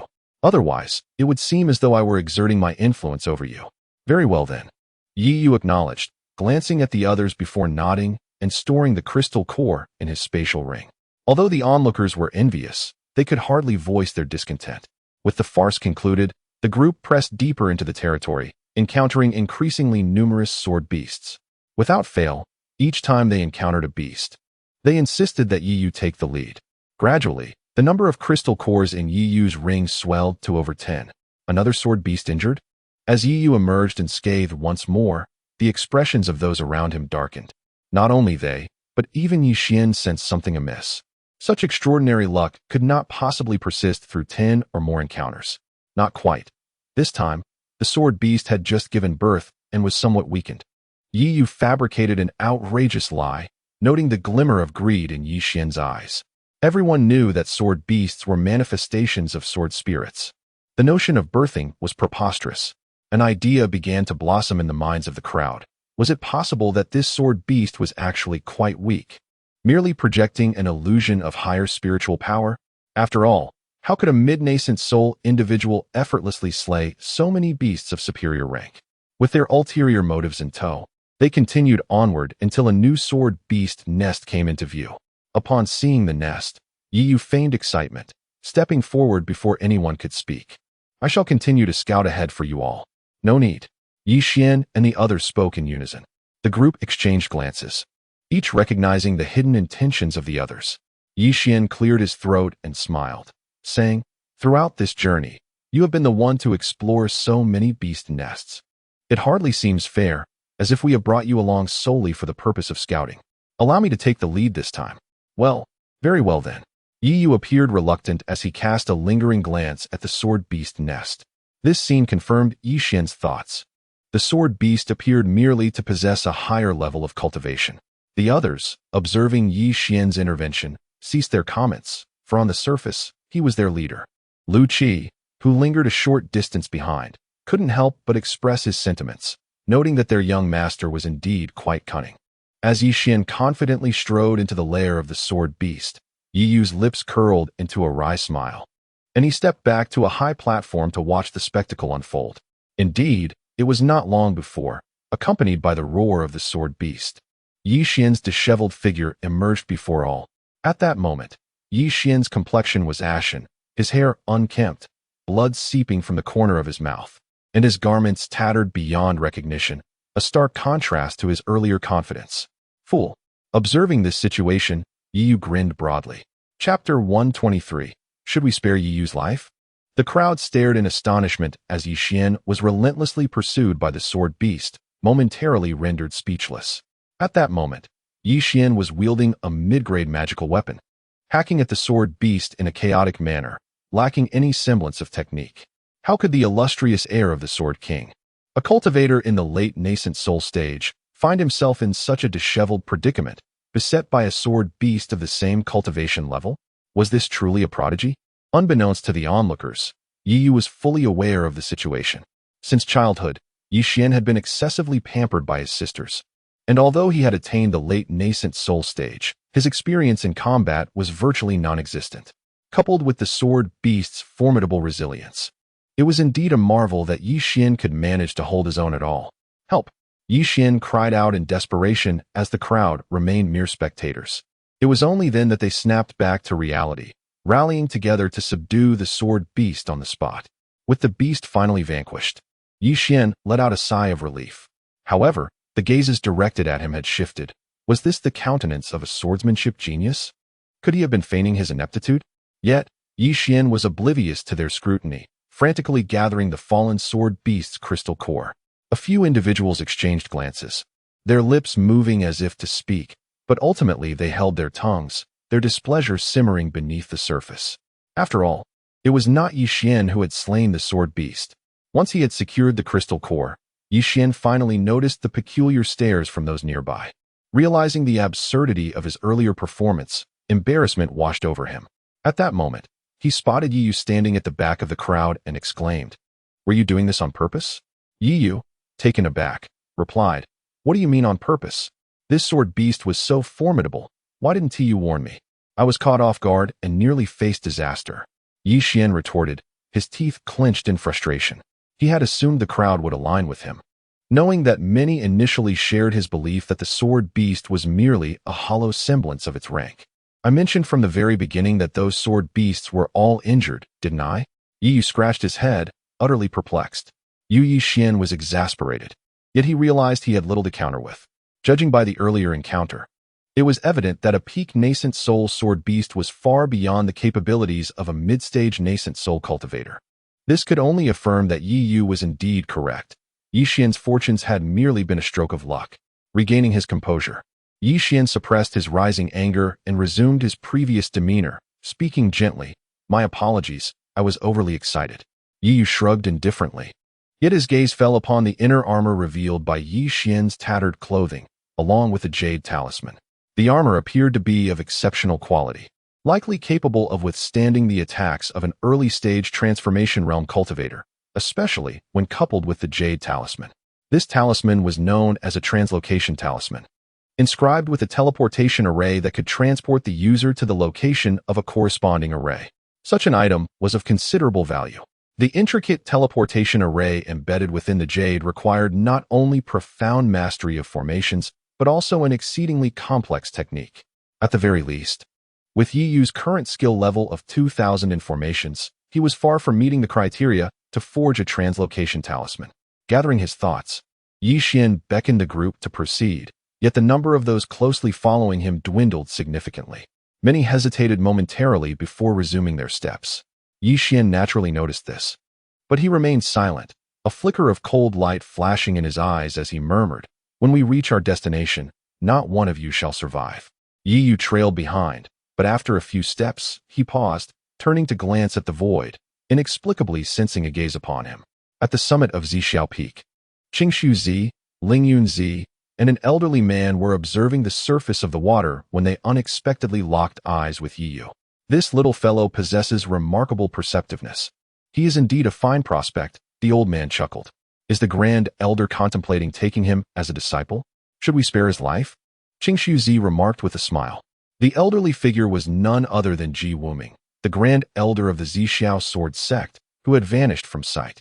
Ji Wuming waved his hand dismissively and said, "Let us discuss this later.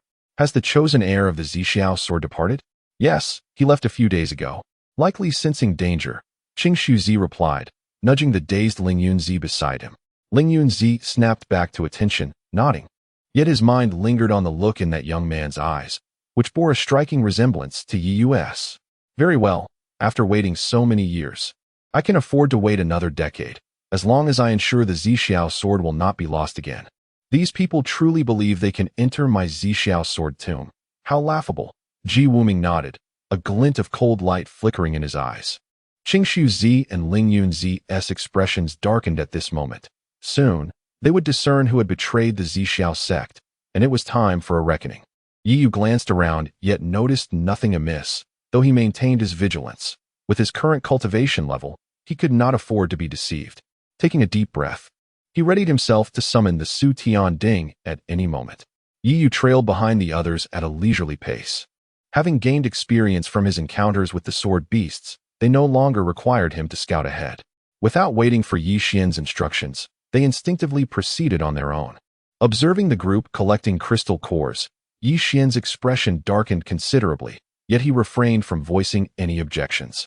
As they ventured deeper, Yi Yu quickly sensed something amiss. For Yi Xian would pause after each stretch of travel, glancing about as if trying to orient himself. However, this was utterly impossible. Not only was Yi Xian a member of the Nine Spirits Sword sect, but not a single person from the Zixiao sword sect had emerged from the sword tomb in recent years. On that fateful night, Yi Yu had inquired with Lingyun Zi about the guiding map to the sword tomb, which had long been lost. How could Yi Xian possibly navigate? Suppressing his doubts, Yi Yu attentively observed Yi Xian's every move. As Yi Xian led the group deeper into the sword tomb, just as he began to doubt his own memory, a bronze hall appeared in his line of sight. The map of the Purple Sky Sword Tomb had long been entrusted to him by Ren Xiaoyao for memorization, a precious acquisition that Ren Xiaoyao procured at great cost from the ancient realm of Yu.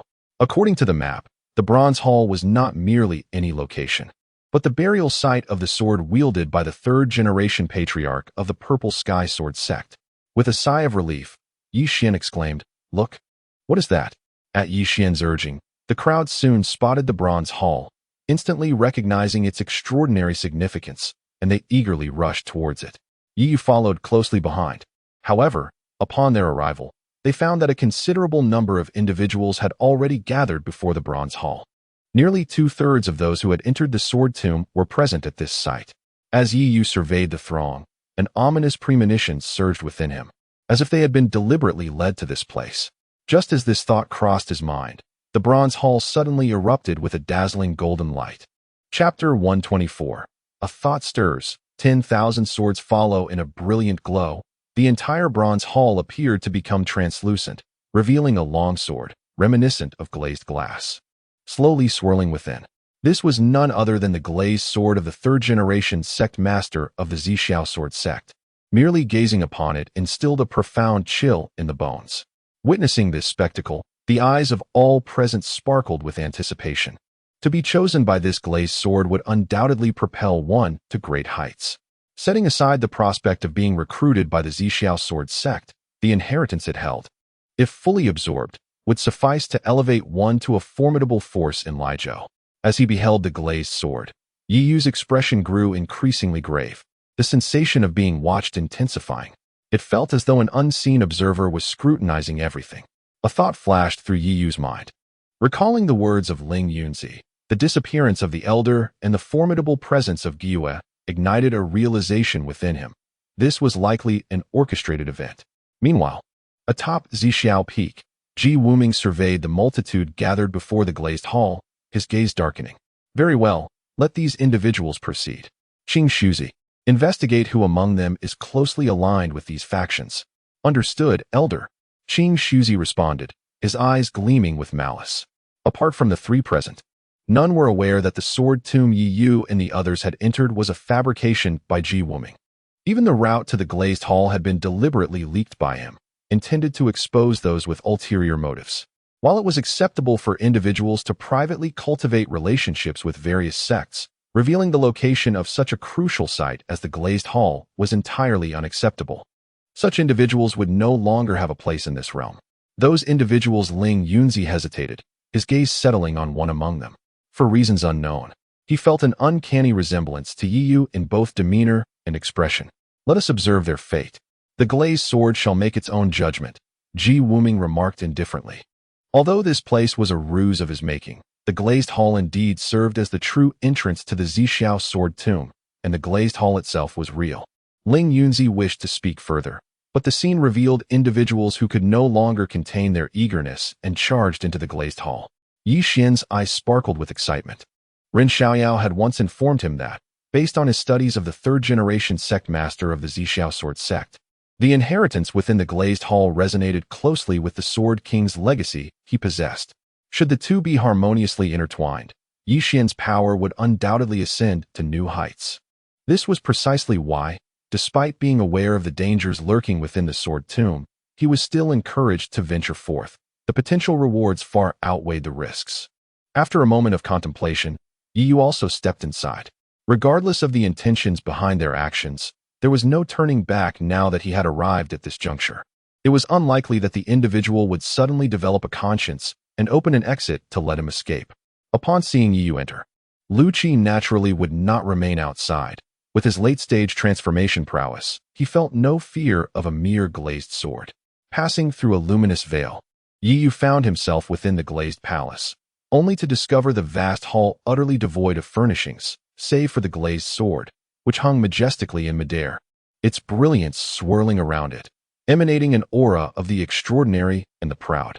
Esteemed guests, I propose that since we have all gathered here for the inheritance of the glazed sword, why not refrain from contention and allow the sword to choose its rightful master? Yi Xian's clear voice resonated. Upon utterance, his suggestion garnered the approval of the majority. Those who had reached this place were undoubtedly individuals of considerable prowess in the sword path, perhaps slightly lacking in innate cultivation talent. Yet each possessed their own indomitable spirit when it came to swordsmanship.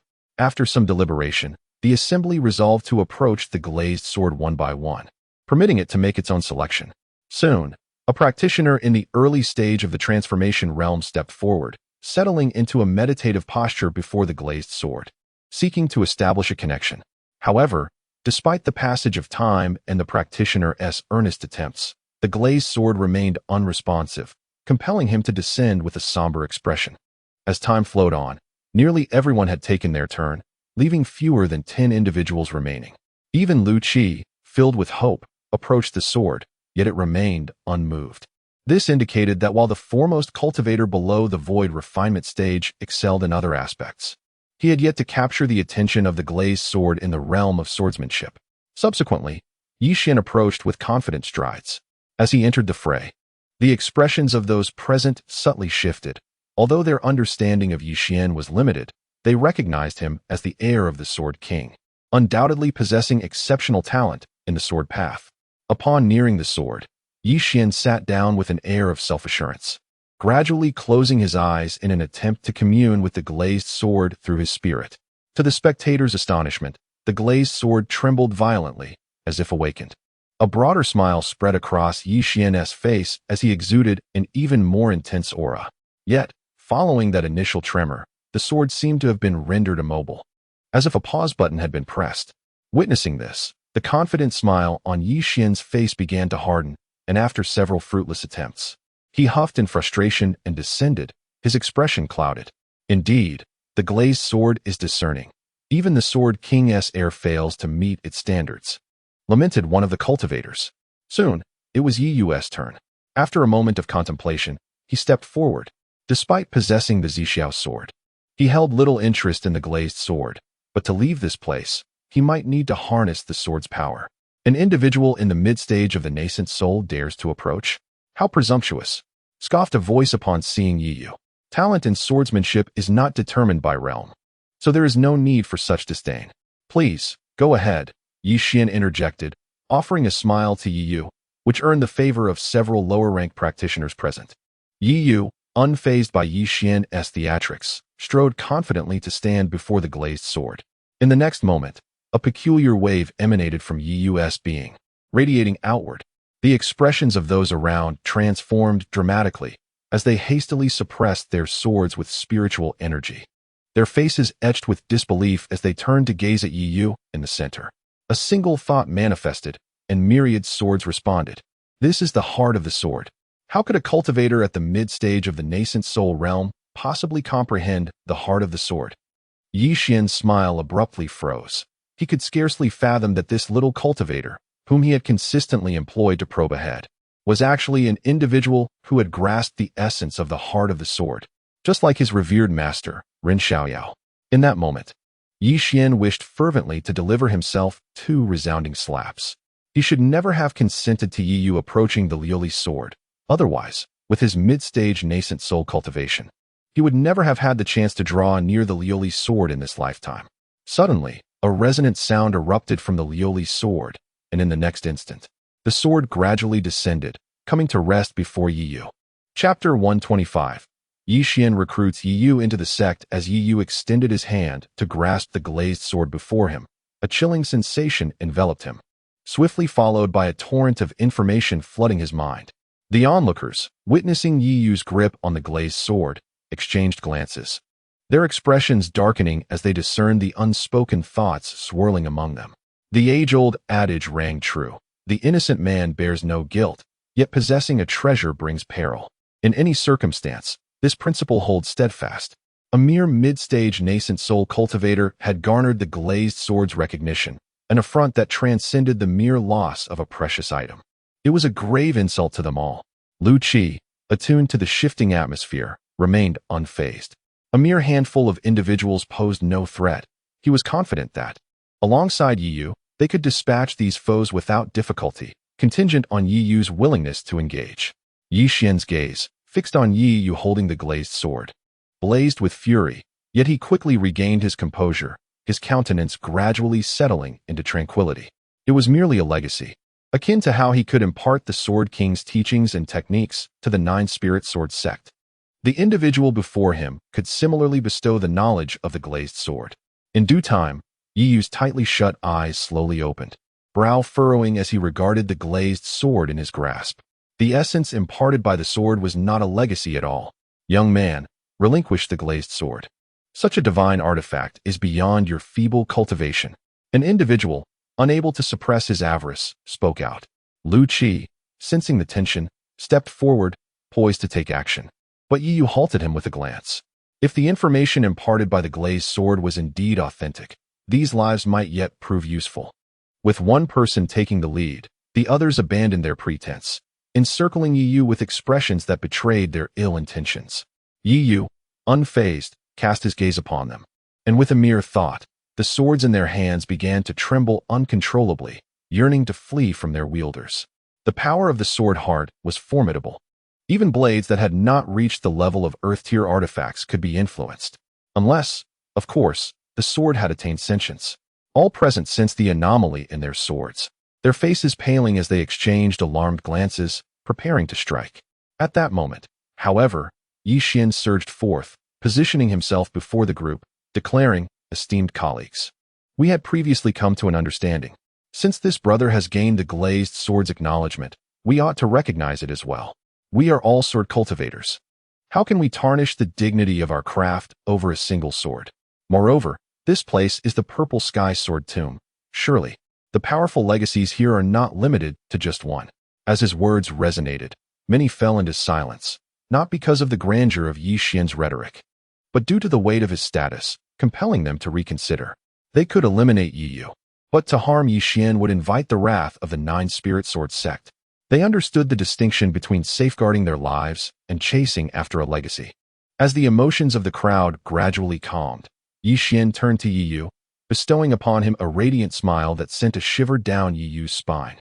Even Lu Qi was taken aback, never anticipating that Yi Xian would emerge at such a critical moment. A sense of dark amusement welled up within Lu Qi. How splendid the scene would be if Yi Xian were to discover that the person he was protecting was, in fact, Yi Yu. "Fear not, my lord. We are reasonable individuals. To be candid, I felt an instant connection with you upon our first meeting, the moment I laid eyes on you. I was reminded of my royal brother," Yi Xian remarked, expressing a hint of nostalgia. Upon hearing this, Yi Yu's expression turned peculiar, as if to say, "What does that have to do with me? Ah, it's merely a family matter. If you find it uninteresting, I shall refrain from discussing it." Yi Xian observed the subtle shift in Yi Yu's demeanor and ceased his discourse. This was a tactic he often employed, speaking half the truth while concealing the other half. Should the other party pursue the conversation, an inherent sense of trust would significantly increase, a method that had ensnared several of his royal sisters from Diyin. "Then I shall not listen." Yi Yu waved his hand dismissively and began to wander about the Liuli Hall, searching for the entrance to the Zixiao Sword Tomb. Yi Xian was taken aback, not expecting Yi Yu to truly disregard his words. He hurriedly followed, disregarding whether Yi Yu wished to listen or not, and continued his relentless chatter. His words conveyed nothing more than how benevolent he was towards Yi Yu, pouring out his heart, while lamenting that Yi Yu had quarreled with him over the throne, even resorting to violence. He painted himself as a victim. Throughout the lengthy monologue, Yi Yu remained largely unresponsive, yet those who overheard snippets of the conversation were incensed, their expressions indicating that, had they known Yi Yu was present, they would have eagerly torn Yi Xian apart. "Enough, enough. After all this, what is it that you wish to convey?" Yi Yu impatiently gestured. Seeing Yi Yu initiate the conversation, Yi Xian's heart leapt with joy as he promptly replied, "Although my royal brother treats me poorly, I still yearn for him. You bear a striking resemblance to my royal brother, hence I wish to invite you to join the Dueling Sword sect. Fear not, with my recommendation. You shall undoubtedly be accepted by my master, Ren Xiaoyao, who is at the peak of the transformation stage.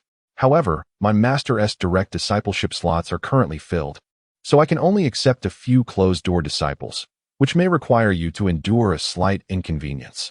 Upon completing his remarks, silence enveloped the surroundings. Many present yearned to join Ren Xiaoyao's ranks, including several older cultivators of the transformation stage. The assembly was not solely comprised of the younger generation. Numerous seasoned practitioners were also in attendance. Regardless of their age, all had heard of Ren Xiaoyao's illustrious name. In this region of Lijiu, beneath the void refinement stage, none could claim certainty against Ren Xiaoyao, save for Lu Qi. Hearing this, Lu Qi couldn't help but twitch his lips, nearly bursting into laughter. What spectacle was unfolding before him? Yi Yu's expression suddenly became strange, gazing at Yi Xian with a look of bemusement. Yet, Yi Xian assumed that Yi Yu was simply moved by his words, his heart swelling with delight. He was capable of driving one Yi Yu to leave the Great Yin, and naturally, he could compel another to depart from the Nine Spirits. When the time came, he could simply employ the same tactics.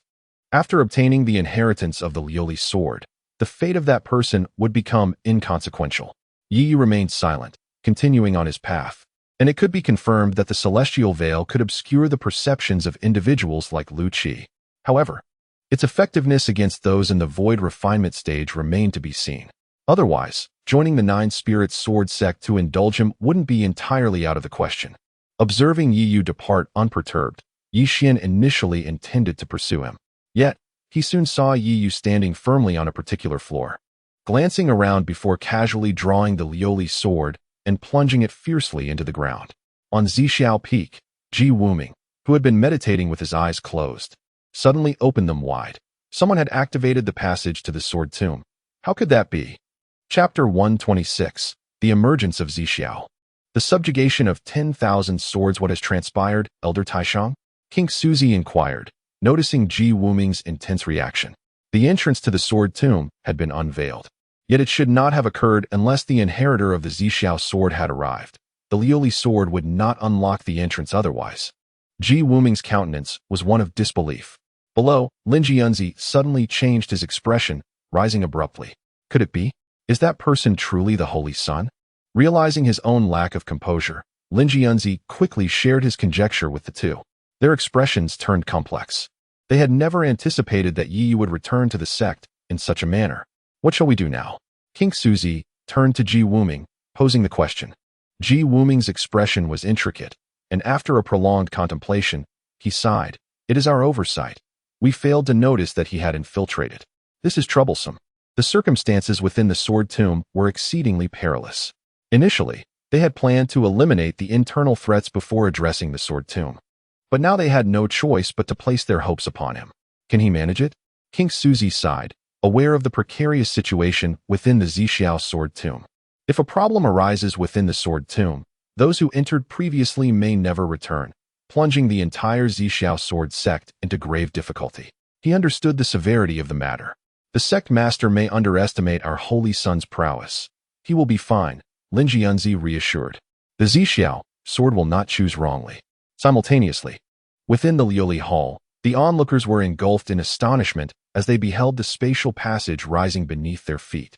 The moment the passage opened, Yi Yu furrowed his brow tightly. Though subtle, he could not mistake it. The passage emanated a faint demonic aura. Turning to Yi Xian, Yi Yu caught a fleeting glimpse of disbelief and elation flickering in Yi Xian's eyes, clearly indicating that he was unaware of this development. Lu Qi knitted his brows. Gazing down at the spatial passage, for some reason, an inexplicable aversion surged within him. Aware that this feeling was not a mere illusion, he stealthily positioned himself behind Yi Yu, his body tensed, ready to whisk Yi Yu away at the slightest sign of danger. Among those present, aside from Yi Xian's companions, the others had arrived at the Lioli Hall through various channels, yet they had no prior knowledge of this spatial passage. They all turned to Yi Yu, their expressions curious.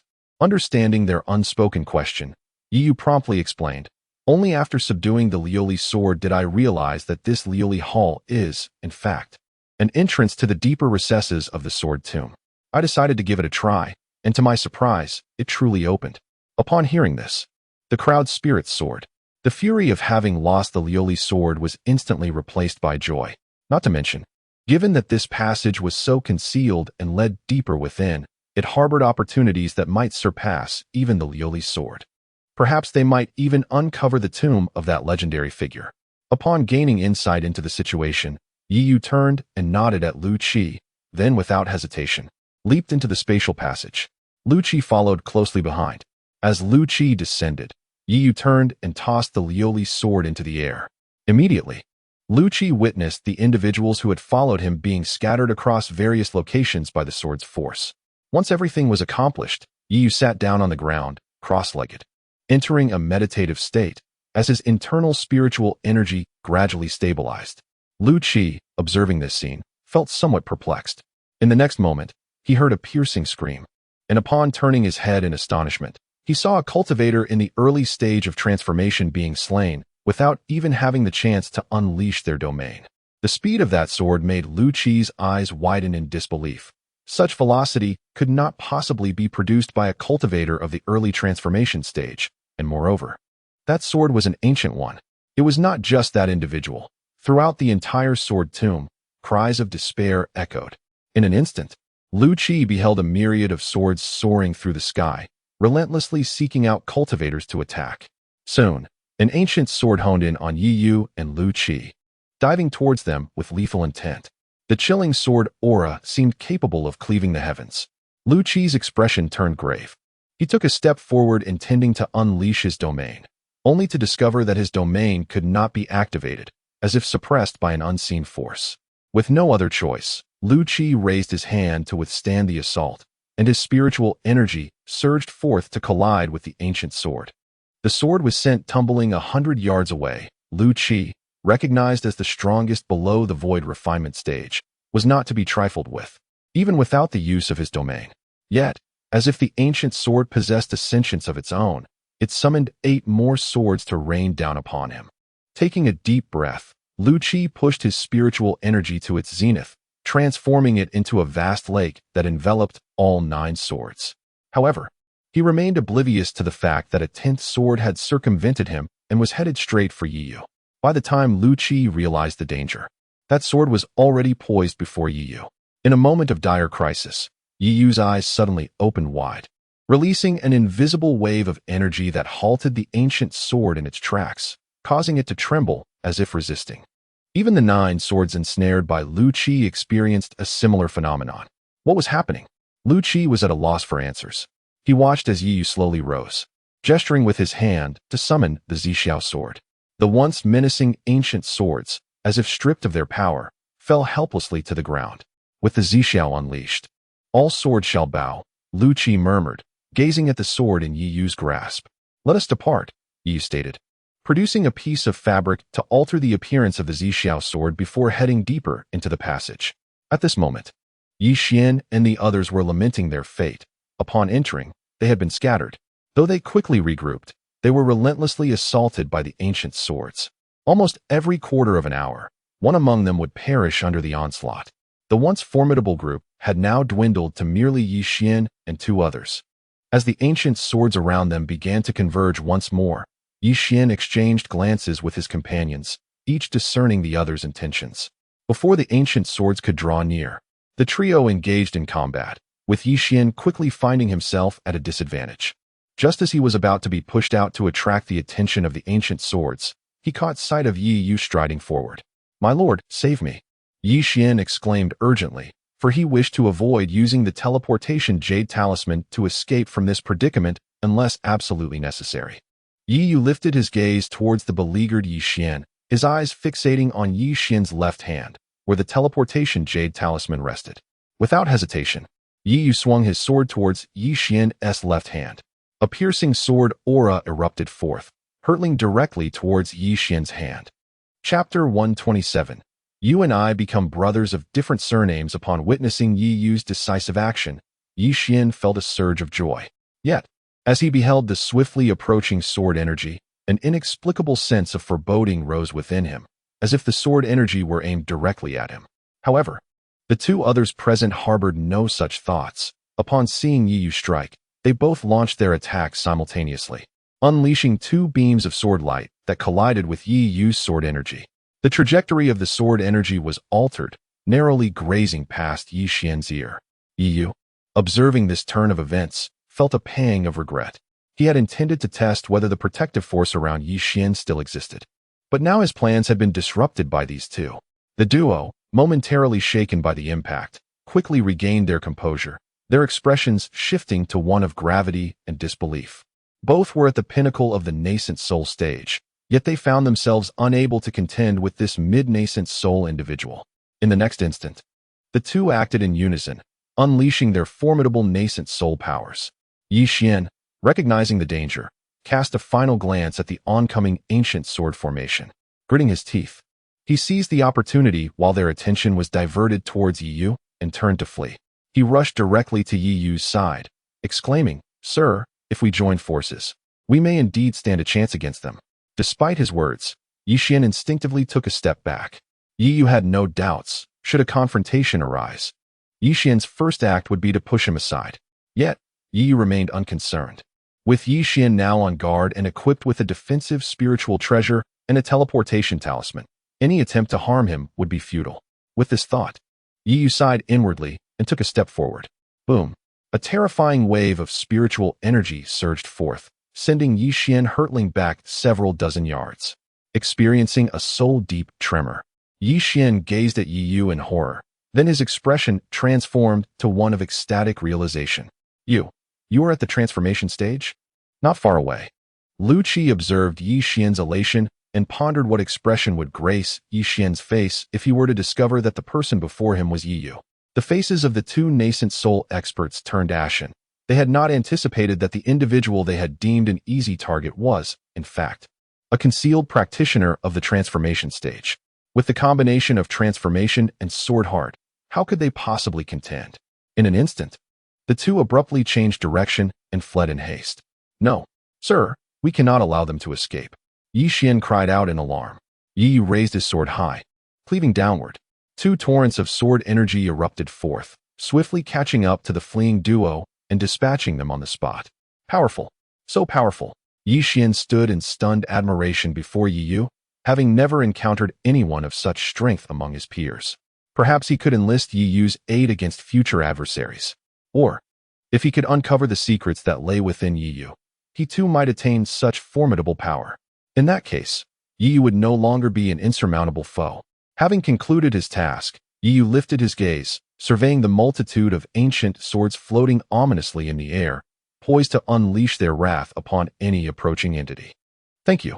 From this day forth, my life belongs to you, Yi Yu. I will traverse mountains of blades and seas of fire at your command. Even if it leads to my demise, I shall never waver. Yi Xian declared with utmost seriousness. Is that so? Yi Yu smiled with a hint of intrigue. Casting his gaze towards Yi Xian, the latter trembled slightly and hastily replied, Of course it is true. If it pleases you, shall we become sworn brothers?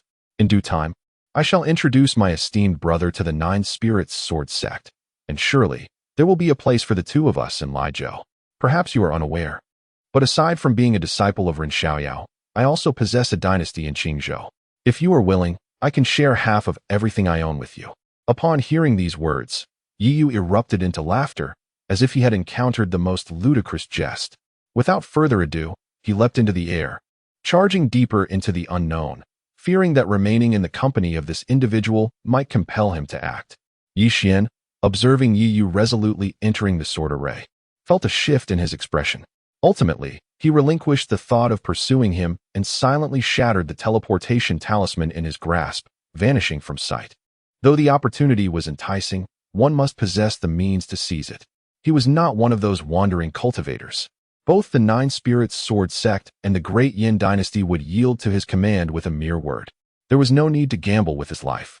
After a ripple of space, Yi Xian reappeared atop Zixiao Peak.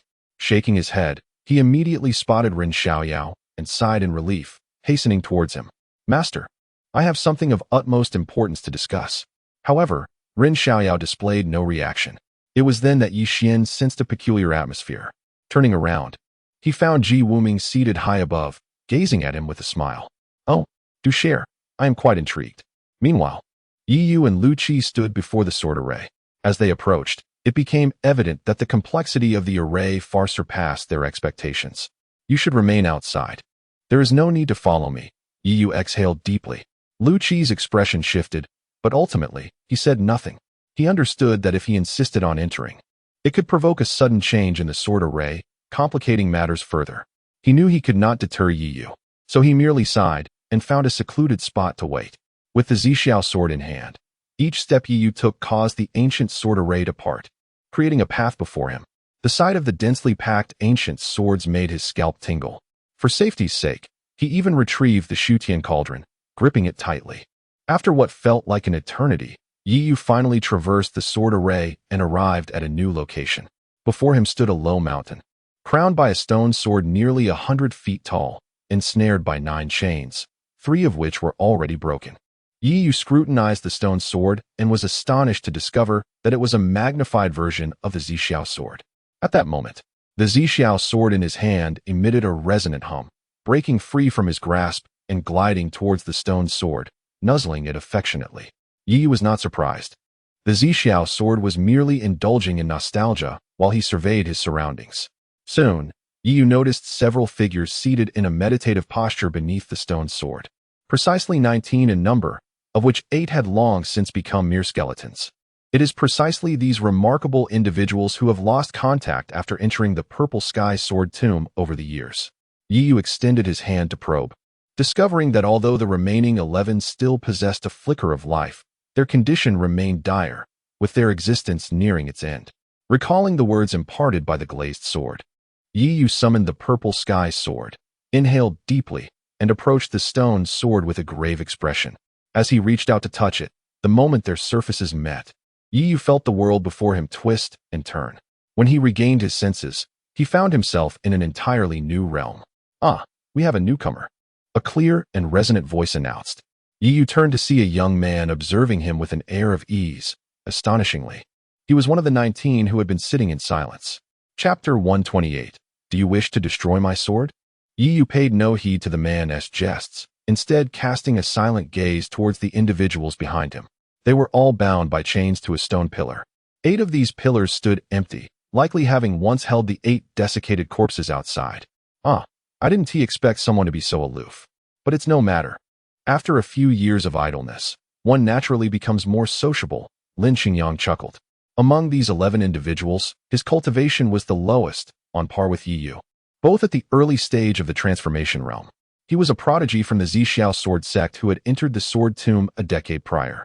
Yu shot him a bemused glance, just as he was about to take action when a thunderous sound erupted from beneath his feet, and the 20th stone pillar slowly rose from the ground.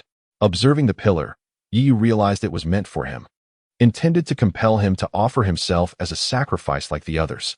However, Yu turned and approached Lin Xingyang, frowning at the chains binding him. Enough staring. You wouldn't want the Zixiao sword sect to be destroyed, would you? Take some initiative, Lin Xingyang replied with a carefree smile. Whether the Zixiao sword sect perished or not was of little concern to Yu. He had come here solely for the Zixiao sword. The other 10 individuals also looked on at this moment, seemingly urging Yu onward. I have no desire to be trapped here. Meeting their gazes, Yu shrugged, then flipped his palm, revealing the Zixiao sword. The Zixiao sword. The Holy Sun. Lin Xingyang's eyes widened in astonishment. Gazing at the restored Zixiao sword in his hand, Yu raised an eyebrow. It appeared that the information from the Lioli sword was accurate. This place was a realm of consciousness, or perhaps a spiritual space. The Shroud of Heaven had no effect here. The instant the Zixiao sword appeared, the remaining 10 could hardly conceal their delight. They had been trapped for far too long, helplessly witnessing the demise of one predecessor after another. At last, a glimmer of hope had dawned upon them. In the next moment, Yu no longer hesitated. Wielding the Zixiao sword, he severed the chains binding all 11 of them. As they felt the shackles lifted, the 11 erupted in jubilation, only to suddenly remember something. Turning grave as they glanced towards the distance, a low hum resonated, and the ground trembled beneath them, followed by a surge of black light erupting forth. At last, I have emerged. Accompanied by a manic laughter, a man with a delicate visage stepped forth from the black light. The overwhelming pressure radiating from him caused Yu and the others to momentarily falter in their breaths. Beholding the man, Lin Xingyang and the others turned pale, quickly casting their gazes towards the Zixiao sword in Yu's hand. Understanding their unspoken thoughts, Yu promptly hurled the Zixiao sword into the air. In the next instant, the entire space was engulfed in purple lightning, an awe-inspiring celestial might that seemed capable of annihilating worlds. Then, a soft sigh echoed, and a figure clad in golden armor materialized amidst the purple lightning, crackling with thunder. Zixiao. Upon catching sight of that individual, the androgynous man's expression transformed into a grotesque mask of fury. It was indeed the man before him who had imprisoned him in this place for countless years. Zixiao gazed at the androgynous figure and, with a sardonic smile, remarked, "It has been a long time, Moon Emperor. Indeed, it has been a long time. Now, you are but a remnant soul, while I still endure. I have triumphed, Zixiao." The Moon Emperor fixated on Zixiao, erupting into maniacal laughter. Zixiao cast a profound glance at him, then ceased any further banter. With both hands forming intricate seals, the entire space quivered, and countless bolts of lightning coalesced into swords. Purple Thunder Sword Array. The Moon Emperor's expression shifted. It was this very technique that had once sealed him away. His smile vanished instantly, and with a sweeping gesture, a torrent of dark energy surged forth from the ground. Do not presume that I have been idle all these years. Demonic soul annihilation. An overwhelming wave of black energy materialized, converging in the air to form a colossal demonic silhouette. Its gaping maw devoured all the swords conjured from the thunder. No, this is not the true purple thunder sword array. Suddenly, a voice interjected. Yi Yu turned to see the individual who had once been trapped upon the ninth stone pillar. Sister Zhang, what do you mean by that? Lin Qingyang inquired. Zhang Yingying's expression darkened as she replied, I have perused ancient texts. When the purple thunder sword array is unleashed, it is akin to world annihilation, accompanied by 1,000,000 sword shadows. Yet, it appears that only a mere 100,000 shadows are present now. Our ancestor is not unleashing his full prowess. As her words fell, the expressions of the 11 others, save for Yi Yu, turned grim. They had gathered here, anticipating the day the purple thunder sword would be reclaimed, hoping someone would come to wield it. For this place was unique enough to awaken the lingering will within the sword, augmented by the power of the sword tomb, to finally eliminate the Moon Emperor. Not only Zhang Yingying, but the Moon Emperor also swiftly understood that this longtime adversary was unable to fully manifest his strength. He began to sense the surroundings and suddenly burst into laughter. Ha! So that is it. So that is it. Old fool, it seems you are not dead after all. Upon hearing this, Zixiao's countenance shifted as a black light suddenly emerged from the purple thunder sword. In the next moment, as if responding to a summons, it surged forth. Zixiao sensed the impending danger and attempted to suppress it, but the Moon Emperor directed the demonic silhouette to attack. Zixiao had no choice but to retaliate. While the Demon Emperor imprisoned within the purple thunder sword simultaneously broke free. Haha, Zixiao, you have suppressed us for so long. Today it is time for you to pay the price. The laughter of the Dust Emperor reverberated throughout the space. Zixiao's expression darkened, turning grave as he beheld the two Demon Emperors. Though neither side was at full strength, Zixiao understood that the situation had taken a dire turn. With a deep breath, Zixiao turned to Yi Yu and the others, saying, Soon, I will send you all away. As for the consequences, that shall be left to fate. With that, Zixiao raised his arm and called forth, sealing his hands into intricate formations. The purple thunder sword erupted with a resonating cry. Yi Yu's face paled in an instant. For the purple thunder sword had recognized him as its master. He comprehended Zixiao's intent to detonate his remnant soul, channeling the self-destructive power of the purple thunder sword to utterly slay these two demons. The Moon Emperor and the Dust Emperor exchanged a chilling glance. And in the next moment, their demonic forms erupted with boundless power, forcefully tearing open a rift in space. From this rift emerged a pair of colossal eyes, indeed. The third Demon Emperor. Witnessing this, a flicker of despair crossed Zixiao's face. Even at the height of his strength, he would not stand a chance against 3 Demon Emperors. He swiftly turned to activate the space, urging, You all must flee. Inform the outside world to evacuate at once. Lin Qingyang and the others exchanged bitter smiles, acutely aware that they had no options left. They could only kneel in reverence, bidding farewell to the founding ancestor of the Zixiao sword sect. Do you wish to destroy my sword without consulting me? Yi raised his head, directing his inquiry towards Zixiao. Chapter 129. Who are you calling? I have never feared anyone. Upon hearing these words, Zixiao turned around, casting a glance at Yi Yu with a complex expression. He was undoubtedly aware that Yi Yu was the new master of the Zixiao sword, and he held a favorable opinion of this new master.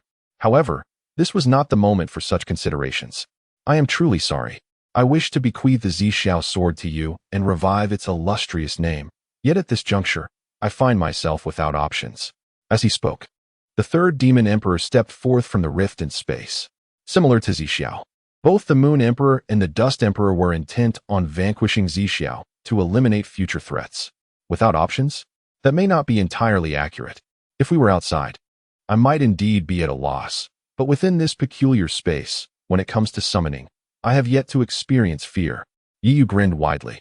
Then, under the astonished gaze of Zixiao, he formed hand seals, unleashing the illusory dragon wind and thunder body, the primordial breathing technique, and the heaven-slaying sword technique. 3 formidable ancestral powers erupting forth.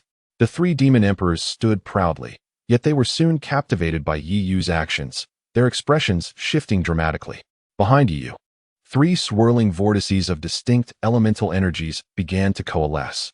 Subsequently, three figures emerged, stepping forth with measured grace. The first figure, bearing a blood-red sword, radiated a chilling aura.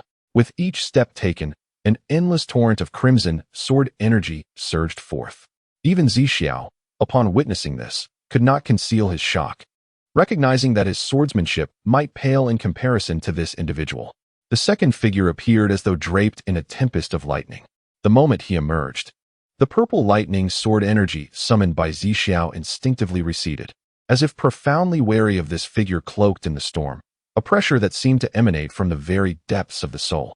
The third figure was an elderly man with a white beard, lacking the terrifying presence of the first two. Yet, wherever he tread, life seemed to awaken anew. It is essential to note that this realm was not strictly a tangible world, but rather a space of the mind. Nevertheless, the flora beneath his feet bloomed unaffected. The three ancestral beings stood resolutely. Observing their emergence, Yi Yu's lips curled into a slight smile. The divine powers bestowed by the ancestors bore resemblance to Zixiao's act of entrusting his lingering soul within the Zixiao sword, effectively transferring a portion of his consciousness onto Yi Yu. In this unique space, these three consciousnesses could be materialized, allowing for their summoning without the need to activate the void celestial cauldron. Zixiao stared in wide-eyed astonishment at this scene, and then his expression transformed into one of sheer elation. Regardless of the circumstances, the arrival of these three had turned the tide of the confrontation. Three combined-phased demon emperors were inconsequential. In stark contrast to Zixiao's exhilaration, the three demon emperors appeared bereft of hope, their countenance reflecting one who had just ingested something foul. They had originally intended to mercilessly slay Zixiao, yet it now seemed they were the ones destined for defeat. However, with the arrow on the string, there was no turning back. The three combined-phase demon emperors struck simultaneously, unleashing a terrifying wave of demonic energy that blotted out the sky, an immense pressure compelling Yi Yu and the others to cough up blood. This overwhelming disturbance sent tremors throughout the sword tomb. Lu Qi, situated outside the sword array, sensed the anomaly. Worn from fending off the relentless onslaught of ancient swords, he let out a grunt, his body hurtling backward. With a face full of astonishment, he gazed towards the direction of the sword formation, his concern not for his own safety, but rather for Yi Yu's well-being. Should Yi Yu perish, it would mean the loss of his granddaughter as well. After a prolonged moment of contemplation, Lu Qi gritted his teeth and transformed into a streak of light, racing towards the sword array. At that moment, the ancient sword formation had already been disrupted by the terrifying fluctuations. Upon Lu Qi's arrival, he beheld Yi Yu extending a hand to touch the stone sword before him. With Lu Qi's keen sight, he instantly discerned that Yi Yu's consciousness was not within his body. If he were to rashly interrupt, it might inflict irreversible harm upon Yi Yu. Observing the stone sword gradually crumbling, Lu Qi clenched his teeth, channeling his spiritual energy to envelop Yi Yu, shielding him from the impending influence. Zixiao's expression soured as he beheld the encroaching demonic energy, and just as he prepared to take action, a cold snort echoed through the air. Since when could several core formation stage demon emperors act before me? The speaker was the brawny figure draped in thunderclouds, who stepped forward, summoning a cacophony of thunderclaps. A multitude of golden heavenly lightning bolts appeared like a vast spider's web, ensnaring the demonic energy, which vanished in an instant. The three demon emperors, realizing the dire situation, steeled their resolve and simultaneously launched an assault on the brawny man. Three colossal beams of demonic light formed in an instant, striking the brawny figure. Yet, he remained utterly unaffected, 9 dragon patterns of lightning emerging upon his surface, a testament to the pinnacle of his mastery over the illusory dragon wind thunder body. With a single punch, he collapsed the space around him, obliterating a demon emperor who could not evade in time, showcasing sheer physical power alone. Yi Yu, discerning the brawny man's intentions, began to observe the flow of his spiritual energy, unwittingly deepening his understanding of the illusory dragon wind thunder body. The remaining 2 demon emperors, sensing the shift in circumstances, bellowed in fury, their demonic souls shattering, unleashing a cataclysmic aura. Zixiao's countenance changed drastically. The self-detonation of two core formation stage demon emperors would undoubtedly yield catastrophic consequences. Just as he contemplated a solution, a crimson sword aura surged forth, annihilating the destructive force unleashed by the two demon emperors' self-explosions in an instant. Oh, this! Zixiao gazed in horror at the figure bearing the blood sword. This power was akin to a dimensional assault. After accomplishing his task, the figure with the blood sword exchanged a glance with the thunderclad figure before gradually dissipating, leaving only the white-bearded elder.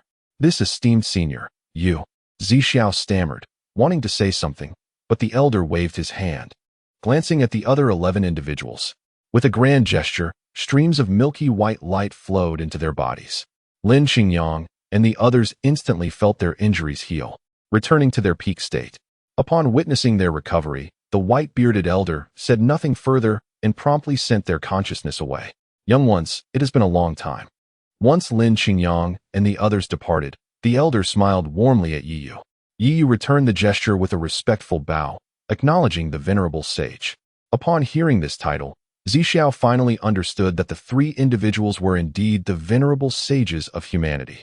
Instantly, a tempest of emotions surged within him as he grasped the gravity of the situation. Could it be that this young man had drawn the blessings of three eminent sages? I remain here because of matters pertaining to your domain. At that time, it was our intervention that prevented your domain from manifesting. You are still too weak. Had that domain been discovered, you would have encountered significant troubles, the old Taoist solemnly remarked to Yi Yu. Yet, within Yi Yu's heart, a sense of foreboding arose. The old Taoist's serious tone bore no semblance of deceit. What kind of overwhelming trouble could be so formidable that even the venerable sages of humanity found it daunting? Chapter 130. The Return of the Talented Ones. The old Taoist discerned Yi Yu's confusion and, after a prolonged contemplation, spoke softly. The Imperial Clan. Yi Yu's eyes trembled. He was aware of the Imperial Clan's formidable strength, but had not anticipated it to be so potent that even the venerable sages held it in such trepidation. The rest you will come to understand when your strength reaches a certain level, for there is no escaping it. The old Taoist sighed as he gazed at Yi Yu, seemingly indifferent to the fact that Zixiao was watching them with wide eyes. After a brief interval, Zixiao appeared to regain his senses, his eyes widening in shock. You cannot mean, lacking in spirit. He was abruptly silenced by a glare from the old Taoist, and promptly closed his mouth, disheartened. After further discourse, the old Taoist vanished, leaving only Yi Yu and Zixiao. Time passed, and Zixiao's form began to fade, indicating he could not endure much longer. The Zixiao sword encircled him, displaying a reluctant demeanor. Zixiao reached out to caress the sword's body, then turned to gaze deeply at Yi Yu, saying, "The Zixiao sword shall follow you henceforth, yet it is gravely damaged and must rest within the sword tomb for a while. It will seek you out when the time is right." Yi Yu nodded in acknowledgement, choosing not to elaborate further. After a final glance at Zixiao, he turned and departed from that space. Upon exiting, Lin Xingyang approached, scrutinizing Yi Yu from head to toe. Once satisfied that all was well, he remarked, "All right, the Holy Sun has emerged, let us depart." The others had no objections, having been trapped in that lightless realm for an extended period, with the longest among them having been confined for nearly a century since the opening of the Zixiao sword tomb. As for Lu Qi, having confirmed Yi Yu's well-being, he resumed his conversation with Zhang Yingying, appearing quite pleased. Lin Xingyang informed that the two were longtime acquaintances, having explored a secret realm together a century prior. Thus, their reunion was met with nostalgia. Soon, they arrived at the exit. Just as Lin Xingyang was about to open it, Yi Yu gestured, and the resplendent Liuli sword flew into his grasp. With the Zixiao sword left behind, the Liuli sword naturally became his most suitable weapon. The members of the Zixiao sword sect regarded the Liuli sword in Yi Yu's hand with faint surprise, but they quickly regained their composure. It was only natural for one chosen by the Zixiao sword to be able to subdue the Liuli sword. Contemplating the Liuli sword in his grasp, Yi Yu seemed to have an epiphany and addressed the group. "Once we step outside, do not reveal my identity. Regard me as an ordinary person. As for Lu Qi, please consult Ling Yunzi to ascertain whether this shroud of heaven can conceal us from the probing eyes of the refining void stage." Lu Qi immediately grasped Yi Yu's intentions and nodded in agreement. The others exchanged peculiar glances, yet they could not defy the Holy Sun's command. At that moment, atop the Zishao peak, the expressions of all, including Ji Wuming, were exceedingly grave as they fixated intently on the stone tablet in the plaza. An hour ago, a terrifying surge of spiritual power emanated from the steel, a force so formidable that it instilled dread even in the heart of Ji Wuming, who felt as vulnerable as an infant in its presence. Fully aware of the circumstances within the Zishao sword tomb, Ji Wuming understood that all he could do now was wait. The others had been compelled to remain by Ji Wuming, solely to prepare for any unforeseen events. None dared to disobey in the face of a sword cultivator in the void refinement stage. Suddenly, the steel trembled, and a fissure slowly opened within it. At that moment, everyone's hearts raced with trepidation, fearing the emergence of something beyond comprehension. After all, what could possibly evoke such apprehension in Ji Wuming? Just as the tension reached its peak, a youthful head emerged, surveying the surroundings. Upon spotting King Suzy, he hurriedly dashed out of the crack and knelt, exclaiming, "Disciple Lin Xingyang pays respects to master." King Suzy momentarily stood in shock, then, trembling, approached Lin Xingyang step by step, his aged face streaked with tears. Lin Xingyang was not only his direct disciple, but also a child he had nurtured since a young age. Having lost all contact with him for a decade since he entered the sword tomb, King Suzy had endured considerable despair. Their reunion was thus profoundly moving. Soon, more figures emerged, and the square became a scene of heartfelt reunions between masters and disciples. Even Ji Wuming was momentarily taken aback upon seeing Zhang Yingying, never having anticipated such a day of reunion. While the Zishao sword sect basked in the joy of these reunions, others wore expressions akin to having tasted something bitter, particularly Ren Xiaoyao. They were well aware of the legendary talents of the Zishao sword sect throughout the ages. Among the 11 who had appeared, 3 were at the initial stage of transformation, 6 at the mid-stage, and even 2 had reached the late stage. Such a formidable presence undoubtedly injected a potent vigor into the faltering Zishao sword sect. Yi Xian's gaze was fixed intently on the spatial crack until the figure of Yi Yu, veiled by a celestial shroud, emerged, eliciting a surge of joy. He immediately rushed forward to greet her. As for Lu Qi, the last to appear, he was overlooked by everyone. This suited him just fine, as he quickly sought out Ling Yunzi to inform him of Yi Yu's plans. Ling Yunzi, momentarily taken aback, swiftly relayed the news to Ji Wuming. Upon receiving Ling Yunzi's transmission, Ji Wuming gazed at Yi Yu, his heart tumultuous with waves of astonishment. Had her appearance truly changed so drastically? He could hardly perceive it, revealing that his own holy son must harbor numerous secrets. After a brief contemplation, Ji Wuming subtly nodded at Yi Yu. She, too, was observing Ji Wuming. Upon seeing his nod, her heart settled, realizing that even a cultivator in the void refinement stage could not discern the shroud's effects. With this thought, Yi Yu turned to the approaching Yi Xian, a gentle smile gracing her lips as a plan began to form in her mind. "Brother, you have finally emerged. This is wonderful." Yi Xian gazed upon Yi Yu before him, his heart swelling with elation, as if he could already perceive the legacy of the Liuli sword beckoning to him. Moreover, having recruited such a prodigy into their sect, his standing within the Jiuling sword sect would undoubtedly become even more secure. Yi Yu nodded in response and remarked, "It was merely luck. Come, come. Allow me to introduce you to my master," Yi Xian declared, leading Yi Yu before Ren Xiaoyao. Yi Xian had already conveyed everything about Yi Yu to Ren Xiaoyao, and the gathered individuals were even aware that Yi Yu had obtained the legacy of the Liuli sword. "You are the child who has inherited the Liuli sword's legacy, are you not? Excellent, excellent. Would you be willing to join our Jiuling sword sect?" Ren Xiaoyao's voice boomed, as if he feared that those around them might not hear. The return of numerous prodigies from the Zishao sword sect had already dealt a significant blow to the Jiuling sword sect. Yet, if they could secure Yi Yu, the one who had inherited the Liuli sword's legacy, amidst such circumstances, it would surely deliver a considerable setback to the Zishao sword sect. The atmosphere in the square grew peculiar, with everyone turning their heads toward Qing Shuzi, who, at that moment, wore an expression of profound dismay. Chapter 131. Just call me Ling, or having obtained the legacy of the Liuli sword, he is now one of us from the Zishao sword sect. What do you mean by that? King Suzy's face turned red with anger, his beard bristling as he glared. However, Ji Wuming and Lin Jianzi wore expressions of indifference. showing no inclination to support King Suzy. Hee, King Suzy, one must be cautious with their words. There are countless legacies throughout the continent. If I were to acquire the legacy of an ancient sect, would I then be compelled to withdraw from the Dueling Sword sect? A legacy belongs to the capable. I have never heard of a rule stating that receiving a legacy binds one to a specific sect. It ultimately depends on the individual's own will. Ren Xiaoyao remarked with a mocking smile.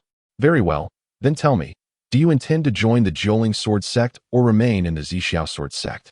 King Suzy, visibly agitated, turned to Yi Yu, his eyes flickering with a dangerous glint, exuding an ominous aura thick with menace. Yi Yu raised his head and glanced at King Suzy before calmly stating, I wish to join the Dueling Sword sect. Upon hearing this, Ren Xiaoyao's expression brightened, while King Suzy's face darkened significantly, preparing to retaliate. Yet, Lin Jianzi placed a hand on his shoulder, signaling him to refrain from acting impulsively. Seeing this, King Suzy could only huff in annoyance and sit back down. Ren Xiaoyao, witnessing the scene, burst into laughter, even urging Yi Yu to display the Liuli sword. The group then left the Zixiao Sword sect in a grand procession. Others, sensing no reason to linger, bid their farewells. Once the crowd had departed, King Suzy, fuming, dragged Lin Jianzi to the grand hall of the sect. What do you mean by this? The Liuli sword is the treasured weapon of our third-generation sect master. How can we allow someone from the Dueling Sword sect to take it away? Rest assured, this has all been planned by the elder, so do not act rashly. Lin Jianzi found King Suzy's fury amusing as he observed him fuming. Upon hearing this, King Suzy's anger dissipated. He sighed and waved his hand, saying, Very well, I shall not inquire further. But what of the Holy Sun? Holy Sun? You have seen him, the one following Ren Xiaoyao, replied Lin Jianzi with a nonchalant shrug. You. Are you out of your mind? The Holy Sun cannot go to the Dueling Sword sect. No, I must find the elder. King Suzy's face turned pale with fear as he hurried to seek Ji Wuming. However, he was stopped by Lin Jianzi. Enough. As the sect master, your current task is to rectify internal issues within the sect. Do not concern yourself with the matter of the Holy Sun. Initially, Ji Wuming had been worried that Yi Yu might eventually integrate fully into the Dueling Sword sect. But after Lin Jianzi informed him about the situation between Yi Yu and Yi Xian, his last concerns vanished. If Yi Yu were to join the Dueling Sword sect under such circumstances, then this so-called Holy Sun was better off without. Having departed from the Zixiao Sword sect, Ren Xiaoyao led Yi Yu and the others to Dueling Mountain without pause, promptly informing the Dueling sect master of Yi Yu's situation. Upon learning of the situation, the master of the Nine Spirits sect was immensely thrilled and hastily summoned Yi Yu. Upon seeing the glazed sword in Yi Yu's hand, he waved his hand grandly, calling forth all the elders of the Nine Spirits Sword sect, allowing Yi Yu to make his selection. He even expressed his willingness to make an exception and take Yi Yu as his disciple. Yi Yu's gaze swept across the gathered elders before finally settling on a tipsy old man. Though the elder's cultivation was modest, barely at the mid-stage of the transformation realm, Yi Yu sensed a unique fluctuation emanating from him, the resonance of a spiritual imprint. This elder was evidently a master of formations. After a moment of contemplation, Yi Yu made up his mind. He was quite enamored with the sword formation that Zixiao had demonstrated. If he could integrate the sword energy into the formation, its power would undoubtedly increase exponentially. Moreover, this old drunkard appeared not to be one who would meddle in affairs, making it easier for Yi Yu to engage in subtle maneuvers. Thus, Yi Yu declared, I choose him. The old drunkard, taken aback by Yi Yu's selection, paused momentarily, while the master of the Nine Spirits sect furrowed his brow. The elder's status was somewhat peculiar, strictly speaking. He was not a true elder of the Nine Spirits Sword sect, but merely held an honorary title. However, words had been spoken and could not be retracted. The master turned to the old man and inquired, Elder Feng, what say you? Feng Qiwen understood the underlying intention behind the master's question. He was expected to decline. Typically, he would acquiesce, but at this moment, he found himself intrigued by Yi Yu and nodded, I think it will suffice. The master of the Nine Spirits sect felt a pang of regret. With Yi Yu's initial cultivation at the early stage of the transformation realm, he was more than capable of serving as an outer sect elder. However, concerned about his sense of belonging, the master had intended to have Yi Yu take on a mentor. In that case, Wang Chuan, you shall study under Elder Feng. Su Wang Chuan was the new name Yi Yu had adopted for himself, He could not casually introduce himself as Yiyu. The surname Su was that of his mother. After some idle chatter and providing Yiyu with various tokens of discipleship, the master allowed him to depart with Feng Qiwen. Once the two had left, Ren Xiaoyao approached the master, saying, "Is it wise to let him follow Feng Qiwen?" "Perhaps." The master waved his hand dismissively. "No need. He was merely a solitary cultivator before. It is best not to pressure him too much. We can encourage your disciple, Yi Xian, to foster a bond with him. Once he gradually develops a sense of belonging, we can discuss other matters." Yiyu accompanied Feng Qiwen to a peak beside the Nine Spirits Mountain. Upon arriving at the cave dwelling, Yiyu's mouth twitched. He had not expected the old man to manage affairs, but upon entering the cave, he realized the elder was utterly negligent. The entire dwelling was in disarray, and even the gathering spirit formation was crooked and askew. "Well then, you shall cultivate here. I am going to sleep. Do not disturb me unless necessary." With that, Feng Qiwen entered the cave, waving his hand to form a barrier. Watching the old man vanish into the dwelling, Yiyu took out the glazed sword and carved out a new cave nearby. After setting up a gathering spirit formation, he settled in. For 5 consecutive days, Yiyu remained within his cave, venturing outside only once when Lu Qi came to verify Lu Ying's condition. Apart from that solitary encounter, Yiyu took no further action. Despite Feng Qiwen's apparent indifference, it was prudent to remain cautious. Revealing oneself could lead to significant trouble. Thus, as the 6th day dawned, 2 individuals approached the entrance of Yiyu's cave. Upon stepping outside, he was greeted by the warm, beaming smile of Yi Xian. "Brother Wang Chun, it has been quite some time.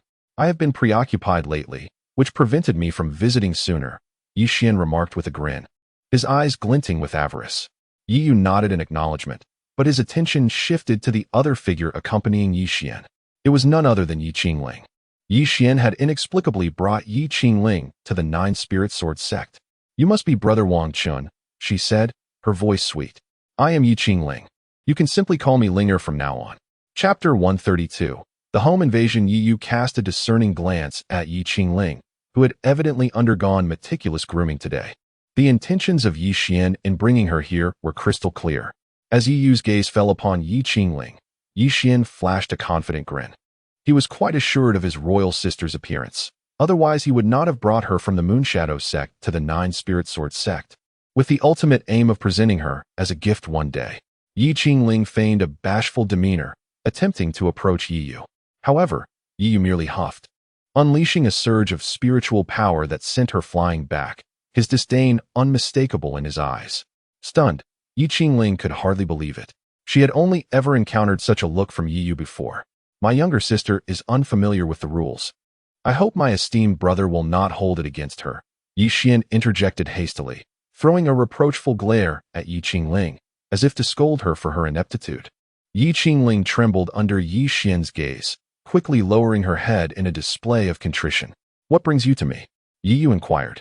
"It is this," Yi Xian replied with a smile. "According to sect rules, every disciple accepted as an inner disciple by an elder is entitled to select a spiritual technique from the scripture pavilion. I noticed you have not visited in the past few days, so I came to inquire if you require any assistance." Upon hearing this, Yiyu nodded. Currently, he could no longer utilize his 3 divine abilities, lest his identity be revealed. The only technique available to him was the 9-turn dragon step. The inheritance of the Lioli sword offered only a single technique and some insights. He possessed no spiritual techniques. Moreover, those techniques he had acquired in his previous life were now rendered ineffective at his current level, making it imperative to seek out a usable spiritual technique. With Yi Xian leading the way, the 3 of them proceeded to the scripture pavilion. As they entered the area, all eyes turned towards them, lingering particularly on Yi Xian. From the discussions around him, Yiyu learned that the scripture pavilion of the Nine Spirit Sword sect was divided into 9 levels, with different spiritual techniques or methods allocated based on the disciples' talents. During Ren Xiaoyao's last visit to the Nine Spirit Sword sect with Yi Xian had successfully accessed the 8th level, acquiring a mid-grade earth-tier spiritual technique, which had caused quite a stir throughout the sect. The fervor surrounding that event had yet to dissipate, and many still recalled the dazzling light that erupted from the pavilion that day. Amidst the adoring gazes of the crowd, Yi Xian strolled confidently towards the scripture pavilion. Upon reaching the entrance, The disciple in charge greeted Yi Xian with a broad smile. After all, he was among the most sought-after figures of the younger generation in the Nine Spirit Sword sect, and the disciple dared not show any disrespect. After confirming their identities, the disciple also bowed to Yi Yu and respectfully invited both individuals inside. Yi Qingling wished to follow them, but was ruthlessly stopped by the disciple, who declared that no idle persons were permitted entry into the scripture pavilion. "How can I be considered idle?" Yi Qingling exclaimed, her cheeks paling instantly as she called out to Yi Xian. Yi Xian did not turn back. What was the purpose of entering with the cultivation of the Golden Core stage? He could wait for us outside. Yi Qingling was momentarily stunned, rendered at a loss by the amused expression on the face of the guarding disciple. In Yi Yu's heart, there was no ripple. At this point in his previous life, Yi Qingling had already successfully advanced to the nascent soul stage. In this life, under Yi Yu's neglect, she had barely cultivated to the mid-golden core stage. It could be said that the once astonishing genius girl of the Moon Shadow sect, who had captivated the entire Qingzhou, was no longer destined to appear in this world. Upon entering the scripture repository, Yi Yu beheld a fist-sized luminous orb at its center. This orb was the heart of the entire repository, connecting every level within. It was rumored that the scripture repository of the Nine Spirits Sword sect was originally a celestial tier treasure, possessing the ability to discern the talents of cultivators. Without hesitation, Yi Yu strode to the core orb and extended his hand toward it. At the moment of contact, Yi Yu was enveloped in golden light, and an eye appeared on the orb, scrutinizing him closely before slowly closing. The entire hall instantly dimmed. Gasps erupted from the onlookers. Who was this person? Could he not even meet the most basic requirements of the scripture repository? Do not speak recklessly. That is Elder Feng's disciple, personally taught by the elder. Are you seeking death by offending him? Personally taught by the elder? With such talent? In any case, he cannot be less than Brother Yi Xian. He should at least be able to open the most basic level. It is widely known that the higher the talent, the more radiant the light emitted from the core. The last time Yi Xian was here, the brilliance was visible throughout the entire sect. Observing this scene, Yi Xian's lips curled slightly, yet he still admonished. Do not speak nonsense. Brother Wang Chuan was merely a loose cultivator before. Perhaps his foundation is not solid enough, but it will not diminish the heights he is destined to reach. As his words fell, the crowd fell silent. Not only these individuals, but the master of the Nine Spirits sect, watching through the spirit light mirror, also shook his head and sighed. He had initially thought that this was a prodigy whose talent rivaled Yi Xian's, but it now appeared that he was inferior. Was it merely luck that allowed him to tame the Liuli's sword? Or was he a distant descendant of the third-generation master of the Zixiao sword sect, possessing a bloodline connection? Regardless of the reasons, the master of the Nine Spirits sect did not wish to delve deeper. The current situation indicated that Su Wangchuan had lost his value for cultivation.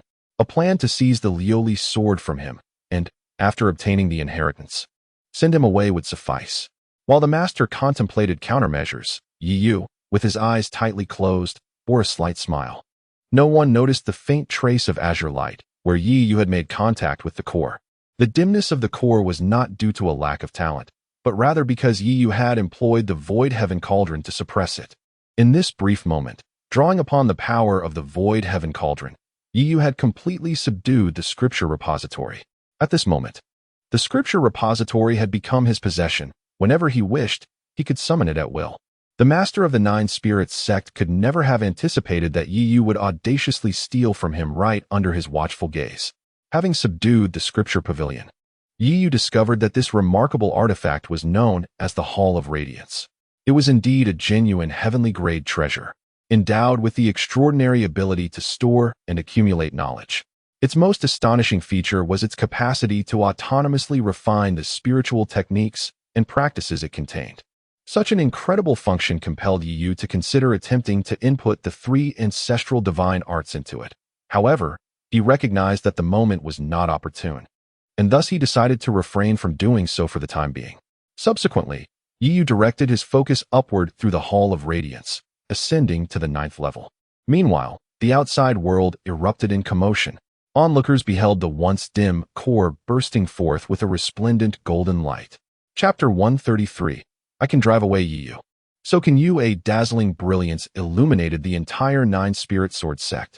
The golden light enveloped the entire Nine Spirit Mountain, visible even from 50 miles away.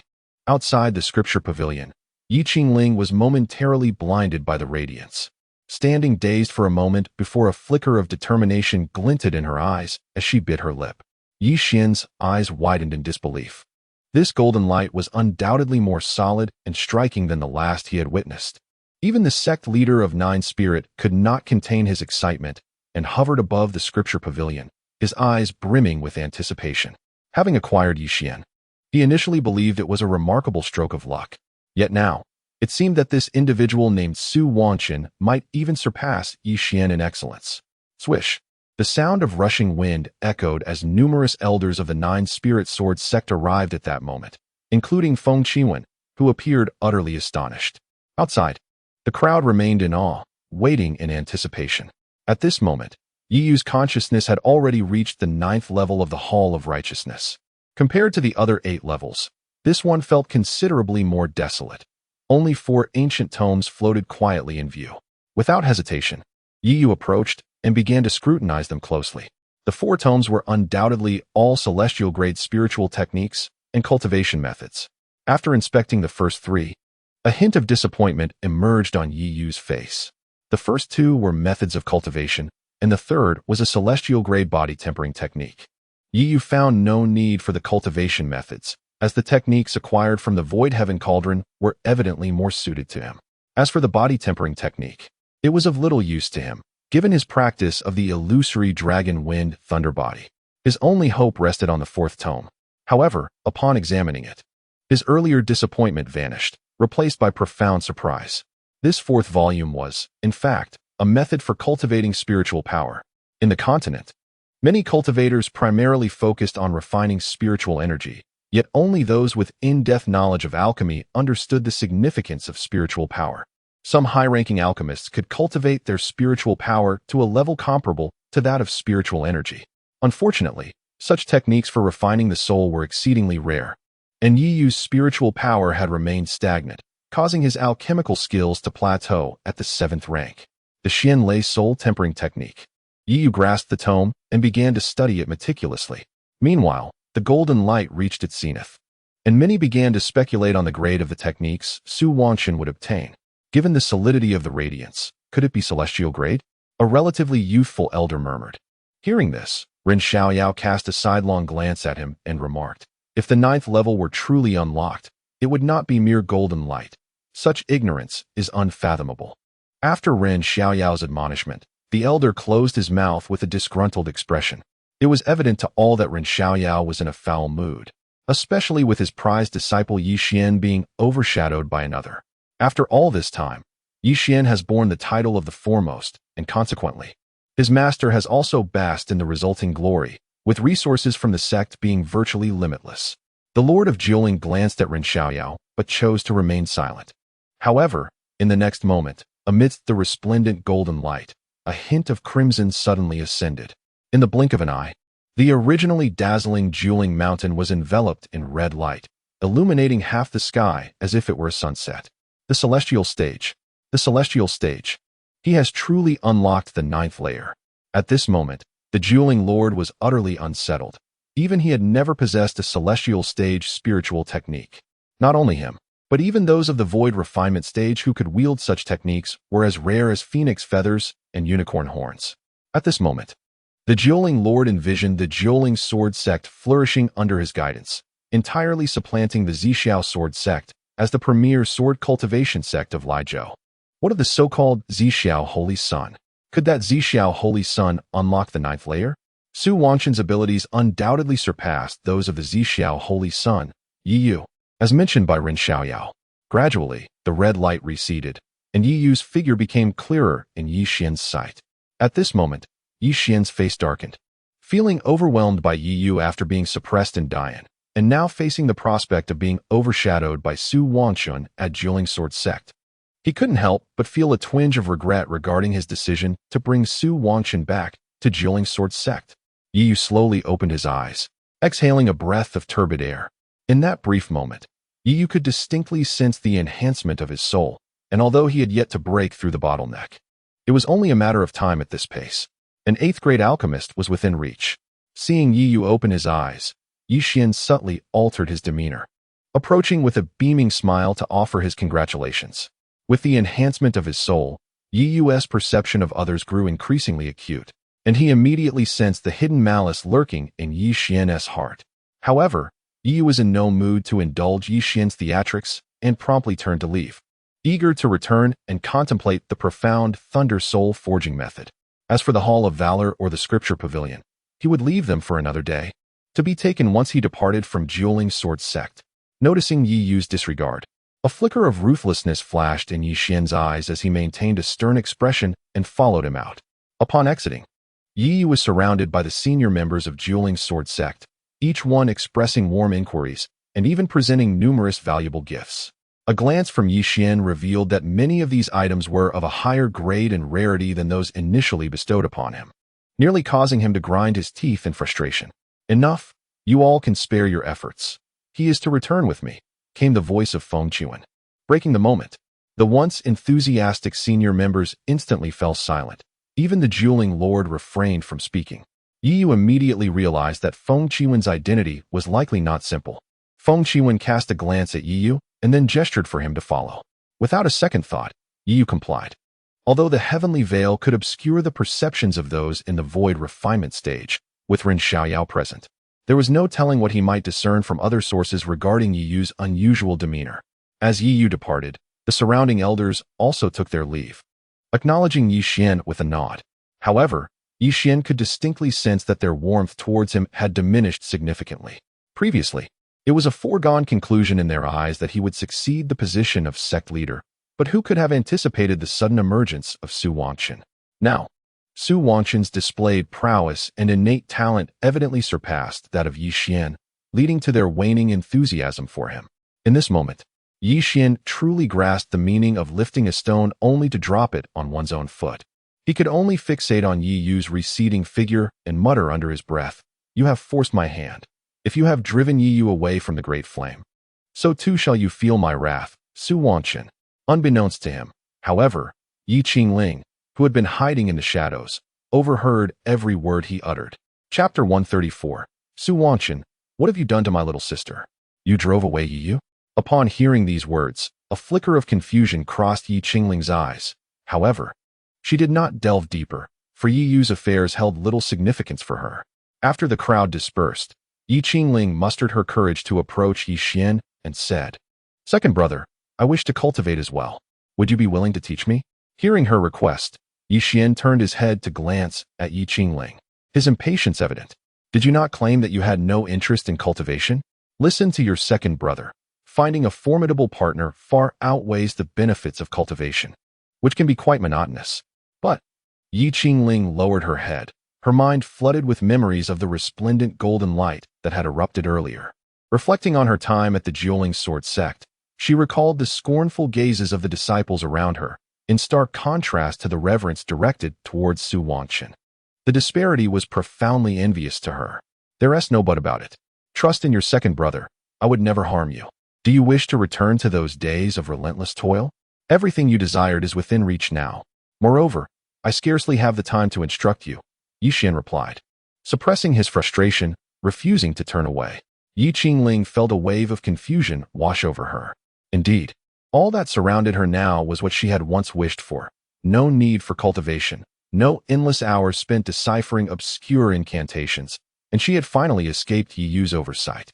"Very well, rest well today and refrain from dwelling on unnecessary thoughts. With your second brother around, your only concern should be to remain as beautiful as a flower." Yi Xian gestured dismissively, unwilling to discuss the matter further. After hearing Yi Xian's words, a fleeting shadow of disappointment crossed Yi Qingling's eyes as she silently watched him depart. Meanwhile, Yi Yu followed Feng Qiwen back to his cave dwelling. Feng Qiwen gave Yi Yu a penetrating glance and remarked, "Your spiritual power has strengthened. It appears you have acquired a method for cultivating the soul within the Hall of Heroic Qi." Upon hearing Feng Qiwen's words, Yi Yu's expression subtly shifted, astonishment evident in his gaze. He had not anticipated such keen perception from Feng Qiwen, nor did he expect him to know that the scripture repository was indeed the Hall of Heroic Qi. "I am unaware of your intentions for coming to the Dueling Sword Sect, but considering you have concealed your appearance, It must be of considerable import, Feng Qiwen continued. Disregarding Yi Yu's surprise, Yi Yu narrowed his eyes, contemplating the feasibility of collaborating with Lu Qi to eliminate Feng Qiwen without alarming others. However, Feng Qiwen raised an eyebrow, a smile gracing his lips as he addressed Yi Yu. What is it? Do you still wish to confront me? I advise against such impulsiveness. Even with the late-stage transformation god by your side, you are no match for me. Upon hearing this, Yi Yu felt a surge of indignation, fixing Feng Qiwen with a cold stare. In response to Yi Yu's gaze, Feng Qiwen momentarily faltered, for that look was all too familiar, reminiscent of the young lady from his past. Recalling his mistress, a fleeting sadness crossed Feng Qiwen's eyes as he waved his hand dismissively. Rest assured, had I intended to strike you, you would not be standing here now. Just avoid causing me any trouble. After speaking, Feng Qiwen tossed a tattered notebook to Yi Yu. Upon opening it, Yi Yu found it filled with dense notes on the cultivation of formations and various insights. It was clear that Feng Qiwen was imparting his knowledge of formations to him. After a moment of contemplation, Yi Yu inquired, why? Feng Qiwen halted his steps towards the cave, not turning back as he replied, though I am uncertain if this is indeed your assumed name. At present, you bear the surname Su, and that suffices for me. With that, Feng Qiwen ventured deeper into the cave, settling on a stone bench. Taking a sip of wine from his flask, his expression laden with bitterness. Miss, where are you? Watching Feng Qiwen's silhouette fade away, Yi Yu pondered for a while before summoning Lu Qi. Since the other party was already aware, there was no need for Lu Qi to remain hidden. Once Lu Qi was settled, Yi Yu eagerly entered the cave to refine his soul, and during his spare moments, he began to delve into the formation insights provided in the notebook. 10 days swiftly passed. Outside the cave, Lu Qi observed the staggering figure approaching and frowned. Yi Qingling had come for 5 consecutive days, and during this time, she had transformed from her originally exquisite appearance to a state of palpable weariness. Has Brother Wang Chong not emerged yet? She asked Lu Qi, forcing a smile. Lu Qi shook his head, clearly reluctant to elaborate. He was aware of Yi Yu's circumstances and understood who Yi Qingling was, thus harboring no favorable sentiments towards her. Yi Qingling's expression dimmed as she sighed and prepared to leave, but after only a few steps, she collapsed to the ground.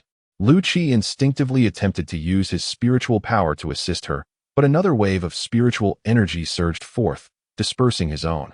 Master. Lu Qi's expression shifted, and he turned to bow respectfully to Yi Yu. Yi Yu nodded, his gaze falling upon Yi Qingling. What brings her here? Lu Qi hesitated before responding. She claims to wish to cultivate, yet Yi Xian forbids it. During this time, she sought many familiar seniors, but all had been warned by Yi Xian and dared not teach her, hence her arrival here.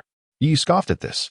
Initially, he had urged her to cultivate, but she had rejected his guidance, claiming he was too meddlesome, preferring Yi Xian's approach instead. Now, she sought every possible means to cultivate, yet it seemed too late. Yi Yu recognized Yi Qingling's talent, and Yi Xian was undoubtedly aware as well. For Yi Xian, permitting her to grow to an uncontrollable level was out of the question. Master, what do you think we should do about this? Lu Qi ventured, glancing at Yi Qingling, who was not much older than his granddaughter, and felt a pang of sympathy. With his abilities, he could discern that Yi Qingling's meridians were obstructed by a force, preventing her spiritual energy from circulating, thus hindering her cultivation. Unblocking those meridians would be a simple task. Let her fend for herself, Yi replied nonchalantly, then turned and made his way toward Feng Qiwen's cave. As Lu Qi took just a few steps forward, a sudden clamor erupted from the foot of the mountain. He turned to see a throng of disciples from the Dueling Sword sect advancing towards him in a grand procession. Yi glanced at Yi Xian, who led the group, and then at the motionless Yi Qingling on the ground, instantly understanding the situation. He urged Lu Qi to depart first. Although Lu Qi was not a member of the Dueling Sword sect, Feng Qiwen was aware of this, but it did not guarantee that others would be privy to the same knowledge. Observing this, Yi Yu halted his pursuit of Feng Qiwen and awaited the approach of Yi Xian and his companions. Upon ascending the mountain, Yi Xian immediately spotted the fallen Yi Qingling, a flicker of delight crossing his eyes, before he rushed forward with a feigned expression of urgency, shouting, "Younger sister, what has happened to you? Su Wangchen, what have you done to my sister?" Chapter 135. This fool Yi Yu looked at Yi Xian, who appeared anxious, with a hint of amusement. Despite the passage of time, This fellow's cultivation had indeed improved, yet his methods remained utterly stagnant. Su Wangchen, I shall contend with you. Yi Xian shouted angrily, drawing his sword and charging forward, only to be restrained by the other disciples nearby. He portrayed the role of a caring brother with remarkable depth. However, this fool could not possibly believe he was still in the great Yin Empire, surrounded by those same foolish sisters. Indeed, after Yi Xian's dramatic display, the surrounding disciples merely stood by, watching, with not a single one willing to support him. This left Yi Xian utterly bewildered, back in the great Yin. A mere word from him would have prompted his sisters to eagerly assist him in teaching Yi Yu a lesson. What was this situation? Brothers, you must stand by me. If he can treat me this way today, he will surely do the same to you in the future. Surely, you do not wish for such a fate to befall you. Yi Xian implored the crowd. Yet, the disciples merely exchanged peculiar glances, retreating a few steps. Seeing this, Yi Yu's lips curled into a slight smirk. What a fool. Now within the Nine Spirit Sword sect, his status as the direct disciple of the Grand Elder surpassed that of anyone present, including Yi Yu himself. How could such a person expect these ordinary disciples to rally to his aid? Did he truly believe everyone was foolish? They could not afford to provoke Yi Yu, especially considering he was currently a favored figure within the entire Nine Spirit Sword sect. Have you made enough noise? Once you're done, take your sister and leave. Yi Yu huffed, immediately unleashing the pressure of his initial stage of transformation. Feeling the immense weight of his presence, the onlookers, who had initially come to spectate, quickly exchanged awkward smiles and turned to flee. This left Yi Xian standing in stunned silence. How was this situation so contrary to his expectations? Wasn't it supposed to be a moment of sympathy where he would expose Su Wangchen's misdeeds, inciting his fellow disciples to rise in anger on his behalf? As the crowd dispersed, Yi Xian lifted his gaze to Yi Yu, gritted his teeth, realizing that today's confrontation must come to an end. He embraced Yi Qingling and turned to leave. After Yi Xian departed, Lu Qi stepped forward, unable to restrain himself. What a fool. How did such a character ever manage in the great Yin Empire? He trailed off, casting a glance at Yi Yu, abruptly halting his words. Yi Yu seemed to grasp Lu Qi's thoughts and replied coolly, in the past, I held them in too high regard, which allowed them to act without restraint. It was only later that I realized that those who feign sleep can never be awakened. Does that mean Yi Qingling is also pretending? Lu Qi inquired, furrowing his brow. Yes, or perhaps no. It makes no difference, Yi Yu replied, meeting Lu Qi's gaze before turning away towards Feng Chuan's cave. After 10 days, utilizing the profound principles of the Xian Lei forging soul technique, Yi Yu's spiritual power had reached its zenith. However, he sensed he had encountered an obstacle. To become an 8th grade alchemist, this barrier must be surpassed. Though having lived 2 lifetimes, the persistent lack of knowledge and cultivation remains his greatest flaw. Meanwhile, Yi Xian, cradling Yi Qingling, departed from Yi Yu's cave and returned to his residence. Only then did Yi Qingling open her eyes, timidly gazing at Yi Xian. With a cold snort, Yi Xian abruptly seized her collar, his expression darkening as he coldly inquired, What business do you have with Su Wangchen? Under Yi Xian's intense scrutiny, Yi Qingling's face turned pale with fright. She had never seen this side of him before. Trembling, she stammered, Be brother. I wish to cultivate, but for some reason, no one is willing to teach me, so If you truly desire to cultivate, you could simply tell me. What do you seek from Su Wangchen? Do you believe he is stronger than I? More talented? More suited to teach you? Yi Xian's voice crescendoed into a near frenzy. And no, brother, that's not what I meant. Yi Qingling was utterly terrified, tears pooling in her eyes. Observing her distress, Yi Xian released his grip, realizing that preventing her from cultivating was no longer feasible. He could not monitor her every moment. With this thought, Yi Xian suddenly smiled, reaching out to gently pat Yi Qingling's head. I apologize. I was merely too concerned for you. Su Wangchen is not a good influence. If you truly wish to cultivate, then I shall teach you. Upon saying this, Yi Xian retrieved an ancient tome from his spatial ring. Yi Qingling looked closely and was astonished to see the 4 large characters inscribed on the cover. Blood refinement technique. Brother, this is an ancient text I acquired, capable of aiding rapid cultivation. Do you remember your sister, Lurian? She advanced swiftly because she practiced this method. Previously, your royal brother did not consider your feelings, but from now on, follow this diligently. I will await the day you grow stronger." After speaking, Yi Xian affectionately ruffled her hair. He intended to say more, but at that moment, the disciple token illuminated. Such occurrences usually indicated a summons from the sect leader for a meeting with the core disciples, and Yi Xian did not dare to delay, promptly making his way there.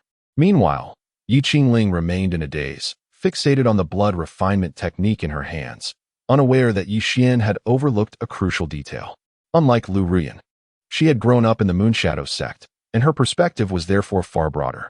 After flipping through a few pages, Yi Qingling sensed something amiss with the blood refinement technique.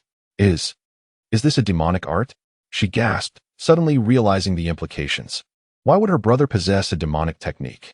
As Yi Qingling remained in disbelief, the Grand Hall of the Nine Spirits Sword Sect was already occupied by 7 or 8 figures. All the core disciples, except those in seclusion, had gathered.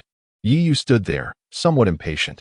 He had been discussing soul cultivation with Feng Qiwen when the sudden message arrived. Feng Qiwen, seemingly aware of the purpose of their summons, immediately led Yi Yu to the Grand Hall. Upon encountering Yi Yu, Yi Xian's countenance displayed a hint of discomfort. Nevertheless, he courteously approached and addressed him as brother. Yi Yu, however, chose to disregard him, redirecting his gaze towards the esteemed leader of the Jiuling sect. In 5 days, the Lijiu Danhui will commence. Tomorrow, you shall embark with Master Gu to broaden your horizons. With these words, the leader cast several Qinkuan bags before the assembly. Yi Yu reached out to receive one, discovering it contained a substantial sum of spirit stones, amounting to nearly 1 million. Such unexpected fortune was too good to pass up. Esteemed leader, may I inquire if I am permitted to participate in this danhui? Yi Xian promptly inquired as he accepted the Qinkuan bag. Chapter 136. It is time to return to Dian. The master of Jiuling sect furrowed his brows as he gazed at Yi Xian. Yi Xian nodded and replied, "Indeed, master. In truth, I am a 6th grade alchemist. I simply have not had the opportunity to inform you." After speaking, he scratched his head in a somewhat bashful manner. A glimmer of brilliance flashed in the master's eyes, and he exclaimed with delight, "Is this truly the case?" Yi Xian nodded emphatically. The expressions of those present were filled with astonishment. A 6th grade alchemist of such tender years is exceedingly rare, even among alchemical sections. It is almost a certainty that he shall ascend to the rank of 7th grade alchemist in the future, and the prospect of reaching 8th grade is not out of the question. The lengths to which Lu Qi went to procure an 8th grade elixir from Rin Xiaoyao illustrates the significance of an 8th grade alchemist. In the entire Lijiu region, the number of 8th grade alchemists is certainly no more than 5. Even Gu Yuan, the chief alchemist of Jiuling's sword sect, is merely a mid-level 7th grade alchemist. Excellent. Truly remarkable. Yi Xian, you are commendable. The master of Jiuling's sect exclaimed, waving his hand with exuberance. Once this alchemical conference concludes, you may visit the treasure pavilion to select 3 artifacts that you require. Upon hearing this, many elders displayed expressions of envy, for even among them, numerous individuals had never set foot in the treasure pavilion. Why not showcase your talent? Feng Qiwen grinned, addressing Yi Yu. Although others were unaware, Feng Qiwen was well aware that Yi Yu was also an alchemist, and one whose spiritual power had encountered a bottleneck, starting from at least the 7th grade. Yi Yu shot him a disdainful glance, choosing not to engage. Having made a fool of himself, Feng Qiwen shrugged and, after listening to the master of Jiuling sect share some essential details, departed with Yi Yu. Meanwhile, Yi Xian remained behind, evidently intended for a more personal discussion. Upon returning to his cave dwelling, Feng Qiwen conveyed the classifications of spiritual realms to Yi Yu. The realms of spiritual power are categorized from low to high as human, earth, heaven, law, and Tao. Currently, Yi Yu's spiritual power had only reached the pinnacle of the earth realm, just one step away from entering the heaven realm. However, the advancement of spiritual power is entirely different from that of spiritual energy. While spiritual energy can benefit from alchemical shortcuts, the enhancement of spiritual power necessitates genuine cultivation. As for your current condition, I believe it results from the incompleteness of your spiritual essence, which hinders your breakthrough. Feng Qiwen observed intently. Incomplete? Yi Yu was taken aback. Indeed, it appears that at the moment of your birth, a fragment of your spiritual essence was extracted and preserved. As for who did it, and for what purpose, that is a matter for you to uncover. After stating this, Feng Qiwen waved his hand, indicating that Yi Yu could leave. Yi Yu bowed respectfully and turned to depart. but his expression had grown exceedingly grave. According to Feng Qiwen, if a portion of his spiritual essence had indeed been taken, the implications could be dire. Should it fall into the wrong hands, the consequences would be unfathomable. It seems I must find time to return to Dian, Yu thought, taking a deep breath and murmuring to himself before heading back to his cave dwelling. At the break of dawn the following day, Yu arrived at the Grand Hall. The other 6 direct disciples were already waiting there, with only Yi Xian yet to make an appearance. After a considerable wait, Yi Xian was finally seen entering the hall, engaged in jovial conversation with an elderly man, the chief alchemist of the Jiuling sword sect, Gu Yuan. He was also a participant in the upcoming Dan Hui and Lai Zhou. Upon entering the hall, Gu Yuan surveyed the group and his gaze lingered on Yi Yu. Are you Su Wangchen? It is wise for a young man to remain humble. Do not presume that a modicum of talent grants you the right to disregard others, he remarked. Yi Yu, discerning the sudden scrutiny directed at him, immediately suspected Yi Xian's meddling behind the scenes. Nevertheless, he remained unfazed. After all, Gu Yuan was merely a 7th-grade alchemist. With a nonchalant tone, he replied, Once your trifling remarks are exhausted, may we proceed? Brother Wangchen, how can you speak to Master Gu in such a manner? His words are intended for your benefit. Yi Xian interjected hastily. Oh, if that is the case, I kindly request Master Gu to retract his goodwill. I am unworthy of it, Yi Yu stated indifferently. Seeing Yi Yu's unyielding demeanor, Yi Xian felt a surge of delight within. Gu Yuan, the chief alchemist of the Jiuling sword sect, held immense influence over the entire alchemical hall. Offending him meant forfeiting any chance of acquiring a single spirit pill from the hall in the future. Very well. I hope that one day you do not find yourself in need of my assistance, Gu Yuan replied, his rage masked by a sardonic smile as he shot a cold glance at Yi Yu before retrieving the spirit boat to transport everyone to the Danhui. Lai Zhou was vast, encompassing several times the area of Qingzhou, and the Danhui was held in the heart of Lai Zhou in a place known as Chodan City. This city served as a hub for alchemists throughout Lai Zhou, where one must come to acquire various pills. The name Chodan City thus reflects its purpose, being straightforward and self-explanatory. Under Gu Yuan's guidance, the group spent 3 days traversing the waters in the spirit boat before finally arriving at Chodan City. Along the journey, Gu Yuan and Yi Xian made several attempts to provoke Yi Yu. However, although Gu Yuan was a 7th-grade alchemist, his own cultivation level was only at the mid-stage of the transformation god realm. Faced with Yi Yu, who was at the initial stage of the transformation god realm, he refrained from being overly aggressive, and the journey continued without incident. The group disembarked outside the city. Even before entering, they were greeted by an overwhelmingly rich fragrance of medicinal herbs that seemed to emanate from the very essence of the city itself, indicating the sheer volume of pills that had been produced there. Do not provoke any trouble once inside. If you cross paths with the wrong individuals, even the Jiuling sword sect cannot shield you, Gu Yuan warned, deliberately casting a glance at Yi Yu, clearly addressing the rebellious youth. Yi Yu, in agreement with Gu Yuan's caution, acknowledged the truth in his words. Common folk should indeed avoid antagonizing alchemists, as one could never ascertain the powerful figures that might stand behind a high-ranking alchemist. Gu Yuan led the group to an inn, advising them to refrain from causing disturbances, and then departed with Yi Xian. Upon witnessing the departure of 2 individuals, Yi Yu removed the veil that had concealed his face and donned a new attire before leaving the inn. Shortly thereafter, he arrived at the establishment where the members of the Zixiao sword sect were residing. Who goes there? This is the domain of the Zixiao sword sect. No idle folk are permitted to approach. Just as Yi Yu intended to enter, he was intercepted by a familiar figure. Upon looking up, he recognized Lin Qingyang and immediately declared, "Step aside. Who is leading your group this time? Have him come to see me." Lin Qingyang, taken aback by the audacity of the unfamiliar young man before him, was momentarily amused yet infuriated. When did it come to pass that such insignificant characters could dare to tread upon the grounds of the Zixiao sword sect? His expression darkened instantly as he drew his sword, prepared to teach this presumptuous individual a lesson. However, at that moment, a voice filled with surprise resonated from within the building. Lin Jianzi pays his respects to the Holy Sun. Chapter 137. I want it all, Saint.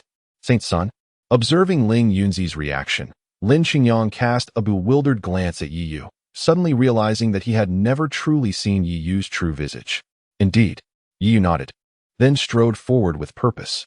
Upon reuniting with the members of the Zixiao sword sect, Yi furrowed his brow and inquired, "Why is there no alchemist from the Zixiao sword sect participating in this alchemy conference?" Hearing this, Ling Yunzi's expression turned awkward, and he replied, "The Saint's son may not be aware, but the chief alchemist of the Zixiao sword sect was discovered to have colluded with other sects and has since been dismissed. Our purpose in attending this alchemy conference is to invite a 7th-grade alchemist to oversee matters at the Zixiao sword sect." Upon hearing this, Yi frowned. During his journey, he had heard Gu Yuan mention that among the rewards of this alchemy conference was a herb known as the 9-leaf heart lotus. This herb is the most essential ingredient for concocting the Baiyu Qing Xian Dan. Even the spatial ring gifted to Yi Yu by Dan Chenzi did not contain it. Yi Yu had initially hoped to enlist the aid of the Zixiao sword sect's alchemist to procure the 9-leaf heart lotus, but now it seemed that hope was in vain. "Then please register me for the conference, but be certain not to make an error. It is not for the younger generation," Yi Yu instructed before retreating into a room to adjust his state of mind, leaving the members of the Zixiao sword sect in a state of disbelief. "Did I hear correctly? The Saint's son has asked us to register him for the alchemy conference?" Lin Qingyang was momentarily taken aback, glancing towards Ling Yunzi along with the others. Among those present, Ling Yunzi was the most knowledgeable about Yi Yu. He scratched his nose and said, "Don't look at me. I'm just as surprised. However, given what I know of the Saint's son, if he says so, he must possess confidence. We should proceed as instructed." With that, Ling Yunzi hurried off to the registration desk for the alchemy conference. Before long, the day of the alchemy conference arrived. As a premier force in Lijiao, the Zixiao sword sect naturally had a designated seating area. In the heart of Qiudan City lay a vast plaza, capable of accommodating 500 alchemists simultaneously. Of course, aside from the established quotas for various major factions, secondary forces and independent cultivators wishing to participate had to undergo a rigorous vetting process in advance. Ding! As the sound of a bell resonated, 3 beams of light descended from above, and 2 men and 1 woman emerged gracefully from the light. These 3 individuals were the only 3 8th-grade alchemists in Lijiao and the 3 authorities of the Alchemist Alliance. Upon their appearance, Ling Yunzi leaned closer to Yi Yu and explained in a hushed tone. It was only in recent days that Yi Yu learned about a unique force in Lijiao, distinct from Qingzhou, the Alchemist Alliance. Almost every alchemist in Lijiao aspires to join this alliance. However, the requirements for membership are exceedingly stringent. Since the establishment of the Alchemist Alliance, its membership has never exceeded 100. The quickest and most efficient way to join the alliance is to secure the top position in the alchemy conference. Yi Yu cast his gaze towards the trio, an overwhelming pressure enveloping him. He understood that this pressure did not stem from spiritual power, but rather from their souls. Each of the 3 was, without exception, a soul of the celestial realm. The elegant woman on the platform seemed to sense something, suddenly turning to look in Yi Yu's direction. Their eyes met, and Yi Yu nodded slightly in acknowledgement. The woman responded with a faint smile. "Honey, what troubles you?" inquired the man beside her. Hani smiled and shook her head, saying, "It's nothing, merely the discovery of a rather intriguing young man. At such a tender age, his soul has already reached the pinnacle of the terrestrial realm. It appears this alchemical conference will be quite entertaining." Seeing Han Yi's demeanor, Mo Ran chose not to prolong the conversation and gestured for the alchemical conference to commence. The conference was divided into 2 phases. The first, a grand spectacle, where many renowned alchemists from Lijiao would compete for the champion title. The second phase would feature the younger generation of alchemists showcasing their talents. Those with exceptional gifts might catch the eye of esteemed figures from the Alchemist Alliance, potentially becoming their disciples, even if they were not selected. Merely qualifying to participate in the conference would signify their remarkable skills in alchemy, likely leading to invitations from other factions. As the alchemists from various factions began to take the stage, Yi Yu nodded towards Ling Yunzi and glanced in the direction of the dueling sword sect. Not spotting Yi Xian, he surmised that Yi Xian was preparing for the youth segment of the alchemical conference, likely resting elsewhere. Then, Yi Yu leaped gracefully, landing steadily at the alchemical position of the Zixiao sword sect. His appearance elicited gasps of astonishment from the surrounding spectators. The reason was clear. Yi Yu was exceptionally young, and in this arena, everyone else had spent decades mastering the art of alchemy. What does the Zixiao sword sect mean by this? Is this a mockery of our conference? A voice of dissent arose, expressing dissatisfaction. In their view, the alchemical conference was sacred, yet here stood a mere child from the Zixiao sword sect. A perceived affront to the sanctity of the event. They have expelled me from the sect. Naturally, there are no capable alchemists left within, came a scornful voice, belonging to the former chief alchemist of the Zixiao sword sect. A wave of murmurs rippled through the crowd. Without any alchemists, perhaps you should refrain from participating. What does it signify to send a child in? Someone jested. It was clear to the assembly that Yi Yu was merely at the initial stage of the transformation god realm. Undoubtedly, achieving such a level at his age was a testament to remarkable talent, yet the realm of alchemy was an entirely different matter. Oh, while you may not believe in him, I have great faith in his potential. I wager he will secure a place among the top 3 in the conference. 1,000,000 spirit stones. Who is willing to take my bet? A melodious voice chimed in, drawing attention to Tung Ying of the Lingyun Pavilion. The Tung family, overseers of the Lingyun Pavilion's Lijiu branch, naturally deemed it essential to partake in such a significant event. At this moment, Tung Ying gazed intently at Yi Yu, fully aware of his character. She knew he would never engage in such ostentatious antics unless he possessed absolute confidence. Since Miss Tung considers herself to have an excess of spirit stones, I shall wager with you. A different voice chimed in. Gu Yuan had spoken. As his words echoed, many others eagerly joined the betting fray. To them, Tung Ying's actions were undoubtedly akin to bestowing spirit stones. Who would ever deem an abundance of spirit stones a burden? In the span of merely a stick of incense, the wager escalated to 200 million spirit stones. Such a sum would undoubtedly be a considerable strain even for Lingyun Pavilion to produce in one go. Yet, Tung Ying displayed no signs of panic. She communicated with Yi Yu through lip movements, saying, "Do your best. If I win the spirit stones, I shall share half with you."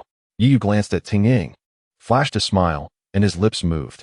Tung Ying's expression froze as she discerned his message, comprised of just 4 words. I want them all. Chapter 138. The prodigal son truly masters alchemy. Tung Ying's lips twitched, clearly taken aback by Yi Yu's words. However, recalling that he owed the other a favor, he considered that if Yi Yu could indeed achieve commendable results, investing 200 million spirit stones to win the favor of a high-tier alchemist would not be a loss after all. As the farce concluded and the 3 leaders of the Alchemist Alliance refrained from voicing any objections, the clamor in the square gradually subsided. With Mo Ran gathering the alchemical fire in his hands to ignite the long incense at the center of the square, the alchemical convention officially commenced.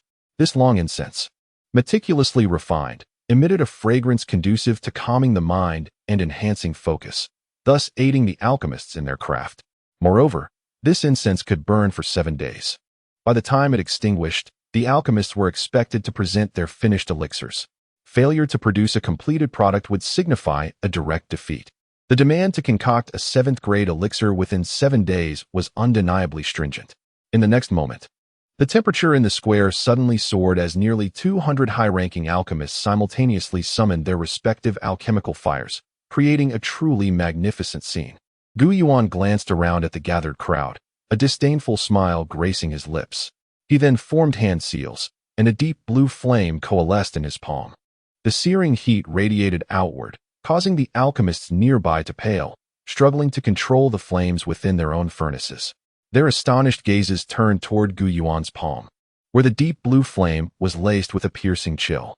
That is the fire of the ice crystal dragon scale beast. Someone exclaimed in shock. Alchemical fires generally fall into 2 categories. Most alchemists would condense their unique flames using their own spiritual power, which allowed for greater ease in manipulation.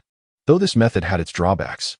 For instance, an alchemist in the nascent soul stage could only produce flames with power limited to that tier, rendering many spiritual herbs impossible to refine. Conversely, some alchemists procured their flames from alternative sources, with beast fire being the preferred choice for many. The beast fire Gu Yuan wielded, when assessed by its temperature and the solidity of its spiritual energy, clearly originated from a creature at least at the peak of the divine transformation stage. At least you possess some discernment, Gu Yuan chuckled, tossing a spiritual herb into the furnace. In merely half an incense stick's time, it was completely refined into liquid, a pace that far surpassed that of his peers. It is merely the fire of the ice crystal dragon scale beast. What is there to boast about? Another voice interjected. It belonged to Han Jun, a former alchemist of the Zixiao sword sect. Han Jun smiled as a flame of emerald green rose from his hand, rivaling the azure fire in Gu Yuan's grasp. Ling Yunzi's expression darkened at this sight. This green flame was that of the Stormfire Lion King, for which the Zixiao sword sect had made considerable sacrifices to assist Han Jun in acquiring. The juxtaposition of the azure and emerald flames captured the attention of nearly everyone present, as the alchemical fire serves as a critical measure of an alchemist's prowess. The ability to wield flames that exceed their intrinsic spiritual energy is, in itself, a testament to their skill. Upon the high platform, the three observers, Mo Ran, Gu Yuan, and Han Jun, nodded in unison, captivated by the unprecedented caliber of alchemical fire emanating from the duo. It appeared that the champion would soon emerge from these two. Mo Ran's countenance bore a hint of disappointment. Both individuals were familiar faces. Although their alchemical prowess was remarkable, they evidently did not meet the esteemed expectations set by the trio. It seemed they could only place their hopes on whether any exceptional talents might arise among the younger generation, for if such a prodigy existed, time might still be on their side. Qianlin spoke up, but at that moment, Han Yi interjected, saying, "Is that so? I propose a wager with you both. I have faith in that young man." Mo Ran and Qianlin paused momentarily, then followed Han Yi's gaze to discover that she was referring to Yi Yu, the one previously mocked by the crowd. "What? Do you know him?" Mo Ran inquired. Han Yi shook her head, withholding the information that Yi Yu possessed a peak-level divine soul, and merely smiled. "Do you dare?" "Huh. Since you are so eager, I shall indulge in this little game with you. However, should you lose, I shall claim your 9-star sea crab apple." Qianlin chuckled, waving his hand dismissively. "Agreed. If I win, I demand the 7 illusion spirit fruit." Han Yi responded affirmatively, while Qianlin merely smirked, refraining from objection. Trading the 7 illusion spirit fruit for the 9-star sea crab apple seemed fair enough. Below, Yi Yu observed the crowd for a moment before gesturing grandly, summoning a pitch-black alchemical furnace before the spectators. Upon its appearance, a rich fragrance of elixir wafted through the air, even subtly overshadowing the aromatic aura of the entire Qiudan city. The eyes of the 3 onlookers sharpened, as 8th-grade alchemists. They could discern that Yi Yu's furnace was extraordinary. Indeed, it might even surpass their own. They found it utterly implausible that the Zixiao sword sect possessed such a high-grade furnace. The only logical explanation was that Yi Yu likely held another identity or was under the guidance of an exceptionally skilled alchemist. Witnessing the furnace, Qianlin's expression shifted slightly as he glanced at Han Yi, internally marveling. Her discernment is truly sharp. As Yi Yu stood before the furnace, he inhaled deeply and began to modulate his breathing rhythm. The spectators acutely sensed a transformation in the surrounding spiritual energy. It seemed as though the very essence of Qiudan City had succumbed to a peculiar cadence. Among the assembly of formidable cultivators, it took mere moments for them to pinpoint the source of this unusual phenomenon. It was Yi Yu himself. Gu Yuan and Han Jun exchanged bewildered glances, puzzled by Yi Yu's sudden display. "Humph, what a charade," Gu Yuan scoffed. While he acknowledged that he could not rival the innate talent of this sacred son of Zixiao in cultivation, he believed that a mere child could never surpass him in the realm of alchemy. In the next instant, Yi Yu formed hand seals, and the ambient spiritual energy began to converge ceaselessly into his body. With a flourish, a milky white flame of alchemy soared into existence. There was neither searing heat nor rampant spiritual energy, yet this solitary flame of alchemy dimmed the surrounding fires, as if they were bowing in submission. Han Jun and Gu Yuan felt this phenomenon particularly acutely, sensing the fear emanating from the flames within the furnace. Subsequently, Yi Yu cast this flame into the furnace and methodically retrieved various spiritual herbs from his spatial ring, placing them into the cauldron with precision. Witnessing this spectacle, Ling Yunzi and the disciples of the Zixiao sword sect widened their eyes in astonishment. They could hardly believe that their esteemed holy son was indeed capable of alchemy.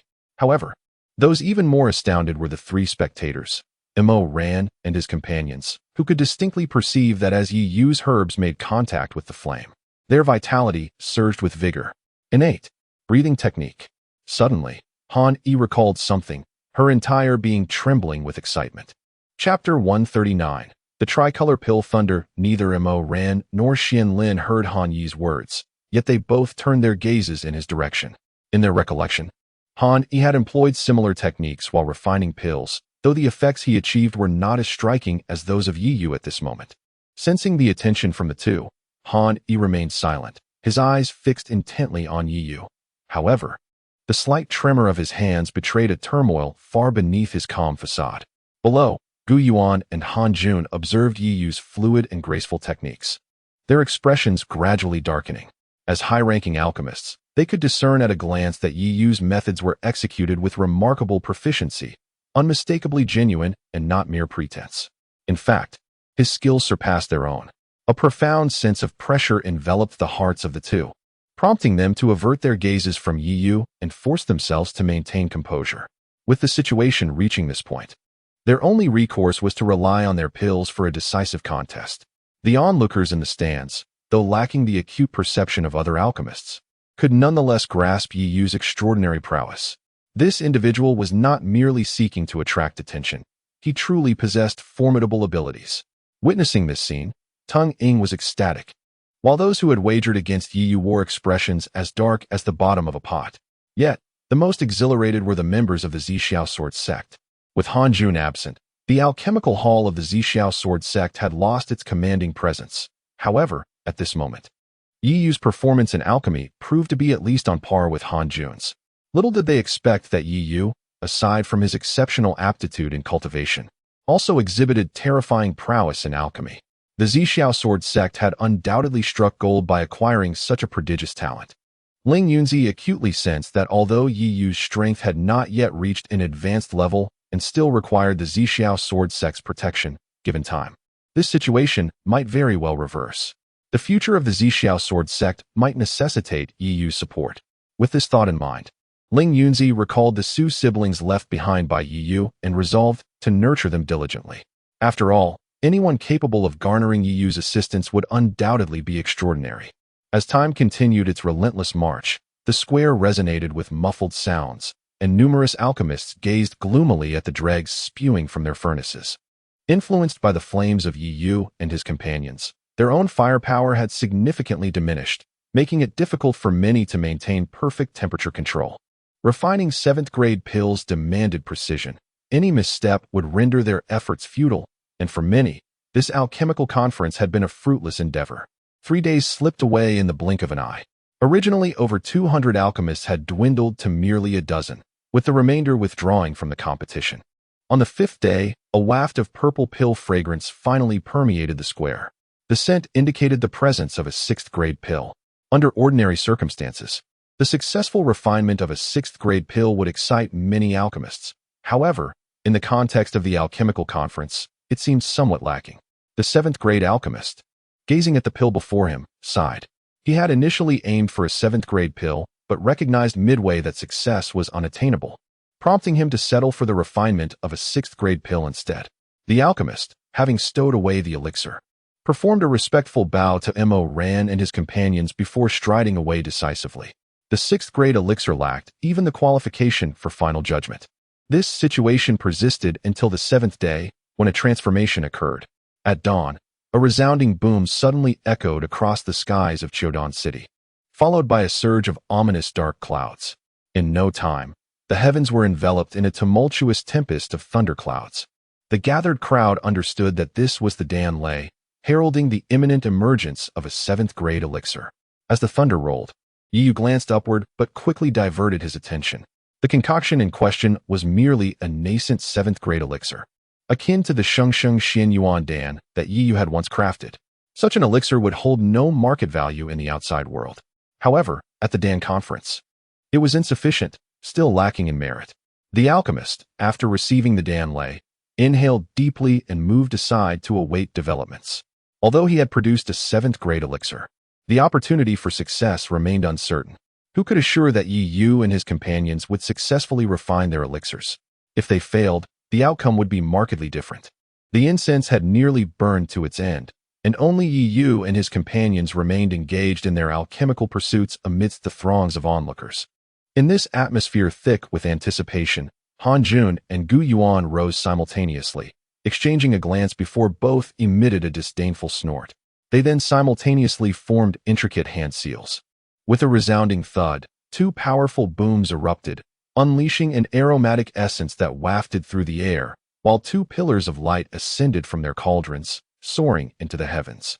In the next moment, the previously dissipated thunderclouds began to coalesce once more, but this time they were even more formidable than those summoned by the previous alchemist.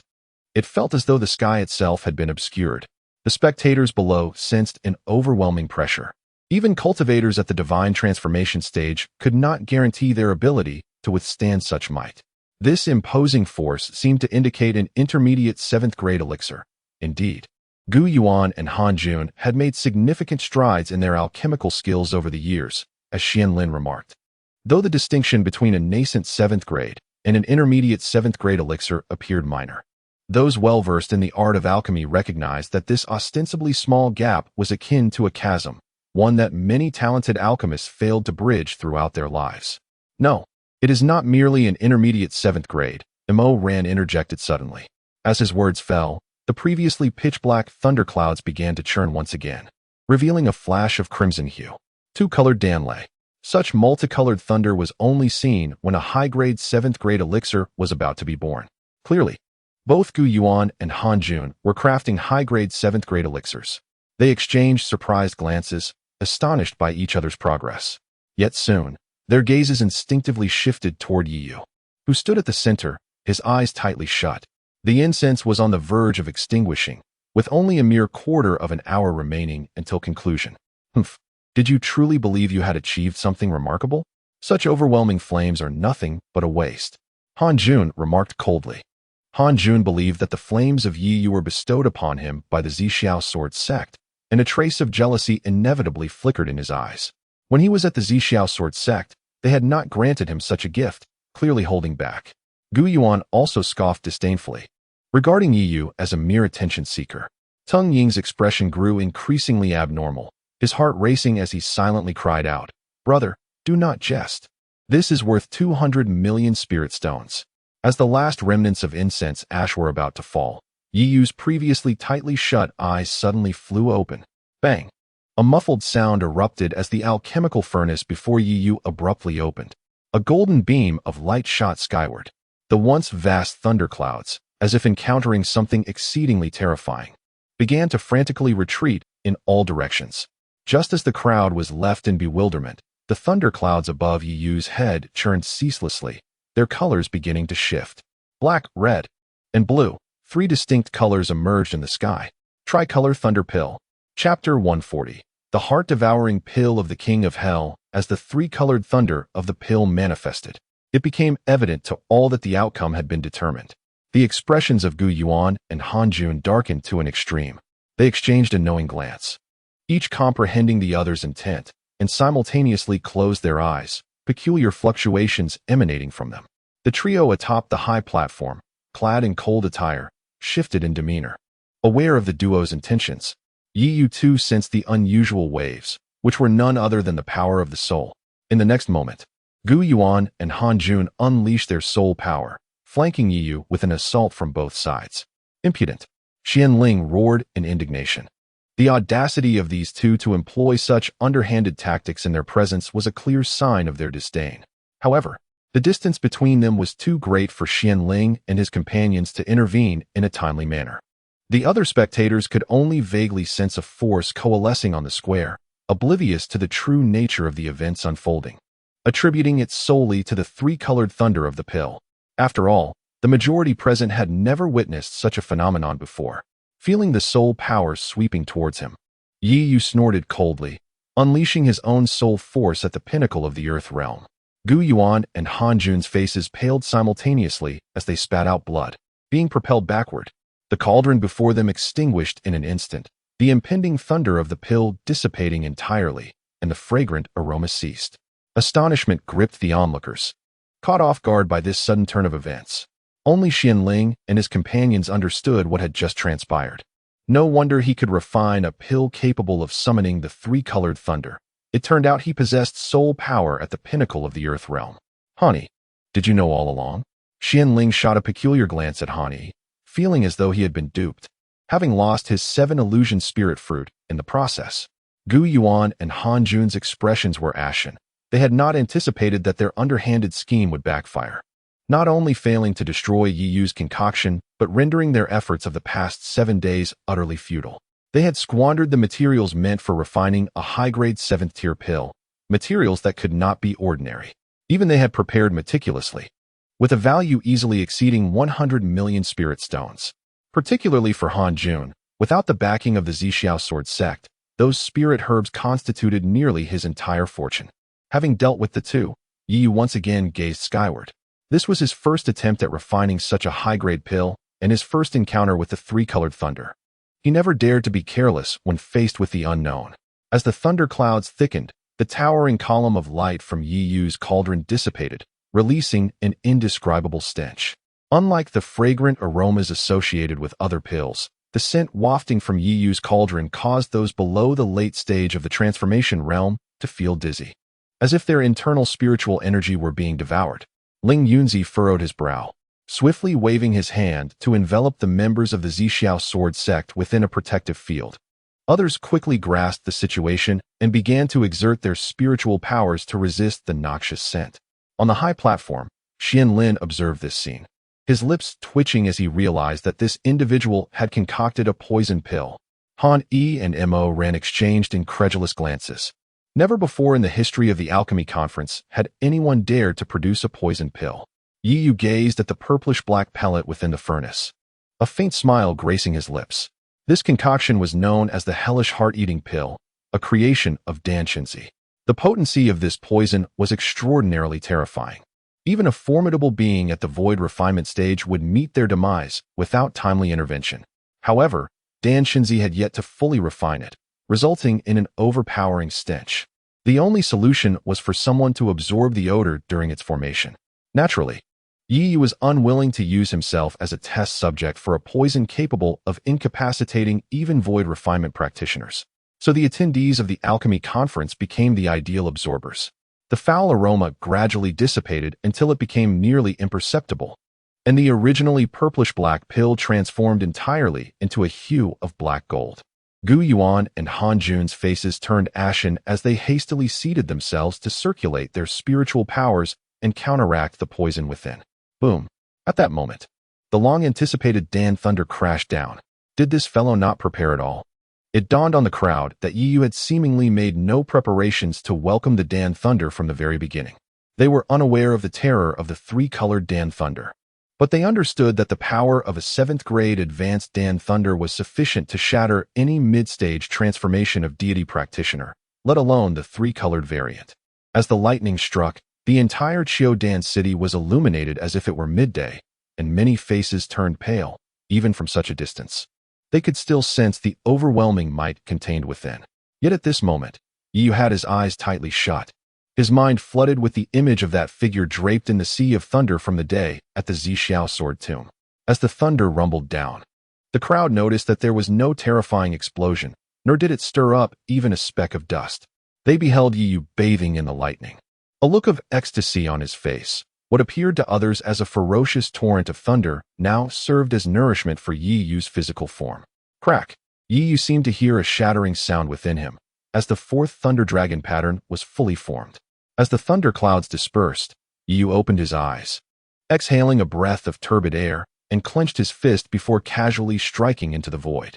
Others felt nothing amiss, but Ling Yunzi, who had been watching Yi Yu intently, suddenly narrowed his pupils. The sheer force behind that punch exuded a hint of danger. Sensing the power within him, Yi Yu nodded in satisfaction.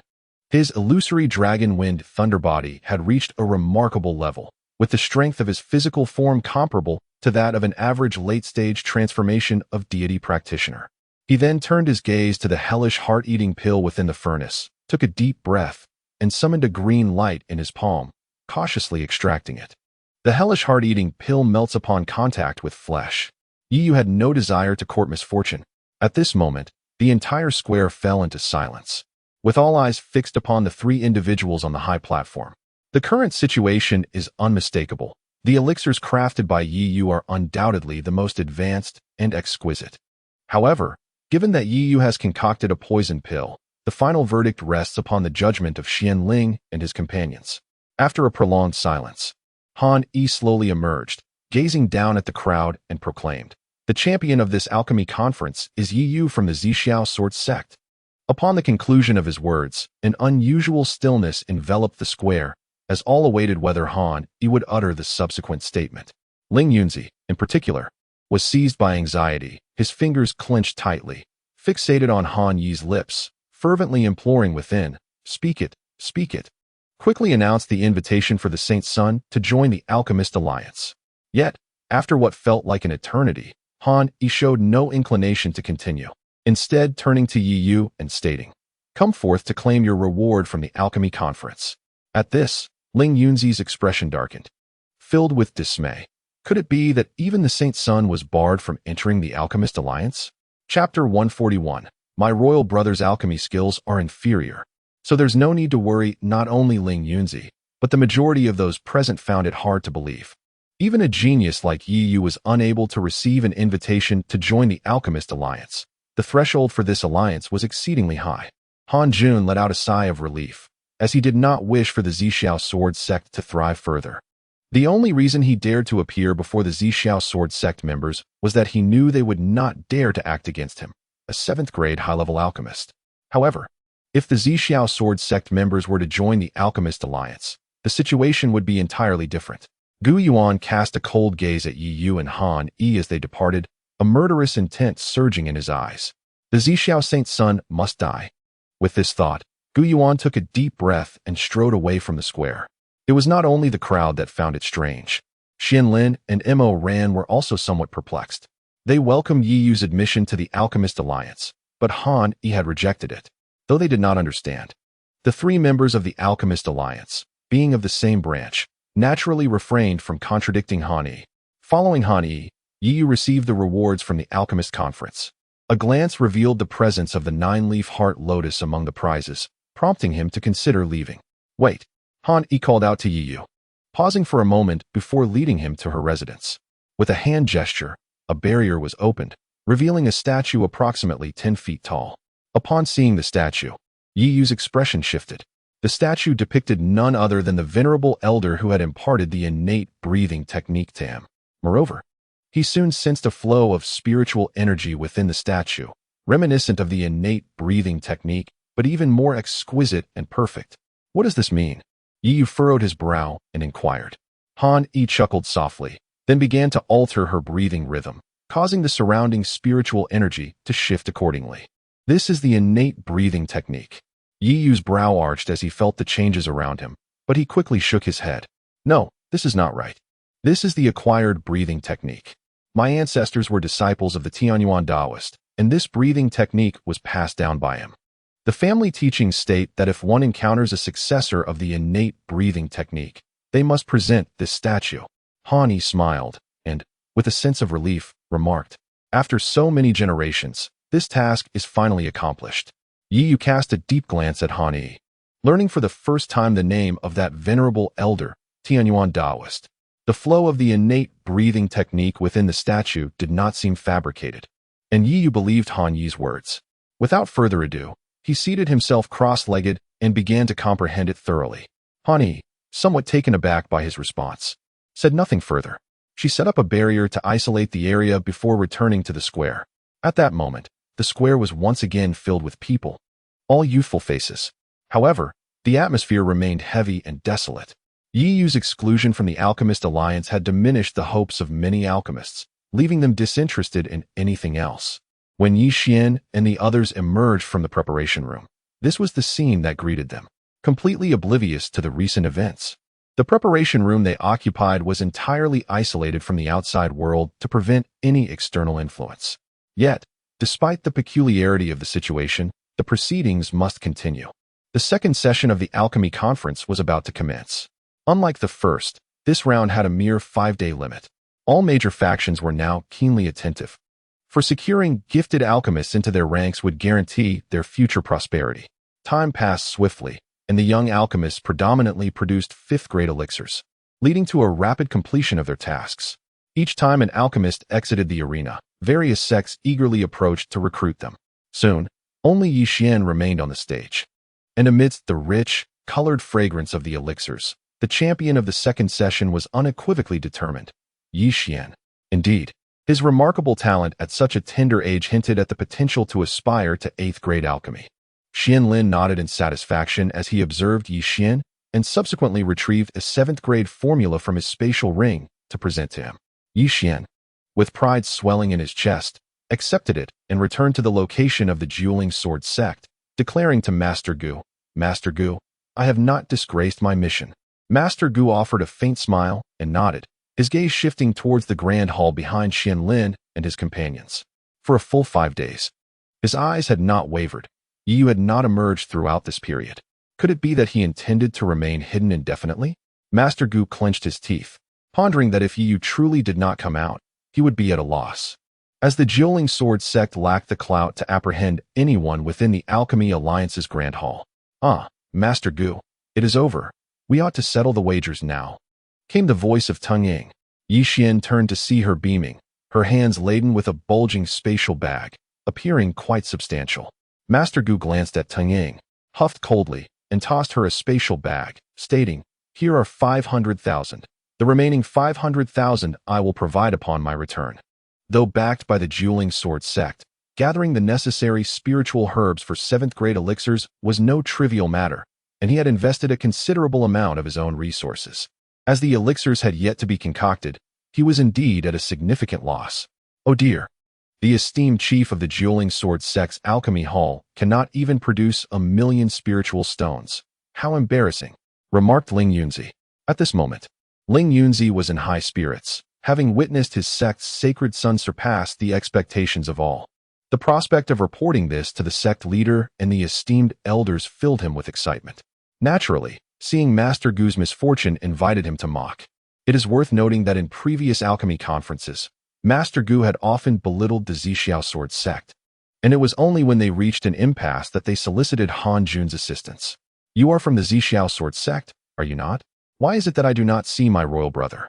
Yi Xian inquired, feigning ignorance as he addressed Ling Yunzi and the others. He had encountered Ling Yunzi during the master-apprentice ceremony and was well aware of his identity. Ling Yunzi glanced at Yi Xian and replied indifferently, "What? Do you wish to challenge my sacred son?" No. It is merely that I have not seen my royal brother for quite some time, and I find myself missing him. I had anticipated that he would attend this alchemy conference, especially since Third Sister mentioned that he too is an alchemist." Yi Xian smiled broadly. As his words fell, the expressions of Ling Yunzi and the others grew somewhat peculiar. However, recalling that Yi Yu had claimed victory while Yi Xian was still in the preparation room, they soon found solace in that thought. "I would appreciate it if you could inform my royal brother, Yi Yu, that his talent for cultivation is already quite formidable. If his prowess in alchemy does not surpass mine, there is no need for concern. He can seek me out whenever he requires elixirs, for after all, we are brothers." Yi Xian continued. "Moreover, the alchemy conference presents an excellent opportunity for honing one's skills. It is truly a pity that my royal brother did not attend. I have learned so much from this event." Chapter 142. I cannot teach him. Upon uttering these words, the surrounding individuals turned their gazes, perplexed. They had just heard the name Yi Yu, yet the statement seemed to refer to a different person than the one they had just met.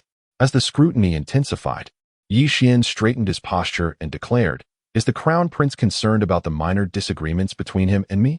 There is no need for worry. Please assure him that I bear no ill will. Should he require guidance, I could even recommend Master Gu to offer him some insights." "Master Gu Yuan, to instruct our esteemed holy son?" Ling Yunzi's lips twitched as he observed Gu Yuan's increasingly displeased expression, nearly bursting into laughter. "What else can be expected? My royal brother does tend to aim for the stars. Yet in the realm of alchemy, one cannot achieve greatness in a single leap. It necessitates a grounded, step-by-step approach." Yi Xian advised earnestly. "Silence." Gu Yuan, unable to endure further, rebuked, feeling the weight of the unusual glances directed at him.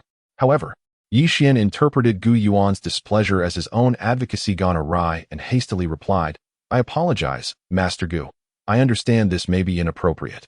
Yet Yi Yu is indeed my royal brother. I merely wish to find him a worthy mentor. I cannot teach him." Gu Yuan's face flushed crimson, and with a disgruntled grunt, he turned to leave. Though Yi Xian wore a pained expression, his heart rejoiced. He had feared that Gu Yuan might acquiesce out of respect for him, a scenario he wished to avoid. Alas, I have done my utmost. I hope you may find him another suitable teacher. Tung Ying, unable to suppress his laughter at the sight of Yi Xian, remarked, Do you not realize why Gu Yuan cannot teach Yi Yu? Because Yi Yu is the champion of the alchemy conference, you fool. At this revelation, Yi Xian's expression froze in disbelief. You would have Gu Yuan instruct the champion of the alchemy conference? Have you lost your senses? Ling Yunzi chimed in jest. No sooner had he spoken than a radiant golden light illuminated the city of Qiudan, followed by a flurry of documents cascading throughout the town. Yi Xian hurriedly seized one of the missives, only to find inscribed upon it, Rising Star of the Alchemy Conference, Yi Xian, and at the top, in bold letters, Champion of the Alchemy Conference, Yi Yu. Impossible. This cannot be. How could my royal brother possibly be the champion? There must be an error, Yi Xian exclaimed, his demeanor bordering on hysteria. As soon as the words escaped his lips, he felt the chilling gazes of those around him. Since the inception of the alchemy conference, he was the first to voice doubts regarding its fairness. Realizing his mistake, Yi Xian hastily lowered his head and fled with his tail between his legs. Meanwhile, in Han Yi's abode, the tumultuous energy within Yi Yu gradually subsided. Having contemplated the essence within the statue, he no longer needed to consciously regulate his breathing. Each inhalation naturally drew upon the surrounding spiritual energy, compounded by the frantic absorption of the Tian Yuan Ding. Thus, Yi Yu's cultivation speed surged exponentially. Finished? Han Yi's voice resonated softly, her gaze fixed upon the now dull statue of the Tian Yuan Taoist. Yi Yu nodded slightly, glancing at Han Yi. During his contemplation, he learned another piece of information. Han Yi's lineage was indeed that of the disciple of the celestial Yuan Taoist. This could be interpreted as a faction bestowed by the Taoist to the inheritors of the primordial breathing technique.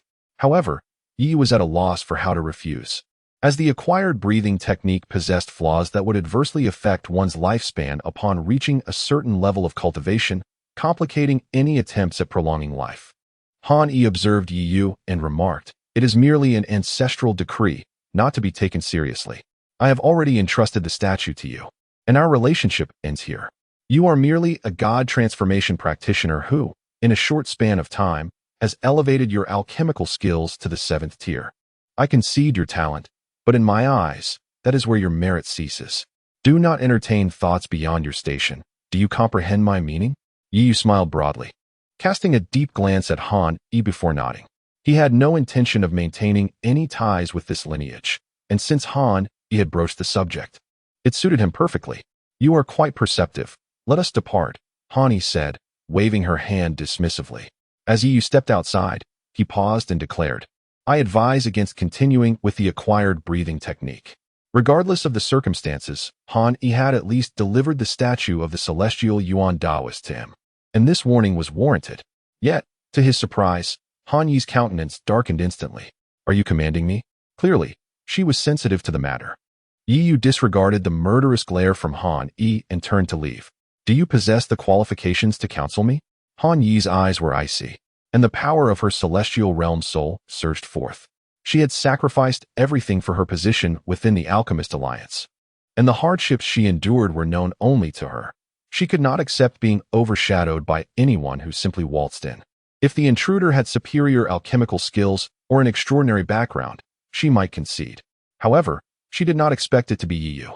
To outsiders, the identity of the Holy Son of the Zixiao Sword Sect might seem impressive, yet within the context of the Alchemist Alliance, even the entire Zixiao Sword Sect paled in comparison. Yi Yu maintained an indifferent demeanor, radiating a faint azure light that completely isolated him from the pressure of the celestial realm as he turned to depart. Upon reaching the entrance of the main hall, Yi Yu retrieved the last piece of heavenly veil from his storage ring and donned it, transforming once more into the guise of Su Wangqin. Stepping boldly out of the Alchemist Alliance's Grand Hall, Ling Yunzi, stationed outside, watched Yi Yu emerge in this new form, and his smile froze instantly. It was clear that the Holy Son had no intention of returning just yet, so he chose to act as if he had not seen him. He also signaled Lin Qingyang to stir up some trouble, playing along with the Holy Son. Lin Qingyang's lips twitched, casting a resentful glance at Ling Yunzi before sighing and leading his entourage forward. Oh, is that not the inheritor of the glazed sword, Su Wangqin? What a surprise to encounter you here. You do seem quite carefree. Lin Qingyang was acquainted with Yi Yu, yet the others remained oblivious to his true identity. Upon hearing Lin Qingyang's words, revealing that this was Su Wangchun, who had acquired the inheritance of the Liuli sword, yet ventured to the Jiuling sword sect, the expressions of those present darkened, their bodies radiating an ominous intent to kill. Their demeanor suggested they were on the verge of launching an attack. Yi Yu nodded approvingly at Lin Jianzi, recognizing that the old fellow possessed a discerning eye. He then surveyed his surroundings. With his peak Earth realm spiritual perception, he swiftly detected numerous formidable experts concealed nearby, no fewer than 10 of whom were at the late transformation realm, including members from both the Zixiao sword sect and the Jiuling sword sect. What are you Zixiao sword sect planning? Are you here to trouble my sworn brother? Yi Xian's voice resonated. Chapter 143. Brother Wang Chun. At this moment, Yi Xian gazed at Yi Yu, or more precisely, at Su Wang Chun, with fervent intensity. Particularly upon learning that Gu Yuan had arranged for someone to await Yi Yu's emergence, Yi Xian was convinced that should Yi Yu confront Su Wang Chun, the clash of these two prodigies would likely result in mutual destruction, potentially damaging each other's foundations. Upon Yi Xian's arrival, Lin Qingyang merely curled his lips in disdain before turning to leave, leaving a group of bewildered disciples from the Zixiao sword sect behind. However, with Lin Qingyang gone, they felt it inappropriate to voice their confusion and followed suit in departing. As the members of the Zixiao sword sect retreated in a dejected manner, a smile spread across Yi Xian's face as he looked at Su Wangchun, as if to convey that his timely appearance had indeed instilled a sense of caution within the Zixiao sword sect. Subsequently, Yi Xian brought Yi Yu to Gu Yuan's side. Gu Yuan furrowed his brow as he observed Yi Yu. Ever since Yi Yu had entered the Grand Hall with Han Yi, he had arranged for surveillance. Yet he was taken aback to find that it was Yi Yu who entered, while Su Wangchun emerged. Had it not been for the distinct fluctuations in spiritual energy between Yi Yu and Su Wangchun, he might have mistakenly believed them to be the same individual. When did you enter the Dan Alliance's Grand Hall? Gu Yuan inquired, his brow knit in concern, sensing that something was amiss. Is it so simple to enter the Dan Alliance's Grand Hall? Yi Yu casually concocted a rationale, stating, an elder from the Dan Alliance remarked on my considerable talent and escorted me inside. The explanation was rather flimsy. Yet Gu Yuan lacked the courage to verify it with the elder. Very well, you all return and inform the sect master of the occurrences here. We shall wait a while longer. Gu Yuan waved his hand dismissively. Yi Yu nonchalantly nodded, surveying his surroundings. Ren Xiaoyao had also arrived, and the intent of the Jiuling sword sect to eliminate their own was palpable. 3 days later, Yi Yu and his companions returned to the Jiuling sword sect. Yi Xian relayed the events of the Dan conference to the sect master. Upon learning that Yi Yu, the holy son of Zixiao, not only possessed extraordinary cultivation talent, but also exhibited formidable prowess in alchemy, the sect master's expression darkened significantly. Is it possible that our Jiuling sword sect must be overshadowed by the Zixiao sword sect for yet another generation? He ground his teeth, his countenance grim. Rest assured, although my imperial brother possesses remarkable talent in alchemy, I am confident in my ability to surpass him. Yi Xian promptly asserted, his demeanor earnest. The sect master turned to regard Yi Xian, recalling Yi Xian's recent emergence as a prodigy at this Dan conference, which eased his expression somewhat. For Yi Xian was indeed a few years younger than Yi Yu. Then, his gaze fell upon Yi Yu once more, and after a lengthy contemplation, he exhaled deeply and said, it is fortunate that the Zixiao sword sect has produced a dual genius in alchemy and swordsmanship in Yi Yu. However, with Yi Xian in alchemy and Su Wangchun in swordsmanship, the two of you are comparable to a single Yi Yu. Upon hearing this, Yi Xian's expression soured. Yet he found himself at a loss for words. Then, from this day forth, Yi Xian, you shall devote yourself exclusively to alchemy. Once you attain the 7th tier in alchemy, we shall consider other matters. As for Wangchun, I intend to send you to the Sword Peak. The master of the 9 spirits sect decisively proclaimed. Upon hearing the term Sword Peak, Yi Xian's expression shifted dramatically. Just as the Zixiao sword sect possesses the Zixiao sword tomb, the 9 spirits sword sect similarly harbors a secret realm known as Sword Peak. Within Sword Peak lies the profound swordsmanship insights of the ancestors of the 9 spirits, with rumors suggesting the presence of heavenly tier sword techniques. Master, did you not previously state that this term's Sword Peak slot was designated for me? Yi Xian hurriedly inquired. The situation has changed. Yi Yu's growth has been remarkably swift. This is an exceptional case. Wait for the next opportunity. Rest assured, I shall not shortchange you, especially since Wang Chun was introduced to the sect by you. The master of the 9 spirits waved his hand, making a firm decision. Yi Xian's facial muscles twitched in frustration, his heart burdened with unspoken sorrow. He had initially thought that bringing Su Wanchun into the sect would elevate his own stature. Now, it seemed he had inadvertently shot himself in the foot. The opportunity for Sword Peak was lost. Yet, despite his dissatisfaction, he could not let it show. Turning to Yi Yu, he said, I entrust this to you, my righteous brother. The future of the 9 spirits sword sect rests upon your shoulders. This slot, I relinquish to you. Yi Yu cast a sidelong glance at Yi Xian. Though the decision was clearly made by the sect master, it appeared as if Yi Xian had magnanimously given it away. With matters settled, the master of the 9 spirits imparted a few instructions to Yi Yu regarding the various aspects of entering Sword Peak before allowing him to return to his cave dwelling. Yi Xian also returned to his own abode, where he immediately spotted Yi Qingling. He quickly discerned that she had not been practicing the blood refinement technique, and promptly asked, What is the matter? Have you not been cultivating the technique my brother bestowed upon you? Yi Qingling hesitated, her expression momentarily startled, before she cautiously replied, I considered it, and feel that cultivation does not suit me. Observing Yi Xian's demeanor, she found herself unable to voice her lingering doubt about whether this was indeed a demonic technique. Yi Xian waved his hand dismissively, responding nonchalantly, Do as you wish. His mind was preoccupied with the matter of Su Wanchun entering Sword Peak. Presently, Su Wanchun's status within the 9 spirits sword sect was on the rise, and given time, he would undoubtedly eclipse Yi Xian, especially with this opportunity that had supplanted his own. Yi Xian could accept Su Wanchun's superior talent and cultivation level, but he could not bear the thought of Su Wanchun's prestige surpassing his own, much like Yi Yu had once done. After a prolonged contemplation, he noticed Yi Qingling's restless demeanor and suddenly broke into a grin, saying, Qingling, do you wish to seek out Su Wanchun? If you desire to go, then go ahead. I shall not hinder you this time. Yi Qingling was taken aback, looking at Yi Xian in astonishment. She vividly recalled his reaction the first time she sought out Su Wanchun, and now, she found it hard to believe, exclaiming, Really? Really? Brother? Of course.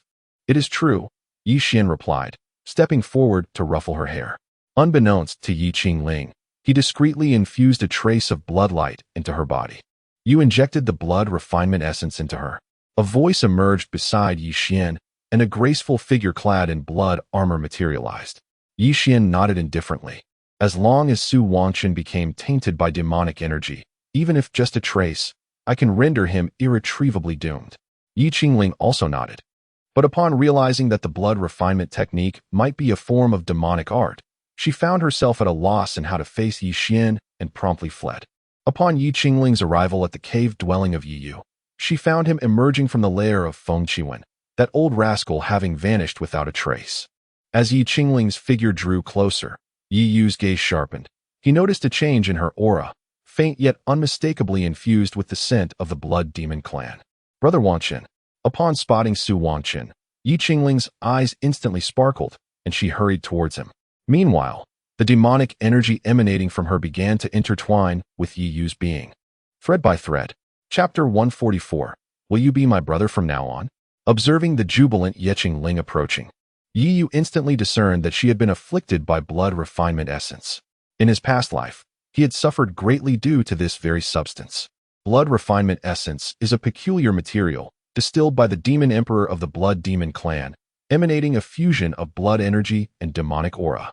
Generally, cultivators are highly sensitive to demonic energy, but once infused with blood energy, even formidable beings in the void refinement stage can find themselves adversely affected if they are not vigilant, as these energies are gradually absorbed by the cultivators. By the time they realize it, the demonic aura within them becomes exceedingly difficult to eradicate. Naturally, they would unwittingly transform into members of the demon clan, with no means to contest their fate. Yi Yu furrowed his brow slightly and casually erected a barrier to isolate Ye Qingling. Having been duped once, he was not about to fall prey a second time. Ye Qingling, blocked from approaching, felt her expression shift.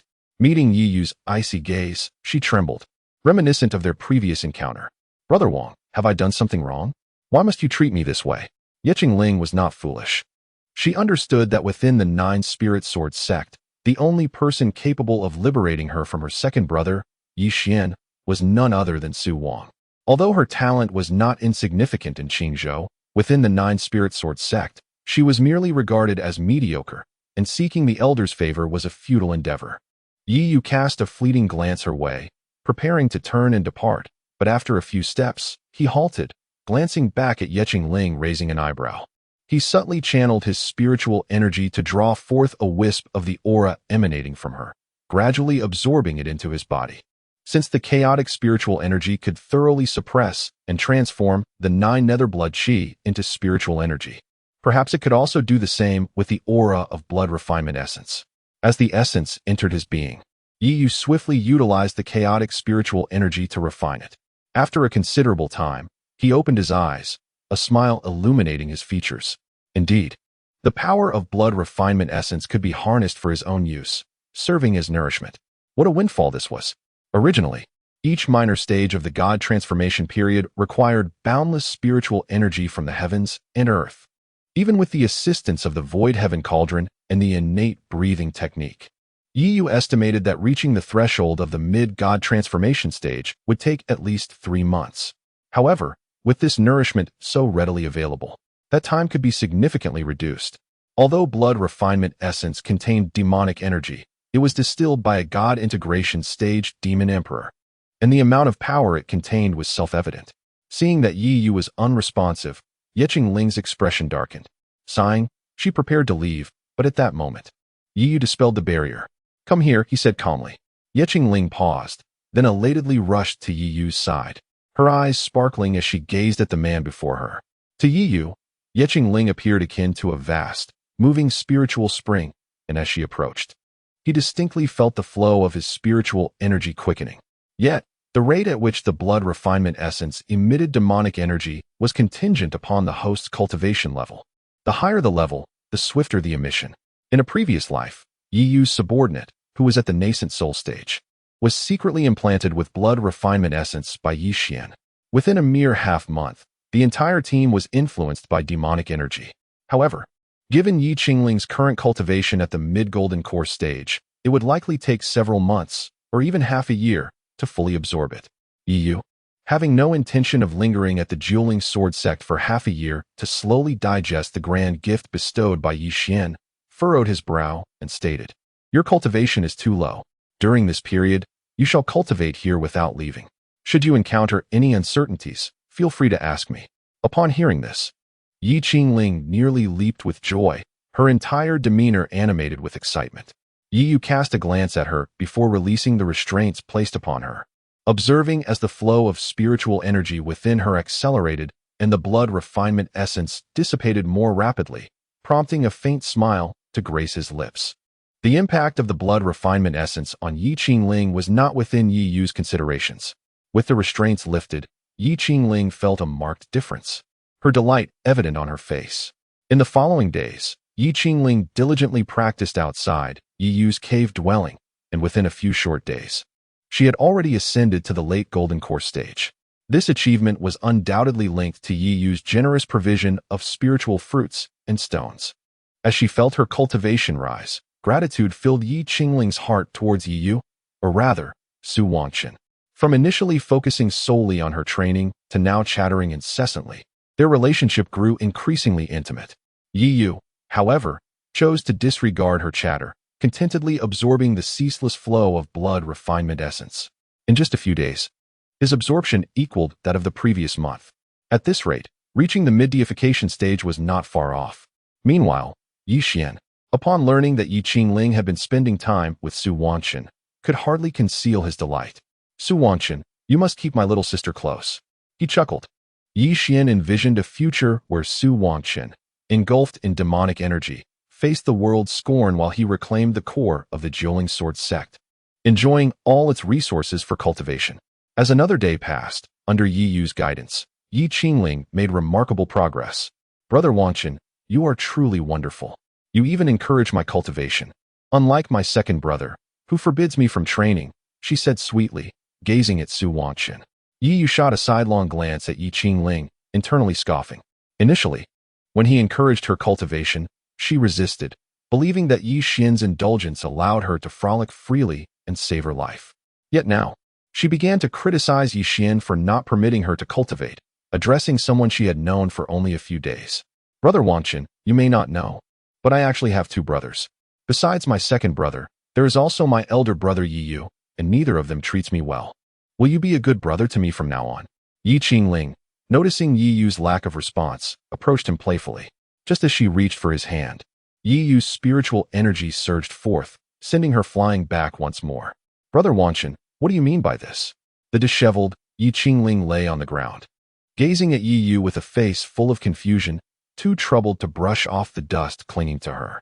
Yi Yu rose, casting a fleeting glance at Yi Qingling, and remarked, "Focus on your training. Do not dwell on what is not meant to be." With that, he turned and returned to his cave abode. Observing this, a flicker of hurt crossed Yi Qingling's eyes, and for reasons unbeknownst to her, she recalled Yi Yu.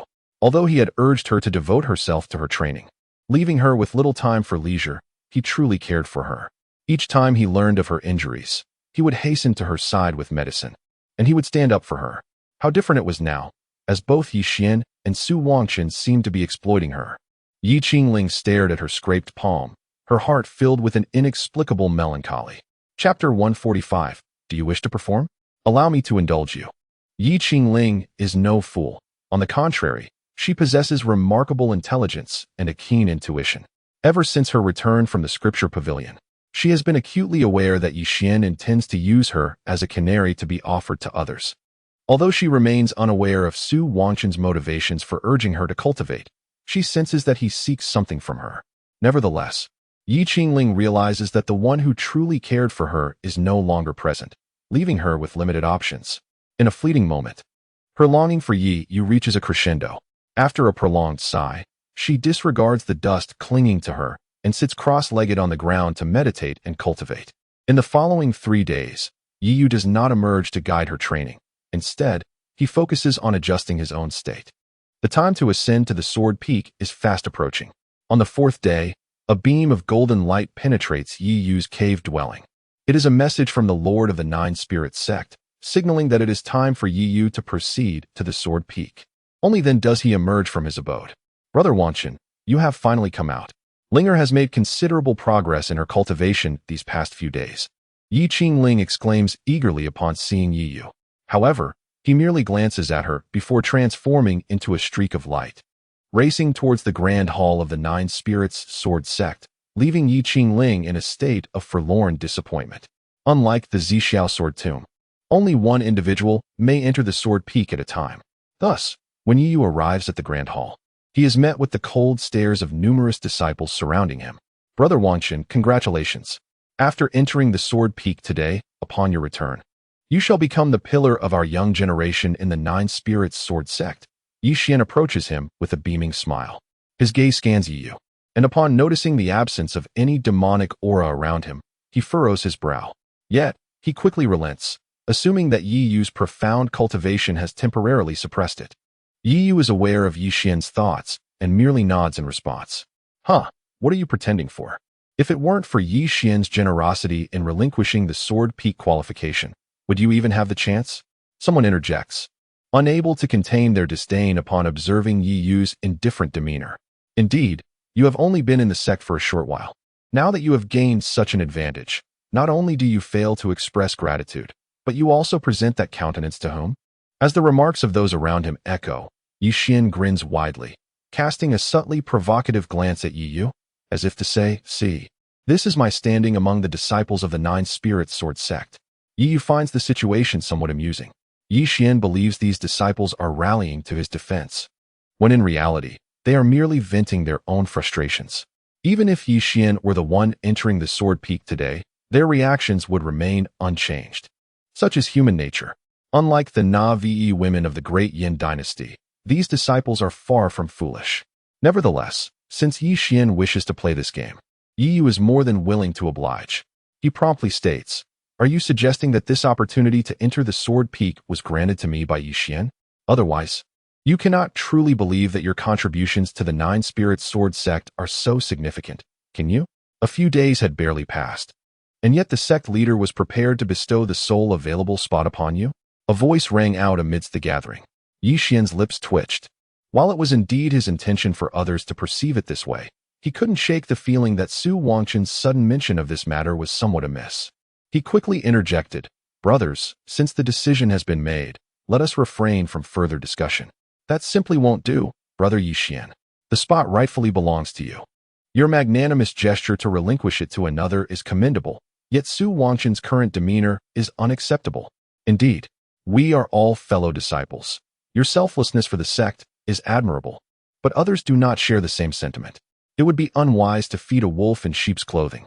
The clamor around them grew increasingly fervent, and Yi Xian's gaze fell upon Yi Yu, whose smile only deepened his unease. In the next instant, Yi Yu spoke up, "I apologize, everyone. I truly was unaware of the circumstances. I had assumed this was arranged by the sect leader. It appears that this spot was graciously offered to me by Yi Xian. I, Su Wangchen, may not be a paragon of virtue, but I am not one to usurp another's opportunity. Therefore, I shall forego this position at Jianfeng." With that, Yi Yu turned on his heel and began to depart. The surrounding disciples stood dumbfounded, unable to comprehend that Su Wangchen would indeed relinquish the opportunity so readily. Yet Yi Xian felt a surge of panic. He was acutely aware of the underlying truth. The position at Jianfeng had been designated for Yi Yu by the sect leader, and in a bid to bolster his own standing, he had misled others into believing he was generously yielding the spot. His intention had been to rally support against Su Wangchen. However, if Su Wangchen truly abandoned the opportunity, it would surely reach the ears of the sect leader, resulting in considerable repercussions. No, Brother Wangchen, we are merely speaking in jest. We are all fellow disciples. Do not take this to heart. The Jianfeng spot is yours, and none can take it from you." Yi Xian hastily stepped forward to block Su Wangchen's exit. "What do you take me for? Do you believe I need your pity?" Yi Yu retorted with a cold laugh. Yi Xian gritted his teeth in frustration, recognizing that he had fallen into a trap. The matter of the spot was clear to Su Wangchen as well.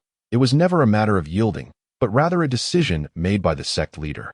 Yet Su Wangchen was now playing along with Yi Xian's narrative, clearly intent on making him appear foolish. This is hardly an act of pity. Brother Wangchen's talent surpasses my own, making his entry into Jianfeng entirely justified, Yi Xian said through clenched teeth. For someone like Yi Xian, admitting inferiority to another, let alone vocalizing it, was an unbearable ordeal. "What are you all arguing about?" Suddenly, a voice of authority echoed, and the sect leader of Juling emerged, his brow furrowed. He had been awaiting Yi Yu in the hall, but after a prolonged absence and the commotion outside, he had come to investigate. Upon seeing the sect leader, Yi Xian's expression shifted, and he hurried forward to speak, but Yi Yu preempted him, saying, "Sect leader, please return the Jianfeng spot to Yi Xian. I do not require anyone's graciousness." Yi Xian found himself speechless, his resentment directed toward Yi Yu, momentarily at a loss for words. Upon hearing these words, the leader of the Nine Spirits sect's expression shifted slightly. With his keen insight and the current circumstances, it was evident to him that something had transpired. He coldly inquired, "Is it you who has relinquished this opportunity for Yi Xian?" Under the public scrutiny of the sect leader, Yi Xian's complexion fluctuated between shades of blue and white. Finally, gritting his teeth, he replied, in response to the sect leader, "No, it is not." The sect leader pressed on. "Then what is the explanation for this situation?" "Master, all of this is my fault. It does not concern my fellow disciples. If punishment is to be meted out, let it be directed at me alone," Yi Xian proclaimed, adopting a posture of righteous sacrifice as he knelt on the ground. This had been his approach in the Great Yin. Each time he spoke in such a manner, Yi Qingwan would soften, and those around him would rally to his side. Yet he had forgotten that he was now in the Nine Spirits sword sect. No sooner had his words escaped his lips than an irate disciple erupted with a scathing rebuke. Chapter 146. Identity exposed. Are you still feeling wronged? Did you not tell me that you relinquished your spot to Su Wangchen? A voice thundered, prompting a chorus of agreement from those around. They had initially come to confront Su Wangchen, spurred on by Yi Xian's words, seeking to vent their own frustrations over their lack of opportunities. Yet now, the situation had taken a turn, and he stood there, seemingly bearing the brunt of the blame. Listening to the cacophony around him, Yi Xian felt his face flush crimson, wishing he could bury his head in the ground. This was not how it was supposed to be. Why was all the ire directed at him? The unfolding events were entirely unexpected, leaving Yi Xian speechless for a considerable time. Observing this, the leader of the Jiuling sect snorted but chose not to pursue the matter further. Instead, he cast a long, meaningful glance at Yi Yu and then spoke, "Wangchun, follow me." With that, he led Yi Yu into the grand hall. Once the two had departed, Yi Xian finally lifted his head, casting a cold glare at the hall before him, his eyes filled with deep resentment. "Su Wangchun, just you wait." Yi Yu followed the leader of the Jiuling sect to the entrance of the Sword Peak. "Wangchun, it seems you and Yi Xian do not get along very well," the leader remarked casually, his gaze on Yi Yu now tinged with curiosity. "You misunderstand, sect leader," Yi Yu replied nonchalantly. The leader glanced back at him but chose not to elaborate further. He produced a token and dispelled the seal before them. A staircase leading upwards was revealed, leading directly to the Sword Peak. Without hesitation, Yi Yu strode up the steps. As soon as his foot touched the stone, he furrowed his brow and looked back at the Jiuling sect leader. The leader's expression remained unperturbed, yet, with his peak spiritual perception, Yi Yu distinctly sensed the leader's internal energy beginning to accelerate. They exchanged a long glance, and Yi Yu broke into a grin before confidently stepping forward. As Yi Yu's figure gradually faded from view, the Jiuling sect leader restored the seal and addressed a figure nearby, "Gu Yuan. Are you aware of the consequences should this information prove erroneous? Even if you are the chief alchemist of the Alchemy Hall, I will not spare you." From a shadowy corner, Gu Yuan's figure emerged. He approached the Jiuling sect leader and bowed respectfully. "I assure you, sect leader, I witnessed Yi Yu enter the Alchemy Alliance Hall, and when he emerged, he had transformed into Su Wangchun. Moreover, this has been corroborated by Han Yi, one of the Alliance's authorities." Upon hearing this, the Jiuling sect leader's expression darkened. "What audacity! To toy with my Jiuling sword sect like this. This matter must not be disclosed. Let it be known that Su Wangchun perished on the Sword Peak. Understand? The esteemed Jiuling sword sect could not afford to be compromised by the likes of the holy son of Zixiao infiltrating their ranks, especially after acquiring a celestial-grade spiritual technique from the sect's scripture repository. If such news were to spread, the Jiuling sword sect would lose its standing in Lizhou entirely." "Yes." Sect leader Gu Yuan nodded, fully aware of the stakes involved. The Jiuling sect leader then waved his hand dismissively. "Go summon Yi Xian. I shall take him to the Sword Peak. As for Su Wangchun, or Yi Yu, becoming a sacrificial offering does not render the time spent by the Jiuling sword sect in nurturing him futile." Upon finishing his words, the sect master of Jiuling proceeded towards another location, which was not the Sword Peak where Yi Yu had entered, but rather the Forbidden Land of Jiuling. Inside the Forbidden Land, Yi Yu lifted his gaze towards the pitch-black stone steps before him, uncertain of where they led. He formed hand seals, and a faint azure light enveloped his body. As he stepped onto the stone stairs, Yi Yu sensed something amiss. This so-called Sword Peak was devoid of any sword energy, and even the spiritual energy of heaven and earth was chaotic, entirely unlike the secret realm of a sect. However, he distinctly felt the peculiar movement of the void heaven cauldron, as if something within was irresistibly drawing it closer. Glancing around, Yi Yu flipped his palm, summoning the glazed sword, and began to tread cautiously down the stone steps. Time seemed to stretch as he walked, until the faint scent of blood permeated the air, prompting Yi Yu to halt. Before him lay a vast pit, at the bottom of which seemed to lie a colossal creature, its body stretching 100 feet. Bound by iron chains, the ground surrounding it was littered with numerous white bones, which appeared as translucent as jade. These remnants evidently belonged to numerous cultivators who had perished here. Suddenly, the sound of chains being dragged echoed through the air, causing Yi Yu to stiffen. The massive creature slowly raised its head, revealing a pair of crimson eyes fixated on him. It was then that Yi Yu discerned the full form of this being, the ice crystal dragon scale beast. At that moment, Yi Yu understood how the flame in Gu Yuan's possession had come to be. With a roar, upon seeing Yi Yu, the ice crystal dragon scale beast unleashed a thunderous bellow, and its enormous claws lunged forward, pulling countless chains with it, producing a sound akin to thunder in the dark valley. Yi Yu's expression changed. He exerted force beneath his feet and leaped into the air, wielding the glazed sword to unleash a flurry of sword energy that collided with the beast's massive paw. The clashing of metal reverberated as sparks illuminated the valley. Yet, The sword energy merely left traces of fire upon the ice crystal dragon scale beast's body without breaking its defenses. As the giant claw approached, Yi Yu executed the 9 turns dragon steps to narrowly evade it, though his shoulder was still grazed by the claw. A sharp pain coursed through him. But Yi Yu had no time to dwell on the injury. He swiftly prepared to counter the beast's next strike. Just a light scrape had such formidable power. It was difficult to imagine that had Yi Yu's illusory dragon wind thunder body not advanced further, he would have been torn asunder by now.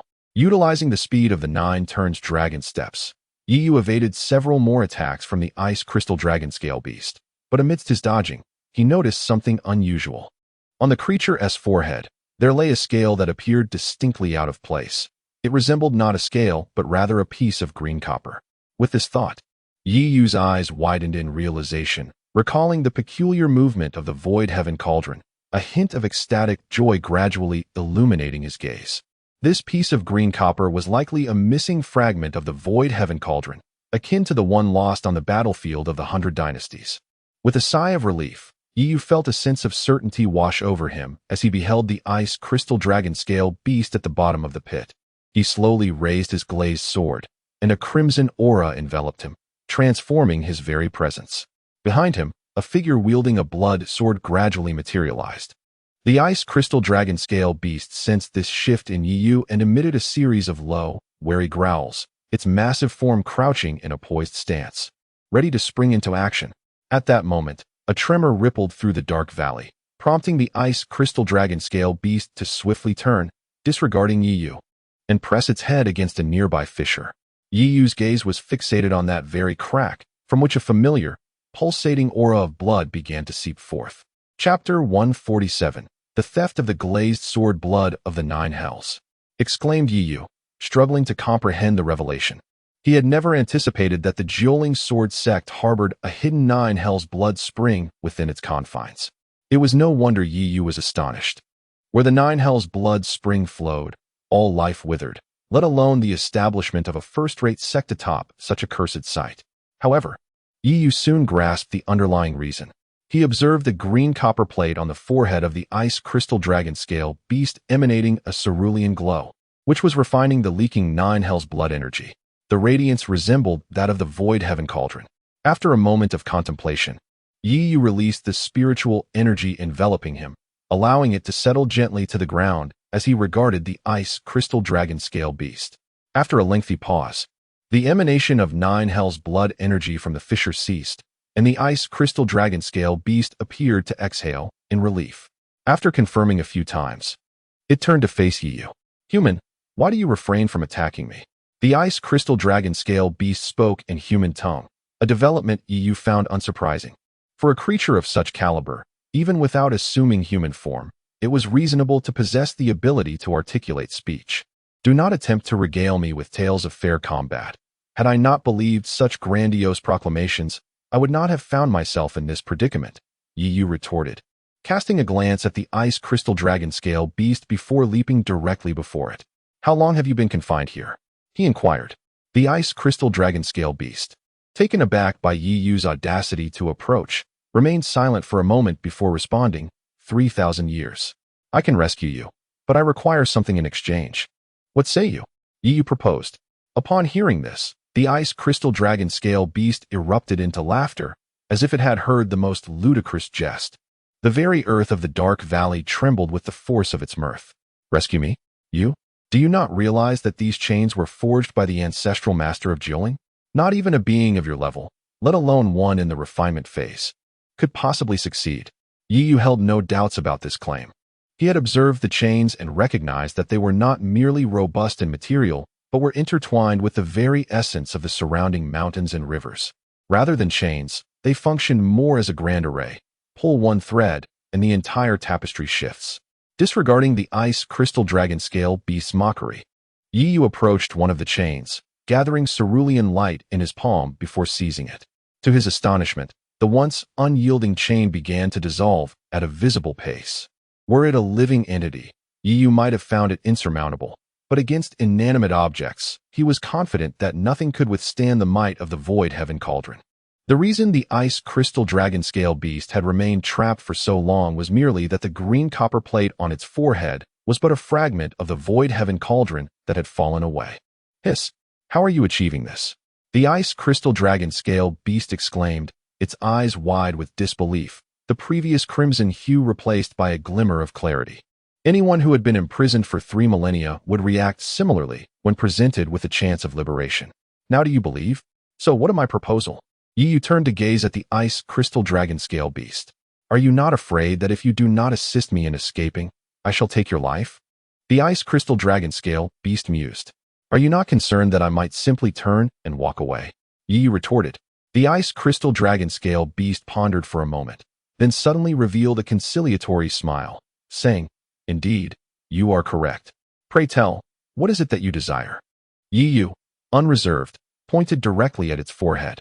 At that moment, the ice crystal dragon scale beast regained its senses, recalling the azure light that had emanated from Yi's palm.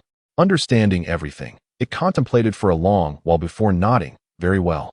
The extraordinary green copper piece was well understood by the ice crystal dragon scale beast. Had it not been for this green copper piece, its cultivation speed would not have accelerated so dramatically, nor would it have been deceived by the 9-spirit ancestor into being trapped here to suppress the 9 nether blood spring. In comparison to freedom, the green copper piece was not entirely irreplaceable. With that, the ice crystal dragon scale beast removed the green copper piece from its forehead, blood gushing forth. Yet it paid no mind. For a beast of its caliber, a mere trickle of blood was inconsequential. Yi took the bloodied green copper piece and temporarily stored it in his spatial ring, knowing not how long it had been embedded in the beast's flesh. Subsequently, Yi turned to summon the power of the void heaven cauldron to gradually dissolve the chains that bound the ice crystal dragon scale beast. Although harnessing the power of the cauldron was not particularly arduous, Yi could not resolve all at once, as this was, after all, a seal left by the 9-spirit ancestor. With each chain he dispelled, Yi's spiritual energy would deplete, and even the innate breathing technique could not counterbalance such consumption. Meanwhile, the ice crystal dragon scale beast seemed to have opened a floodgate of conversation, incessantly chattering, at times nearly provoking Yi to silence it. However, recalling the beast's 3,000 years of confinement in this lightless abyss, Yi's impatience faded, and they engaged in a meandering conversation. Unbeknownst to Yi, the external world was far from tranquil. After sending Yi Xian to Sword Peak, the 9-spirit sect master was still fixated on Yi's extraordinary talent. Subsequently, he disseminated information misleadingly about Su Wanqian straying into the 9-spirit forbidden land, aiming to gauge the reaction of the Zixiao sword sect. Upon receiving this news, the Zixiao sword sect erupted in chaos. The 3 pillars of the sect, including the Grand Elder Ji Wuming, wore grim expressions. This is all your fault. Why did you not bring back the Holy Sun during the alchemy conference? If you had, we would not be embroiled in such troubles. At this moment, Qing Shuzi disregarded his image as sect master and raged at Ling Yunzi. Ling Yunzi intended to retort, but when met with Ji Wuming's murderous gaze, he reluctantly fell silent. Grand Elder, what should we do now? Qing Shuzi turned to Ji Wuming. Just as the 9-spirit sword sect understood the Zixiao sword tomb, they too had a certain awareness of the 9-spirit forbidden land. Fully aware of the terrors that place harbors, it is not merely Yi, at the nascent stage of divinity, who would find survival uncertain.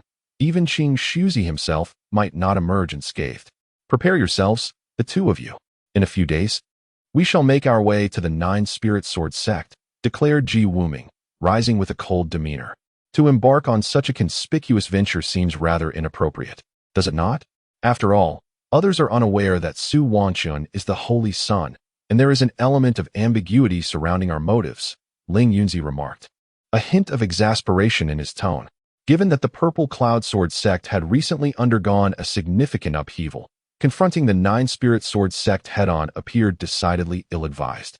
Ji Wuming cast a languid glance at Ling Yunzi and replied with calm assurance. What ambiguity do you speak of? The Lioli sword belonging to my Purple Cloud Sword sect has been pilfered by one named Su Wanqian. I intend to seek out the perpetrator. What objection could there be? As his words resonated, Ling Yunzi and his companion stood momentarily speechless before hastily interjecting. Well, esteemed elder, you were indeed present at that time. We witnessed the Holy Sun taking the Lioli sword. How can this be? I am the one who forged it. I declare it was stolen. Should anyone dispute this, let them come forth and voice their objections, Ji Wuming stated nonchalantly.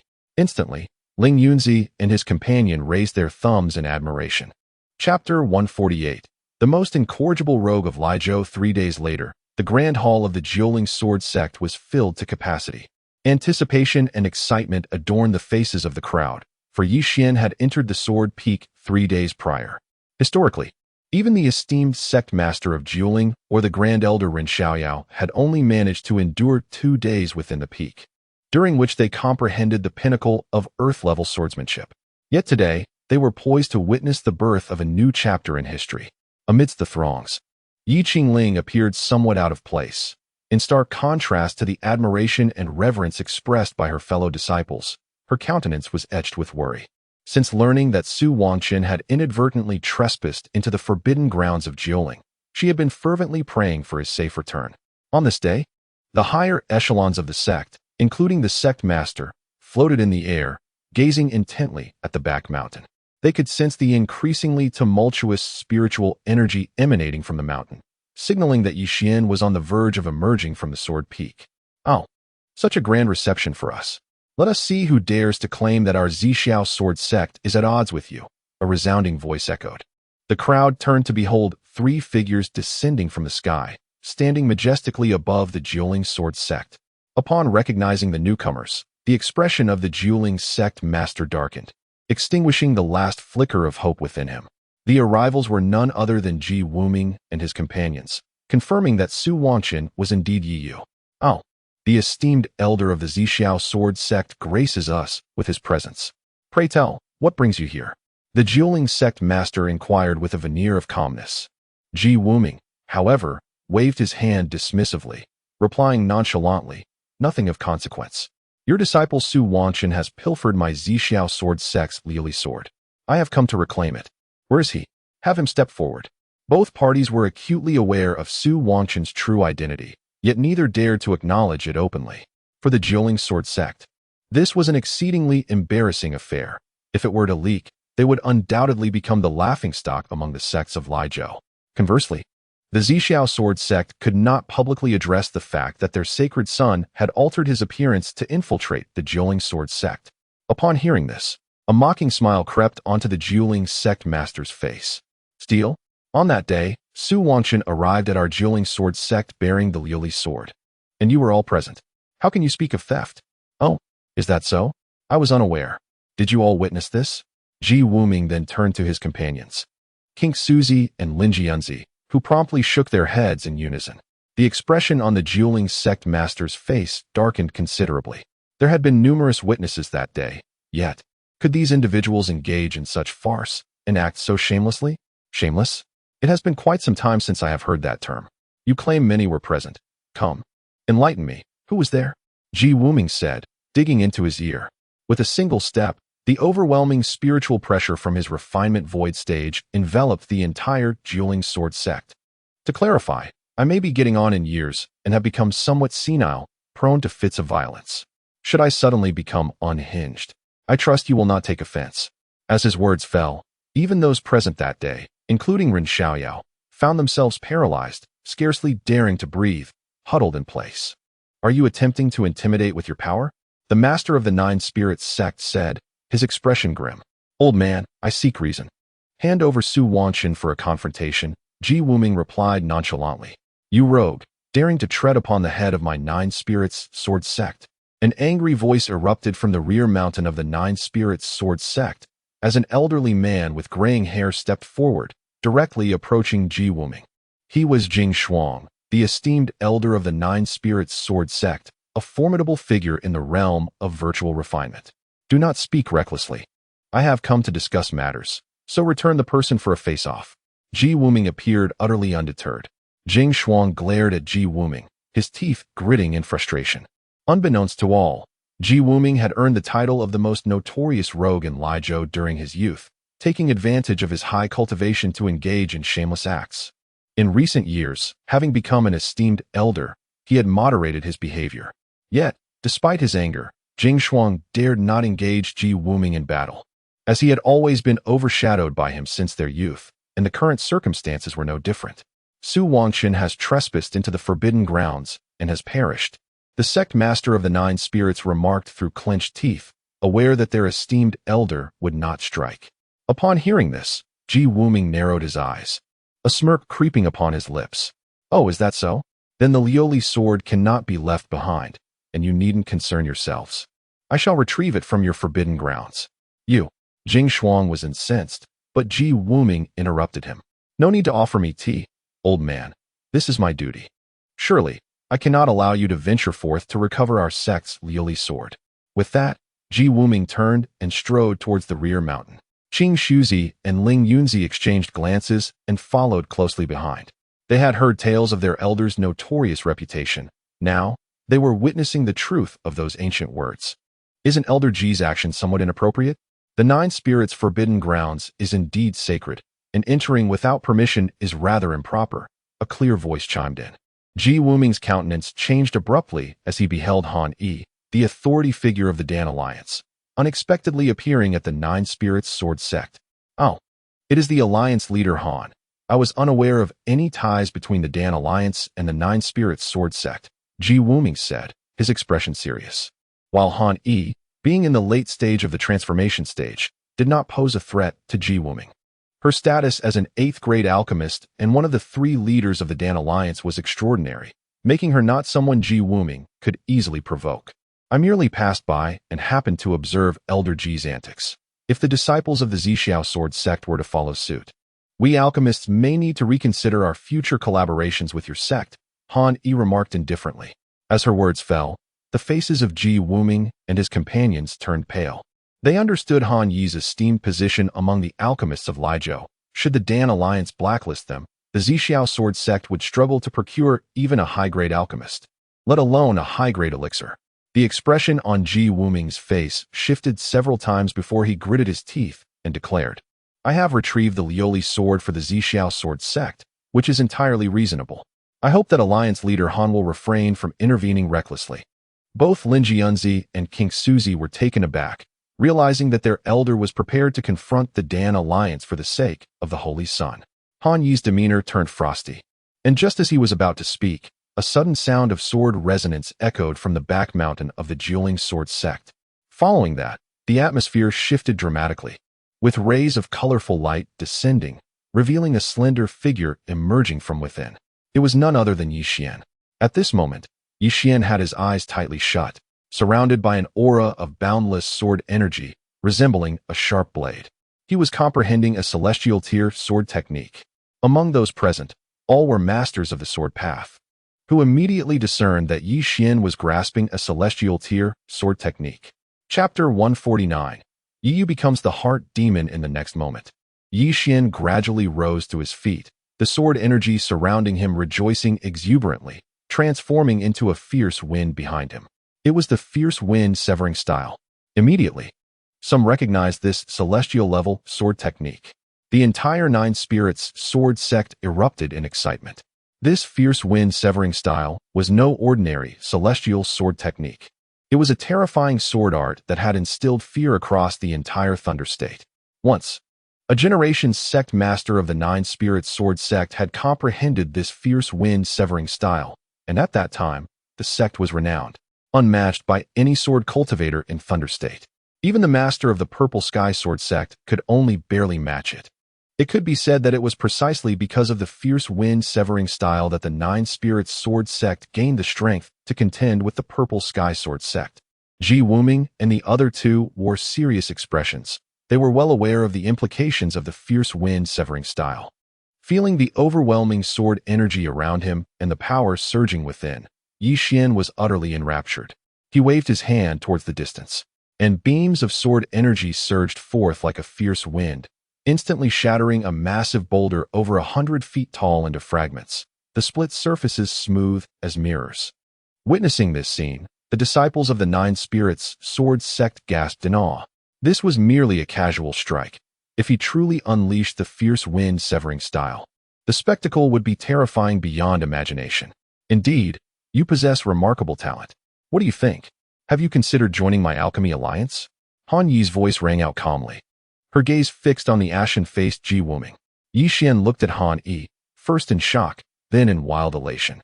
As a rising star in the alchemy convention, he recognized her and eagerly nodded in agreement. Joy doubled, as neither the sect master of the Nine Spirits nor Jing Shuang had anticipated such a windfall. A disciple had joined the alchemy alliance. They could almost envision a continuous flow of elixirs pouring into the Nine Spirits sword sect.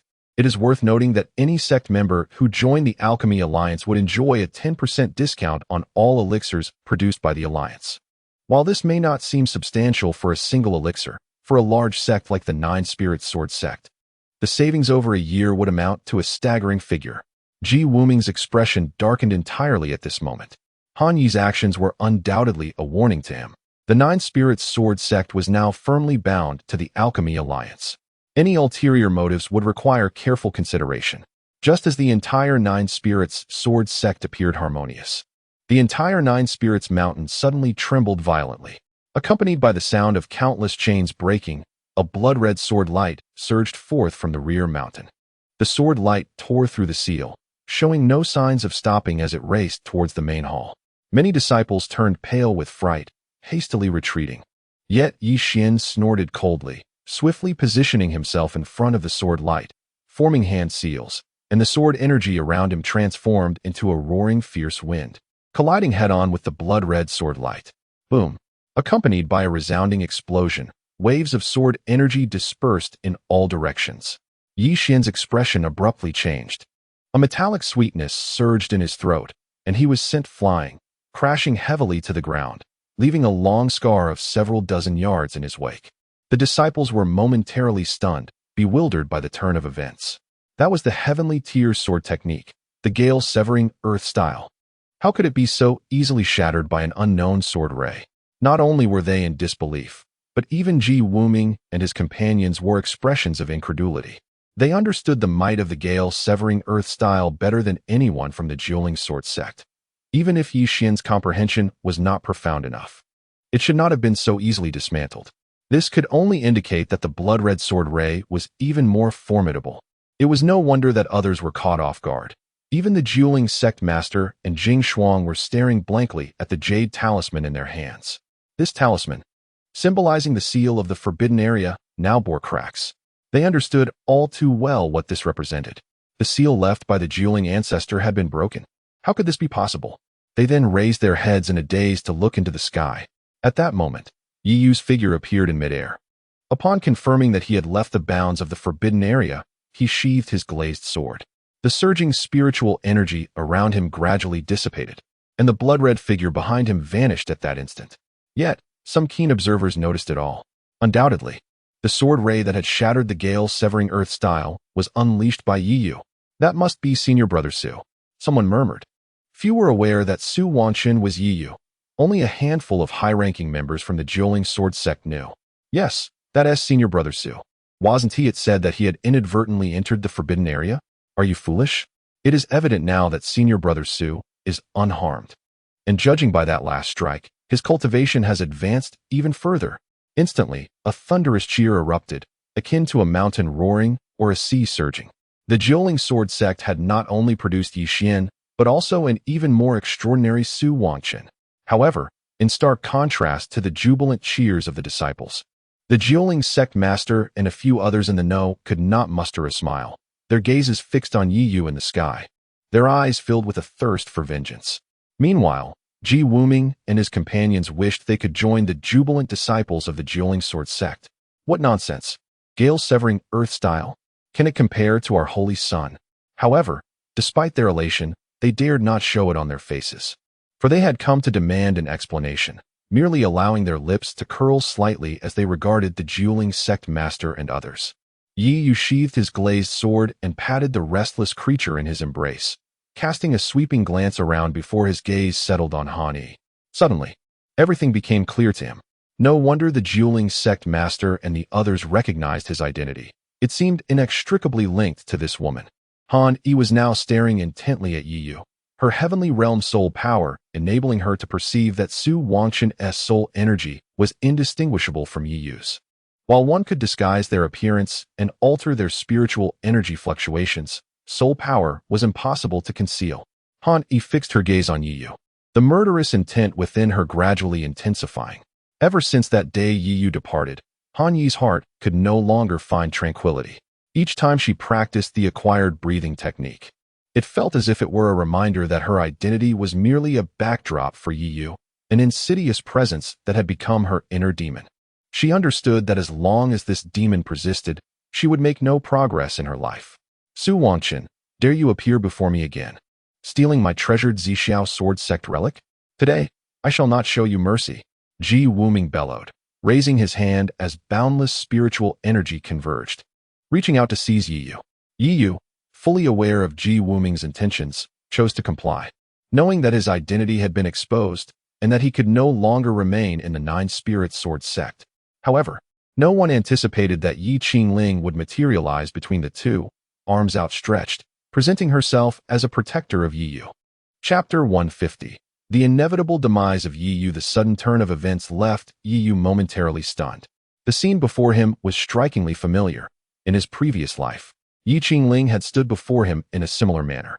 Yet, instead of a mere silhouette, it was the cold gleam emanating from the long sword in Yi Qingling's hand that captured his attention.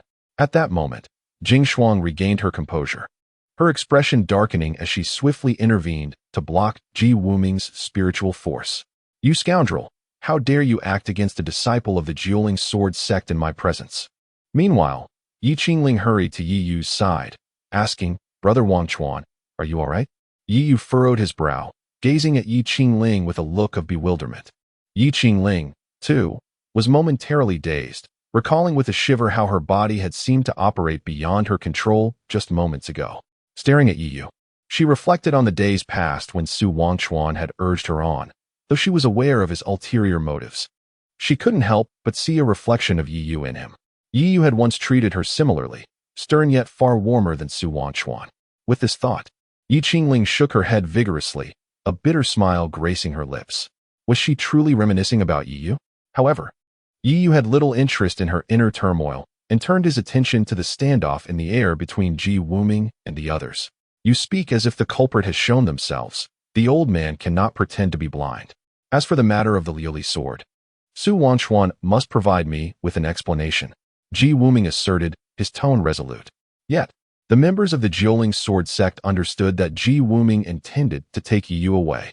If Yi Yu were to perish, it would be one thing. But as long as he lived, he must not be allowed to leave.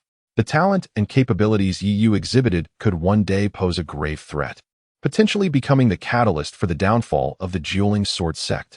At this juncture, Ji Wuming was evidently prepared to act shamelessly, even if Han Yi were present. It would likely not suffice to deter this old rogue. They were acutely aware of Yi Yu's value. Were they in his shoes, they would undoubtedly risk offending the Dan Alliance for the sake of such a promising young man. As they contemplated this, the sect master of Jiuling caught sight of Yi Xian, and a realization dawned upon him. With a slight smile, he addressed Ji Wuming, Elder Ji. Yi Xian was also present in the Zixiao sword tomb that day. He knows precisely how the Liuli sword came to be. Yi Xian, please enlighten us. Did Su Wangchuan not steal this sword? Ji Wuming's expression shifted slightly, but that was all. He was already prepared to act unrepentantly. Even if 10 witnesses were to emerge, it would not alter the situation. Yi Xian was momentarily taken aback. He soon noticed Ren Xiaoyao repeatedly signaling to him, and coupled with the sect master's decision to allow him onto the sword peak while banishing Su Wangchuan to the forbidden grounds. It was clear that they wished for Su Wangchuan's demise. In Yi Xian's view, the intentions of the Jiuling sect master and others were glaringly obvious.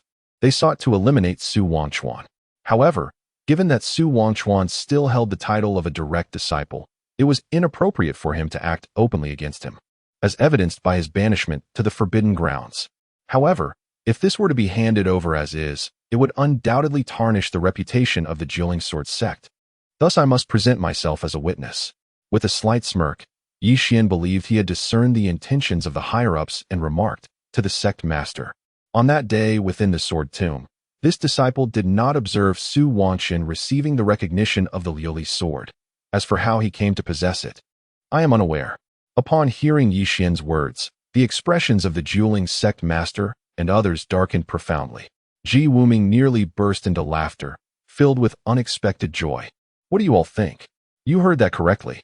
Su Wanchen has stolen our sect's treasured artifact. By all reason and sentiment, he must be handed over to me. Once the old man clarifies the situation, he shall return him to you. Ji Wuming's confidence soared. Seeing this, Yi Xian secretly rejoiced. His gaze towards Yi Yu filled with disdain, as if he were observing a lifeless corpse. Yet, as he continued to look, a chill suddenly ran down his spine. Turning around, he found the dueling sect master and others glaring at him with grim expressions, including Han Yi. Yi Xian was somewhat baffled. He had merely acted in accordance with the sect master's wishes to frame Su Wanchen, yet the current situation seemed rather amiss.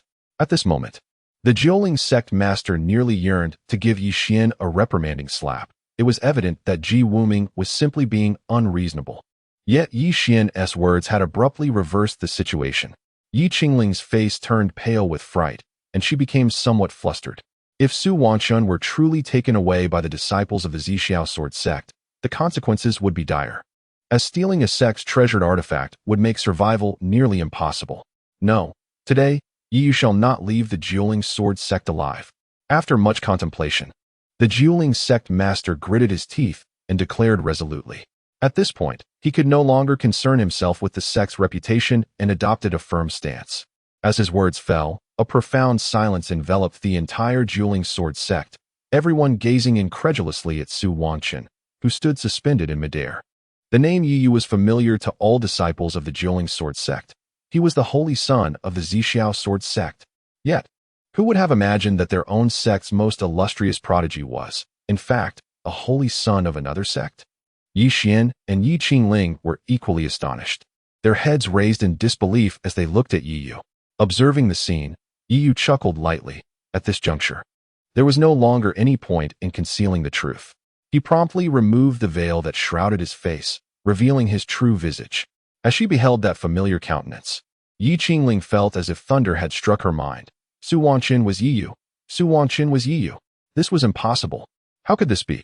The illusions within her heart shattered instantaneously, and Yi Qingling's delicate face turned ashen, stumbling to the ground, her heart a tumult of emotions. The words she had exchanged with Su Wanchen now flashed through her mind like a slideshow, particularly that statement, "In the future, shall I be a brother to Lingyu?" In retrospect, it now seemed so deeply ironic. In comparison to Yi Qingling, Yi Xian's expression was even more ghastly.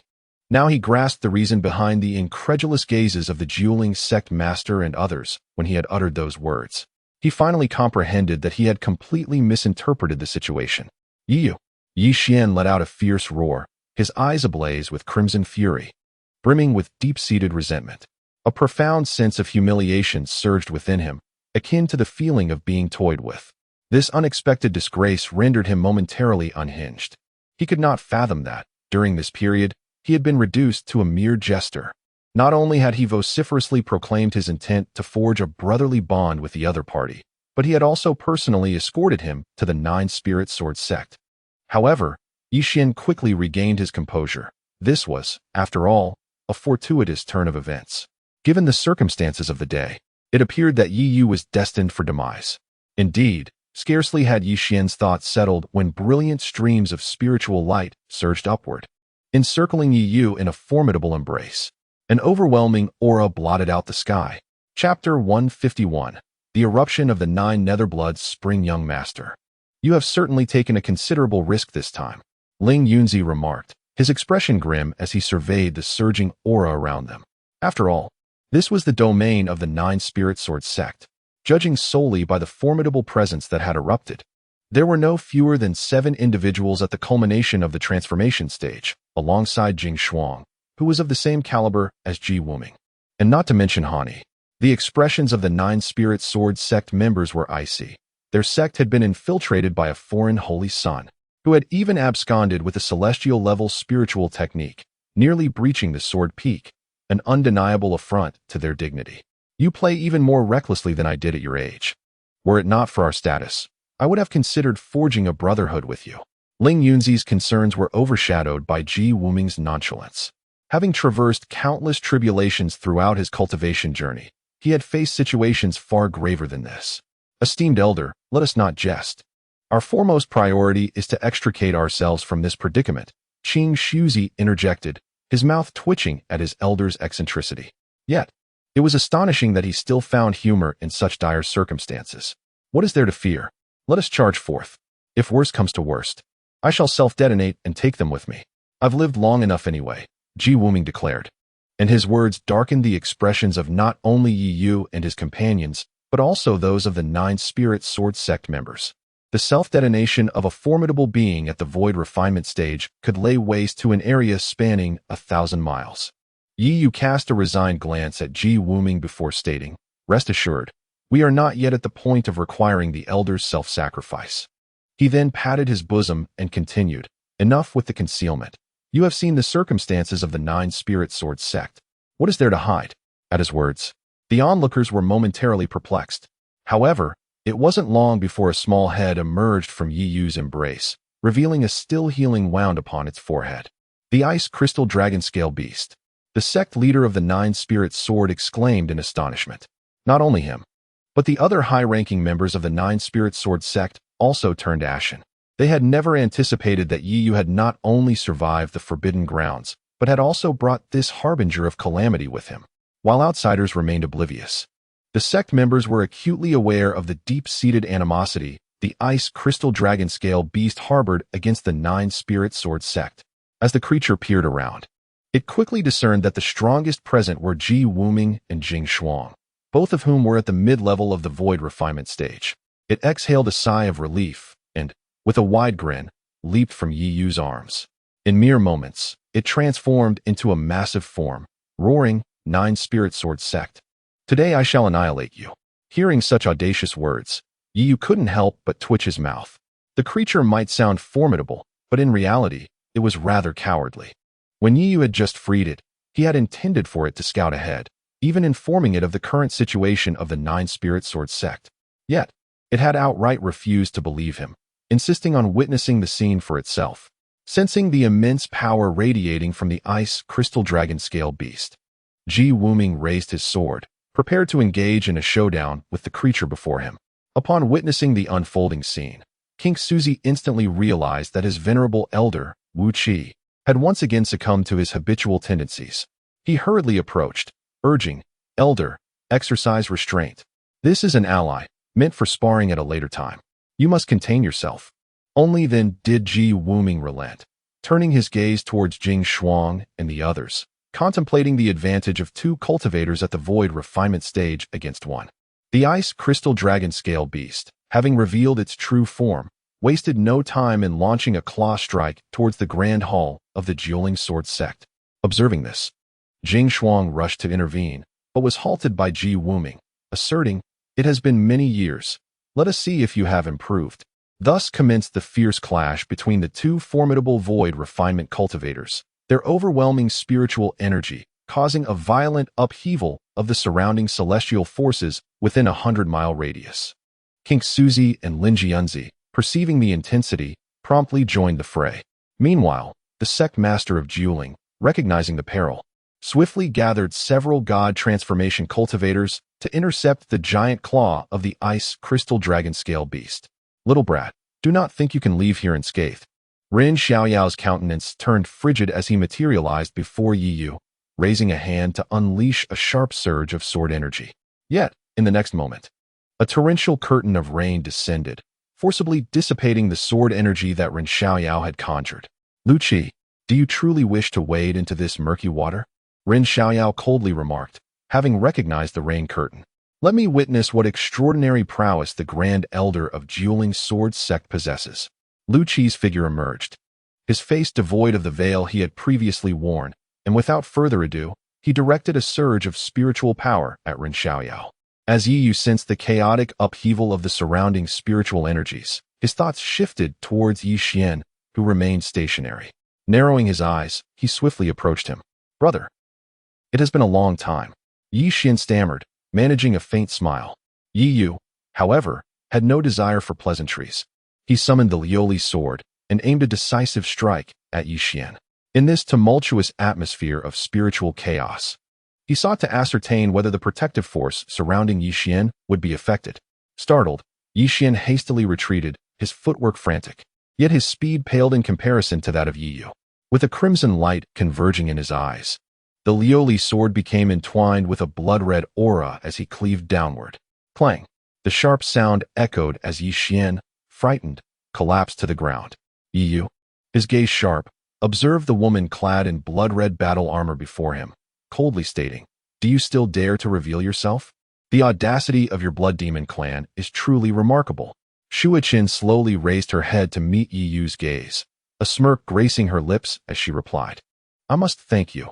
Amidst this chaos of spiritual energy, as long as I tread carefully, who would notice me? You intend to protect him?"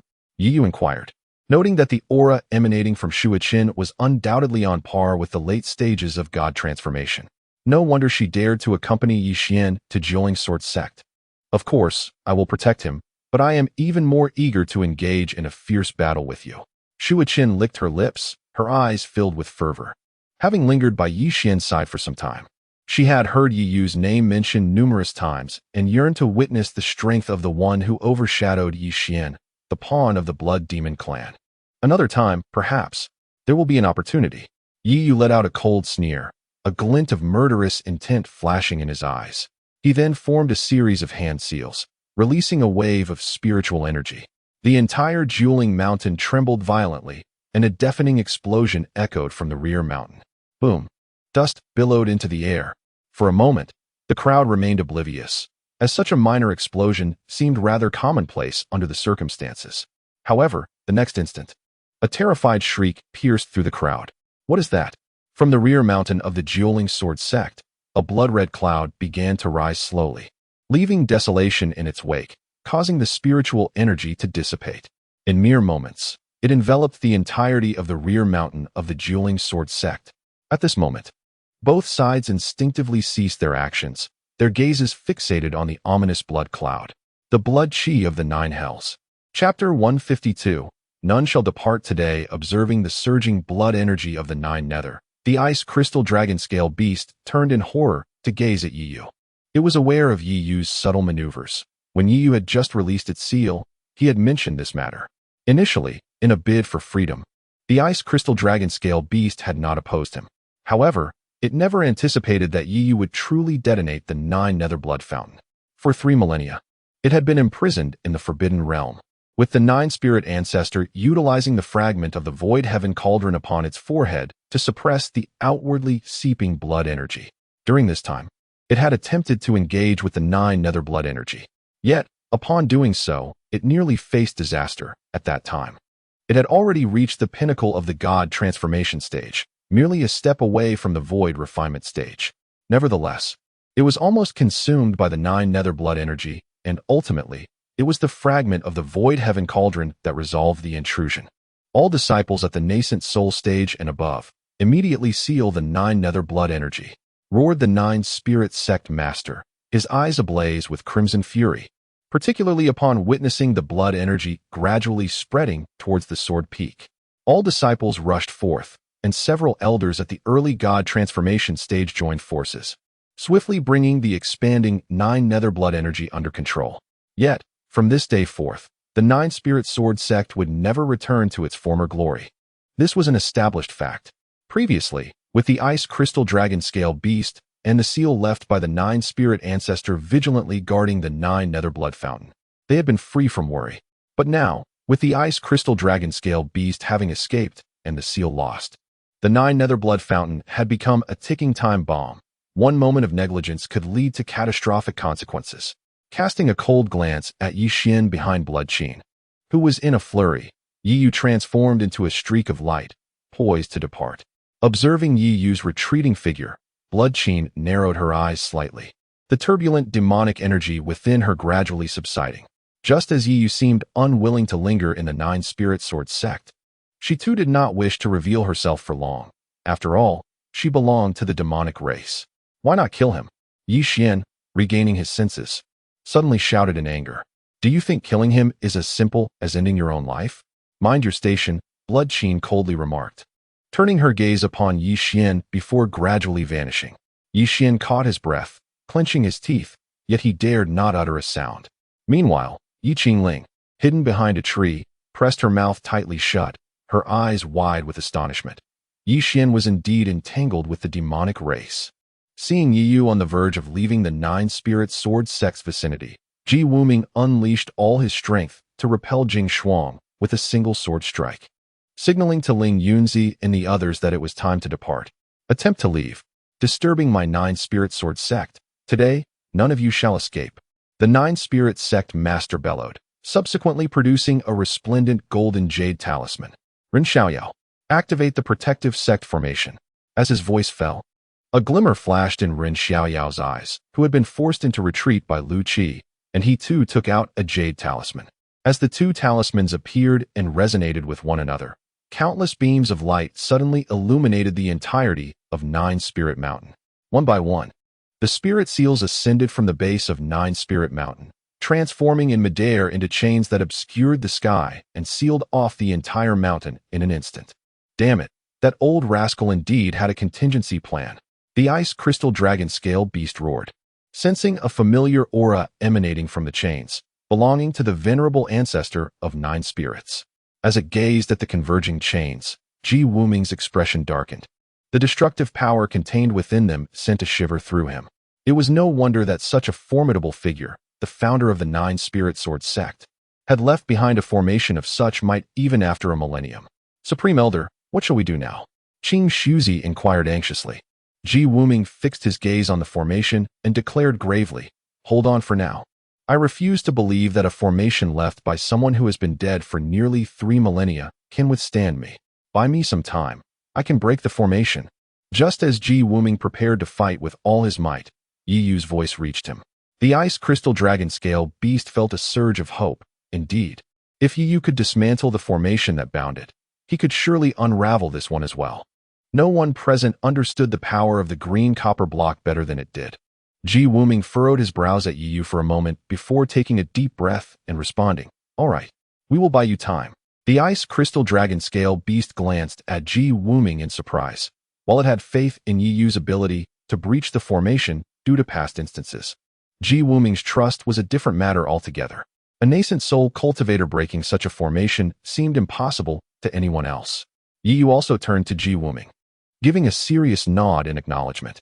The sound of clanking chains echoed as the overwhelming mass surged toward them like creeping vines.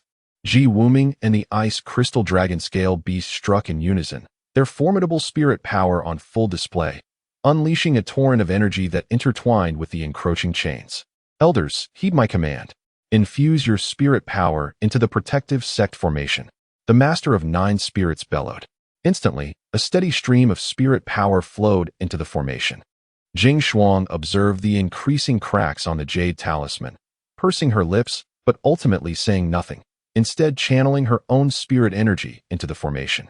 Seeing this, Yi Yu took a deep breath, and the void heaven cauldron within him erupted with a resonant hum. Suddenly, a peculiar fluctuation surged forth, causing Yi Yu to furrow his brow and swiftly execute the 9 turns dragon step to evade. In that fleeting moment, a force emerged from the very spot where Yi Yu had just stood, causing the space in front of him to warp. Thinking of escaping? A cold voice resonated. Yi Yu turned to confront the frigid expression of Han Yi. The unseen fluctuation had been the manifestation of Han Yi's soul power. Had it not been for Yi Yu's own soul reaching the peak of the earthly realm, he would have been gravely injured by that attack. Han Yi was clearly intent on delivering a fatal blow. Yi Yu wasted no time, drawing the Lioli sword, and with a renewed application of the 9 turns dragon step, he appeared before Han Yi, striking down with his blade. With a chilling laugh, Han Yi stepped forward, and an inferno of flames intertwined with endless magma surged around her, unmistakably revealing her domain. As an 8th-tier alchemist, Han Yi's cultivation was formidable, unleashing the full force of her late-stage transformation. The overwhelming flames, infused with terrifying heat, instantly enveloped Yi Yu. A mere inheritor of the innate breathing technique? Nothing more than this. Observing the scene, Han Yi scoffed disdainfully. To her, a practitioner at the initial stage of transformation, shrouded by the domain of one at the late stage, was destined for demise. Yet, in the next moment, a thunderous rumble emanated from the heart of the inferno, followed by a flash of lightning that dispersed the surrounding flames. How is this possible? Han Yi's eyes widened in disbelief as she gazed upon the unfolding spectacle. Chapter 153. I must kill Yi Yu in the heart of the inferno. Yi Yu's clothing had been reduced to ashes, revealing his formidable physique. For lightning dragon patterns flickered with brilliance across his chest, and bolts of lightning enveloped him entirely. Not only Han Yi, but all who beheld this scene couldn't help but raise their eyebrows, struggling to fathom the sheer strength of Yi Yu's physical form, which could withstand the domain power of a late-stage transformation god. However, Han Yi quickly regained her composure, her spiritual energy surging once more. Yet, before she could make her move, she noticed Yi Yu's eyes glowing crimson. Behind him, an ominous blood-colored figure had coalesced unbeknownst to her. Gazing upon that apparition, Han Yi felt a jolt in her spirit. Even her celestial-level consciousness sensed an overwhelming pressure. In the next moment, Yi Yu's voice rang out, sky-slaying sword technique. Han Yi snapped back to reality, her spiritual energy surging wildly as she formed an invisible barrier before her. At that instant, the sword aura struck. Boom! A thunderous explosion resonated as the blood-colored sword energy erupted forth, causing Han Yi to feel a tightness in her chest and stagger backward several steps. The hastily formed barrier was shattered in an instant, and blood-red sword beams shot forth like raindrops. Han Yi's expression shifted slightly as the inferno around her surged once more, intercepting the spreading sword energy. As the storm settled, a cold smile graced Han Yi's face as she remarked, "Is this your final resort? If it weren't for my celestial-level consciousness, I might truly be unable to stop you." Yi Yu, however, merely offered her a faint smile before a series of spiritual seals ascended from his body, transforming the surroundings into a vast bamboo sea. With a lotus heart taking shape in midair, countless sword energies once again rained down upon Han Yi. "You think such trivial tactics can hinder me?" Han Yi scoffed, the inferno within her domain surging once more, engulfing the surrounding bamboo sea in flames. Yet, Yi Yu paid her no heed, turning away as the void sky cauldron materialized in his hand, growing to an immense size in the blink of an eye, and he swung it fiercely toward the formation. Bang! A muffled sound echoed as the entire protective formation trembled. The elders who infused spiritual energy into the array spat out blood, their minds suffering a severe blow. Han Yi, witnessing this, gathered her spiritual energy once more, but found herself enveloped by her own domain, unable to lock onto Yi Yu. She could only watch helplessly as Yi Yu lifted the void sky cauldron once more to strike down. Crack! A shattering sound resonated as the jade talisman in the hands of the Nine Spirits sect master shattered, and the entire Nine Spirits mountain seemed to emit a mournful wail. In the next moment, the myriad chains collapsed. Go! Ji Wuming, witnessing the formation's destruction, wasted no time. His spiritual energy surged as he, along with Ling Yunzi and the others, turned to flee. The ice crystal dragon scale beast, however, approached Yi Yu, hoisting him up and following Ji Wuming's lead. Seeing this, Jing Shuang and the others' expressions darkened, and they hastily attempted to pursue. But in the next moment, they saw Yi Yu turn back with a smile, tossing a dark golden elixir from his hand. Before Jing Shuang and the others could react, they heard Han Yi shout, "Quick, take cover!" Jing Shuang and the others failed to perceive the danger. Yet Han Yi was acutely aware that it was Yi Yu who had concocted the poisonous pill at the alchemy conference. Although its effects remained uncertain, a 7th-grade advanced poison pill was undeniably formidable. Reacting quickly, Jing Shuang sidestepped, but the toxic pill soared directly towards the group of elders following behind. "Explode," Yi Yu declared, his hands forming intricate seals. In the next instant, cracks appeared on the surface of the King of Hell's heart-eating pill. With a thunderous boom, the pill erupted, unleashing a vast cloud of toxic mist that engulfed the surroundings in a pungent stench. Several early-stage transformation elders, upon contact with the noxious vapor, found half their bodies turning a sickly purple, excruciating pain coursing through them, compelling them to sit cross-legged and channel their spiritual energy to resist the toxin. Seeing this, Jing Shuang and the leader of the Jiuling sect could no longer pursue, hastily turning back to assist in dispelling the poison. The losses for the Jiuling sword sect had already been significant. They could not afford to lose more elders. Yi Yu sighed as he observed the scene, feeling a twinge of regret. This pill had originally been aimed at Jing Shuang. Had it not been for Han Yi's timely warning, Jing Shuang would have faced dire consequences. Detonating the pill diminished its toxicity, especially with an 8th-grade alchemist like Han Yi present. Dispersing the poison was merely a matter of time. By the heavens, where did you acquire that poison pill? You don't still have more, do you? The ice crystal dragon scale beast remarked, visibly shaken by the toxic mist, genuinely fearing that Yi Yu would unleash another upon it. Rest assured, I only crafted one, Yi Yu replied, somewhat helplessly, before patting the ice crystal dragon scale beast. All right, let us take it slow. We'll return shortly. Return? What do you intend to do? The beast inquired. There are some items I forgot to retrieve, Yi Yu grinned. After a moment's contemplation, the ice crystal dragon scale beast reduced its speed and gradually descended to the ground, its form expanding to over 10 zhang in size. Listen here, while I am grateful for your rescue, if you insist on returning, I can take you along, but if we encounter any danger, do not blame me for abandoning you. Have no fear, everything will be fine, Yi Yu reassured him.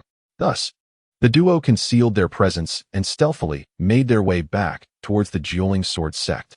Inside the Dueling Sword sect, chaos reigned.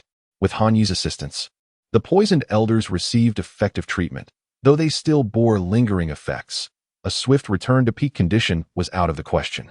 Meanwhile, the Dueling sect leader, accompanied by Ren Xiaoyao and others, set out to suppress the Jiuyou blood spring. After some time, they finally managed to seal off the blood spring completely. However, in that fleeting moment, the malevolent blood mist had already corroded the entire rear mountain, with even the sword peak suffering some degree of damage. The losses were indeed considerable. Worry not, since Yi Xian has joined the Alchemy Alliance, your Dueling Sword sect is now an ally of the Alliance. Such losses are trivial in the eyes of the Alchemy Alliance, Han Yi spoke, observing the troubled expression on the Dueling sect leader's face. A flicker of delight crossed the face of the master of the Nine Spirits sect. He was well aware of what Han Yi desired and promptly assured her, rest assured. Alliance leader Han, from this day forth, should you dare to appear before me, I shall ensure his demise. Han Yi nodded in satisfaction at his words. Given the urgency of the situation, she would not normally take matters into her own hands against Yi Yu, especially considering his esteemed title as the champion of the Alchemy Conference. It would be inappropriate for her to act, as it could easily give rise to rumors that the Alchemy Alliance harbored jealousy towards talented alchemists. As the two conversed, a sudden chorus of gasps erupted from outside. The expression on the master of the Nine Spirits sect shifted dramatically as he hurriedly exited the Grand Hall. However, upon stepping outside, he was astounded to witness the entire scripture repository gradually levitating, transforming into a streak of light that soared towards the outskirts of the Nine Spirits sword sect. Meanwhile, Yi Yu stood suspended in midair, and upon locking eyes with the master, a radiant smile blossomed upon his face. Chapter 154. A return to the Great Yin Dynasty. Observing the smile adorning Yi Yu's face, the master of the Nine Spirits sect underwent a drastic change in expression. Realizing the situation, he hastily pursued the scripture pavilion. Just as he was about to catch up, an unexpected roar of a beast accompanied by a surge of azure flames erupted forth, propelling him backwards with tremendous force. Steadying himself, the master beheld the ice crystal dragon scale beast before him, which was still clutching the severed half of Gu Yuan in its jaws. Having possessed my beast fire for so many years, is it too much to take it back? The ice crystal dragon scale beast spat out Gu Yuan's remains, grinning mischievously, then turned to flee with Yi Yu in tow. Witnessing Gu Yuan's dismembered body, the master of the Nine Spirits sect's face turned a shade of deep purple with rage as he bellowed, I will take your lives. Without hesitation, he rallied all the experts from his sect and charged forward recklessly. At that moment, Ji Wuming and his companions arrived. Having initially departed but returned upon realizing that Yi Yu and his companion had not followed, fearing for their safety. Just as they arrived, they brushed past the ice crystal dragon scale beast, and Yi Yu, hearing a single admonition, run. Regaining their senses, they turned to see the master of the Nine Spirits sect leading a throng of frenzied individuals in hot pursuit.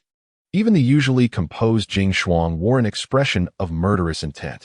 Goodness, let us go, Ji Wuming urged. In light of the irrational fervor exhibited by the crowd, a direct confrontation was unwise. Should they mirror Ji Wuming's reckless demeanor, self-destruction could ensue. After all, they were two at the void refinement stage. and they swiftly distanced themselves from the Nine Spirits Sword Sect's members. Jing Shuang, having pursued a considerable distance, gradually regained his composure. He found it challenging enough to contend with Ji Wuming alone, let alone with the Ice Crystal Dragon Scale beast in the mix. Saint Sun, what have you done? Why are they all acting so recklessly? Ling Yunzi inquired, turning to face Yi Yu. Yi Yu flashed a grin, revealing the Haoti Hall in the palm of his hand. Ling Yunzi scrutinized the Haoti Hall for an extended period before finally realizing that it was not merely the scripture pavilion of the Nine Spirits Sword Sect. In truth, it was not a scripture pavilion at all, but a magical artifact known as the Haoti Hall. Yi Yu explained, promptly stowing it away. Ling Yunzi's lips twitched. He now comprehended why the members of the Nine Spirits Sword Sect were in such a frenzy. Their own scripture pavilion had been spirited away. Qing Shuzi furrowed his brow in concern, casting a worried glance at Ji Wuming. Given the gravity of the situation, if the Nine Spirits Sword Sect were to truly retaliate, it would be arduous to manage. However, little did he know that Ji Wuming wore a look of satisfaction as he spoke. Indeed, indeed. You possess the flair of my younger days. I was worried you might be an old fossil, adhering to antiquated notions without any spark. At these words, Qing Shuzi and his companion exchanged glances, their expressions betraying their understanding that Ji Wuming was indirectly referencing them. Yi Yu cast a bemused glance at Ji Wuming, then turned to the Ice Crystal Dragon Scale beast and asked, "What do you intend to do? Shall we return?" The Ice Crystal Dragon Scale beast remained silent for a moment before speaking. It has been 3,000 years. I am uncertain if my kin still reside in their original domain. I shall accompany you back to the Zixiao Sword Sect, and you may assist me in gathering information. Upon hearing this, Qing Shuzi and Ling Yunzi exchanged glances and burst into laughter. This was a formidable demon at the void refinement stage, comparable to Elder Ji Wuming. With its addition, the strength of the Zixiao Sword Sect would undoubtedly ascend to new heights. Thus, the group returned to the Zixiao Sword Sect. Upon arrival, Qing Shuzi and Ling Yunzi set about organizing internal affairs to guard against any reckless actions from the Jiuling Sword Sect. Meanwhile, Ji Wuming took the Ice Crystal Dragon Scale beast to find a place for sparring. As for Yi Yu, he proceeded to the cave abode arranged for him by Ling Yunzi, where he summoned Lu Ying's soul to allow her to spend some tranquil days with Lu Qi. Once inside the cave, Yi Yu eagerly retrieved the fragment of the void heavenly cauldron he had acquired from the Ice Crystal Dragon Scale beast and reintegrated it into the cauldron. As another fragment returned, the patterns on the cauldron became increasingly distinct.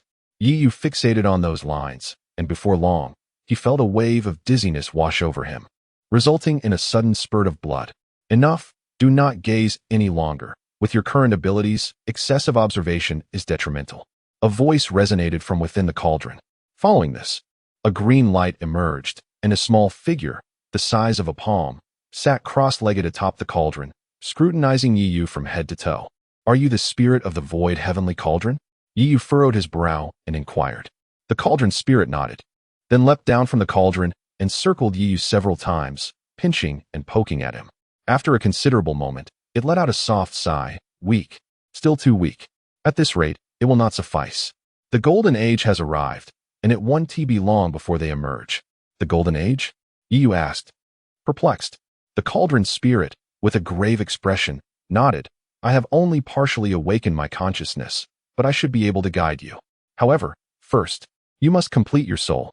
Yi Yu was momentarily taken aback by these words, then nodded. This sentiment had also been expressed by Feng Qiwan. It seemed he would indeed need to return to the Dian Empire. The following days were unexpectedly tranquil. The Jiuling Sword Sect remained unusually quiet, not exhibiting the panic Qing Shuzi and the others had anticipated. Instead, the Dan Alliance took the initiative. The prices of all elixirs produced by the Dan Alliance for the Zixiao Sword Sect doubled. Although this news was not explicitly declared as an attack on the Zixiao Sword Sect, many alchemists had already taken it upon themselves to sever ties with the sect. Even several alchemists within the Zixiao Sword Sect announced their withdrawal.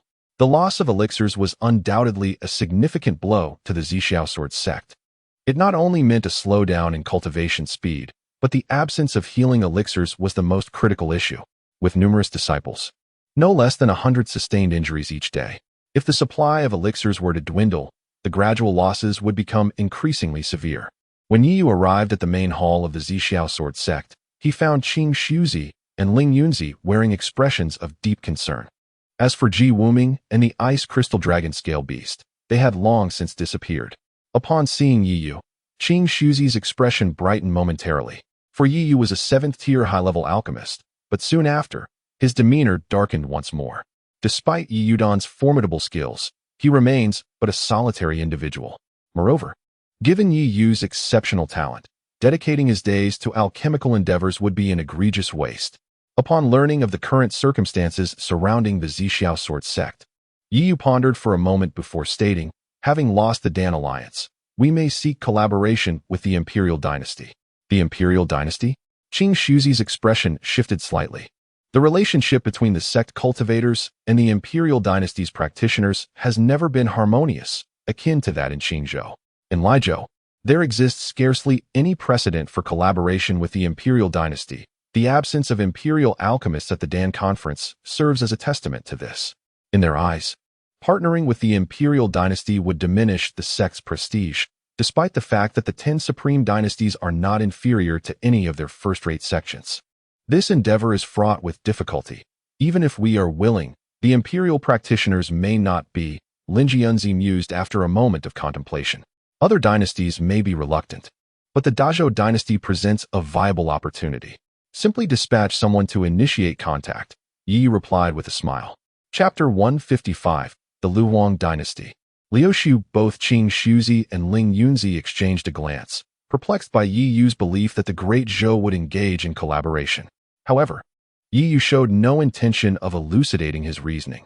He refrained from disclosing that the 4th prince of Great Zhou, Zhou Li, had already entered into a master-servant contract with him. Instead, he stated, for the time being, you may seek assistance from Lingyun Pavilion. Tang Ying still owes me 200 million spiritual stones, which can alleviate our urgent predicament for a while. Upon hearing this, the two exchanged glances and nodded, realizing that they had no other immediate recourse.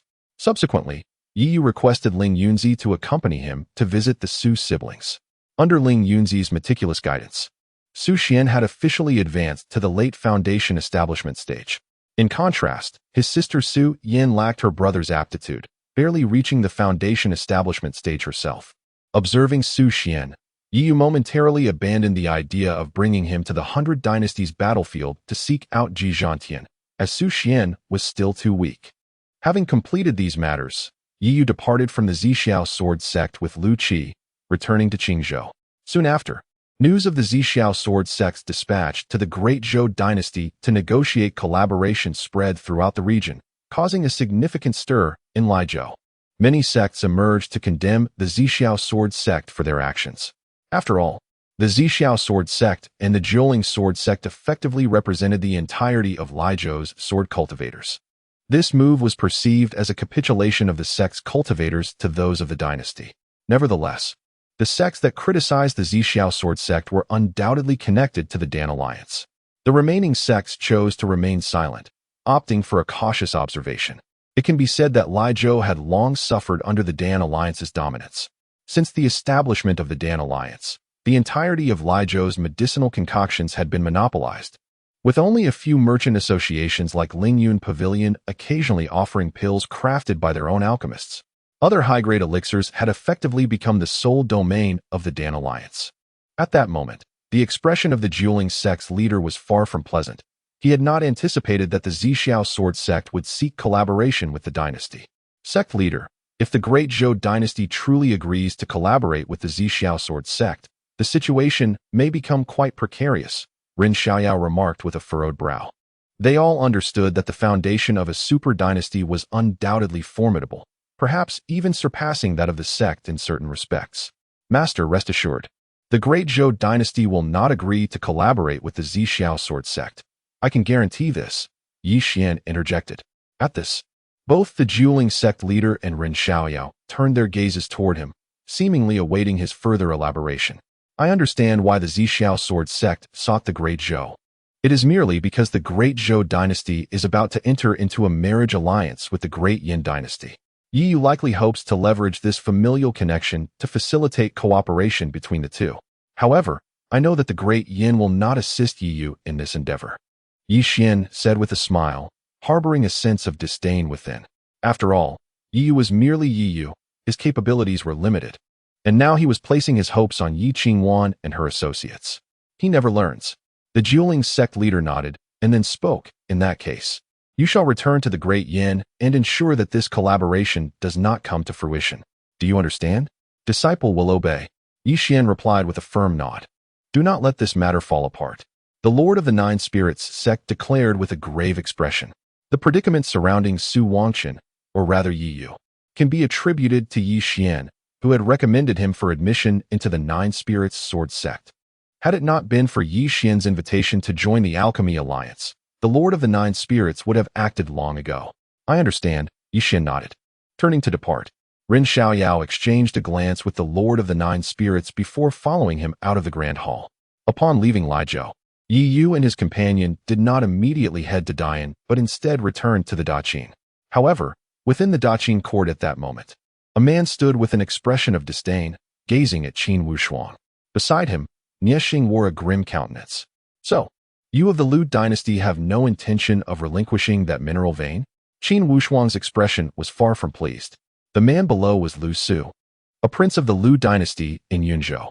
In the rewards earned by the Daqin during the 100 Dynasties War, one of the spiritual stone veins lay within the territory of the Lu dynasty.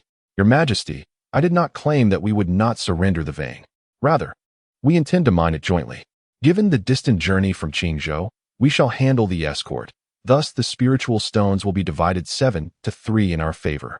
Lu Su replied with a faint smile, clearly underestimating the Daqin. Even with the recent acquisition of resources, the Daqin's foundation merely positioned it as a lower-tier power in Lizhou, while the Lu dynasty ranked just below the top 10 super dynasties.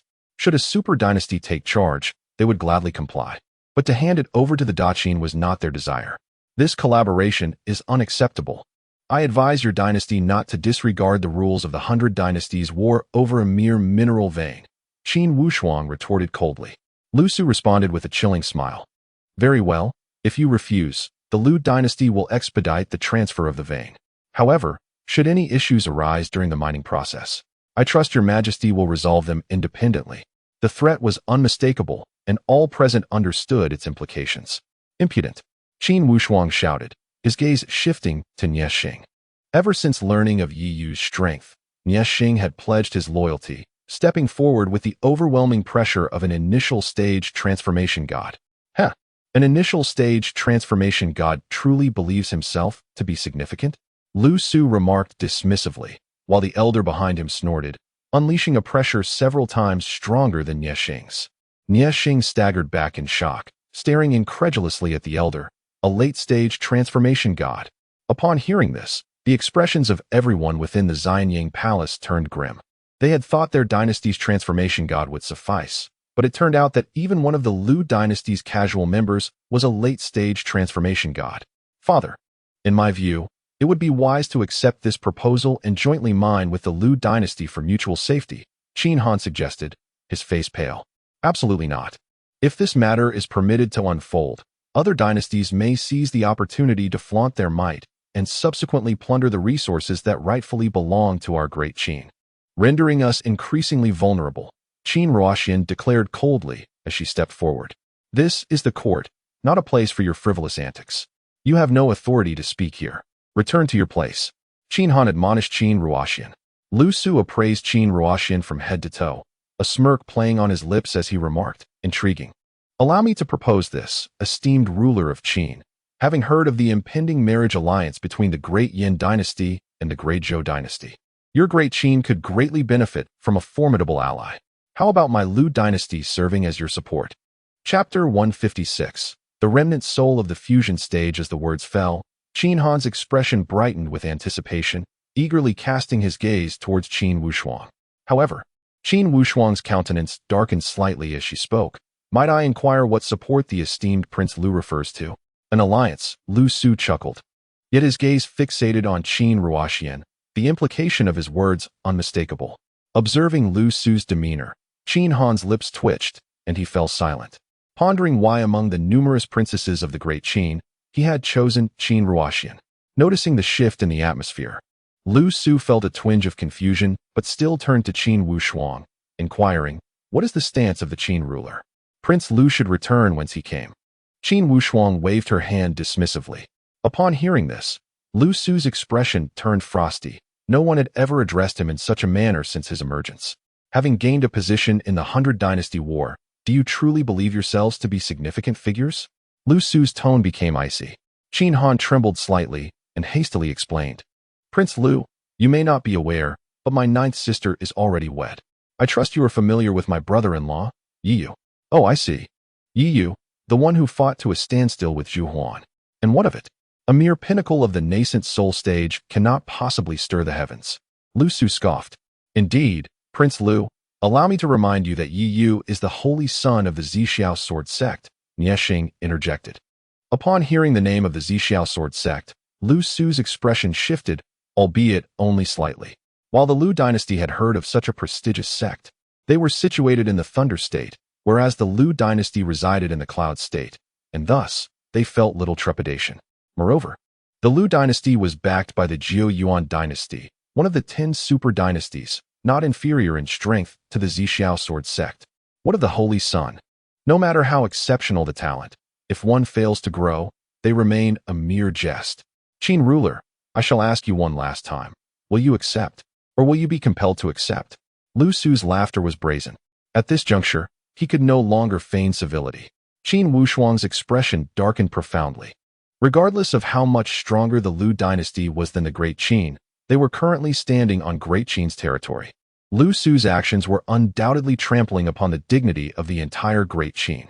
It has been a while since my last visit, and it seems the atmosphere has grown quite lively. A clear voice resonated from outside the Grand Hall, and soon everyone witnessed Yiyu and Lu Qi slowly entering. Upon seeing Yiyu, Qin Wushuang's furrowed brow instantly relaxed, and she smiled. You, young man, have returned at just the right moment.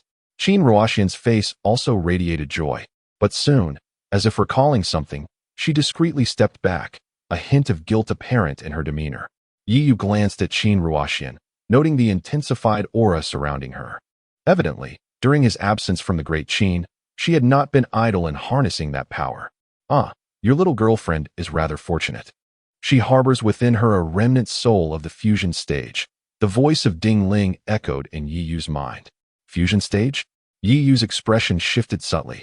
He understood that the power residing within Qin Ruoxian was likely formidable, yet he did not anticipate it to be so astonishingly potent, reaching the stage of integration. Would it have any effect on her? Yiyu pondered within himself. This is difficult to ascertain, the Ding Ling mused before speaking. Generally, such a remnant soul inhabiting another's body aims to seize control, yet from your girlfriend's demeanor, it seems that if the remnant soul intended to take over, it would have succeeded long ago. I currently cannot fathom its true intentions. With your abilities, can you expel that remnant soul without harming Ruoxian? Yiyu contemplated for a moment before inquiring. Given Qin Ruoxian's exceptional talent, her slow cultivation speed is largely attributed to that remnant soul. It's quite challenging. My current capabilities are but a fraction of what they once were, Ding Ling replied thoughtfully. You are Yiyu? The one who fought evenly with Zhu Huan? I see you are not as impressive as they say. Allow me to introduce myself. I am Lu Su, a prince of the Lu dynasty, and I have taken a liking to Qin Ruoxian, those with which should. Before Lu Su could finish his sentence, he suddenly felt a chilling aura surge towards him. The next moment, Yiyu turned around, casting a cold glance in his direction. Before Lu Su could react, he found himself seized by an overwhelming grip around his neck, lifted effortlessly by Yiyu. Lu Su instinctively attempted to summon his spiritual energy in resistance. But upon contact with Yiyu's palm, his energy dissipated as if swallowed by the abyss, leaving no trace of response. Guardian, save me, Lu Su yelled in panic. His voice hoarse. You have quite the audacity. The Lu dynasty's guardian's expression changed as he prepared to intervene, but Lu Qi appeared before him like a specter, meeting his approach with a palm strike. Lu Qi remained steadfast, while the guardian was sent flying several dozen feet away, staring in astonishment at Lu Qi. You are Lu Qi. The guardian regarded Lu Qi with a complex expression. He had certainly heard of this esteemed individual, the foremost cultivator beneath the void refinement in Lijiao. Do not presume that with Lu Qi protecting you, you may act without restraint. I warn you, Lu Su is the favored prince of our sovereign. Should you dare to overstep, the Lu dynasty will not let you off easily. With Lu Su's complexion turning a sickly shade, the guardian issued a stern warning. Yi, release him at once. Do not escalate the situation, Qin Han exclaimed, drenched in cold sweat. Yi, however, disregarded Qin Han's plea and turned his gaze towards Qin Wushuang. Father, will you truly allow Yi to act with such impunity? Seeing Yi's attention shift to Qin Wushuang, Qin Han hastily interjected. After a moment of silence, Qin Wushuang recognized that Yi was safeguarding his imperial dignity. After all, with Yi's current prowess, he could act without regard for his title as emperor. Yet Yi proceeded nonetheless. This undoubtedly indicated Yi's indifference towards the imperial throne of the great Qin. After a moment of contemplation, Qin Wushuang nodded to Yi, signaling him to proceed without concern. Upon witnessing the scene, Yi no longer hesitated. With a slight exertion of force, the sound of a bone shattering echoed, and Lu Su's body instantly went limp, his primordial spirit attempting to flee from his dantian. Yet, it was swiftly grasped by Yi and crushed mercilessly. Lu Su is dead. Return and inform your master that he may come as he wishes, regardless of his intentions. After concluding his task, Yi turned and cast a cold glance at the imperial envoy of the Lu dynasty, stating, I expect a truthful report of today's events. The envoy's face turned ashen, his fury boiling within, but upon glancing at Lu Qi, he suppressed his rage and replied icily, I will report the events as they transpired, and I hope you will not come to regret this. Shall we eliminate him, my lord? Lu Qi asked, his eyes icy. No need. Let him carry the message. It is imperative that others understand that the great Qin is no longer what it once was. Any force wishing to take action must weigh their options carefully. Yi replied calmly. Chapter 157. The aristocratic families of Zhongzhou. As the words fell, a surge of excitement swept through the hearts of the ministers in the court. Not long ago, the great Qin was hardly considered prominent in the entirety of Qingzhou, a mere shadow among the three states, consistently overshadowed by the great Yan. However, in recent times, the national strength of the great Qin has soared, seemingly poised to claim the title of the foremost in Qingzhou.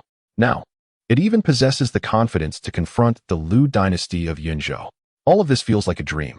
Yet, they all understand who has been the catalyst for such monumental change in the great Qin. Qin Wushuang's gaze swept across the many ministers present. When he initially brought Yi into the great Qin, numerous voices of dissent had arisen. Those dissenters must now realize the sagacity of his choice. With that, the court session concluded, and shortly thereafter, Yi took Qin Ruoxian by the hand and departed the grand hall, eliciting only smiles and sighs of reflection from the observing ministers. Qin Wushuang, however, chose to remain with Qin Han, observing his eldest son's disgruntled expression. And he sighed heavily, saying, As long as you fulfill your responsibilities, the future of the great Qin shall rest in your hands. Do not let me down again. Qin Han's expression shifted slightly upon hearing this. He bowed to Qin Wushuang before leaving the hall in a daze. Watching his son's retreating figure, Qin Wushuang murmured, Do not act foolishly. Yi and Qin Ruoxian made their way back to the princess's residence, where he fixed his gaze upon her intently. Can you communicate with her? He inquired. Qin Ruoxian nodded, though her countenance suggested a hint of distress, as if she had erred. Try not to resort to her powers again. I will find a way to resolve this matter, Yi sighed, enveloping Qin Ruoxian in an embrace. She nestled her head against his shoulder, relishing the warmth of the moment. At that juncture, Lu Qi entered and announced, Young master, it is time to proceed. Yi nodded in acknowledgement, releasing Qin Ruoxian after giving her cheek a gentle squeeze. I have matters to attend to. I shall return shortly, he stated before hastily departing with Lu Qi.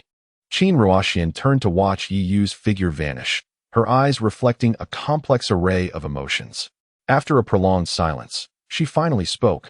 Master, if I follow your guidance, will I truly be able to keep pace with him in the future?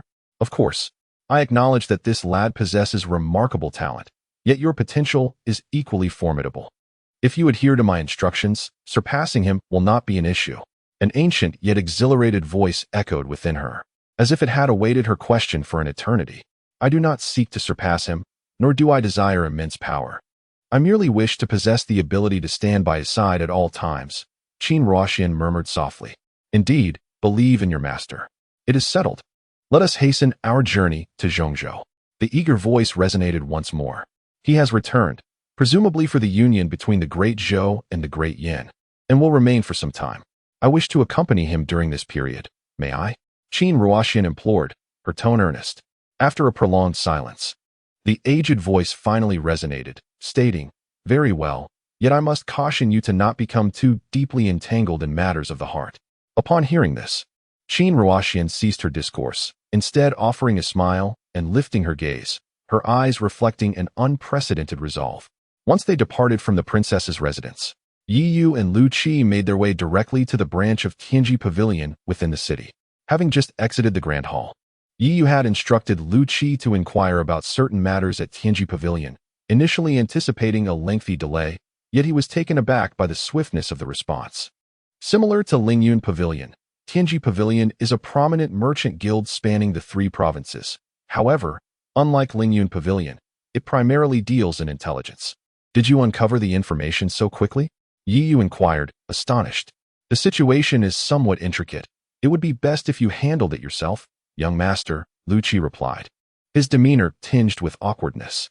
Upon hearing this, Yi Yu refrained from further commentary and entered Tianji Pavilion, where he discovered a strikingly beautiful young woman seated within. Upon noticing Yi Yu, she offered a gentle smile and said, "You must be Yi Yu. The reality is even more captivating than the reputation. Allow me to introduce myself. I am Murong Shui, the head of Tianji Pavilion in Qingzhou." Yi Yu raised his gaze to Murong Shui and replied, "Miss Murong, what brings you to seek my presence? Please, speak plainly." How refreshingly straightforward, Murong Shui chuckled, then produced a jade slip, stating, "There is no need for concern, young Master Yi. I merely wish to forge a friendship with you. Consider what lies within this slip a token of our first meeting." With that, Murong Shui tossed the jade slip to Yi Yu. Yi Yu accepted the slip, pausing in contemplation before casting a profound glance at Murong Shui. He then courteously inclined his head and turned to leave. Murong Shui observed Yi Yu's retreating figure, her lips curling upwards in intrigue, pondering the unexpected connections between this young man and the esteemed families of the realm. Upon exiting Tianji Pavilion, Yi Yu infused his spiritual energy into the jade slip. The contents revealed therein were not trivial. They pertained to information regarding his mother. After perusing the details within, Yi Yu's pupils widened in shock. According to the insights provided by the slip, the ability to separate a fragment of one's soul is no ordinary feat, one that only a select few could possibly achieve. To detach a soul without causing harm, even if merely a fragment, is an endeavor fraught with stringent conditions. In Yi Yu's recollection, the most formidable figure of the Dian royal family had been the supreme Emperor Yi Zhentian, who had only reached the later stages of the nascent soul realm. After much contemplation, the only plausible connection appeared to be his mother, whom he had never encountered since birth. It was for this reason he sought out Tianji Pavilion to investigate her lineage. However, the revelations contained within the slip were profoundly unsettling. His mother was, astonishingly, linked to the esteemed Su family of the central continent. Having absorbed the shocking revelations from the jade slip, Yi Yu clenched his fist, shattering the slip into fragments. He then turned back to regard Tianji Pavilion, his mind racing with thoughts of extinguishing the branch, as he contemplated the potential ramifications of his mother's ties to the Su family. If this information were to be divulged, it would undoubtedly spell disaster. Yi Yu does not believe that he currently possesses the capability to contend with the influential families. "Young master, please refrain from acting recklessly," Lu Qi urgently interjected upon sensing the surging aura of hostility emanating from Yi Yu. The Tianji Pavilion ostensibly represents the power of the Qingyun Lei in the 3 states, yet in reality, they are backed by the central state. After a prolonged contemplation, Yi Yu nodded. Now was not the time to dwell on such matters, but rather to prioritize the restoration of his spirit. A few days later, Yi Yu set forth from the Great Qin, accompanied by Qin Ruoxian and over 10 esteemed cultivators of the Great Qin, embarking on their journey to the imperial city of Dian. Meanwhile, Zhou had already arrived at the borders of Qingzhou, and as he gazed upon the vast expanse of Qingzhou, a somber expression crossed his face. He truly wished to avoid encountering Yi Yu again. Chapter 158. Xiao Yu, have you returned? Your Highness, what has happened? An elderly voice resonated behind Zhou Li. With each step he took, he emanated an overwhelming pressure, revealing himself to be a powerful figure at the initial stage of the void refinement realm. Ever since the incident in the triangular domain, the Emperor of Dezhou had assigned this elder to Zhou Li as a guardian. Zhou Li gazed at the venerable man before him, a smile tugging at the corners of his lips as he said, "It's nothing, elder. Let us set forth." The elder scrutinized Zhou Li, noting the fourth prince's initial anticipation regarding the arranged marriage, now replaced by palpable reluctance. It remained unclear what had transpired. The so-called union did not imply an immediate wedding, but rather the initial engagement. Zhou Li's presence was sought, partly to avoid gossip, and partly to allow him to assess whether the two princesses met the required standards. If so, he would take them back for marriage. Meanwhile, Yi Yu and his companions were en route to Diyin. Throughout the journey, Qin Ruoxian had been attempting to delay their arrival, and Yi Yu understood her intentions without needing to elaborate. They had always been apart more than together, and he cherished this opportunity to spend more time with her. As night fell, Yi Yu pulled Qin Ruoxian to sit on a hillside, gazing at the starry expanse overhead. Since his rebirth, he had not savored such tranquil moments for quite some time.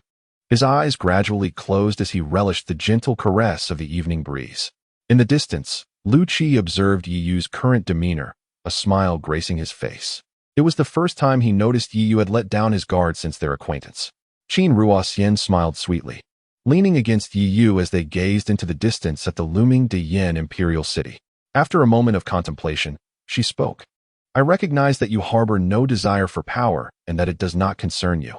However, if you do not contend, others will compel you to do so. Rather than be ensnared in passivity, it is wiser to seize the initiative." At her words, Yi Yu abruptly opened his eyes, casting a complex glance at Qin Ruoxian. She was correct. In both his past and present lives, he had no obsession with the so-called authority. He understood that she was not referring to Diyin, but rather to Qin. To accomplish your aspirations, one cannot do it alone. A force of your own is essential. Act as necessary. I do not wish to hinder you, but do not harm them. The Qin dynasty cannot advance further relying on them. Qin Ruoxian continued, looking at Yi Yu.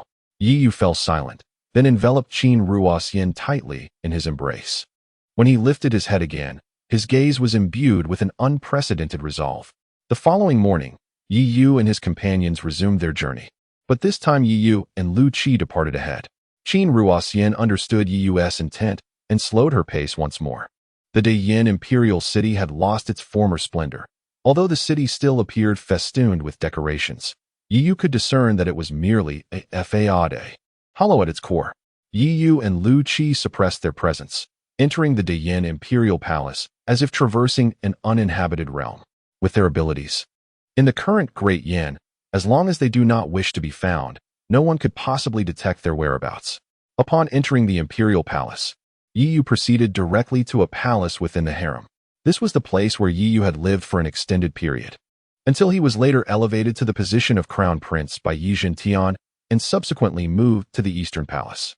Standing before the palace once more, Yi Yu was momentarily engulfed by a sense of nostalgia, as if he had traversed through time. Lu Qi, observing Yi Yu's demeanor, wisely chose to remain silent and vigilantly surveyed their surroundings. After a prolonged pause, Yi Yu exhaled deeply, approached, and pushed open the dust-laden palace door, stepping inside. He then focused his mind, allowing his divine consciousness to emanate outward in search of the fragment of his lost soul. If it was indeed the doing of his mother, then this place, where he was born, was most likely to yield traces of it. Meanwhile, in the Princess Chang's chamber, Yi Qingwan had donned resplendent attire.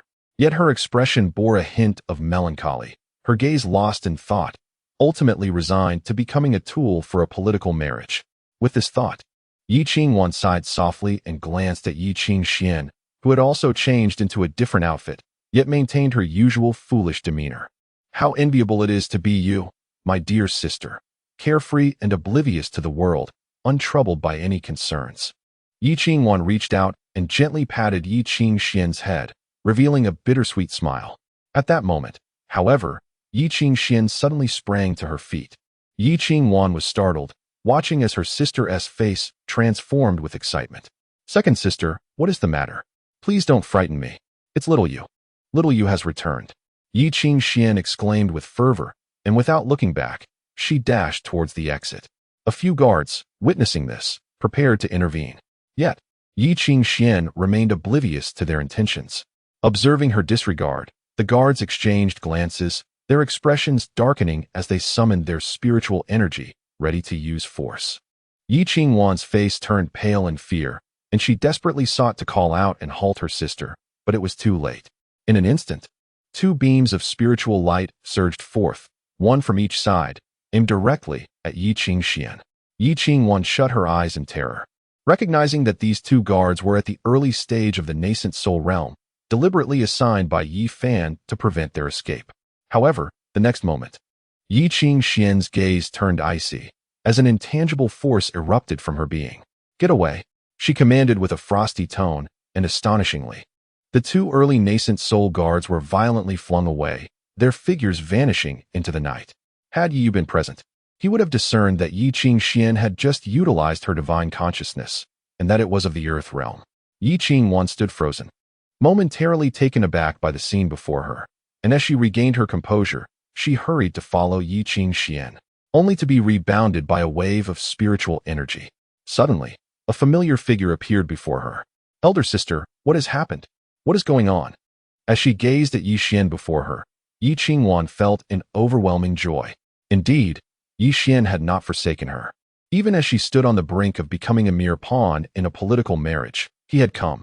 With Yi Xian's current standing, if he chose to assist her, she would undeniably escape the fate of marrying into the Zhou family. Little Xian, you have finally returned. Please help your sister. I do not wish to wed Zhou Li," Yi Qingwan exclaimed urgently. Meanwhile, within the palace, Yi Yu slowly opened his eyes, casting a puzzled glance around.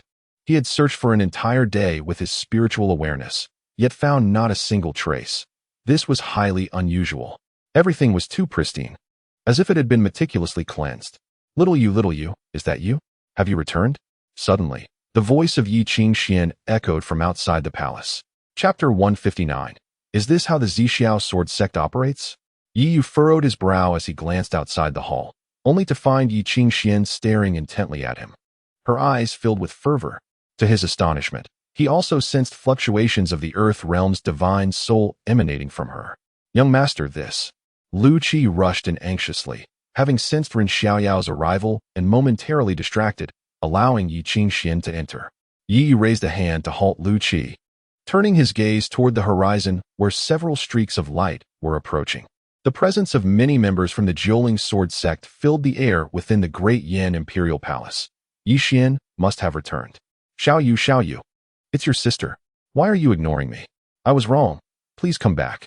Yi Qingxian stepped forward and grasped Yi Yu, her eyes brimming with longing.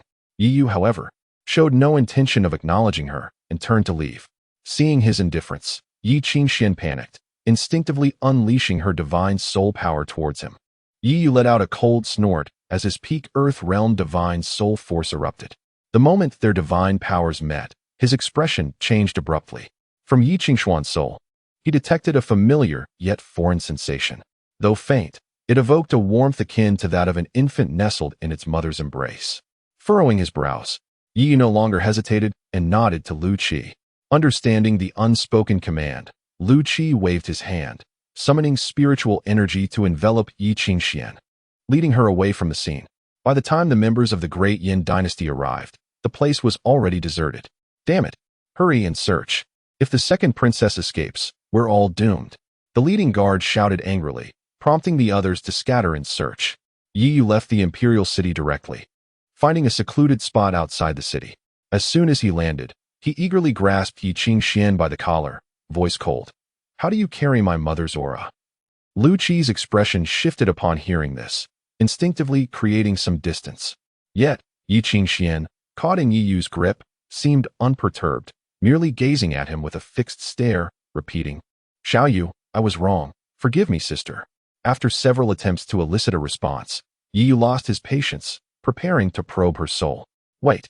Suddenly, the voice of the spirit of the cauldron interrupted him. Yi Yu halted, asking, "What is it?" "Do not probe her soul. She is clearly in an unstable mental state. Even if you do, you may not access accurate memories. Furthermore, once you probe, she will be rendered entirely useless." Severing the clue, the spirit of the cauldron cautioned. Yi Yu frowned, acknowledging the truth in the spirit's words. Memories are intertwined with one's current state. Without certainty, the effort would be in vain. Then what should we do? He inquired. As his words fell, a cluster of azure light appeared on his shoulder, floating before Yi Qingxian, inspecting her condition. There shouldn't be any major issues. She should recover, but it will take a few days. Upon hearing these words, Yi Yu pondered for a moment, gazing at the tenaciously grasping Yi Qingxian, and sighed. He unleashed a surge of spiritual energy to bind her form, resigning himself to this course of action. In the ensuing days, Yi Yu awaited Ding Ling's treatment for Yi Qingxian. Unbeknownst to him, the time had come for Zhou Li's arrival. On this day, the Grand Yin imperial city was adorned with festive decorations, and the streets were laid with red carpets to welcome the esteemed prince of the Zhou dynasty. As Zhou Li entered the imperial city, he was met with a chorus of congratulatory voices. In response, Zhou Li merely curled his lip, bemused by the extravagance of Yin, while outside, the populace suffered under the torment of the 9 nether blood qi. Throughout his journey, Zhou Li had learned much about the Yin dynasty, acutely aware of the rampant proliferation of the 9 nether blood qi within its borders. Although Zhou Li himself was not particularly remarkable, he was a member of the royal family and understood the significance of the subjects to a dynasty. Should the populace dwindle, the dynasty's advantage over sects would vanish, bringing the specter of national annihilation ever closer. A lowly dynasty such as this thinks it can forge an alliance with our Zhou through marriage. They have certainly put in considerable effort, remarked an elder, shaking his head.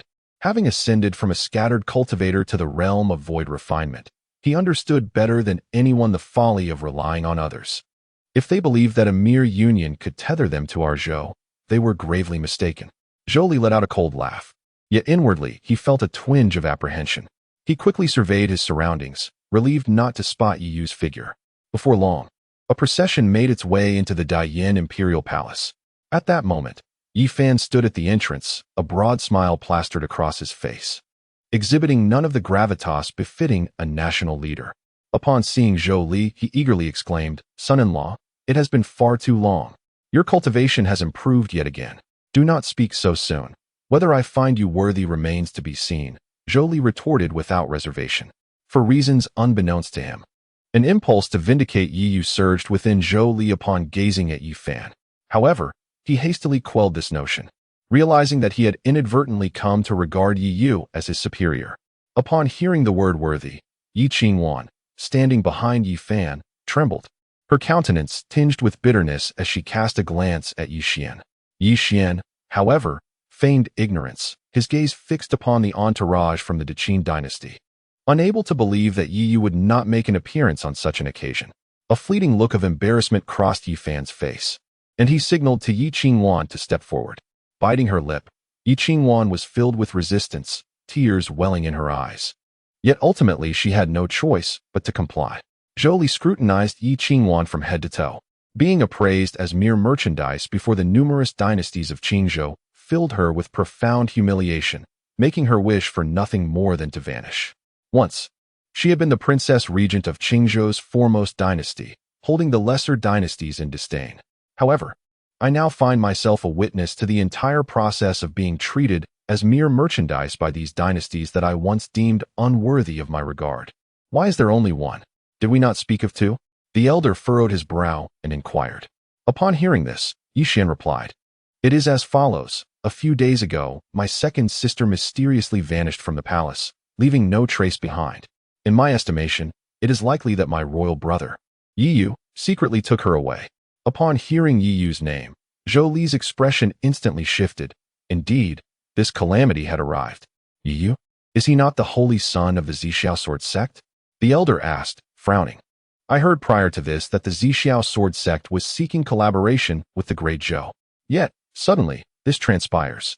Is this how the Zixiao sword sect conducts its affairs? Chapter 160. Brother, do you wish to impede your sister's happiness? Observing the expressions of Zhou Li and the elders, Yi Xian felt a surge of delight within.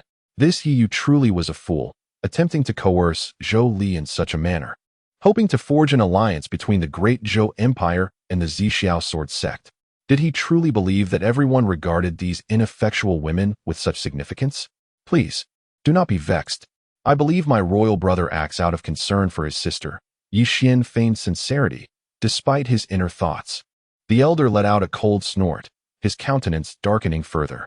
At that moment, two swift gusts of wind heralded the arrival of Yi Yu and Lu Qi, their figures materializing before the crowd. Upon seeing Yi Yu, Zhou Li's expression soured instantly, fearing that Yi Yu might reveal their contractual agreement, which would spell disaster. However, Yi Yu merely cast a glance at Zhou Li, offering no further commentary, and returned to his seat alongside Lu Qi in the Great Qin Empire's section. Although Zhou Li enjoyed the Emperor of Great Zhou's favor, it did not imply that he could become anyone's servant. The royal family valued their dignity. Should this master-servant arrangement be exposed, it would reflect poorly on Yi Yu.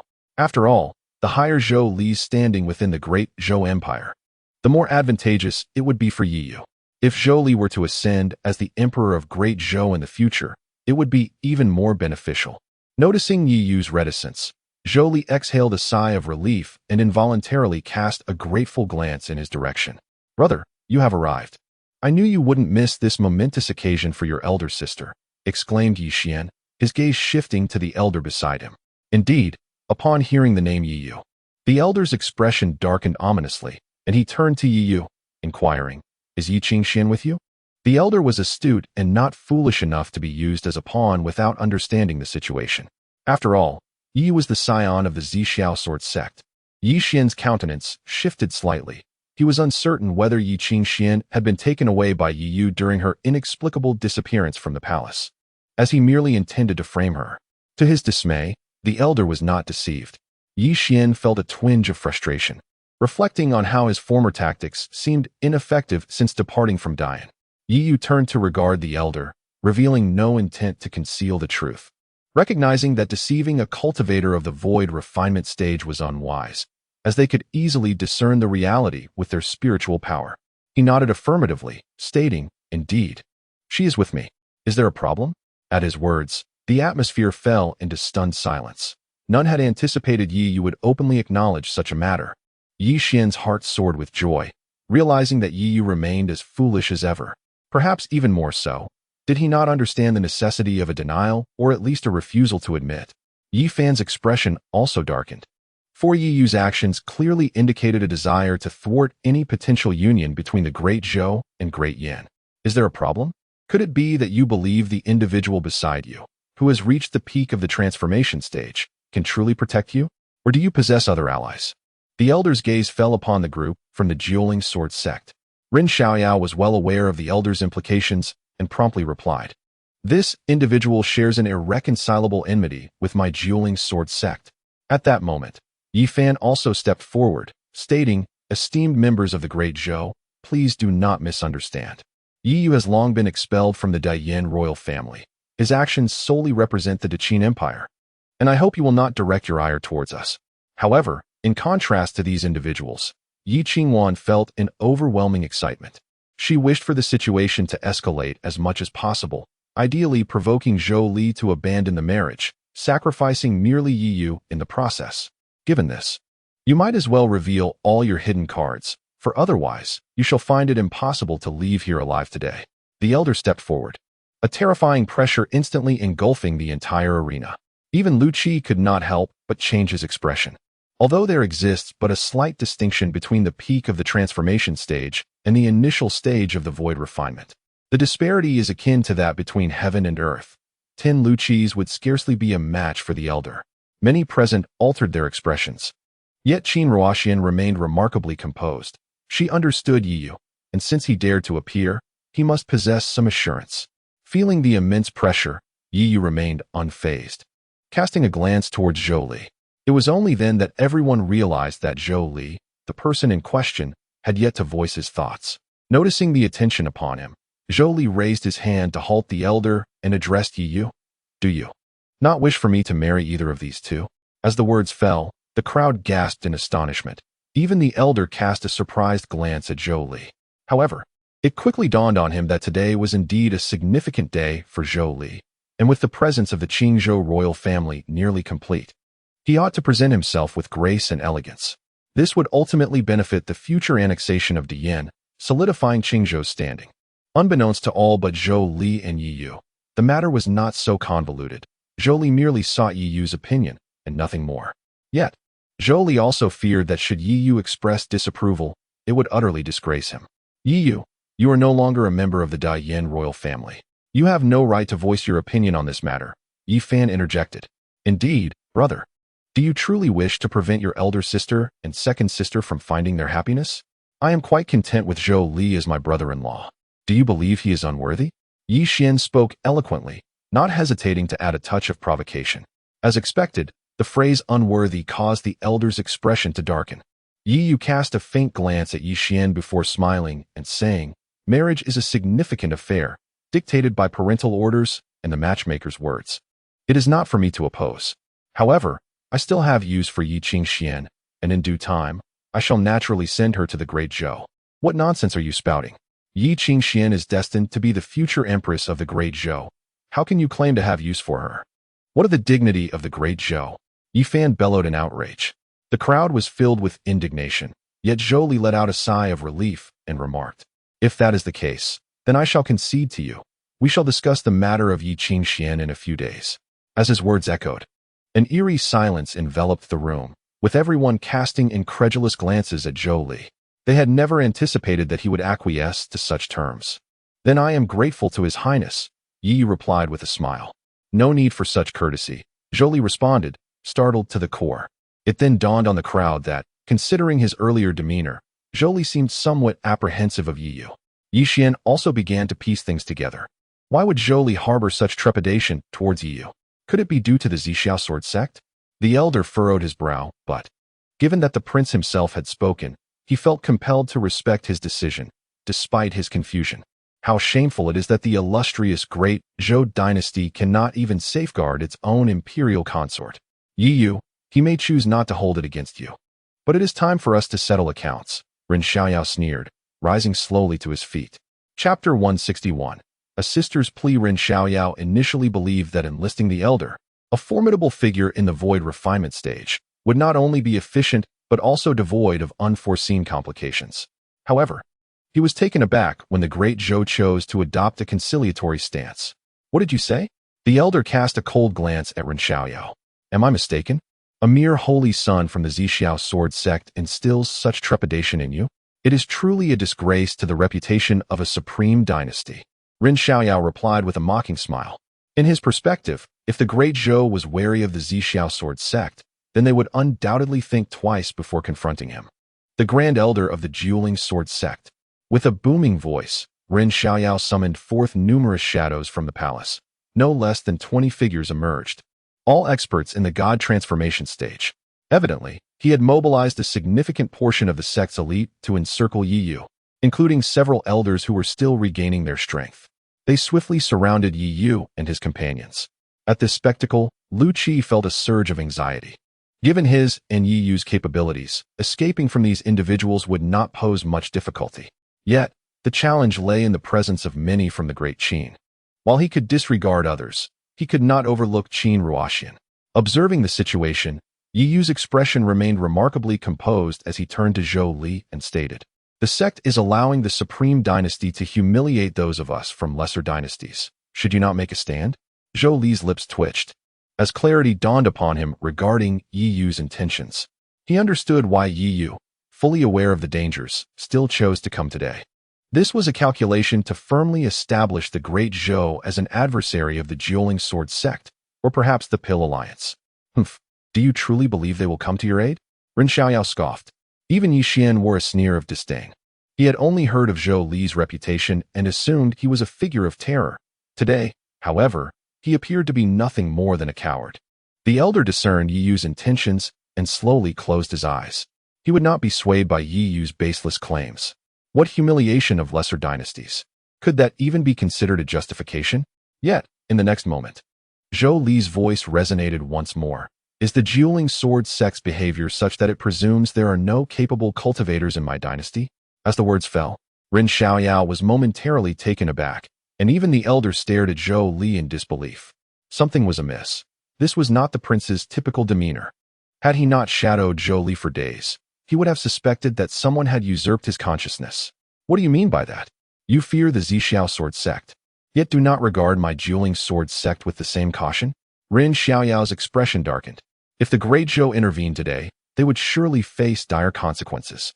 After all, The elder was a void refinement expert. Faced with such a formidable opponent, alongside Lu Qi and Yi Yu, the forces he brought were likely insufficient. Is the dueling sword sect truly that formidable? Zhou Li scoffed, dismissing the sect entirely. Ren Xiaoyao's expression was ashen, yet he found himself unable to take any decisive action. Brother-in-law, there is something you might not yet be aware of. Recently, I joined the Lijiu Dan Alliance, which means that the dueling sword sect is now an ally of the alliance, Yi Xian said, scratching his head with an air of feigned modesty. Upon hearing this, many in the audience who were familiar with the Lijiu Dan Alliance were astonished. They were uncertain of the alliance's true strength, but they recognized it as the foremost power among alchemists in Lijiu. Regardless of the combat prowess of these alchemists, their influence was nothing short of formidable. Yi Fan's eyes sparkled with excitement. The greater Yi Xian's displayed abilities, the more advantageous it would be for him. Upon returning to their clan, he would undoubtedly gain a stronger voice. Zhou Li turned to glance at Yi Xian, struggling to comprehend how Yi Yu had restrained himself from eliminating such a boastful character. However, Zhou Li was unaware that it was not a matter of Yi Yu choosing not to, but rather that he was incapable of doing so. You dare to use the Dan Alliance to threaten me? You must have mistaken your allies, Zhou Li remarked coldly. The Great Zhou dynasty had little interaction with the Dan Alliance, and in a sense, they were even rivals. Now, Yi Xian had the audacity to threaten him with the alliance. Had he lost his senses? Elders, there are those who threaten our Great Zhou dynasty. We should not hold back, Zhou Li stated calmly. The elder beside him understood the implication, raising his head to directly confront Ren Xiaoyao. A tremor ran through Ren Xiaoyao. Facing a formidable being in the void refinement stage, it was impossible for anyone to remain entirely composed. He cast a resentful glance at Yi Yu and silently descended from the air, utterly humiliated. Ladies and gentlemen, today is a day of great celebration. We must avoid conflict. Yi Fan interjected, stepping forward to mediate. The atmosphere gradually improved. With Yi Yu's approval, Zhou Li was not one to refuse such an opportunity, and he waved his hand, prompting the elder to present a spatial ring. Everything is inside. Take a look, Zhou Li said, tossing the ring to Yi Fan. Overjoyed, Yi Fan received it and scanned its contents, his expression changing as he exclaimed, "This seems to be lacking. It is missing 2/3 of what was agreed upon. This is all there is. Take it or leave it," Zhou Li replied impatiently. Yi Fan's demeanor shifted dramatically, and he quickly nodded in agreement. Meanwhile, Yi Qingwan, standing behind him, turned pale, her heart heavy with despair. With the matter settled, various dynasties stepped forward to offer congratulations, symbolically presenting gifts. When it was the turn of the great Qin dynasty, Yi Yu led Qin Ruoxian forward. Seeing Yi Yu approach, Zhou Li instinctively rose from his seat, a smile adorning his face.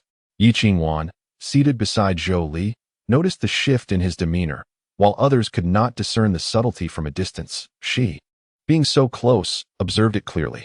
Zhou Li's smile was unmistakably ingratiating, yet his eyes were filled with trepidation. An incredible thought surged within Yi Qingwan's mind.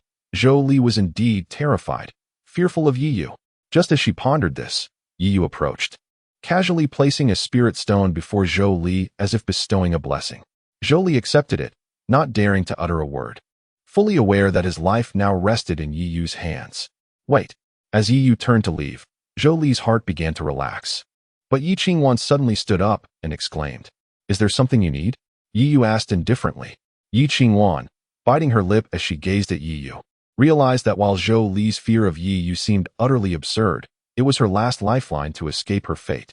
She had to seize this opportunity. Thus, she implored, "Little Yu, I do not wish to marry him.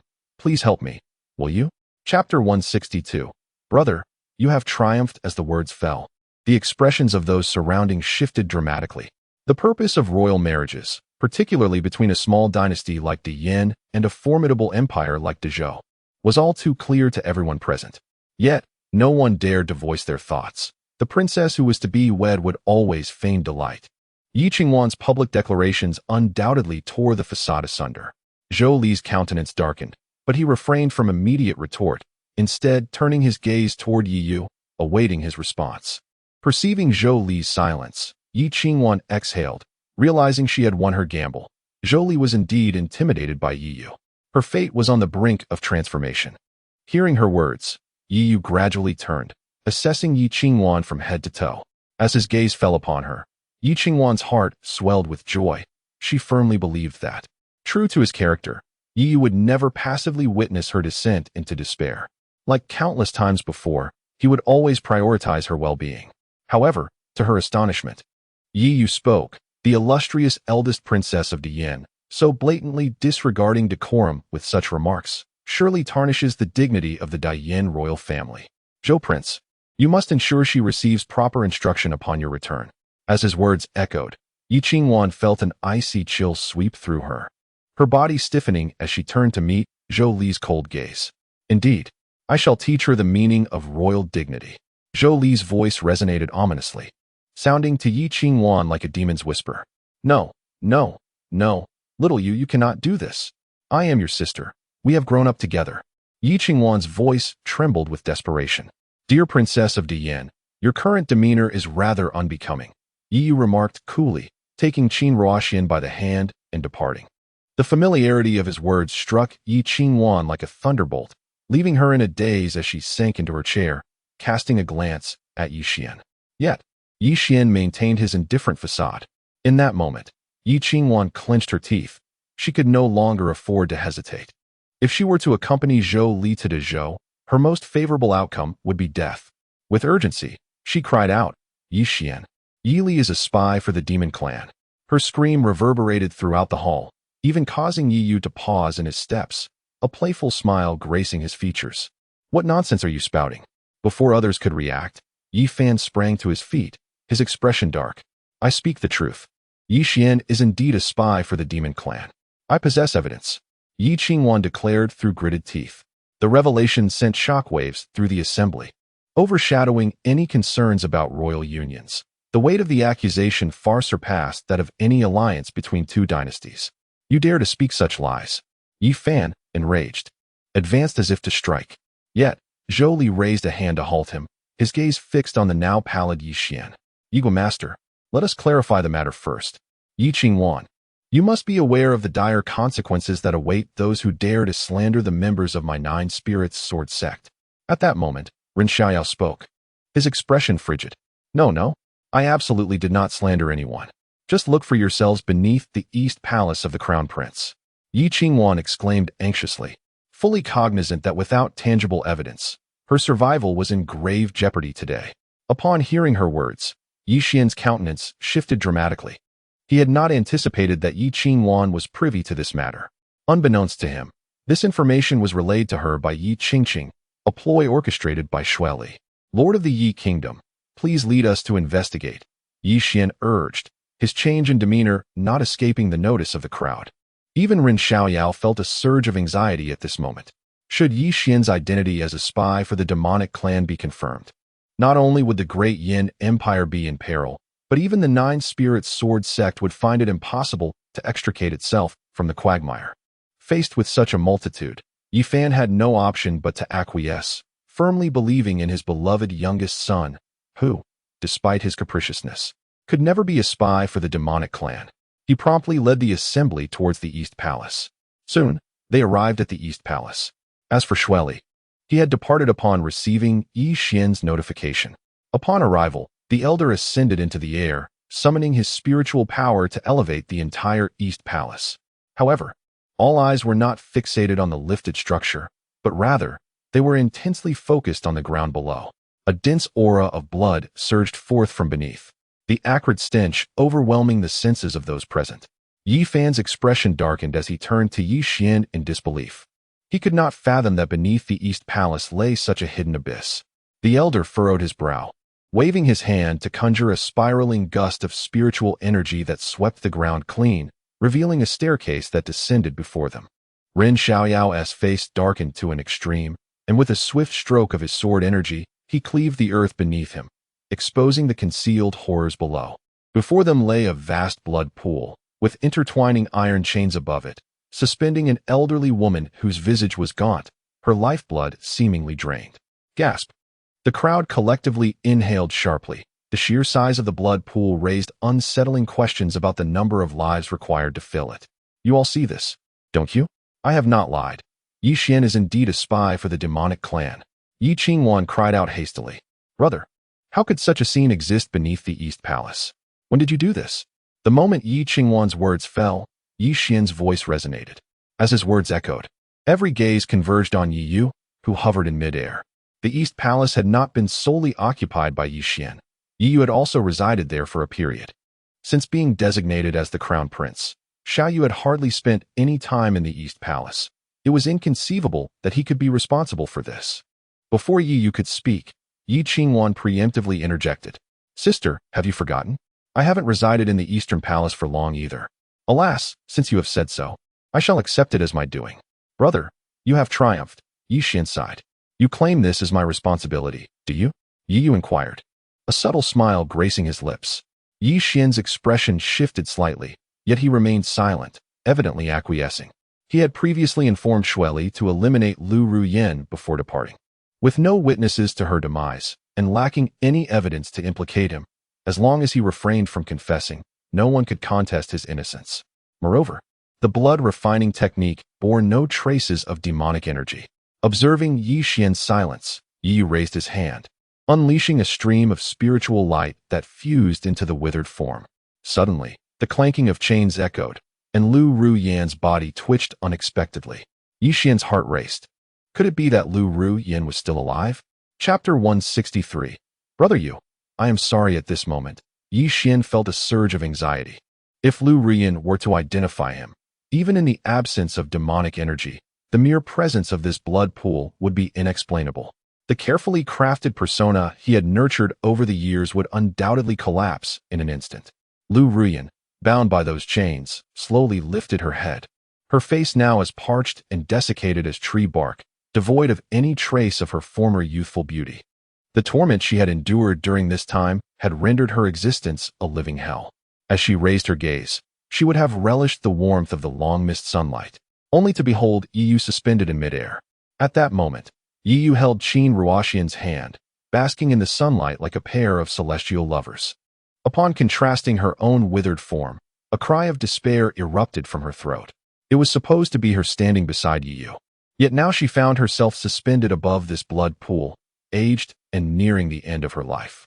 Tears had unknowingly filled her murky eyes, and Yi Yu's image gradually became indistinct.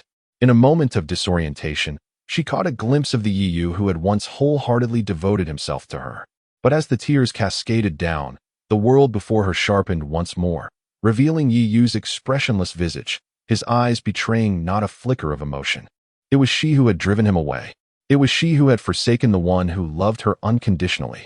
You, brother Yu. After a prolonged silence, Lu Ruyan finally uttered her first words. Before anyone could react, a sudden gasp echoed through the air.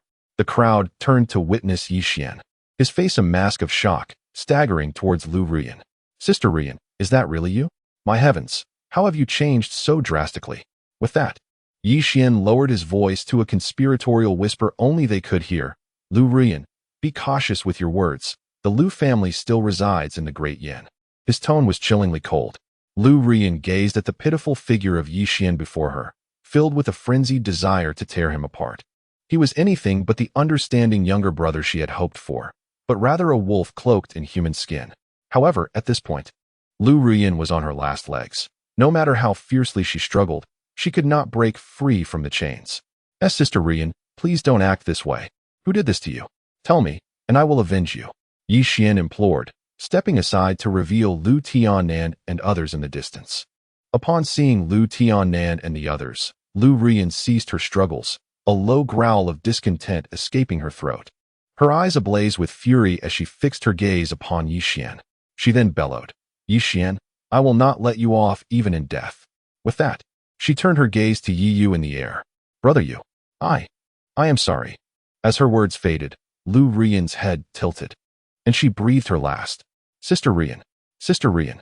Yi Xian cried out in desperation, yet he could not suppress the smirk that curled at the corners of his lips. With Lu Ruyan's demise, everything would come to a close. However, the public had formed a new judgment regarding Yi Xian, particularly Yi Fan, who seemed to be entirely unfamiliar with him. Upon realizing that the person before him was Lu Ruyan, Yi Fan's heart had already grasped the truth. This matter had no connection to Yi Yu. After all, Yi Yu had been gone for quite some time. and Lu Rian was still thriving in the Great Yan. The only one left was Yi Xian. Yi Fan instinctively swallowed hard and glanced at Yi Yu. Noticing Yi Fan's gaze, Yi Yu returned the look with a playful smile, as if to say, "Your turn is approaching." Instantly, a chill coursed through Yi Fan's heart. With the absence of demonic energy, Zhou Li had lost interest in pursuing the matter further. Over the years, countless lives had been claimed by Zhou Li in the name of cultivation, enough to fill 3 blood pools of such magnitude. In the human realm, for ordinary individuals, and even for cultivators lacking powerful backgrounds, life was far darker than hell. The events that transpired here were tacitly avoided in conversation. Yet each individual harbored an internal scale weighing their future actions. Ren Xiaoyao was compelled to reassess his disciple. The fate of Yi Qingwan remained unchanged, as she was taken away in despair by Zhou Li from the Great Yin dynasty. Yi Yu, alongside Qin Ruoxian, embarked on the journey back to the Great Qin. Despite the fact that no one pursued the topic of the blood pool after today's incident, that did not imply it would remain a secret. Should it become known, it would undoubtedly be a thunderclap for the populace of the Great Yin. They could hardly fathom that the prince they revered was of such character. The Great Yin, having lost the hearts of its people, would likely face a swift decline. Qin Ruoxian, observing the diverse crowd beneath her, remarked, "Water can carry a boat, yet it can also capsize it." Yi simply stated. Upon hearing this, Qin Ruoxian looked up and inquired, "During this time, I have attempted to engage with state affairs, yet I still cannot comprehend the hearts of the people. Are you interested?" Yi Yu asked, somewhat surprised. To some extent, Qin Ruoxian nodded. If she wished to stand by Yi Yu's side, these matters were inevitably destined to cross her path. Yi Yu pondered for a moment before replying. "Look at the multitude of commoners below. Winning their hearts is straightforward. Ensure they are well-fed and free from the troubles of foreign wars. Yet, the challenge lies in making them accept their identity as mere cattle in the Great Yin. This requires instilling in them a glimmer of hope, a belief in their potential for resurgence. But in reality, can anyone truly rise again? Individuals like Lu Qi are few and far between. Such a scant number would hardly affect any change. Even in my past life, despite bearing the identity of royal kin, I ultimately could not rise, let alone an ordinary person. It is indeed challenging. Perhaps it is my own inadequacy, yet how many possess both ability and background? This is not akin to the words of the once benevolent prince of the Great Yin." Qin Ruoxian smiled and replied, "Caring for the people is merely a fade. If you do not demonstrate concern for them, how can they trust you? I never expected this trust to crumble so easily. I have failed." Yi Yu sighed. Upon hearing this, Qin Ruoxian fell silent, quietly trailing behind Yi Yu. The Great Yin Imperial Palace returned to a state of tranquility. With the Eastern Palace in ruins, Yi Xian temporarily resided in another secluded hall. At this moment, he regarded the bloodthirsty figure before him with a grim expression. "Did I not command you to eliminate her? Why has this not been executed?" Presently, Yi Xian's cultivation surpassed that of Blood Li, allowing him to confront him without the caution he had previously exercised with Blood Qin. "You arrived too swiftly. I still needed time to erase traces of my existence, and I simply could not manage it," Blood Li replied, taking a deep breath. "You had better." Yi Xian cast a lingering glance at Blood Li, then spoke again. "Send out the message. We may commence." Chapter 164. I will not allow Xiaoyu to suffer any injustice. Upon hearing those words, Shui Li's expression subtly shifted, for he understood all too well that Yi Xian's implication of it can begin signified the impending invasion of the Blood Demon clan. Was it to commence so abruptly? Shui Li instinctively inquired. Now, he was not merely a member of the Blood Demon clan, but a servant to Yi Yu, and he harbored a desire for the Blood Demon clan to delay their advance. "Just proceed with it," Yi Xian remarked, casting a glance at Shui Li with an air of indifference. Nodding, Shui Li turned and sent a message forthwith. Watching Shui Li depart, Yi Xian's brow furrowed, and he coldly declared, "Yi Yu, you have forced my hand. Since you cannot be of use to me, I shall rather see it destroyed." Initially, Yi Xian had envisioned seizing complete control of the Great Yin, leveraging the forces of the Nine Spirit Sword sect and the Great Zhou dynasty to unify Qing Zhou as his own support, thereby alleviating the constraints imposed by the Blood Demon clan. However, circumstances had now spiraled beyond his control. Rather than relinquish Qing Zhou to Yi Yu, it would be more prudent to obliterate it. Immediately after leaving the Great Yin Imperial Palace, Shui Li conveyed this news to Yi Yu. Upon receiving the tidings, Yi Yu felt no surprise. In his previous life, during the confrontations between Yi Yu and Yi Xian, Yi Yu had not always been at a disadvantage. In fact, there had been times when he held the upper hand. Yet, it was precisely this advantage that led Yi Xian to instigate the Blood Demon clan's invasion of Qingzhou, aiming to thoroughly subdue Yi Yu. It was not that the Blood Demon clan simply obeyed Yi Xian. Rather, they approached the invasion of a major human province with utmost caution. Lu Qi, observing the serene Yi Qingxian before him, Yi Yu called out. Lu Qi, upon hearing his name, entered and awaited Yi Yu's instructions in silence. Subsequently, with a casual wave of his hand, Yi Yu conjured a map of Qingzhou using spiritual energy, marking several locations upon it.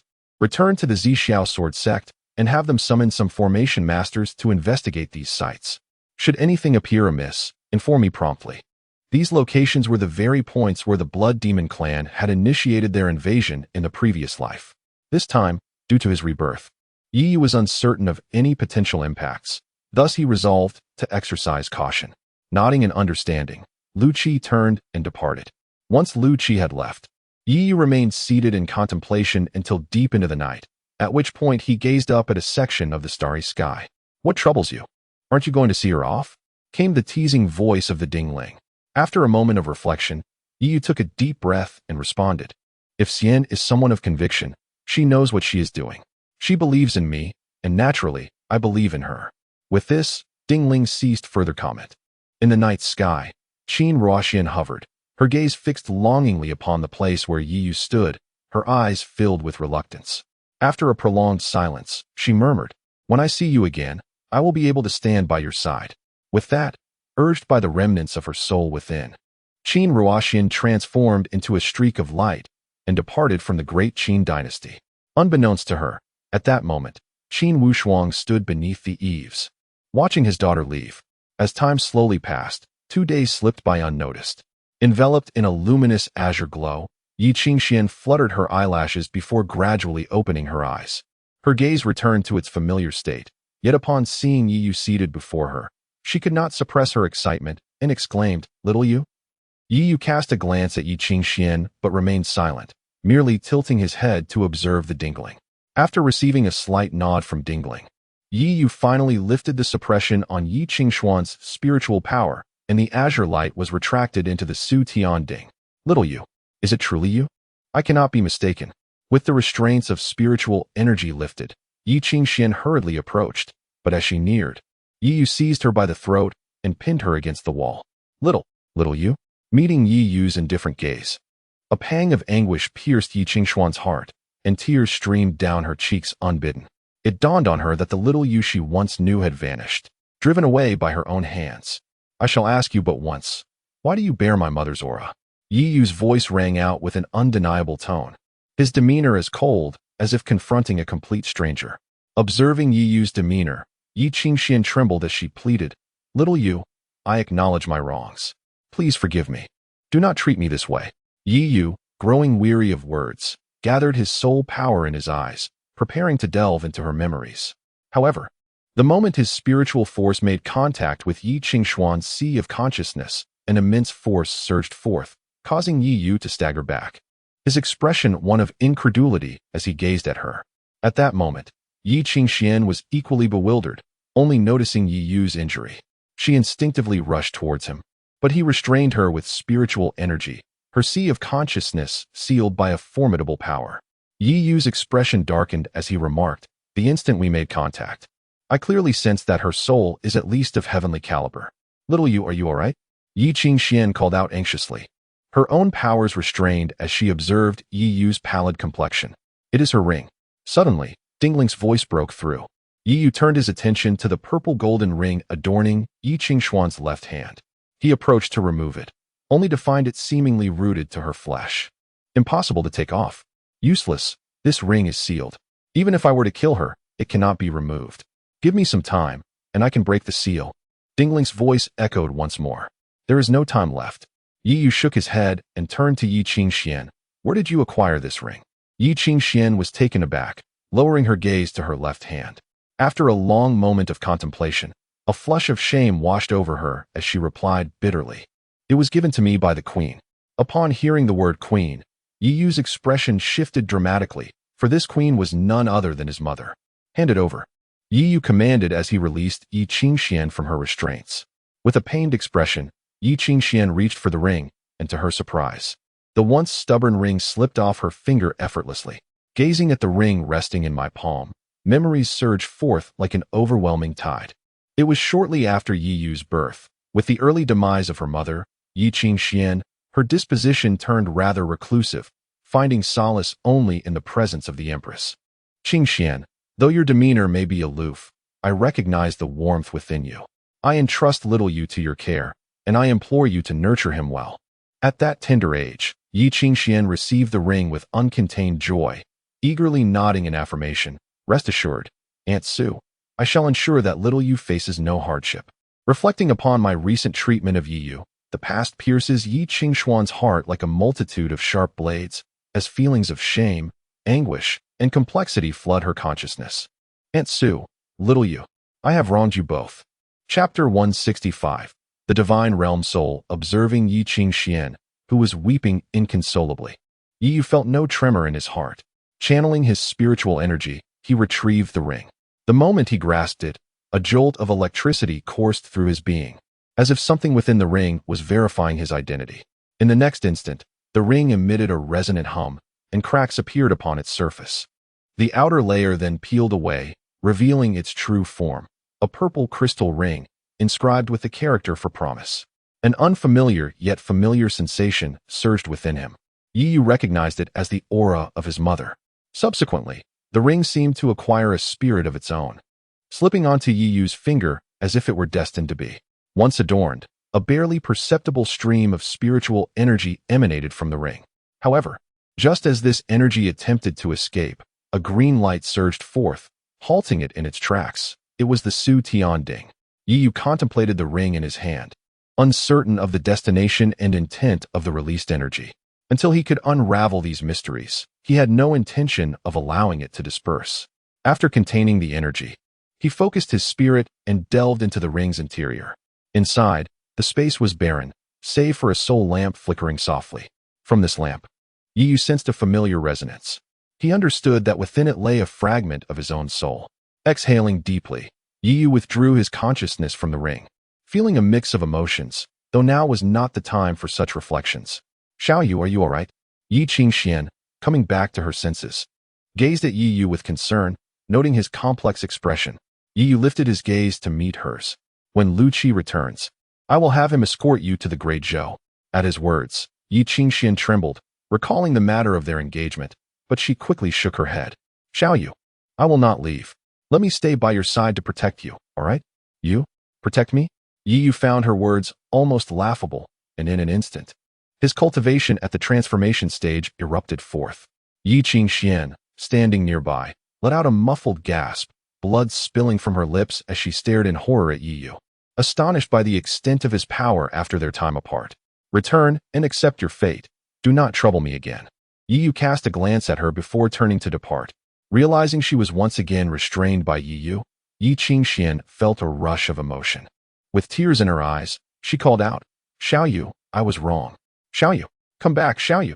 After leaving the palace, Yi Yu took a deep breath to calm his tumultuous feelings before returning to his residence. He casually set up a barrier and retrieved the soul lamp. How intriguing. This soul lamp bears a seal that cannot be broken without reaching the transformation stage. It seems your mother did not wish for you to cultivate, the Dingling remarked, emerging to observe the lamp with a hint of amusement. Yi Yu chose to ignore the Dingling's commentary, summoning his spiritual energy, and within moments, he lifted the seal from the soul lamp. At this moment, the soul lamp was completely illuminated, revealing a small figure seated within, which bore a striking resemblance to Yi Yu. Without hesitation, Yi Yu waved his hand, and a wisp of divine soul within the lamp seemed to respond to his call, merging seamlessly into Yi Yu's brow. As the soul entered his body, a profound sense of completeness surged within Yi Yu's heart, awakening the dormant power of his own divine soul. Observing this scene, Ding Ling clicked his tongue in awe, quietly perching upon Yi Yu's shoulder. Aware that even though this fragment of the soul had been severed from Yi Yu, time had elapsed, necessitating a period of recovery. When Yi Yu finally opened his eyes, Half a month had passed. Sensing the tumultuous energy coursing through him, he took a deep breath and dispersed the surrounding magical formations. Lu Qi had been waiting outside for several days, and upon seeing Yi Yu emerge, he hurried forward, only to abruptly halt just a few steps away. Although Yi Yu appeared unchanged, an overwhelming sense of danger and an indescribable pressure emanated from him, a manifestation of the power of a celestial realm soul. Has anything occurred during this time? Yi Yu inquired, casting a glance at Lu Qi. Lu Qi shook his head and recounted the events of the past half-month. Yi Qingxian had already been sent to the Great Zhou dynasty, and concerning the points Yi Yu had asked the Zixiao sword sect to investigate, no anomalies had been discovered. Hearing this, Yi Yu furrowed his brow. Indeed, since his rebirth, he had inadvertently altered many circumstances. Such information was beyond the reach of Xue Li, who merely served as a messenger, lacking the cultivation to access more critical matters. Since we cannot fundamentally eliminate the issue, we must enhance our precautions. Is there any news from the Great Zhou? Yi Yu asked. Lu Qi replied. The Great Zhou has explicitly agreed to collaborate with the Zixiao sword sect. Elder Ji instructed me to convey that you need not concern yourself with the matters of the Zixiao sword sect for the time being. Focus on resolving the issues in Qingzhou first. Yi Yu nodded in acknowledgement and then turned to visit Qin Wushuang's residence. The two exchanged glances, tacitly avoiding mention of Qin Ruoxian. Son-in-law, is there something you seek from me today? Qin Wushuang smiled broadly, knowing that Yi Yu typically visited only when there was a matter of significance. After a moment of contemplation, Yi Yu stated, in the name of the great Qin, we shall establish an alliance, prepared to confront any incursions from the celestial demon tribe. Upon hearing this, Qin Wushuang's expression grew solemn. Son-in-law, do you have any basis for such a statement? The matter concerning the celestial demon tribe is not trivial. Consider it my intuition, Yi Yu replied, choosing not to reveal the existence of Xue Li, hence referring to the celestial demon tribe rather than the blood demon tribe. Qin Wushuang pondered for a while before finally nodding in agreement. Very well. However, I cannot ascertain how many will respond. Indeed, Yi Yu acknowledged, not expecting a multitude of factions to heed the call. In a previous life, the outcome had already been determined. When Yi Yu raised the alarm regarding the demonic clan, many dismissed his warnings as mere hyperbole. The reason for his current actions is to garner as many expendable soldiers as possible and to preserve the vital strength of the Great Qin. When the Blood Demon clan invades, it is certain that the first to bear the brunt will be Great Qin. Your Highness, there is someone seeking you outside. It has been several days, a guard informed him as Yi Yu stepped out of the grand hall. Seeking me? Who? Yi Yu inquired, his brow furrowing. I do not know. It is a child, the guard replied, slightly flustered. Had it not been for the child's pitiable appearance, he would not have dared to approach this precarious situation. Let us go see. Yi Yu contemplated, unable to ascertain the child's identity, and decided to investigate. Chapter 166. The brother's last request. Are you Uncle Yi? A timid voice echoed as Yi Yu approached the palace gate. Startled, he turned to see a dirty little girl holding half of a portrait, comparing it to him. Yi Yu furrowed his brow, feeling a sense of familiarity in her delicate features, and inquired, Who are you? My name is Li Yiqiu. My father said that if he does not return, I should come to find you. The girl replied, shyly resting her head against her arm. Li Yiqiu? Upon hearing that name, Yi Yu's mind awoke with clarity. You are Li Buffan's daughter? The image of Li Buffan flashed in his mind, and he realized how closely her features resembled his. Are you Uncle Yi? Li Yiqiu asked, peering at the half-portrait in her hand, which only revealed half of Yi Yu's face. Yes, I am, Yi Yu said, lifting Li Yiqiu into his arms. He cast a glance at Lu Qi, who understood the unspoken command and left the palace, heading straight to the Tianji Pavilion. After a considerable time, Lu Qi returned to Yi Yu's palace, where Li Yiqiu had already changed into a new outfit and was sitting at the table, heartily devouring her meal. Young master, I have returned, Lu Qi announced, his expression revealing a tinge of complexity as he regarded Li Yiqiu. What is the result? Yi Yu asked, gently ruffling Li Yiqiu's hair. Lu Qi bit his lip, hesitating to divulge the information. Yi Yu sensed his reticence and led Lu Qi aside, asking, What happened? Has something befallen Li Buffan? Young master, according to the intelligence from Tianji Pavilion, both Li Buffan and his wife have perished, Lu Qi revealed, handing Yi Yu a jade slip. Yi Yu's expression turned icy as he grasped the jade slip, his countenance darkening with each word he read. The atmosphere around him seemed to freeze, and Lu Qi felt an overwhelming chill seep into his bones, realizing that Yi Yu was truly enraged. "Uncle Yi, it's so cold." Li Ichio's voice broke through the tension. Taking a deep breath, Yi Yu suppressed his fury and turned to her. "Why don't you go rest for a while?" Li Ichio obediently nodded, and Yi Yu summoned a maid to escort her away. "Wanhuang Dynasty, what a Wanhuang Dynasty!" Yi Yu uttered coldly after Li Ichio departed. Li Bufan was one of Yi Yu's most trusted aides, having saved his life multiple times during the turmoil of the Dian feudal lords. Their bond had long since grown as close as that of brothers. However, after Yi Yu resolutely ventured into the Nine Nether Blood Spring, Li Bufan vanished from the Dian, his whereabouts unknown. Little did he know, Li Bufan had found himself in the Wanhuang dynasty and had a daughter. "Young master, based on the information from Tianji Pavilion, this matter appears to be a trap designed to draw you in," Lu Qi remarked, his brow furrowed. "I am aware," Yi Yu replied, his tone frigid. The contents of the jade slip indicated that after arriving in the Wanhuang dynasty, Li Bufan had lived incognito as an ordinary hunter for some time.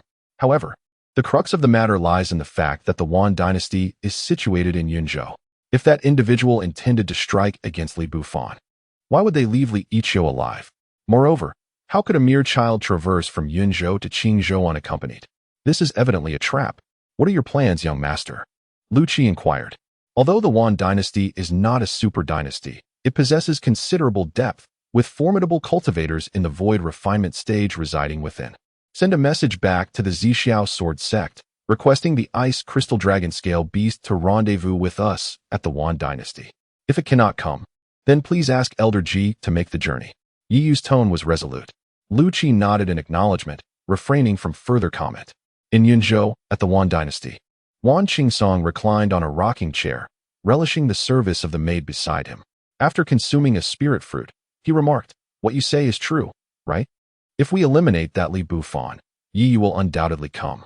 "Indeed, your highness," replied a strikingly beautiful woman beside Wan Qingsong. "I understand him well. Li Bufan is of great significance to him. Once Li Bufan is dead, he will surely seek vengeance." Wan Qingsong's gaze turned icy. "I hope you are not deceiving me. If so, you are well aware of the consequences, even if you are the most favored consort of my father." The woman hastily shook her head, assuring him, "Rest assured, your highness, His Majesty is currently devising a way to refuse the surrender of resources from the 100 Dynasties War. As long as Yi Yu is excluded, the Great Qin will lack the courage to contest. At that point, the throne of the Wan Dynasty will undoubtedly belong to you." "And what of you?" Wan Qingsong asked with a playful smirk. "I too am at your highness's service," the woman replied, feigning shyness. Hearing this, Wan Qingsong let out a hearty laugh, pulling the woman into his embrace and retreating to the rear courtyard. An hour later, the woman arose from Wan Qingsong's side, tidying her disheveled garments before returning to her palace. Once inside, she retrieved a portrait depicting none other than Yi Xian. "My child, I nearly failed to eliminate that Su back then, but this time, I shall ensure Yi Yu meets his end." The woman was none other than Yi Xian's biological mother, Wei Qianghua. Shortly after Yi Xian's birth, Wei Qianghua had covertly targeted Yi Yu and her child for the sake of the crown prince position, nearly succeeding in her sinister plot. Eventually, Yi Zhentian discovered her intentions and initially planned to execute her, but out of consideration for the newborn Yi Xian, he merely concealed the matter from Yi Fan and exiled her from the Great Yan. Unexpectedly, Wei Qianghua found her way to Yunzhou, where she caught the eye of the emperor and was admitted into the harem. Over the years, she had meticulously plotted within the Wan dynasty, intending to retrieve Yi Xian once she had secured power and install him as the heir. However, she did not foresee that Yi Xian would later become the crown prince of the Great Yan and enter the Nine Spirit Sword sect, causing her plans to be temporarily derailed. Upon hearing of this recent marriage alliance, she was resolute in her decision to assist Yi Xian in eliminating Yi Yu, the obstacle in his path. "My beloved consort, what are you gazing at?" A sudden voice interrupted, startling Wei Qianghua, who hastily concealed the scroll within her spatial ring. "I pay my respects to your majesty." As she beheld the sovereign of the Wan dynasty standing before her, Wei Qianghua promptly inclined her body in a respectful bow. Wan Pasong, however, paid little heed to her slight gesture and took his seat upon the couch, rubbing his temples in contemplation. Your Majesty seems troubled by something. Wei Qianghua remarked as she approached, placing a gentle hand upon Wan Pasong's shoulder. It is nothing of great concern, merely matters regarding resources. After some deliberation, I have decided to relinquish them. After all, the rules of the 100 Dynasties War must not be disregarded. Should that rascal Qingsong secure a commendable position next time, and should there be any attempts at deceit, we will be in a favorable position to negotiate. At the mention of Wan Qingsong, a proud smile graced Wan Pasong's face. After all, his son had recently ascended to the transformation stage, marking him as one of the luminaries among the youth of Yunzhou. Many old associates had praised Wan Pasong for having raised such a remarkable son. Chapter 167. I shall avenge you unbeknownst to Wan Bazong. As he uttered these words, a glimmer of coldness flickered in Wei Qianghua's eyes. Indeed, despite Wan Boisong's formidable national strength, he remained indecisive in his actions. Fortunately, she had made her preparations in advance. My beloved consort, I intend to declare Qingsong as the crown prince in a few days. What do you think? Wan Bazong suddenly interjected. Upon hearing this, Wei Qianghua's expression shifted, and she hastily replied, such a monumental decision rests solely with your Majesty. However, in my humble opinion, His Highness Qingsong's temperament requires further refinement. That is indeed true. Tomorrow, I shall journey to the Jiyuan dynasty. Inform that young man not to stir trouble in my absence. With that, Wan Bazong took Wei Qianghua and retired for the night. 5 days later, Yi Yu and Lu Qi had arrived in Yunzhou, their steps unceasing as they made their way directly to the capital of the Wan dynasty. Upon reaching the city, Yi Yu beheld the lifeless body of Li Bufan hanging from the city gate, flanked by several Yuan Ing guards standing vigilant, poised for any eventuality. Lu Qi observed this scene, further convinced that it was a ploy to draw Yi Yu into the fray. Yet, he understood that he could not dissuade Yi Yu. So he inhaled deeply and began to channel the spiritual energy within him. The guards, engaged in light-hearted banter, were suddenly interrupted by the sound of slicing wind. Their expressions shifted in unison. By the time they regained their composure, the corpse they had been guarding had vanished. Faced with this turn of events, their faces paled, and they hurriedly attempted to send a message. But in the next moment, an overwhelming pressure enveloped them, rendering them immobile. A shroud of rain fell silently, and they soon found themselves breathless, unable to escape even in their Yuaning forms. Yi Yu gazed upon Li Bufan's lifeless body in his arms, marred by numerous grotesque wounds, clearly indicative of the torment he had endured. It was likely that the one who lured him here never intended for Li Ichio to go to Qingzhou, but rather sought to exploit Li Bufan from the outset. With this thought, the fury in Yi Yu's eyes intensified. He unleashed his spiritual power, charging straight towards the palace of the Wan dynasty. The intelligence from the Tianji pavilion was explicit. The perpetrator responsible for Li Bufan's demise was none other than the second prince of the Wan dynasty, Wan Qingsong. At that moment, Wan Qingsong was in his garden, exuding an air of boredom. I say, Qiongfei, it has been so many days. When will Yi Yu finally arrive? Your Highness need not fret. Calculating the travel time, he should be here within a few days, Wei Qianghua replied with a smile. Wan Qingsong nodded in agreement, about to speak when his expression suddenly changed as he looked skyward. In the air, an unexpected figure had materialized. Who else could it be but Yi Yu? Previously, on the battlefield of the 100 Dynasties, Yi Yu had risen to fame, and nearly every royal family in the 3 states had circulated information about him, including Wan Qingsong. We have awaited your arrival for quite some time, Wan Qingsong exclaimed excitedly, licking his lips, his gaze fixed intensely upon Yi Yu in the sky. At this moment, Wei Qianghua, observing Yi Yu's visage that bore an uncanny resemblance to Su Yunxi, felt a surge of deep resentment. However, she understood that this was not a place where someone of her foundational cultivation could linger, and swiftly retreated into the palace. Wan Qingsong paid no heed to Wei Qianghua's movements. His gaze was solely fixed on Yi Yu. In the past, during the 100 Dynasty War, I failed to attend due to my seclusion, and they say you are the dark horse of the 3 states. Today, I shall witness the true caliber of this dark horse. With a swift motion, a burst of spiritual light erupted throughout the palace, and within moments, 8 figures materialized in the air, all at the transformation stage, their eyes filled with hostility as they regarded Yi Yu. Yi Yu had intruded upon the palace without permission, a transgression deemed a capital offense in the eyes of these guardians. They cared not for his status as the holy son of the Zixiao sword sect. This was Yunzhou, not Lai Zhou. Step back. Just as the Guardians prepared to launch their attack, Wan Qingsong's voice thundered. The 8 transformation stage figures hesitated, filled with doubt, yet remained rooted in place. Today, this matter lies solely between him and me. Should you dare to interfere, do not blame me for being merciless. Are you Wan Qingsong? Yi Yu inquired. What? You seek vengeance yet remain uninformed? Wan Qingsong grinned. In response, Yi Yu nodded, and with a swift motion, Wan Qingsong heard the rush of wind beside him. By the time he regained his composure, Yi Yu had inexplicably positioned himself behind him.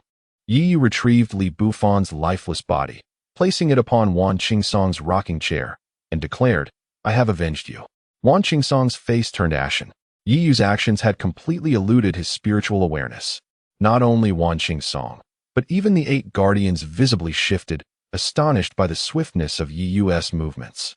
No wonder he is hailed as the dark horse of the 3 states. It appears he possesses remarkable abilities. Today, I shall seize the opportunity of your name, Yi Yu, to make my own name resound throughout the 3 states. As his words fell, a tumultuous wave surged beneath Wan Qingsong, transforming the surrounding area into a profound spring, teeming with aquatic plants that appeared deep and mysterious. This was the domain Wan Qingsong comprehended during his breakthrough to the transformation stage, rivaling Lu Qi in its essence. Yi Yu turned to face Wan Qingsong, and with a flick of his wrist, the Liuli sword manifested in his hand. Wan Qingsong's attention was intensely focused on Yi Yu. Now fully aware of the earlier lesson, he remained alert, enveloping himself in spiritual energy while scrutinizing every movement of Yi Yu. In the next moment, Yi Yu began to raise the Liuli sword. Wan Qingsong's expression shifted, ready to summon his spiritual power, but suddenly realized that his energy was momentarily suppressed, its flow obstructed. With a swish, accompanied by the sound of slicing wind, Yi Yu vanished once more, only to reappear with the Liuli sword stained with a vivid crimson. Wan Qingsong's eyes widened in horror as he noticed his head rolling further away from his body. Thud! A dull sound echoed, and a round head rolled to rest at the feet of Li Bufan. Child, you seek death. The 8 guardians returned to their senses, their faces etched with shock and fury as they grappled with the death of Wan Qingsong before their very eyes. In unison, they unleashed their formidable spiritual power, which coalesced ominously in the air, descending upon Yi Yu with overwhelming force. At that critical moment, Lu Qi emerged from behind Yi Yu, summoning a torrential downpour that collided fiercely with the terrifying beam of spiritual energy. Lu Qi emitted a muffled groan, his complexion paling as he staggered back several steps. The 8 guardians exchanged glances, their expressions shifting slightly in surprise at Lu Qi's prowess, yet they remained undeterred. What is the meaning of this? A voice resonant with authority inquired, as Wan Basong approached from the palace exterior, directing his gaze toward the 8 guardians suspended in the air. Chapter 168. The reappearance of the indestructible primordial art. As Wan Basong approached, the expressions of several attendants shifted noticeably, and they promptly spoke. Your Majesty, these 2 have come to the palace to commit violence, and we are prepared to take action. Upon hearing this, Wan Basong's countenance altered, and he turned to glance at Yi Yu and his companion. Presently, Lu Qi's domain had fully unfolded, rendering him oblivious to the lifeless body of Wan Qingsong. Yi Yu, is it? The transfer of resources with the Great Qin dynasty is currently underway. Your reckless intrusion into my palace to commit violence is rather inappropriate. If there is a misunderstanding, you may clarify it, Wan Basong articulated, yet his gaze remained fixated on Lu Qi. Being at the same stage of divine transformation, he sensed the ominous aura emanating from Lu Qi. After speaking, he shifted his attention to Yi Yu, reluctantly acknowledging that Yi Yu's identity warranted significant regard, especially following the announcement of an alliance between the Great Zhou dynasty and the Zixiao sword sect. Even the Jiyuan dynasty had cautioned them against overstepping their bounds. The title of the Holy Son of Zixiao had, unbeknownst to all, gained substantial weight. Your Majesty, he has slain the 2nd prince. In the distance, Wei Qianghua could no longer contain herself and exclaimed, What did you say? Wan Basong's expression turned grave as he directed his gaze behind Yi Yu and his companion, only to discover that Wan Qingsong had been decapitated, lifeless beyond recovery. You seek death. Witnessing the demise of his favored son, Wan Bazong disregarded the warnings from the Jiyuan dynasty and unhesitatingly launched an attack. Lu Qi, too, did not hesitate. Taking a deep breath, he charged forward. In an instant, the two were embroiled in combat. The remaining 8 attendants, observing the unfolding chaos, swiftly moved to engage, unleashing a barrage of spiritual energy. At this sight, Wei Qianghua smirked. Her objective was achieved, for in this scenario, Yi Yu had no hope of survival. Yi Yu's eyes narrowed slightly as he invoked the 9-turn dragon step, deftly evading the assault of spiritual energy, and appeared before one of the attendants, sword drawn and poised to strike. Having witnessed Yi Yu's speed, the attendant was prepared, conjuring a shield of spiritual energy before him. Yet, the glazed sword in Yi Yu's hand had now been stained with a hint of crimson.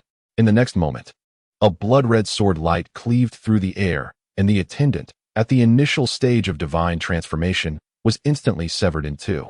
Witnessing this scene, the expressions of the other 7 attendants shifted dramatically. They resolved not to hold back any longer, disregarding potential damage to the palace. 7 domains swiftly unfolded, converging upon Yi Yu. However, as they drew near, an overwhelming surge of spiritual seals erupted, and 3 formidable formations swiftly materialized, encircling 3 of the attendants at the initial stage of divine transformation. Having achieved spiritual completeness, Yi Yu's mastery of formations had reached a level that could rival early-stage divine transformation practitioners. These formations had been discreetly laid out after he had observed Wan Qingsong, which was why he had refrained from engaging immediately. They were a precaution against such an eventuality. While these formations could not eliminate them outright, they could certainly delay them for a considerable time. The remaining 4 mid-stage deities, witnessing the scene, instinctively understood Leaf's intentions, a cold smirk unconsciously gracing their faces. They acknowledged Leaf's formidable combat prowess, but could not fathom how a mere early-stage deity could confront 4 mid-stage ones alone. Meanwhile, Wan Bazong, having been repelled by Lu Qi's strike, coughed up blood, realizing that Lu Qi's strength far exceeded his expectations. Yet, he recognized that as long as he could stall Lu Qi, Leaf's survival at the hands of himself or the royal family would leave room for a turnaround. At worst, they could sacrifice a subordinate to take the blame. Observing this, Lu Qi felt no urgency. He knew Leaf had already condensed his celestial soul, even sensing a hint of danger. Confronting 4 mid-stage deities, he assumed it would not pose a significant challenge. The primary concern was the formidable presence emanating from the depths of the palace. Leaf, facing the 4 mid-stage deities, formed seals with his hands. In the next moment, a peculiar wave emanated from beneath his feet. A strange sensation surged in everyone's hearts. The ground trembled beneath them, and soon they realized that the spiritual energy within the entire imperial city was being drawn towards Leaf at an alarming rate, directly pouring into his body. The primordial indestructible technique was fully activated. What manner of technique is this? Wan Bazong and Lu Qi halted, disbelief etched on their faces as they stared at Leaf. At that moment, Leaf was enveloped in an overwhelming surge of spiritual energy, akin to a bottomless pit ravenously absorbing this power. His realm swiftly ascended to the mid-stage deity level. Noticing this change, the 4 deities exchanged glances, their expressions shifting dramatically. They immediately launched their attacks. For spiritual techniques converging to manifest a terrifying spectacle above the palace. They were not foolish enough to wait for Leaf to complete his transformation. In response, Leaf waved his hand, and the Hall of Righteousness expanded against the wind, transforming into a palace-sized barrier before him. This repository of the 9 Spirit Sword sect, aside from its capability to alter techniques, was inherently a defensive celestial-grade treasure. The 4 spiritual techniques crashed down violently upon the Hall of Righteousness, resulting in a deafening explosion that nearly obliterated half of the palace. At this moment, Leaf's internal spiritual power was nearing its zenith, his body reaching its capacity. Yet, this was insufficient. Taking a deep breath, the thunder dragon patterns reappeared on his surface, and the innate breathing technique was fully unleashed. The range for absorbing spiritual energy expanded once more. The 4 deities, witnessing the Hall of Righteousness barring their path, wore grim expressions, gathering their powers to strike again when, suddenly, the hall vanished. Leaf's figure materialized before them, an overwhelming pressure radiating outward. Late-stage deity. The expressions of the 4 shifted drastically. a mix of fear and disbelief washing over them. They had never heard of a method that could allow a cultivator to leap 2 realms in a single bound. Who exactly is this leaf? Feeling the surging power within, Yi Yu's eyes flickered with a hint of surprise as he directly ascended to the late stage of the transformation realm, an occurrence that exceeded his expectations. Moreover, as Yi Yu glanced down at his feet, he noticed that, albeit in a limited space of less than half a zhang, a domain had indeed manifested. The Heavenly Origin Master had once stated that once one's cultivation reached a certain level, their domain would naturally emerge. It appears that this threshold is the late stage of transformation, or perhaps the refinement of void. Without hesitation, Yi Yu took a step forward. Retreat! Wan Bosong suddenly shouted, feeling an overwhelming sense of danger from Yi Yu, more so than from Lu Qi. There was no way that the 4 mid-stage transformation realm offerings could withstand such a threat. Even in his initial phase of the transformation realm, Yi Yu's speed was sufficient to instill caution, let alone now, at the late stage. Before the 4 could react, a blood-red sword light had already approached swiftly. Chapter 169. Do not conceal. The crimson sword radiance tore through the realm, causing the 4 mid-stage deities to plummet to the ground like birds with severed wings, raising clouds of dust.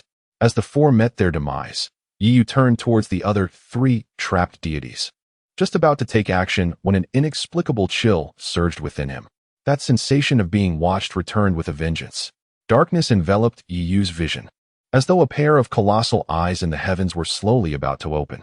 Fortunately, at this critical moment, the essence of the cauldron spirit appeared solemnly upon Yi Yu's shoulder, enveloping him in a surge of azure light. The feeling of being scrutinized dissipated entirely.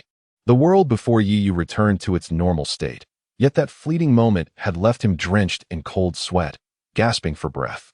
What was that just now? Yi Yu inquired. The cauldron spirit offered no explanation, merely casting a glance at Yi Yu before merging into his brow.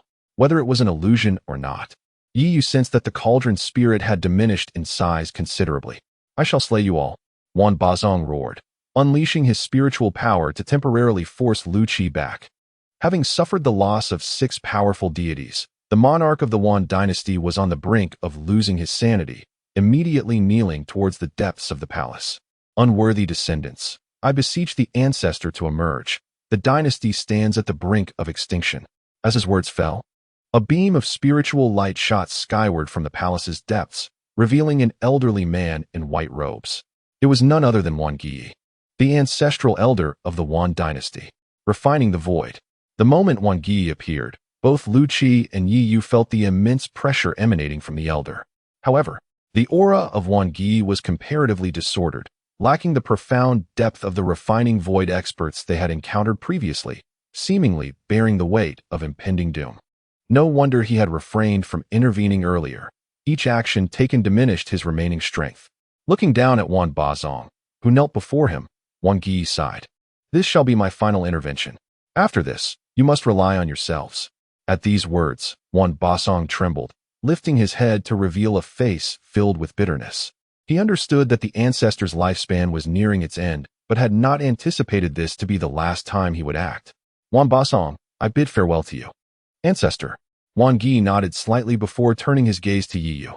It has been a long time since I encountered a young individual with such extraordinary talent. To think that my final act is to extinguish a genius. Heaven has not treated me poorly. Upon witnessing Wan Gi's emergence, Wei Qianghua was nearly overwhelmed with excitement. Yi Yu's abilities surpassed her wildest imagination. She had initially thought all hope was lost, yet with Wan Gi's arrival, the situation had shifted. Faced with a refining void expert, no matter how strong Yi Yu was, survival seemed impossible. Lu Qi's expression darkened, while Yi Yu gradually dispelled the state of the primordial indestructible art. The longer this state persisted, the greater the harm to his body, leading to an extended period of weakness. The azure light surrounding him faded away. With many matters yet to address, Yi Yu could not afford to remain in a weakened state for long. Have you given up? He mused. Wise choice. Wan Gi chuckled lightly upon witnessing the unfolding scene, then pointed with a finger, causing the space to collapse under the weight of terrifying spiritual light that nearly enveloped the entire imperial city. Yi Yu turned his gaze skyward and spoke. Do not conceal yourself. This is their strongest warrior. No sooner had the words left his lips than a colossal beast's claw materialized out of thin air, crushing the spiritual light that Wan Gi had summoned. Following this, a sizable ice crystal dragon-scaled beast appeared beside Yi Yu, chuckling awkwardly as it said, "What are you hiding from? I just arrived. Didn't I come at the right time?" Yi Yu glanced at the ice crystal dragon-scaled beast with a silent expression, contemplating that had Wan Gi been slightly stronger, or had there been another cultivator at the void refinement stage, this creature would undoubtedly have remained hidden. What kind of look is that? You doubt me, don't you? I am, after all, the guardian beast of your Zixiao sword sect now. Do you not trust me? The ice crystal dragon-scaled beast exclaimed in a flustered tone, sensing Yi Yu's skepticism. Yi Yu merely curled his lips, unbeknownst to the beast. The prolonged fusion with the fragments of the void heaven cauldron allowed Yi Yu to sense its presence at any moment. Upon his arrival at the capital of the Wan Empire, he had already detected the beast's presence, though it had remained concealed until now. Enough of this banter. Shall we eliminate them all? The ice crystal dragon-scaled beast surveyed the surroundings with a fierce glint in its eyes. Yi Yu pondered for a moment, then turned to the wary Wan Gi and inquired, "Are you confident you can eliminate him before he self-destructs?" "Not really. Regardless, given his current state, even if he self-destructs, he cannot harm me. You, however, are not so fortunate," the ice crystal dragon-scaled beast replied with a chuckle. Yi Yu, exasperated, tugged at his lip and glanced at Wan Bazong, stating, "You set the trap to draw me here. Do not blame me." With that, Yi Yu swiftly appeared before Wan Bazong, placing a hand on his shoulder and surreptitiously injecting a strand of spiritual power into his body. Under the watchful gaze of the ice crystal dragon-scaled beast, Wan Bazong dared not resist. Yi Yu then turned to Wan Gi and said to the ice crystal dragon-scaled beast, "Let us depart." As the trio made their grand exit, Wan Gi did not dare obstruct them, instead letting out a deep sigh. He understood that he was no match for the ice crystal dragon-scaled beast, and, recognizing that the situation had not escalated to that extent, he refrained from self-detonation. After all, this was the Wan Empire, and within the palace below lay the bloodline descendants of Wan Gi. Ultimately, he could only sigh, slowly closing his eyes as he cast a lingering glance at the palace, now half destroyed. His breathing grew increasingly labored until it ceased altogether. The trio strode boldly away from the capital of the Wan Empire, with no one daring to impede their passage. "Their aura has vanished. Shall we not launch a counterattack?" The ice crystal dragon-scaled beast suggested suddenly. Yi Yu shook his head. According to his memories from a past life, following the invasion of the Blood Demon clan in Qingzhou, the same soon transpired in Yunzhou, with the outbreak point being none other than the Wan Empire. The invasion of the Demon clan in Qingzhou was instigated by Yi Xian, while Yi remained unaware of the circumstances in Yunzhou.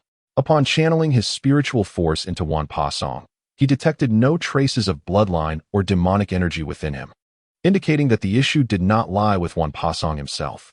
As the Blood Demon clan in Qingzhou prepares to make its move, it would be more prudent to keep Wan Pasong alive to dilute their power rather than eliminate him. Meanwhile, within the palace of the Wan dynasty, Wan Pasong sat upon the throne with a countenance as dark as thunder, gazing at the three remaining divine offerings below. In a chilling tone, he demanded, "Yi Yu mentioned a scheme. How could I be unaware of such a plot? What is truly happening? Who can enlighten me?" The expressions of the three offerings shifted slightly as they collectively turned their gaze towards Wei Qianghua. Noticing their actions, Wan Pasong pivoted to face Wei Qianghua, his voice cold as he inquired, "Qianfei, are you aware of this?" Chapter 170. Recalling old associates, Your Majesty. This was all orchestrated by His Highness himself. He claimed he wished to alleviate your burdens. Wei Qianghua suddenly knelt, tears streaming down her face. Ever since His Highness learned of your distress regarding the transfer of resources, he took it upon himself to arrange this, solely to relieve your worries. But who could have anticipated? Who could have foreseen? Sobs echoed in her voice. However, we dare not go against His Highness. The expressions of the three attendants shifted, for they had participated in the capture of Li Bufan and were fully aware of the truth. This was entirely orchestrated by the Qianghua consort. Is this truly the case? Wan Basong cast a cold gaze upon the three. After exchanging glances, they nodded in acknowledgement. Given how far events had unfolded, it was prudent to place the blame squarely upon Wan Qingsong. Otherwise, they risked incurring his wrath. They certainly did not believe their lives held more value than his. Wei Qionghua's peripheral vision remained keenly aware of the unfolding scene. Upon seeing the three nod, a slight smile graced her lips. From this moment onward, these three attendants were allies in her venture. With their assistance, coupled with the influence of her obedient son and some power from the Dueling Sword sect, seizing control of the Wan dynasty was not beyond the realm of possibility. Observing this, Wan Bazong appeared to be drained of strength, aging considerably in an instant. Foolish child. Such a foolish child. Witnessing Wan Bazong in such a state, the three attendants and Wei Qionghuo quietly withdrew from the grand hall. Meanwhile, Yi Yu and the others returned to the Great Qin. With the presence of the ice crystal dragon scale beast, a formidable creature in the refining void stage, no one dared to provoke them. Upon returning to the palace, Yi Yu first checked on Li Yiqiu to ensure her safety before proceeding to the Tiangong Pavilion. Young Master Yi, do you require my assistance once more? Murong Shui inquired with a warm smile upon Yi Yu's arrival. Casting a glance at Murong Shui, Yi Yu replied, I wish to request that Pavilion Master Murong convey a message. Convey a message? Murong Shui furrowed her brow in curiosity. Indeed.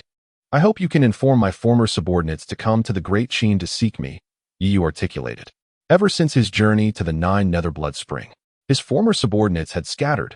Some, like Yuan Xiang, served in the Great Yin dynasty, while many others, akin to Li Bufan, had ventured elsewhere. The incident with Li Bufan made Yi Yu acutely aware that if he did not summon them back, similar occurrences would likely transpire in the future. Moreover, with the impending invasion of the demon race, chaos would inevitably ensue in Qingzhou, and his capabilities alone were limited. Thus, he required a formidable force to undertake various tasks. Yi Yu lacked the time to seek each of them individually. The most effective method was to utilize an intelligence organization like the Tiangong Pavilion. Hehe. Young Master Yi has indeed maximized our value. I shall comply with your request, Murong Shui responded with a smile. I am curious to know why you would assist me. Miss Murong, could you enlighten me? Yi Yu inquired, gazing intently at Murong Shui.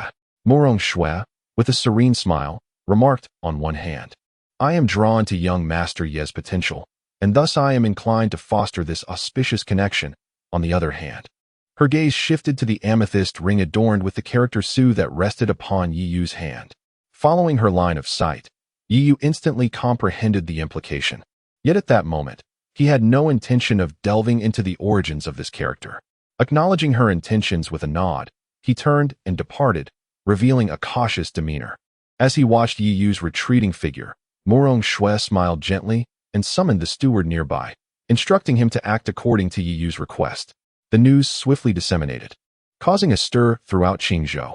In the Great Yin dynasty, Yi Fan's countenance darkened as he listened to the reports from below. Upon hearing the news, he slammed the table in frustration, trembling with rage. As soon as Yi Yu's summons were issued, nearly one-third of the governors of the Great Yin hastily departed for Deqin, and several generals stationed at the borders also left without a word. These individuals were once Yi Yu's trusted confidants, dispatched to various regions of the Great Yin to maintain order after the suppression of various lords. Initially, upon hearing of Yi Yu's expulsion from the Great Yin, they contemplated leaving.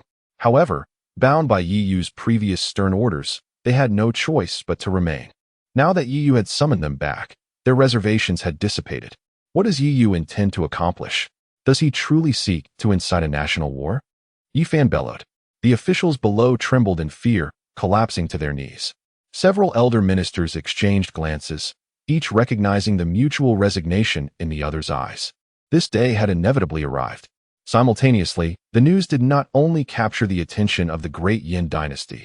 Nearly every notable force in Qingzhou was quietly observing.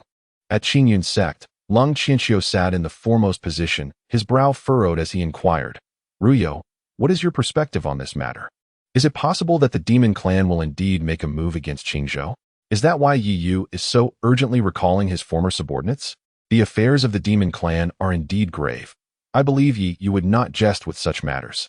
Therefore, it is plausible that we should ally with Deqin. Yin Ruyo considered thoughtfully.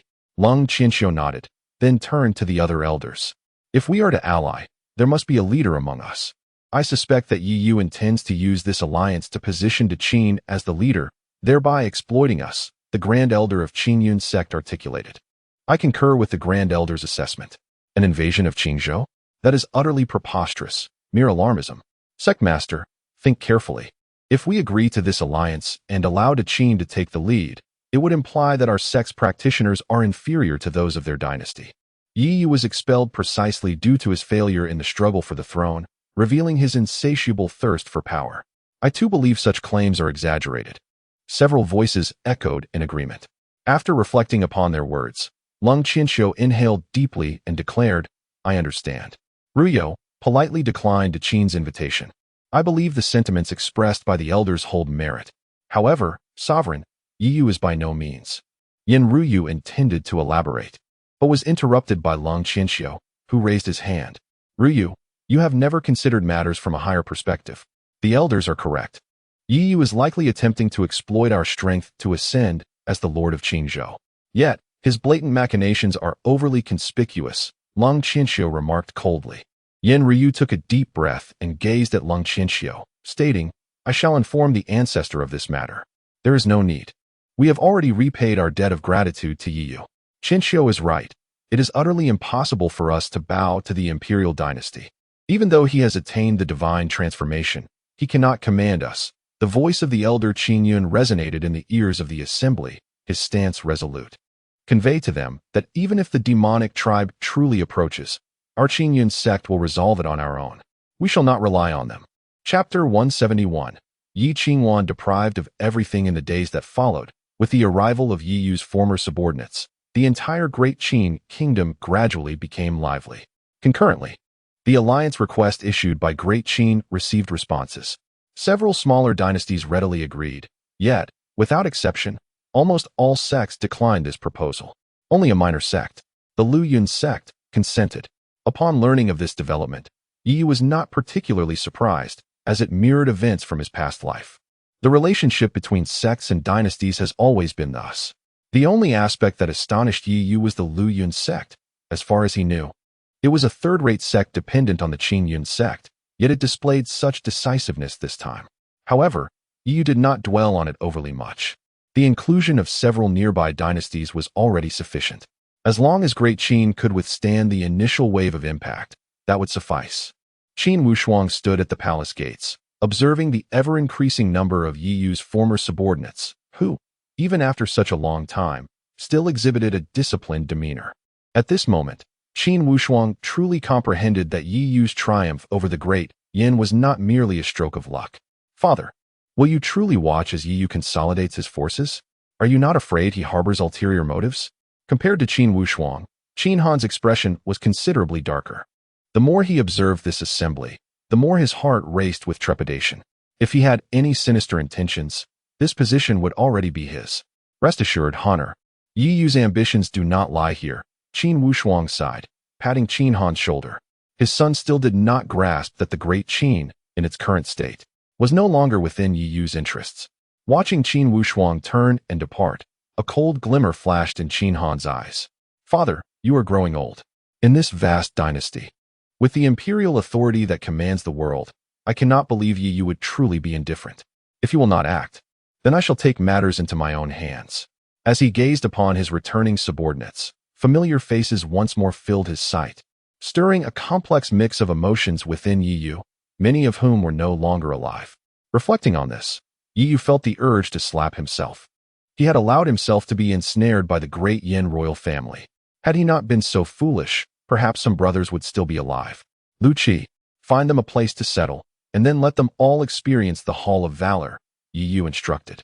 With a wave of his sleeve, the Hall of Valor materialized in midair, ultimately transforming into a structure akin to a scripture repository, descending upon a location within the imperial city. Of course, you may also give it a try. After speaking, Yi Yu handed the remaining enlightenment tea to Lu Qi for distribution. The Hall of Valor possessed its own criteria for judgment, and Yi Yu preferred not to interfere excessively. He wished for them to select for themselves. While the spiritual techniques might be of higher rank, they were certainly not the most suitable. For his subordinates, adaptability far outweighed tier. Once everything was arranged, Yi Yu returned to his quarters to immerse himself in the study of alchemy. Unlike the formations of the past, Yi Yu has already attained a level of proficiency that rivals the array techniques of those in the transformation realm. Once his divine soul is fully restored, success will follow naturally. The path of alchemy, however, requires personal enlightenment. The so-called heavenly realm divine soul merely serves as a stepping stone to glimpse the threshold of an 8th-grade alchemist. The movements from Qingzhou quickly spread to the other 3 states. Unlike before, Qingzhou is now influenced by the involvement of the Nine Spirits Sword Sect and the Zixiao Sword Sect, prompting the powers of Yunlei and the other states to closely observe the changes in Qingzhou. The triangular domain is no exception. Since being sent to the Great Zhou by Lu Qi, Yi Qingxian has resided at the residence of Zhou Li. Zhou Li, preoccupied with negotiations with the Zixiao Sword Sect, has little time to attend to her. During this period, Yi Qingxian gradually mastered the use of her divine soul's power. Upon learning of Yi Yu's actions, she felt a sense of urgency. She did not wish for Yi Yu to sever ties with the Dian entirely, believing there was still room for reconciliation. Late at night, taking advantage of the guards' inattention, Yi Qingxian utilized her divine soul's power to incapacitate them and stealthily slipped out. Due to her relatively low cultivation level, there were no formidable guardians assigned to her courtyard, allowing her to exit with ease. However, as the favored prince of Zhou Qitian, it was improbable that Zhou Li's residence lacked skilled protectors. Just as she left the courtyard, Yi Qingxian sensed the presence of numerous experts through her divine perception, forcing her to navigate cautiously. After a series of twists and turns, she arrived at the back courtyard of Zhou Li's residence. This area was unguarded and in a state of disrepair, emanating a faint and unpleasant odor. Yi Qingxian found it peculiar that such a place existed within Zhou Li's residence, but she did not delve deeper, seeking a corner to make her escape. Just as she was about to act, the sound of footsteps approached from afar. Startled, she held her breath and concealed herself. Once the footsteps faded, she prepared to flee, only for her divine soul to suddenly sense a familiar fluctuation. There were no acquaintances of Yi Qingxian in the Great Zhou, yet her divine perception was infallible. After much contemplation, she resolved to investigate. Soon, she arrived before a dilapidated wooden house, the familiar sensation intensifying, compelling her to hastily push open the wooden door. However, upon witnessing the scene within, Yi Qingxian nearly gasped in shock, managing to stifle her voice just in time. Seeing the battered figure sprawled on the ground, she rushed over, exclaiming, "Elder sister?" In a daze, Yi Qingwan opened her eyes. Upon recognizing Yi Qingxian's face, excitement surged within her, and she struggled to rise. But the excruciating pain throughout her body rendered her immobile. "Qingxian, save me. Elder sister, please do not be agitated." Yi Qingxian embraced Yi Qingwan, her face etched with astonishment. Currently, Yi Qingwan was a mere shadow of her former self, every inch of her body marred, her complexion a ghastly pale, starkly contrasting with the regal and imposing figure Yi Qingxian once remembered. What left Yi Qingxian in utter shock was the grotesque wound that marred Yi Qingwan's dantian. Moreover, there was not a trace of spiritual energy radiating from her entire being. When considered together, it was not difficult to deduce that Yi Qingwan's dantian had been irreparably damaged by another, and her spiritual roots had been forcibly taken away. "Qingxian, Qingxian, take me away, take me away." Yi Qingwan clutched at Yi Qingxuan's sleeve with desperate longing etched in her eyes. Gazing at Yi Qingwan's current state, Yi Qingxian experienced a moment of daze, as if she were witnessing Yi Yu upon returning from the Nine Nether Blood Spring. Particularly striking was the identical look of yearning directed at her. Gritting her teeth, Yi Qingxian stared at the frail figure in her arms, and after a prolonged silence, it seemed she had resolved something within herself. She gently set her down and turned to leave the wooden cabin. Chapter 172. The unjust are often the hounds of the world. As Yi Qingxian departed, a profound despair welled up within Yi Qingwan's heart. The last flicker of hope in her eyes extinguished, her once raised hand fell listlessly, her countenance darkening. This former illustrious princess of the great Yin had tragically fallen to such a state. Yet, soon, a glint of hatred began to spark in Yi Qingwan's gaze. Yi Yu.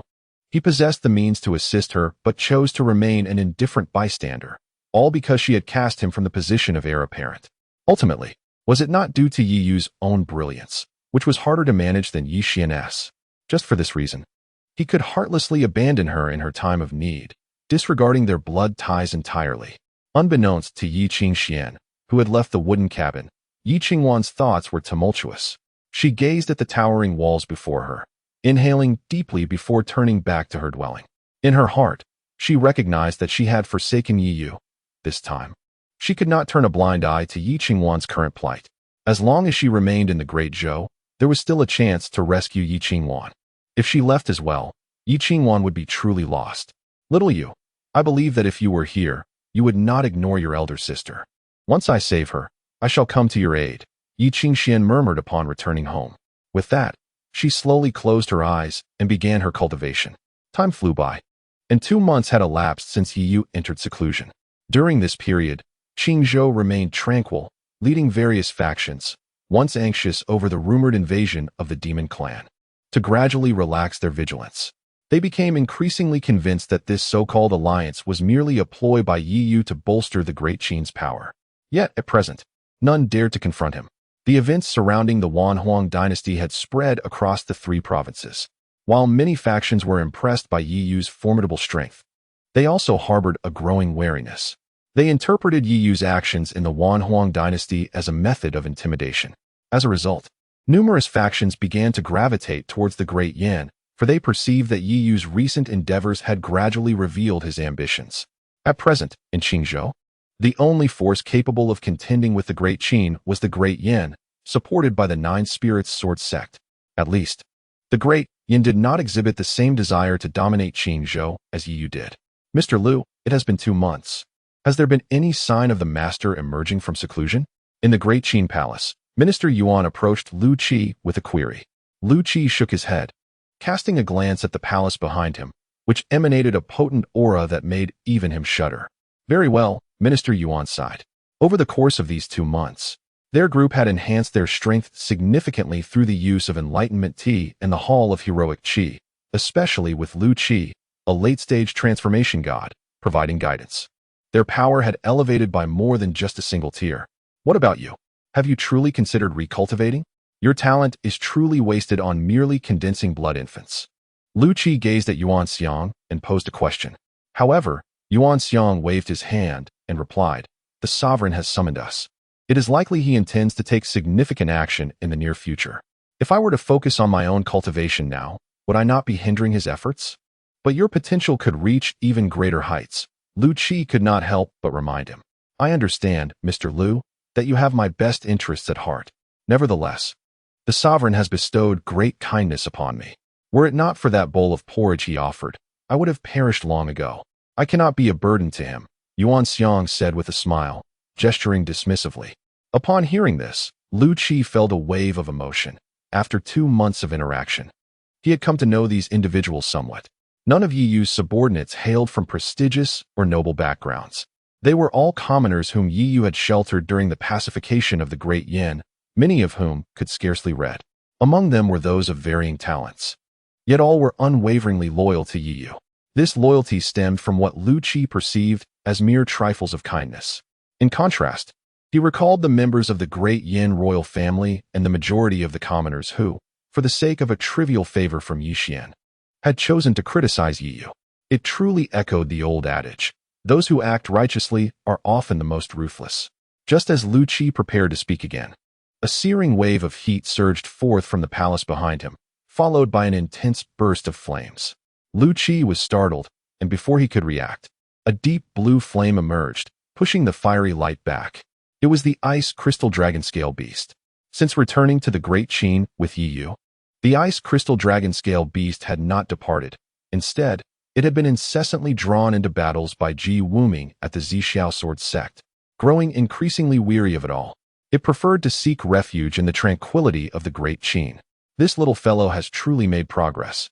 Lu, send word for everyone to temporarily vacate the Great Qin Imperial Palace to prevent any accidents. And you should leave as well, the ice crystal dragon scale beast instructed. Gazing intently at Yi Yu, who was seated within the palace, surrounded by rising flames. As it spoke, its gaze fixated on the alchemy furnace before Yi Yu. For as a great demon at the void refinement stage, it could sense that the spiritual energy within the furnace was beginning to coalesce, an unmistakable sign that a pill was about to be formed. And not just any pill, but an 8th grade elixir. The thunder of an 8th grade pill was something even it had to approach with caution. Lu Qi was acutely aware of the gravity of the situation. After exchanging a glance with Yuan Xiang, he nodded and departed. Before long, the entire Great Qin Imperial Palace was cleared out, including Qin Wushuang and others, who now stood outside the imperial city, their expressions filled with astonishment as they gazed within. After 2 months of seclusion, they were well aware of Yi Yu's endeavors. Should Yi Yu succeed, it would indeed be a matter capable of stirring the entire 3 states. Yet one person remained unconvinced, Qin Han. To him, this was the Great Qin Imperial Palace, and Yi Yu's actions were undoubtedly overshadowing the sovereign's authority. His gaze then fell upon Yuan Xiang and the others, his expression darkening further. Suddenly, a resonant hum reverberated through the air. In the next moment, a violet beam of light erupted forth, soon followed by an enchanting fragrance that enveloped the entirety of the Great Qin capital. Many Qi refinement stage cultivators, upon inhaling this aroma, found themselves unexpectedly elevating their cultivation levels by a notch. Even the cultivators in the foundational stage sensed a slight enhancement in their prowess. The 8th grade elixir. How formidable it is! Subsequently, a deep purple beam of light pierced through the heavens. In an instant, the previously clear skies over the capital began to darken, as ominous clouds seemed to gather as if summoned by some unseen force. Merely witnessing this terrifying spectacle sent shivers down the spines of many, causing those with lesser cultivation to avert their gaze, overwhelmed by the oppressive spiritual energy coalescing within the dark clouds. Such a significant disturbance naturally attracted attention from various factions. In this era, the Great Qin had already become the epicenter of interest for numerous powers. Observing this scene, each faction hastily relayed the news to their respective backers. Chapter 173, 8th Rank Alchemist. A stir among the factions. The first to receive the news were naturally the various forces in Qingzhou. At this moment, they were all wearing complex expressions, especially those who had declined the invitation from the Great Qin Alliance. The first 8th Rank Alchemist of Qingzhou was about to make his appearance. A wave of regret surged within many hearts. The primary distinction between a 7th rank and an 8th rank alchemist lies in the latter's ability to entice formidable cultivators in the void refinement stage, and even those in the combined body stage. This signifies that with the presence of Yi Yu, an 8th rank alchemist, the Great Qin now possesses the means to attract both void refinement and combined body experts. The future of Great Qin's ascendance is now just around the corner. Given the current situation in the 3 states, the emergence of a void refinement expert would be sufficient to shift the balance, while the appearance of a combined body expert is beyond imagination. At the Dian Imperial Palace, Yi Fan stood outside the Fengtian Hall, gazing into the distance towards the Great Qin, his face filled with confusion. Since receiving the news, this emperor had remained here, and no one knew what thoughts occupied his mind, except that it was best not to approach him at such a critical moment. Conversely, the smile on Yi Qingqing's face was uncontainable. During her arranged marriage, she had been dispatched to the triangular domain and had been unable to return. Upon learning of Lu Rian's death, she was so enraged that she slapped herself, regretting her absence. Had she been present, her testimony would have prevented Yi Xian from so easily concealing the matter. This led to her melancholy for the past few days until this news arrived. In Yunzhou, upon hearing the news, Wan Basong felt the last remnants of his anger dissipate, replaced by a profound sense of helplessness. An 8th rank alchemist was something that even his entire Wan dynasty could not hope to contend with. However, a deep-seated murderous intent flashed in Wei Qianhua's eyes. If Yi Yu were allowed to develop further, how could her son Yi Xian ever hope to turn his fortunes around? Taking a deep breath, Wei Qianhua resolved to reach out to Xianer. He needed to remind him that his mother was still present in Yunzhou, that the Wan dynasty could be mobilized at will, and that this territory was always at their disposal. In the triangular domain, upon learning of this matter, Zhou Qitian was nearly grinning from ear to ear. During the 100 Dynasties War, he had held a favorable impression of Yi Yu and had contemplated a recruitment effort, only to later hear that Yi Yu had become the holy son of the Zixiao sword sect. Leader, you handled the Zixiao sword sect matter quite well, Zhou Qitian remarked to Zhou Li with a smile. The Zixiao sword sect and the Great Zhou were currently in a cooperative state. With the emergence of an 8th rank alchemist from the Zixiao sword sect and one from the Great Zhou, externally, there was virtually no difference. Zhou Li chuckled awkwardly. His facilitation of their cooperation was due to the master-servant contract, never expecting that Yi Yu would achieve such an extraordinary feat in a mere span of 20 years. They were unaware that Yi Yu had returned from reincarnation, believing instead that he had accomplished such feats within a short period. By the way, regarding those two grand princesses of Dian at your home, you may handle them as you wish, but do ensure they remain alive. For Yi Yu once poured his heart and soul into them. One can never predict what unexpected developments may arise. Zhou Qitian pondered for a moment before speaking. Rest assured, Father, I can assure you that Yi Yu harbors no feelings for either of them. Zhou Li interjected, in all matters, one must consider the most favorable outcomes while also preparing for the worst. Zhou Qitian glanced at Zhou Li and remarked. Upon hearing this, Zhou Li's expression momentarily faltered, but he soon nodded in agreement. Compared to other regions, the situation in Lizhou was particularly tumultuous at this moment.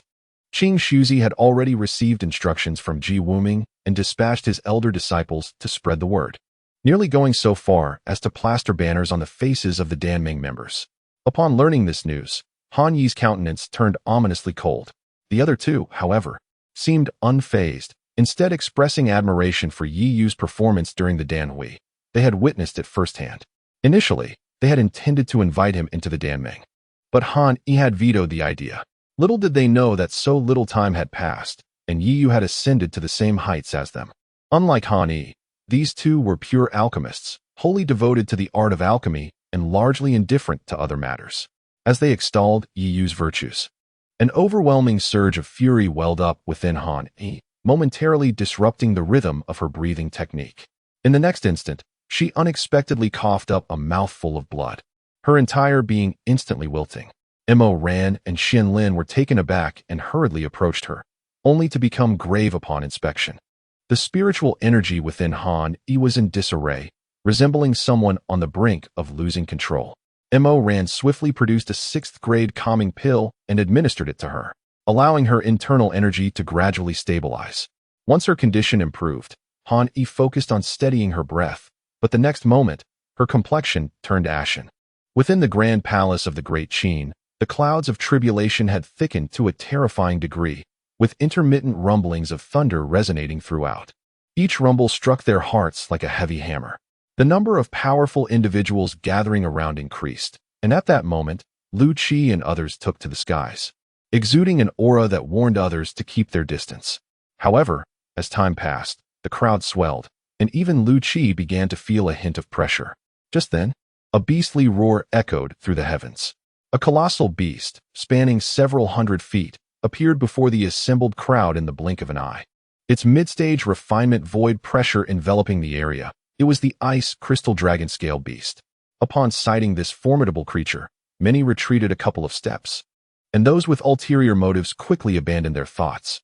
Engaging in petty schemes beneath the gaze of such a powerful demon was tantamount to courting death.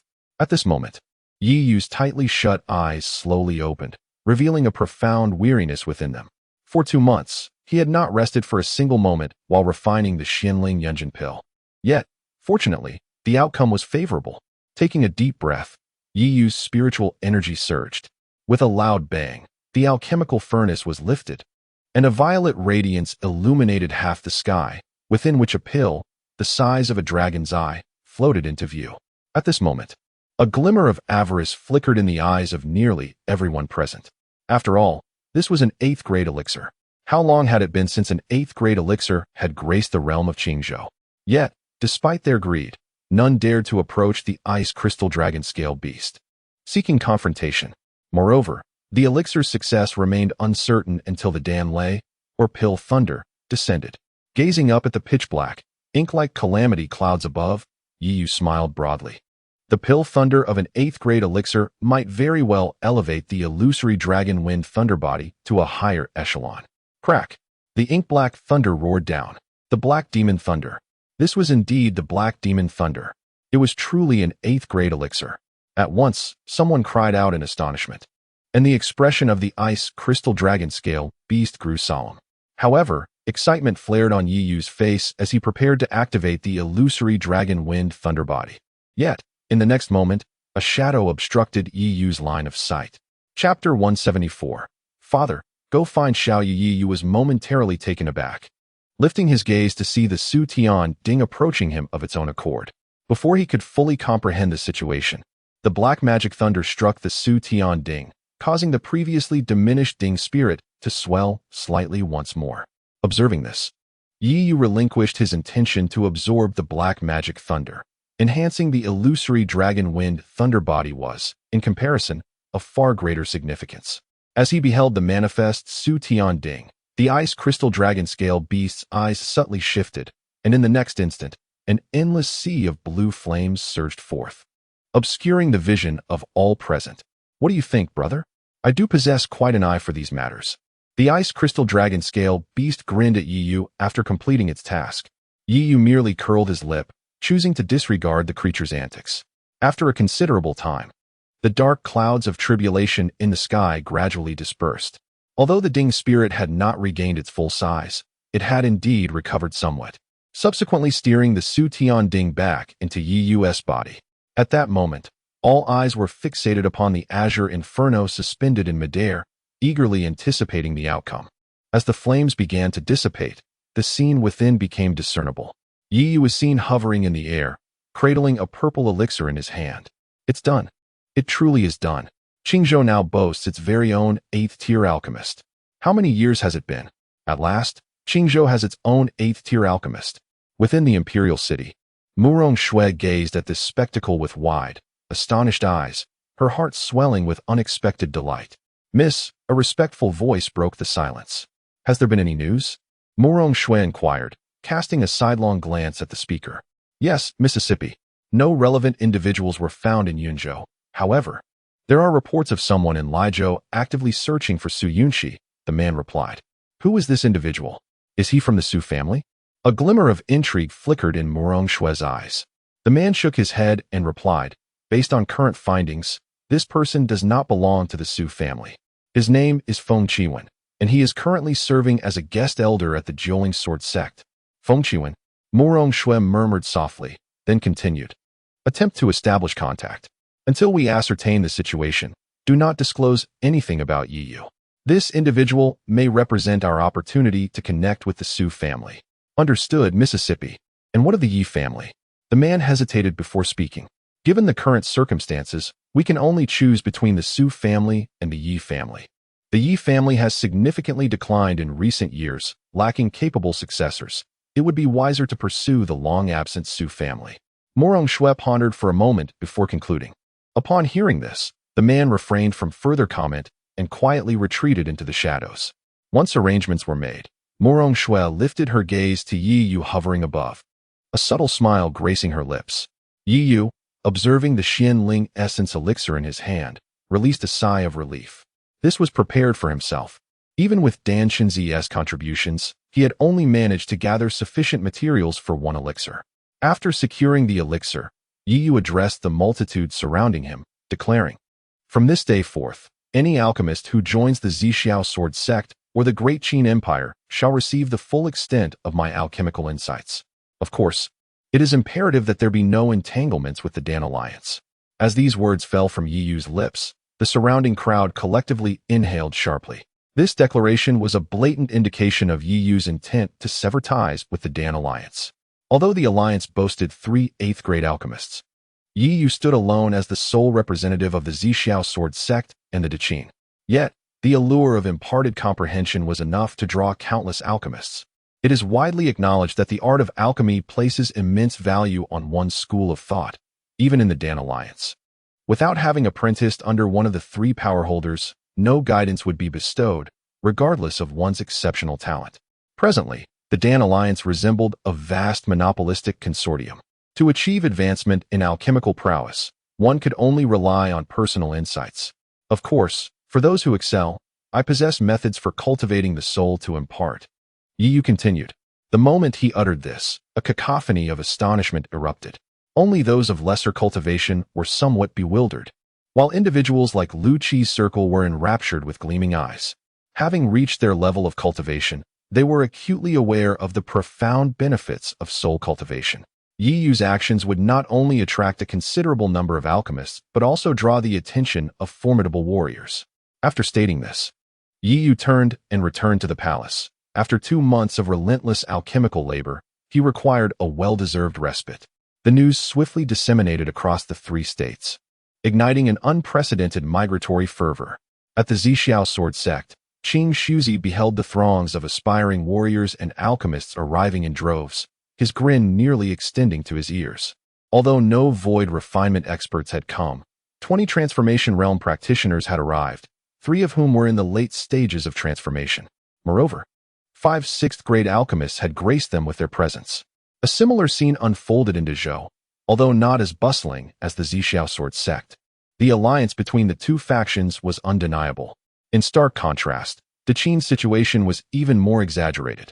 During this period, Qin Wushuang scarcely had a moment's rest, with a formidable warrior or alchemist knocking at the door nearly every hour. Situ Tu Guang surveyed the ever-stronger hall of offerings. Once, even a mere nascent soul-stage individual had been treated as an esteemed guest, yet now, such presence seemed insufficient, as even several of the royal prince's personal guards had reached the nascent soul stage. At this moment, he could not help but feel a sense of relief, grateful that Qin Ruoxian had insisted and that Qin Wushuang had not feared the Diyan. Otherwise, the current Deqin might not have existed.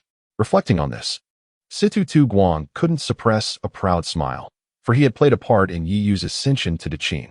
Thus, he too could take some credit for the current state of affairs. Remembering the once overbearing Yi Fan, Situ Tu Guang chuckled. Yi Fan was likely regretting his choices deeply now. In the Diyan, at the Feng Tian Hall, Yi Fan sat high upon the throne, his gaze piercingly surveying the ministers below. Once a bustling assembly, the number of ministers had dwindled to less than half. The rise of Deqin, or rather Yi Yu, had instilled a profound sense of unease among them, prompting many to secretly flee. "Father, do you still fail to recognize the gravity of the situation? Go find Xiao Yu, for otherwise, the Grand Yin truly has no future." Yi Qingqing observed this scene, feeling a twinge of discomfort in her heart. The illustrious Grand Yin had been reduced to its current state. Once a dynasty poised to claim the title of the foremost in Qingzhou, it now struggled to gather even 100 officials. Yi Fan's gaze flickered with uncertainty. He wavered. After Yi Yu's departure from the Grand Yin, could Xiao Xian truly possess the capability to catch up? Perhaps Yi Fan was unaware that, unbeknownst to him, Yi Xian, who once surpassed Yi Yu in his heart, had now become one who sought to match Yi Yu's strides. Then, Yi Fan spoke with a bitter tone. But suddenly, the ring on his hand emitted a radiant glow, directly embedding itself into his brow. Instantly, Yi Fan's expression brightened. He rose to his feet and declared, "Find him. I shall make him aware that this Yi lineage represents a height he shall never attain." Chapter 175. The demonic clan's assault. Yi Qingqing was momentarily taken aback, her gaze fixated on the ring adorning Yi Fan's finger. She sensed that Yi Fan had been on the verge of yielding, but had suddenly changed his mind. The only plausible explanation lay in the radiant glow emanating from the ring he held. What could it possibly be? Yi Qingqing narrowed her eyes, intently scrutinizing the yellow crystal ring inscribed with the character Yi. It exhibited no fluctuations of spiritual energy and revealed no extraordinary features, appearing merely as a decorative piece. Upon learning of Yi Yu's situation, Yi Xian's eyes brimmed with jealousy. Over the past 2 months, he had managed to break through to the transformation stage. He had initially believed he had finally caught up to Yi Yu, but upon emerging from seclusion, he was met with the news of Yi Yu becoming an 8th-grade alchemist. Blood Qin leaned against the doorframe, toying with a dagger in her hand, glancing at Yi Xian with a smile.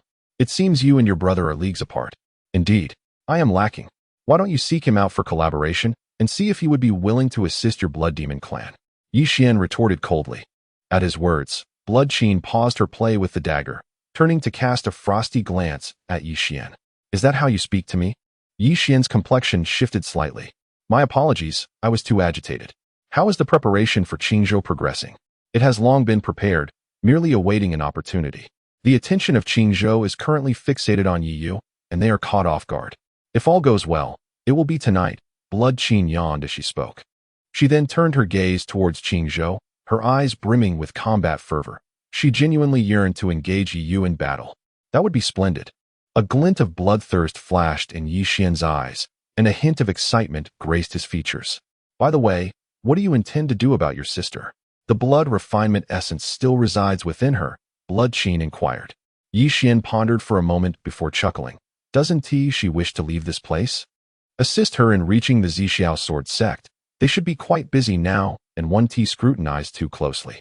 The blood refinement essence, while discreet, might not escape the eyes of formidable beings in the void refinement stage. It was the perfect opportunity to send Yi Qingling away. What? Do you still plan to remain hidden? Blood Qin asked with intrigue. If it were merely the Great Yan, I would not mind exposure.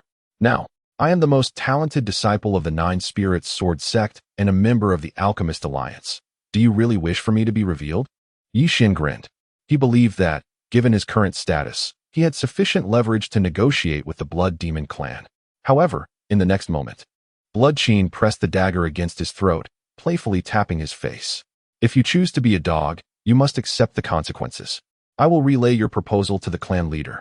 Yi Xian, terrified, turned pale and hastily nodded in agreement. After a day of rest, Yi restored his spiritual energy to its peak state and subsequently summoned Yuan Xiang and Lu Qi. My lord, master, what is the current state of their cultivation? Yi inquired. Yuan Xiang opened his mouth and replied, at present, aside from 2 individuals still in the late golden core stage, the remaining members have successfully condensed their nascent souls, totaling 317. Upon hearing this, Yi nodded and waved his hand, causing a map of Qingzhou to reappear before the assembly. Take them here, he instructed, pointing to the southern region of Deqin. Remember, if you encounter resistance, retreat. Yuan Xiang held no doubts regarding Yi Yu's words. He nodded and turned to depart. However, Lu Qi furrowed his brow and inquired, is the young master anticipating an invasion? Yi Yu affirmed with a nod, explaining that not far to the south of Deqin lay the borders of Qingzhou. In his previous life, the Blood Demon clan had not approached from this direction, but in this life, the outcome was uncertain. Is it truly necessary? Given Deqin's current circumstances, it seems unlikely that anyone would dare to cause trouble, Lu Qi remarked. Yi Yu cast a glance at him and replied, the threat is not from others, but from the Blood Demon clan. Prepare yourself to support Yuan Xiang and select a few offerings in the transformation stage to head westward. Upon hearing the name of the Blood Demon clan, Lu Qi's expression shifted slightly. He understood Yi Yu's character and knew he would not jest about such matters. He immediately nodded in agreement. In the days that followed, several offerings had come to Deqin seeking allegiance, with 5 of them being in the transformation stage.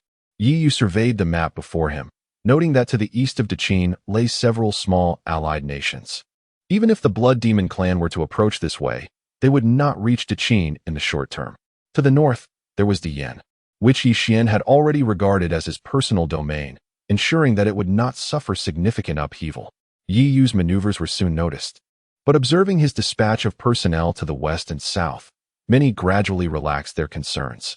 As night fell and the bright moon hung among the branches, it appeared to be tinged with a strange crimson hue. The Moonshadow sect, located in the western part of Qingzhou, began to fortify itself upon learning of Yi Yu's dispatch of several offerings in the transformation stage to their vicinity. They feared that, in light of their refusal to ally with Deqin, Yi Yu might act out of anger. However, their preparations were minimal, merely deploying a few disciples to patrol the area. Old Ancestor, do you think Yi Yu might truly take action against us? I have heard that Deqin possesses a formidable demon of the refinement void level. The sect master of Moonshadow expressed his concerns to the elder before him. The Moonshadow Old Ancestor snorted dismissively and replied, rest assured, the sects of Qingzhou are interconnected. Yi Yu would not dare to turn against us. The loss would be too great for him to bear. As for that demon, there is no cause for alarm. Should he dare to leverage the power of the demon clan against us, he would have no place in the 3 states. Internal strife among the human race raises no eyebrows, but the involvement of other factions complicates matters significantly. As for the 9 Spirits Sword sect, the Ice Crystal Dragon Scale beast was sealed by them. Should it break free and cause some trouble, they would be hard-pressed to protest. Upon hearing this, the Moonshadow sect master's expression lightened somewhat, and he lamented, alas, we should never have allowed Yi Qingling to leave. Had she remained within our sect, given Yi Yu's temperament, there would be no need for such worries. Yi Yu's intentions towards Yi Qingling are well understood by the Moonshadow sect master. There is no need for excessive concern. Should calamity befall us, I, the ancestor, shall bear the burden. As the words fell, a formidable aura suddenly erupted from the ancestor. Have you achieved a breakthrough? The Moonshadow Sect Master inquired with delight. Outside the Moonshadow Sect, several patrolling disciples were stifling yawns, bewildered by the Sect Master's thoughts. They believed that the time spent on patrol would be better utilized for their own cultivation, especially as they were on the verge of foundational breakthroughs. Stop your complaints. I have heard that Yu has dispatched individuals towards our vicinity. It is prudent to remain cautious. They are merely a few cultivators from the dynasties. We need not fear them.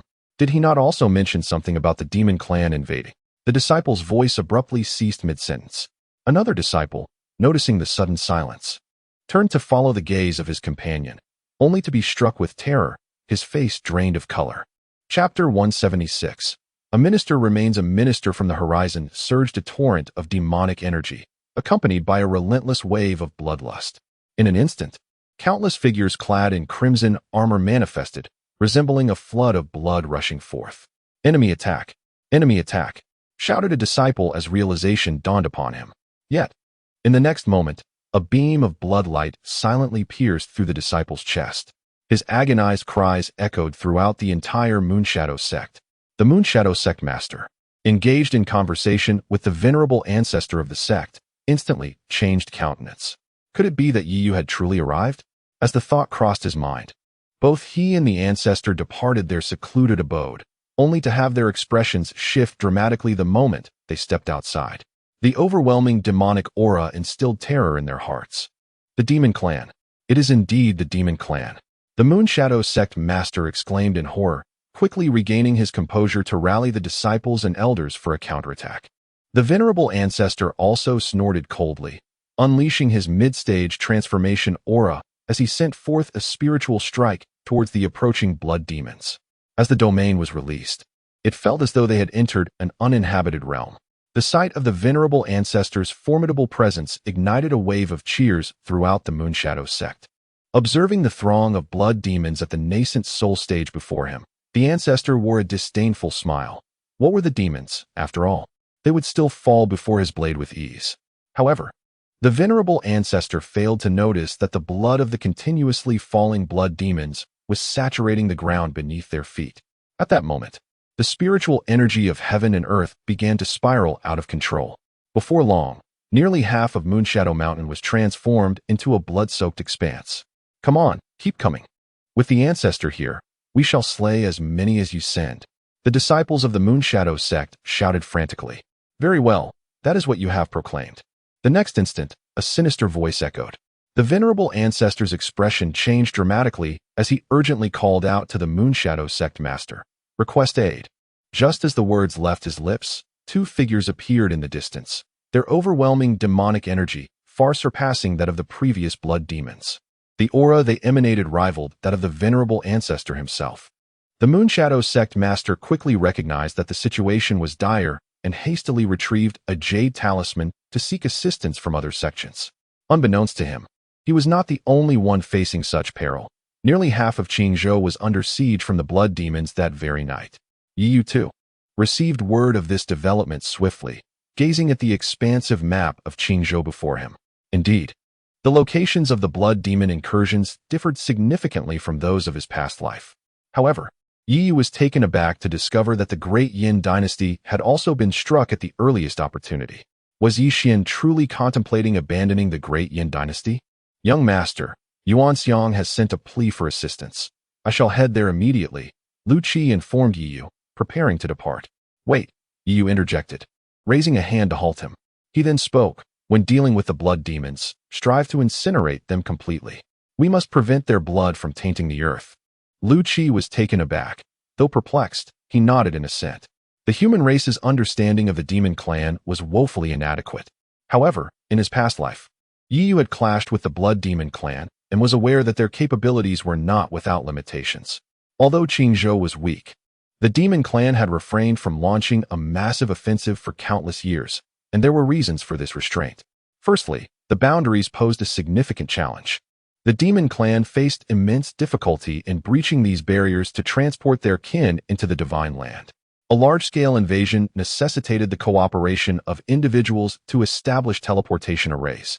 Secondly, the divine land was inherently unsuitable for their survival and cultivation. Although the denizens of the demon clan could convert the spiritual energy of heaven and earth into the demonic energy they required, this process was time-consuming. For the Blood Demon clan, hastening this transformation entailed corrupting the very soil of the divine land with demonic blood. Only by creating a conducive environment could the powerful entities within the demon clan arrive without trepidation. Otherwise, they would be subject to suppression and could easily be slain by rivals of equal standing. No member of the demon clan, or any of their factions, would willingly shoulder such a peril. Yi Yu stood beneath the eaves, gazing up at the moon, now suffused with a crimson hue.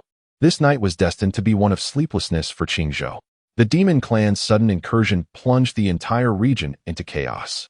Unlike the Great Qin, which had successfully evaded the initial wave of assault thanks to Yi Yu's meticulous preparations, many smaller dynasties and sects, lacking knowledge of the Blood Demon clan, had been caught unprepared and swiftly succumbed. It could be said that within a single night, the Blood Demon clan had seized nearly 1/8 of Qingzhou's territory. Wherever they tread, life withered, especially the Blood Demon clan, which feasted upon blood, found that the blood of humans significantly aided their cultivation. As dawn broke, the onslaught of the Blood Demon clan momentarily subsided. After all, they were merely one faction of the broader demon clan, and it was unwise for them to gamble everything at once. Capturing 1/8 of Qingzhou's lands in a single night was already a substantial achievement. Their next objective was to quickly transform this territory into a stronghold, allowing their formidable members to occupy it fully. In the Great Qin Palace, seated upon the throne, Qin Wushuang listened gravely to the reports of the chaos unfolding across the realm, his expression growing increasingly grim. He had not anticipated that the losses in Qingzhou would be so devastating in such a short span.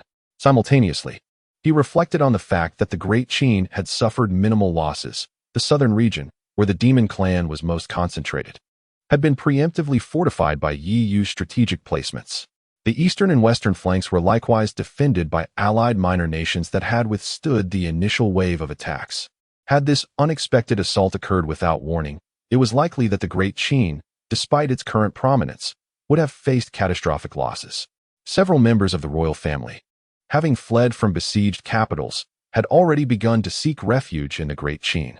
Had the Great Qin continued its previous slow pace of development, he might have found himself among these individuals, wandering lost in a foreign dynasty and reduced to a wretched state.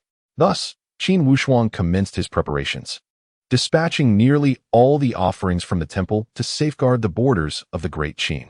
Having completed all matters, Qin Wushuang cast a glance at the visibly displeased Qin Han, whose countenance darkened due to the minister's praises of Yi Yu. With a soft sigh, she pondered for a considerable time before speaking. "Convey my decree. Appoint Yi Yu as the commander of the national defense, with a first-rank official title." Upon uttering these words, Qin Wushuang looked at Qin Han, hoping he would grasp her intent. However, she failed to notice the fleeting shadow of gloom in Qin Han's gaze. Upon receiving this news, Yi Yu merely smiled, instantly comprehending Qin Wushuang's meaning.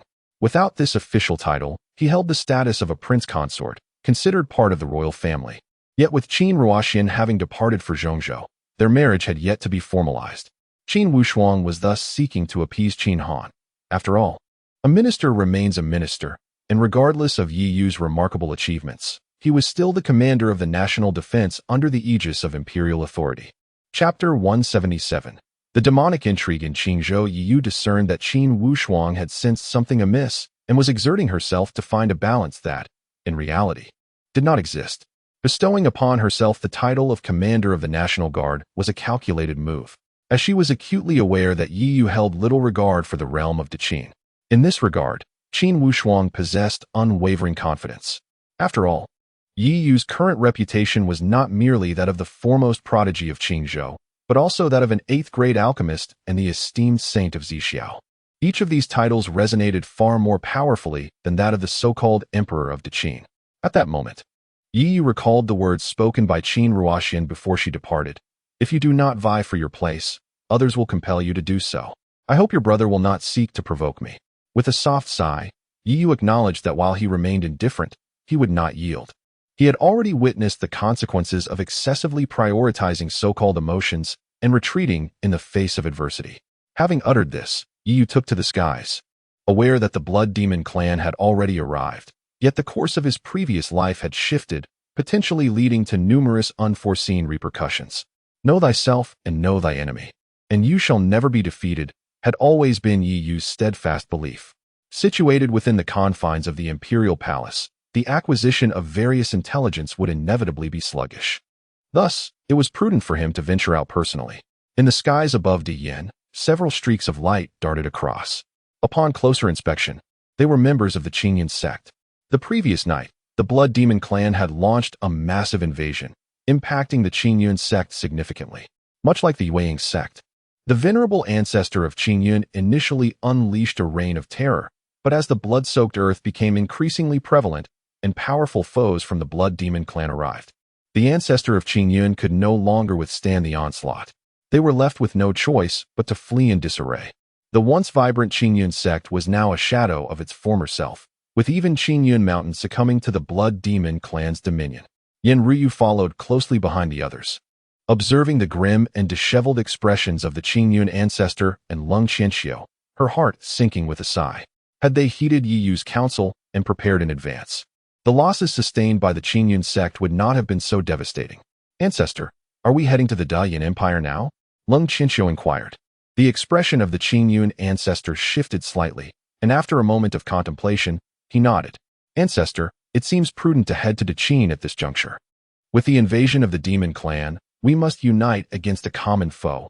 Yi Yu would not reject our alliance, Yen Ryu urged.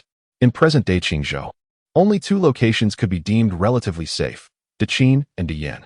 Daqin required no elaboration, while Diyan, despite having faced initial setbacks, was still backed by the Nine Spirits Sword sect and the Alchemist Alliance, sustaining minimal losses.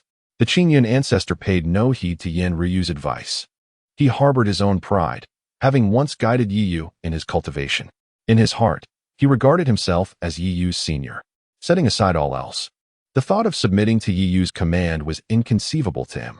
Upon arriving into Yan's imperial city, the Qingyun ancestor encountered the similarly beleaguered ancestor of the Yueying sect. The two individuals exchanged a glance, each recognizing the other's discomfort, and with an awkward smile, they entered the Grand Yin Imperial Palace. Master, this is not the first wave. The invasion of the Blood Demon clan has inadvertently brought numerous formidable warriors to the Grand Yin, Bloodly remarked, concealed within the shadows. He could no longer remain within the Grand Yin Imperial Palace and was forced to temporarily hide outside the royal city. Yi Yu turned to glance at him and spoke. It matters not. Their strength can serve to better withstand the Blood Demon clan. Let them wear each other down. Yi Yu was acutely aware of the Blood Demon clan's might, knowing that it was not something a few Transformation Realm cultivators could alter. Unlike his previous life, Yi Xian clearly intended to abandon the Grand Yin dynasty. The offensive from the Blood Demon clan would not relent. Did you bring what I instructed? Yi Yu inquired. I have. Bloodly nodded, and then retrieved a package from his spatial ring. Inside the package were two items, a spirit tablet inscribed with the name of the late Emperor Yi Zhentian of the Grand Yin, and a wrapped object containing Yi Zhentian's treasured sword. Yi Yu took the spirit tablet, and as he gazed at the sword, the kindly visage of Yi Zhentian flashed through his mind. Regardless of the other members of the Grand Yin royal family, Yi Zhentian had treated him exceptionally well, and Yi Yu could not bear to see the relics of Yi Zhentian tarnished. Long ago, after Yi Zhentian departed from the Grand Yin, he never returned. Just like his mother, Yi Yu had never seen his remains, leaving only the Autumn Water Sword behind. All right, for the time being, you should return to the Blood Demon clan. If there are any unusual developments, contact me, Yi Yu instructed. Understood, Master. Bloodly nodded and then vanished. After storing the items in his spatial ring, Yi Yu ascended into the air, heading towards the wilderness. Bloodly had just informed him that the Blood Demon clan would focus their efforts in the wilderness for the time being, presumably targeting the ruins of the Sacred Alchemy sect. In his previous life, Yi Yu had not participated in the secret realm of the wilderness, and no news regarding the Sacred Alchemy sect had surfaced. However, in this life, due to Yi Yu's rebirth, events had diverged, leading to the exposure of the Sacred Alchemy sect to the public eye, making it impossible for the Demon clan to overlook a secret realm housing a formidable being at the void refinement stage, especially one related to an alchemy sect. Hey kid, let me warn you, don't take unnecessary risks. The palm-sized ice crystal dragon scale beast peered out from Yi Yu's embrace. I'm not afraid. I have the Void Sky Cauldron and can leave at any moment. Yi Yu shrugged nonchalantly. And what about me?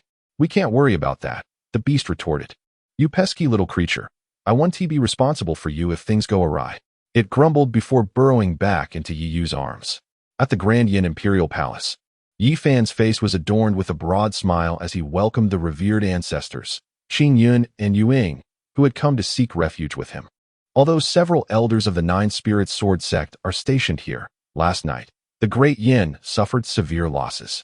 With the recent addition of these two divine transformation experts, the strength of Great Yin has undoubtedly intensified. According to the news that has reached us, the invading demonic faction in Qingzhou is the Blood Demon Clan. I have already sent a message to Xian'er, and it won't be long before the powerful figures from Lizhou arrive to lend their assistance. Thus, there is no need for you two to be overly concerned, Yi Fan remarked with a smile. The expressions of the two from Qingyun were rather grim. Yet they still clasped their hands in gratitude. Yi Fan felt quite pleased with their reaction. These sect cultivators typically held themselves in high regard, and now witnessing their courteous demeanor was gratifying. This incident took us all by surprise, and we have all suffered substantial losses. So do not take it too much to heart. However, I must commend the Great Qin for their commendable response. I have heard from Xian'er that the invasion of the demonic clan into Qingzhou is not a simple matter. It is likely that someone within our ranks has aided them in constructing a teleportation array. Do you two have any thoughts on this? Yi Fan inquired. The two from Qingyun exchanged glances, and upon hearing this, both recalled a certain individual. Yi Yu. Chapter 178. I will help you annihilate the Great Yin. What do you think? Noticing the change in the expressions of the two, Yi Fan realized that he had achieved his objective.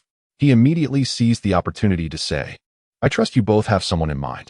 Why do we not alert Qingzhou together, urging all parties to exercise caution? The venerable Qingyun raised his head to glance at Yi Fan, his eyes narrowing slightly. Yi Fan was evidently eager to bring about Yi Yu's downfall. There were many uncertainties surrounding this matter. If Yi Yu were truly a traitor, why would he issue a warning in advance and even seek alliances? Although it was possible that Yi Yu was feigning innocence, the likelihood of that was exceedingly low. Both the Moonshadow ancestor and the Qingyun ancestor shared similar thoughts. There was no irrefutable evidence to support this claim. Moreover, they could not afford to provoke Yi Yu. Even in their combined strength, they remained outmatched. This was something that a high-ranking emperor of the Great Yin, such as Yi Fan, could not possibly overlook. Recalling how the Moonshadow sect leader had once mentioned matters concerning Yi Qingling, he formed his own judgment. Those who are favored often act without fear. Yi Yu had previously treated them with great kindness, leading Yi Fan and his companions to perceive him as weak and easily bullied. Observing the silence of the two, Yi Fan smiled gently, choosing not to press further. This tactic served to bind the two to him completely, cutting off any potential escape routes. Additionally, Yi Fan believed that Yi Xian's earlier words held some truth. Although Yi Yu was growing stronger, he had yet to take any formal action against the Great Yin, suggesting that he still harbored some familial affection. Exchanging glances, the Moonshadow ancestor and the Qingyun ancestor looked at the members of the Dueling Sword sect and the formidable allies invited by the Dan Alliance, realizing they had no choice left. Initially, they had been reluctant to serve under Yi Yu, but now they found themselves ensnared within the Great Yin. With no change in their predicament, had they known this would be the outcome, they would have preferred to join Yi Yu's alliance from the outset. At least the losses would have been significantly reduced, and they would have enjoyed greater influence. Taking a deep breath, the two finally nodded in agreement. Witnessing this, a smile graced Yi Fan's face as he expressed confidence that they would not regret their choice today, for he bore the surname Yi.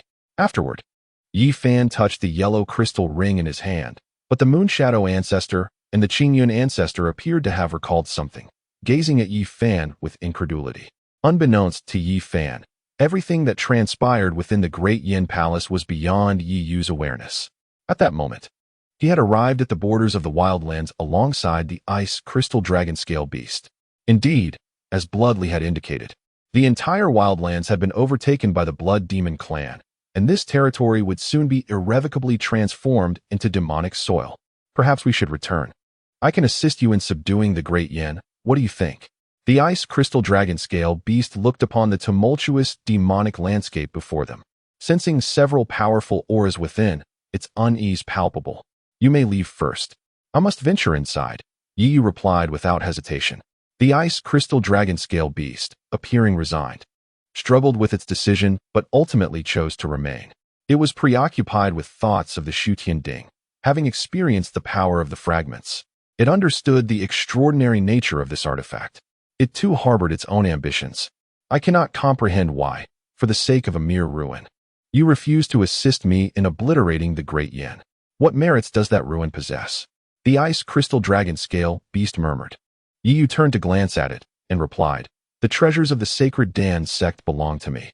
I cannot idly watch as the demonic clan seizes what is rightfully mine.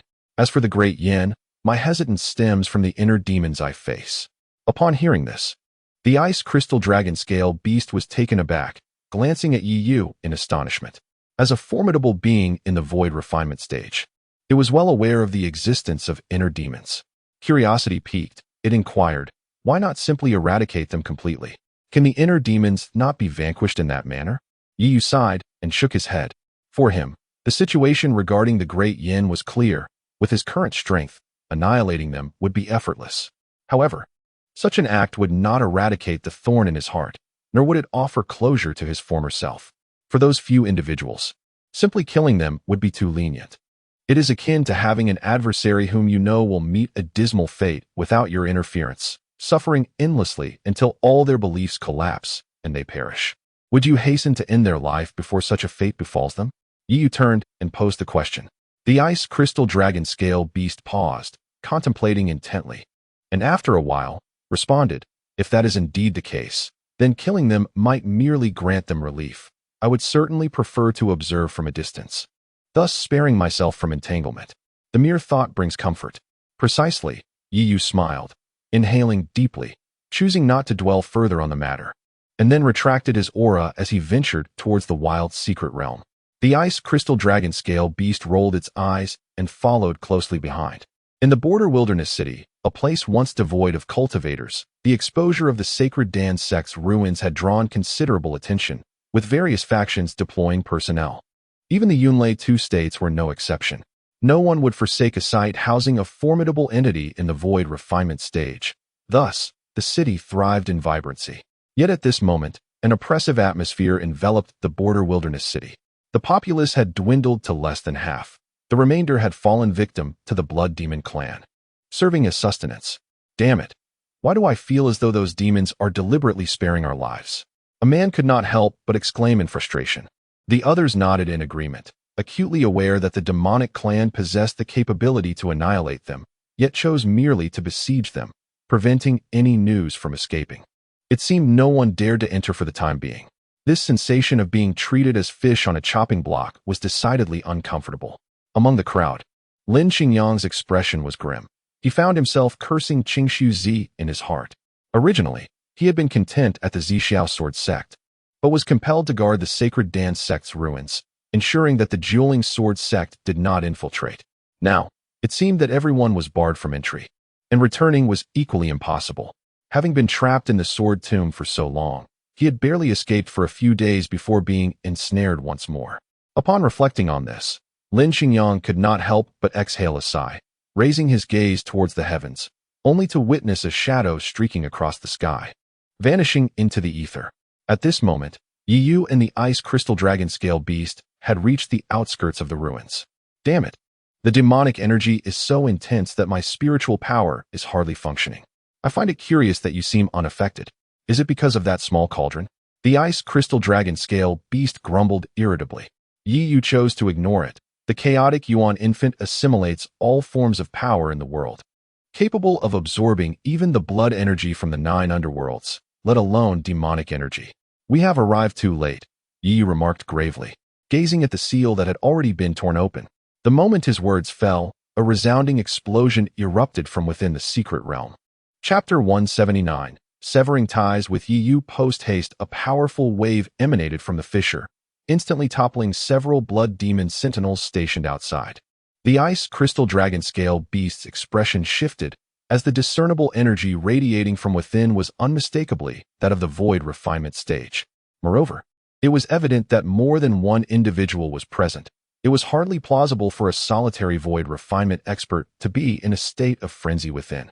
The memory of being deceived by the Nine Spirits' ancestor surged to the forefront of Yi Yu's mind as he cast a glance at the ice crystal dragon scale beast. Is it truly necessary? He remarked, his tone tinged with exasperation, fully aware of its thoughts. The ice crystal dragon scale beast offered an awkward smile, embarrassed, for it was clear that Yi Yu would never conspire with the demon clan.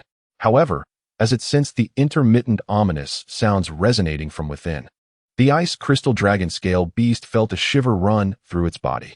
Yi Yu shot at a glance, resolutely fixated on the fissure, waiting for the next surge of spiritual energy to push the blood demon sentinels aside once more. Seizing the moment, Yi Yu executed the 9 transformations dragon step, dashing in before they could react. Upon witnessing Yi Yu's abrupt action, the ice crystal dragon scale beast, unable to ponder further, hurriedly followed suit.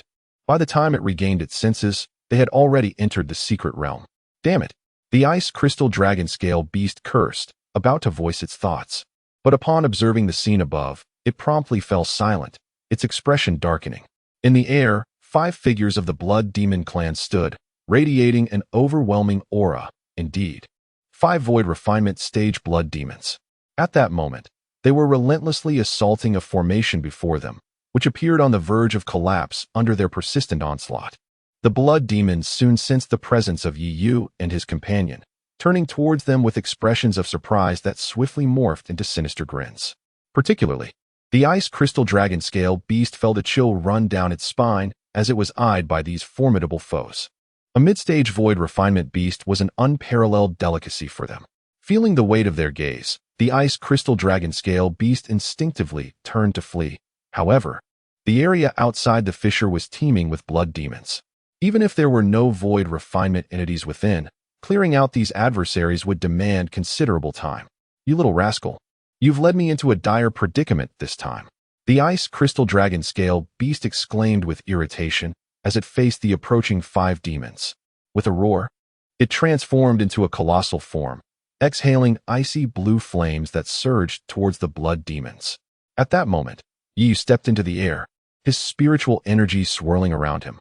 In the blink of an eye, he summoned the Void Sky Cauldron, executing the 9 transformations dragon step as he struck at one of the blood demons. Confronting a void refinement stage blood demon, Yi Yu recognized that all his other methods would be futile.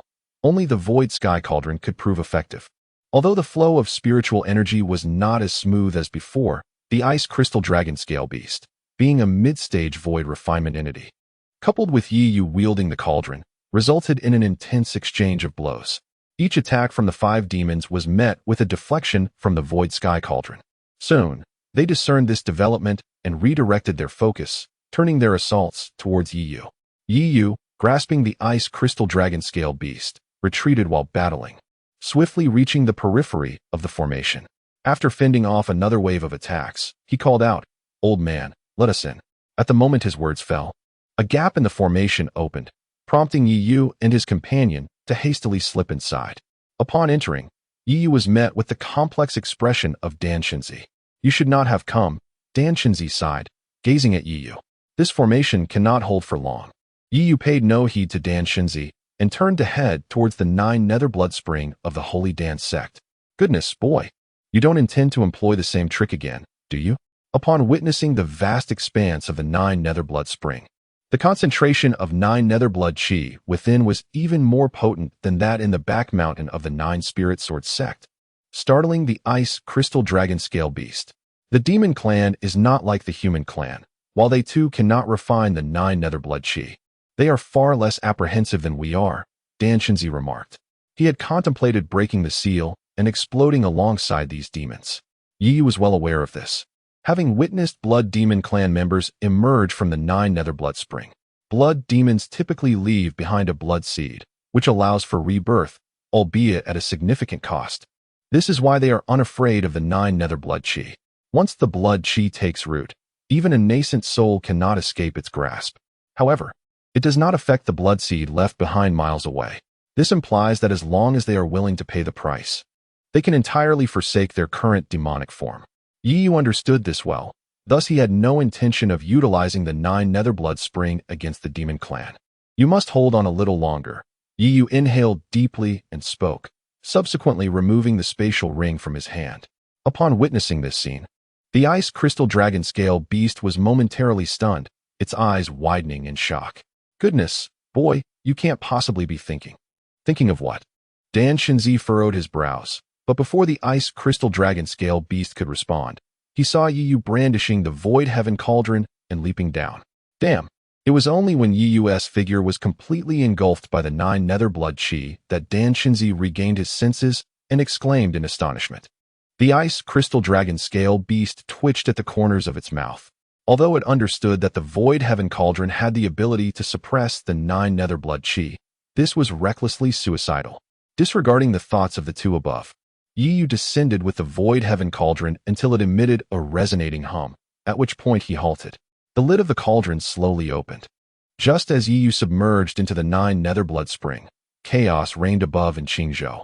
The Great Yin Dynasty, Moon Shadow Sect, and Qin Yun Sect jointly denounced the Great Qin Dynasty, openly and covertly accusing Yu of being a spy for the demon clan, claiming he was the one who had lured the demons here.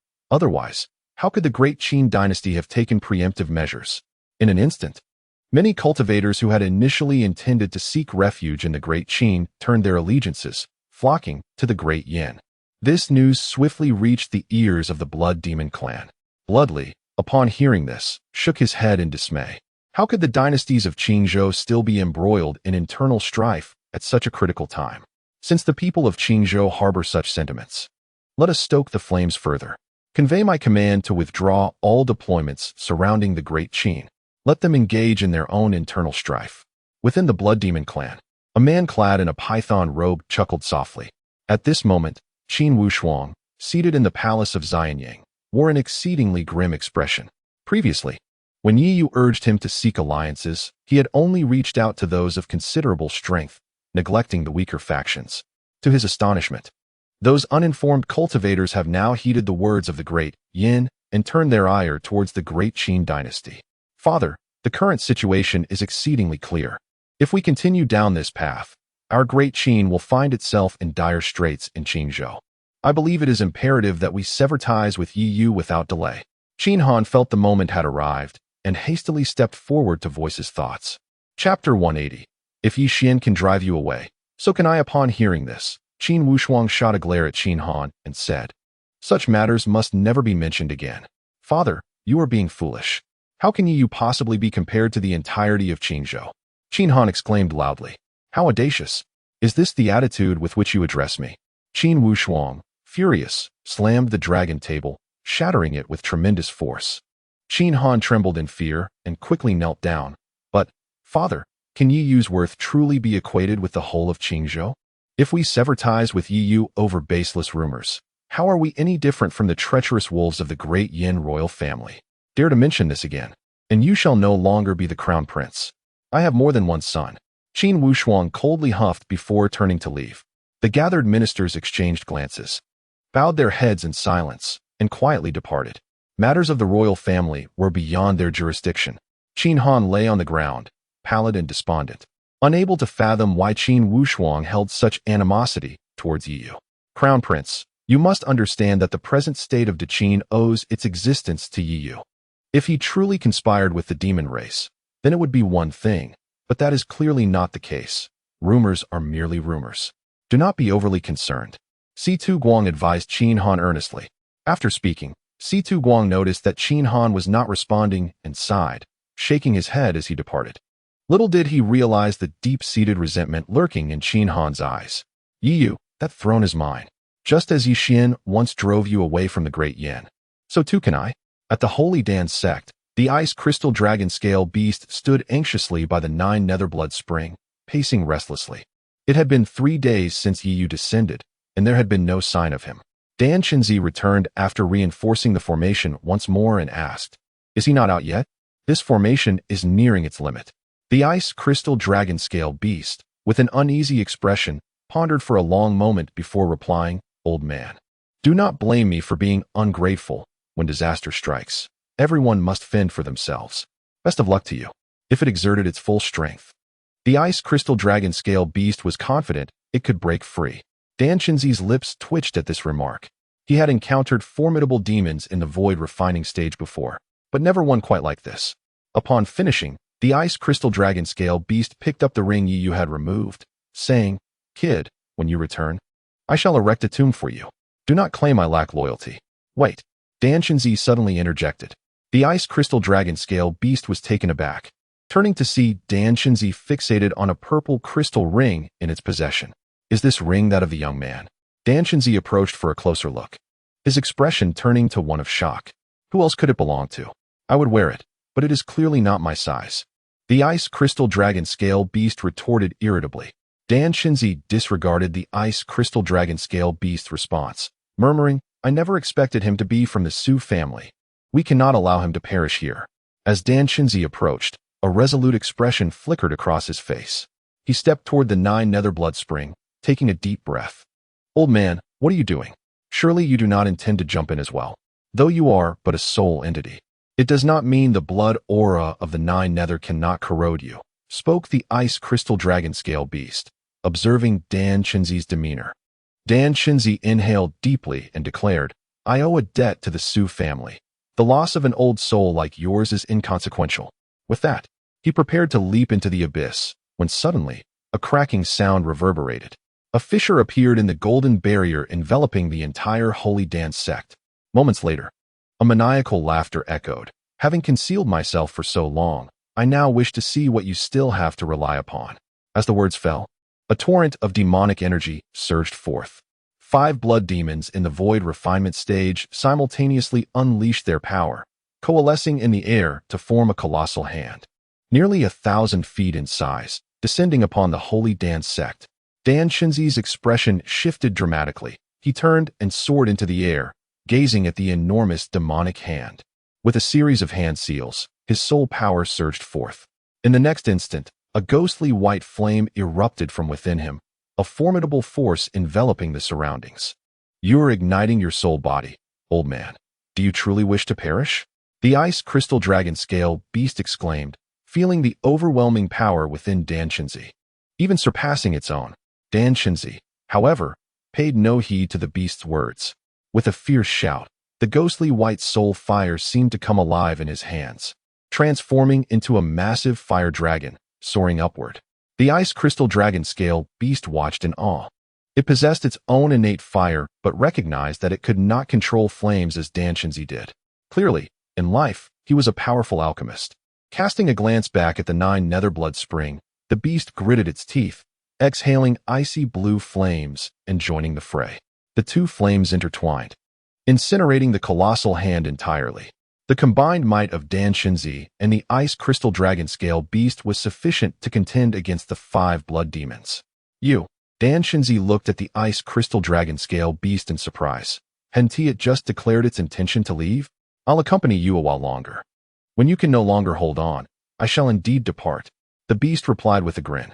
Hearing this, Dan Shinzi smiled, and then turned his attention back to the 5 blood demons. The strength gained from burning his soul would not last long.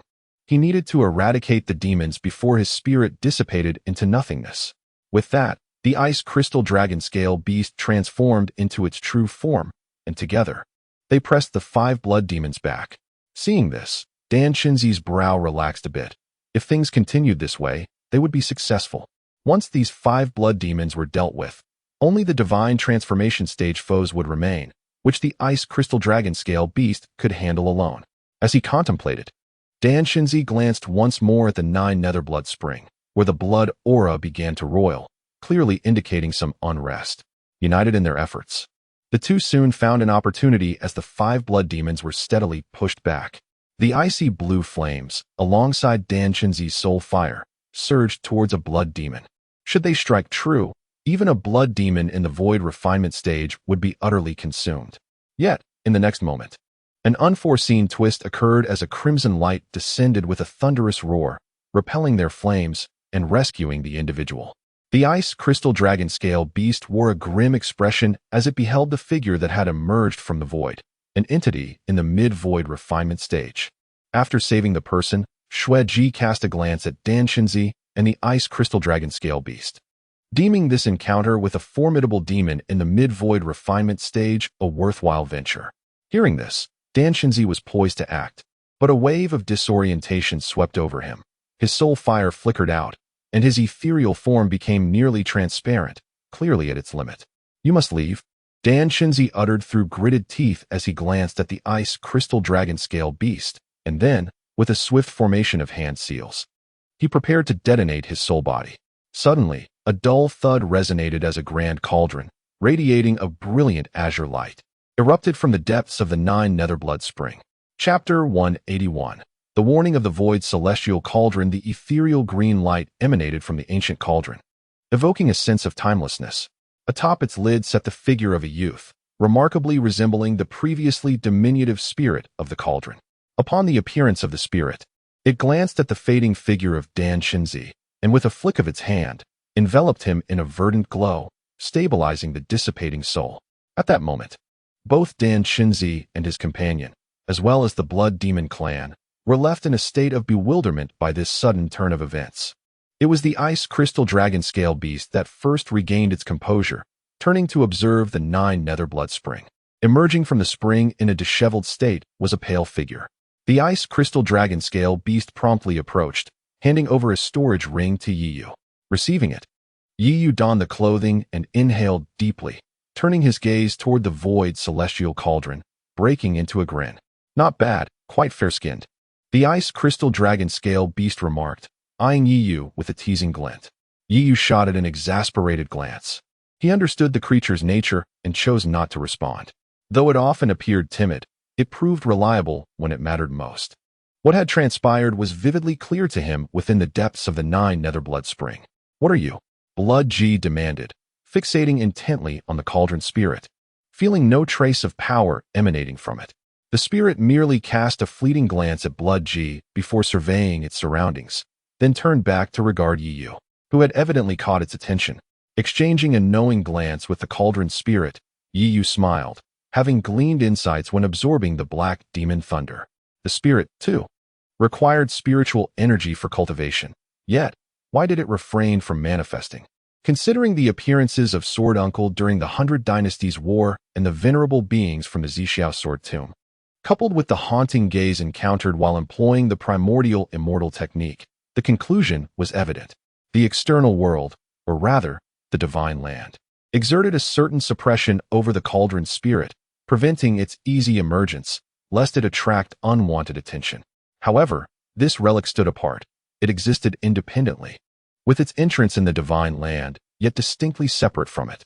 The spirit's emergence during the black demon thunder was facilitated by the tumult of the tribulation, which disrupted the celestial spiritual forces, allowing for its fleeting appearance. This was further evidenced when Yiyu transcended the transformation god tribulation, and the ancestral spirits within the void celestial cauldron intervened. Yiyu surmised that the fragmentation of the cauldron's pieces across various locations was likely due to this suppression, intricately linked to the chaos primordial infant. Yet, what kind of entity could impose such restraint upon the void celestial cauldron, compelling it to fragment? Noticing the spirit's silence, Blood G's gaze grew increasingly frigid. With a sweeping motion of his hand, a torrent of demonic energy coalesced into a blood-red disk imbued with potent destructive force, aimed at the cauldron's spirit for suppression. The spirit, however, displayed no fear. The lid of the void celestial cauldron began to open slowly, revealing a vast world akin to an ocean of stars once more to Yiyu's eyes. "What is this? I expected treasures within," he exclaimed, only to find it empty. The ice crystal dragon scale beast muttered a phrase. It was only then that Yiyu realized that the appearance within the cauldron was likely visible solely to him. The instant the lid of the cauldron was opened, the blood-red disk seemed to be irresistibly drawn in, swallowed by the Sutian cauldron in the blink of an eye. In that moment, the scene within the cauldron became clear. Yiyu suddenly discovered that deep within the vast sea of stars, there were 4 figures seated in a meditative posture, 3 of whom were the venerable sages of humanity. To Yiyu's astonishment, he found himself encircled by these 3. The Yiyu within the cauldron appeared to sense the gaze, slowly lifting his head to meet Yiyu's eyes for a fleeting moment. A slight smile graced his lips as he waved a hand, exhibiting an unexpectedly familiar demeanor. Instantly, an icy chill surged from the soles of Yiyu's feet, for being observed by Yi Yu was akin to being scrutinized by that immense eye during the operation of the primordial indestructible technique. The cauldron spirit glanced back at Yi Yu and, seeing his expression, closed the lid. In just that one glance, Yi Yu was drenched in cold sweat. Understanding that the Su Tian cauldron was warning him not to delve into its secrets until his power was sufficient, he was not yet worthy. Witnessing his own methods thwarted, the expression on Xue Ji's face gradually turned grave, as the demonic energy within him surged to its zenith. The remaining 5 blood demons mirrored his intensity, while the multitude of blood demon kin outside began to unleash their full strength as well. In an instant, a torrent of demonic energy seemed to fill the entire ruins, continuously seeping from the crevices. The people within the border wilderness city felt an overwhelming sense of oppression. They looked up to see a blood-colored demonic aura slowly coalescing in the sky, resembling a floating island. The sheer might of it was suffocating to behold. Such a terrifying demonic energy felt apocalyptic. At that moment, it was not only border wilderness city that sensed this rising demonic energy. Half of Qingzhou also became aware. The faces of various factions turned pale, for they could not withstand such terrifying power. They had not anticipated that the Blood Demon clan would deploy such formidable beings. A profound despair enveloped their hearts. To be captured by the demon clan was tantamount to certain death, as humanity was merely their sustenance. Within the Holy Dance sect, gazing at the surging demonic energy, the ice crystal dragon scale beast's expression turned ashen. It spoke to Yi Yu, suggesting, "How about we take refuge in the 9 Nether Blood Spring? Even if they can resolve the 9 Nether Blood Qi, they would likely not dare to go too far. Are you not afraid of being corroded by the 9 Nether Blood Qi?" Yi Yu looked at the ice crystal dragon scale beast, astonished. "With my strength at the mid-stage of void refinement, I could withstand the blood Qi for a while. Besides, you have me," the ice crystal dragon scale beast replied confidently. Yi Yu, momentarily at a loss for words, finally responded, "Rest assured, just watch." The cauldron spirit, observing the rising blood energy before it, maintained a calm demeanor, waving its hand casually, causing a powerful blue light to erupt. Wherever the blue light passed, the demonic energy receded and dissipated entirely. A blood demon illuminated by the blue light was instantaneously reduced to nothingness. Upon witnessing the scene, Xue Ji's expression shifted dramatically as trepidation took root in his heart. Although he bore the bloodline of the Blood Demon clan, the destruction of his demonic form would render the restoration to the mid-stage of the void refinement a formidable challenge. The Dingling discerned his thoughts, a chilling smile gracing his lips as he spoke languidly. "Though my strength has yet to be fully restored, allowing a few at the void refinement stage to escape would be a considerable embarrassment." As his words fell, Dingling made his move once more. The Su Tianding erupted with a resonant hum, akin to a radiant sun, casting forth beams of azure light. The ominous demonic clouds that had struck fear into the hearts of the people of Qingzhou were instantaneously torn asunder. In that moment, Xue Ji and his companions, disregarding everything else, turned to flee, yet their speed paled in comparison to the azure brilliance. As the azure light threatened to engulf the demons, a sudden clamor erupted. Dingling's countenance shifted abruptly, for a golden chain had inexplicably emerged within the realm, piercing through the fissures of the secret territory and advancing towards the Su Tianding. Chapter 182. Yi Xian is merely the chosen one. As the chains materialized, the countenance of the Dingling shifted dramatically, and a torrent of azure light coalesced into a circular shield, bracing itself before him. However, the standoff lasted but a fleeting moment before the azure shield was shattered in an instant. The once resplendent Su Tianding now appeared dim and lackluster. Witnessing this turn of events, Blood Ji and his compatriots hastily fled without a backward glance. Observing the retreating figures of the Blood Demon clan, the Dingling sighed, and the Su Tianding shrank to the size of a palm, returning to Yi Yu's body. "What on earth has transpired? Why has it suddenly faltered?" murmured the ice crystal dragon scale beast. Yi Yu turned to glance at the creature, furrowing his brow. The chain that spanned the heavens was likely not visible to just anyone. Yet, at this moment, Yi Yu's expression grew increasingly grave, as he sensed a familiar essence emanating from the golden chain.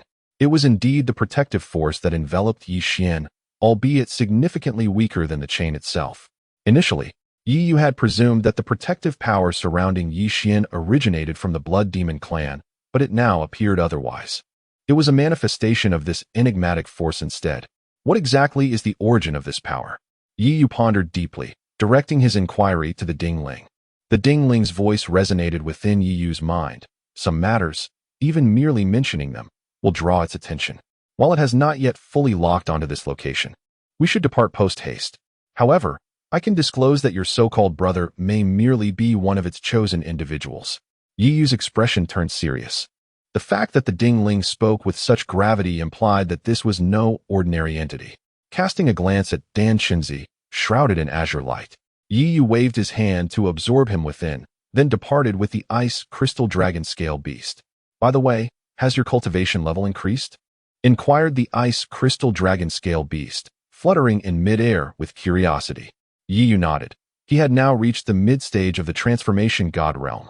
Within the 9 Netherblood Spring, he had absorbed a substantial amount of 9 Netherblood Chi, which, through the power of the chaotic Yuan infant, was transformed into spiritual energy to aid the Dingling's restoration, concurrently elevating his own cultivation. Although the Su Tian Ding possessed the ability to absorb 9 Netherblood Chi, it lacked the capacity to convert it, at least, not at this moment. Could that fellow be from the Zixiao Sword sect? The ice crystal dragon scale beast suddenly posited. Yi Yu was taken aback and turned to look, only to find Lin Xingyang engaged in fierce combat with a throng of Blood Demon clan members within the borderless city. What brings him here? Yi Yu wondered in surprise, yet he proceeded towards the fray alongside the ice crystal dragon scale beast. The formidable void stage demons of the Blood Demon clan had been intimidated into retreat by the Su Tian Ding, and it was unlikely they would return soon. Just as Lin Xingyang and his companions seemed on the verge of collapse, a massive beast claw, wreathed in blue flames, descended from above, instantaneously clearing away the blood demons that had encircled them. Upon witnessing this, Lin Xingyang was momentarily stunned, his gaze rising to behold the ice crystal dragon scale beast, a wave of joy washing over him. Without a moment's hesitation, he darted to Yi Yu's side, exclaiming, "Saint Sun, we must flee." Yi Yu nodded, and the three transformed into a streak of light and departed. The others seized the opportunity to escape from the wild border city. It was not until they had left the savage lands that the trio halted their steps. Lin Xingyang turned around, gazing at the nearly corrupted land, inhaling deeply to calm his tumultuous heart, remarking with trepidation, "It was fortunate to have encountered the Holy Sun." "What led you to the wild border?" Yi Yu inquired, his brow furrowed. Lin Xingyang's face flickered with a hint of helplessness before he recounted the events of his journey to the wild border city and how he was rescued by Yi Yu in clear detail. "You mean to say that those blood demons suddenly besieged you not long ago?" Yi Yu's expression turned grave. "Yes, prior to that, they merely surrounded us," Lin Xingyang affirmed with a nod. Hearing this, Yi Yu grasped Lin Xingyang's pulse gate. Lin Xingyang was startled but did not resist. After a prolonged silence, Yi Yu exhaled, casting a glance at Lin Xingyang, whose expression was one of astonishment. Fortunately, this fellow had not yet been implanted with the blood seed. "What is it, Holy Sun?" Lin Xingyang asked, somewhat anxious. "Do not worry. You should return to the Zixiao Sword sect and report back. Advise the sect leader to keep a vigilant watch over the 9 Netherblood Spring in Lijiao," Yi Yu instructed. Although Lin Xingyang felt puzzled, he nodded and turned to depart. "What troubles you, lad?" The ice crystal dragon scale beast queried, noticing Yi Yu's unusual demeanor. "Nothing, just a need to check back," Yi Yu replied, shaking his head. During his days at the Holy Pill sect, it seemed as though the entire Qingzhou had come to a standstill. The Blood Demon clan had not launched another large-scale assault, were it not for the gradual transformation of the corrupted land, and the occasional disappearance of Yuanying and even Huashan practitioners at the battlefront. One might have felt that the Blood Demon clan had retreated. However, at this moment, various factions across Qingzhou also discerned something unusual. There was almost no trace of the Blood Demon clan near the Great Qing. All of this seemed to further solidify the notion that Yi Yu was a spy for the Demon clan. Upon Yi Yu's return to the Great Qing dynasty, the gazes of many had shifted, tinged with suspicion, as the evidence lay bare before them. Had it not been for Yi Yu, why would the Blood Demon clan abandon their invasion of the Great Qing? Within the palace of Qin Wushuang, Yi Yu and the other two were discussing this matter. "So, you are saying that nearly half of Qingzhou believes I am a spy for the Demon clan, and the Blood Demons have not reappeared near the Great Qing?" Yi Yu asked. Qin Wushuang nodded, her brows furrowed with inescapable worry. What do you propose we do now? What to do? Is this not a blessing in disguise? A mere gathering of fools? Yu could not help but laugh aloud.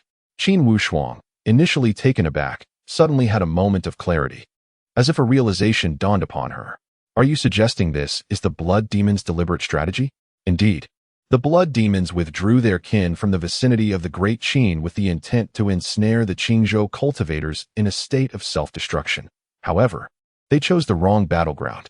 To the north of the Great Yin, the majority has already fallen under the dominion of the blood demon clan, while to the south lies the Great Qin. Should those individuals truly believe me to be a spy for the blood demon clan, they would hesitate to strike against the Great Qin, for once they do, they would find themselves besieged from all sides. Given the current strength of the Great Qin, their defeat would be inevitable. The so-called condemnation through words is merely a fleeting indulgence. With the Great Qin now allied with Lingyun Pavilion, the Great Zhou, and the Zixiao sword sect, they require no assistance from them. Yi shrugged and smiled. Upon hearing this, Qin Wushuang nodded in agreement, acknowledging the truth of the matter. Furthermore, the Blood Demon clan is more anxious than we are. If they wish to solidify my identity as a spy for the Demon clan, they will certainly refrain from taking action against the Great Qin in the short term. Thus, the main forces of the Blood Demon clan will likely turn their attention toward the Great Yin. Yi spoke once more. However, do you not care about what they say about you? Qin Wushuang suddenly inquired. They? Yi countered. Does the term they encompass Qin Han as well? Chapter 183. The man emerging from the blood spring upon being questioned by Yi. Qin Wushuang's expression altered dramatically. Taking a deep breath, he replied, What if I say it includes son-in-law? Yi cast a penetrating glance at Qin Wushuang, who was about to speak, but was interrupted by a raised hand from Qin Wushuang. Never mind, let us forget that I asked. What are your plans moving forward? I will send the ice crystal dragon scale beast to the border of the Great Yin to intimidate them, Yi declared. Qin Wushuang comprehended Yi's intention, to flex their strength, thereby dissuading the people of Great Yin from any thoughts of aggression towards the Great Qin. After exchanging a few more words, Yi took his leave. Watching Yi's retreating figure, Qin Wushuang sighed and slowly closed his eyes. C2, what is your perspective on this matter? C2 Guang stepped forward and spoke. Your Majesty, there are certain matters I am uncertain whether I should voice. Since my ascension, you have served the Great Qin. Speak your mind freely. Qin Wushuang gestured dismissively. I believe your Majesty should consider naming the 9th princess, Qin Ruoxian, as the heir. This may indeed be the most prudent course of action. C2 Guang hesitated momentarily before continuing. Qin Wushuang's countenance shifted slightly upon hearing this. Although Qin Han presently appeared somewhat foolish, he harbored a deep affection for his son. Otherwise, he would not have repeatedly tolerated Qin Han's misdeeds. At this moment, he began to understand Yi Fan's viewpoint. Allow me to ponder this. Qin Wushuang waved his hand, signaling for C2 Guang to withdraw. C2 Guang nodded, and as he was about to exit the palace, he paused and remarked, Your Majesty, do not tread the same path as the Great Yin. From the moment I laid eyes on Yi, I recognized he was unlike the rumors that preceded him. While he is yet to take action against the royal family of Great Yin, perhaps out of a sense of familial duty or other reasons, it is evident that the fate of Great Yin has already shifted dramatically. The 5 princesses are nearly incapacitated, and Yi Xian is firmly suppressed, with the national strength in a state of decline. For them, this may be more unbearable than outright death. With that, C2 Guang departed. Within the vast palace, only the sound of Qin Wushuang's fingers tapping lightly on the dragon table remained. Upon returning to his residence, Yi instructed the ice crystal dragon scale beast to proceed to the border of Great Yin. Upon learning that it was merely to frighten them, the creature happily agreed, provided there was no danger involved. Subsequently, Yi summoned Lu Qi, and the two made their way to the Jiuyou blood spring within the Great Qin dynasty. With their capabilities, they arrived at the Jiuyou blood spring in less than half a day's time. Salutations, Commander. Upon their arrival, several guards stationed by the blood spring recognized Yi and immediately knelt in reverence. Yi nodded in acknowledgement and proceeded inside with Lu Qi. The guards watched with gleaming eyes, having eagerly anticipated Yi's arrival ever since they learned he had come to Great Yin, longing to behold the once celebrated Prince of Qingzhou. Secondly, it is to await Yi's complete sealing of the 9 nether blood spring, thus liberating them entirely. This wait has lasted for over half a year. Young master, do you intend to thoroughly seal the 9 nether blood spring here? Lu Qi inquired, his confusion evident as he could not fathom Yi Yu's sudden presence. Yi Yu gazed at the 9 nether blood spring before him, which measured no more than 20-odd feet in size, and shook his head. In terms of volume, this was the smallest and quietest 9 nether blood spring he had ever encountered. After a cursory glance revealed that the surrounding defensive formations appeared untouched, Yi Yu exhaled a sigh of relief and spoke. I suspect that the Blood Demon clan will make a move on the 9 nether blood spring. What? Lu Qi's eyes widened in disbelief. Recently, cultivators in Qingzhou had been disappearing, and there were reports of cultivators being raised by the Blood Demon clan in the border wilderness city. It seemed that the Blood Demon clan intended to implant blood seeds within them, turning them into vessels, Yi Yu continued. Lu Qi's expression darkened significantly as he contemplated a dreadful consequence. If these members of the Blood Demon clan were to become infused with the 9 nether blood qi and then detonate their demonic bodies, causing the blood qi to spread, they could be reborn through the parasitized cultivators. Given that these cultivators already possessed cultivation levels, the cost of regaining their peak would be greatly diminished. Of course, this is merely my conjecture. Otherwise, I cannot fathom why the blood demons were so indifferent to the 9 nether blood spring during the time of the sacred dance sect. Yi Yu said, furrowing his brow. Although the blood demons were not afraid of the 9 nether blood spring, an outbreak would undoubtedly hinder their progress. Yet their tactics showed no regard for the potential eruption of the 9 nether blood spring within the sacred dance sect. Sensing that the blood spring was undisturbed, Yi Yu activated his spiritual seals, reinforcing the sealing layer once more. Just as the two prepared to depart, the blood qi within the spring suddenly surged. And to their astonishment, a figure emerged, his body largely corroded. This individual seemed utterly unconcerned with his own condition, merely surveying the surroundings before his gaze settled on Yi Yu and Lu Qi. Human race? I have indeed found you. This is it. Haha. He suddenly erupted in maniacal laughter, and in the next instant, the formation laid by Yi Yu shattered, releasing a formidable and terrifying force.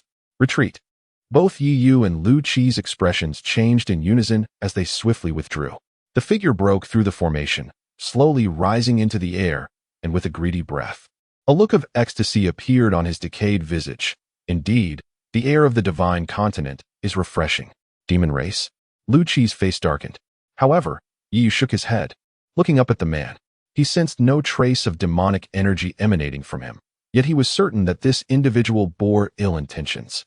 In the next moment, Yi Yu drew his Lioli sword and charged forward. Observing this, Lu Qi summoned a torrential downpour of spiritual energy, also rushing into the fray. The man showed no surprise at their approach. Instead, a mocking expression appeared on his face. Very well, let me witness the prowess of the divine continent's cultivators. Arrogant. Great heaven's hand seal. Lu Qi bellowed, his spiritual power surging as it transformed into a colossal handprint, crashing forward with tremendous force. This was a spiritual technique that Lu Qi had acquired within the Hall of Heroic Spirit, boasting a rank of mid-earth grade. It could be said to be Lu Qi's most formidable move thus far. Yet, the man before him displayed a provocative demeanor. A resplendent silver light enveloped him as he unleashed a punch, effortlessly shattering Lu Qi's hand seal with overwhelming force. Lu Qi's eyes widened in astonishment. He had not anticipated that his most powerful technique could be so easily neutralized by a man whose body was half consumed by decay. The man's strength was beyond imagination. Sky-slaying sword technique. Earth-splitting. Yi Yu's voice suddenly rang out, as the glazed sword surged with a brilliant crimson glow. In an instant, a colossal sword radiance, spanning 100 zhong, coalesced and descended upon the man with lethal intent. Chapter 184. The Lord of the Leaf Nation need not worry in this sword strike. Yi Yu not only wielded spiritual power, but also infused it with the force of his soul. With Yi Yu's chaotic primordial infant, he was entirely capable of merging these two forms of power. For anyone else, the endeavor to harmonize such energies would be nearly impossible. Lu Qi gazed at the sword strike, his eyes filled with trepidation. He believed that had he been the one to receive it, he would likely have sustained severe injuries. His title as the foremost among those below the void refinement stage would surely be relinquished. Moreover, Yi Yu was merely at the mid-stage of the transformation of the divine. Should he reach the later stage, Would he not be able to contend with those in the void refinement stage? As he beheld the incoming sword's radiance, a flicker of astonishment crossed the man's eyes, yet it was merely astonishment. He promptly raised his head and unleashed a punch. Boom! A tremendous explosion resonated, and a terrifying gale swept across the arena. As the light dissipated, the man's figure emerged, revealing that he had lost an arm. However, he seemed utterly unconcerned, stepping forward as if to continue the fight. Yet in the next moment, the blood aura of the nine hells enveloped his entire being, causing his body to begin to decay. Interesting, intriguing. I shall remember you, the man remarked, casting a glance at Yi. A smile appeared upon his decaying face before he transformed into a mere skeleton, plummeting into the blood spring. My lord, are you unharmed? Lu Qi asked hurriedly upon noticing Yi's pallor. Yi shook his head, taking a deep breath, his gaze fixed intently on the nine hells blood spring. An ominous premonition surged within him. The individual was evidently not of the human race, yet possessed extraordinary strength, leaving Yi uncertain of his origins. Nevertheless, he sensed that this person's arrival in the divine land was likely connected to the golden era spoken of by the Dingling. Seeing that Yi was unscathed, Lu Qi exhaled in relief. Crack! A faint sound of fracture echoed, prompting both Lu Qi and Yi to turn. To their astonishment, fine cracks had begun to appear on the crystalline Lioli sword. Lu Qi's expression was one of disbelief. He understood well the provenance of the Lioli sword. Although it did not rival the Zixiao sword, it was undeniably a legendary weapon. Yet now, having severed the man's arm, it had sustained damage. Just how resilient must that man's body have been? With a sigh, Yi sheathed the Lioli sword and once more erected several layers of formations around the blood spring before turning to depart with Lu Qi. Upon returning to the palace, Yi released Lu Ying and Dan Shenzi from the Shutianding. After a lengthy period of restoration, Lu Ying's soul had become remarkably solidified. After a moment of contemplation, Yi presented the Xianlei soul forging technique to Lu Qi and the others. Provided their souls were sufficiently powerful, it was not impossible for Lu Ying to be reborn through another vessel in the future. With Yi's current capabilities, he could fully control Lu Qi. Thus, he was no longer concerned about whether Lu Ying's soul needed to remain by his side at all times. Lu Qi, filled with excitement, bowed repeatedly, aware of the rarity of a technique for refining the soul. As he watched Lu Qi and his grandson depart, Yi finally turned his attention to Dan Shenzi bathed in azure light. Relatively speaking, Dan Shenzi is the true troublemaker. Is there any possibility of restoring his soul? Yi inquired. It is difficult. His soul has existed in this world for far too long, suffering severe damage to its essence. Moreover, the self-immolation of his soul to gain immense power leaves me with no means to do anything but maintain his soul from disintegrating, came the voice of Dingling. Yi fell silent. Dan Shenzi was not merely an 8th-grade alchemist, but should he be restored, he would undoubtedly provide immense assistance to Yi. What weighed heavily on Yi's mind was Dan Shenzi's previous mention of having received favors from the Su family, implying that he possessed certain insights regarding them. Touching the purple crystal ring on his hand, Yi pondered for a moment before retracting Dan Shenzi's soul, then produced a fragment of withered bone. This bone was transformed from the arm of the man previously slain. Even in its current state of fleshlessness, the powerful essence contained within it was still astonishing. My lord. Suddenly, Yuan Xiang's voice resonated. You have returned? Yi glanced at Yuan Xiang, who had now reached the pinnacle of the nascent soul stage. However, as he had refined a blood infant, if he did not abandon his recultivation, this would be the extent of his life. Have you considered recultivating? No. Yuan Xiang chuckled and shook his head. I harbor no grand ambitions. I merely wish to assist you well and live contentedly with my family. Very well. Do as you see fit. Should anything arise, do inform me. How is the ice crystal dragon scale beast faring? Yi waved his hand, choosing not to dwell further on the matter. After the ice crystal dragon scale beast ventured to the borders, it directly eliminated 2 of the Great Yan's transformation stage offerings and 18 nascent soul practitioners. Currently, the Great Yin has retreated, and in my opinion, they will not entertain any further thoughts for the time being. Yuan Xiang reported earnestly. Yi nodded in response. This was the desired outcome. As long as it was effective, let it roam freely without excessive concern. If true danger arose, it would flee on its own. Keep a close watch in other areas as well. Although the Blood Demon clan has temporarily withdrawn, we cannot guarantee they won't launch a sudden counterattack, Yi Yu advised. Understood. However, my lord, the offering hall is currently filled with unfamiliar faces, many of whom have good relations with Qin Han. Should we not recall some personnel to keep an eye on them? Yuan Xiang hesitated before asking. Yi Yu scrutinized Yuan Xiang, contemplating for a moment before nodding. Though the current offerings of the Great Qin were strong, they posed no threat to him. Nevertheless, since Yuan Xiang had this notion, it would be prudent to recall some personnel for added assurance. Seeing Yi Yu's nod, Yuan Xiang exhaled in relief and turned to make arrangements.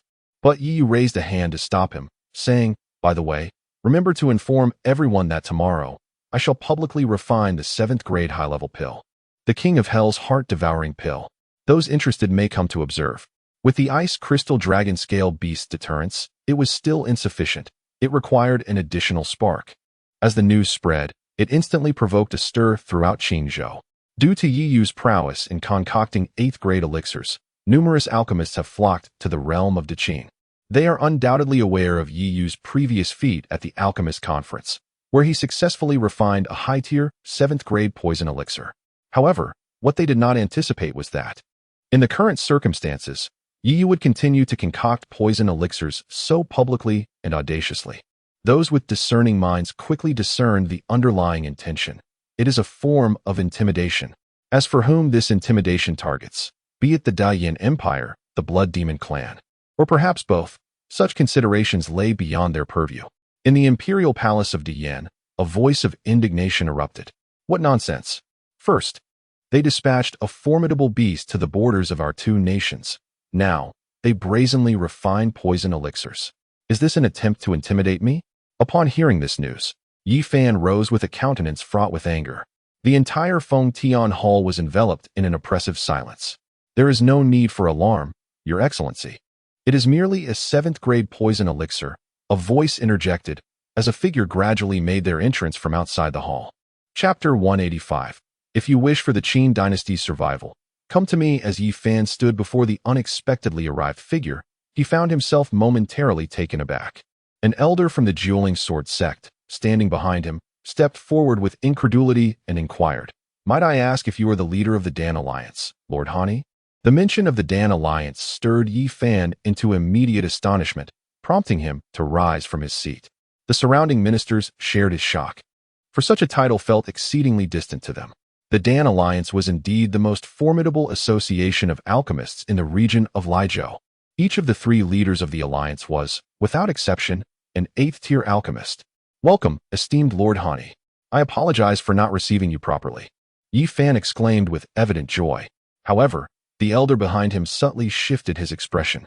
He had witnessed the chaos caused by Yi Yu at the Dueling Sword sect and had himself been afflicted by the poison of the Yin Wang heart-eating pill, which had been treated by Hani. Yet, in this brief period of absence, Hani had undergone a remarkable transformation.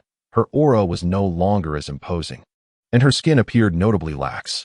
This was why he had failed to recognize her immediately. Hani waved her hand dismissively and said, "Yi Xian is a member of my Dan Alliance, so there is no need for you to stand on ceremony, Lord Yi. I have come bearing 200 alchemists, among whom are 10 7th-tier alchemists." The sheer magnitude of this number left Yi Fan astounded. The scale of the Dan Alliance was indeed formidable. "The assistance of Lord Hani is a tremendous boon for which I am exceedingly grateful," Yi Fan responded with a deep bow. The ministers present were equally astonished. The role of alchemists on the battlefield required no elaboration, and such a number could provide a continuous supply of medicinal pills, an invaluable lifeline for those of lesser cultivation. "Do not mention it, Lord Yi. It is our duty to resist the demonic races," Hani replied, her breath somewhat hurried, lacking the steadiness she previously possessed. "Indeed, our great Yin faces immense pressure in combating the demonic races. With your assistance, the Northern Army shall finally see a glimmer of hope," Yi Fan reassured her. Even Yi Qingqing displayed a countenance of delight, for she too was anxious about the great Yan's successive defeats. She feared that upon Yi Yu's return, she would be unable to present him with a complete realm, given that the great Yan had been established through his efforts. However, upon hearing this, Hani's expression shifted dramatically. "Lord Yi, to repel external threats, one must first ensure internal stability. I have observed that the Blood Demon clan will not act in the short term. To effectively confront them, Qingzhou must be united as one. Yi Fan was taken aback. The implication of Hanni's words was that they must first deal with the Great Qing. Yi Qingqing, catching the undertone, quickly interjected, "That is unacceptable.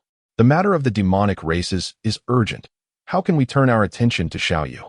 Hanni cast a cold glance at Yi Qingqing in response. "Silence. Is this a matter for you to discuss?" Yi Fan sternly admonished her, then quickly added with a smile. "Lord Hanni speaks wisely. To confront the Blood Demon clan, we must first eliminate any lingering concerns. However, Great Qing possesses a mid-stage virtual refining beast, and we are truly merely in the virtual refining stage? Does Great Qing have something that my Dan Alliance does not? Moreover, the Lord of the Yi clan need not worry. I possess an intimate understanding of the circumstances surrounding the Great Qing," Han Yi stated coldly. Yi Fan was filled with unbridled joy, nodding fervently as he hurriedly departed from the court to prepare a grand banquet in honor of Han Yi. However, Yi Qingqing left with a heavy heart. "Are you going to seek Yi Yu?" Han Yi's voice resonated behind her as she had taken only a few steps.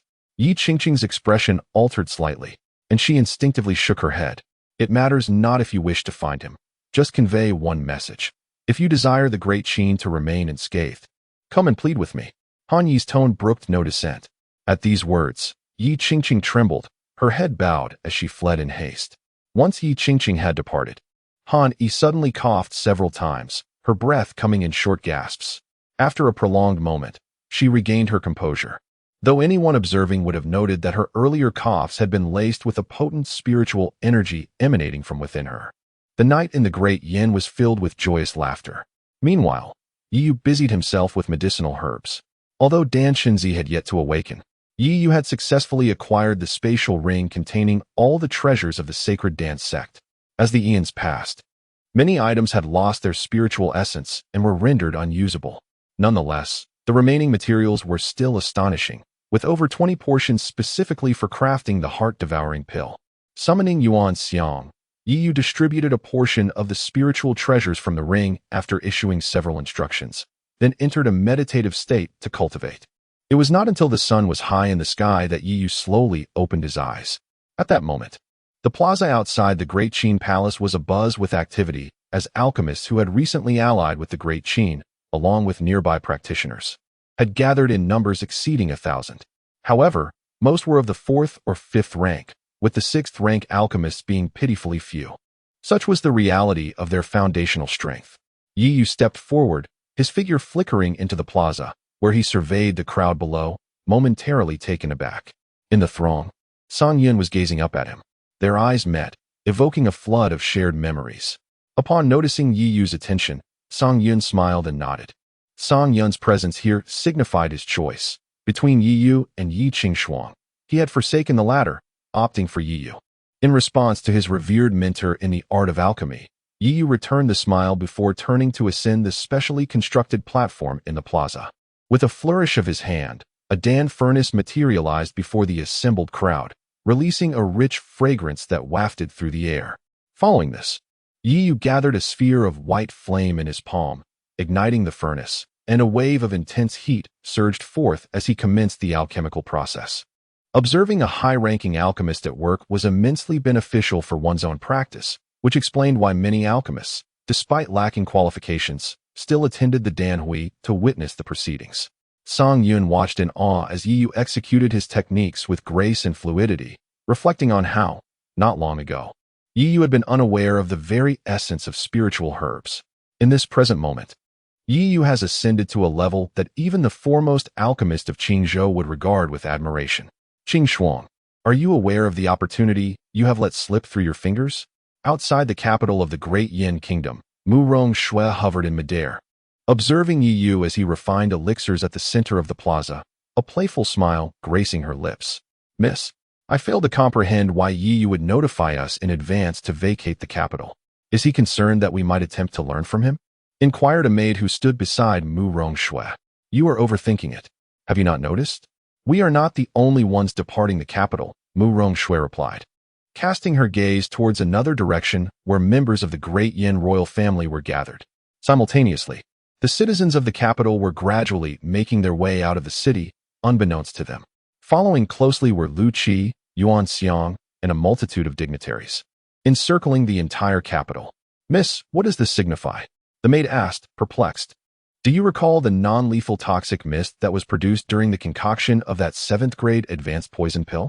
Yi Yu's abilities are far more formidable than we had imagined," Mu Rongshui remarked, her eyes narrowing slightly. Chapter 186. Youngster, run. They're coming to kill. What? The maid was momentarily taken aback, and then recalled the information regarding the Alchemy Society from Yi Yu's reports. Her expression shifted dramatically. "Miss, do you mean Yi Yu intends to? Could it be?" "You will find out shortly," Mu Rongshui replied, gazing at the rising violet aura enveloping the great Qin imperial city. Qin Han's expression darkened. To him, Yi Yu was brazenly usurping his place, and a sinister malice began to manifest in his eyes. Little did he know, Qin Wushuang observed his demeanor with keen interest. Perhaps, as Situ Guang suggested, it was indeed time for a change in the position of the crown prince. As time passed, 10 days swiftly elapsed. During this duration, the alchemists who came to witness the event were utterly enthralled, reveling in the privilege of observing an 8th-grade alchemist at work. They were so engrossed in Yi Yu's alchemical process that they failed to notice the gradual descent of a layer of violet mist in the air. They could sense that Yi Yu was on the verge of successfully refining pills. After another half-day, Yi Yu finally rose slowly, and the vibrations emanating from the furnace were astonishing. He then opened the alchemical furnace, revealing a dozen pills before the crowd. Upon seeing this, every alchemist present gasped in astonishment. They had anticipated that Yi Yu would produce only 1 pill, yet he had managed to craft a remarkable total of over 10. Although the chasm between 8th grade and 7th grade high-tier alchemists was immense, this was still an extraordinary feat. Could the 3 leaders of the Alchemy Alliance achieve such a quantity in one go? Yi Yu sighed as he looked at the pills before him. Originally, he had intended to create 20, but a few had been ruined in the process. He had been overly hasty. What might the pill thunder summoned by over a dozen 7th-grade high-tier pills be like? One alchemist murmured.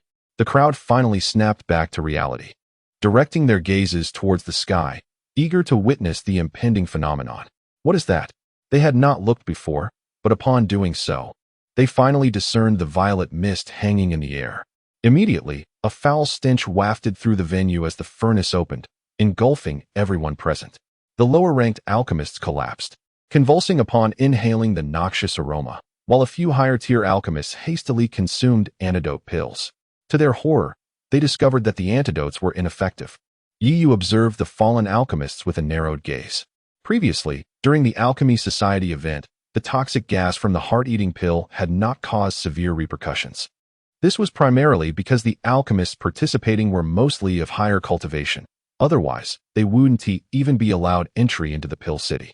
Additionally, Yi Yu had only refined 1 pill then, and although the toxin was potent, it was diluted among so many.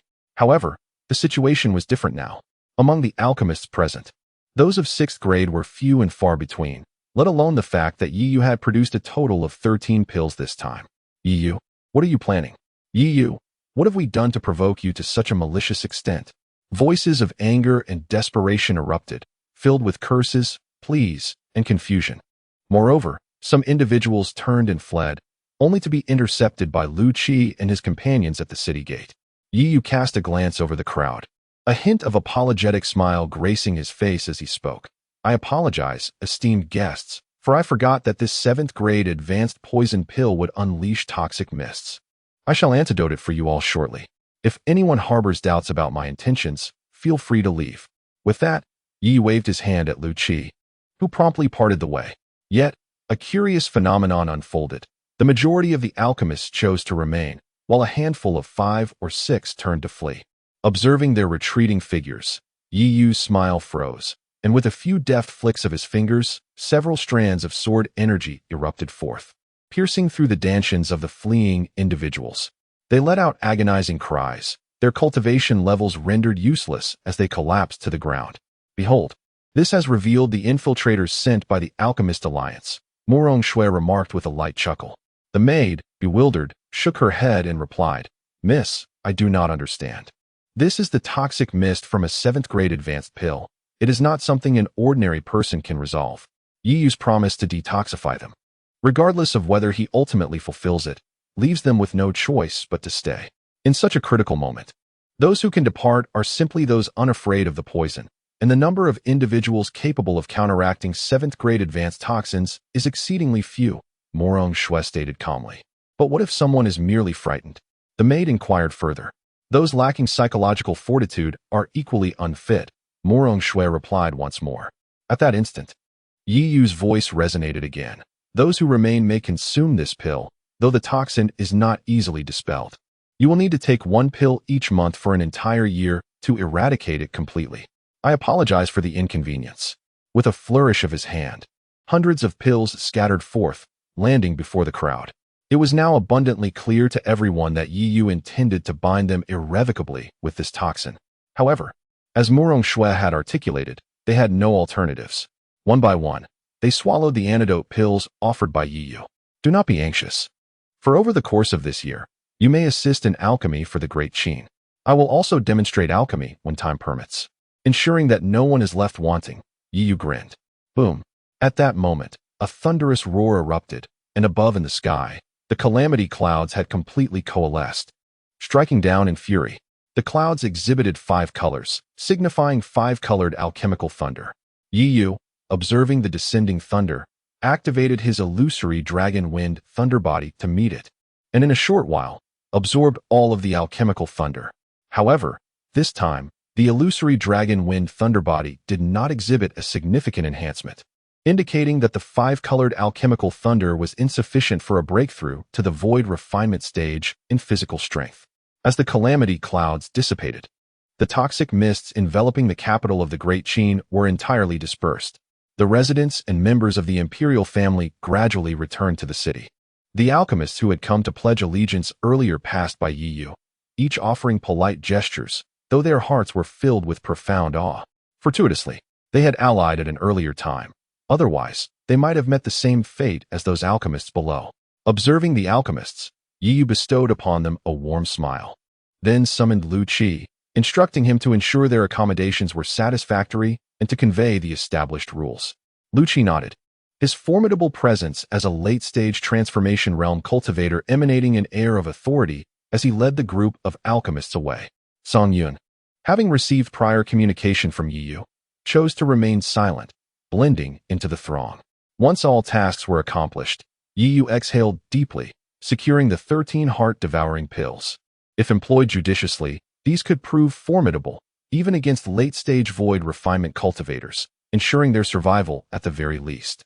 Young one, flee swiftly. The excitement is escalating. Just as Yi Yu intended to take a moment's respite, the voice of the ice crystal dragon scale beast echoed in his mind.